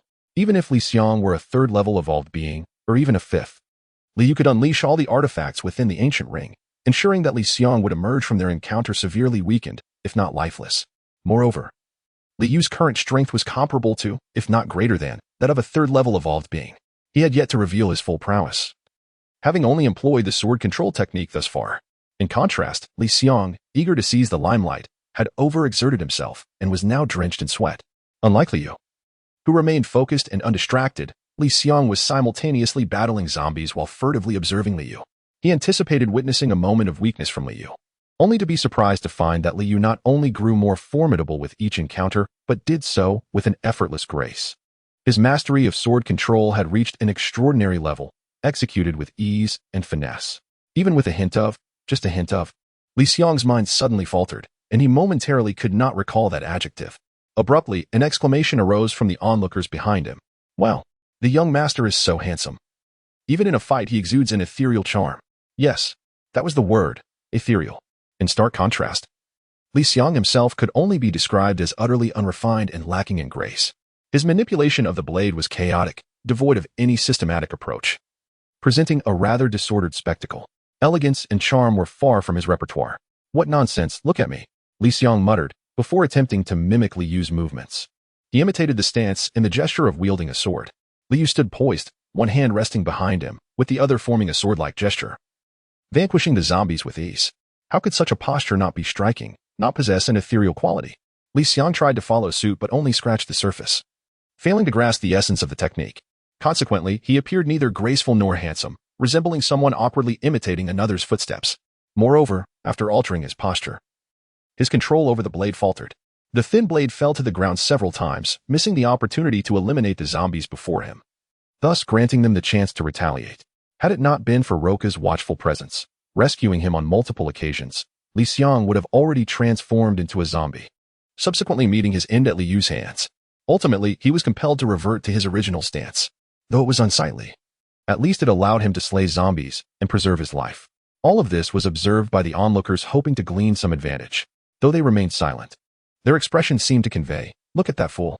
Nevertheless, it must be said that during their frantic competition, the majority of the first wave of charging zombies were dispatched by the two. With each zombie they felled, Liu would glance to see if any zombie essence had dropped. Regardless of its quality, he would surely claim it. In this moment, Li Xiang found a sense of superiority. Although he had previously scoffed, this opportunity was too good to pass up. TSK, brother, don't pick that up. It's rather embarrassing with so many people watching, making it seem as if our Lord S. Manor has slighted you, tarnishing our family S. reputation. Have we slighted you? Liu retorted, leaving Li Xiang momentarily speechless. Frustrated, Li Xiang exclaimed, "Why do you always respond with a question? Can't you speak without doing that? Can't you handle the soul-searching? Li Xiang fell silent. He realized that every word Li Yu spoke pierced his heart directly, causing him pain. After all, what Li Yu said was the truth. Li Xiang was all too aware of the advantages he had gained within that household. Conversely, every misfortune Li Yu had faced was connected to him.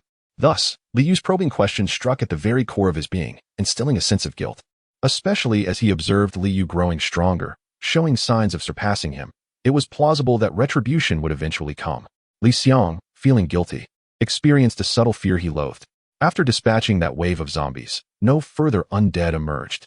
The spectators, too, were left in astonishment. This team is formidable. They are on the verge of annihilating everything. I long to possess this team, for had I done so earlier, I would have acquired the artifact by now. One can only wonder what the artifact truly resembles. The third-tier zombies have yet to emerge. We must not celebrate prematurely. Even when they do appear, there is no cause for fear, as they are accompanied by two fifth-tier evolved beings. This time, it is indeed a genuine crushing scenario. The spectators are elated, blissfully unaware, thinking we have achieved a resounding victory. Baoman is equally exhilarated. She and Baoqin are both fire-type evolvers, yet their flames are strikingly different. Baoqin's fire is a frigid, aloof blue, while Baoman's is a fervent, vibrant red.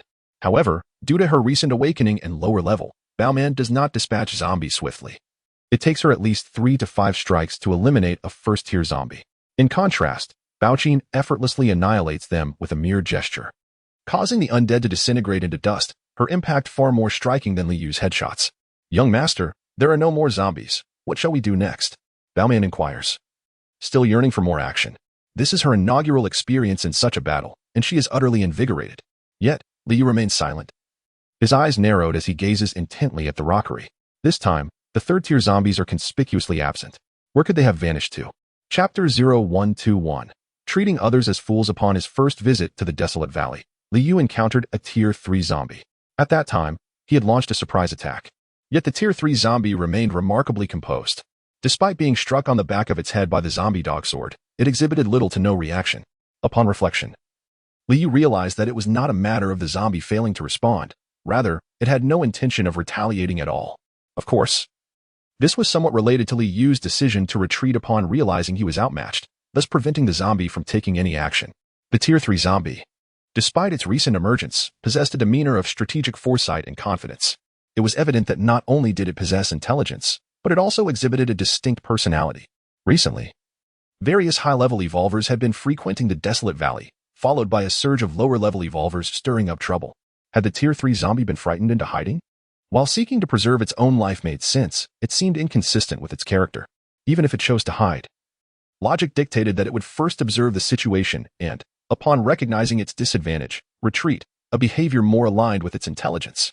Just then, Li Yu's contemplation was disrupted by Baoman's voice announcing the arrival of a second wave of zombies.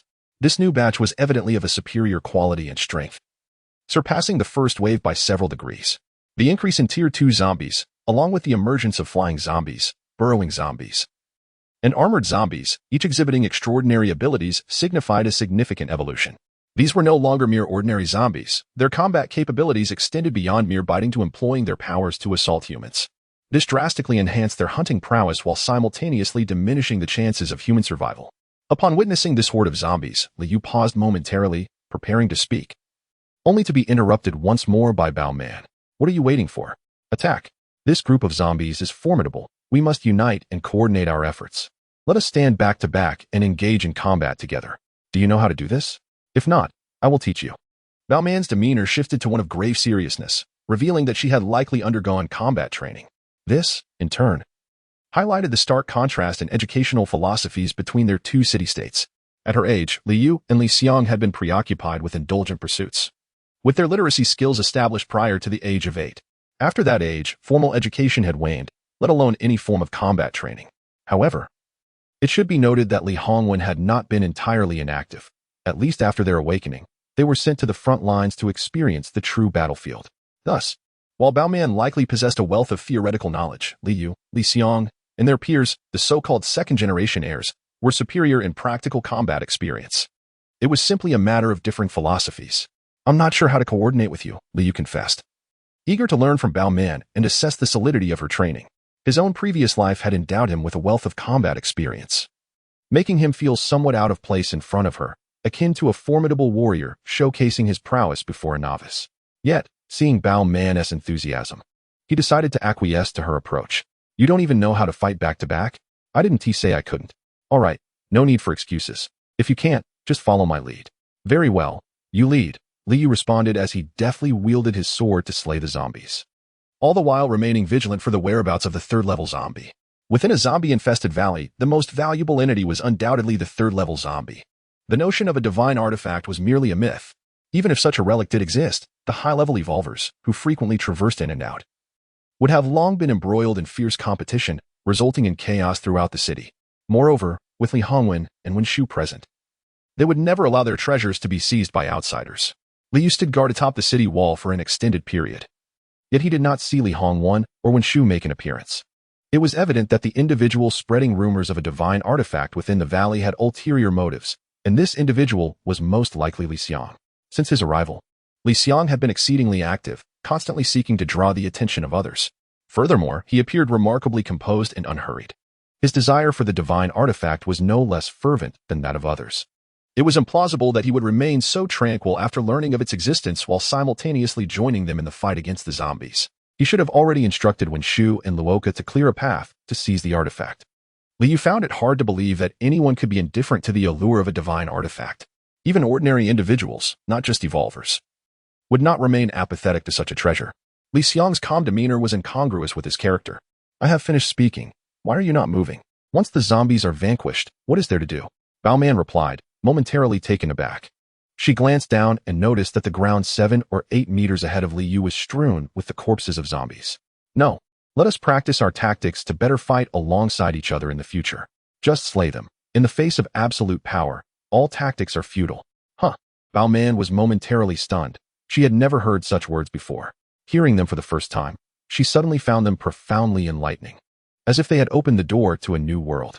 In class, her teachers only instructed her on how to cooperate with teammates, how to engage in coordinated combat, and how to support one another in survival situations while stranded in the wilderness. They taught her various technical skills, but never spoke of breaking through everything with sheer strength. Indeed, I must possess sufficient power that I might not even need teammates, she thought. Liu had merely spoken casually, intending to describe the reality of their situation. He had not anticipated that Bao Man's mind would be so active, leading her to ponder excessively. Meanwhile, Li Xiang was fully committed, consuming food while relentlessly exterminating zombies, striving to surpass Liu. Liu, of course, had no time to engage in tactical training with Bao Man. He was oblivious to Li Xiang's intentions. He simply aimed to thwart Li Xiang's desires. Observing the number of zombies he had slain, Liu endeavored to exceed it further. Li Xiang, feeling a twinge of impatience, began to regret allowing Liu to join. Had he known, he would have instructed his mother to keep Liu outside, thereby avoiding all these complications. Brother. He approached Liu. Could you possibly take a break and allow your younger brother a turn? Allow what? What do you wish to do? Liu inquired. That is not for you to concern yourself with. Just do me a favor, all right? Very well, but the essence of the third-level zombie is mine. Do you have any objections? None at all. It is all yours. Li Xiang responded with excessive promptness and decisiveness. Thus, Liu did not believe his words at all. Then show a bit of sincerity. Li Xiang understood precisely what he meant by sincerity, merely a request for food or a third-level zombie essence. As a creature akin to a Pichio, Li Xiang could only consume. Persuading him to relinquish anything was more painful than death itself. I have already given you the third-level zombie essence. What more do you want from me? Li Xiang had no interest in empty promises. Once he achieved his goal, all third-level zombie essences would belong to him, and it was utterly impossible for him to pass any on to Liu. He believed Liu remained as naive as ever, ready to accept whatever was said. How things had changed. Brother, you have changed. You are no longer the same as before. Back then, you would yield to me without haggling. You are aware of the past? Li Xiang was momentarily at a loss for a rebuttal and spoke in a conciliatory tone. How about this? When the third-level zombie appears, I will go first. If I cannot defeat it, then you can step in. Whoever kills it will claim it. Seems fair. Right? Fair. It was too fair. This was treating someone as a fool. Nonetheless, based on Liu's judgment, the third-level zombie was unlikely to appear. That creature was exceedingly clever and might have already slipped away if it sensed danger. Just as Liu was preparing to agree, the third wave of zombies arrived. Among them was, coincidentally, a third-level zombie. Chapter 0122. All our human spirits having just vanquished the second wave, the third wave emerged in succession. It bore a resemblance to the previous tide of corpses, with zombies appearing in relentless batches. However, the quality of the third wave did not significantly surpass that of the second, it merely increased in quantity. The emergence of the third-tier zombies elevated the challenge by several degrees. Without the intervention of advanced evolutionaries, only Liu, Baoman, Liang, and a few others could contend with them. Liu was taken aback by the appearance of the third-tier zombies, realizing that his assessment had been flawed. An unsettling feeling lingered, though he could not pinpoint its source. At that moment, Liu noticed that Liang had fallen silent, his gaze fixated on the third-tier zombies, eyes gleaming with excitement. Recognizing this eager demeanor, Liu understood his suspicions had been confirmed. Liang had indeed come for the third-tier zombies, rather than some mythical artifact. Brother, since you're not speaking, I shall assume your consent. I shall take the lead, Liu declared. Did you not mention you would not engage with the third-tier zombies? I do not recall saying that. Liang expertly played the role of the trickster, and thus, Liu had never taken his promises seriously. Since Liang wished to charge ahead, Liu decided to let him proceed. However, confronting the third-tier zombies was no simple task. In the past, even when Liu wielded the corpse dog sword, during the initial feeble days of the third-tier zombies, he found them formidable. After 3 years of growth, these third-tier zombies had only become more powerful. Liang spoke of leading the charge, but did not act immediately. Instead, he turned to address the onlookers. The third-tier zombies have appeared, indicating that the artifact is nearby. Once I slay the third-tier zombies, we shall seek the artifact together. Whoever finds it shall claim it. The crowd erupted in excitement at his proclamation. Is it true, adoptive father? Wow, the second young master is quite generous. Haha, I'm glad I came along. I might just get lucky. No wonder he is the heir to the city lord. Such magnanimity. Based on this statement alone, I shall support the second young master, regardless of what follows. The second young master is impressive. It is no wonder Liang was so adept at winning hearts. He could turn non-existent opportunities into favors, speaking with a facade of nonchalance, his audacity unmatched. Ultimately, others would express their gratitude, acknowledging his goodwill. When it comes to reaping rewards without effort, Bao Man could only rank second. The top spot belonged unequivocally to Liang. The accolades poured in, and a sense of self-satisfaction bloomed on Liang's face, his smile oscillating between pride and restraint. Yet, it proved challenging to contain the enthusiasm, more daunting than suppressing an AK-47. In the end, he could only attempt to quiet the crowd with his hands. Do not rush. Wait until I slay the third-tier zombies. And then you may cheer for me, he instructed. Brother, remain still and watch my performance. Liu stepped aside and gestured for him to proceed, saying nothing further. However, to approach the third-tier zombies, it was imperative to clear away the first and second-tier zombies in front of them. Liang charged into the horde of zombies, commencing a frenzied assault. Bao Man was perplexed, questioning why he would engage first, fearing that his third-level zombie essence would soon be depleted. It will not be a problem. He cannot defeat me, Liu asserted, even as he misjudged the situation. Nevertheless, Liu remained convinced that this third-level zombie would not fall easily.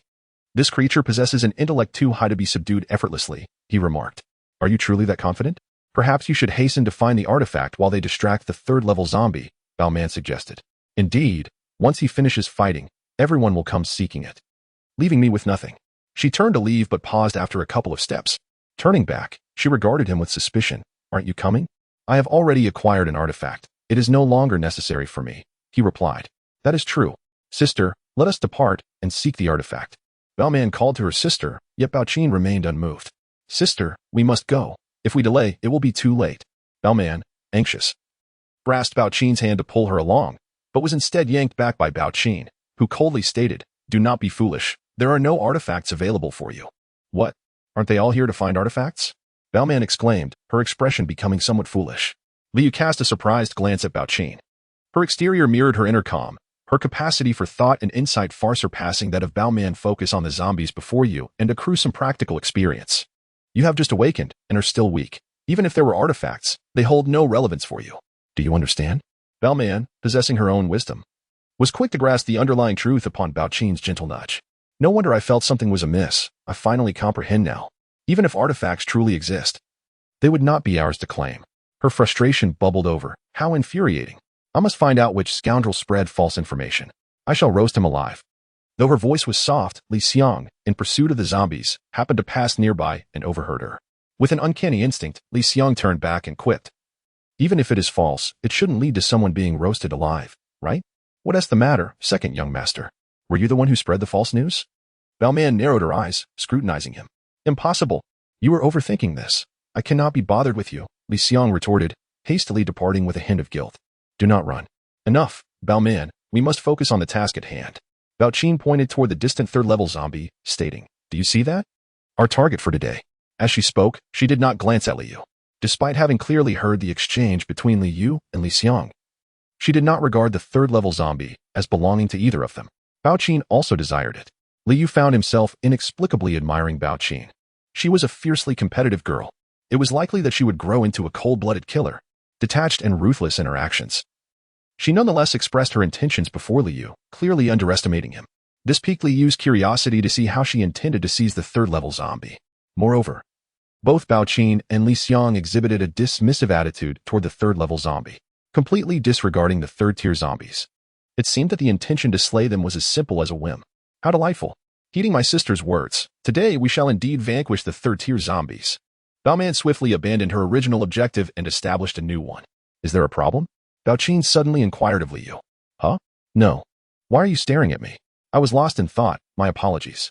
Bao Qin shot Liu a glare and remarked, I am determined to claim the third-tier zombie.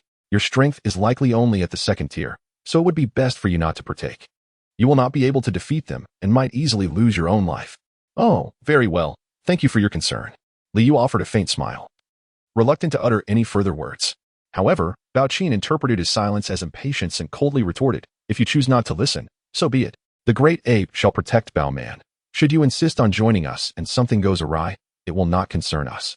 As she spoke, she cast a glance at Luoka, then looked towards the valley entrance, subtly reminding Liu that even those closest to him had no intention of offering protection. To continue to show off would only lead to demise. This girl, though often reserved, possessed a keen perception, her mind as clear as crystal. Meanwhile, on the other side, Li Xiang engaged with the third-tier zombies. Li Xiang was defeated. Chapter 0123. Why speak again? Li Xiang's defeat was so swift that even the bodyguard, Roka, failed to react in time.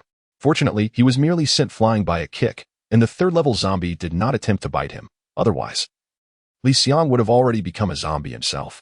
Aware of his negligence, Roka, in a fit of anger, prepared to engage the third-level zombie. Captain Roka, do not move, Li Xiang shouted. Roka, having charged halfway, was abruptly halted. What is it, second young master? Roka turned back, confusion etched on his face. Mind your own business. When I say don't move, you don't move. I can handle it, just watch. What a jest it would be to let Roka take the kill. That would render the stage futile. The dramatic effect Li Xiang sought would be lost, leaving him to seethe in frustration. If Roka accidentally eliminated the third-level zombie, Li Xiang would likely confront him with fury. This was crucial for Li Xiang's ascension to a fourth-level evolver. Securing the evolution points from the system reward would bring him one step closer to that goal. Thus, there was no room for error. Anyone who dared obstruct Li Xiang's path would face dire consequences. Roka heeded his advice, stopping as instructed and keeping watch. This was his way of survival. The wasteland was not solely about violence. It also encompassed the intricacies of human relationships.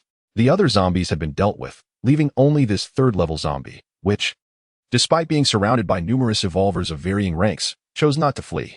Liu found this perplexing. It contradicted the creature's intelligence. Logically, a being with a sufficiently high IQ would instinctively understand the need to avoid danger.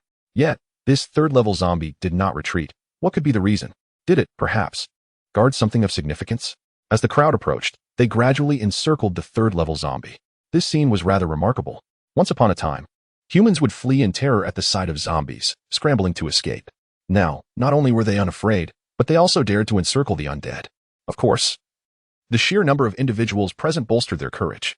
Had there been fewer people or fewer high-ranking evolvers, they would have hastily retreated. The third-level zombie likely felt bewildered. It had once chased humans, and now it found itself surrounded by them. This was the effect Li Xiang desired. The more spectators, the better. Once he dispatched the third-level zombie, it would undoubtedly astonish the crowd, and the evolution points would flow in abundance. Despite his recent failure, Li Xiang's spirits remained undampened. He attributed his earlier defeat to a lack of understanding of the third-level zombie, compounded by insufficient combat experience. After regrouping, Li Xiang stood tall once more. However, he did not rush into action. Instead, he opted to put on a show. Pointing at the third-level zombie, he declared loudly, I was careless before, but this time, I shall deliver a fatal blow. Bravo. Second young master is magnificent. Among the crowd, Lin Yao played the role of cheerleader. rallying support for Liang and enhancing the atmosphere. With one person leading, others joined in the cheers, and the ambience grew lively. Perhaps this amusement park never imagined that. A century later, it would once again draw a crowd. Just then, a gasp of astonishment rippled through the audience. Liang's speech abruptly came to a halt as Bao Qin, adorned in a white dress, unexpectedly took action. Oh no, but before she struck, she uttered a phrase, so trivial. Then she swiftly darted forward, her palms emanating 2 orbs of blue cold fire, which she hurled at the third-level zombie. Upon hearing her words, Liang's expression momentarily froze. But upon witnessing Bao Qin's attack on the third-level zombie, he was suddenly filled with panic. It was evident that she was a genuine third-level evolved being, and moreover, she wielded a rare cold fire branch of the fire element. Cold fire possessed both the properties of fire and water, essentially embodying the duality of ice and fire. To be struck by it was akin to experiencing exquisite pleasure. The fire element was inherently potent in offensive capability, and with the rarity of cold fire, its aggressiveness ascended even further. Among these children, only Bao Qin had the potential to vanquish a third-level zombie. Even with Liu's divine artifact, it would be futile in Liang's eyes, as he deemed Liu's strength insufficient. Previously, he had observed her quiet demeanor, which did not suggest a particularly combative nature. He never anticipated that the one he worried about the most would act decisively. Though merely 12 years old, Bao Qin already possessed a graceful stature and enchanting elegance. The 2 orbs of cold fire flew outwards, tracing a beautiful arc wherever they passed. Nearby leaves were scorched, emitting a crackling sound. Visually, the 2 orbs of cold fire appeared formidable. The third-level zombie was surely destined to be incinerated. Were fire element evolved beings truly this powerful? The reputation of fire as an offensive force was indeed justified. Surely, the third-level zombie would perish. Yet, just as the crowd anticipated the demise of the third-level zombie at the hands of Bao Qin's cold fire, they witnessed the flames extinguish with a couple of soft puffs upon making contact with the zombie. It resembled a lighter that, when pressed down, produced a loud sound and displayed a fierce flame, only to be snuffed out with a gentle breath. The greater the expectation, the deeper the disappointment. How could this happen? Bao Man was left dumbfounded. Even the typically composed and serene Bao Qin was momentarily taken aback. She had immense confidence in her cold fire. Having previously dispatched a third-level zombie with just 1 orb, this time, to ensure a kill, she had unleashed 2. Little did she know that upon striking this particular third-level zombie, they merely transformed into 2 small flames, inflicting only superficial damage. In her moment of shock, the third-level zombie raised its hand and sent her flying backward, fortuitously landing in Liu's embrace. The mighty ape roared in fury, preparing to charge and teach the third-level zombie a lesson, yet he too was restrained. The commanding voice belonged to Bao Qin, who, after speaking, momentarily froze in realization that she lay in Liu's arms. In the next instant, she sprang upright, once steady. Her cheeks flushed with embarrassment as she shot a resentful glare at Liu before moving to Bao Man's side. She refrained from reprimanding or striking anyone. Although Bao Qin held Liu in disdain, she was not one to disregard right from wrong. She understood that this was an accident. Furthermore, had Liu not caught her, she would have certainly met the ground face first. At this moment, Liang finally seized the opportunity to return the mockery. Your demeanor is rather blunt, yet it lacks any substantial merit. Bao Qin's countenance darkened, undeniably embarrassed by the situation. After delivering a bold declaration, she was swiftly met with a humiliating rebuttal. And to make matters worse, it occurred in the presence of others, amplifying her disgrace. Her pearly teeth clenched against her lower lip, drawing blood, yet she refrained from retaliating. It was evident that she was a person who accepted the consequences of her wagers. Such a woman often possesses a spirited charisma, embodying the essence of a heroine. One must still acknowledge my second young master. Amidst the crowd, the atmosphere coordinator, Liang, aptly exclaimed. Others echoed her sentiments, though with less fervor than before, seemingly losing faith in Liang. This is quite favorable. The greater their disappointment in me, the more profound the impact it shall have. Liang, brimming with confidence, launched a second assault against the third-level zombie. Liang stepped forward. Liang faced defeat once more. Chapter 0124. Allow me to take charge. Liang's plight, having been struck down, bore an uncanny resemblance to his previous encounter. In fact, it was indistinguishable. Fortunately, armed with the lessons learned from his prior defeat, he was able to rise swiftly this time, exhibiting a resolute determination and an indomitable spirit. Just when the onlookers anticipated another charge from Liang, he unveiled his slender blade. It appeared that he had finally recalled his true identity as a ranged archer, rather than a melee combatant. The slender blade, with its surface gleaming like gold and no larger than a fist, soared through the air with such speed that it resembled a streak of light, obscuring its true form. This time, Liang poured forth all his strength, causing the surrounding metallic objects to resonate with sound. Regrettably, he was only at level 3. While he could readily control a single slender blade, managing multiple became an overwhelming challenge. As a result, the metallic objects merely emitted noise without taking flight or responding to his command. It would only be after reaching a higher level that he could control 2, 3, or even more items. At present, he was limited to a single slender blade, specially crafted for him, lightweight and sharp, designed to conserve his energy. Liang's blade control technique was not significantly inferior in visual spectacle to Bao Qin's cold fire. As it shot forth, it produced a sound akin to slicing through the air. The onlookers gasped in anticipation of witnessing the gruesome spectacle of a level 3 zombie meeting its demise. However, instead of the anticipated scene, the slender blade merely struck the zombie at its forehead with a resounding ding. The expected outcome did not materialize. The level 3 zombie remained unscathed. Casting a puzzled glance at the floating object before it, perhaps bewildered by how something so seemingly innocuous could cause such irritation without inflicting significant harm. Yet, this look of confusion nearly shattered Liang's composure. Am I being belittled? The blade control technique and the slender blade had always been his pride. He had refrained from using his trump card earlier, intending to reserve it for a critical moment, yet now that it had been deployed to no effect, he found himself ridiculed instead. Who could endure such humiliation? As Liang wallowed in his distress, the level 3 zombie suddenly seized the slender blade. Biting it in half with a snap, it was bitten in half. Liang stood frozen, his eyes widening in disbelief, his pupils dilating. My weapon, it's broken again. Why is this happening to me? This is too much to bear since Liang had awakened and acquired the slender blade. It had shattered 3 or 4 times over 3 years. Coincidentally, each incident had occurred in the presence of Liu. However, this time, Liu's involvement was negligible. He was merely an eyewitness to the event. At the moment the slender blade was severed, Liang felt as though his heart were shattering. He turned to seek solace from his mother, but upon seeing the multitude of spectators, he restrained himself. The grand stage he had painstakingly built would be ruined if he departed. In comparison to the broken blade, he valued the evolution points far more, as the allure of reaching level 4 was far greater. With tears held at bay, Liang glared defiantly at the level 3 zombie. I shall confront you head on. Once more, Liang charged forward. Once more, he faced defeat. This time, he returned battered and bruised, contemplating whether it would have been better to seek solace from his mother. Indeed, he had lost all semblance of dignity. However, Liu paid little heed to Liang's plight, as he discovered another perplexing issue. The third-tier zombies did not seem inclined to kill. Given Liang's meager combat experience, had the third-tier zombies harbored murderous intent, he would have perished countless times over. This behavior deviates from the inherent nature of zombies, which are typically bloodthirsty, ravenously attacking any human in sight. Why, then, had they adopted such a refined demeanor? Could it be that zombies do not consume pork? After Liang fell, Bao Qin rallied his spirits and launched another attack.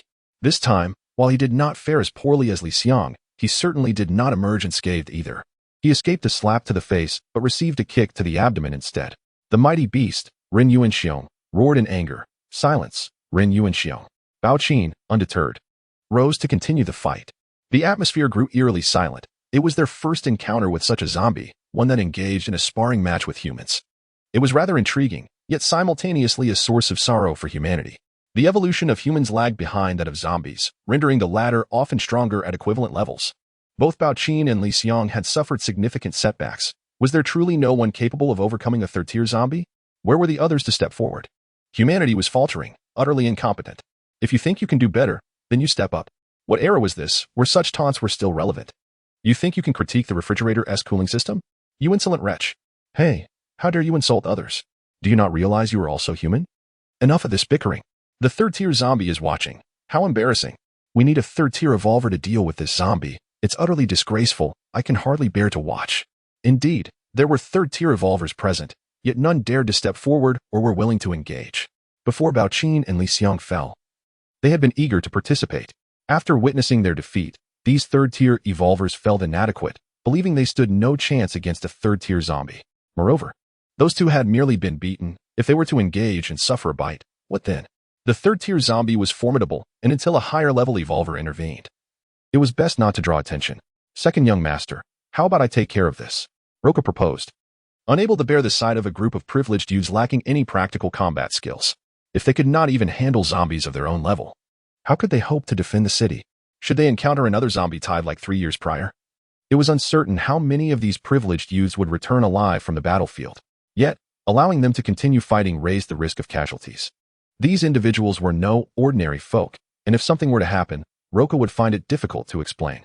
Having witnessed Liang being pummeled by the zombie, Roka was on high alert, ready to intervene at any moment. No, I can do this. Liang, though crumpled on the ground, stubbornly attempted to rise once more. Liu was keenly curious about what could possibly motivate Liang, a man who revels in pleasure, to exert such relentless effort to eliminate this Tier 3 zombie. Under different circumstances and at another time, Liang would undoubtedly have abandoned the endeavor long ago. However, after Liang spoke, an extended silence enveloped the scene. The crowd murmured amongst themselves, engaging in hushed conversations, their noise incessant. The Tier 3 zombie stood at the center of this throng, its skinless visage and bulging eyes coldly surveying the onlookers. Is no one capable? Then I shall take it upon myself. At that moment, Liu, who had remained silent and unresponsive until now, unexpectedly stepped forward. As Liang and others prepared to mock and question him, Liu had already acted. He extended his fingers like a sword, pointing towards the zombie. Go. The corpse dog, sword, as dark as ink yet radiating a blade's brilliance, shot forth in the blink of an eye. Bang! The head of the Tier 3 zombie exploded in a shower of gore. Chapter 0125. Setting aside evidence, what was once a cacophony suddenly fell into utter silence. Everyone stood dumbfounded, their eyes reflecting disbelief. A third-tier zombie had been effortlessly dispatched with a single shot, a turn of events that took everyone by surprise. Even more astonishing was the fact that the one who accomplished this feat was none other than Liu, a name no one had expected. The combination of these two revelations inflicted a profound psychological and visual shock upon the onlookers. Silence enveloped the crowd for merely a few seconds before an eruption of exclamations ensued. Incredible! So fierce! A one-hit kill. Is that the young master's divine weapon? How magnificent! To achieve such a swift victory, the young master is truly a hidden gem. This is it. The second young master's humiliation will only deepen. Wait. Isn't the young master only a first tier? Yes, indeed, a first tier. Astonishing. The second young master, a third-tier evolver, was defeated, while the first-tier young master triumphed. Prior to Liu's intervention, no one had considered that he would be the one to eliminate the zombie, let alone with such swiftness. With a single, simple move, he had vanquished the third-tier zombie, a creature that had proven formidable even against third-tier evolvers like Baoqin and Liang, who had been unable to make any headway in 4 consecutive rounds of combat. This was the truly terrifying aspect of the situation. At that moment, everyone had believed the third-tier zombie to be invincible among its peers, a being that could only be subdued by a higher-tier evolver. Never could they have imagined that a mere first-tier like Liu would deliver such a decisive blow. Baoqin and Liang stood frozen in disbelief. Yet their reactions diverged sharply. Baoqin turned away, casting a cold glance at Liu before brushing past him without a word, neglecting even to greet her sister. Bellman sister, where are you going? Don't mind me. Human ape, take good care of my sister. With that, she departed without a backward glance. In contrast, Liang's countenance turned ashen. First, he had been beaten into a pulp. Next, his weapon was shattered, and now his moment in the spotlight had been stolen. Each of these occurrences alone would have been enough to cause him profound distress. The trifecta of misfortune striking simultaneously was nearly overwhelming. The impact of Liu's strike nearly shattered him. Impossible, impossible, impossible. Liang repeated in a daze. As Liu passed by, he observed Liang's despondent state, yet felt no sympathy.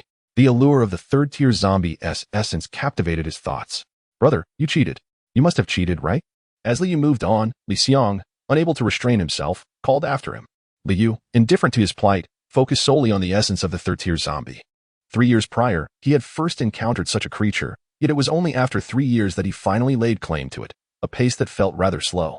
In truth, when Liu had mastered the second form of the sword control technique, he sensed he could contend with the third-tier zombie. However, at that time, he had chosen to eschew risk, immersing himself instead in diligent cultivation. Had it not been for this occasion, with Liang orchestrating such a grand spectacle and being coerced by Bao Man to attend, Liu would have likely been disinclined to come. Just before his arrival, he had fortuitously mastered the third form of the sword control technique. With this in mind, he resolved to put it to the test. To his astonishment, the power of the third form was far greater than he had anticipated. Coupled with the corpse hound sword, it was capable of obliterating a level 3 zombie instantaneously. This was surprising yet somewhat expected. After all, it was the sword control technique, which Liu believed surpassed the abilities of even the evolved ones by several tiers. Amidst the remnants of flesh, Liu discovered the essence of the level 3 zombie. Unlike the blue hues of the first and second levels, The essence of this level 3 zombie exhibited a reddish tint. This marked his most significant gain of the day. However, the evolved ones held a different view. Perhaps we can search for artifacts now? With the level 3 zombie slain, it's time to look. I'll head out first. Whoever finds it first claims it. And let us not forget the level 2 zombies. Proceed with caution. Everyone, let us band together and eliminate the remaining zombies. Though they spoke of hunting zombies, hardly anyone took the initiative. Most were fixated on avoiding the zombies' gaze, resorting to defensive measures. Almost all were scouring for artifacts, rummaging through every nook and cranny. Little did they realize that the finest treasure of the zombie valley resided in Liu's grasp. Brother, speak up. Please say something, Liang exclaimed, nearly beside himself with urgency. He could not fathom that Liu could possess such formidable prowess. A single strike. A decisive kill. This was a tremendous shock to Liang's young psyche. He had engaged in numerous battles and had failed to even graze a level 3 zombie. Yet, Liu? He dispatched one with ease. The most perplexing aspect was Liu's prior silence, which gave the impression of a modest level of skill. Capable perhaps of dealing with level 1 and 2 zombies, but certainly not one to engage level 3 zombies directly. None considered that among the younger generation, it would be Liu who could vanquish a level 3 zombie. Aside from Liang, only Bao Qin, and perhaps Yang Chun and Yang Bing would contemplate such a notion. They would never think of him. Liu had been relegated to the shadows. Yet, this seemingly forgotten individual made his move and stunned the entire assembly, obliterating everything Liang coveted. Could Liang remain calm? What do you have to say for yourself? Are you cheating? Evidence. Setting aside proof, can you honestly assert you did not cheat? Liu frowned, casting a glance at Lin Yao amidst the crowd, before inquiring. Who did you learn from? Don't concern yourself with me. Then don't ask me. What do you mean by that? If you have nothing to say, then step aside and don't obstruct me from completing my task. Before the level 3 zombie fell, 2 more batches of zombies perished. The ground was strewn with zombie essences, yet the high-level evolved ones were too proud to collect them, while the lower-tier evolved dared not approach. Particularly with Liu and his companions present, who were either powerfully strong or held significant status. Each was beyond the reach of those ordinary individuals. Moreover, captivated by the allure of artifacts, they were too preoccupied to notice, thereby allowing Liu to benefit. At that moment, Roka ingratiatingly suggested, Young master, may I assist you in collecting them? This may not be appropriate. Is your task not to protect my younger brother? A faint smile played at the corners of Liu's mouth, suggesting a blend of amusement and irony. Today, Loka, without his usual counsel, surprisingly displayed remarkable intelligence and insight. He perceived the boundless possibilities of Liu's future, regardless of Liu's current true level, whether it be rank 1 or rank 3. His ability to swiftly eliminate a rank 3 zombie was undeniably real and tangible. This was a genuine manifestation of absolute strength, while it may not be entirely in favor of Liu. The act of bending down to pick up scraps and effortlessly winning goodwill was something Loka was not only willing to do but found quite easy. The danger had been averted, thus fulfilling my task. It was time to move on to the next assignment. The term assignment was undoubtedly emphasized with a hint of flattery. It appeared that the council had imparted considerable wisdom to Loka. This was to be expected. In such a vast environment, even a straightforward individual like Loka, after facing a few setbacks, had learned to communicate appropriately with both people and spirits alike. Why not take advantage of free labor? That would certainly be a task for Captain Loka, not to trouble him, indeed. In fact, Loka was quite pleased.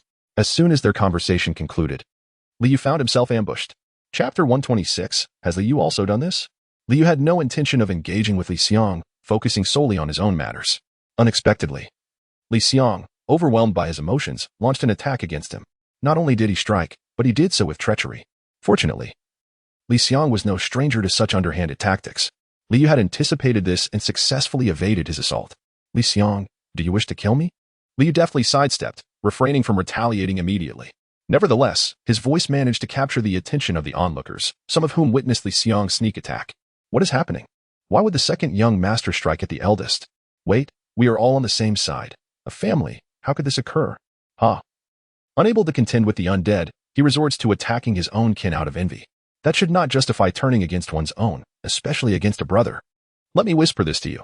The second young master is rumored to have a dubious past. Let us not forget the incident with Fei Shui. Indeed, those associated with Fei Shui are not of good repute.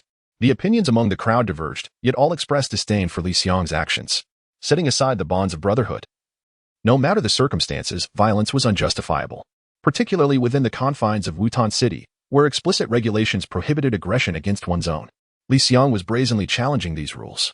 Amidst the crowd, Lin Yao observed the unfolding events. She understood that Li Xiang's breakdown stemmed from his inability to accept that Li Yu surpassed him in prowess. Additionally, the incident involving Sanggu had been meticulously orchestrated for quite some time, only to culminate in failure, effectively obliterating Li Xiang's plans. Although Lin Yao was unaware of whether Li Xiang's motivations were to gain notoriety or for some other reason, she recognized that this situation held significant importance for him. Thus, his reaction, albeit excessive, was not entirely unexpected. However, it would be indefensible in public opinion. If when Shu were to arrive, Li Xiang would find himself in dire straits. Lin Yao's mind raced, and she turned to seek out Wen Shu at the valley entrance. When Shu had yet to enter, should any danger arise, Roka would signal her. To her surprise, it was Lin Yao, the maid, who arrived. "Madam, there is trouble. A fight has broken out." "Be clear. Who is fighting whom?" "The eldest and the second young master are at odds." Lin Yao hesitated momentarily, clearly reluctant to divulge certain details. "Who initiated the conflict?" It was. "Who? Speak." "It was the eldest." "Little Yu?" Wen Shu's expression was one of astonishment. Upon hearing Lin Yao's words, she had already surmised that it was likely Li Xiang who had struck first, given his prior transgressions, which had even been witnessed by Wen Shu herself. Although he had faced punishment, it bore no difference from reward. Yet, Lin Yao claimed it was Li Yu, and Wen Shu was initially disinclined to believe her. "Are you certain?" Wen Shu fixed her gaze upon Lin Yao, for a high-level evolved being could effortlessly discern a person's heartbeat. If Lin Yao were lying, her pulse would surely quicken. "I am certain." This time, Lin Yao's response was resolute. There were no signs of a racing heartbeat, and Wen Shu deliberately waited a few moments without hearing anything. In the end, she believed her words and vanished without a trace. In the valley, Li Xiang's features were contorted. "Brother, this is the last time I shall call you that. You have repeatedly thwarted my endeavors, and it is time to settle this score." Li Xiang was not a magnanimous individual. He kept a small ledger recording all the grievances he had suffered. One day, he intended to reclaim what was owed to him. As for the losses he had inflicted upon others, he had never taken note. To him, it was only natural for others to suffer. After all, he was the second young master. "So, how shall we reckon your repeated attempts on my life? I never truly intended to kill you. Nor did I deliberately seek to ruin your affairs. Impossible. You did it on purpose." Li Yu was utterly speechless. This was completely unreasonable. Whenever something was unfavorable to Li Xiang, he would vehemently deny it, yet he would emphasize anything that benefited him. He had not always been like this. It was undoubtedly the influence of Lin Yao that had changed him. Li Yu had known Lin Yao for a long time and was quite familiar with her behavior. Back then, he was merely a sycophant, viewing everything she said through a rose-tinted lens. However, upon reflection, he realized that Lin Yao was the epitome of arrogance and petulance. To his surprise, despite their long acquaintance, he had not become such a person. Yet Li Xiang, having known her for only a brief period, had already conformed. It could only be said that Li Xiang was inherently unreasonable, which made Li Yu disinclined to engage in further banter. With some lower-tier zombies still to slay, he had pressing matters to attend to. "Fine, then make your move. I will kill you." Li Xiang acted decisively. His thin blade broke again, snapping in two. Lacking a proper weapon, he improvised with the broken pieces. To his astonishment, in his moment of desperation, he managed to control both halves of the blade simultaneously. Though they were broken, this was an unexpected stroke of fortune. However, in his fury, Li Xiang was oblivious to this detail. All he desired was to kill Li Yu to vent his pin-up rage. Slap. You were told to make a move, and you truly did. Slap. Li Yu delivered two quick slaps, swift and powerful. Li Xiang had no time to react or evade. Yet, his own attacks were effortlessly dodged by Li Yu. Were it not for the absolute disparity in their strengths, such ease would have been unattainable. Li Xiang's face, already swollen, became even more so. "Your strength is clearly inferior to mine. How can you so easily evade my blade? And you claim you haven't cheated?" Li Yu was perplexed as to why Li Xiang kept insisting on cheating. There is a saying, those who have committed misdeeds themselves tend to believe others would do the same. Thus, did Li Xiang, having cheated himself? Presumably you must have done the same? What, then, did Li Xiang mean by his accusations of cheating? Could it be that, like me, he is also a reincarnate? Li Yu pondered, deeming it improbable. From Li Xiang's demeanor and actions, he could not possibly be a reincarnate. Which reincarnate would be so foolish as to repeat the mistakes of their past life? Perhaps I am simply superior to you? Impossible. You cannot surpass me, for I possess. Just as Li Xiang was about to reveal what he possessed, Wen Shu suddenly materialized beside them. She cast a glance at Li Xiang's face.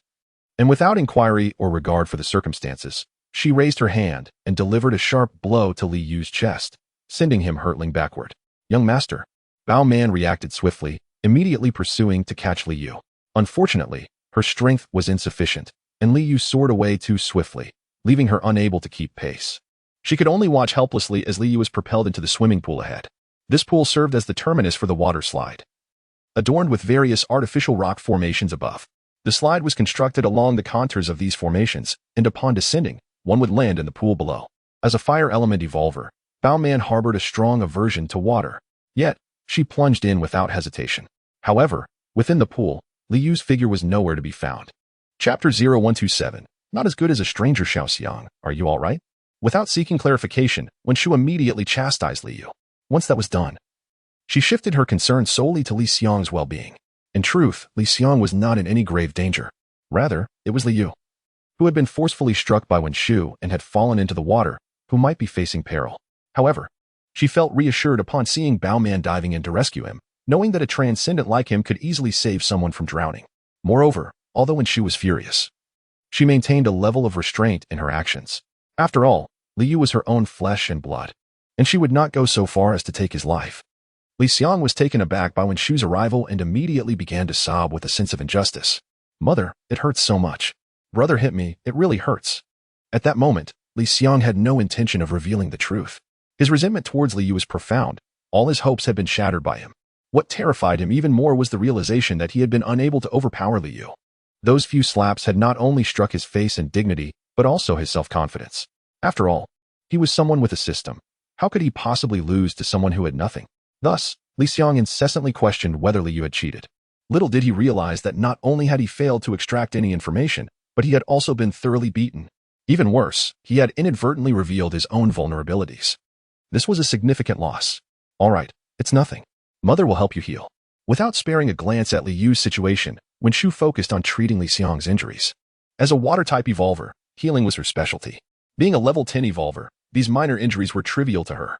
In no time, she had restored Li Xiang to perfect health. Xiang, does it still hurt? Wenshu gently inquired, while meticulously examining his face for any signs of injury. Fearful of overlooking something. Mother, it doesn't hurt anymore.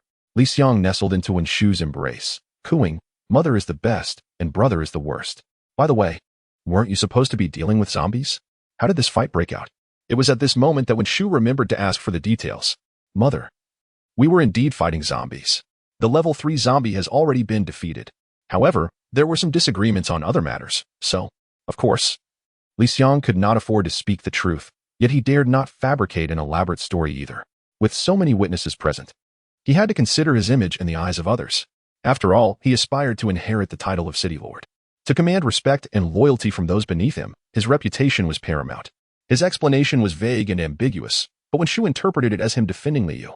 Why would you defend him when he has already laid hands on you? Just speak the truth. He deserves to be punished. I truly am not defending him, Mother. Please don't be too hard on him. He acted on impulse. Impulse? Humph. That is no justification for turning against one's own kin. Once we return home, I will ensure your father administers a fitting punishment. Roka, who had been listening to their exchange, couldn't help but roll his eyes repeatedly. Aside from discerning Li Xiang's deceit, he wished to express, can we cease our discussion? The young master has been submerged for 3 minutes and has yet to resurface. Are we not concerned for his well-being?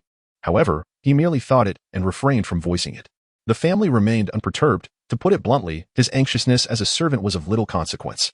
Mother, perhaps we should let it be. You have already chastised brother. Let that suffice as punishment. You are far too compassionate. Do you not understand that mercy does not command an army? I do not quite comprehend. No matter, as you mature and accumulate experiences, understanding will come. In truth, Li Xiang was acutely aware. He was secretly elated. For the phrase mercy does not command an army solidified his position as the sole candidate for the future lord of the city. Yet, he feigned innocence, appearing entirely uninformed. The pivotal point was that Wenshu genuinely believed him, offering him words of comfort. As it seemed they were poised to continue their conversation, Roka could no longer contain himself. Madam, it appears the young master is still in the water. Yes, I am aware. Though Wenshu was engaged in conversation with Li Xiang, her attention was divided, keeping an eye on the pool's situation. Just then, the Princess Baoman surfaced while attempting to rescue someone. The beastly figure of Ren Yuanxiong hurried to assist her. Princess Baoman, are you unharmed? Do not concern yourself with me. Quickly, descend and help me search for him. Oh, Ren Yuanxiong, without a second thought, complied with Baoman's command. However, her words fell upon Wenshu and the others' ears, and they took on a different significance. Search for someone. Has he vanished? It is not a matter of rescue, but of locating him. This implied that Li Yu was no longer in the pool. Finally, when Shu deemed it necessary to investigate, she was skeptical of Baoman's statement, convinced that Li Yu must be hiding somewhere. Approaching the pool's edge, when Shu felt an innate connection with the water, with a mere glance, she could resonate and bond with it. Everything below the surface was laid bare to her vision. When Shu was neither startled nor alarmed. She merely felt a trace of astonishment at the absence of anything. Li Yu had truly disappeared. She took her time, meticulously searching once more. After confirming his absence, she turned to Roka and said, "Captain Roka, please take your men and search for young Yu's whereabouts. The young master is not in the water? He is missing. Alas. Had we descended sooner to search for him? Enough with the idle chatter. Hurry and find him." Understood. After Roka had distanced himself, he muttered, "Now you realize the urgency. Where was this concern earlier?"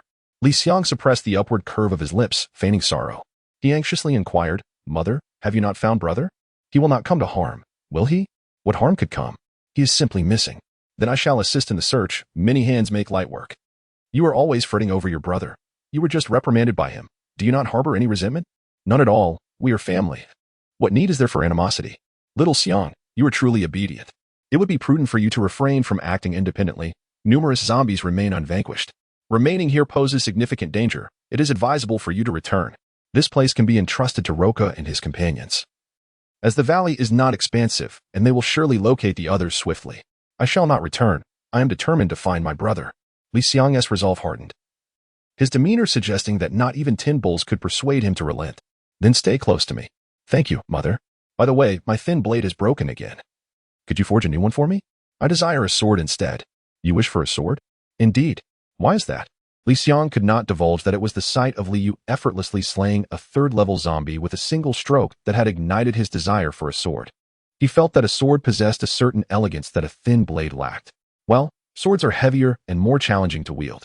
However, once mastered, they become formidable weapons. Moreover, they would enhance my blade control technique, enabling me to manipulate any weapon in the future. "Are you seeking to engage in weight training?" "Yes, mother. Such a good boy, so diligent. When we return, I shall have someone custom make a sword for you." "Thank you, mother." Bao Man observed the two conversing, seemingly unperturbed. Did they not fear for Li Yu's safety or potential misfortune? Moreover, why did their discussion abruptly come to a halt? "Bah, what nonsense. I am of no lesser worth than an outsider." Bao Man spat disdainfully onto the ground before commanding the ape-like figure to seek assistance. Chapter 128. The laboratory. When Shu returned only after ensuring Liang's safe passage back to Wutan City, she did not simply depart without a word. "Captain Luo, have you found the person?"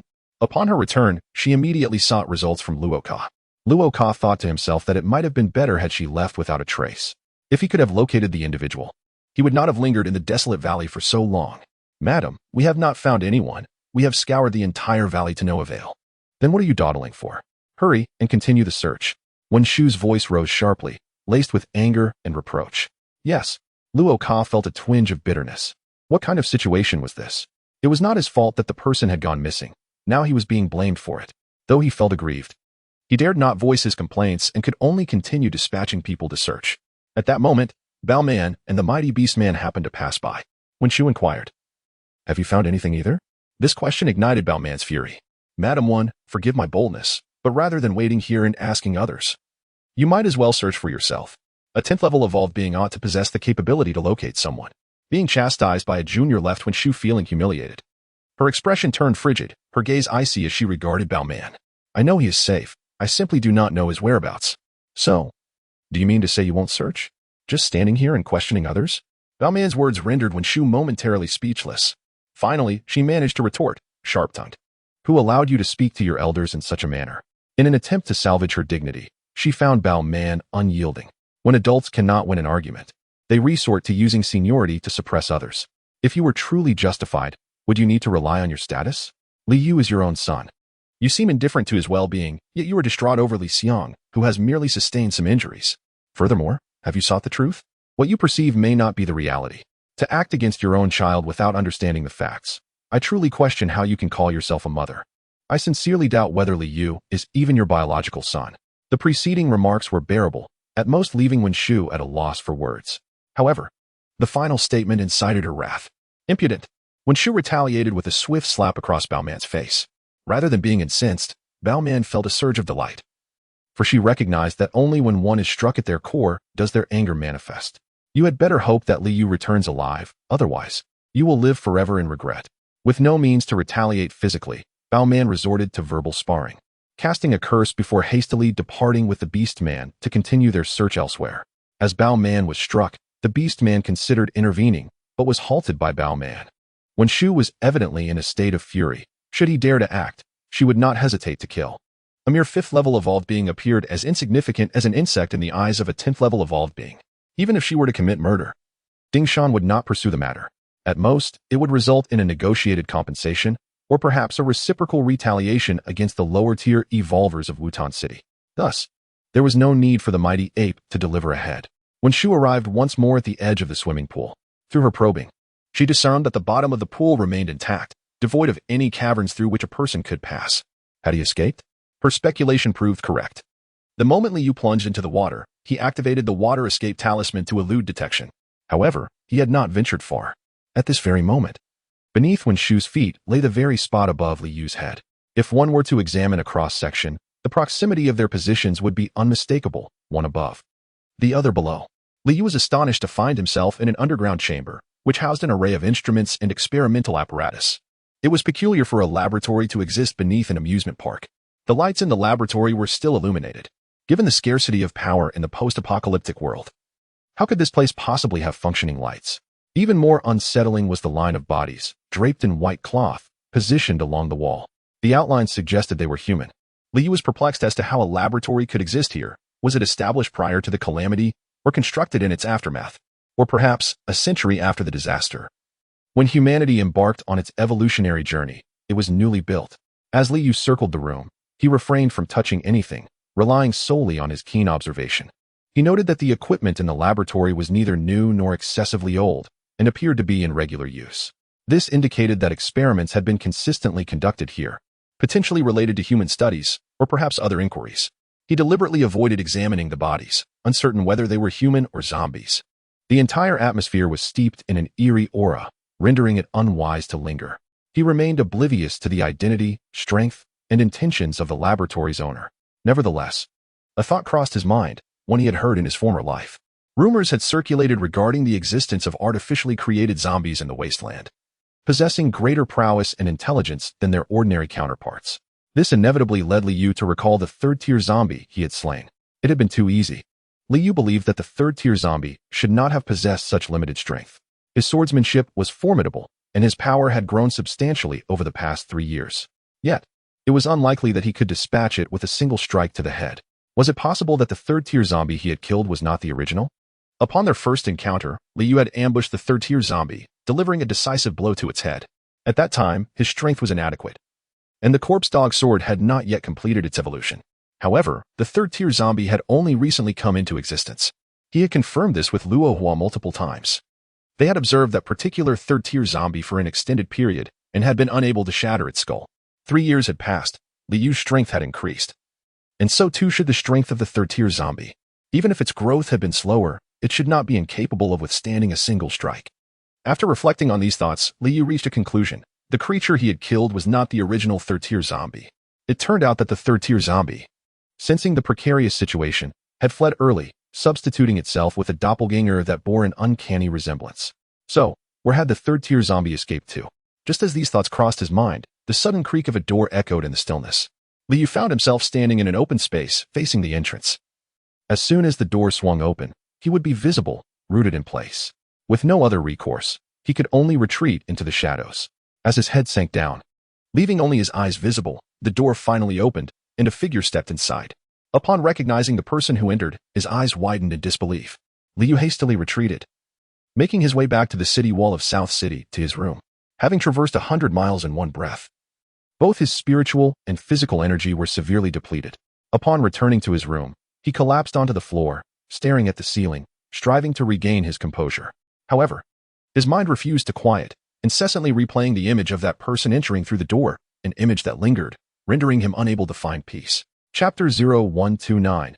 Now I know the urgency. The technology of creating artificial zombies has indeed surfaced in the past. However, shortly after its emergence, it was halted by the organization due to its malevolent nature, which contradicted the organization's mission of eradicating zombies and restoring a safe haven for humanity in the wasteland.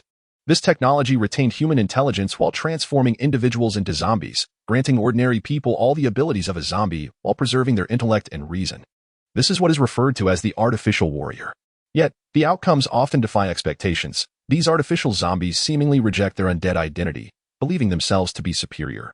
The true saviors destined to rescue humanity. Consequently, once this technology was unveiled, it vanished from discourse, never to be mentioned again. Liu's knowledge on the matter is limited to these aspects. Specific details, such as who initiated it or where it was announced, remain shrouded in uncertainty, mostly derived from hearsay that cannot be relied upon. He never anticipated that after his rebirth, he would personally uncover this matter, and so close to himself at that. Perhaps he should seek another opportunity to revisit it. What if he is merely overthinking?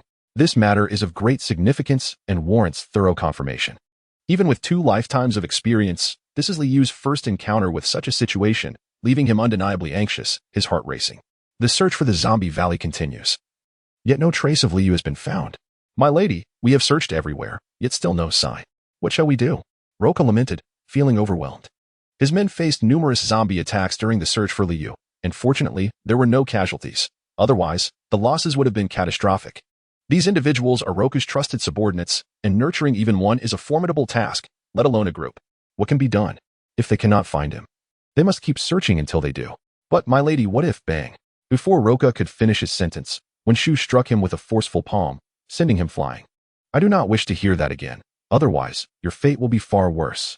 Upon delivering her warning, when Shu herself was momentarily taken aback, Roka, unaware of her sudden pause, seized the opportunity to escape. Fortunately, being an evolved individual of the strength type, he was resilient. He merely coughed up blood, sustaining only minor injuries. Had it been another, they would have already been declared dead. He could not fathom why when Shu had suddenly spoken up, and after her outburst, why she seemed momentarily dazed. Was it the onset of menopause, or a relative's visit? It was all rather perplexing. When Shu understood precisely what Roka was about to say, something along the lines of what if Liu is dead? Yet, upon hearing it, she felt an uncontainable rage. Her hand moved instinctively to warn Roka, the words escaping her lips before she could restrain them. It was in that moment that when Shu realized how much she truly cared for Liu. However, she also recognized that it might be too late. For they had been searching for an exceedingly long time, and the daylight was gradually fading. According to the regulations of Yutan City, it was ill-advised to linger outside after dark. Even a 10th-level evolver would fare best within the confines of the city. Even in the wilderness, one must seek a refuge. Otherwise, they may encounter unforeseen dangers. Hence, if no one is found, these individuals must return. If today yields no results, they shall search again tomorrow. Or perhaps at a later time, but the likelihood of failure is exceedingly high. It was this realization that suddenly filled Wen Shu with trepidation. She fell silent for a moment, lost in thought, as though engaged in an internal struggle. Abruptly, she lifted her head and cast her gaze around, calling out, Xiaoyu. Xiaoyu, where are you? Her demeanor bordered on madness. Bao Man and Ren Yuanxiong, who were nearby, turned their heads upon hearing her voice. Not long before, Wen Shu had slapped Bao Man, and Ren Yuanxiong bore a dislike for Wen Shu. Yet, unable to best her in a confrontation, he had to suppress his feelings, which left him quite uncomfortable. Witnessing the scene, Ren Yuanxiong chuckled. Haha, getting anxious, are we? You noticed that too? Bao Man was somewhat taken aback. She had always thought Ren Yuanxiong to be dull and only capable of fighting. She never expected him to be perceptive. Ren Yuanxiong nodded vigorously. Yes, indeed.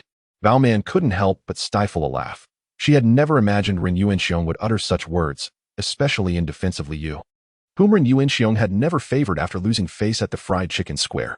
However, soon enough, Bao Man could no longer find humor in the situation. She realized that Liu was in grave danger and might very well be lost. Ren Yuanxiong, shall we return and gather people? It would be best to locate him today. Otherwise, it will be difficult after tonight. Let us go now. Ren Yuanxiong immediately transformed, becoming immensely tall, and allowed Bao Man to perch upon his shoulder, preparing to leap away. However, when Shu suddenly appeared before them, blocking their path. You shall not leave. Only upon finding him may you go. Bao Man was rendered speechless by her words. This woman had only now grasped the gravity of the situation. Where had she been all this time? Madam One, I advise you to expedite your search for him and cease these futile endeavors. The more people we have, the easier it will be to find him. Bao Man paused, realizing that when Shu had indeed lowered her stance, such humility was rare.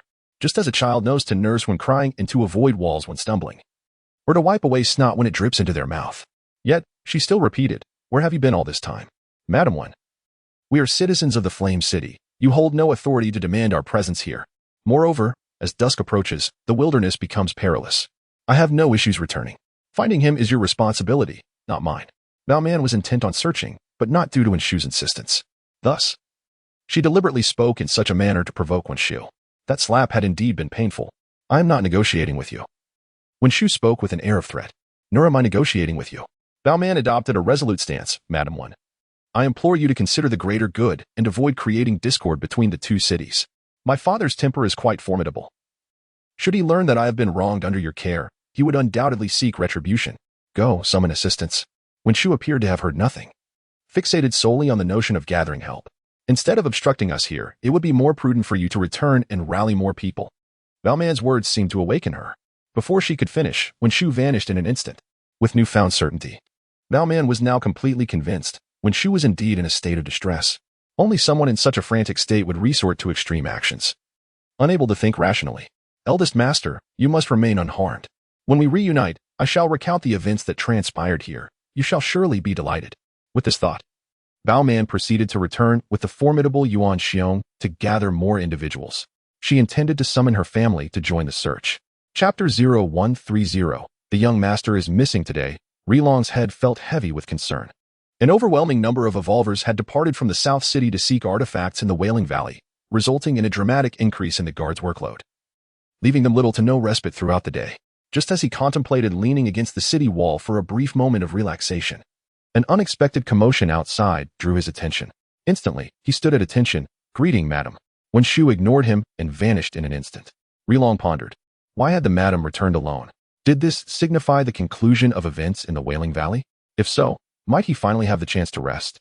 Lost in his thoughts, he unconsciously leaned back. Just as he was about to settle in, Wenshu reappeared. Rilong straightened himself abruptly. Not only was she present, but also the city lord Li Hongwen and his personal guards. A quick glance revealed that there were at least 1,000 individuals, their pace brisk and movement synchronized, reminiscent of a military march. As they approached, the tremors beneath their feet became increasingly pronounced. Residents along the route peered out, intrigued. What was transpiring? Were they about to engage in a confrontation with the Flame City? Surely not. With so few people, how could they possibly fight? Yet, there seemed to be more than just a few. Could it be that there were over 10,000? Might there have been an incident in the Wailing Valley? But how could that be? What could possibly happen there? Something significant, indeed. Could it be that an insider was privy to the details? "Let me share a secret." "But don't let it slip," one resident whispered. "I assure you, Luo Hua, will not speak of it to outsiders." According to a friend who had recently returned from an expedition to the Wailing Valley, the young master was missing. What? Luo Hua had come to the city gate primarily to inquire if her daughter Lin Yao had returned, only to stumble upon this shocking revelation. Old Xiang, given this commotion, it seems something has gone awry. Indeed, it is plausible. Otherwise, such a large mobilization would be unwarranted. It appears we were correct to refrain from venturing to the Wailing Valley, though I am anxious about Yao Yao's well-being. Why hasn't she returned with the second young master? Yes, the second young master is soaking in the residence, yet Yao Yao remains absent. It is truly distressing. Before long, the news of Li Yu's disappearance spread throughout the city. It was hardly Luo Hua's fault. Such a monumental event was impossible to conceal. Moreover, she was not the sole bearer of the news. This rumor, like a whirlwind, eventually reached Rilong's ears. He gazed at the large contingent exiting the city, utterly bewildered. Wasn't he the young master atop the city walls, who had proclaimed him missing? Rilong sought someone to cover his shift and ascended the wall. "Young master, are you there?" He knocked gently on the door of Li Yu's chamber. "I am here, what is it?" The voice responded just as the door creaked open, revealing Li Yu stepping out. "Young master, something is amiss. They claim you are missing, and the city lord along with the madam has just led a vast number of people out of the city to search for you. That cannot be true." "Indeed. I insisted that the young master could not possibly be missing. I wonder who spread such rumors. I mean, they cannot be searching for me." Rilong suddenly recalled that Li Yu, as the young master, was not particularly esteemed within the lord's residence. He hesitated to delve into the matter, as it was someone else's family affair. However, the young master, "I have heard alarming rumors. Perhaps you should investigate?" "No, let it be. Captain, you needn't concern yourself with this matter any further. Go and rest." "I cannot rest. I am on duty all day." "Then you shall continue your watch. But refrain from speaking of matters that do not concern you or asking questions that are inappropriate." "Very well, young master. I shall remember that." as Liang walked a distance. He pondered, realizing something was amiss. How could a mere youth instruct him on what to do? Yet, there was a grain of truth in what he said. Thus, upon returning to his post, when asked if he had seen Liu, he responded with ignorance. Consequently, apart from Liang, no one else was aware that Liu had indeed returned. Liu himself did not regard this situation as significant. As he noted, it was improbable that Li Hongwen and Wen Shu would seek him out, let alone bring a throng of people. The sting of Wen Shu's slap still lingered on his chest, a painful reminder. To assault someone and then frantically search for them was utterly absurd. It was inconceivable. He returned to his chamber, resolutely continuing his cultivation. In the desolate valley, Li Hongwen stood by the edge of the swimming pool. Are you implying that you struck him into this pool, and he has not reemerged? At that moment, the water in the pool had long since been removed by Wen Shu using her extraordinary abilities and discarded elsewhere. The pool lay dry, revealing its contents in full view. No, Wen Shu's face was now etched with anxiety. Li Hongwen, taken aback, found it peculiar. Previously, Liu would often go missing. Yet he would invariably return after some time. During his absences, Wen Shu had always remained calm and collected. What was different today? The drain was too small for him to squeeze through, and there were no other openings.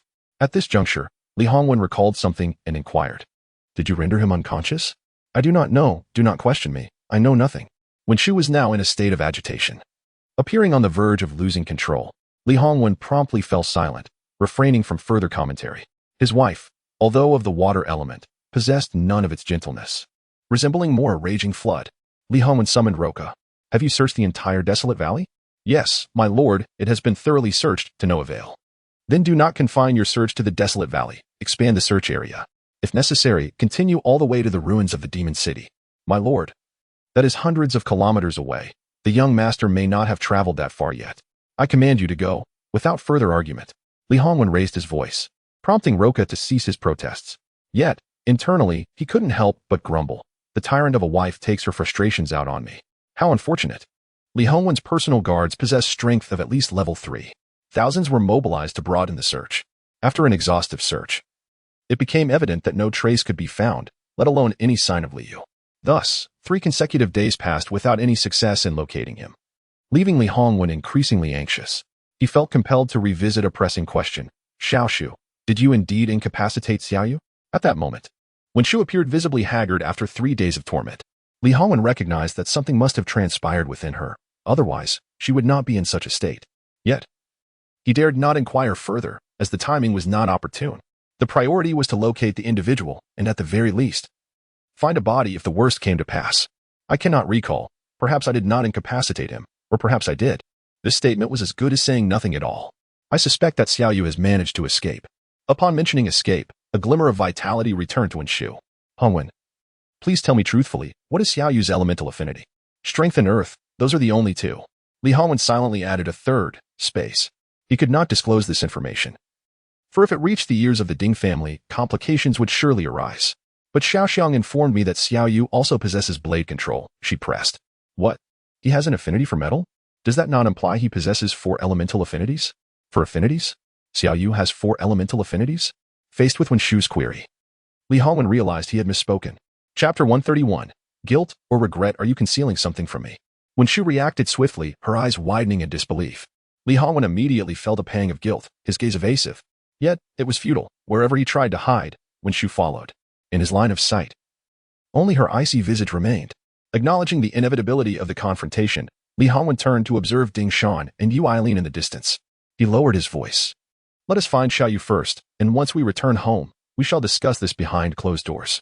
Now is not the time for such matters. At the mention of Liu, a shadow of desolation crossed Wen Shu's face, and in the next moment, tears began to cascade from the corners of her eyes. Please, do not cry, Li Hongwen implored. We will surely find him, rest assured. Yet, his words only served to unravel her further, and her tears flowed freely. As a water-based evolver, she possessed the ability to conjure water, pure and potable. In this apocalyptic world, those with the power to manipulate water were highly sought after, often surrounded by formidable protectors. Her tears, too, manifested as water, swiftly forming a gentle stream before her. Xiaoyu, where are you? Mother was wrong, mother was wrong. Wen Shu clutched her chest, her heart aching profoundly. It was only now that she recognized the anguish of losing Liu. With all her strength, she called out loudly. But instead of receiving a response from Liu, She caught the attention of Ding Shan and the others. Baoman smirked, taunting. Who are you putting on a show for? Yu Eileen nudged her arm, admonishing, Baoman, how can you speak like that? Can't you see she is already in despair? Despair? Surely not, Baoman scoffed. She has never cared for the young master. Now that he is gone, she should be relieved. As she spoke of Li Yu's absence, her expression dimmed. Their acquaintance had been serendipitous, and their initial interactions had been far from pleasant. However, as time passed, she had come to regard Li Yu as a friend, despite his dismissive attitude towards her, always treating her like a child. Yu Eileen empathized, saying, There is no mother who does not love her child. If you and your sister were missing, I would surely feel the same. These words warmed Baoman's heart. Yu Eileen was not mistaken. Just consider this instance. Baoman had acted impulsively, traveling from Flame City to Wutan City. And Ding Shan along with Yu Eileen had followed her every step of the way. If they did not care for her, they would not have disregarded an entire city. Yet, she continued, I cannot shake the feeling that she is crying out of regret. Surely, she must regret losing a child. No, mother, you misunderstand me, came the reply. She does not regret not caring for the young master. She regrets losing a valuable tool. Yu Eileen's eyes widened in astonishment. I am surprised you would think this way. Why? What leads you to such a conclusion? Intuition, was the response. Children should not speculate recklessly. Oh. As when Shu's tears fell to the ground. They pooled into a small puddle. The estimated volume is around 2 or 3 cubic meters. If this continues, it could transform the desolate valley into a vast ocean. Li Hongwen stood before her, and before long, the water reached his ankles. He found himself at a loss for words to comfort her. When Shu had cried before, and when she began, there was no stopping her. No matter how he tried to console her, it was futile. She needed to cry it out. However, what good was crying at this moment? Time was of the essence. Shu, there isn't much time left. We must hurry and search. If we miss the optimal rescue window, we will truly have lost our chance. Once we find him, you can cry as much as you wish, all right? In truth, Li Hongwen felt even more anxious than when Shu. Li Yu possessed a 4-element affinity, an unprecedented occurrence since humanity embarked on its evolutionary journey. He could be 100% certain that no 4-element evolved being had ever existed before. Moreover, Li Yu practiced swordsmanship, making him akin to a 5-element evolved being. Even in the renowned city of Wuming, such extraordinary talent was rare. Once Li Yu matured, the dominion of Wutan City would be assured, leaving him unafraid of any organization. Li Hongwen had always harbored dreams of conquering far and wide, yet his inadequate strength confined him to one city, constantly harassed by the neighboring Silver City, suffering greatly. With Li Yu by his side, he would eventually flatten Silver City. However, Li Yu was now missing. As time dragged on in the search, Li Hongwen's ambitions grew increasingly distant. Yet, his words had incensed when Shu. Is it wrong for me to cry? Do you find me bothersome? Don't you see how much I am hurting? The 3 questions about death rendered Li Hongwen speechless. Even after all these years, he had grown accustomed to her temperament. Still, in front of so many people, his pride was wounded. Ultimately, he restrained himself. What I mean is that finding him is paramount. Xiao Yu's life hangs in the balance. Every minute wasted diminishes our hope. Surely, you do not wish to live the rest of your life burdened by guilt? After Li Hongwen spoke, when Shu immediately ceased her tears, it was unclear whether it was the thought of avoiding guilt or the fear of dwindling hope that silenced her. With her crying at an end, Li Hongwen breathed a sigh of relief. Had she continued, the valley would have been submerged, and the entire arid land might have blossomed into an oasis. Yet, having searched every inch of the valley without a trace of anyone, where else could they look? Perhaps they should venture to the ruins of Magic City. He might have gone there. That place was perilous, but what if he had already returned to the city? The two shared the same thought. Since Liu could traverse through the earth, he would undoubtedly avoid a dead end. So, you can confirm he was not knocked unconscious at that time, correct? I know my limits, was the evasive reply. However, the answer was becoming clearer to Li Hongwen, at least in his mind.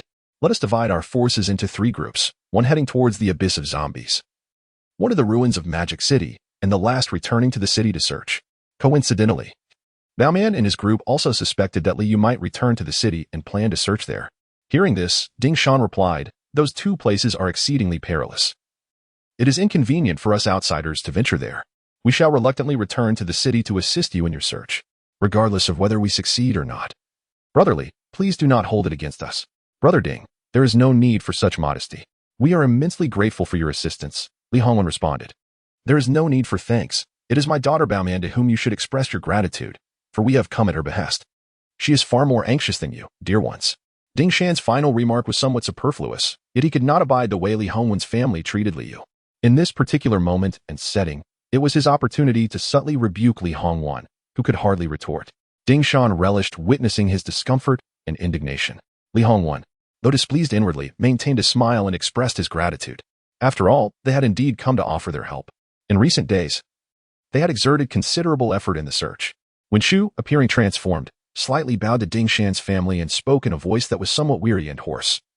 Thank you. Chapter 132. The cabbage was ruined by the pig. No need for thanks. Ding Shan was about to utter some polite words when Bao Man tugged at him, urging, Father, let us hurry back. Her reaction seemed exaggerated, as if she had seen a ghost. It was only after they had distanced themselves that Ding Shan inquired about her distress. Bao Man replied, That woman is too terrifying. Her transformation was too abrupt, leaving me feeling unsettled. She must be the corpse king in disguise. There were rumors that a corpse king could assume the appearance of others. Yet this had never been substantiated, often wielded by parents to scare their children. What transformation are you talking about? Your reaction is overly dramatic. She is a mother. Such a response is entirely normal. Yuilin interjected, patting Bao Man's head to quell her nonsensical remarks. Mother, you didn't see it. I personally witnessed what blatant favoritism looks like. If Lady Wen had not struck the eldest son without any discernment, we wouldn't be facing this situation today. If the eldest son were still alive, I would hope he had flown far away, for this wretched place of Wutan City is unworthy of his presence. Bao Man's heartfelt sentiments garnered the agreement of Yuilin and Ding Shan. Despite their families' leisurely pursuits in Wutan City, it did not mean they were oblivious to the events transpiring around them. They had heard much about Li Yu's various tribulations, and considering Bao Man's amicable relationship with him, they harbored hopes for his betterment. At the southern city gate, it was Li Yu's turn to stand watch today. Clad in protective gear, he was thoroughly wrapped up, making it difficult to recognize him at first glance. Only the nameplate on his chest revealed his identity. Yet few passers-by took the time to examine it, Bao Man and her companions included. Li Yu was currently disinfecting Bao Man while she engaged in conversation with her family. From her, he learned that Li Hongwan, Wen Shu, and others were still searching for him, splitting into 3 groups. Honestly, I still find it hard to believe that Lady Wen cried for the eldest son. It feels so insincere. The more Bao Man pondered, the more she couldn't hold back her criticism. Li Yu, taken aback, responded, Wen Shu cried? How extraordinary. It was indeed a rarity for her to shed tears, especially for Li Yu. In the memories of his past lives, he could only recall Wen Shu frequently weeping for Li Xiang, never once for himself. Both Bao Man and Li Yu felt the pretense was palpable, yet the truth of the matter mattered little to him. His resolve had solidified, it would not waver. As Bao Man and the others entered the city and were about to depart, a voice suddenly called out, Eldest son, it's time to change shifts. Upon hearing this, Bao Man and her companions promptly turned around, witnessing the handover ceremony between Li Yu and Ri Long naturally. All they could see was Li Yu in his white protective suit, rendering his features indistinct. However, Bao Man's gaze was fixed on the nameplate on his chest. Indeed, it was the eldest son. He was alive. Filled with excitement, Bao Man shouted and rushed towards Li Yu. With a leap, she enveloped his leg in a tight embrace. Just a few meters away from him, she was truly diminutive while Li Yu towered above her. Upon being embraced, Bao Man immediately burst into tears, her emotions having been tightly wound for several days.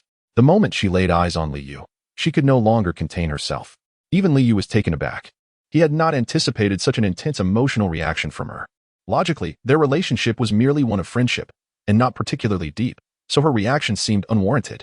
Yet, the reality was that Bao Man was not only crying vehemently, but also trembling uncontrollably. If she were not so overwhelmed, she would not have reacted in such a manner. Was that the young master? It hadn't even occurred to him. Had he not lost her? Surely, someone had spread rumors that incited panic. Oh my, look at their bond. Someone remarked, observing how they embraced, reluctant to let go. Isn't that Princess Bao Man? Her relationship with the young master seems exceedingly close, especially considering her tears. Perhaps their connection was deeper than mere friendship? Ha ha ha. The innocent camaraderie of the 2 children moved Ding Shan and Yuilin, among others. However, the comments from bystanders began to take an unexpected turn. Yuilin and Bao Qin, for the most part, did not dwell on it. Yet Ding Shan, a devoted father, grew increasingly displeased, despite Li Yu's decent appearance, even possessing a hint of charm. Ding Shan felt as though his prized daughter was being courted by a pig. All right, enough of this, young man. Ding Shan stepped forward, glaring fiercely at Li Yu. This left Li Yu bewildered. It was as if his daughter had leapt into his arms. What was it to him? Nevertheless, this family had just returned from searching for him, and feeling a sense of gratitude, he chose not to take offense.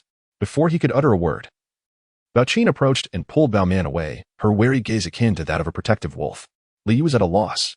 Though the various city-states in the wasteland promoted early marriage and procreation, he had no such intentions regarding Bao Man. He regarded her merely as a little sister. Do you have any idea how frantic your family has been looking for you? Ai Lin reproached gently, still clad in her rather revealing attire.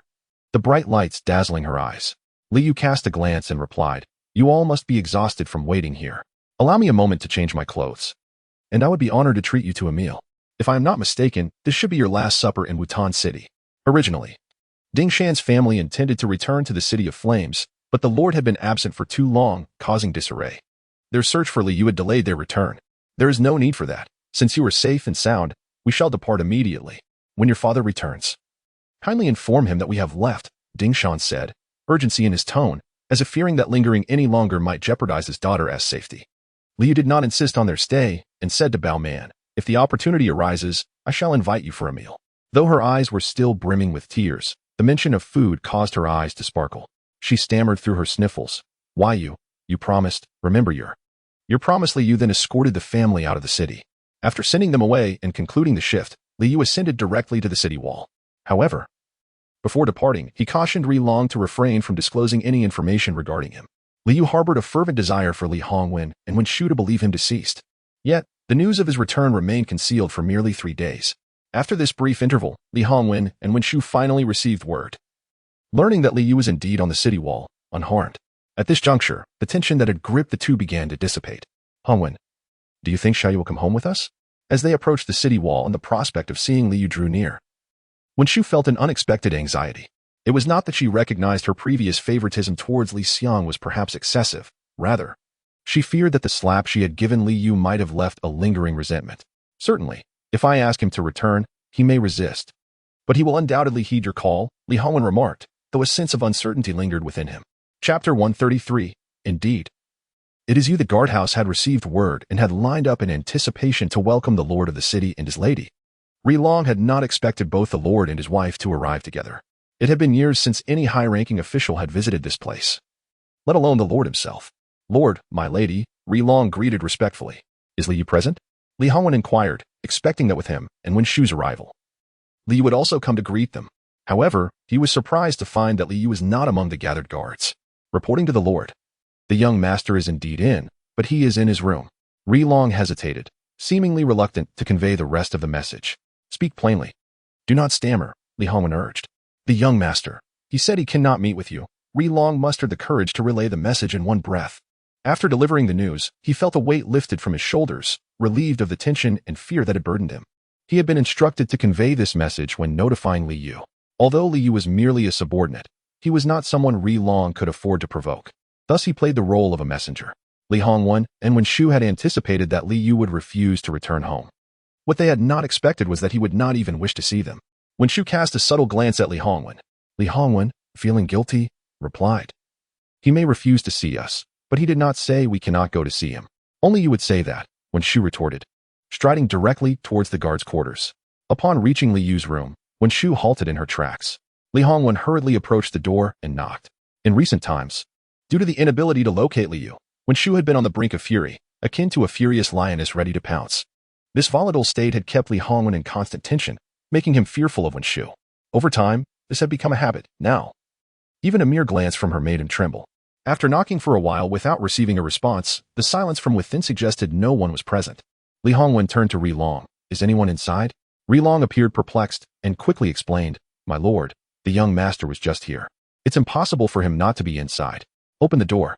That, my lord, this is against the rules, Liang cautioned. Although he possessed the spare keys for every guard's room, the principle dictated that one must not open a guard's room without permission. I set the rules. Open it as I command. No more discussion, Li Hongwen insisted. Given such a directive, Liang had no choice but to comply. As the door creaked open, it confirmed their suspicions. Li Yu was nowhere to be found. Where is he? Did you not say he would be back? Wenshu turned to question Li Hongwen. Li Hongwen, momentarily taken aback, replied weakly, Is there a chance he has fled? Wenshu paused for a moment before waving her hand, signaling Liang and the others to leave. Subsequently, the two entered Li Yu's room. Wenshu deliberately lowered her voice but questioned fiercely, Hongwen, how many secrets do you still hide from me? Li Hongwen understood the matter she was alluding to. I have nothing to conceal from you. What could I possibly hide? It's just that this matter pertains to Xiaoyu and is of utmost importance. which is why I chose to remain silent until the opportune moment. When will that moment arrive?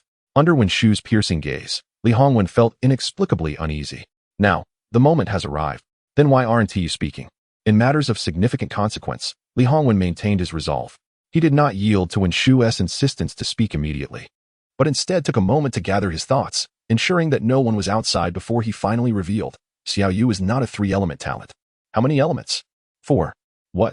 Wen Shu was taken aback, her pupils widening in disbelief, unable to accept what she had just heard. Are you serious? A dual-element talent was already a rare phenomenon in the wasteland, let alone a 3-element talent. Now, Li Hongwen was telling her that Li Yu was actually a 4-element talent. How could she possibly believe it?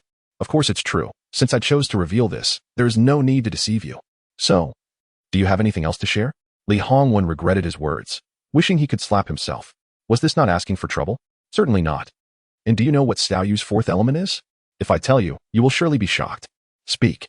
All right, listen closely. Li Hongwen leaned closer to her ear, taking the opportunity to inhale her scent.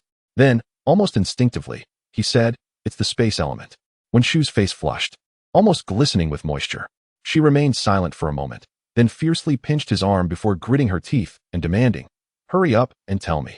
Space element. To Li Hongwen's surprise, after he finished speaking, Wen Shu walked out without uttering a word. Where is Xiaoshu? Looking for someone. Are you still dawdling? The two of them pulled Dailong over, inquiring whether he knew where Li Yu had gone. Dailong replied with frustration, how would I know? Before you arrived. I went to notify the young master, and he was still there. In the blink of an eye, he vanished. I truly have no idea. Seeing that they could not extract any information, the two of them did not linger and disappeared on the spot. After searching for a while, when they turned around, their eyes met, and they both froze. Weren't we just searching for 7 or 8 days? Why are we looking again? Indeed, why are we searching again? Knowing that Li Yu possessed a 4-element talent, both were now overwhelmed with excitement. They felt that the previous search had not been long enough, not torturous enough. If they embarked on another search, they would surely go mad. But if they did not search? What if someone discovered Li Yu's space element talent and attempted to seize him, or, worse, destroy him? What should we do? Should we just wait? Wen Shu urged anxiously. He must be out on a mission. After all, I assigned him the task of collecting 2,000 zombie essence fragments last time. He is quite obstinate and resolute, unwilling to relent until he fulfills his vow. What tasks have you assigned him? You should assist him in accomplishing them. Me? Yes, you. And what about you? I shall wait for him to return atop the city wall. Once their roles were clearly defined, they proceeded to act independently. Li Hongwen ventured towards the abyss of zombies, where the undead were more numerous. However, should he head towards the valley of the first zombies, he might encounter Li Yu. The dimly lit underground laboratory in the valley of the first zombies exuded an eerie atmosphere. The number of covered white cloths had increased. Li Yu had previously conducted a rough count, noting over 50 corpses. This time, the count had risen by at least 20, filling the already cramped underground laboratory. Not to mention the pile of limbs and remains in the corner, resembling a small mountain. It seemed he had gathered all the severed limbs and broken arms of the zombies from the valley of the first zombies. The 3rd-level zombie, which Li Yu had shot in the head but whose body remained intact, stood precariously atop the pile. It was as though an invisible, skinned head was locking eyes with Li Yu. Chapter 0134. 1000-Year Kill. Li Yu confirmed that no one was around before descending. His purpose for coming here was to ascertain whether this laboratory was indeed engaged in the study of artificial zombies. As before, he wandered through the laboratory and made new discoveries. The experimental equipment from his last visit had vanished. This place was no longer a laboratory. It would be more aptly described as a morgue. Had he been discovered? Li Yu was uncertain.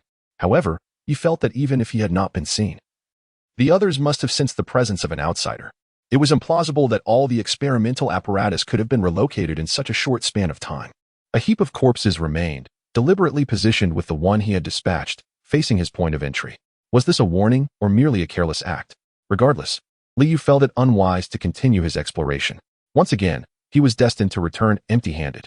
Yet, just as he prepared to leave, the pile of dismembered limbs suddenly shifted, and 5 zombies burst forth. Each resembled the 3rd-level zombie he had encountered earlier, as if sculpted from the same mold. However, they were of a higher caliber, 2 2nd-level zombies, 2 3rd-level zombies, and 1 4th-level zombie. The 5 zombies moved with remarkable speed, their sole focus on Li Yu. Reacting swiftly, Li Yu first swung his sword to dispatch the 2 2nd-level zombies. The 3rd-level zombies posed no challenge. The 2nd-level ones practically offered themselves as easy prey. With 2 2nd-level zombie cores secured, he faced a more troublesome situation with the third-level zombies. Moreover, one fourth-level zombie was lurking, seeking an opportunity for a surprise attack. Liu resolved to adopt a flanking strategy. Confronting the two third-level zombies head-on would not be an issue. However, the fourth-level zombie would be far more formidable. He was acutely aware of his current capabilities and knew he could not contend with a fourth-level zombie, especially not while facing 3 opponents. These artificially created zombies shared a striking similarity in temperament. Each one was cunning. The fourth-level zombie evaded a direct confrontation, instead attempting to flank him.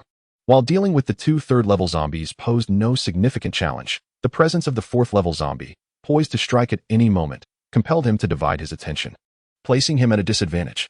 Perhaps this was a characteristic of high-intelligence zombies? With intelligence, they became more cautious of their own lives. Left with no choice, Liu opted for a tactical retreat, feigning escape to lure the zombies into a reckless chase, only to turn and unleash a sudden counterattack. The corpse dog sword appeared to be the bane of these vile creatures, striking the third-level zombie with such force that its head exploded, showering the surroundings with foul black blood and shattered flesh. His strength had surged. The third-level zombies could no longer withstand a single blow from his sword. With 2 more third-level zombie cores in his possession, a startling realization dawned upon him. The drop rate for zombie cores was remarkably high, currently at 100%. Yet, Liu understood that not every zombie possessed a core. It was merely the case that lower-level zombies had a higher likelihood of yielding one. The absurdly high drop rate of these cores made him wonder if there was a connection between artificial zombies and the cores themselves. However, he had no time to ponder, nor any to collect the essence of the fallen. With a swift motion, he dispatched 4 zombies, leaving only the formidable 4th-level zombie. Liu employed his previous tactics, feigning an escape only to unleash a surprise counterattack. Yet, to his astonishment, the creature did not take the bait. After a brief sprint, he glanced back, only to find the 4th-level zombie rooted in place, its bulging eyes gazing at him in confusion, as if to say, "Do you take me for a fool?" In that fleeting moment, Liu experienced an inexplicable sense of familiarity. It resembled the previous 3rd-level zombie. It had not fled but rather concealed itself here, which explained its earlier elusiveness. Yet, this remained merely Liu's conjecture, unverified as to whether it was indeed the same creature. Nonetheless, the truth was within reach. Liu summoned the sword of the corpse dog, directing it toward the 4th-level zombie. The creature did not dodge or evade, choosing instead to confront the attack head-on. Clang! Liu promptly retracted his sword and vanished from sight. His movements were seamless and fluid, the swiftness of his reaction leaving even the 4th-level zombie momentarily bewildered. By the time it regained its senses, Liu had already disappeared from view. As it rolled its eyes in search, it failed to notice Liu emerging from beneath its feet. At the instant of his emergence, he thrust the sword of the corpse dog upwards with force. 1,000-year kill. The sound of piercing flesh resonated. It turned out this zombie's weak point lay here. No wonder strikes to other areas proved ineffective. Of course, this was merely an attempt. Liu was confident in his ability to escape before the 4th-level zombie could retaliate, which emboldened him, seizing the opportunity. Although luck played a part, it was indeed a daring gamble. Once the sword pierced through, Liu gripped the hilt tightly, frantically twisting it. This peculiar act reminded him of a popular song from the era of Waterblue Star, the withered chrysanthemum, strewn with wounds. The sword of the corpse dog had yet to be sharpened, yet its lethality remained undiminished. The 4th-level zombie was cleaved in 2 from the bottom up. Simultaneously, the essence of the 4th-level zombie cascaded from its head, landing perfectly in Liu's outstretched hand. Fortune smiled upon him today, granting him a 4th-level zombie essence, glowing with a crimson radiance.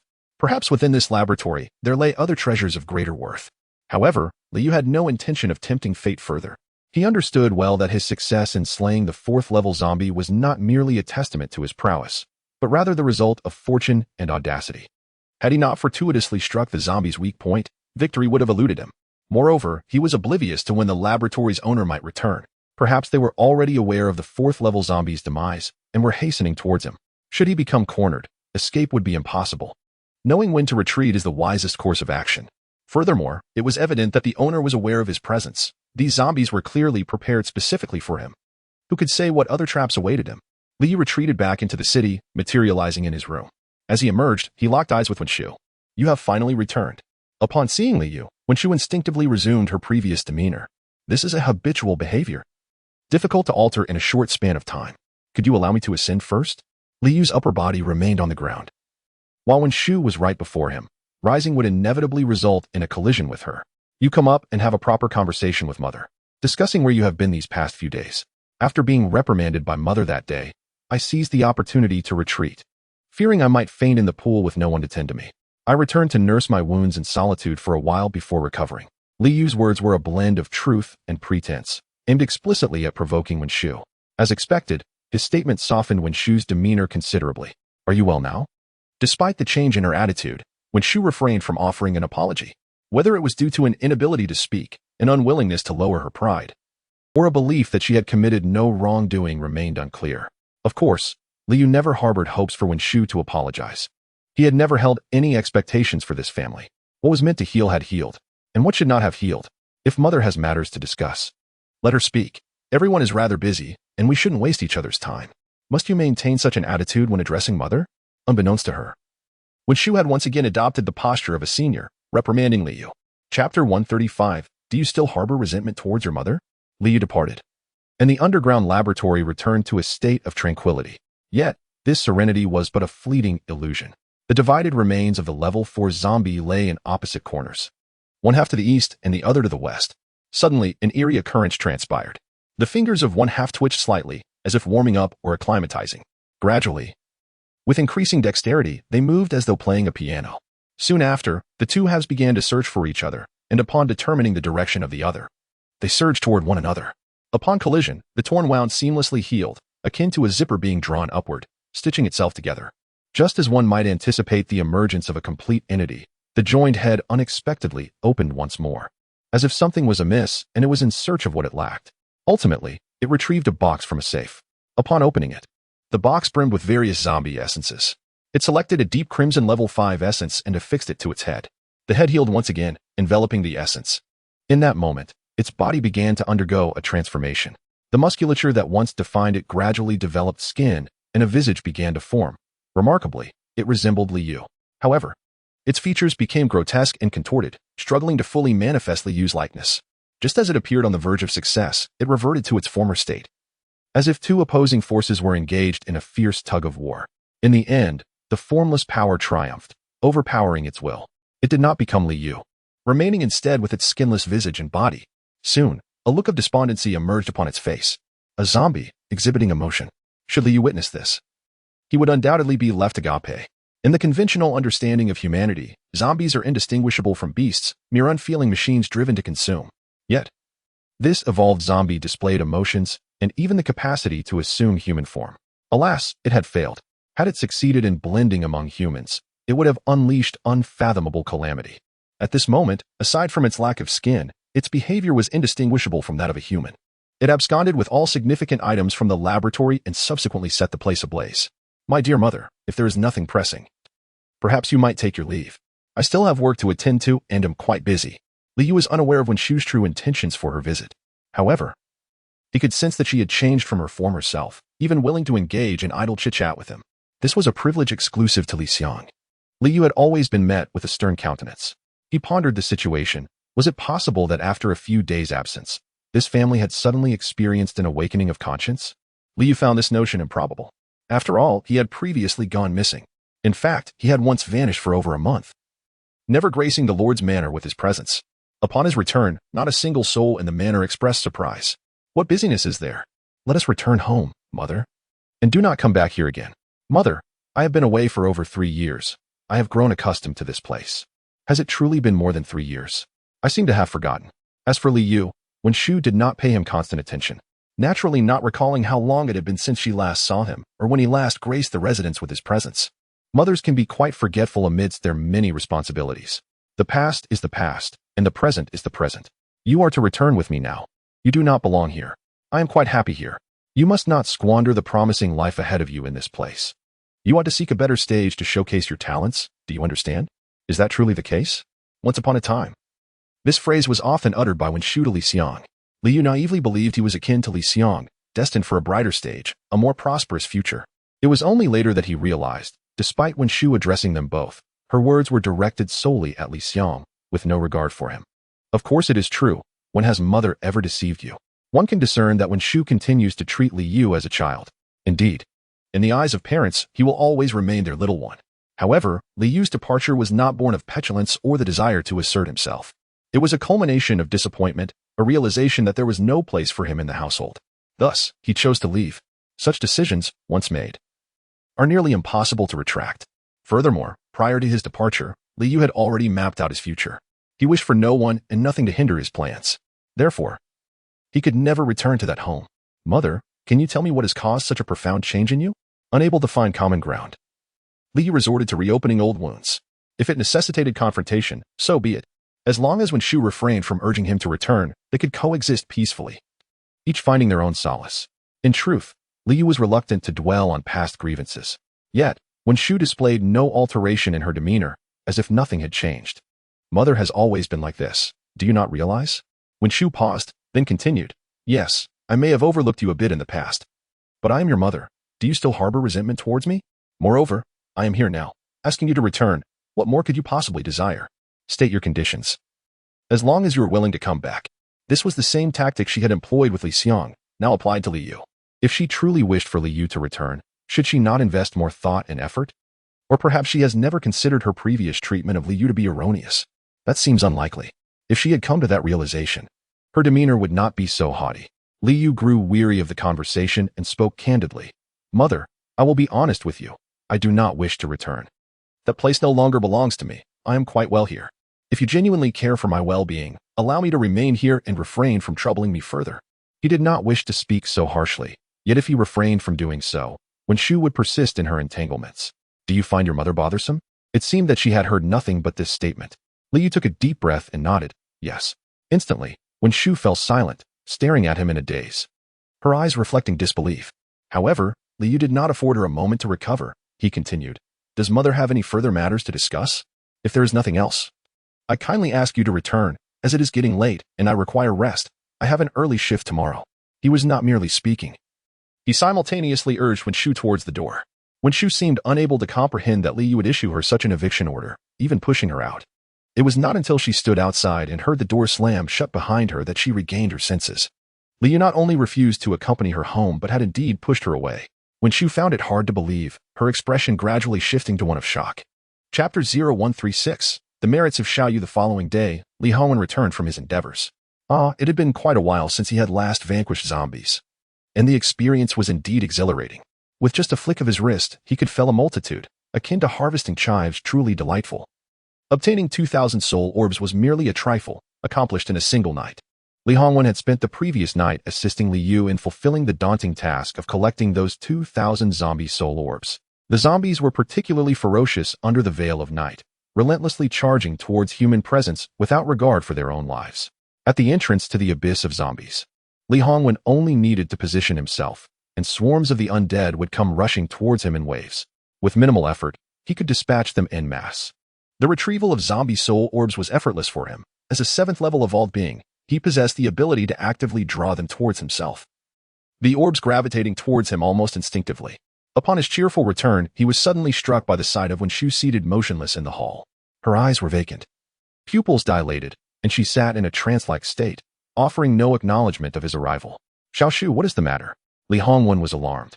Having never witnessed his wife in such a despondent state, as if her very spirit had been lost, he approached her, grasping her arm and gently shaking her.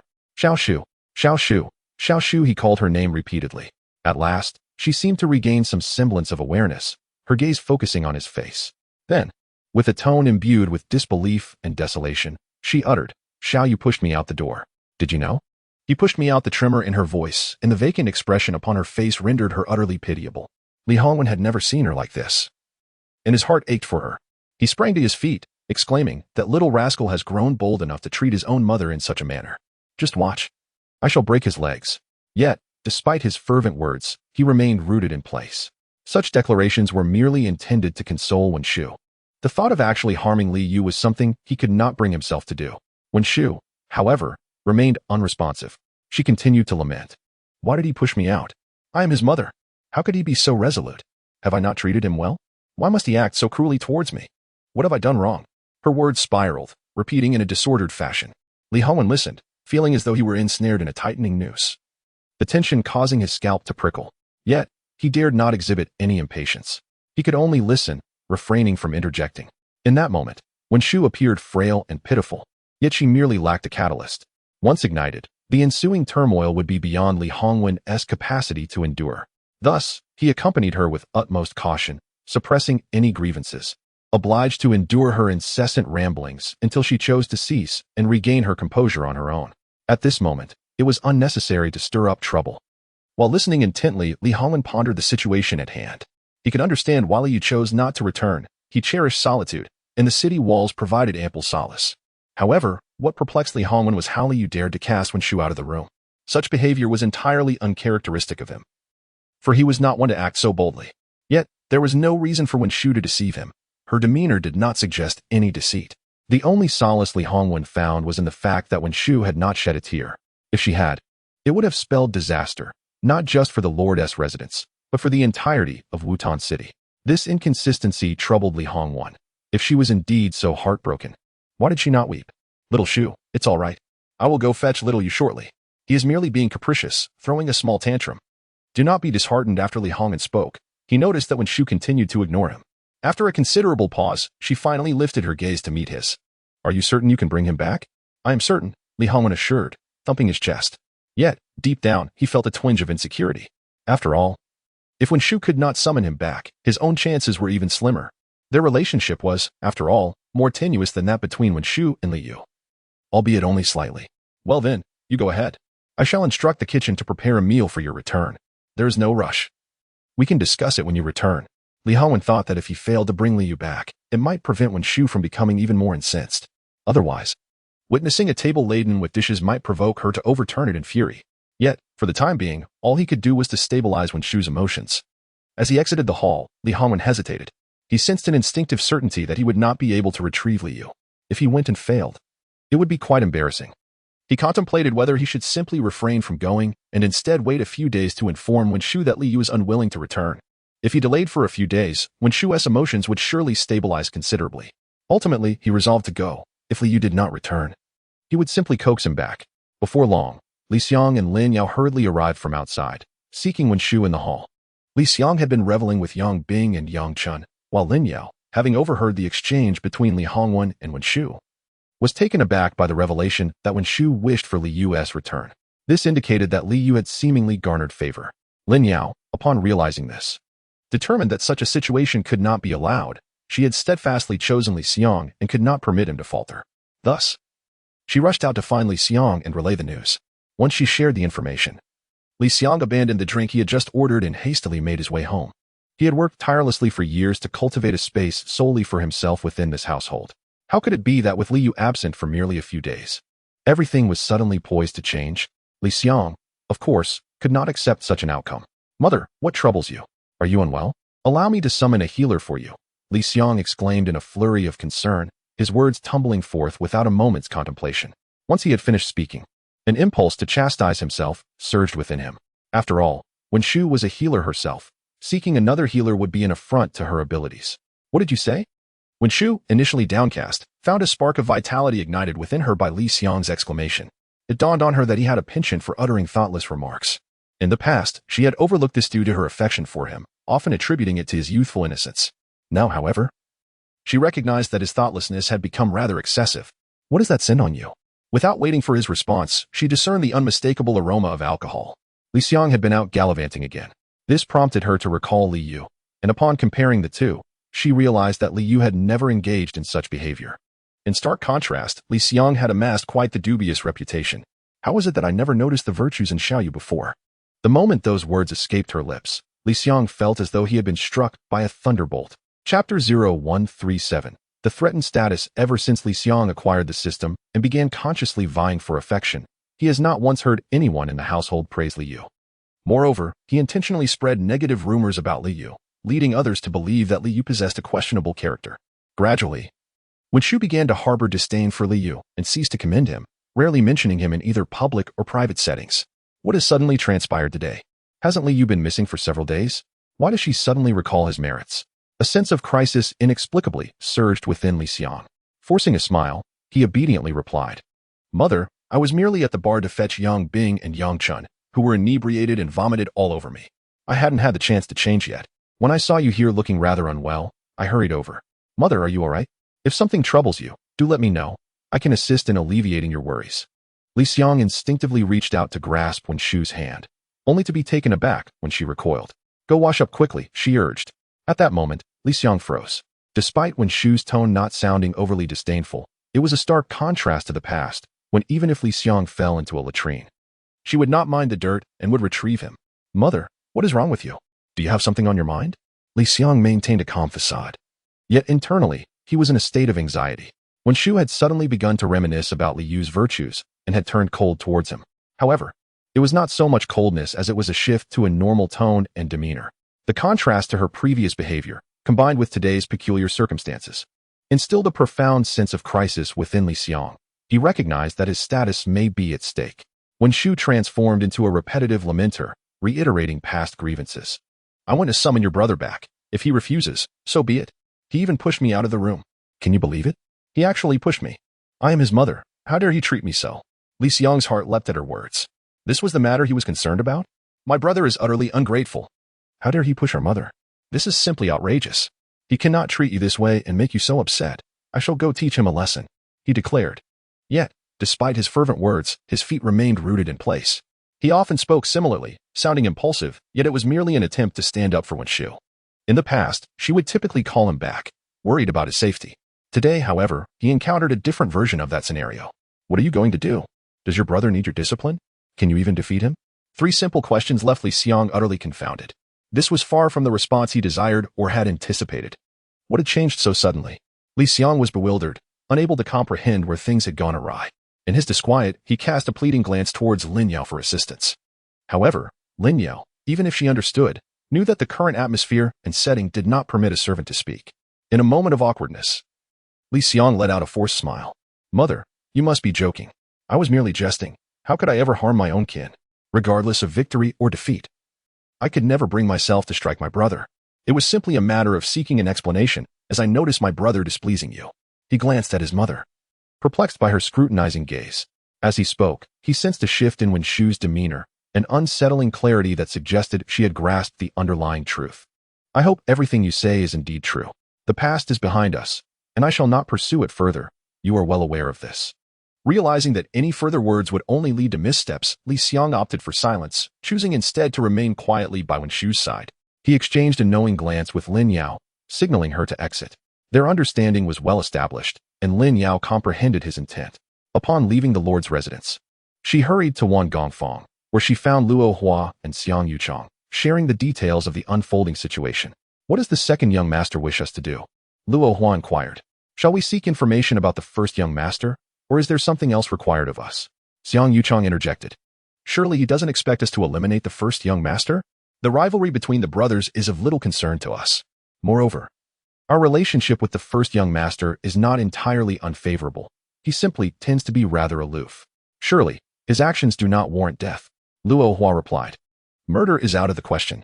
We lack the means, and even if we had them, we could never act as instruments of the second young master's vengeance. Agreed. Xiang Yuchang raised his hand. With no benefits offered, we would not be inclined to serve him. We could assist with minor tasks, leveraging his status to help us establish a foothold in Wutan City, but that is the extent of our involvement. They were bounty hunters, the most basic kind, surviving day by day in a perilous existence for scant resources. In the realm of reality, no one could rival their tenacity. Previously, they had aided Li Xiang in gaining prominence, constructing a grand stage for him, even if the outcome fell short of his aspirations. Their contributions had been genuine. They had risked their lives. Yet, when the dust settled, Li Xiang had offered no rewards. It was true he had made no promises of compensation. But in matters of human decency, a gesture of appreciation is customary, is it not? However, with Li Xiang, such niceties were absent. It remained unclear whether he had simply overlooked this or chose to withhold generosity.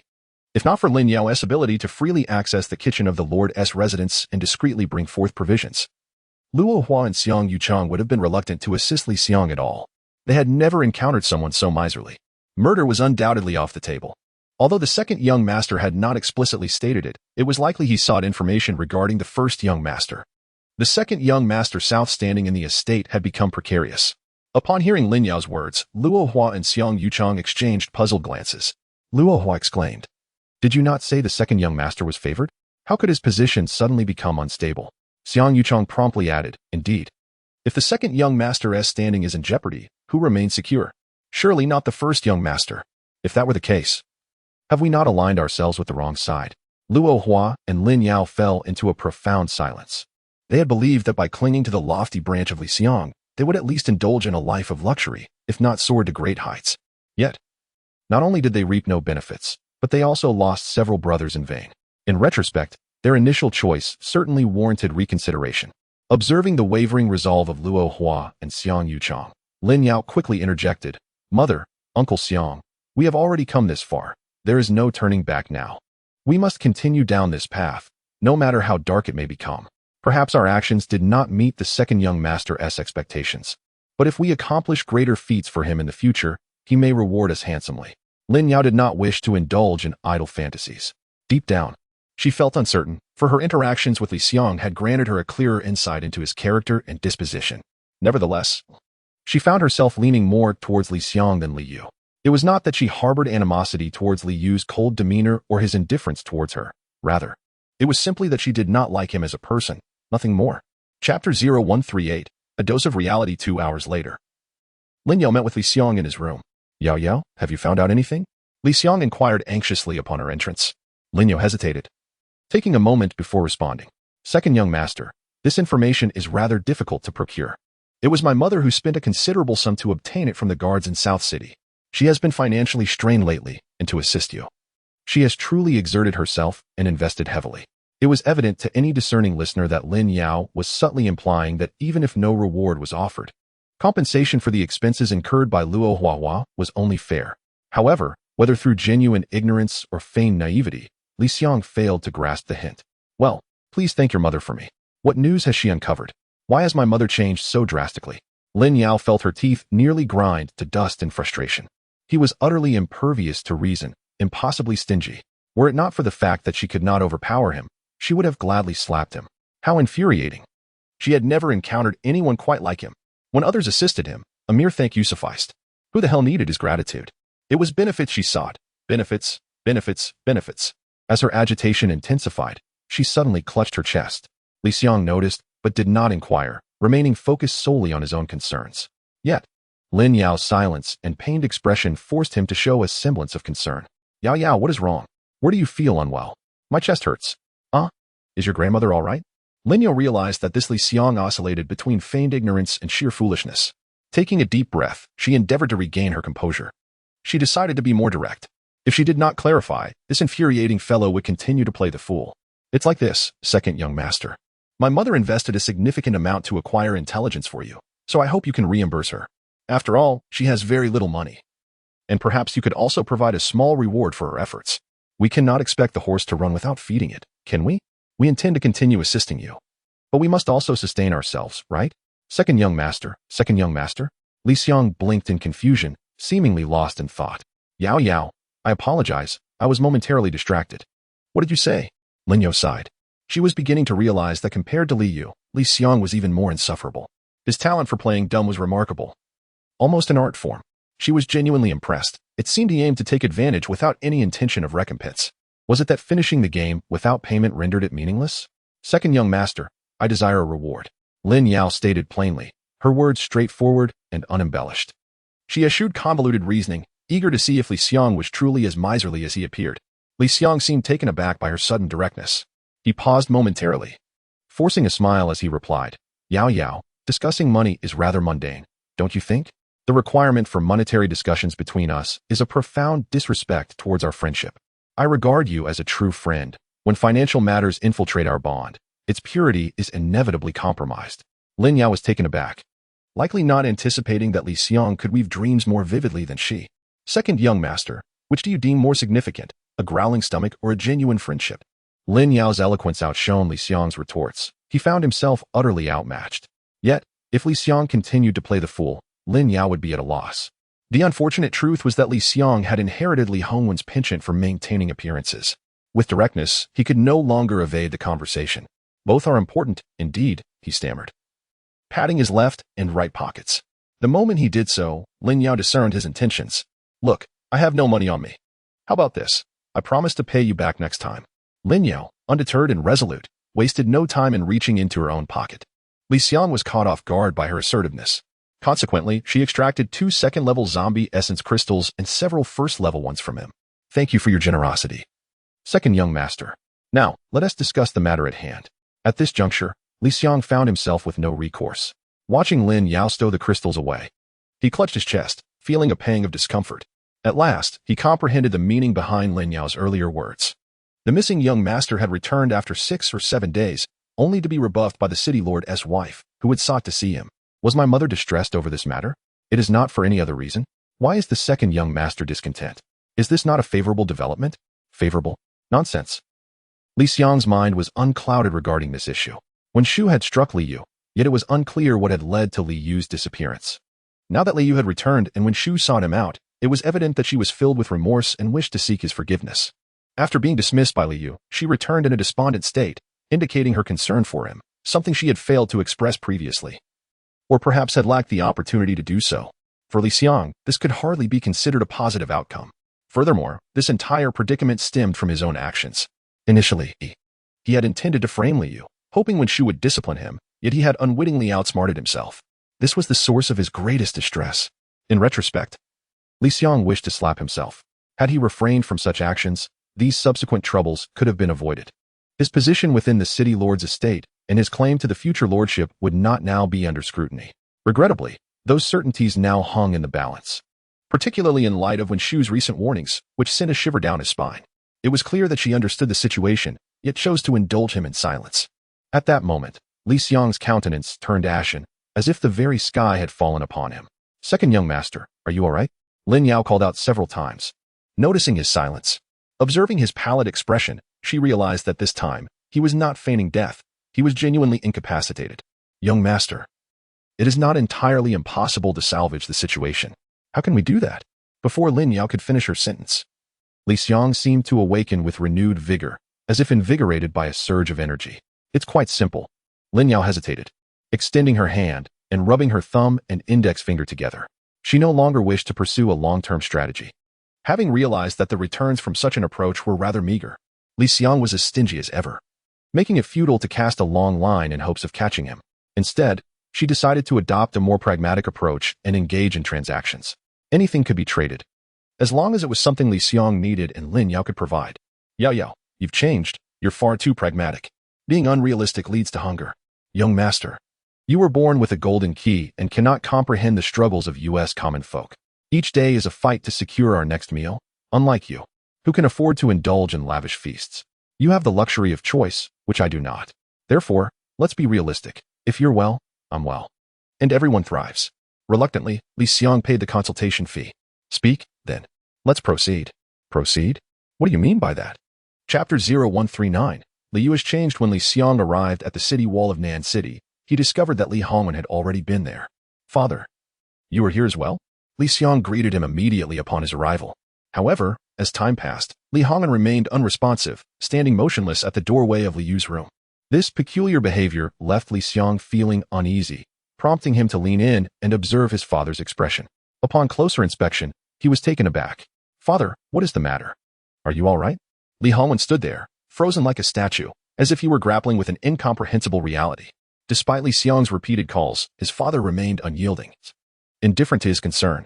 Turning to Lin Yao, Li Xiang inquired, what on earth has happened to both my mother and father to render them in such a state? Lin Yao thought to herself, how would I know what has transpired? I am just as bewildered. Yet, she maintained a smile on her face and replied, Second young master, I believe it would be more prudent to inquire directly with the parties involved. Parties involved? Can't you see that they are both like this? Before Li Xiang could finish his sentence, Lin Yao gestured toward the room, implying that he should seek out the other individual involved. However, Li Xiang had come with the intention of seeing Li Yu. He couldn't simply abandon his father in this state. His father, after all, was of greater significance. Thus, Li Xiang chose to wait a little longer until Li Hongwen's eyes gradually regained their spark. Father, what has happened? Why do you seem transformed, just like mother? Is it possible that my brother has cast a curse upon you both? Even in such a moment, Li Xiang could not resist casting blame. He actually pushed me. Who dares to push my father? Just watch, I will teach him a lesson. Who pushed you? Li Xiang exclaimed, his frustration boiling over. If you were not my biological father, I would have pushed you myself. What nonsense is this, repeating the same words? Suppressing his inner turmoil, Li Xiang endeavored to comprehend the gravity of the situation that weighed heavily upon them. The more he tried to understand, the more anxious he became, unable to sit still. He realized that something was amiss. If it were merely his gentle mother behaving this way, he could still fathom it. But to witness Li Hongwen in a similar state was deeply unsettling, for it was Li Hongwen who determined the heir to the lordship. "Father, look at me. I will knock on the door. My brother would not dare to push me." He continued, "You are simply too lenient with him. My brother is the type who flourishes with a little sunshine. He cannot be given any favorable treatment." Li Xiang appeared rather confident, eager for Li Hongwen to witness his performance. He theatrically rolled up his sleeves and then knocked firmly on the door. "Knock, knock, knock. Brother, open the door." "It's me. Get lost," came a terse response from within, striking Li Xiang like a bolt from the blue, leaving him utterly stunned. The color drained from his eyes, replaced by disbelief. It was not the tone of Li Yu's voice that was enchanting. Rather, it was the unexpectedness of his actions that shattered all preconceived notions. Never did Li Xiang anticipate that Li Yu would treat them in such a manner. It is worth noting that the former Li Yu was exceedingly obedient, even somewhat submissive. Now, everything has changed. Li Yu is unwilling to endure, and as a result, Li Xiang is left in distress. Li Xiang, already simmering with pent-up anger, finds himself on the brink of eruption. He has no desire to continue enduring this situation. According to Lin Yao, he came here to persuade Li Yu to return, but this was not his true intention. Rather, he is merely catering to the wishes of Li Hongwen and Wen Shu by undertaking this endeavor.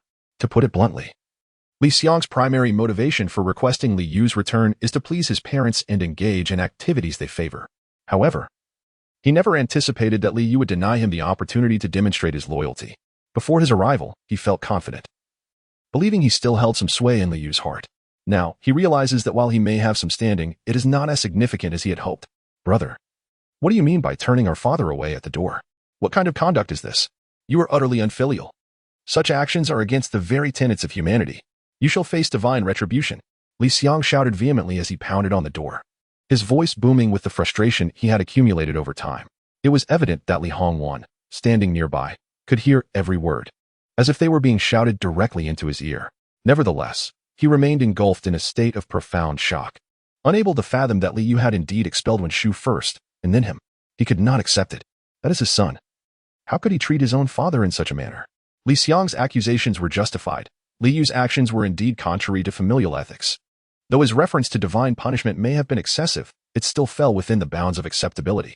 Unbeknownst to Li Hongwen, his silence inadvertently gave Li Xiang a false sense of support, causing him to grow increasingly agitated. In a moment of frustration, he exclaimed, "If you don't open this door, I will force my way in." Li Hongwen, somewhat belatedly aware of the situation, finally reacted after several more outbursts from Li Xiang. "What did you just say? You insolent wretch. Do you not recognize that your brother's mother is also your mother? I shall teach you a lesson." Li Hongwen struck him several times. Li Xiang, covering his face, felt a profound sense of injustice. "Father, if I am a wretch, what does that make you? Still daring to be defiant? If you remain silent, no one will think you a mute." Li Hongwen ceased the slaps and resorted to delivering a thorough beating. Li Xiang's retort was undoubtedly a slap in the face to Li Hongwen, a man who valued his pride above all else. To challenge him was akin to provoking a tiger. This punishment was inevitable for Li Xiang. He never imagined that not only would he fail in his mission, but he would also return home bruised and battered.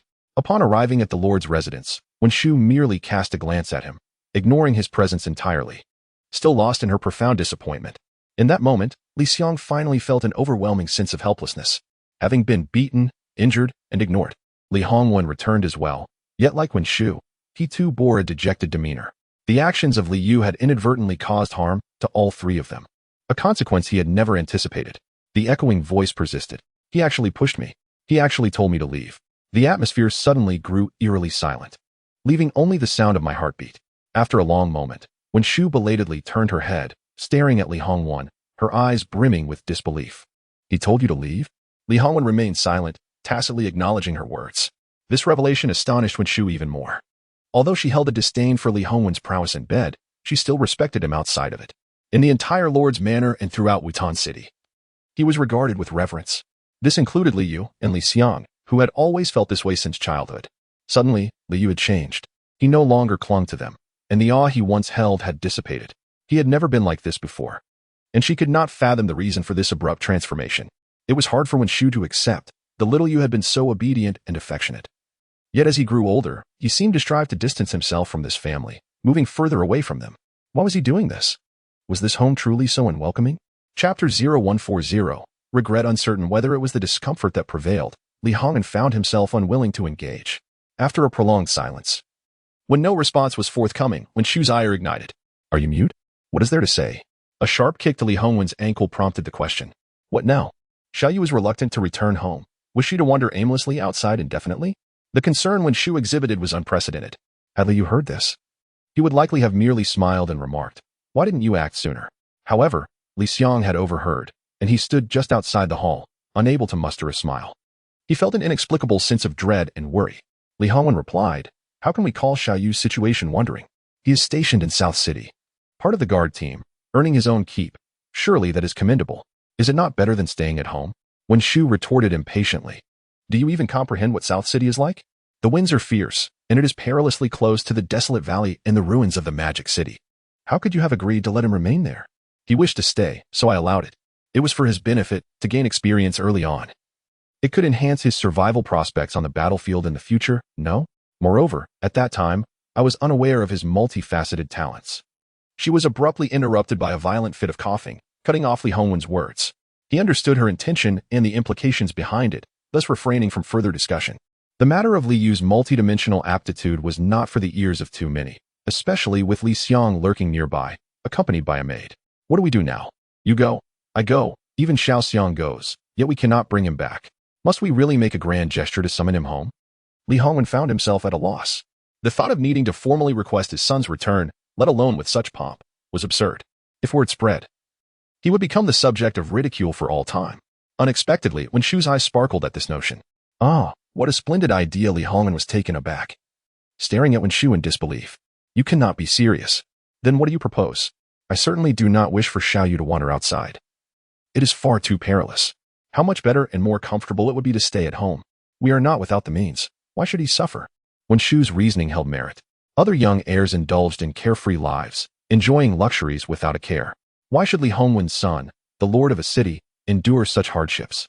Yet, despite the logic, Li Hongwen found it perplexing. "But you have never been this way before. Have you not espoused a strict regime of discipline and punitive education? What has caused this transformation?" As he spoke, he noticed that when Shu's expression shifted, her voice diminishing towards the end of her statement. When Shu was acutely aware of the moment she had changed, it was when she had pushed Li Yu into the swimming pool, only to later realize he had vanished. And despite her frantic searching, he remained elusive, and his fate seemed dire. Panic surged within her heart racing uncontrollably. Regret surged within her, enveloping her in sorrow and anguish, tormenting her relentlessly. From that moment on, her demeanor towards Li Yu underwent a complete transformation. However, Wen Shu harbored no intention of revealing this matter. "I have never changed," she asserted. "If you insist on being obstinate, then we have nothing to discuss." "What did you say? Speak louder." "Nothing of importance," Li Hongwen replied, swallowing nervously. "Are you going or not?" "I will go." Li Hongwen thought to himself. To hell with that. Such a humiliating task was beyond his scope of consideration. At most, he could occasionally visit the city wall to catch a glimpse of Li Yu, engaging him in conversation to sway his heart. The notion of a grand procession was absurd. The following day, Li Hongwen summoned Li Xiang to arrange a palanquin to fetch Li Yu back from the southern city. Li Xiang was particularly disgruntled. Their father refused to come himself and sent him alone. If it was embarrassing for him, it was even more so for Li Xiang. Consequently, he enlisted Yang Bing and Yang Chun for the task. Although both felt a sense of shame, they were compelled to comply due to Li Xiang's firm orders. Unsurprisingly, the pair was promptly dismissed by Li Yu. Yet, instead of resentment, they returned with a sense of relief, eager to report back to Li Hongwen. Li Hongwen, desiring a swift resolution to the matter, found solace in the news that Li Yu would not be returning. This alleviated the potential for future complications. If Li Yu did not come back, it mattered little, at least the immediate embarrassment had passed. When Shu could no longer harbor any grievances against him. Though grievances were absent, she forbade him from sharing a bed with her and issued a stern decree: "Only when Xiaoyu returns home will you share a room." Li Hongwen was left speechless, trapped in a conundrum with no outlet for his frustration. He was reluctant to summon Li Yu back again, fearing another rebuff. Thus, a vicious cycle ensued. On the city wall, in Li Yu's chamber, he sat cross-legged on the bed, practicing his breathing techniques. Finally, tranquility enveloped him. He remained oblivious to the peculiar insistence of his family to summon him back, their repeated attempts becoming an annoyance. He did not wish to know the reasons behind their behavior, only yearning for uninterrupted solitude. It seemed he would need to change his location soon, as he had no particular attachment to the city of Wutan. Suddenly, life became remarkably serene. In the interim, Li Hongwen paid another visit, only to be met with Li Yu's threat of running away. which ultimately led to a promise of fewer visits in the future. Liu had begun to perceive the shift in his family's attitude towards him. Even Li Xiang, on the surface, had adopted a more courteous demeanor, no longer quick to scorn or deride him. This change extended to Yang Chun and Yang Bing, the notorious troublemakers who once bullied Liu, now avoiding him altogether. Liu was unaware of the reasons behind such a significant transformation in their behavior, yet he understood it was directly linked to the strength he had demonstrated. In his previous life, he had been foolish, believing that cultivating relationships would garner respect, unaware that true respect is earned through strength. This realization further solidified his resolve to remain on the city wall, dedicated to his cultivation. Moreover, there exists a matter of greater significance. It concerns the ominous Valley of the Undead. Despite the demise of the fourth-level zombie, an unsettling feeling lingers within him, suggesting that matters are far from concluded. Who, after all, is responsible for the creation of artificial zombies? What are their intentions? What benefits could arise from such research? Until these questions are elucidated, Liu finds little inclination to depart from the southern city. Yet, he remains unaware that the underground laboratory within the Valley of the Undead has been reduced to ruins. Concurrently, in the neighboring Silver City, had Liu been present, he would have been astonished to discover that Ding Shan, who had previously taken his leave to return to Flame City, has made an unexpected appearance here. However, he is alone. The families of Yuilin, Bao Man, and Bao Qin have indeed returned to Flame City. Yet, Ding Shan has discreetly alighted midway, traversing the path to Silver City under the cloak of secrecy. At this moment, within the residence of the Silver City Lord, Bai He, the families have unwittingly become instruments of concealment for Ding Shan. Brother Ding, are you preparing to take action against that accursed Wutan city? Chapter 141. The White Crane. The White Crane possessed a slender visage, with a pointed chin adorned by a tuft of hair. His appearance was indeed a fitting reflection of his name. The glint in his eyes exuded a sense of insidious cunning, as if malevolence was etched upon his very countenance. Yet, such was his demeanor in private and public. He was compelled to maintain a facade befitting his stature as the lord of a city and a 10th-tier revolver, lest he lose his composure. Ding Shan spoke leisurely. Brother Bai, I understand your urgency, but do not be hasty.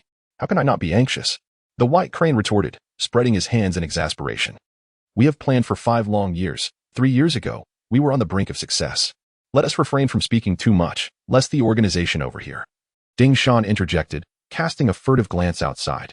The weather was splendid, the sun shining brightly, and the streets were devoid of people. Unperturbed, the White Crane dismissed his concerns. The organization is rather distant, ensconced in the nameless city. Their reach is limited. What is there to fear? Did they not come to the aid of Wutan City last time? Ding Shan's words silenced the White Crane, who soon erupted in fury. What perplexes me is this, clearly. Your Flame City and my Silver City are superior, abundant in manpower and resources. Yet, the organization seems to favor that Liang one. I simply cannot fathom why. Ding Shan remained silent, dipping his finger into the tea before tracing 3 circles on the table. After completing the circles, he pointed to the center one, stating, Wutan City lies at the center, with my Flame City to the left and your Silver City to the right. These 3 cities are flanked by perilous terrains such as the ruins of Demon City, the sands of desolation, and the abyss of the undead. Do you truly believe that the organization alone can save Wutan City? The White Crane glanced at him, uncertain whether he comprehended the gravity of the situation. Growing impatient, he waved his hand dismissively. I care not for the perils of the land. All I know is that our last meticulously crafted plan ended in failure. Li Hongwen is truly blessed with luck. We could not eliminate him together, and it is bound to become increasingly difficult. Both the White Crane and Ding Shan were of an impatient temperament, yet they differed fundamentally. The White Crane's urgency stemmed from a lack of contemplation, while Ding Shan's mind sharpened in the presence of such impulsiveness. It is not a matter of difficulty.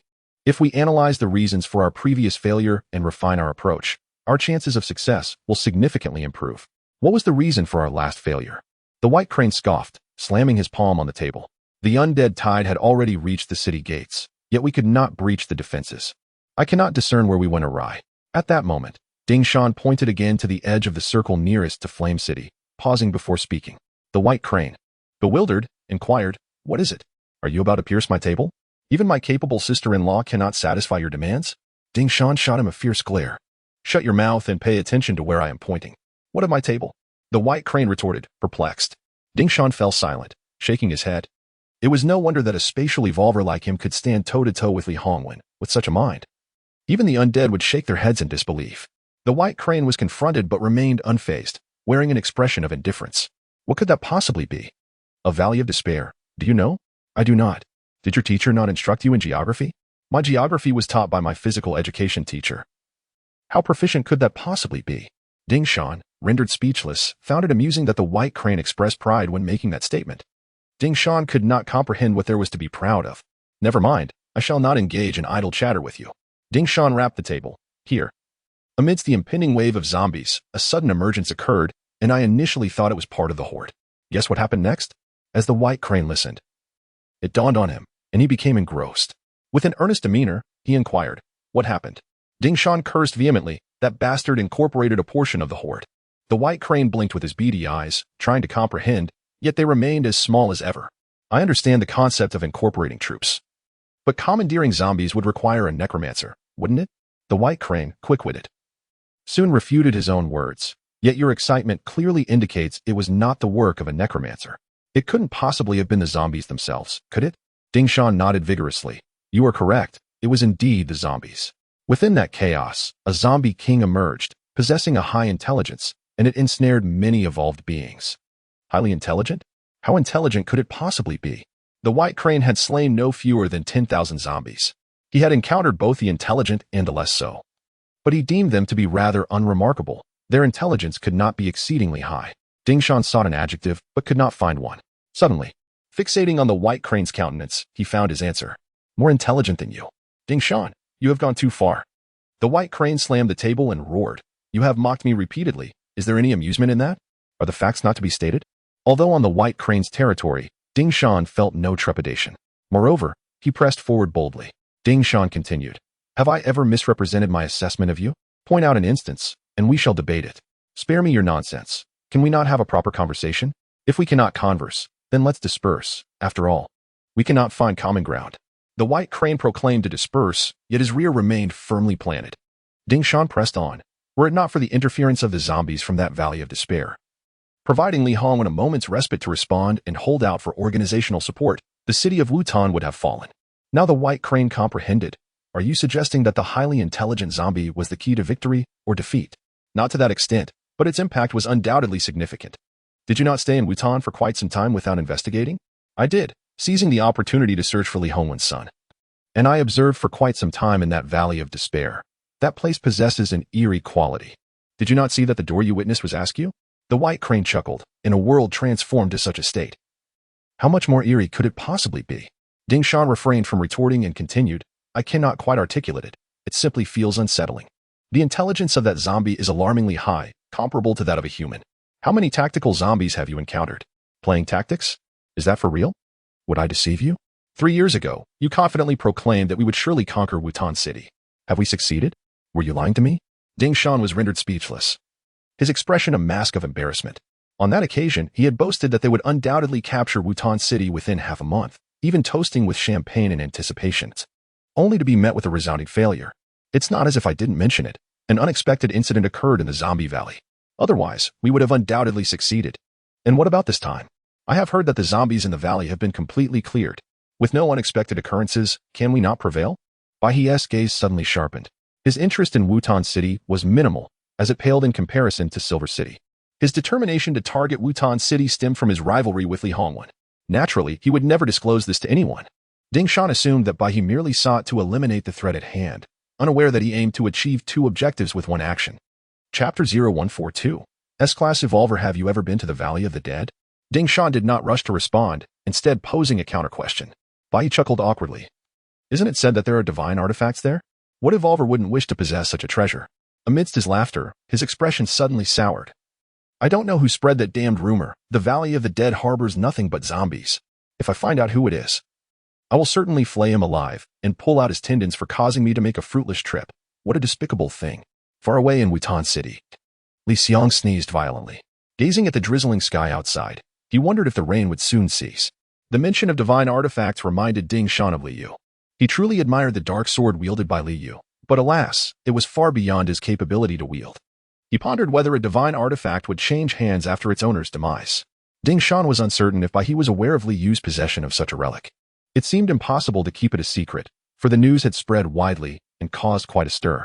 Regardless of Bai He's knowledge, Ding Shan had no intention of bringing it up. The fewer people who coveted Li Yu's artifact, the better. You went all the way to Wutan City, and didn't he take the time to explore? Ding Shan inquired again. Could you first answer my question? Can we capture Wutan City or not? Bai He retorted. You went to Wutan City, yet you didn't take the opportunity to scout around and gather intelligence? What is there to scout? Just attack.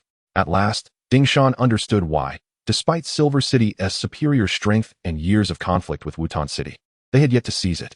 Bai He was utterly incompetent. As the saying goes, if the general is unworthy, the troops will suffer. If only Bai He possessed even a modicum of intelligence, merely surpassing the intellect of the zombie king in the Valley of the Dead, Wutan City would have been theirs. Li Hongwen would have been the one seeking Ding Shan's assistance instead. In such a scenario, would it not be easy to dominate Li Hongwen? Unfortunately, Bai He was lacking. Fine, you handle it. After all, it's your turn this time. The previous zombie tide had been initiated from Fire City, with Silver City providing support to ambush Wutan City from behind, creating a pincer attack. For this endeavor, the two had conspired and prepared in secret for 3 long years. Before taking action, both were filled with confidence. However, unforeseen circumstances disrupted their entire plan, rendering years of lurking and preparation futile, leading to a wasted effort. Not only that, but the organization classified that zombie tide as a natural disaster, granting Wutan City considerable accolades for their disaster response efforts. This nearly drove Ding Shan and Bai He to the brink of fury. Thus, they resolved to orchestrate a second plan to annihilate Wutan City. This time, Silver City would lead the attack, with Fire City providing support from the rear. Now, tell me, during your time in Wutan City, what intelligence did you gather? Did you scout the area properly? What was initially intended to be a grand siege, filled with fervor and ambition, sounded more like a petty scheme when recounted by Bai He. Wutan City is surrounded by vast plains, and standing atop its walls offers a comprehensive view, rendering surprise attacks rather unfeasible. It is far more prudent to initiate another wave of corpses, just as we did previously. After all, the occurrence of such waves in Wutan City is nearly cyclical, making it difficult for us to be detected. Ding Shan possesses a far greater understanding of Wutan City than Bai He, its neighboring entity. Are we really going again? Bai He protested, his entire demeanor resisting the notion. The last time we orchestrated a wave of corpses came at a considerable cost. Do you truly believe it would be so simple to replicate? With my wife present, how could it possibly be difficult? Ding Shan retorted. This remark jogged Bai He's memory, as his wife, Liang, was indeed a necromancer. Bai He blinked and leaned in closer to whisper, Ding brother, may I pose a question? I hope you won't take offense. I would indeed take offense. Ding Shan interjected. But I haven't even asked yet. Bai He protested. I know you won't ask anything of substance. Undeterred, Bai He pressed on.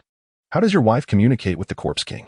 That is not something you need to know, Ding Shan replied, anticipating the inquiry and responding swiftly.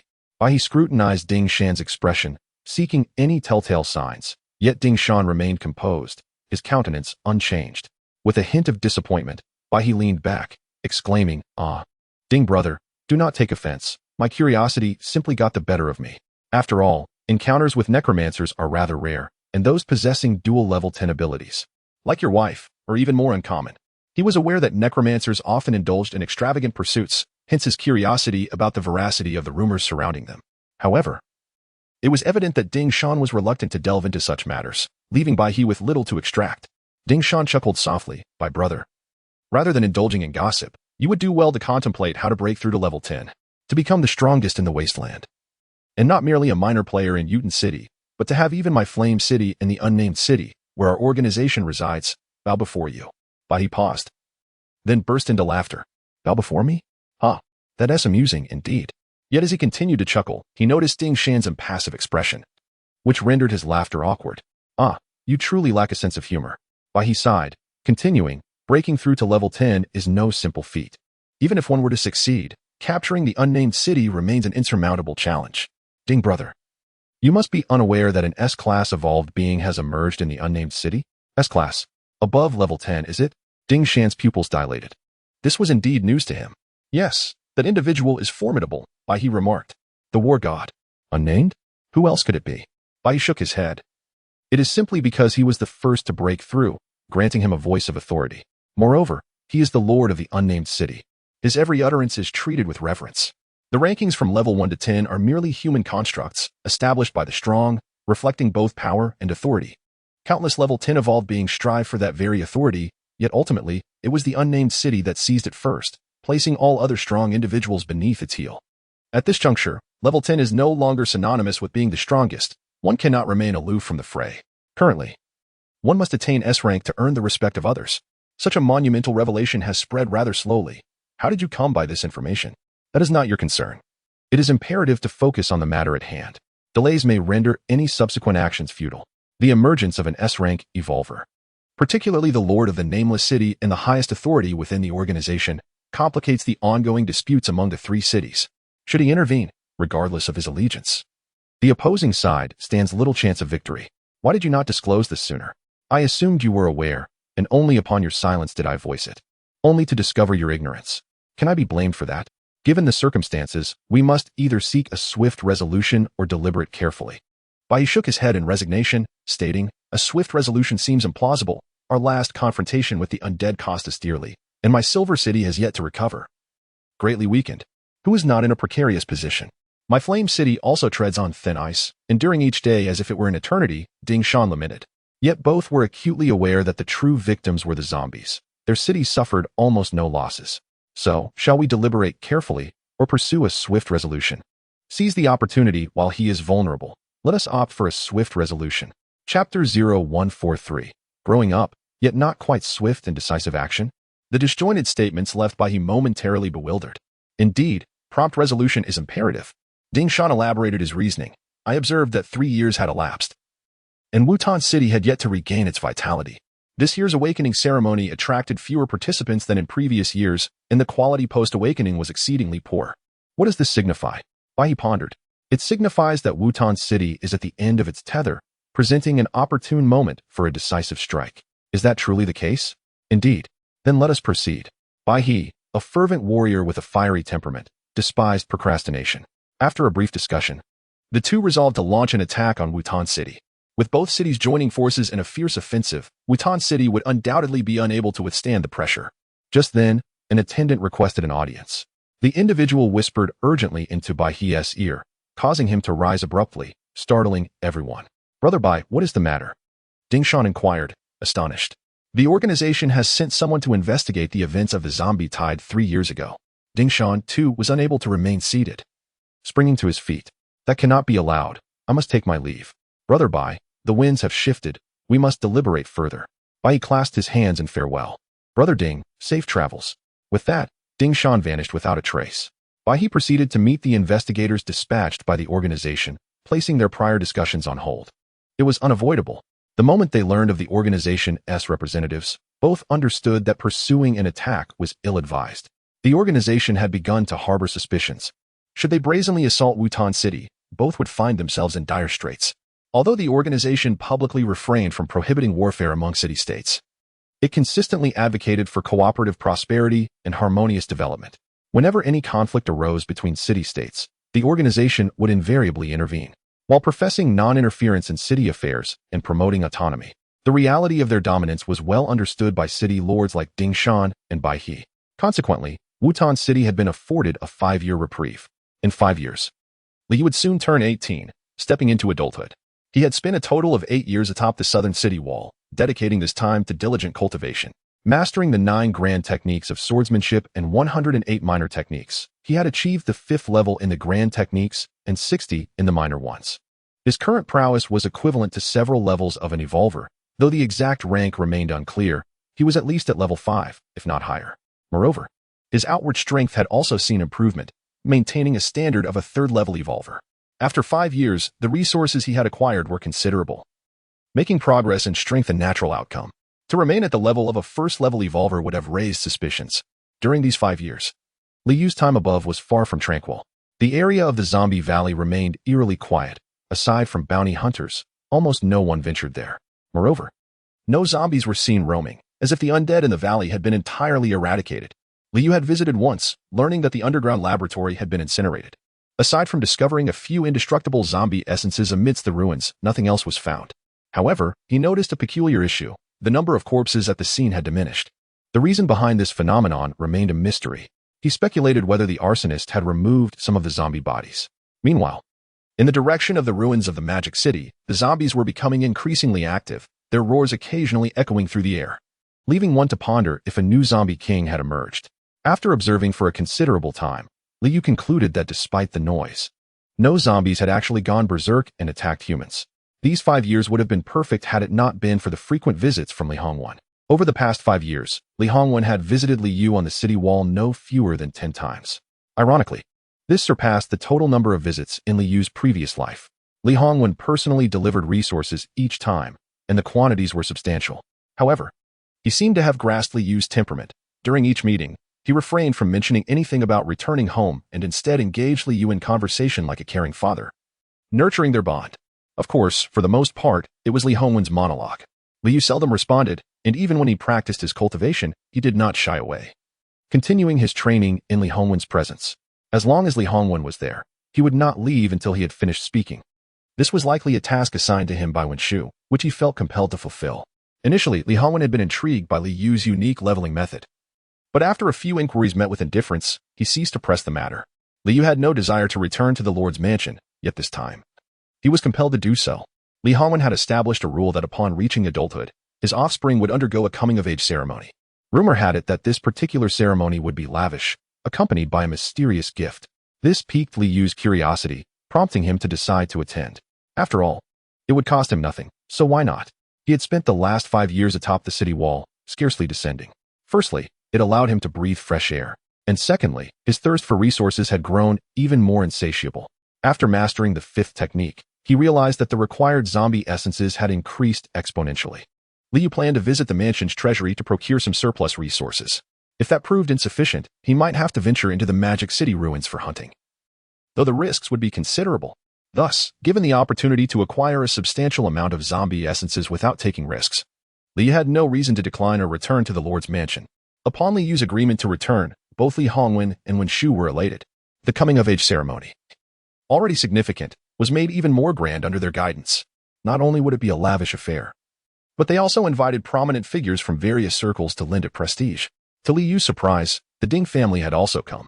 Your father knows about your close relationship with Baoman, so he invited her entire family to attend your coming-of-age ceremony, Li Hongwen remarked with a hint of ambiguity. Look over there, the one standing gracefully with her back to us is Baoman. She just arrived yesterday and immediately inquired about your well-being. She cares for you, so hurry over and greet her. Having spoken, he remained concerned that Li Yu might feel bashful and be reluctant to approach. Thus he personally urged Li Yu forward. Li Yu had no time to decline before he was propelled ahead. When he was nudged beside Baoman, Li Hongwen intentionally exerted extra force, causing Li Yu to collide with Baoman's back. I apologize, Baoman, it was unintentional. Li Yu immediately expressed his contrition.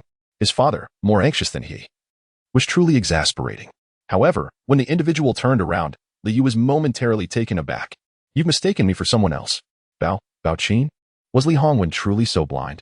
Was this indeed Baoman? Yet, it was not entirely fair to blame Li Hongwen. After several years apart, both he and even Li Yu struggled to recognize her instantly. Moreover, having only seen her from behind made identification rather challenging. Bao Qin cast a cold glance at him, inquiring, do you need something? Where is Baoman? I'm right here, came Baoman's voice, though her presence remained elusive. Li Yu searched around but found no sign of her. Young master, look down, look down. Following the instruction, he lowered his gaze. And there stood Baoman in a pink dress with her striking red hair. Li Yu had grown taller, and so had Baoman. Yet, according to the theory of relativity in the canyon, neither had truly increased in height. Baoman still resembled the petite girl who reached only to Li Yu's waist, easily within his reach to touzle her crimson locks. Chapter 0144. Do not strike any longer. How is it that upon our first meeting, you resort to a head pat? Baoman huffed, yet she displayed no inclination to evade. She allowed Li Yu to touzle her vibrant red hair, only for him to meticulously arrange it back to its former state. Once this was accomplished, Li Yu became acutely aware of a murderous gaze nearby. Without needing to glance, he knew it was undoubtedly Bao Qin. Seeing him teasing Baoman, her elder sister Bao Qin could no longer tolerate the sight. However, as Baoman appeared to relish the attention, Bao Qin could merely offer a warning glare to Li Yu, urging him to temper his actions. It was indeed Li Yu's fault for being unable to restrain himself. Baoman was simply too adorable, and it had been quite a while since their last encounter. The warmth he felt upon seeing her surpassed even that of meeting his own family. When Li Yu had gone missing, Baoman had gone to great lengths to locate him, not only braving peril herself, but also rallying others to assist.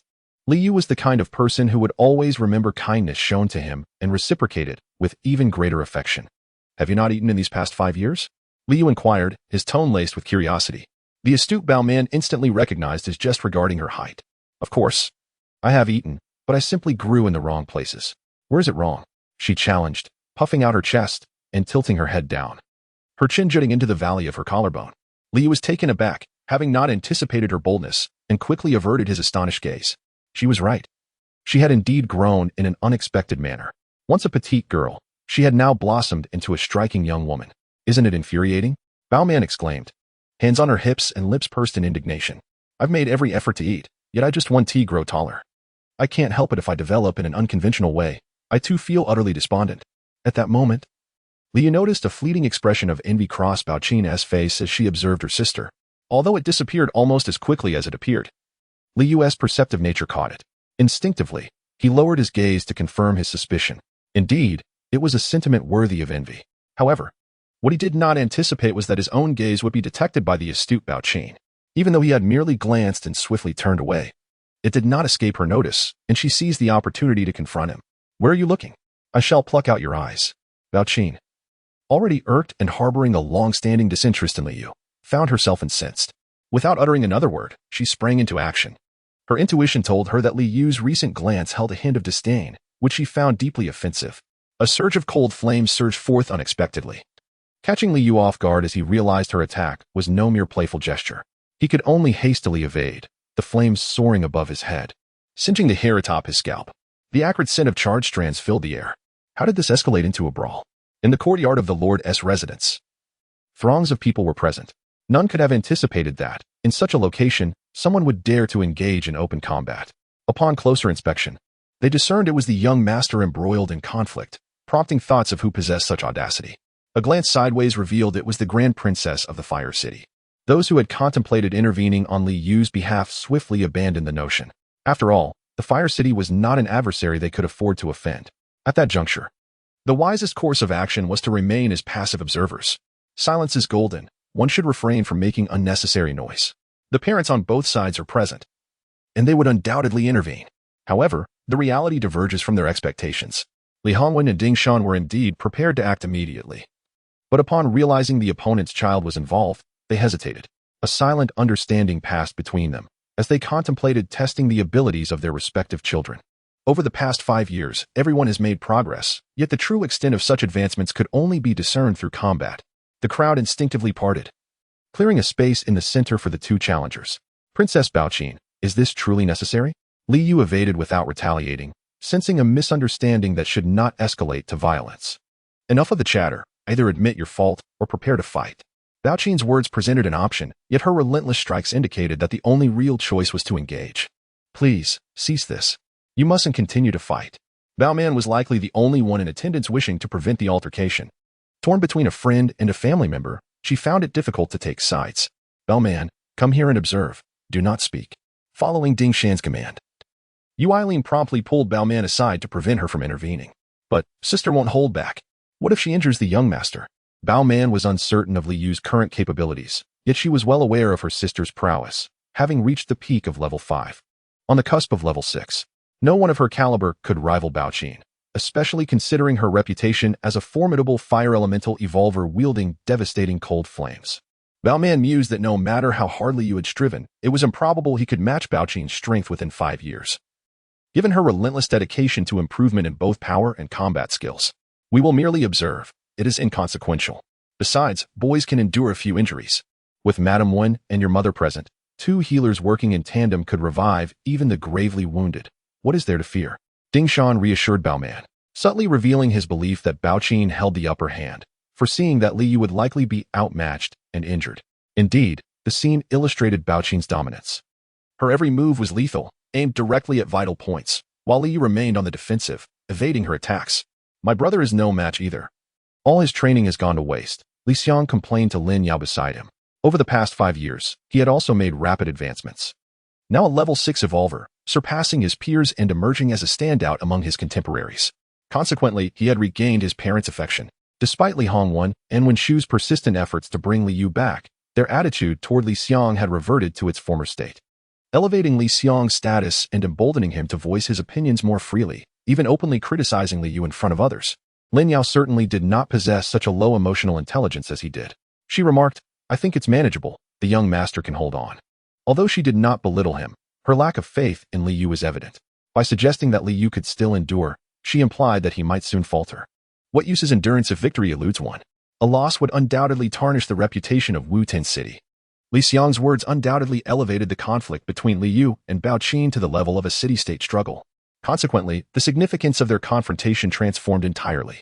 He was cunning, having dug a deep pit for Li Yu with just a few sentences. Everyone knew that Li Hongwen valued his reputation, especially in front of numerous esteemed guests. Should Li Yu suffer defeat, it would not only disgrace Wu-Tan City, but also obliterate Li Hongwen's honor. How could Li Hongwen then maintain a favorable disposition towards Li Yu? Chapter 0145. The cold fire of Bone Spirit. The atmosphere at the scene became suddenly tense due to Li Xiang's words. The people from Flame City clenched their fists, rallying for Bao Qin.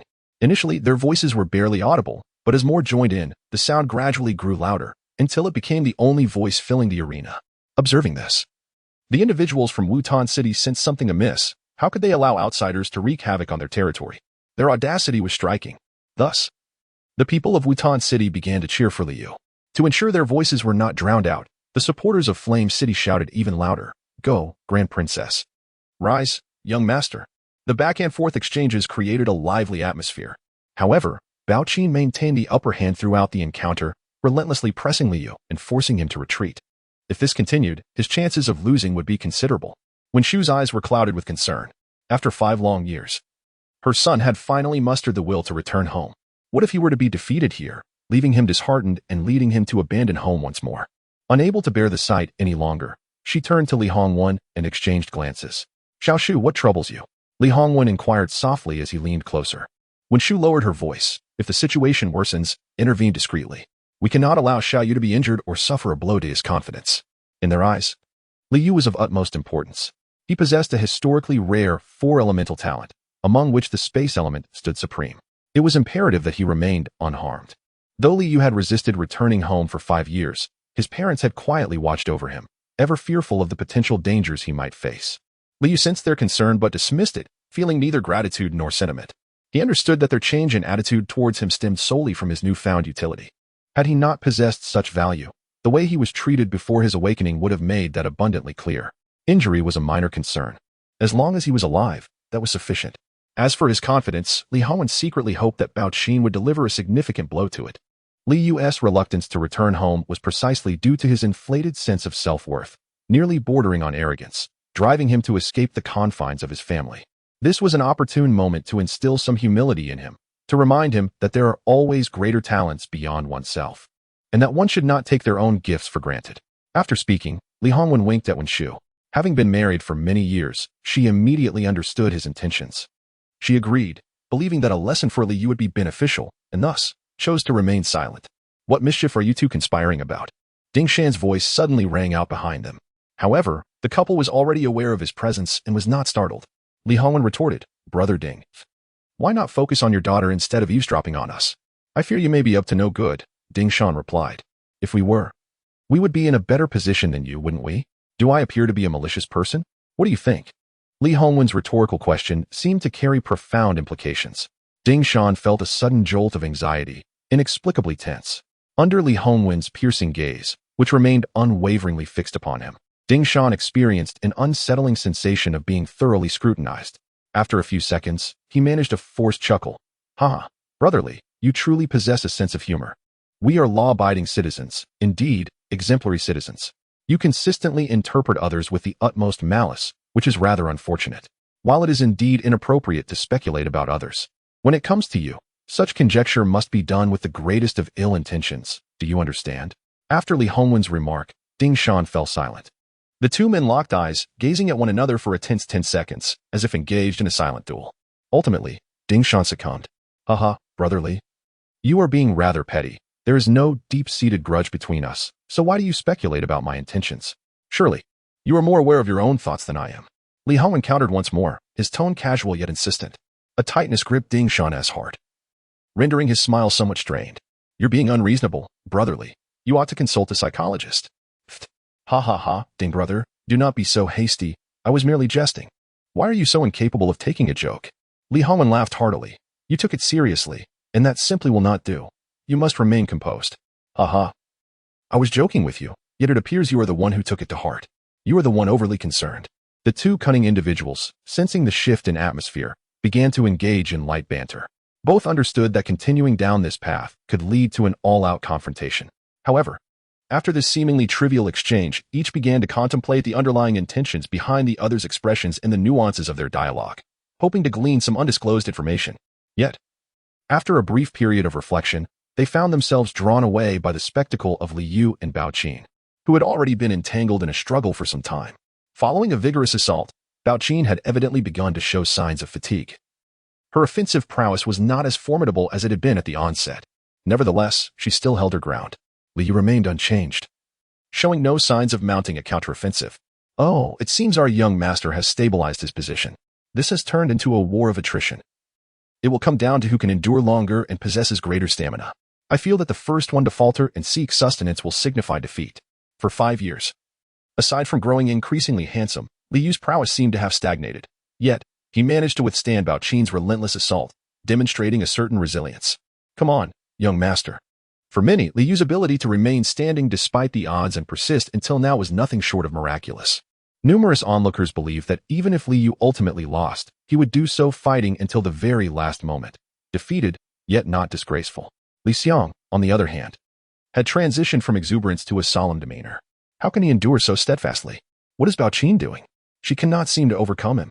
At this moment, Li Xiang could only mutter softly, for as long as Liu held firm, the tides had begun to shift. Do not rush, young master.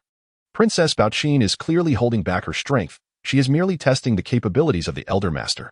It is certain that she will defeat him shortly. Lin Yao, now a third-level evolver, believes she possesses insights into the confrontations between evolvers. One can only hope, Li Xiang remarked with a smirk. In reality, none of the spectators hold a perspective as accurate as that of Bao Man, the party directly involved. She has been unable to break through and is acutely aware of her waning stamina. If she fails to secure a victory soon, the most she can hope for is a stalemate. Yet, she soon realizes that settling for a draw is a naive notion. Although Liu has been evading and rarely attacking, he remains composed and has ample energy at his disposal. Hence, in the end, it is likely that Bao Qin will be the one to lose. This thought fills her with discontent. It cannot be. He is clearly inferior in strength. How could he possibly defeat me? If that is the case, then I shall take action. Suddenly, Bao Qin leaps into the air, her entire being igniting with a surge of cold fire. She resembles a sun, suspended majestically in the sky. Bone Spirit Cold Fire. With a fierce shout, Bao Qin unleashes a torrent of Bone Spirit Cold Fire, raining down upon Liu below.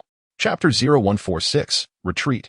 Must retreat. The Bone Spirit Cold Fire resembled a lotus bud, still in its unblossomed state. This signifies that Bao Qin possesses untapped potential yet to be discovered. Should it bloom fully, its power would be unimaginable. However, even in its dormant form, its might should not be underestimated. Among its peers, the fire element stands as the most formidable, albeit with the weakest defenses. This is only true in comparison to two evolvers of similar strength. In the eyes of the onlookers, a considerable gap in power existed between Liu and Bao Qin, making it unlikely for Liu to triumph, especially when Bao Qin unleashed her ultimate technique. His best hope was merely to avoid injury. It is over. The spectators collectively shared a common thought. The Ding family wore smiles, their hands poised in anticipation of applause, ready to celebrate once the Bone Spirit Cold Fire descended. Only Bao Man appeared anxious, her cheeks puffed out in a manner reminiscent of an irate pufferfish, drawing the desire to poke at her. Her large, glistening eyes brimmed with concern. After 5 long years apart, to reunite only to witness injury was deeply distressing for her. Uai Lin, aware of her daughter's impulsive nature, kept a firm grip on Bao Man during the clash between Liu and Bao Qin, hoping to prevent her from recklessly intervening and risking harm. Mother, will something bad happen? Bao Man asked worriedly. Your father is here. Nothing will go wrong, Uai Lin replied. I mean the eldest son. After a brief pause, Uai Lin responded. He won't die. Yet, not dying does not equate to being free from trouble. The distinction lies solely in the magnitude of the situation.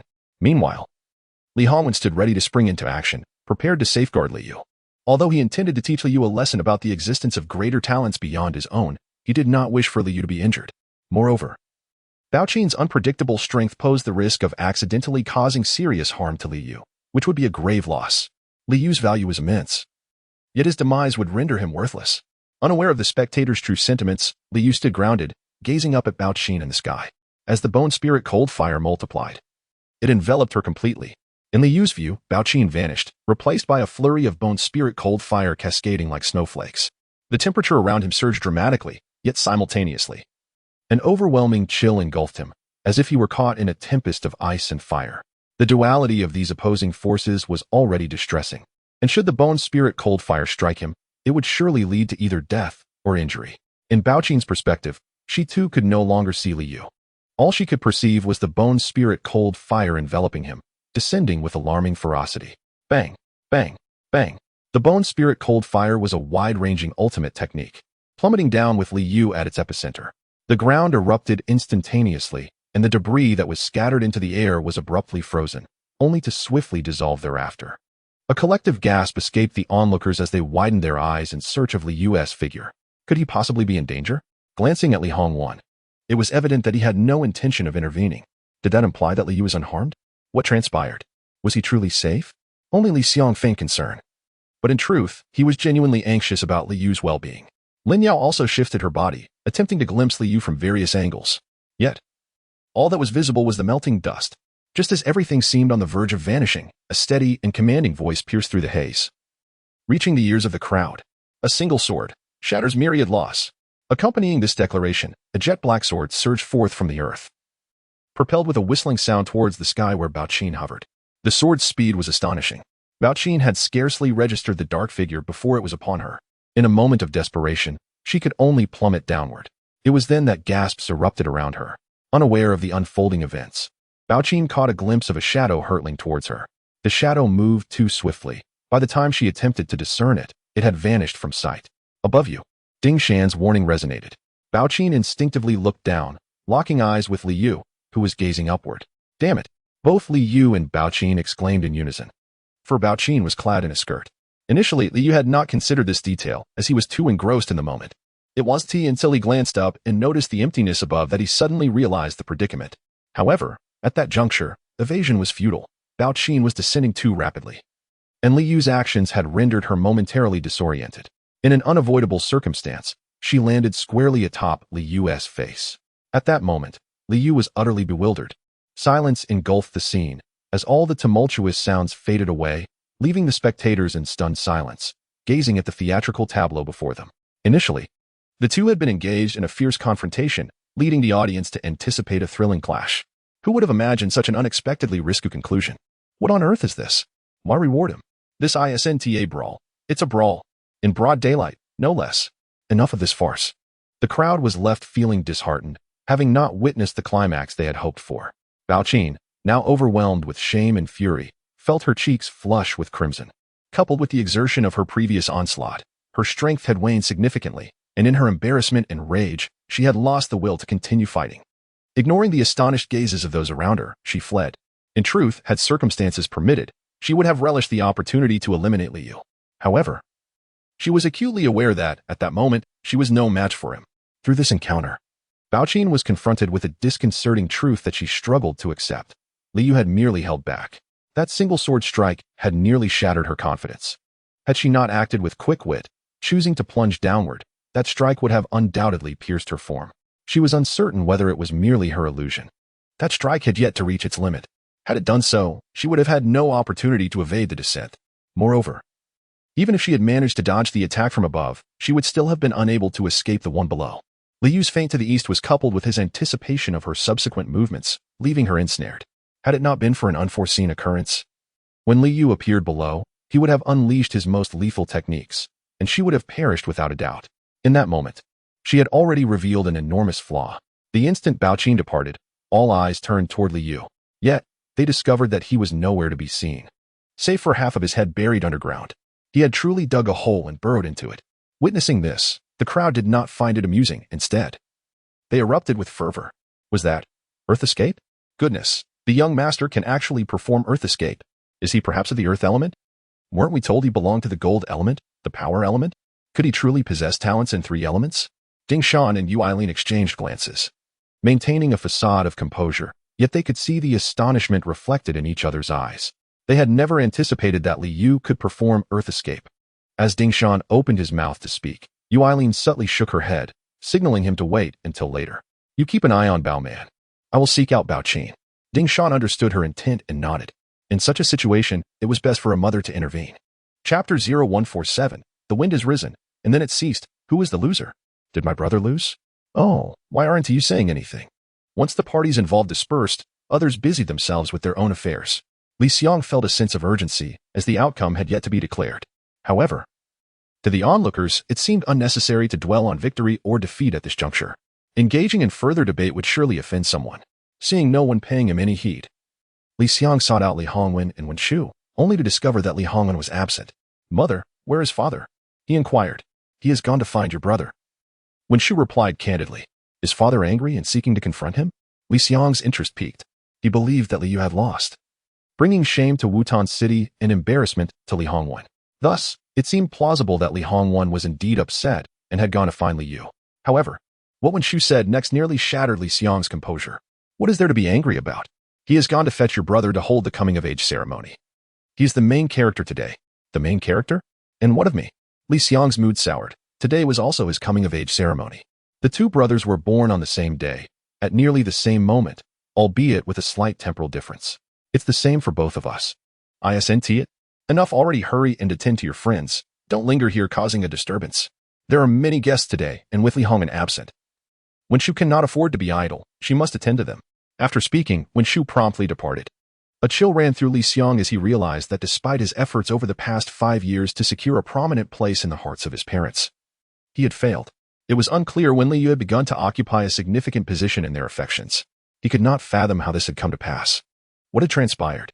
Could it be that my brother truly possesses a triple affinity talent? Liang was skeptical of the astonishment expressed by others earlier. He would rather believe that Liu had employed some form of artifact to acquire the ability to traverse the earth rather than having awakened a triple affinity talent. Such an occurrence would be too extraordinary and would undoubtedly attract considerable attention.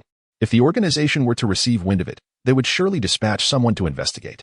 Yet, since no one from the organization had come, Liang concluded that Liu did not possess a triple affinity talent. "Second young master, are you all right?" Lin Yao inquired. Noticing that he had suddenly fallen into a daze and remained motionless for quite some time, she feared he had been struck by a blow that left him incapacitated. "I'm fine. What could possibly be wrong with me? I'm leaving to find Yang Bing and the others." Liang attempted to appear nonchalant, though Lin Yao detected a hint of anxiety in his tone. As Liu attempted to escape, he was swiftly cornered by Li Hongwen atop the city wall of the southern district. "I knew you would try to flee. Come back with me." Despite the passage of time, Liu's face still burned with embarrassment. He had never anticipated that events would unfold in such an unexpected manner. Of course, had he not uncovered Bao Qin's secret, it would have been inconsequential. At worst, they would have experienced a moment of awkwardness, which would eventually dissipate, for the time being. And even for many years to come, the mere sight of Bao Qin would serve as a thorn between them. Bao Qin, an epitome of aloofness, revered as a goddess by other men, was to be admired from afar and never sullied by familiarity. Yet, unexpectedly, she had been tainted by Liu. Surely, Bao Qin harbored such thoughts. Liu would never describe himself in derogatory terms. It was likely that upon their next encounter, he would find himself pursued by her ire. In such circumstances, how could Liu possibly return? "Lord of the city, if you could grant me my coming-of-age ceremony, I might avoid the need to return, thus sparing us both from discomfort. You certainly have a knack for scheming. The estate is filled with guests, all gathered for your and Liang's coming-of-age ceremony. Your departure would be quite unbecoming. Indeed, it is not solely for me. There is also Liang, who thrives in such occasions." Liu surmised that Liang had likely concocted some grand display for the ceremony. This fellow would seize any opportunity to bask in the limelight. Had it not been for his encounter with Bao Qin or the unforeseen incident, Liu would never have left the city lord's mansion. He would have participated in the ceremony, ensuring Liang's aspirations were thwarted. Now, however, returning was out of the question. It was far too awkward. Liu's face burned, still lingering with the warmth of Bao Qin's presence. His mind incessantly replayed the scene, stirring tumult within his heart. Despite his efforts to suppress these thoughts, it proved futile. The physiological instincts of his youthful body, even after 2 lifetimes, eluded his control. "Do not even think about it. I may yield to your wishes on other matters. But this time, you must return with me." Li Hongwen's insistence stemmed from the fact that, for the first time in over 5 years, Liu was willing to come home. He gazed upward at the darkening sky. "It is getting late. Stop hesitating and return with me. The estate is prepared, and all the guests await your arrival. How can you not show up?" Before Liu could respond, a sudden gust of wind swept through the sandy terrain, interrupting his words. Li Hongwen quickly conjured a protective barrier, shielding both from the abrasive sandstorm. At that moment, Liu caught a whiff of something unusual and exclaimed, "Wait. Something is amiss." "What is it?" Li Hongwen inquired, puzzled. "There is a metallic scent in the wind." "Seafood?" Li Hongwen's expression was bemused. But Liu quickly understood, his countenance growing uncomfortable. No, it is the stench of blood. Did you not notice? You can detect that? Li Hongwen appeared skeptical. He then mimicked Liu, inhaling deeply, only to find nothing. No, I smell nothing. Achoo. Wait, I smell dust. Li Hongwen sneezed several times. Suspecting Liu was merely stalling to avoid returning home. Do not play tricks. You must come back. So many await you. Moreover, I have yet to address your public display of earth manipulation. Your exhibited abilities are numerous and could easily attract the attention of the organization. To fixate or to covet. In truth, it is to covet. However, Li Hongwen deliberately employs the term fixate, which carries a negative connotation, to intimidate Liu. The intention, of course, is to prevent Liu from being selected by the organization. Serving the organization is undoubtedly an honor. Yet, should Liu be chosen, Wutan City would lose a prodigy, equating to a loss of its future. How could Li Hongwen possibly wish for such an eventuality? Do you aspire to join the organization? I am uncertain. Do you desire it? Naturally, I do. The nameless city, where the organization resides, represents a utopia for many evolved beings. It boasts the finest technology, the best resources, and the wealthiest city-state. For capable evolved beings, venturing there is akin to securing a civil service position during the era of Waterblue Star, ensuring a lifetime free from want, with inexhaustible resources at their disposal. In my past life, Liu exerted himself, yet he remained unchosen. He even faced humiliation from those sent by the organization to assess him. From that moment forth, he lost his idealistic view of the organization and the nameless city. At this juncture, the winds ceased. Li Hongwen retracted the protective shield, and the sandy expanse fell into an unusual silence. Suddenly, a ghastly roar emanated from the depths of the sandy terrain. Chapter 0148, The Corpse Emperor. The moment the chilling roar of the undead echoed through the air, both individuals instinctively turned their gaze towards the desolate expanse of yellow sands, remaining silent for an extended period, bathed in the fading glow of the setting sun. The already yellow sands appeared even more golden, resembling a vast field of shimmering treasure, dazzling to behold. That likely emanated from the direction of the ruins of the demon city. Another corpse king had seemingly emerged. Once the sounds of the undead subsided, Li Hongwen finally spoke. His judgment was rooted in experience. The cries of the zombies were not uncommon, yet when they resonated from such a distance, it typically signified the birth of a corpse king, not a corpse king. Huh, do you think you can judge better than I? Li Hongwen scoffed at Liu's assertion, still perceiving him as a child despite today marking his coming of age. It is a corpse emperor. Li Hongwen opened his mouth, but ultimately refrained from voicing his thoughts, as a sudden realization struck him. The U.S. words might indeed hold truth. The ruins of the demon city were quite distant from Wutan City, at least 300 to 400 kilometers away. While an ordinary corpse king's call could reach such distances, it would not bear such clarity. The previous roar was alarmingly distinct, as though it resonated right beside them. Hence, when Liu uttered the term corpse emperor, Li Hongwen's heart skipped a beat. His expression grew grave. He could contend with a corpse king, but the corpse emperor was an entirely different challenge. To confront a single corpse emperor, one would require the concerted effort of nearly 10 level 10 evolved beings. Furthermore, the emergence of a corpse emperor near a city-state indicated that someone was deliberately nurturing the undead. Otherwise, such an occurrence would be impossible. Surrounding every city-state were places akin to the demon city ruins or one corpse valley, where zombies congregated. To prevent the rise of stronger undead, high-level evolved beings would routinely cleanse the vicinity of zombies.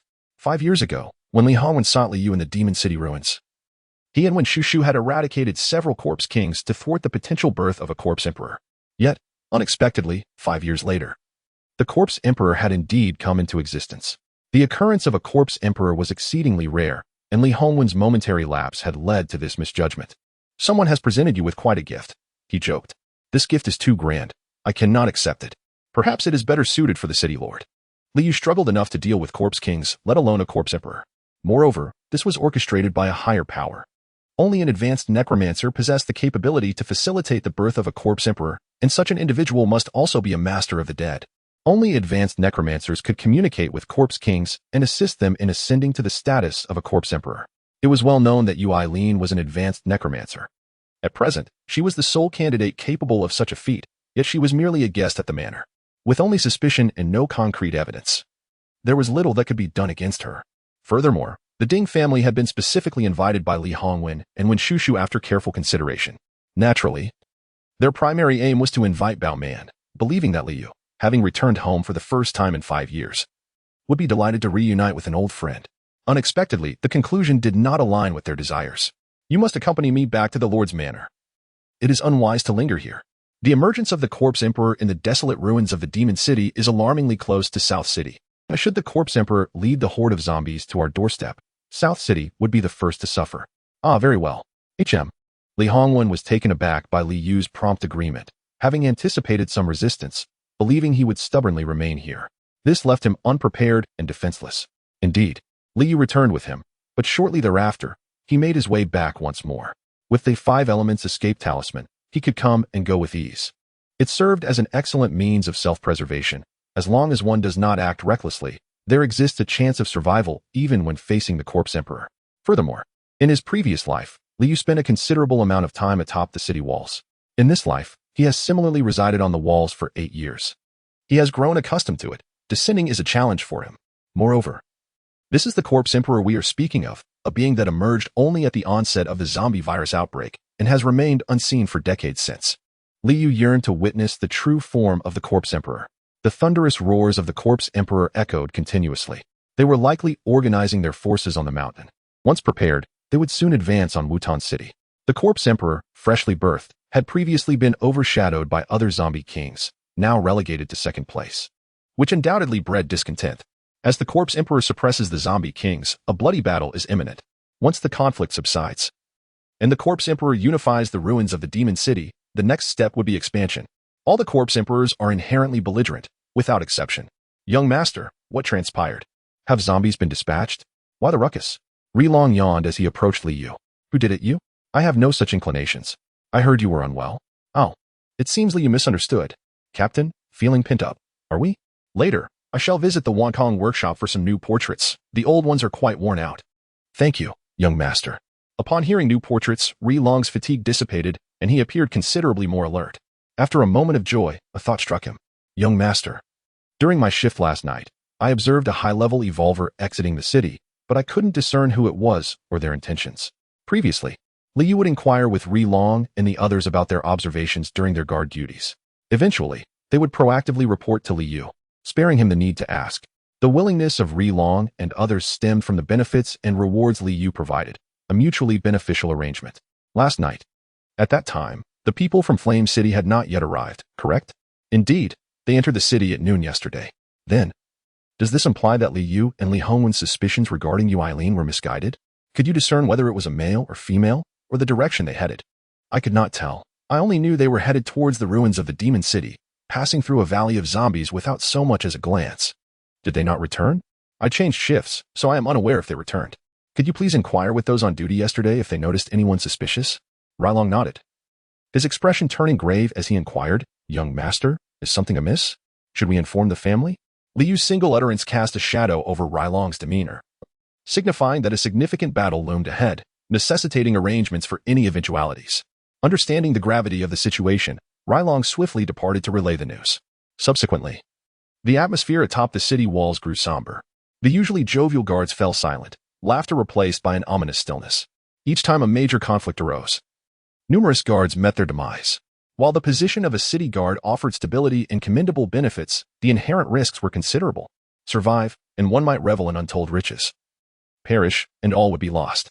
Meanwhile, upon returning to the Lord's residence, Li Hongwen promptly called for an urgent meeting. The middle and upper echelons of Wutan City, previously poised for celebration, were left utterly bewildered. Chapter 149. Emergency Meeting in Wutan City. Meetings are a rare occurrence throughout the year, let alone urgent ones. Especially during the time of the elder and younger son's coming-of-age ceremonies, one would expect to indulge in merriment and revelry rather than engage in discussions about work. Despite their grievances, no one dared to exhibit any negligence. As previously mentioned, urgent meetings in Wutan City are infrequent. The sudden convocation of one must signify a significant event, yet they pondered in vain, unable to fathom what could be so momentous. After all, the world was at peace, flourishing in prosperity. What could possibly be so grave?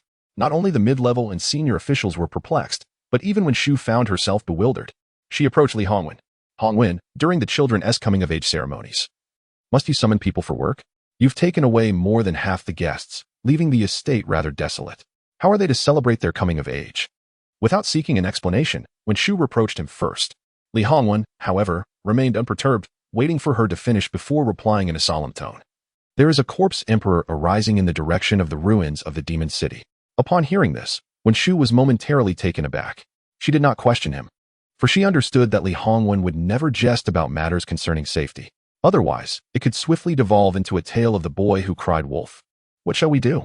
Wen Shu did not name anyone specifically, but cast a glance at the hall. Inside, the Ding family was present. Yu Eileen had returned with Bao Qin, and they were comforting her. Perhaps unaware of the situation outside, Ding Shan and Yu Eileen had not bothered to glance out. Bring Xiao Xiang and Yao Yao here to keep them company. To accompany also implied to watch over. Wen Shu subtly nodded in understanding. Once the couple had divided their tasks, Li Hongwen led his subordinates away from the city lord's mansion. The mid-level and senior officials initially presumed they would proceed to the office building, yet were taken aback when Li Hongwen made an unexpected turn towards the southern city. At that moment, they did not contemplate heading to the city walls, believing the city lord had chosen another location for a clandestine meeting. It was not until they reached the southern city walls that they were rendered speechless. City lord, why convene a meeting here? Indeed, city lord. The dust and harsh conditions render this an unsuitable venue for a meeting. Must we truly gather here for a mere discussion? Li Hongwen had yet to utter a word. In an instant, grievances began to echo, and dissatisfaction brewed among the crowd. Li Hongwen's expression darkened, and he rebuked them sternly. You have grown accustomed to indulgence and luxury. Seeing his anger, no one dared to utter a word, and silence fell over them. I perceive you have become too comfortable, forgetting that an emergency meeting is convened only when absolutely necessary. In other words, it is called only in dire circumstances. Do you think I summon you to an emergency meeting merely for amusement? Do you not feel a twinge of anxiety at the mere mention of it? Have you not pondered the reasons behind this? Li Hongwen's inquiries were met with silence. No one dared to respond, and the earlier bravado had vanished. As he finished speaking, it was uncertain whether it was mere coincidence or something else entirely. As darkness enveloped the sky, eerie howls emanated from the depths of the yellow sands, reminiscent of thunder and wild beasts, sending chills down the spines of all present. The subordinates, initially taken aback, soon displayed expressions of sheer panic. They exchanged glances, rendered speechless. Speak. Have you all lost your voices? Just moments ago, you were so loquacious. Why the sudden silence? Li Hongwen bellowed again, and his subordinates fell utterly silent. Acutely aware of the gravity of the situation, who among them would dare to speak carelessly at such a critical juncture? It would indeed reveal a lack of discernment, unfit for the world of governance. Since none of you wish to speak, allow me to. Li Hongwen began, only to abruptly halt, as his peripheral vision caught sight of a familiar figure standing atop the city wall, gazing into the distance. Xiaoyu, did I not instruct you to return home?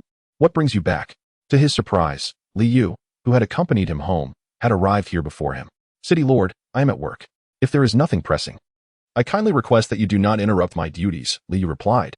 Li Hongwen's eyes widened in disbelief. Li Yu maintained an almost businesslike demeanor. The truth was, Li Hongwen found himself at a loss for how to respond. At this moment, he could not, in front of his subordinates, compel Li Yu to abandon his post. To do so would set a poor precedent. If the higher-ups were corrupt, the subordinates would surely follow suit, succumbing to cowardice when danger loomed. The downfall of Wutan City would be inevitable. Very well, focus on your work. Li Hongwen decided to disregard him and turn back to face his subordinates. His demeanor transformed entirely. You all heard it. That was no ordinary zombie's roar, but that of the Zombie King. Upon hearing the term Zombie King, Li Yu momentarily froze, quickly grasping the reason behind Li Hongwen's words. He also recognized the latter's iron-fisted approach and unyielding ruthlessness. Were Li Hongwen to mention the Zombie Emperor outright, half of his subordinates might faint on the spot, while the rest would likely contemplate their escape. In such a scenario, Li Hongwen would find himself isolated and helpless. Moreover, it was not merely a single Zombie King, but several. The intentions of this gathering of Zombie Kings remained unclear, yet it was certain that their target was Wutan City. I summoned you not to convene a meeting, but to assign a task. The southern city must be defended at all costs. Apart from refraining from mentioning the Zombie Emperor, Li Hongwen's statements were not misleading. The Zombie Emperor would not make its presence known from the outset. It would send its minions to probe the way first. Thus, when the Zombie Emperor eventually appeared, Li Hongwen could justifiably claim ignorance.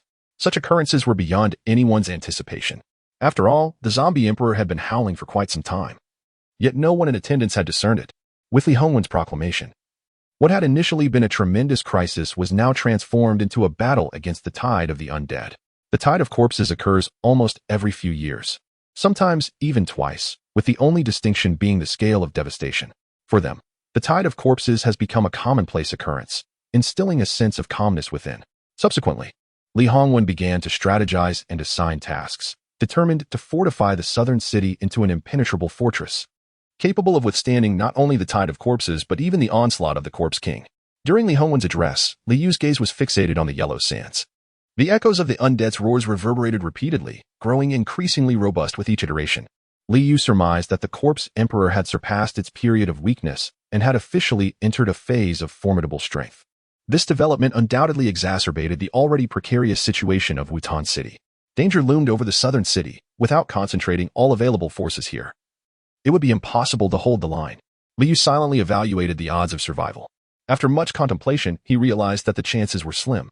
Merely consolidating forces to defend the city would prove futile. It was imperative to seek reinforcements, whether from the organization or allied nations. Without support, Wutan City could not endure. As these thoughts consumed him, Li Yu suddenly furrowed his brow, acutely aware that the situation was dire. Lord of the city, you are mistaken. Chapter 0150. Children should not speak recklessly, my lord. You are mistaken. Li Yu's words seemed to imply that Li Hongwen had erred, being confronted in front of his subordinates. Li Hongwen's expression darkened. A hint of anger crept into his voice as he retorted, "Where have I gone wrong?" "Everywhere," Li Yu began. But Li Hongwen was momentarily taken aback, his breath catching in his throat. However, in the presence of numerous subordinates, he refrained from expressing his frustration. Instead, he maintained a stoic silence, gazing at Li Yu, awaiting his insights. To his surprise, Li Yu fell silent. For 4 or 5 minutes atop the city wall, an oppressive silence enveloped the scene. No one dared to speak. The guards, including Liang, stood frozen, not even daring to blink. The atmosphere was stifling, and they were drenched in sweat. As time approached the 10-minute mark, the urgency of the situation became apparent. Li Hongwen had little time to squander with Li Yu. Numerous tasks awaited him: strategic defenses, troop mobilization, logistical arrangements, an overwhelming multitude of responsibilities. Ultimately, his patience worn thin, he impatiently demanded, "Where exactly did I err? If you cannot provide a satisfactory explanation, I shall have to penalize you for disturbing the morale of the troops." Li Hongwen sought to save face while simultaneously asserting his commitment to duty. In these tumultuous times, he needed to set a precedent. Otherwise, with the looming threat, instability among the ranks would herald disaster. After a prolonged silence, Li Yu finally articulated his thoughts. The present crisis was merely an illusion. The true peril lay elsewhere. Noting that he had refrained from directly mentioning the term Corpse Emperor, Li Hongwen felt a slight sense of relief. The utterance of those 2 words would undoubtedly incite panic and unrest among the populace. Where does the true crisis lie? Li Hongwen scoffed at Li Yu's words, doubting that a child could discern any genuine threat. Even now, having reached adulthood, he remained but a child in Li Hongwen's eyes. The northern and western city gates. Other mid-level officials began to stir at Li Yu's words. "Young master, you must not speak so recklessly. The zombies are right before our eyes." "Indeed, young master. This is war, a matter of life and death, not mere child's play." "Yes, young master, it would be prudent for you to refrain from further involvement." "My lord, let us hasten to assign tasks." Initially, the crowd had listened intently, expecting Li Yu to offer profound insights. However, when he merely mentioned 2 locations, they questioned why he did not enumerate all 4 cardinal exits or simply refer to Wutan City, which would have been far more plausible. Li Yu understood their skepticism, which had prompted his earlier hesitation to speak. Hence, he remained silent for so long. Since they were unwilling to believe him, he chose not to elaborate further. When the events unfolded, they would discern whether Li Yu's assertions were accurate or misguided. As matters stood, no resolution would arise from their disputes. They would not place their trust in a mere child. Yet, when Li Yu mentioned the northern and western city gates, Li Hongwen felt a jolt of recognition. As the treacherous visage of Bai He flashed through his mind, Li Hongwen concentrated all his strength on the southern city gates, inevitably weakening the defenses of other directions. Should Bai He seize the opportunity to launch a surprise attack from the north or west, it would be impossible to defend against him, making success highly probable. However, upon further contemplation, Li Hongwen deemed such an outcome unlikely. 8 years ago, during the onset of the zombie tide, Silver City had not refrained from attempting a surprise assault. Setting aside the zombie emperor, the situation then was far more dire than it is now. It was not until the zombie horde threatened the city, prompting Wen Shu to send out a distress signal, that Li Hongwen and the senior officials emerged to confront the impending doom, leaving the rear vulnerable to Silver City's advances. Silver City did not disappoint in their attack. Had it not been for Li Hongwen's quick wit in immediately contacting the organization for reinforcements, Wutan City would likely have fallen, caught between the horde and Silver City's onslaught. Yet, that initial surprise attack had failed, and Li Hongwen did not believe Silver City would dare attempt a second. Furthermore, similar to the previous occasion, He had promptly sought assistance from the organization in Nameless City upon returning to the Lord's manor. As long as they could hold off the zombies emerging from the ruins of Magic City until reinforcements arrived, the situation would remain manageable. Although Liyu's warning was indeed necessary, expressing such sentiments in front of so many was detrimental to morale. Thus, Li Hongwen reprimanded him, stating, "Do not speak in alarmist tones. Even if Silver City had tenfold courage, why he would not dare to initiate a surprise attack." His words were intended to bolster the spirits of his troops and reassure them. Otherwise, facing an assault from two fronts could generate immense pressure, leading to wavering resolve and divided loyalties. Li Hongwen's concern for the stability of morale stemmed from the last zombie tide, during which many of his truly loyal subordinates had perished defending Yutan City. Those who survived did so either through luck or sheer fear of death, contributing little during that crisis. In the aftermath, with so many mid-level officials lost, the need to restore economic stability and order became pressing, necessitating the promotion of those who were merely self-preserving. Li Hongwen felt quite helpless. Without these individuals, he had no one else to rely on. When criticized, Liu did not retort. He had already voiced his concerns, and if Li Hongwen chose not to believe him, there was little else to be done. Subsequently, Li Hongwen began to deploy defenses, assigning this group to the front lines. Aware of the emergence of the zombie emperor in the ruins of Magic City, he contemplated how to handle this cowardly assembly effectively. This presented an opportune moment to overhaul the upper echelons of Yutan City. Moreover, apart from utilizing them, he truly had no other options. After all, one must train soldiers for 1,000 days to use them for a single moment. Having enjoyed such favorable conditions, with ample resources for sustenance and comfort, it was time to demonstrate their worth. As he completed his arrangements, discontent quickly surfaced. "My lord, it is merely a minor zombie tide. We have encountered worse in previous years. Let the lower-level evolved beings handle the cleanup. There is no need for us to intervene personally," one voice protested, prompting others to echo the sentiment. "Indeed, my lord, it seems a misallocation of resources. Why wield a butcher's knife to kill a chicken? There is no need for us to march to the front lines. We can effectively command from the rear. Engaging in frontline combat is not my forte. My true talents can flourish in strategic oversight. My lord, perhaps it would be prudent to appoint another for this task." Li Hongwen appeared composed on the surface, yet within, he seethed with rage. To openly display such cowardice was utterly disgraceful. He yearned to eliminate a few individuals on the spot to serve as a grim example. However, that would be a waste. These individuals were, after all, advanced evolvers with considerable combat prowess. Before the emergence of the Corpse King, they had been the principal force in eradicating zombies and confronting the Zombie King. Li Hongwen remained resolute, and, with a tone of resignation, stated, "Since arrangements have already been made, let us proceed. I will make appropriate adjustments based on everyone's performance during and after the battle."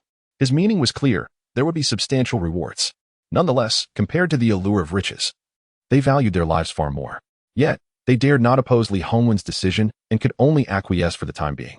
Just as the plans were finalized, Roca ascended the city wall bearing unfortunate news. "My lord, there has been a mistake." Li Yu's words implied that Li Hongwen had erred.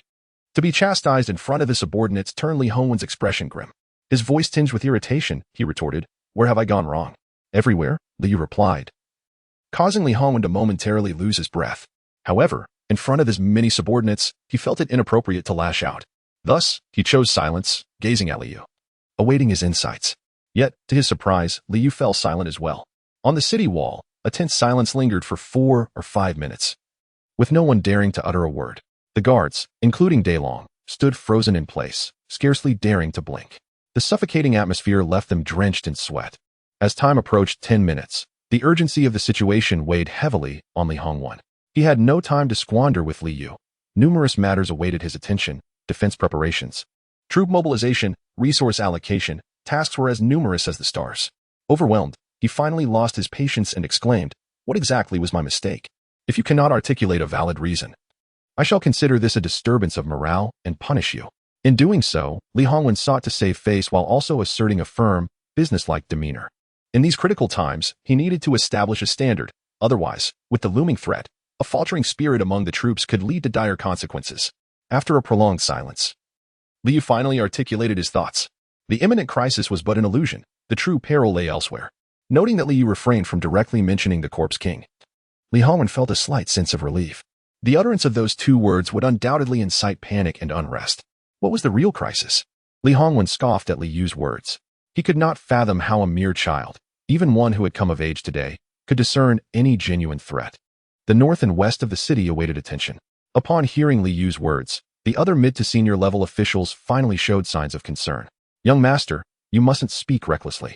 The zombies are right before our eyes. Indeed, young master, this is warfare, a matter of life and death. It is not a child's game. Yes, young master. It would be prudent for you to refrain from meddling. City Lord, please hasten the task assignments. Initially, the crowd listened, anticipating that Li Yu had profound insights to share. However, when he hastily suggested 2 locations, they wondered why he did not mention all 4 cardinal exits, or even directly name Wutan City, which would have increased the likelihood of a successful prediction. Li Yu was well aware of their disbelief, which is why he had hesitated to speak. Remaining silent for so long, since they were unwilling to believe him, he chose to say no more. When the actual events unfolded, they would discern whether Li Yu's assertions were accurate or erroneous. At present, as nothing had transpired, any debate would yield no resolution. They were unlikely to trust a child. Meanwhile, Li Hongwen felt a flicker of unease. Upon hearing Li Yu mention the north and west of the city, an image of Bai He's treacherous visage flashed in his mind. By concentrating all forces towards the south, Li Hongwen inadvertently weakened the defenses at the other city gates. Should Bai He seize the opportunity to launch a surprise attack on the north and west, the city would be vulnerable, making it all too easy for him to succeed. Nevertheless, after further contemplation, Li Hongwen deemed such an occurrence unlikely. Following the zombie tide that beset the land 8 years prior, Silver City had indeed attempted a surprise attack.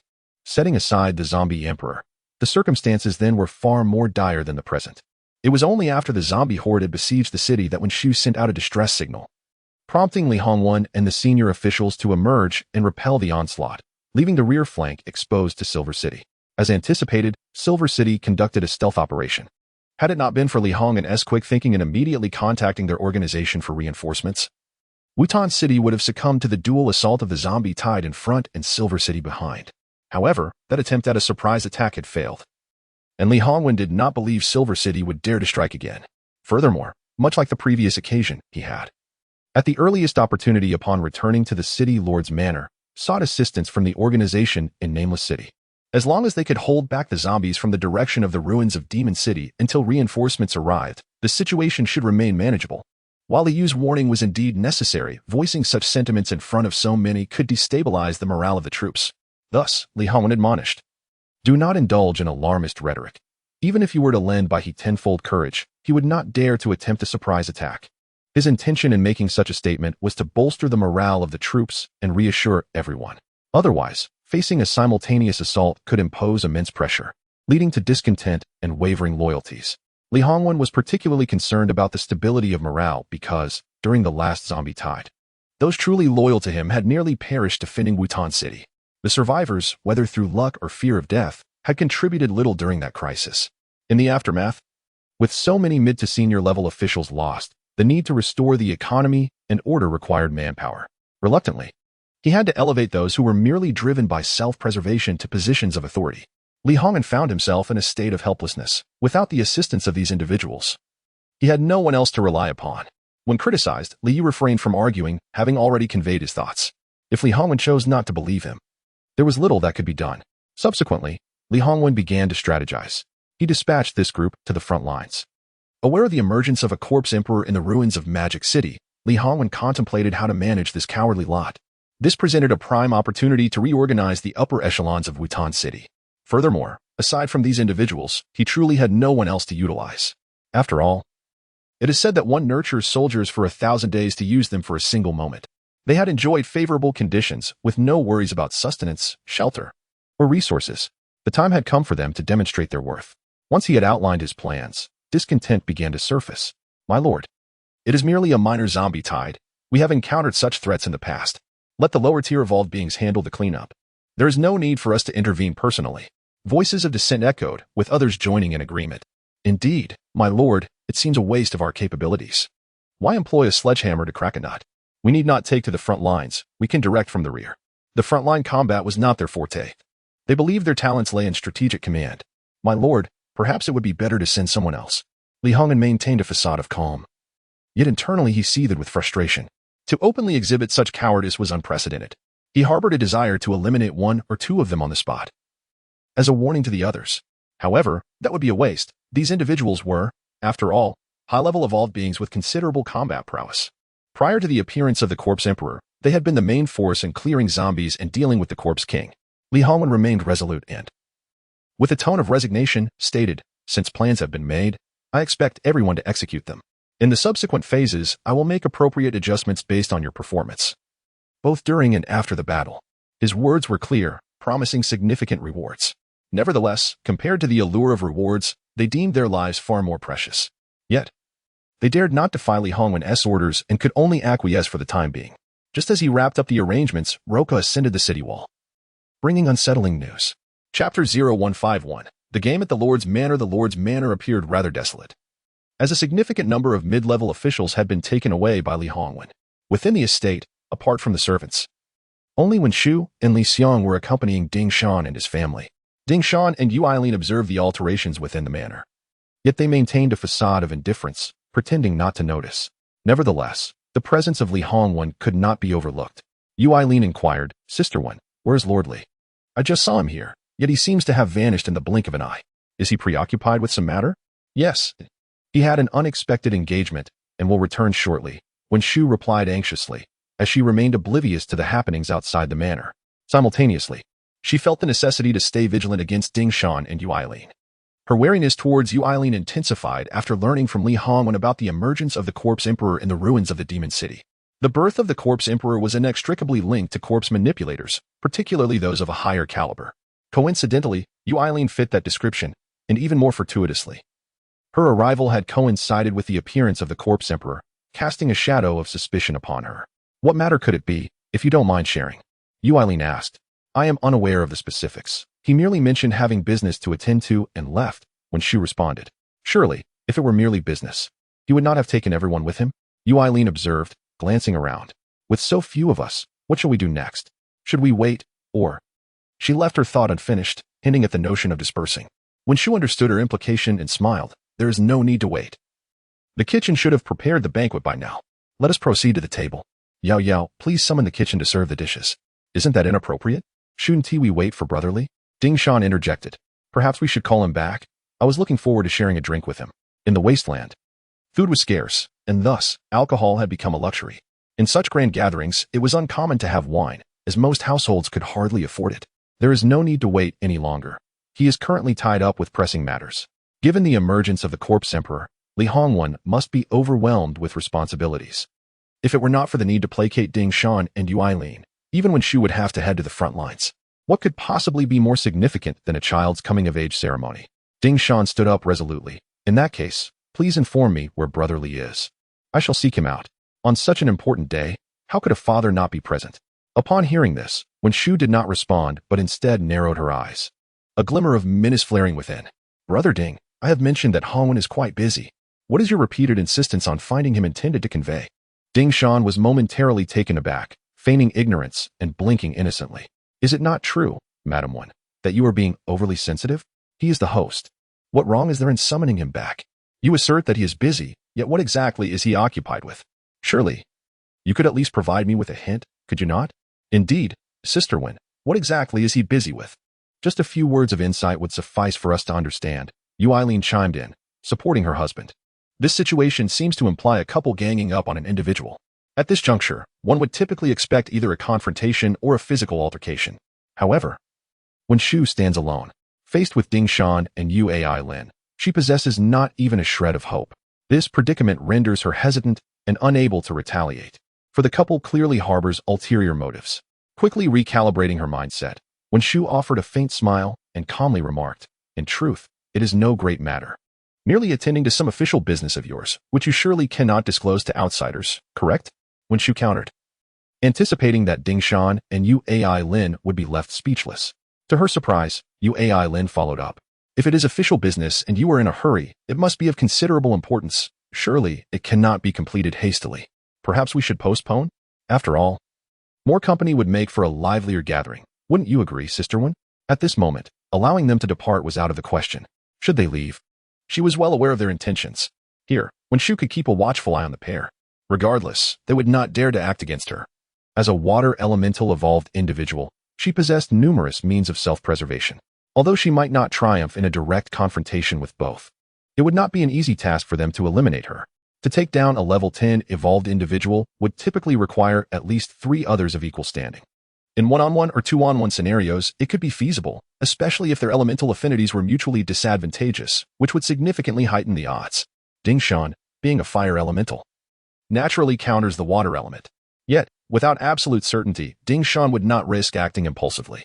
Lin's observation was astutely accurate, however. The meal had already been prepared and served, so they should indulge before anything else. When Shu denied them any opportunity for escape, standing abruptly and instructing her servants, "All of you, come in and attend to our esteemed guests diligently. There must be no negligence, or you shall answer to me." She was resolute.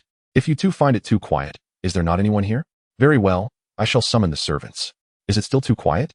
Do you still wish for more company? Humph. Contemplating escape? Not a chance."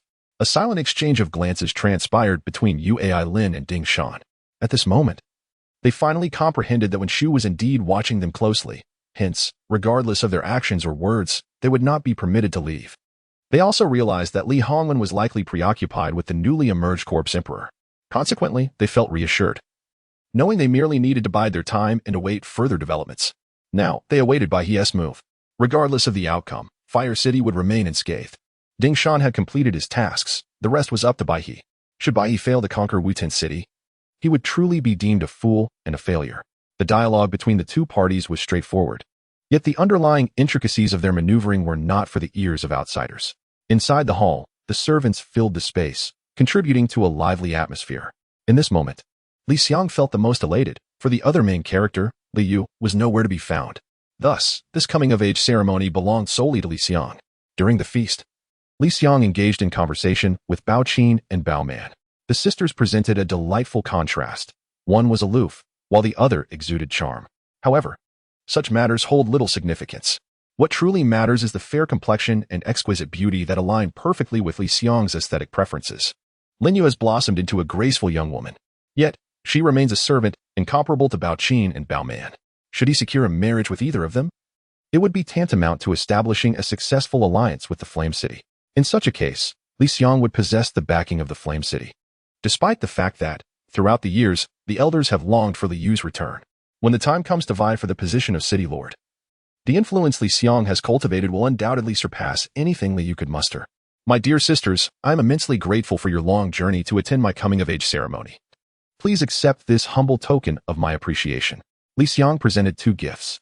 However, an awkward moment ensued. Neither Bao Qin nor Bao Man accepted them.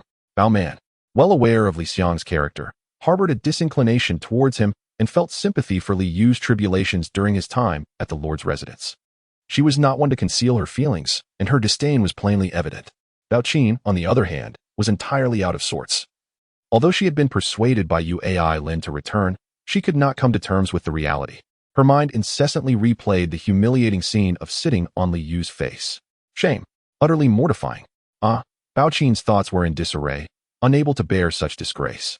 With a sudden, anguished cry, she raised her hand and knocked the gifts from Li Xiang's grasp. Chapter 152. A momentary impulse with a resounding crash. The gift was sent flying, landing on the ground. It appeared to contain fragile glass items, the distinct sound of shattering resonating in the air.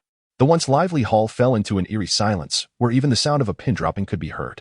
All eyes turned towards Bao Qin and Li Xiang. Bao Qin, a girl plagued by social anxiety, felt immensely uncomfortable under the scrutiny. Her face flushed crimson, a burning sensation creeping up her cheeks. Li Xiang, on the other hand, felt a blow to his pride. He had intended to present the gift with goodwill, only for it to be publicly dismissed. Wasn't this a slap in his face? Despite his displeasure, he dared not express it. As a gentleman, he must maintain his composure. Moreover, as the host, he could not retaliate against a guest's irrational behavior. The most critical factor, however, was that he knew he could not best Bao Qin in a confrontation. This realization irked Li Xiang the most. Earlier, when Li Yu had sparred with Bao Qin, it was evident that Li Yu had held his ground. Had it not been for unforeseen circumstances, he might very well have emerged victorious. Yet, Li Xiang could never concede that point, as it would do him no favors. He pondered his own chances against Bao Qin and calculated a mere 50% probability of victory.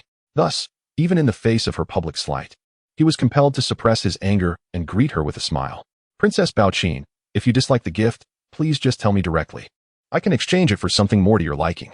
There is truly no need for such wasteful antics, Li Xiang remarked with a smile. though his words were laced with subtle barbs. Bao Qin, already at a loss for words, felt even more embarrassed by his comment. She lowered her gaze, her cheeks growing warmer, her fists clenched tightly, her nails digging into her palms. Xiang, perhaps you should refrain from speaking too much, Wen Shu interjected. Sensing that Li Xiang had vented enough, she aimed to protect him. Ding Shan and Yu Ai Lin wore expressions of discontent, had Li Xiang continued. They might have lost their temper in public. Yet, Li Xiang remained oblivious to the brewing tension and retorted, Mother, I am merely stating the truth. My intentions were good, and I harbor no ill will. I fail to see why I should be treated this way. What have I done wrong? Wen Shu was tempted to give him a sharp reprimand for his lack of understanding. What was the point of indulging in momentary verbal sparring? Just as she opened her mouth to respond, Ding Shan interjected, Second young master, how much did this gift cost? I will compensate you tenfold. I apologize on behalf of my daughter. It was an innocent mistake. Please forgive her. Though displeased by Li Xiang's remarks about his daughter, Ding Shan recognized his own shortcomings and refrained from escalating the situation. Have her apologize to me, Li Xiang insisted. I will not accept a surrogate apology. Whoever errs should apologize themselves. There is no merit in an apology without sincerity. It is shameless. Wen Shu stood frozen, taken aback by his words. Li Xiang's words grew increasingly reckless and audacious, ultimately provoking Ding Shan's ire. You brat. What did you say? Repeat that. Ding Shan's eyes bulged with fury, his fists clenched and cracking ominously. At that moment, Wen Shu had already pulled Li Xiang behind her, shielding him with her presence. Yet, Li Xiang continued to speak, oblivious to the impending danger. What? Do you from Flame City think you can run rampant in Wutan City? You ought to recognize your surroundings. I offer gifts. And you refuse them? You dare to strike? Truly, you overestimate yourselves. Li Xiang, equally infuriated, spoke without thought, driven purely by the thrill of the moment. How could someone who dismissed Li Hongwen regard Li Xiang with any seriousness? Ah, seeking death. Ding Shan roared, launching an attack. A vivid crimson flame erupted like a dragon. But thanks to Wen Shu's water barrier, Li Xiang was spared from complete annihilation. Ding Shan, do you truly dare to act in Wutan City? Wen Shu's voice thundered, reverberating through the air, leaving those present dizzy and disoriented. However, her words had little effect on Ding Shan, who seemed resolute in his intentions. You have pushed me too far. You have forced my hand. Ding Shan bellowed, relentlessly continuing his assault. In an instant, those unable to flee were caught in the chaos. At this juncture, Wen Shu realized that Ding Shan was deliberately seeking a confrontation. Li Xiang had unwittingly provided him with the opportunity he had long sought. The desire to act had likely been simmering within him, waiting for the right provocation. But what was his true motive for such aggression? It certainly was not merely due to Li Xiang's taunts. There must be ulterior motives at play. Yet, it was evident that Ding Shan could not kill Wen Shu. For if she escaped and reported the incident to their organization, he would surely face punishment. Thus, Ding Shan's insistence on confrontation must stem from a deeper agenda. The others had already retreated, leaving only Wen Shu and Ding Shan in the center of the hall, a clash of water and fire.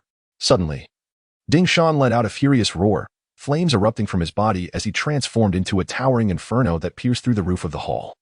Soaring into the sky, in the night, this fiery column stood out vividly, visible even from 100 meters away at the southern city walls, where Li Hongwen and Li Yu observed in astonishment. From a distance, it resembled a fiery rod piercing the heavens, illuminating half of Wutan City. What is that?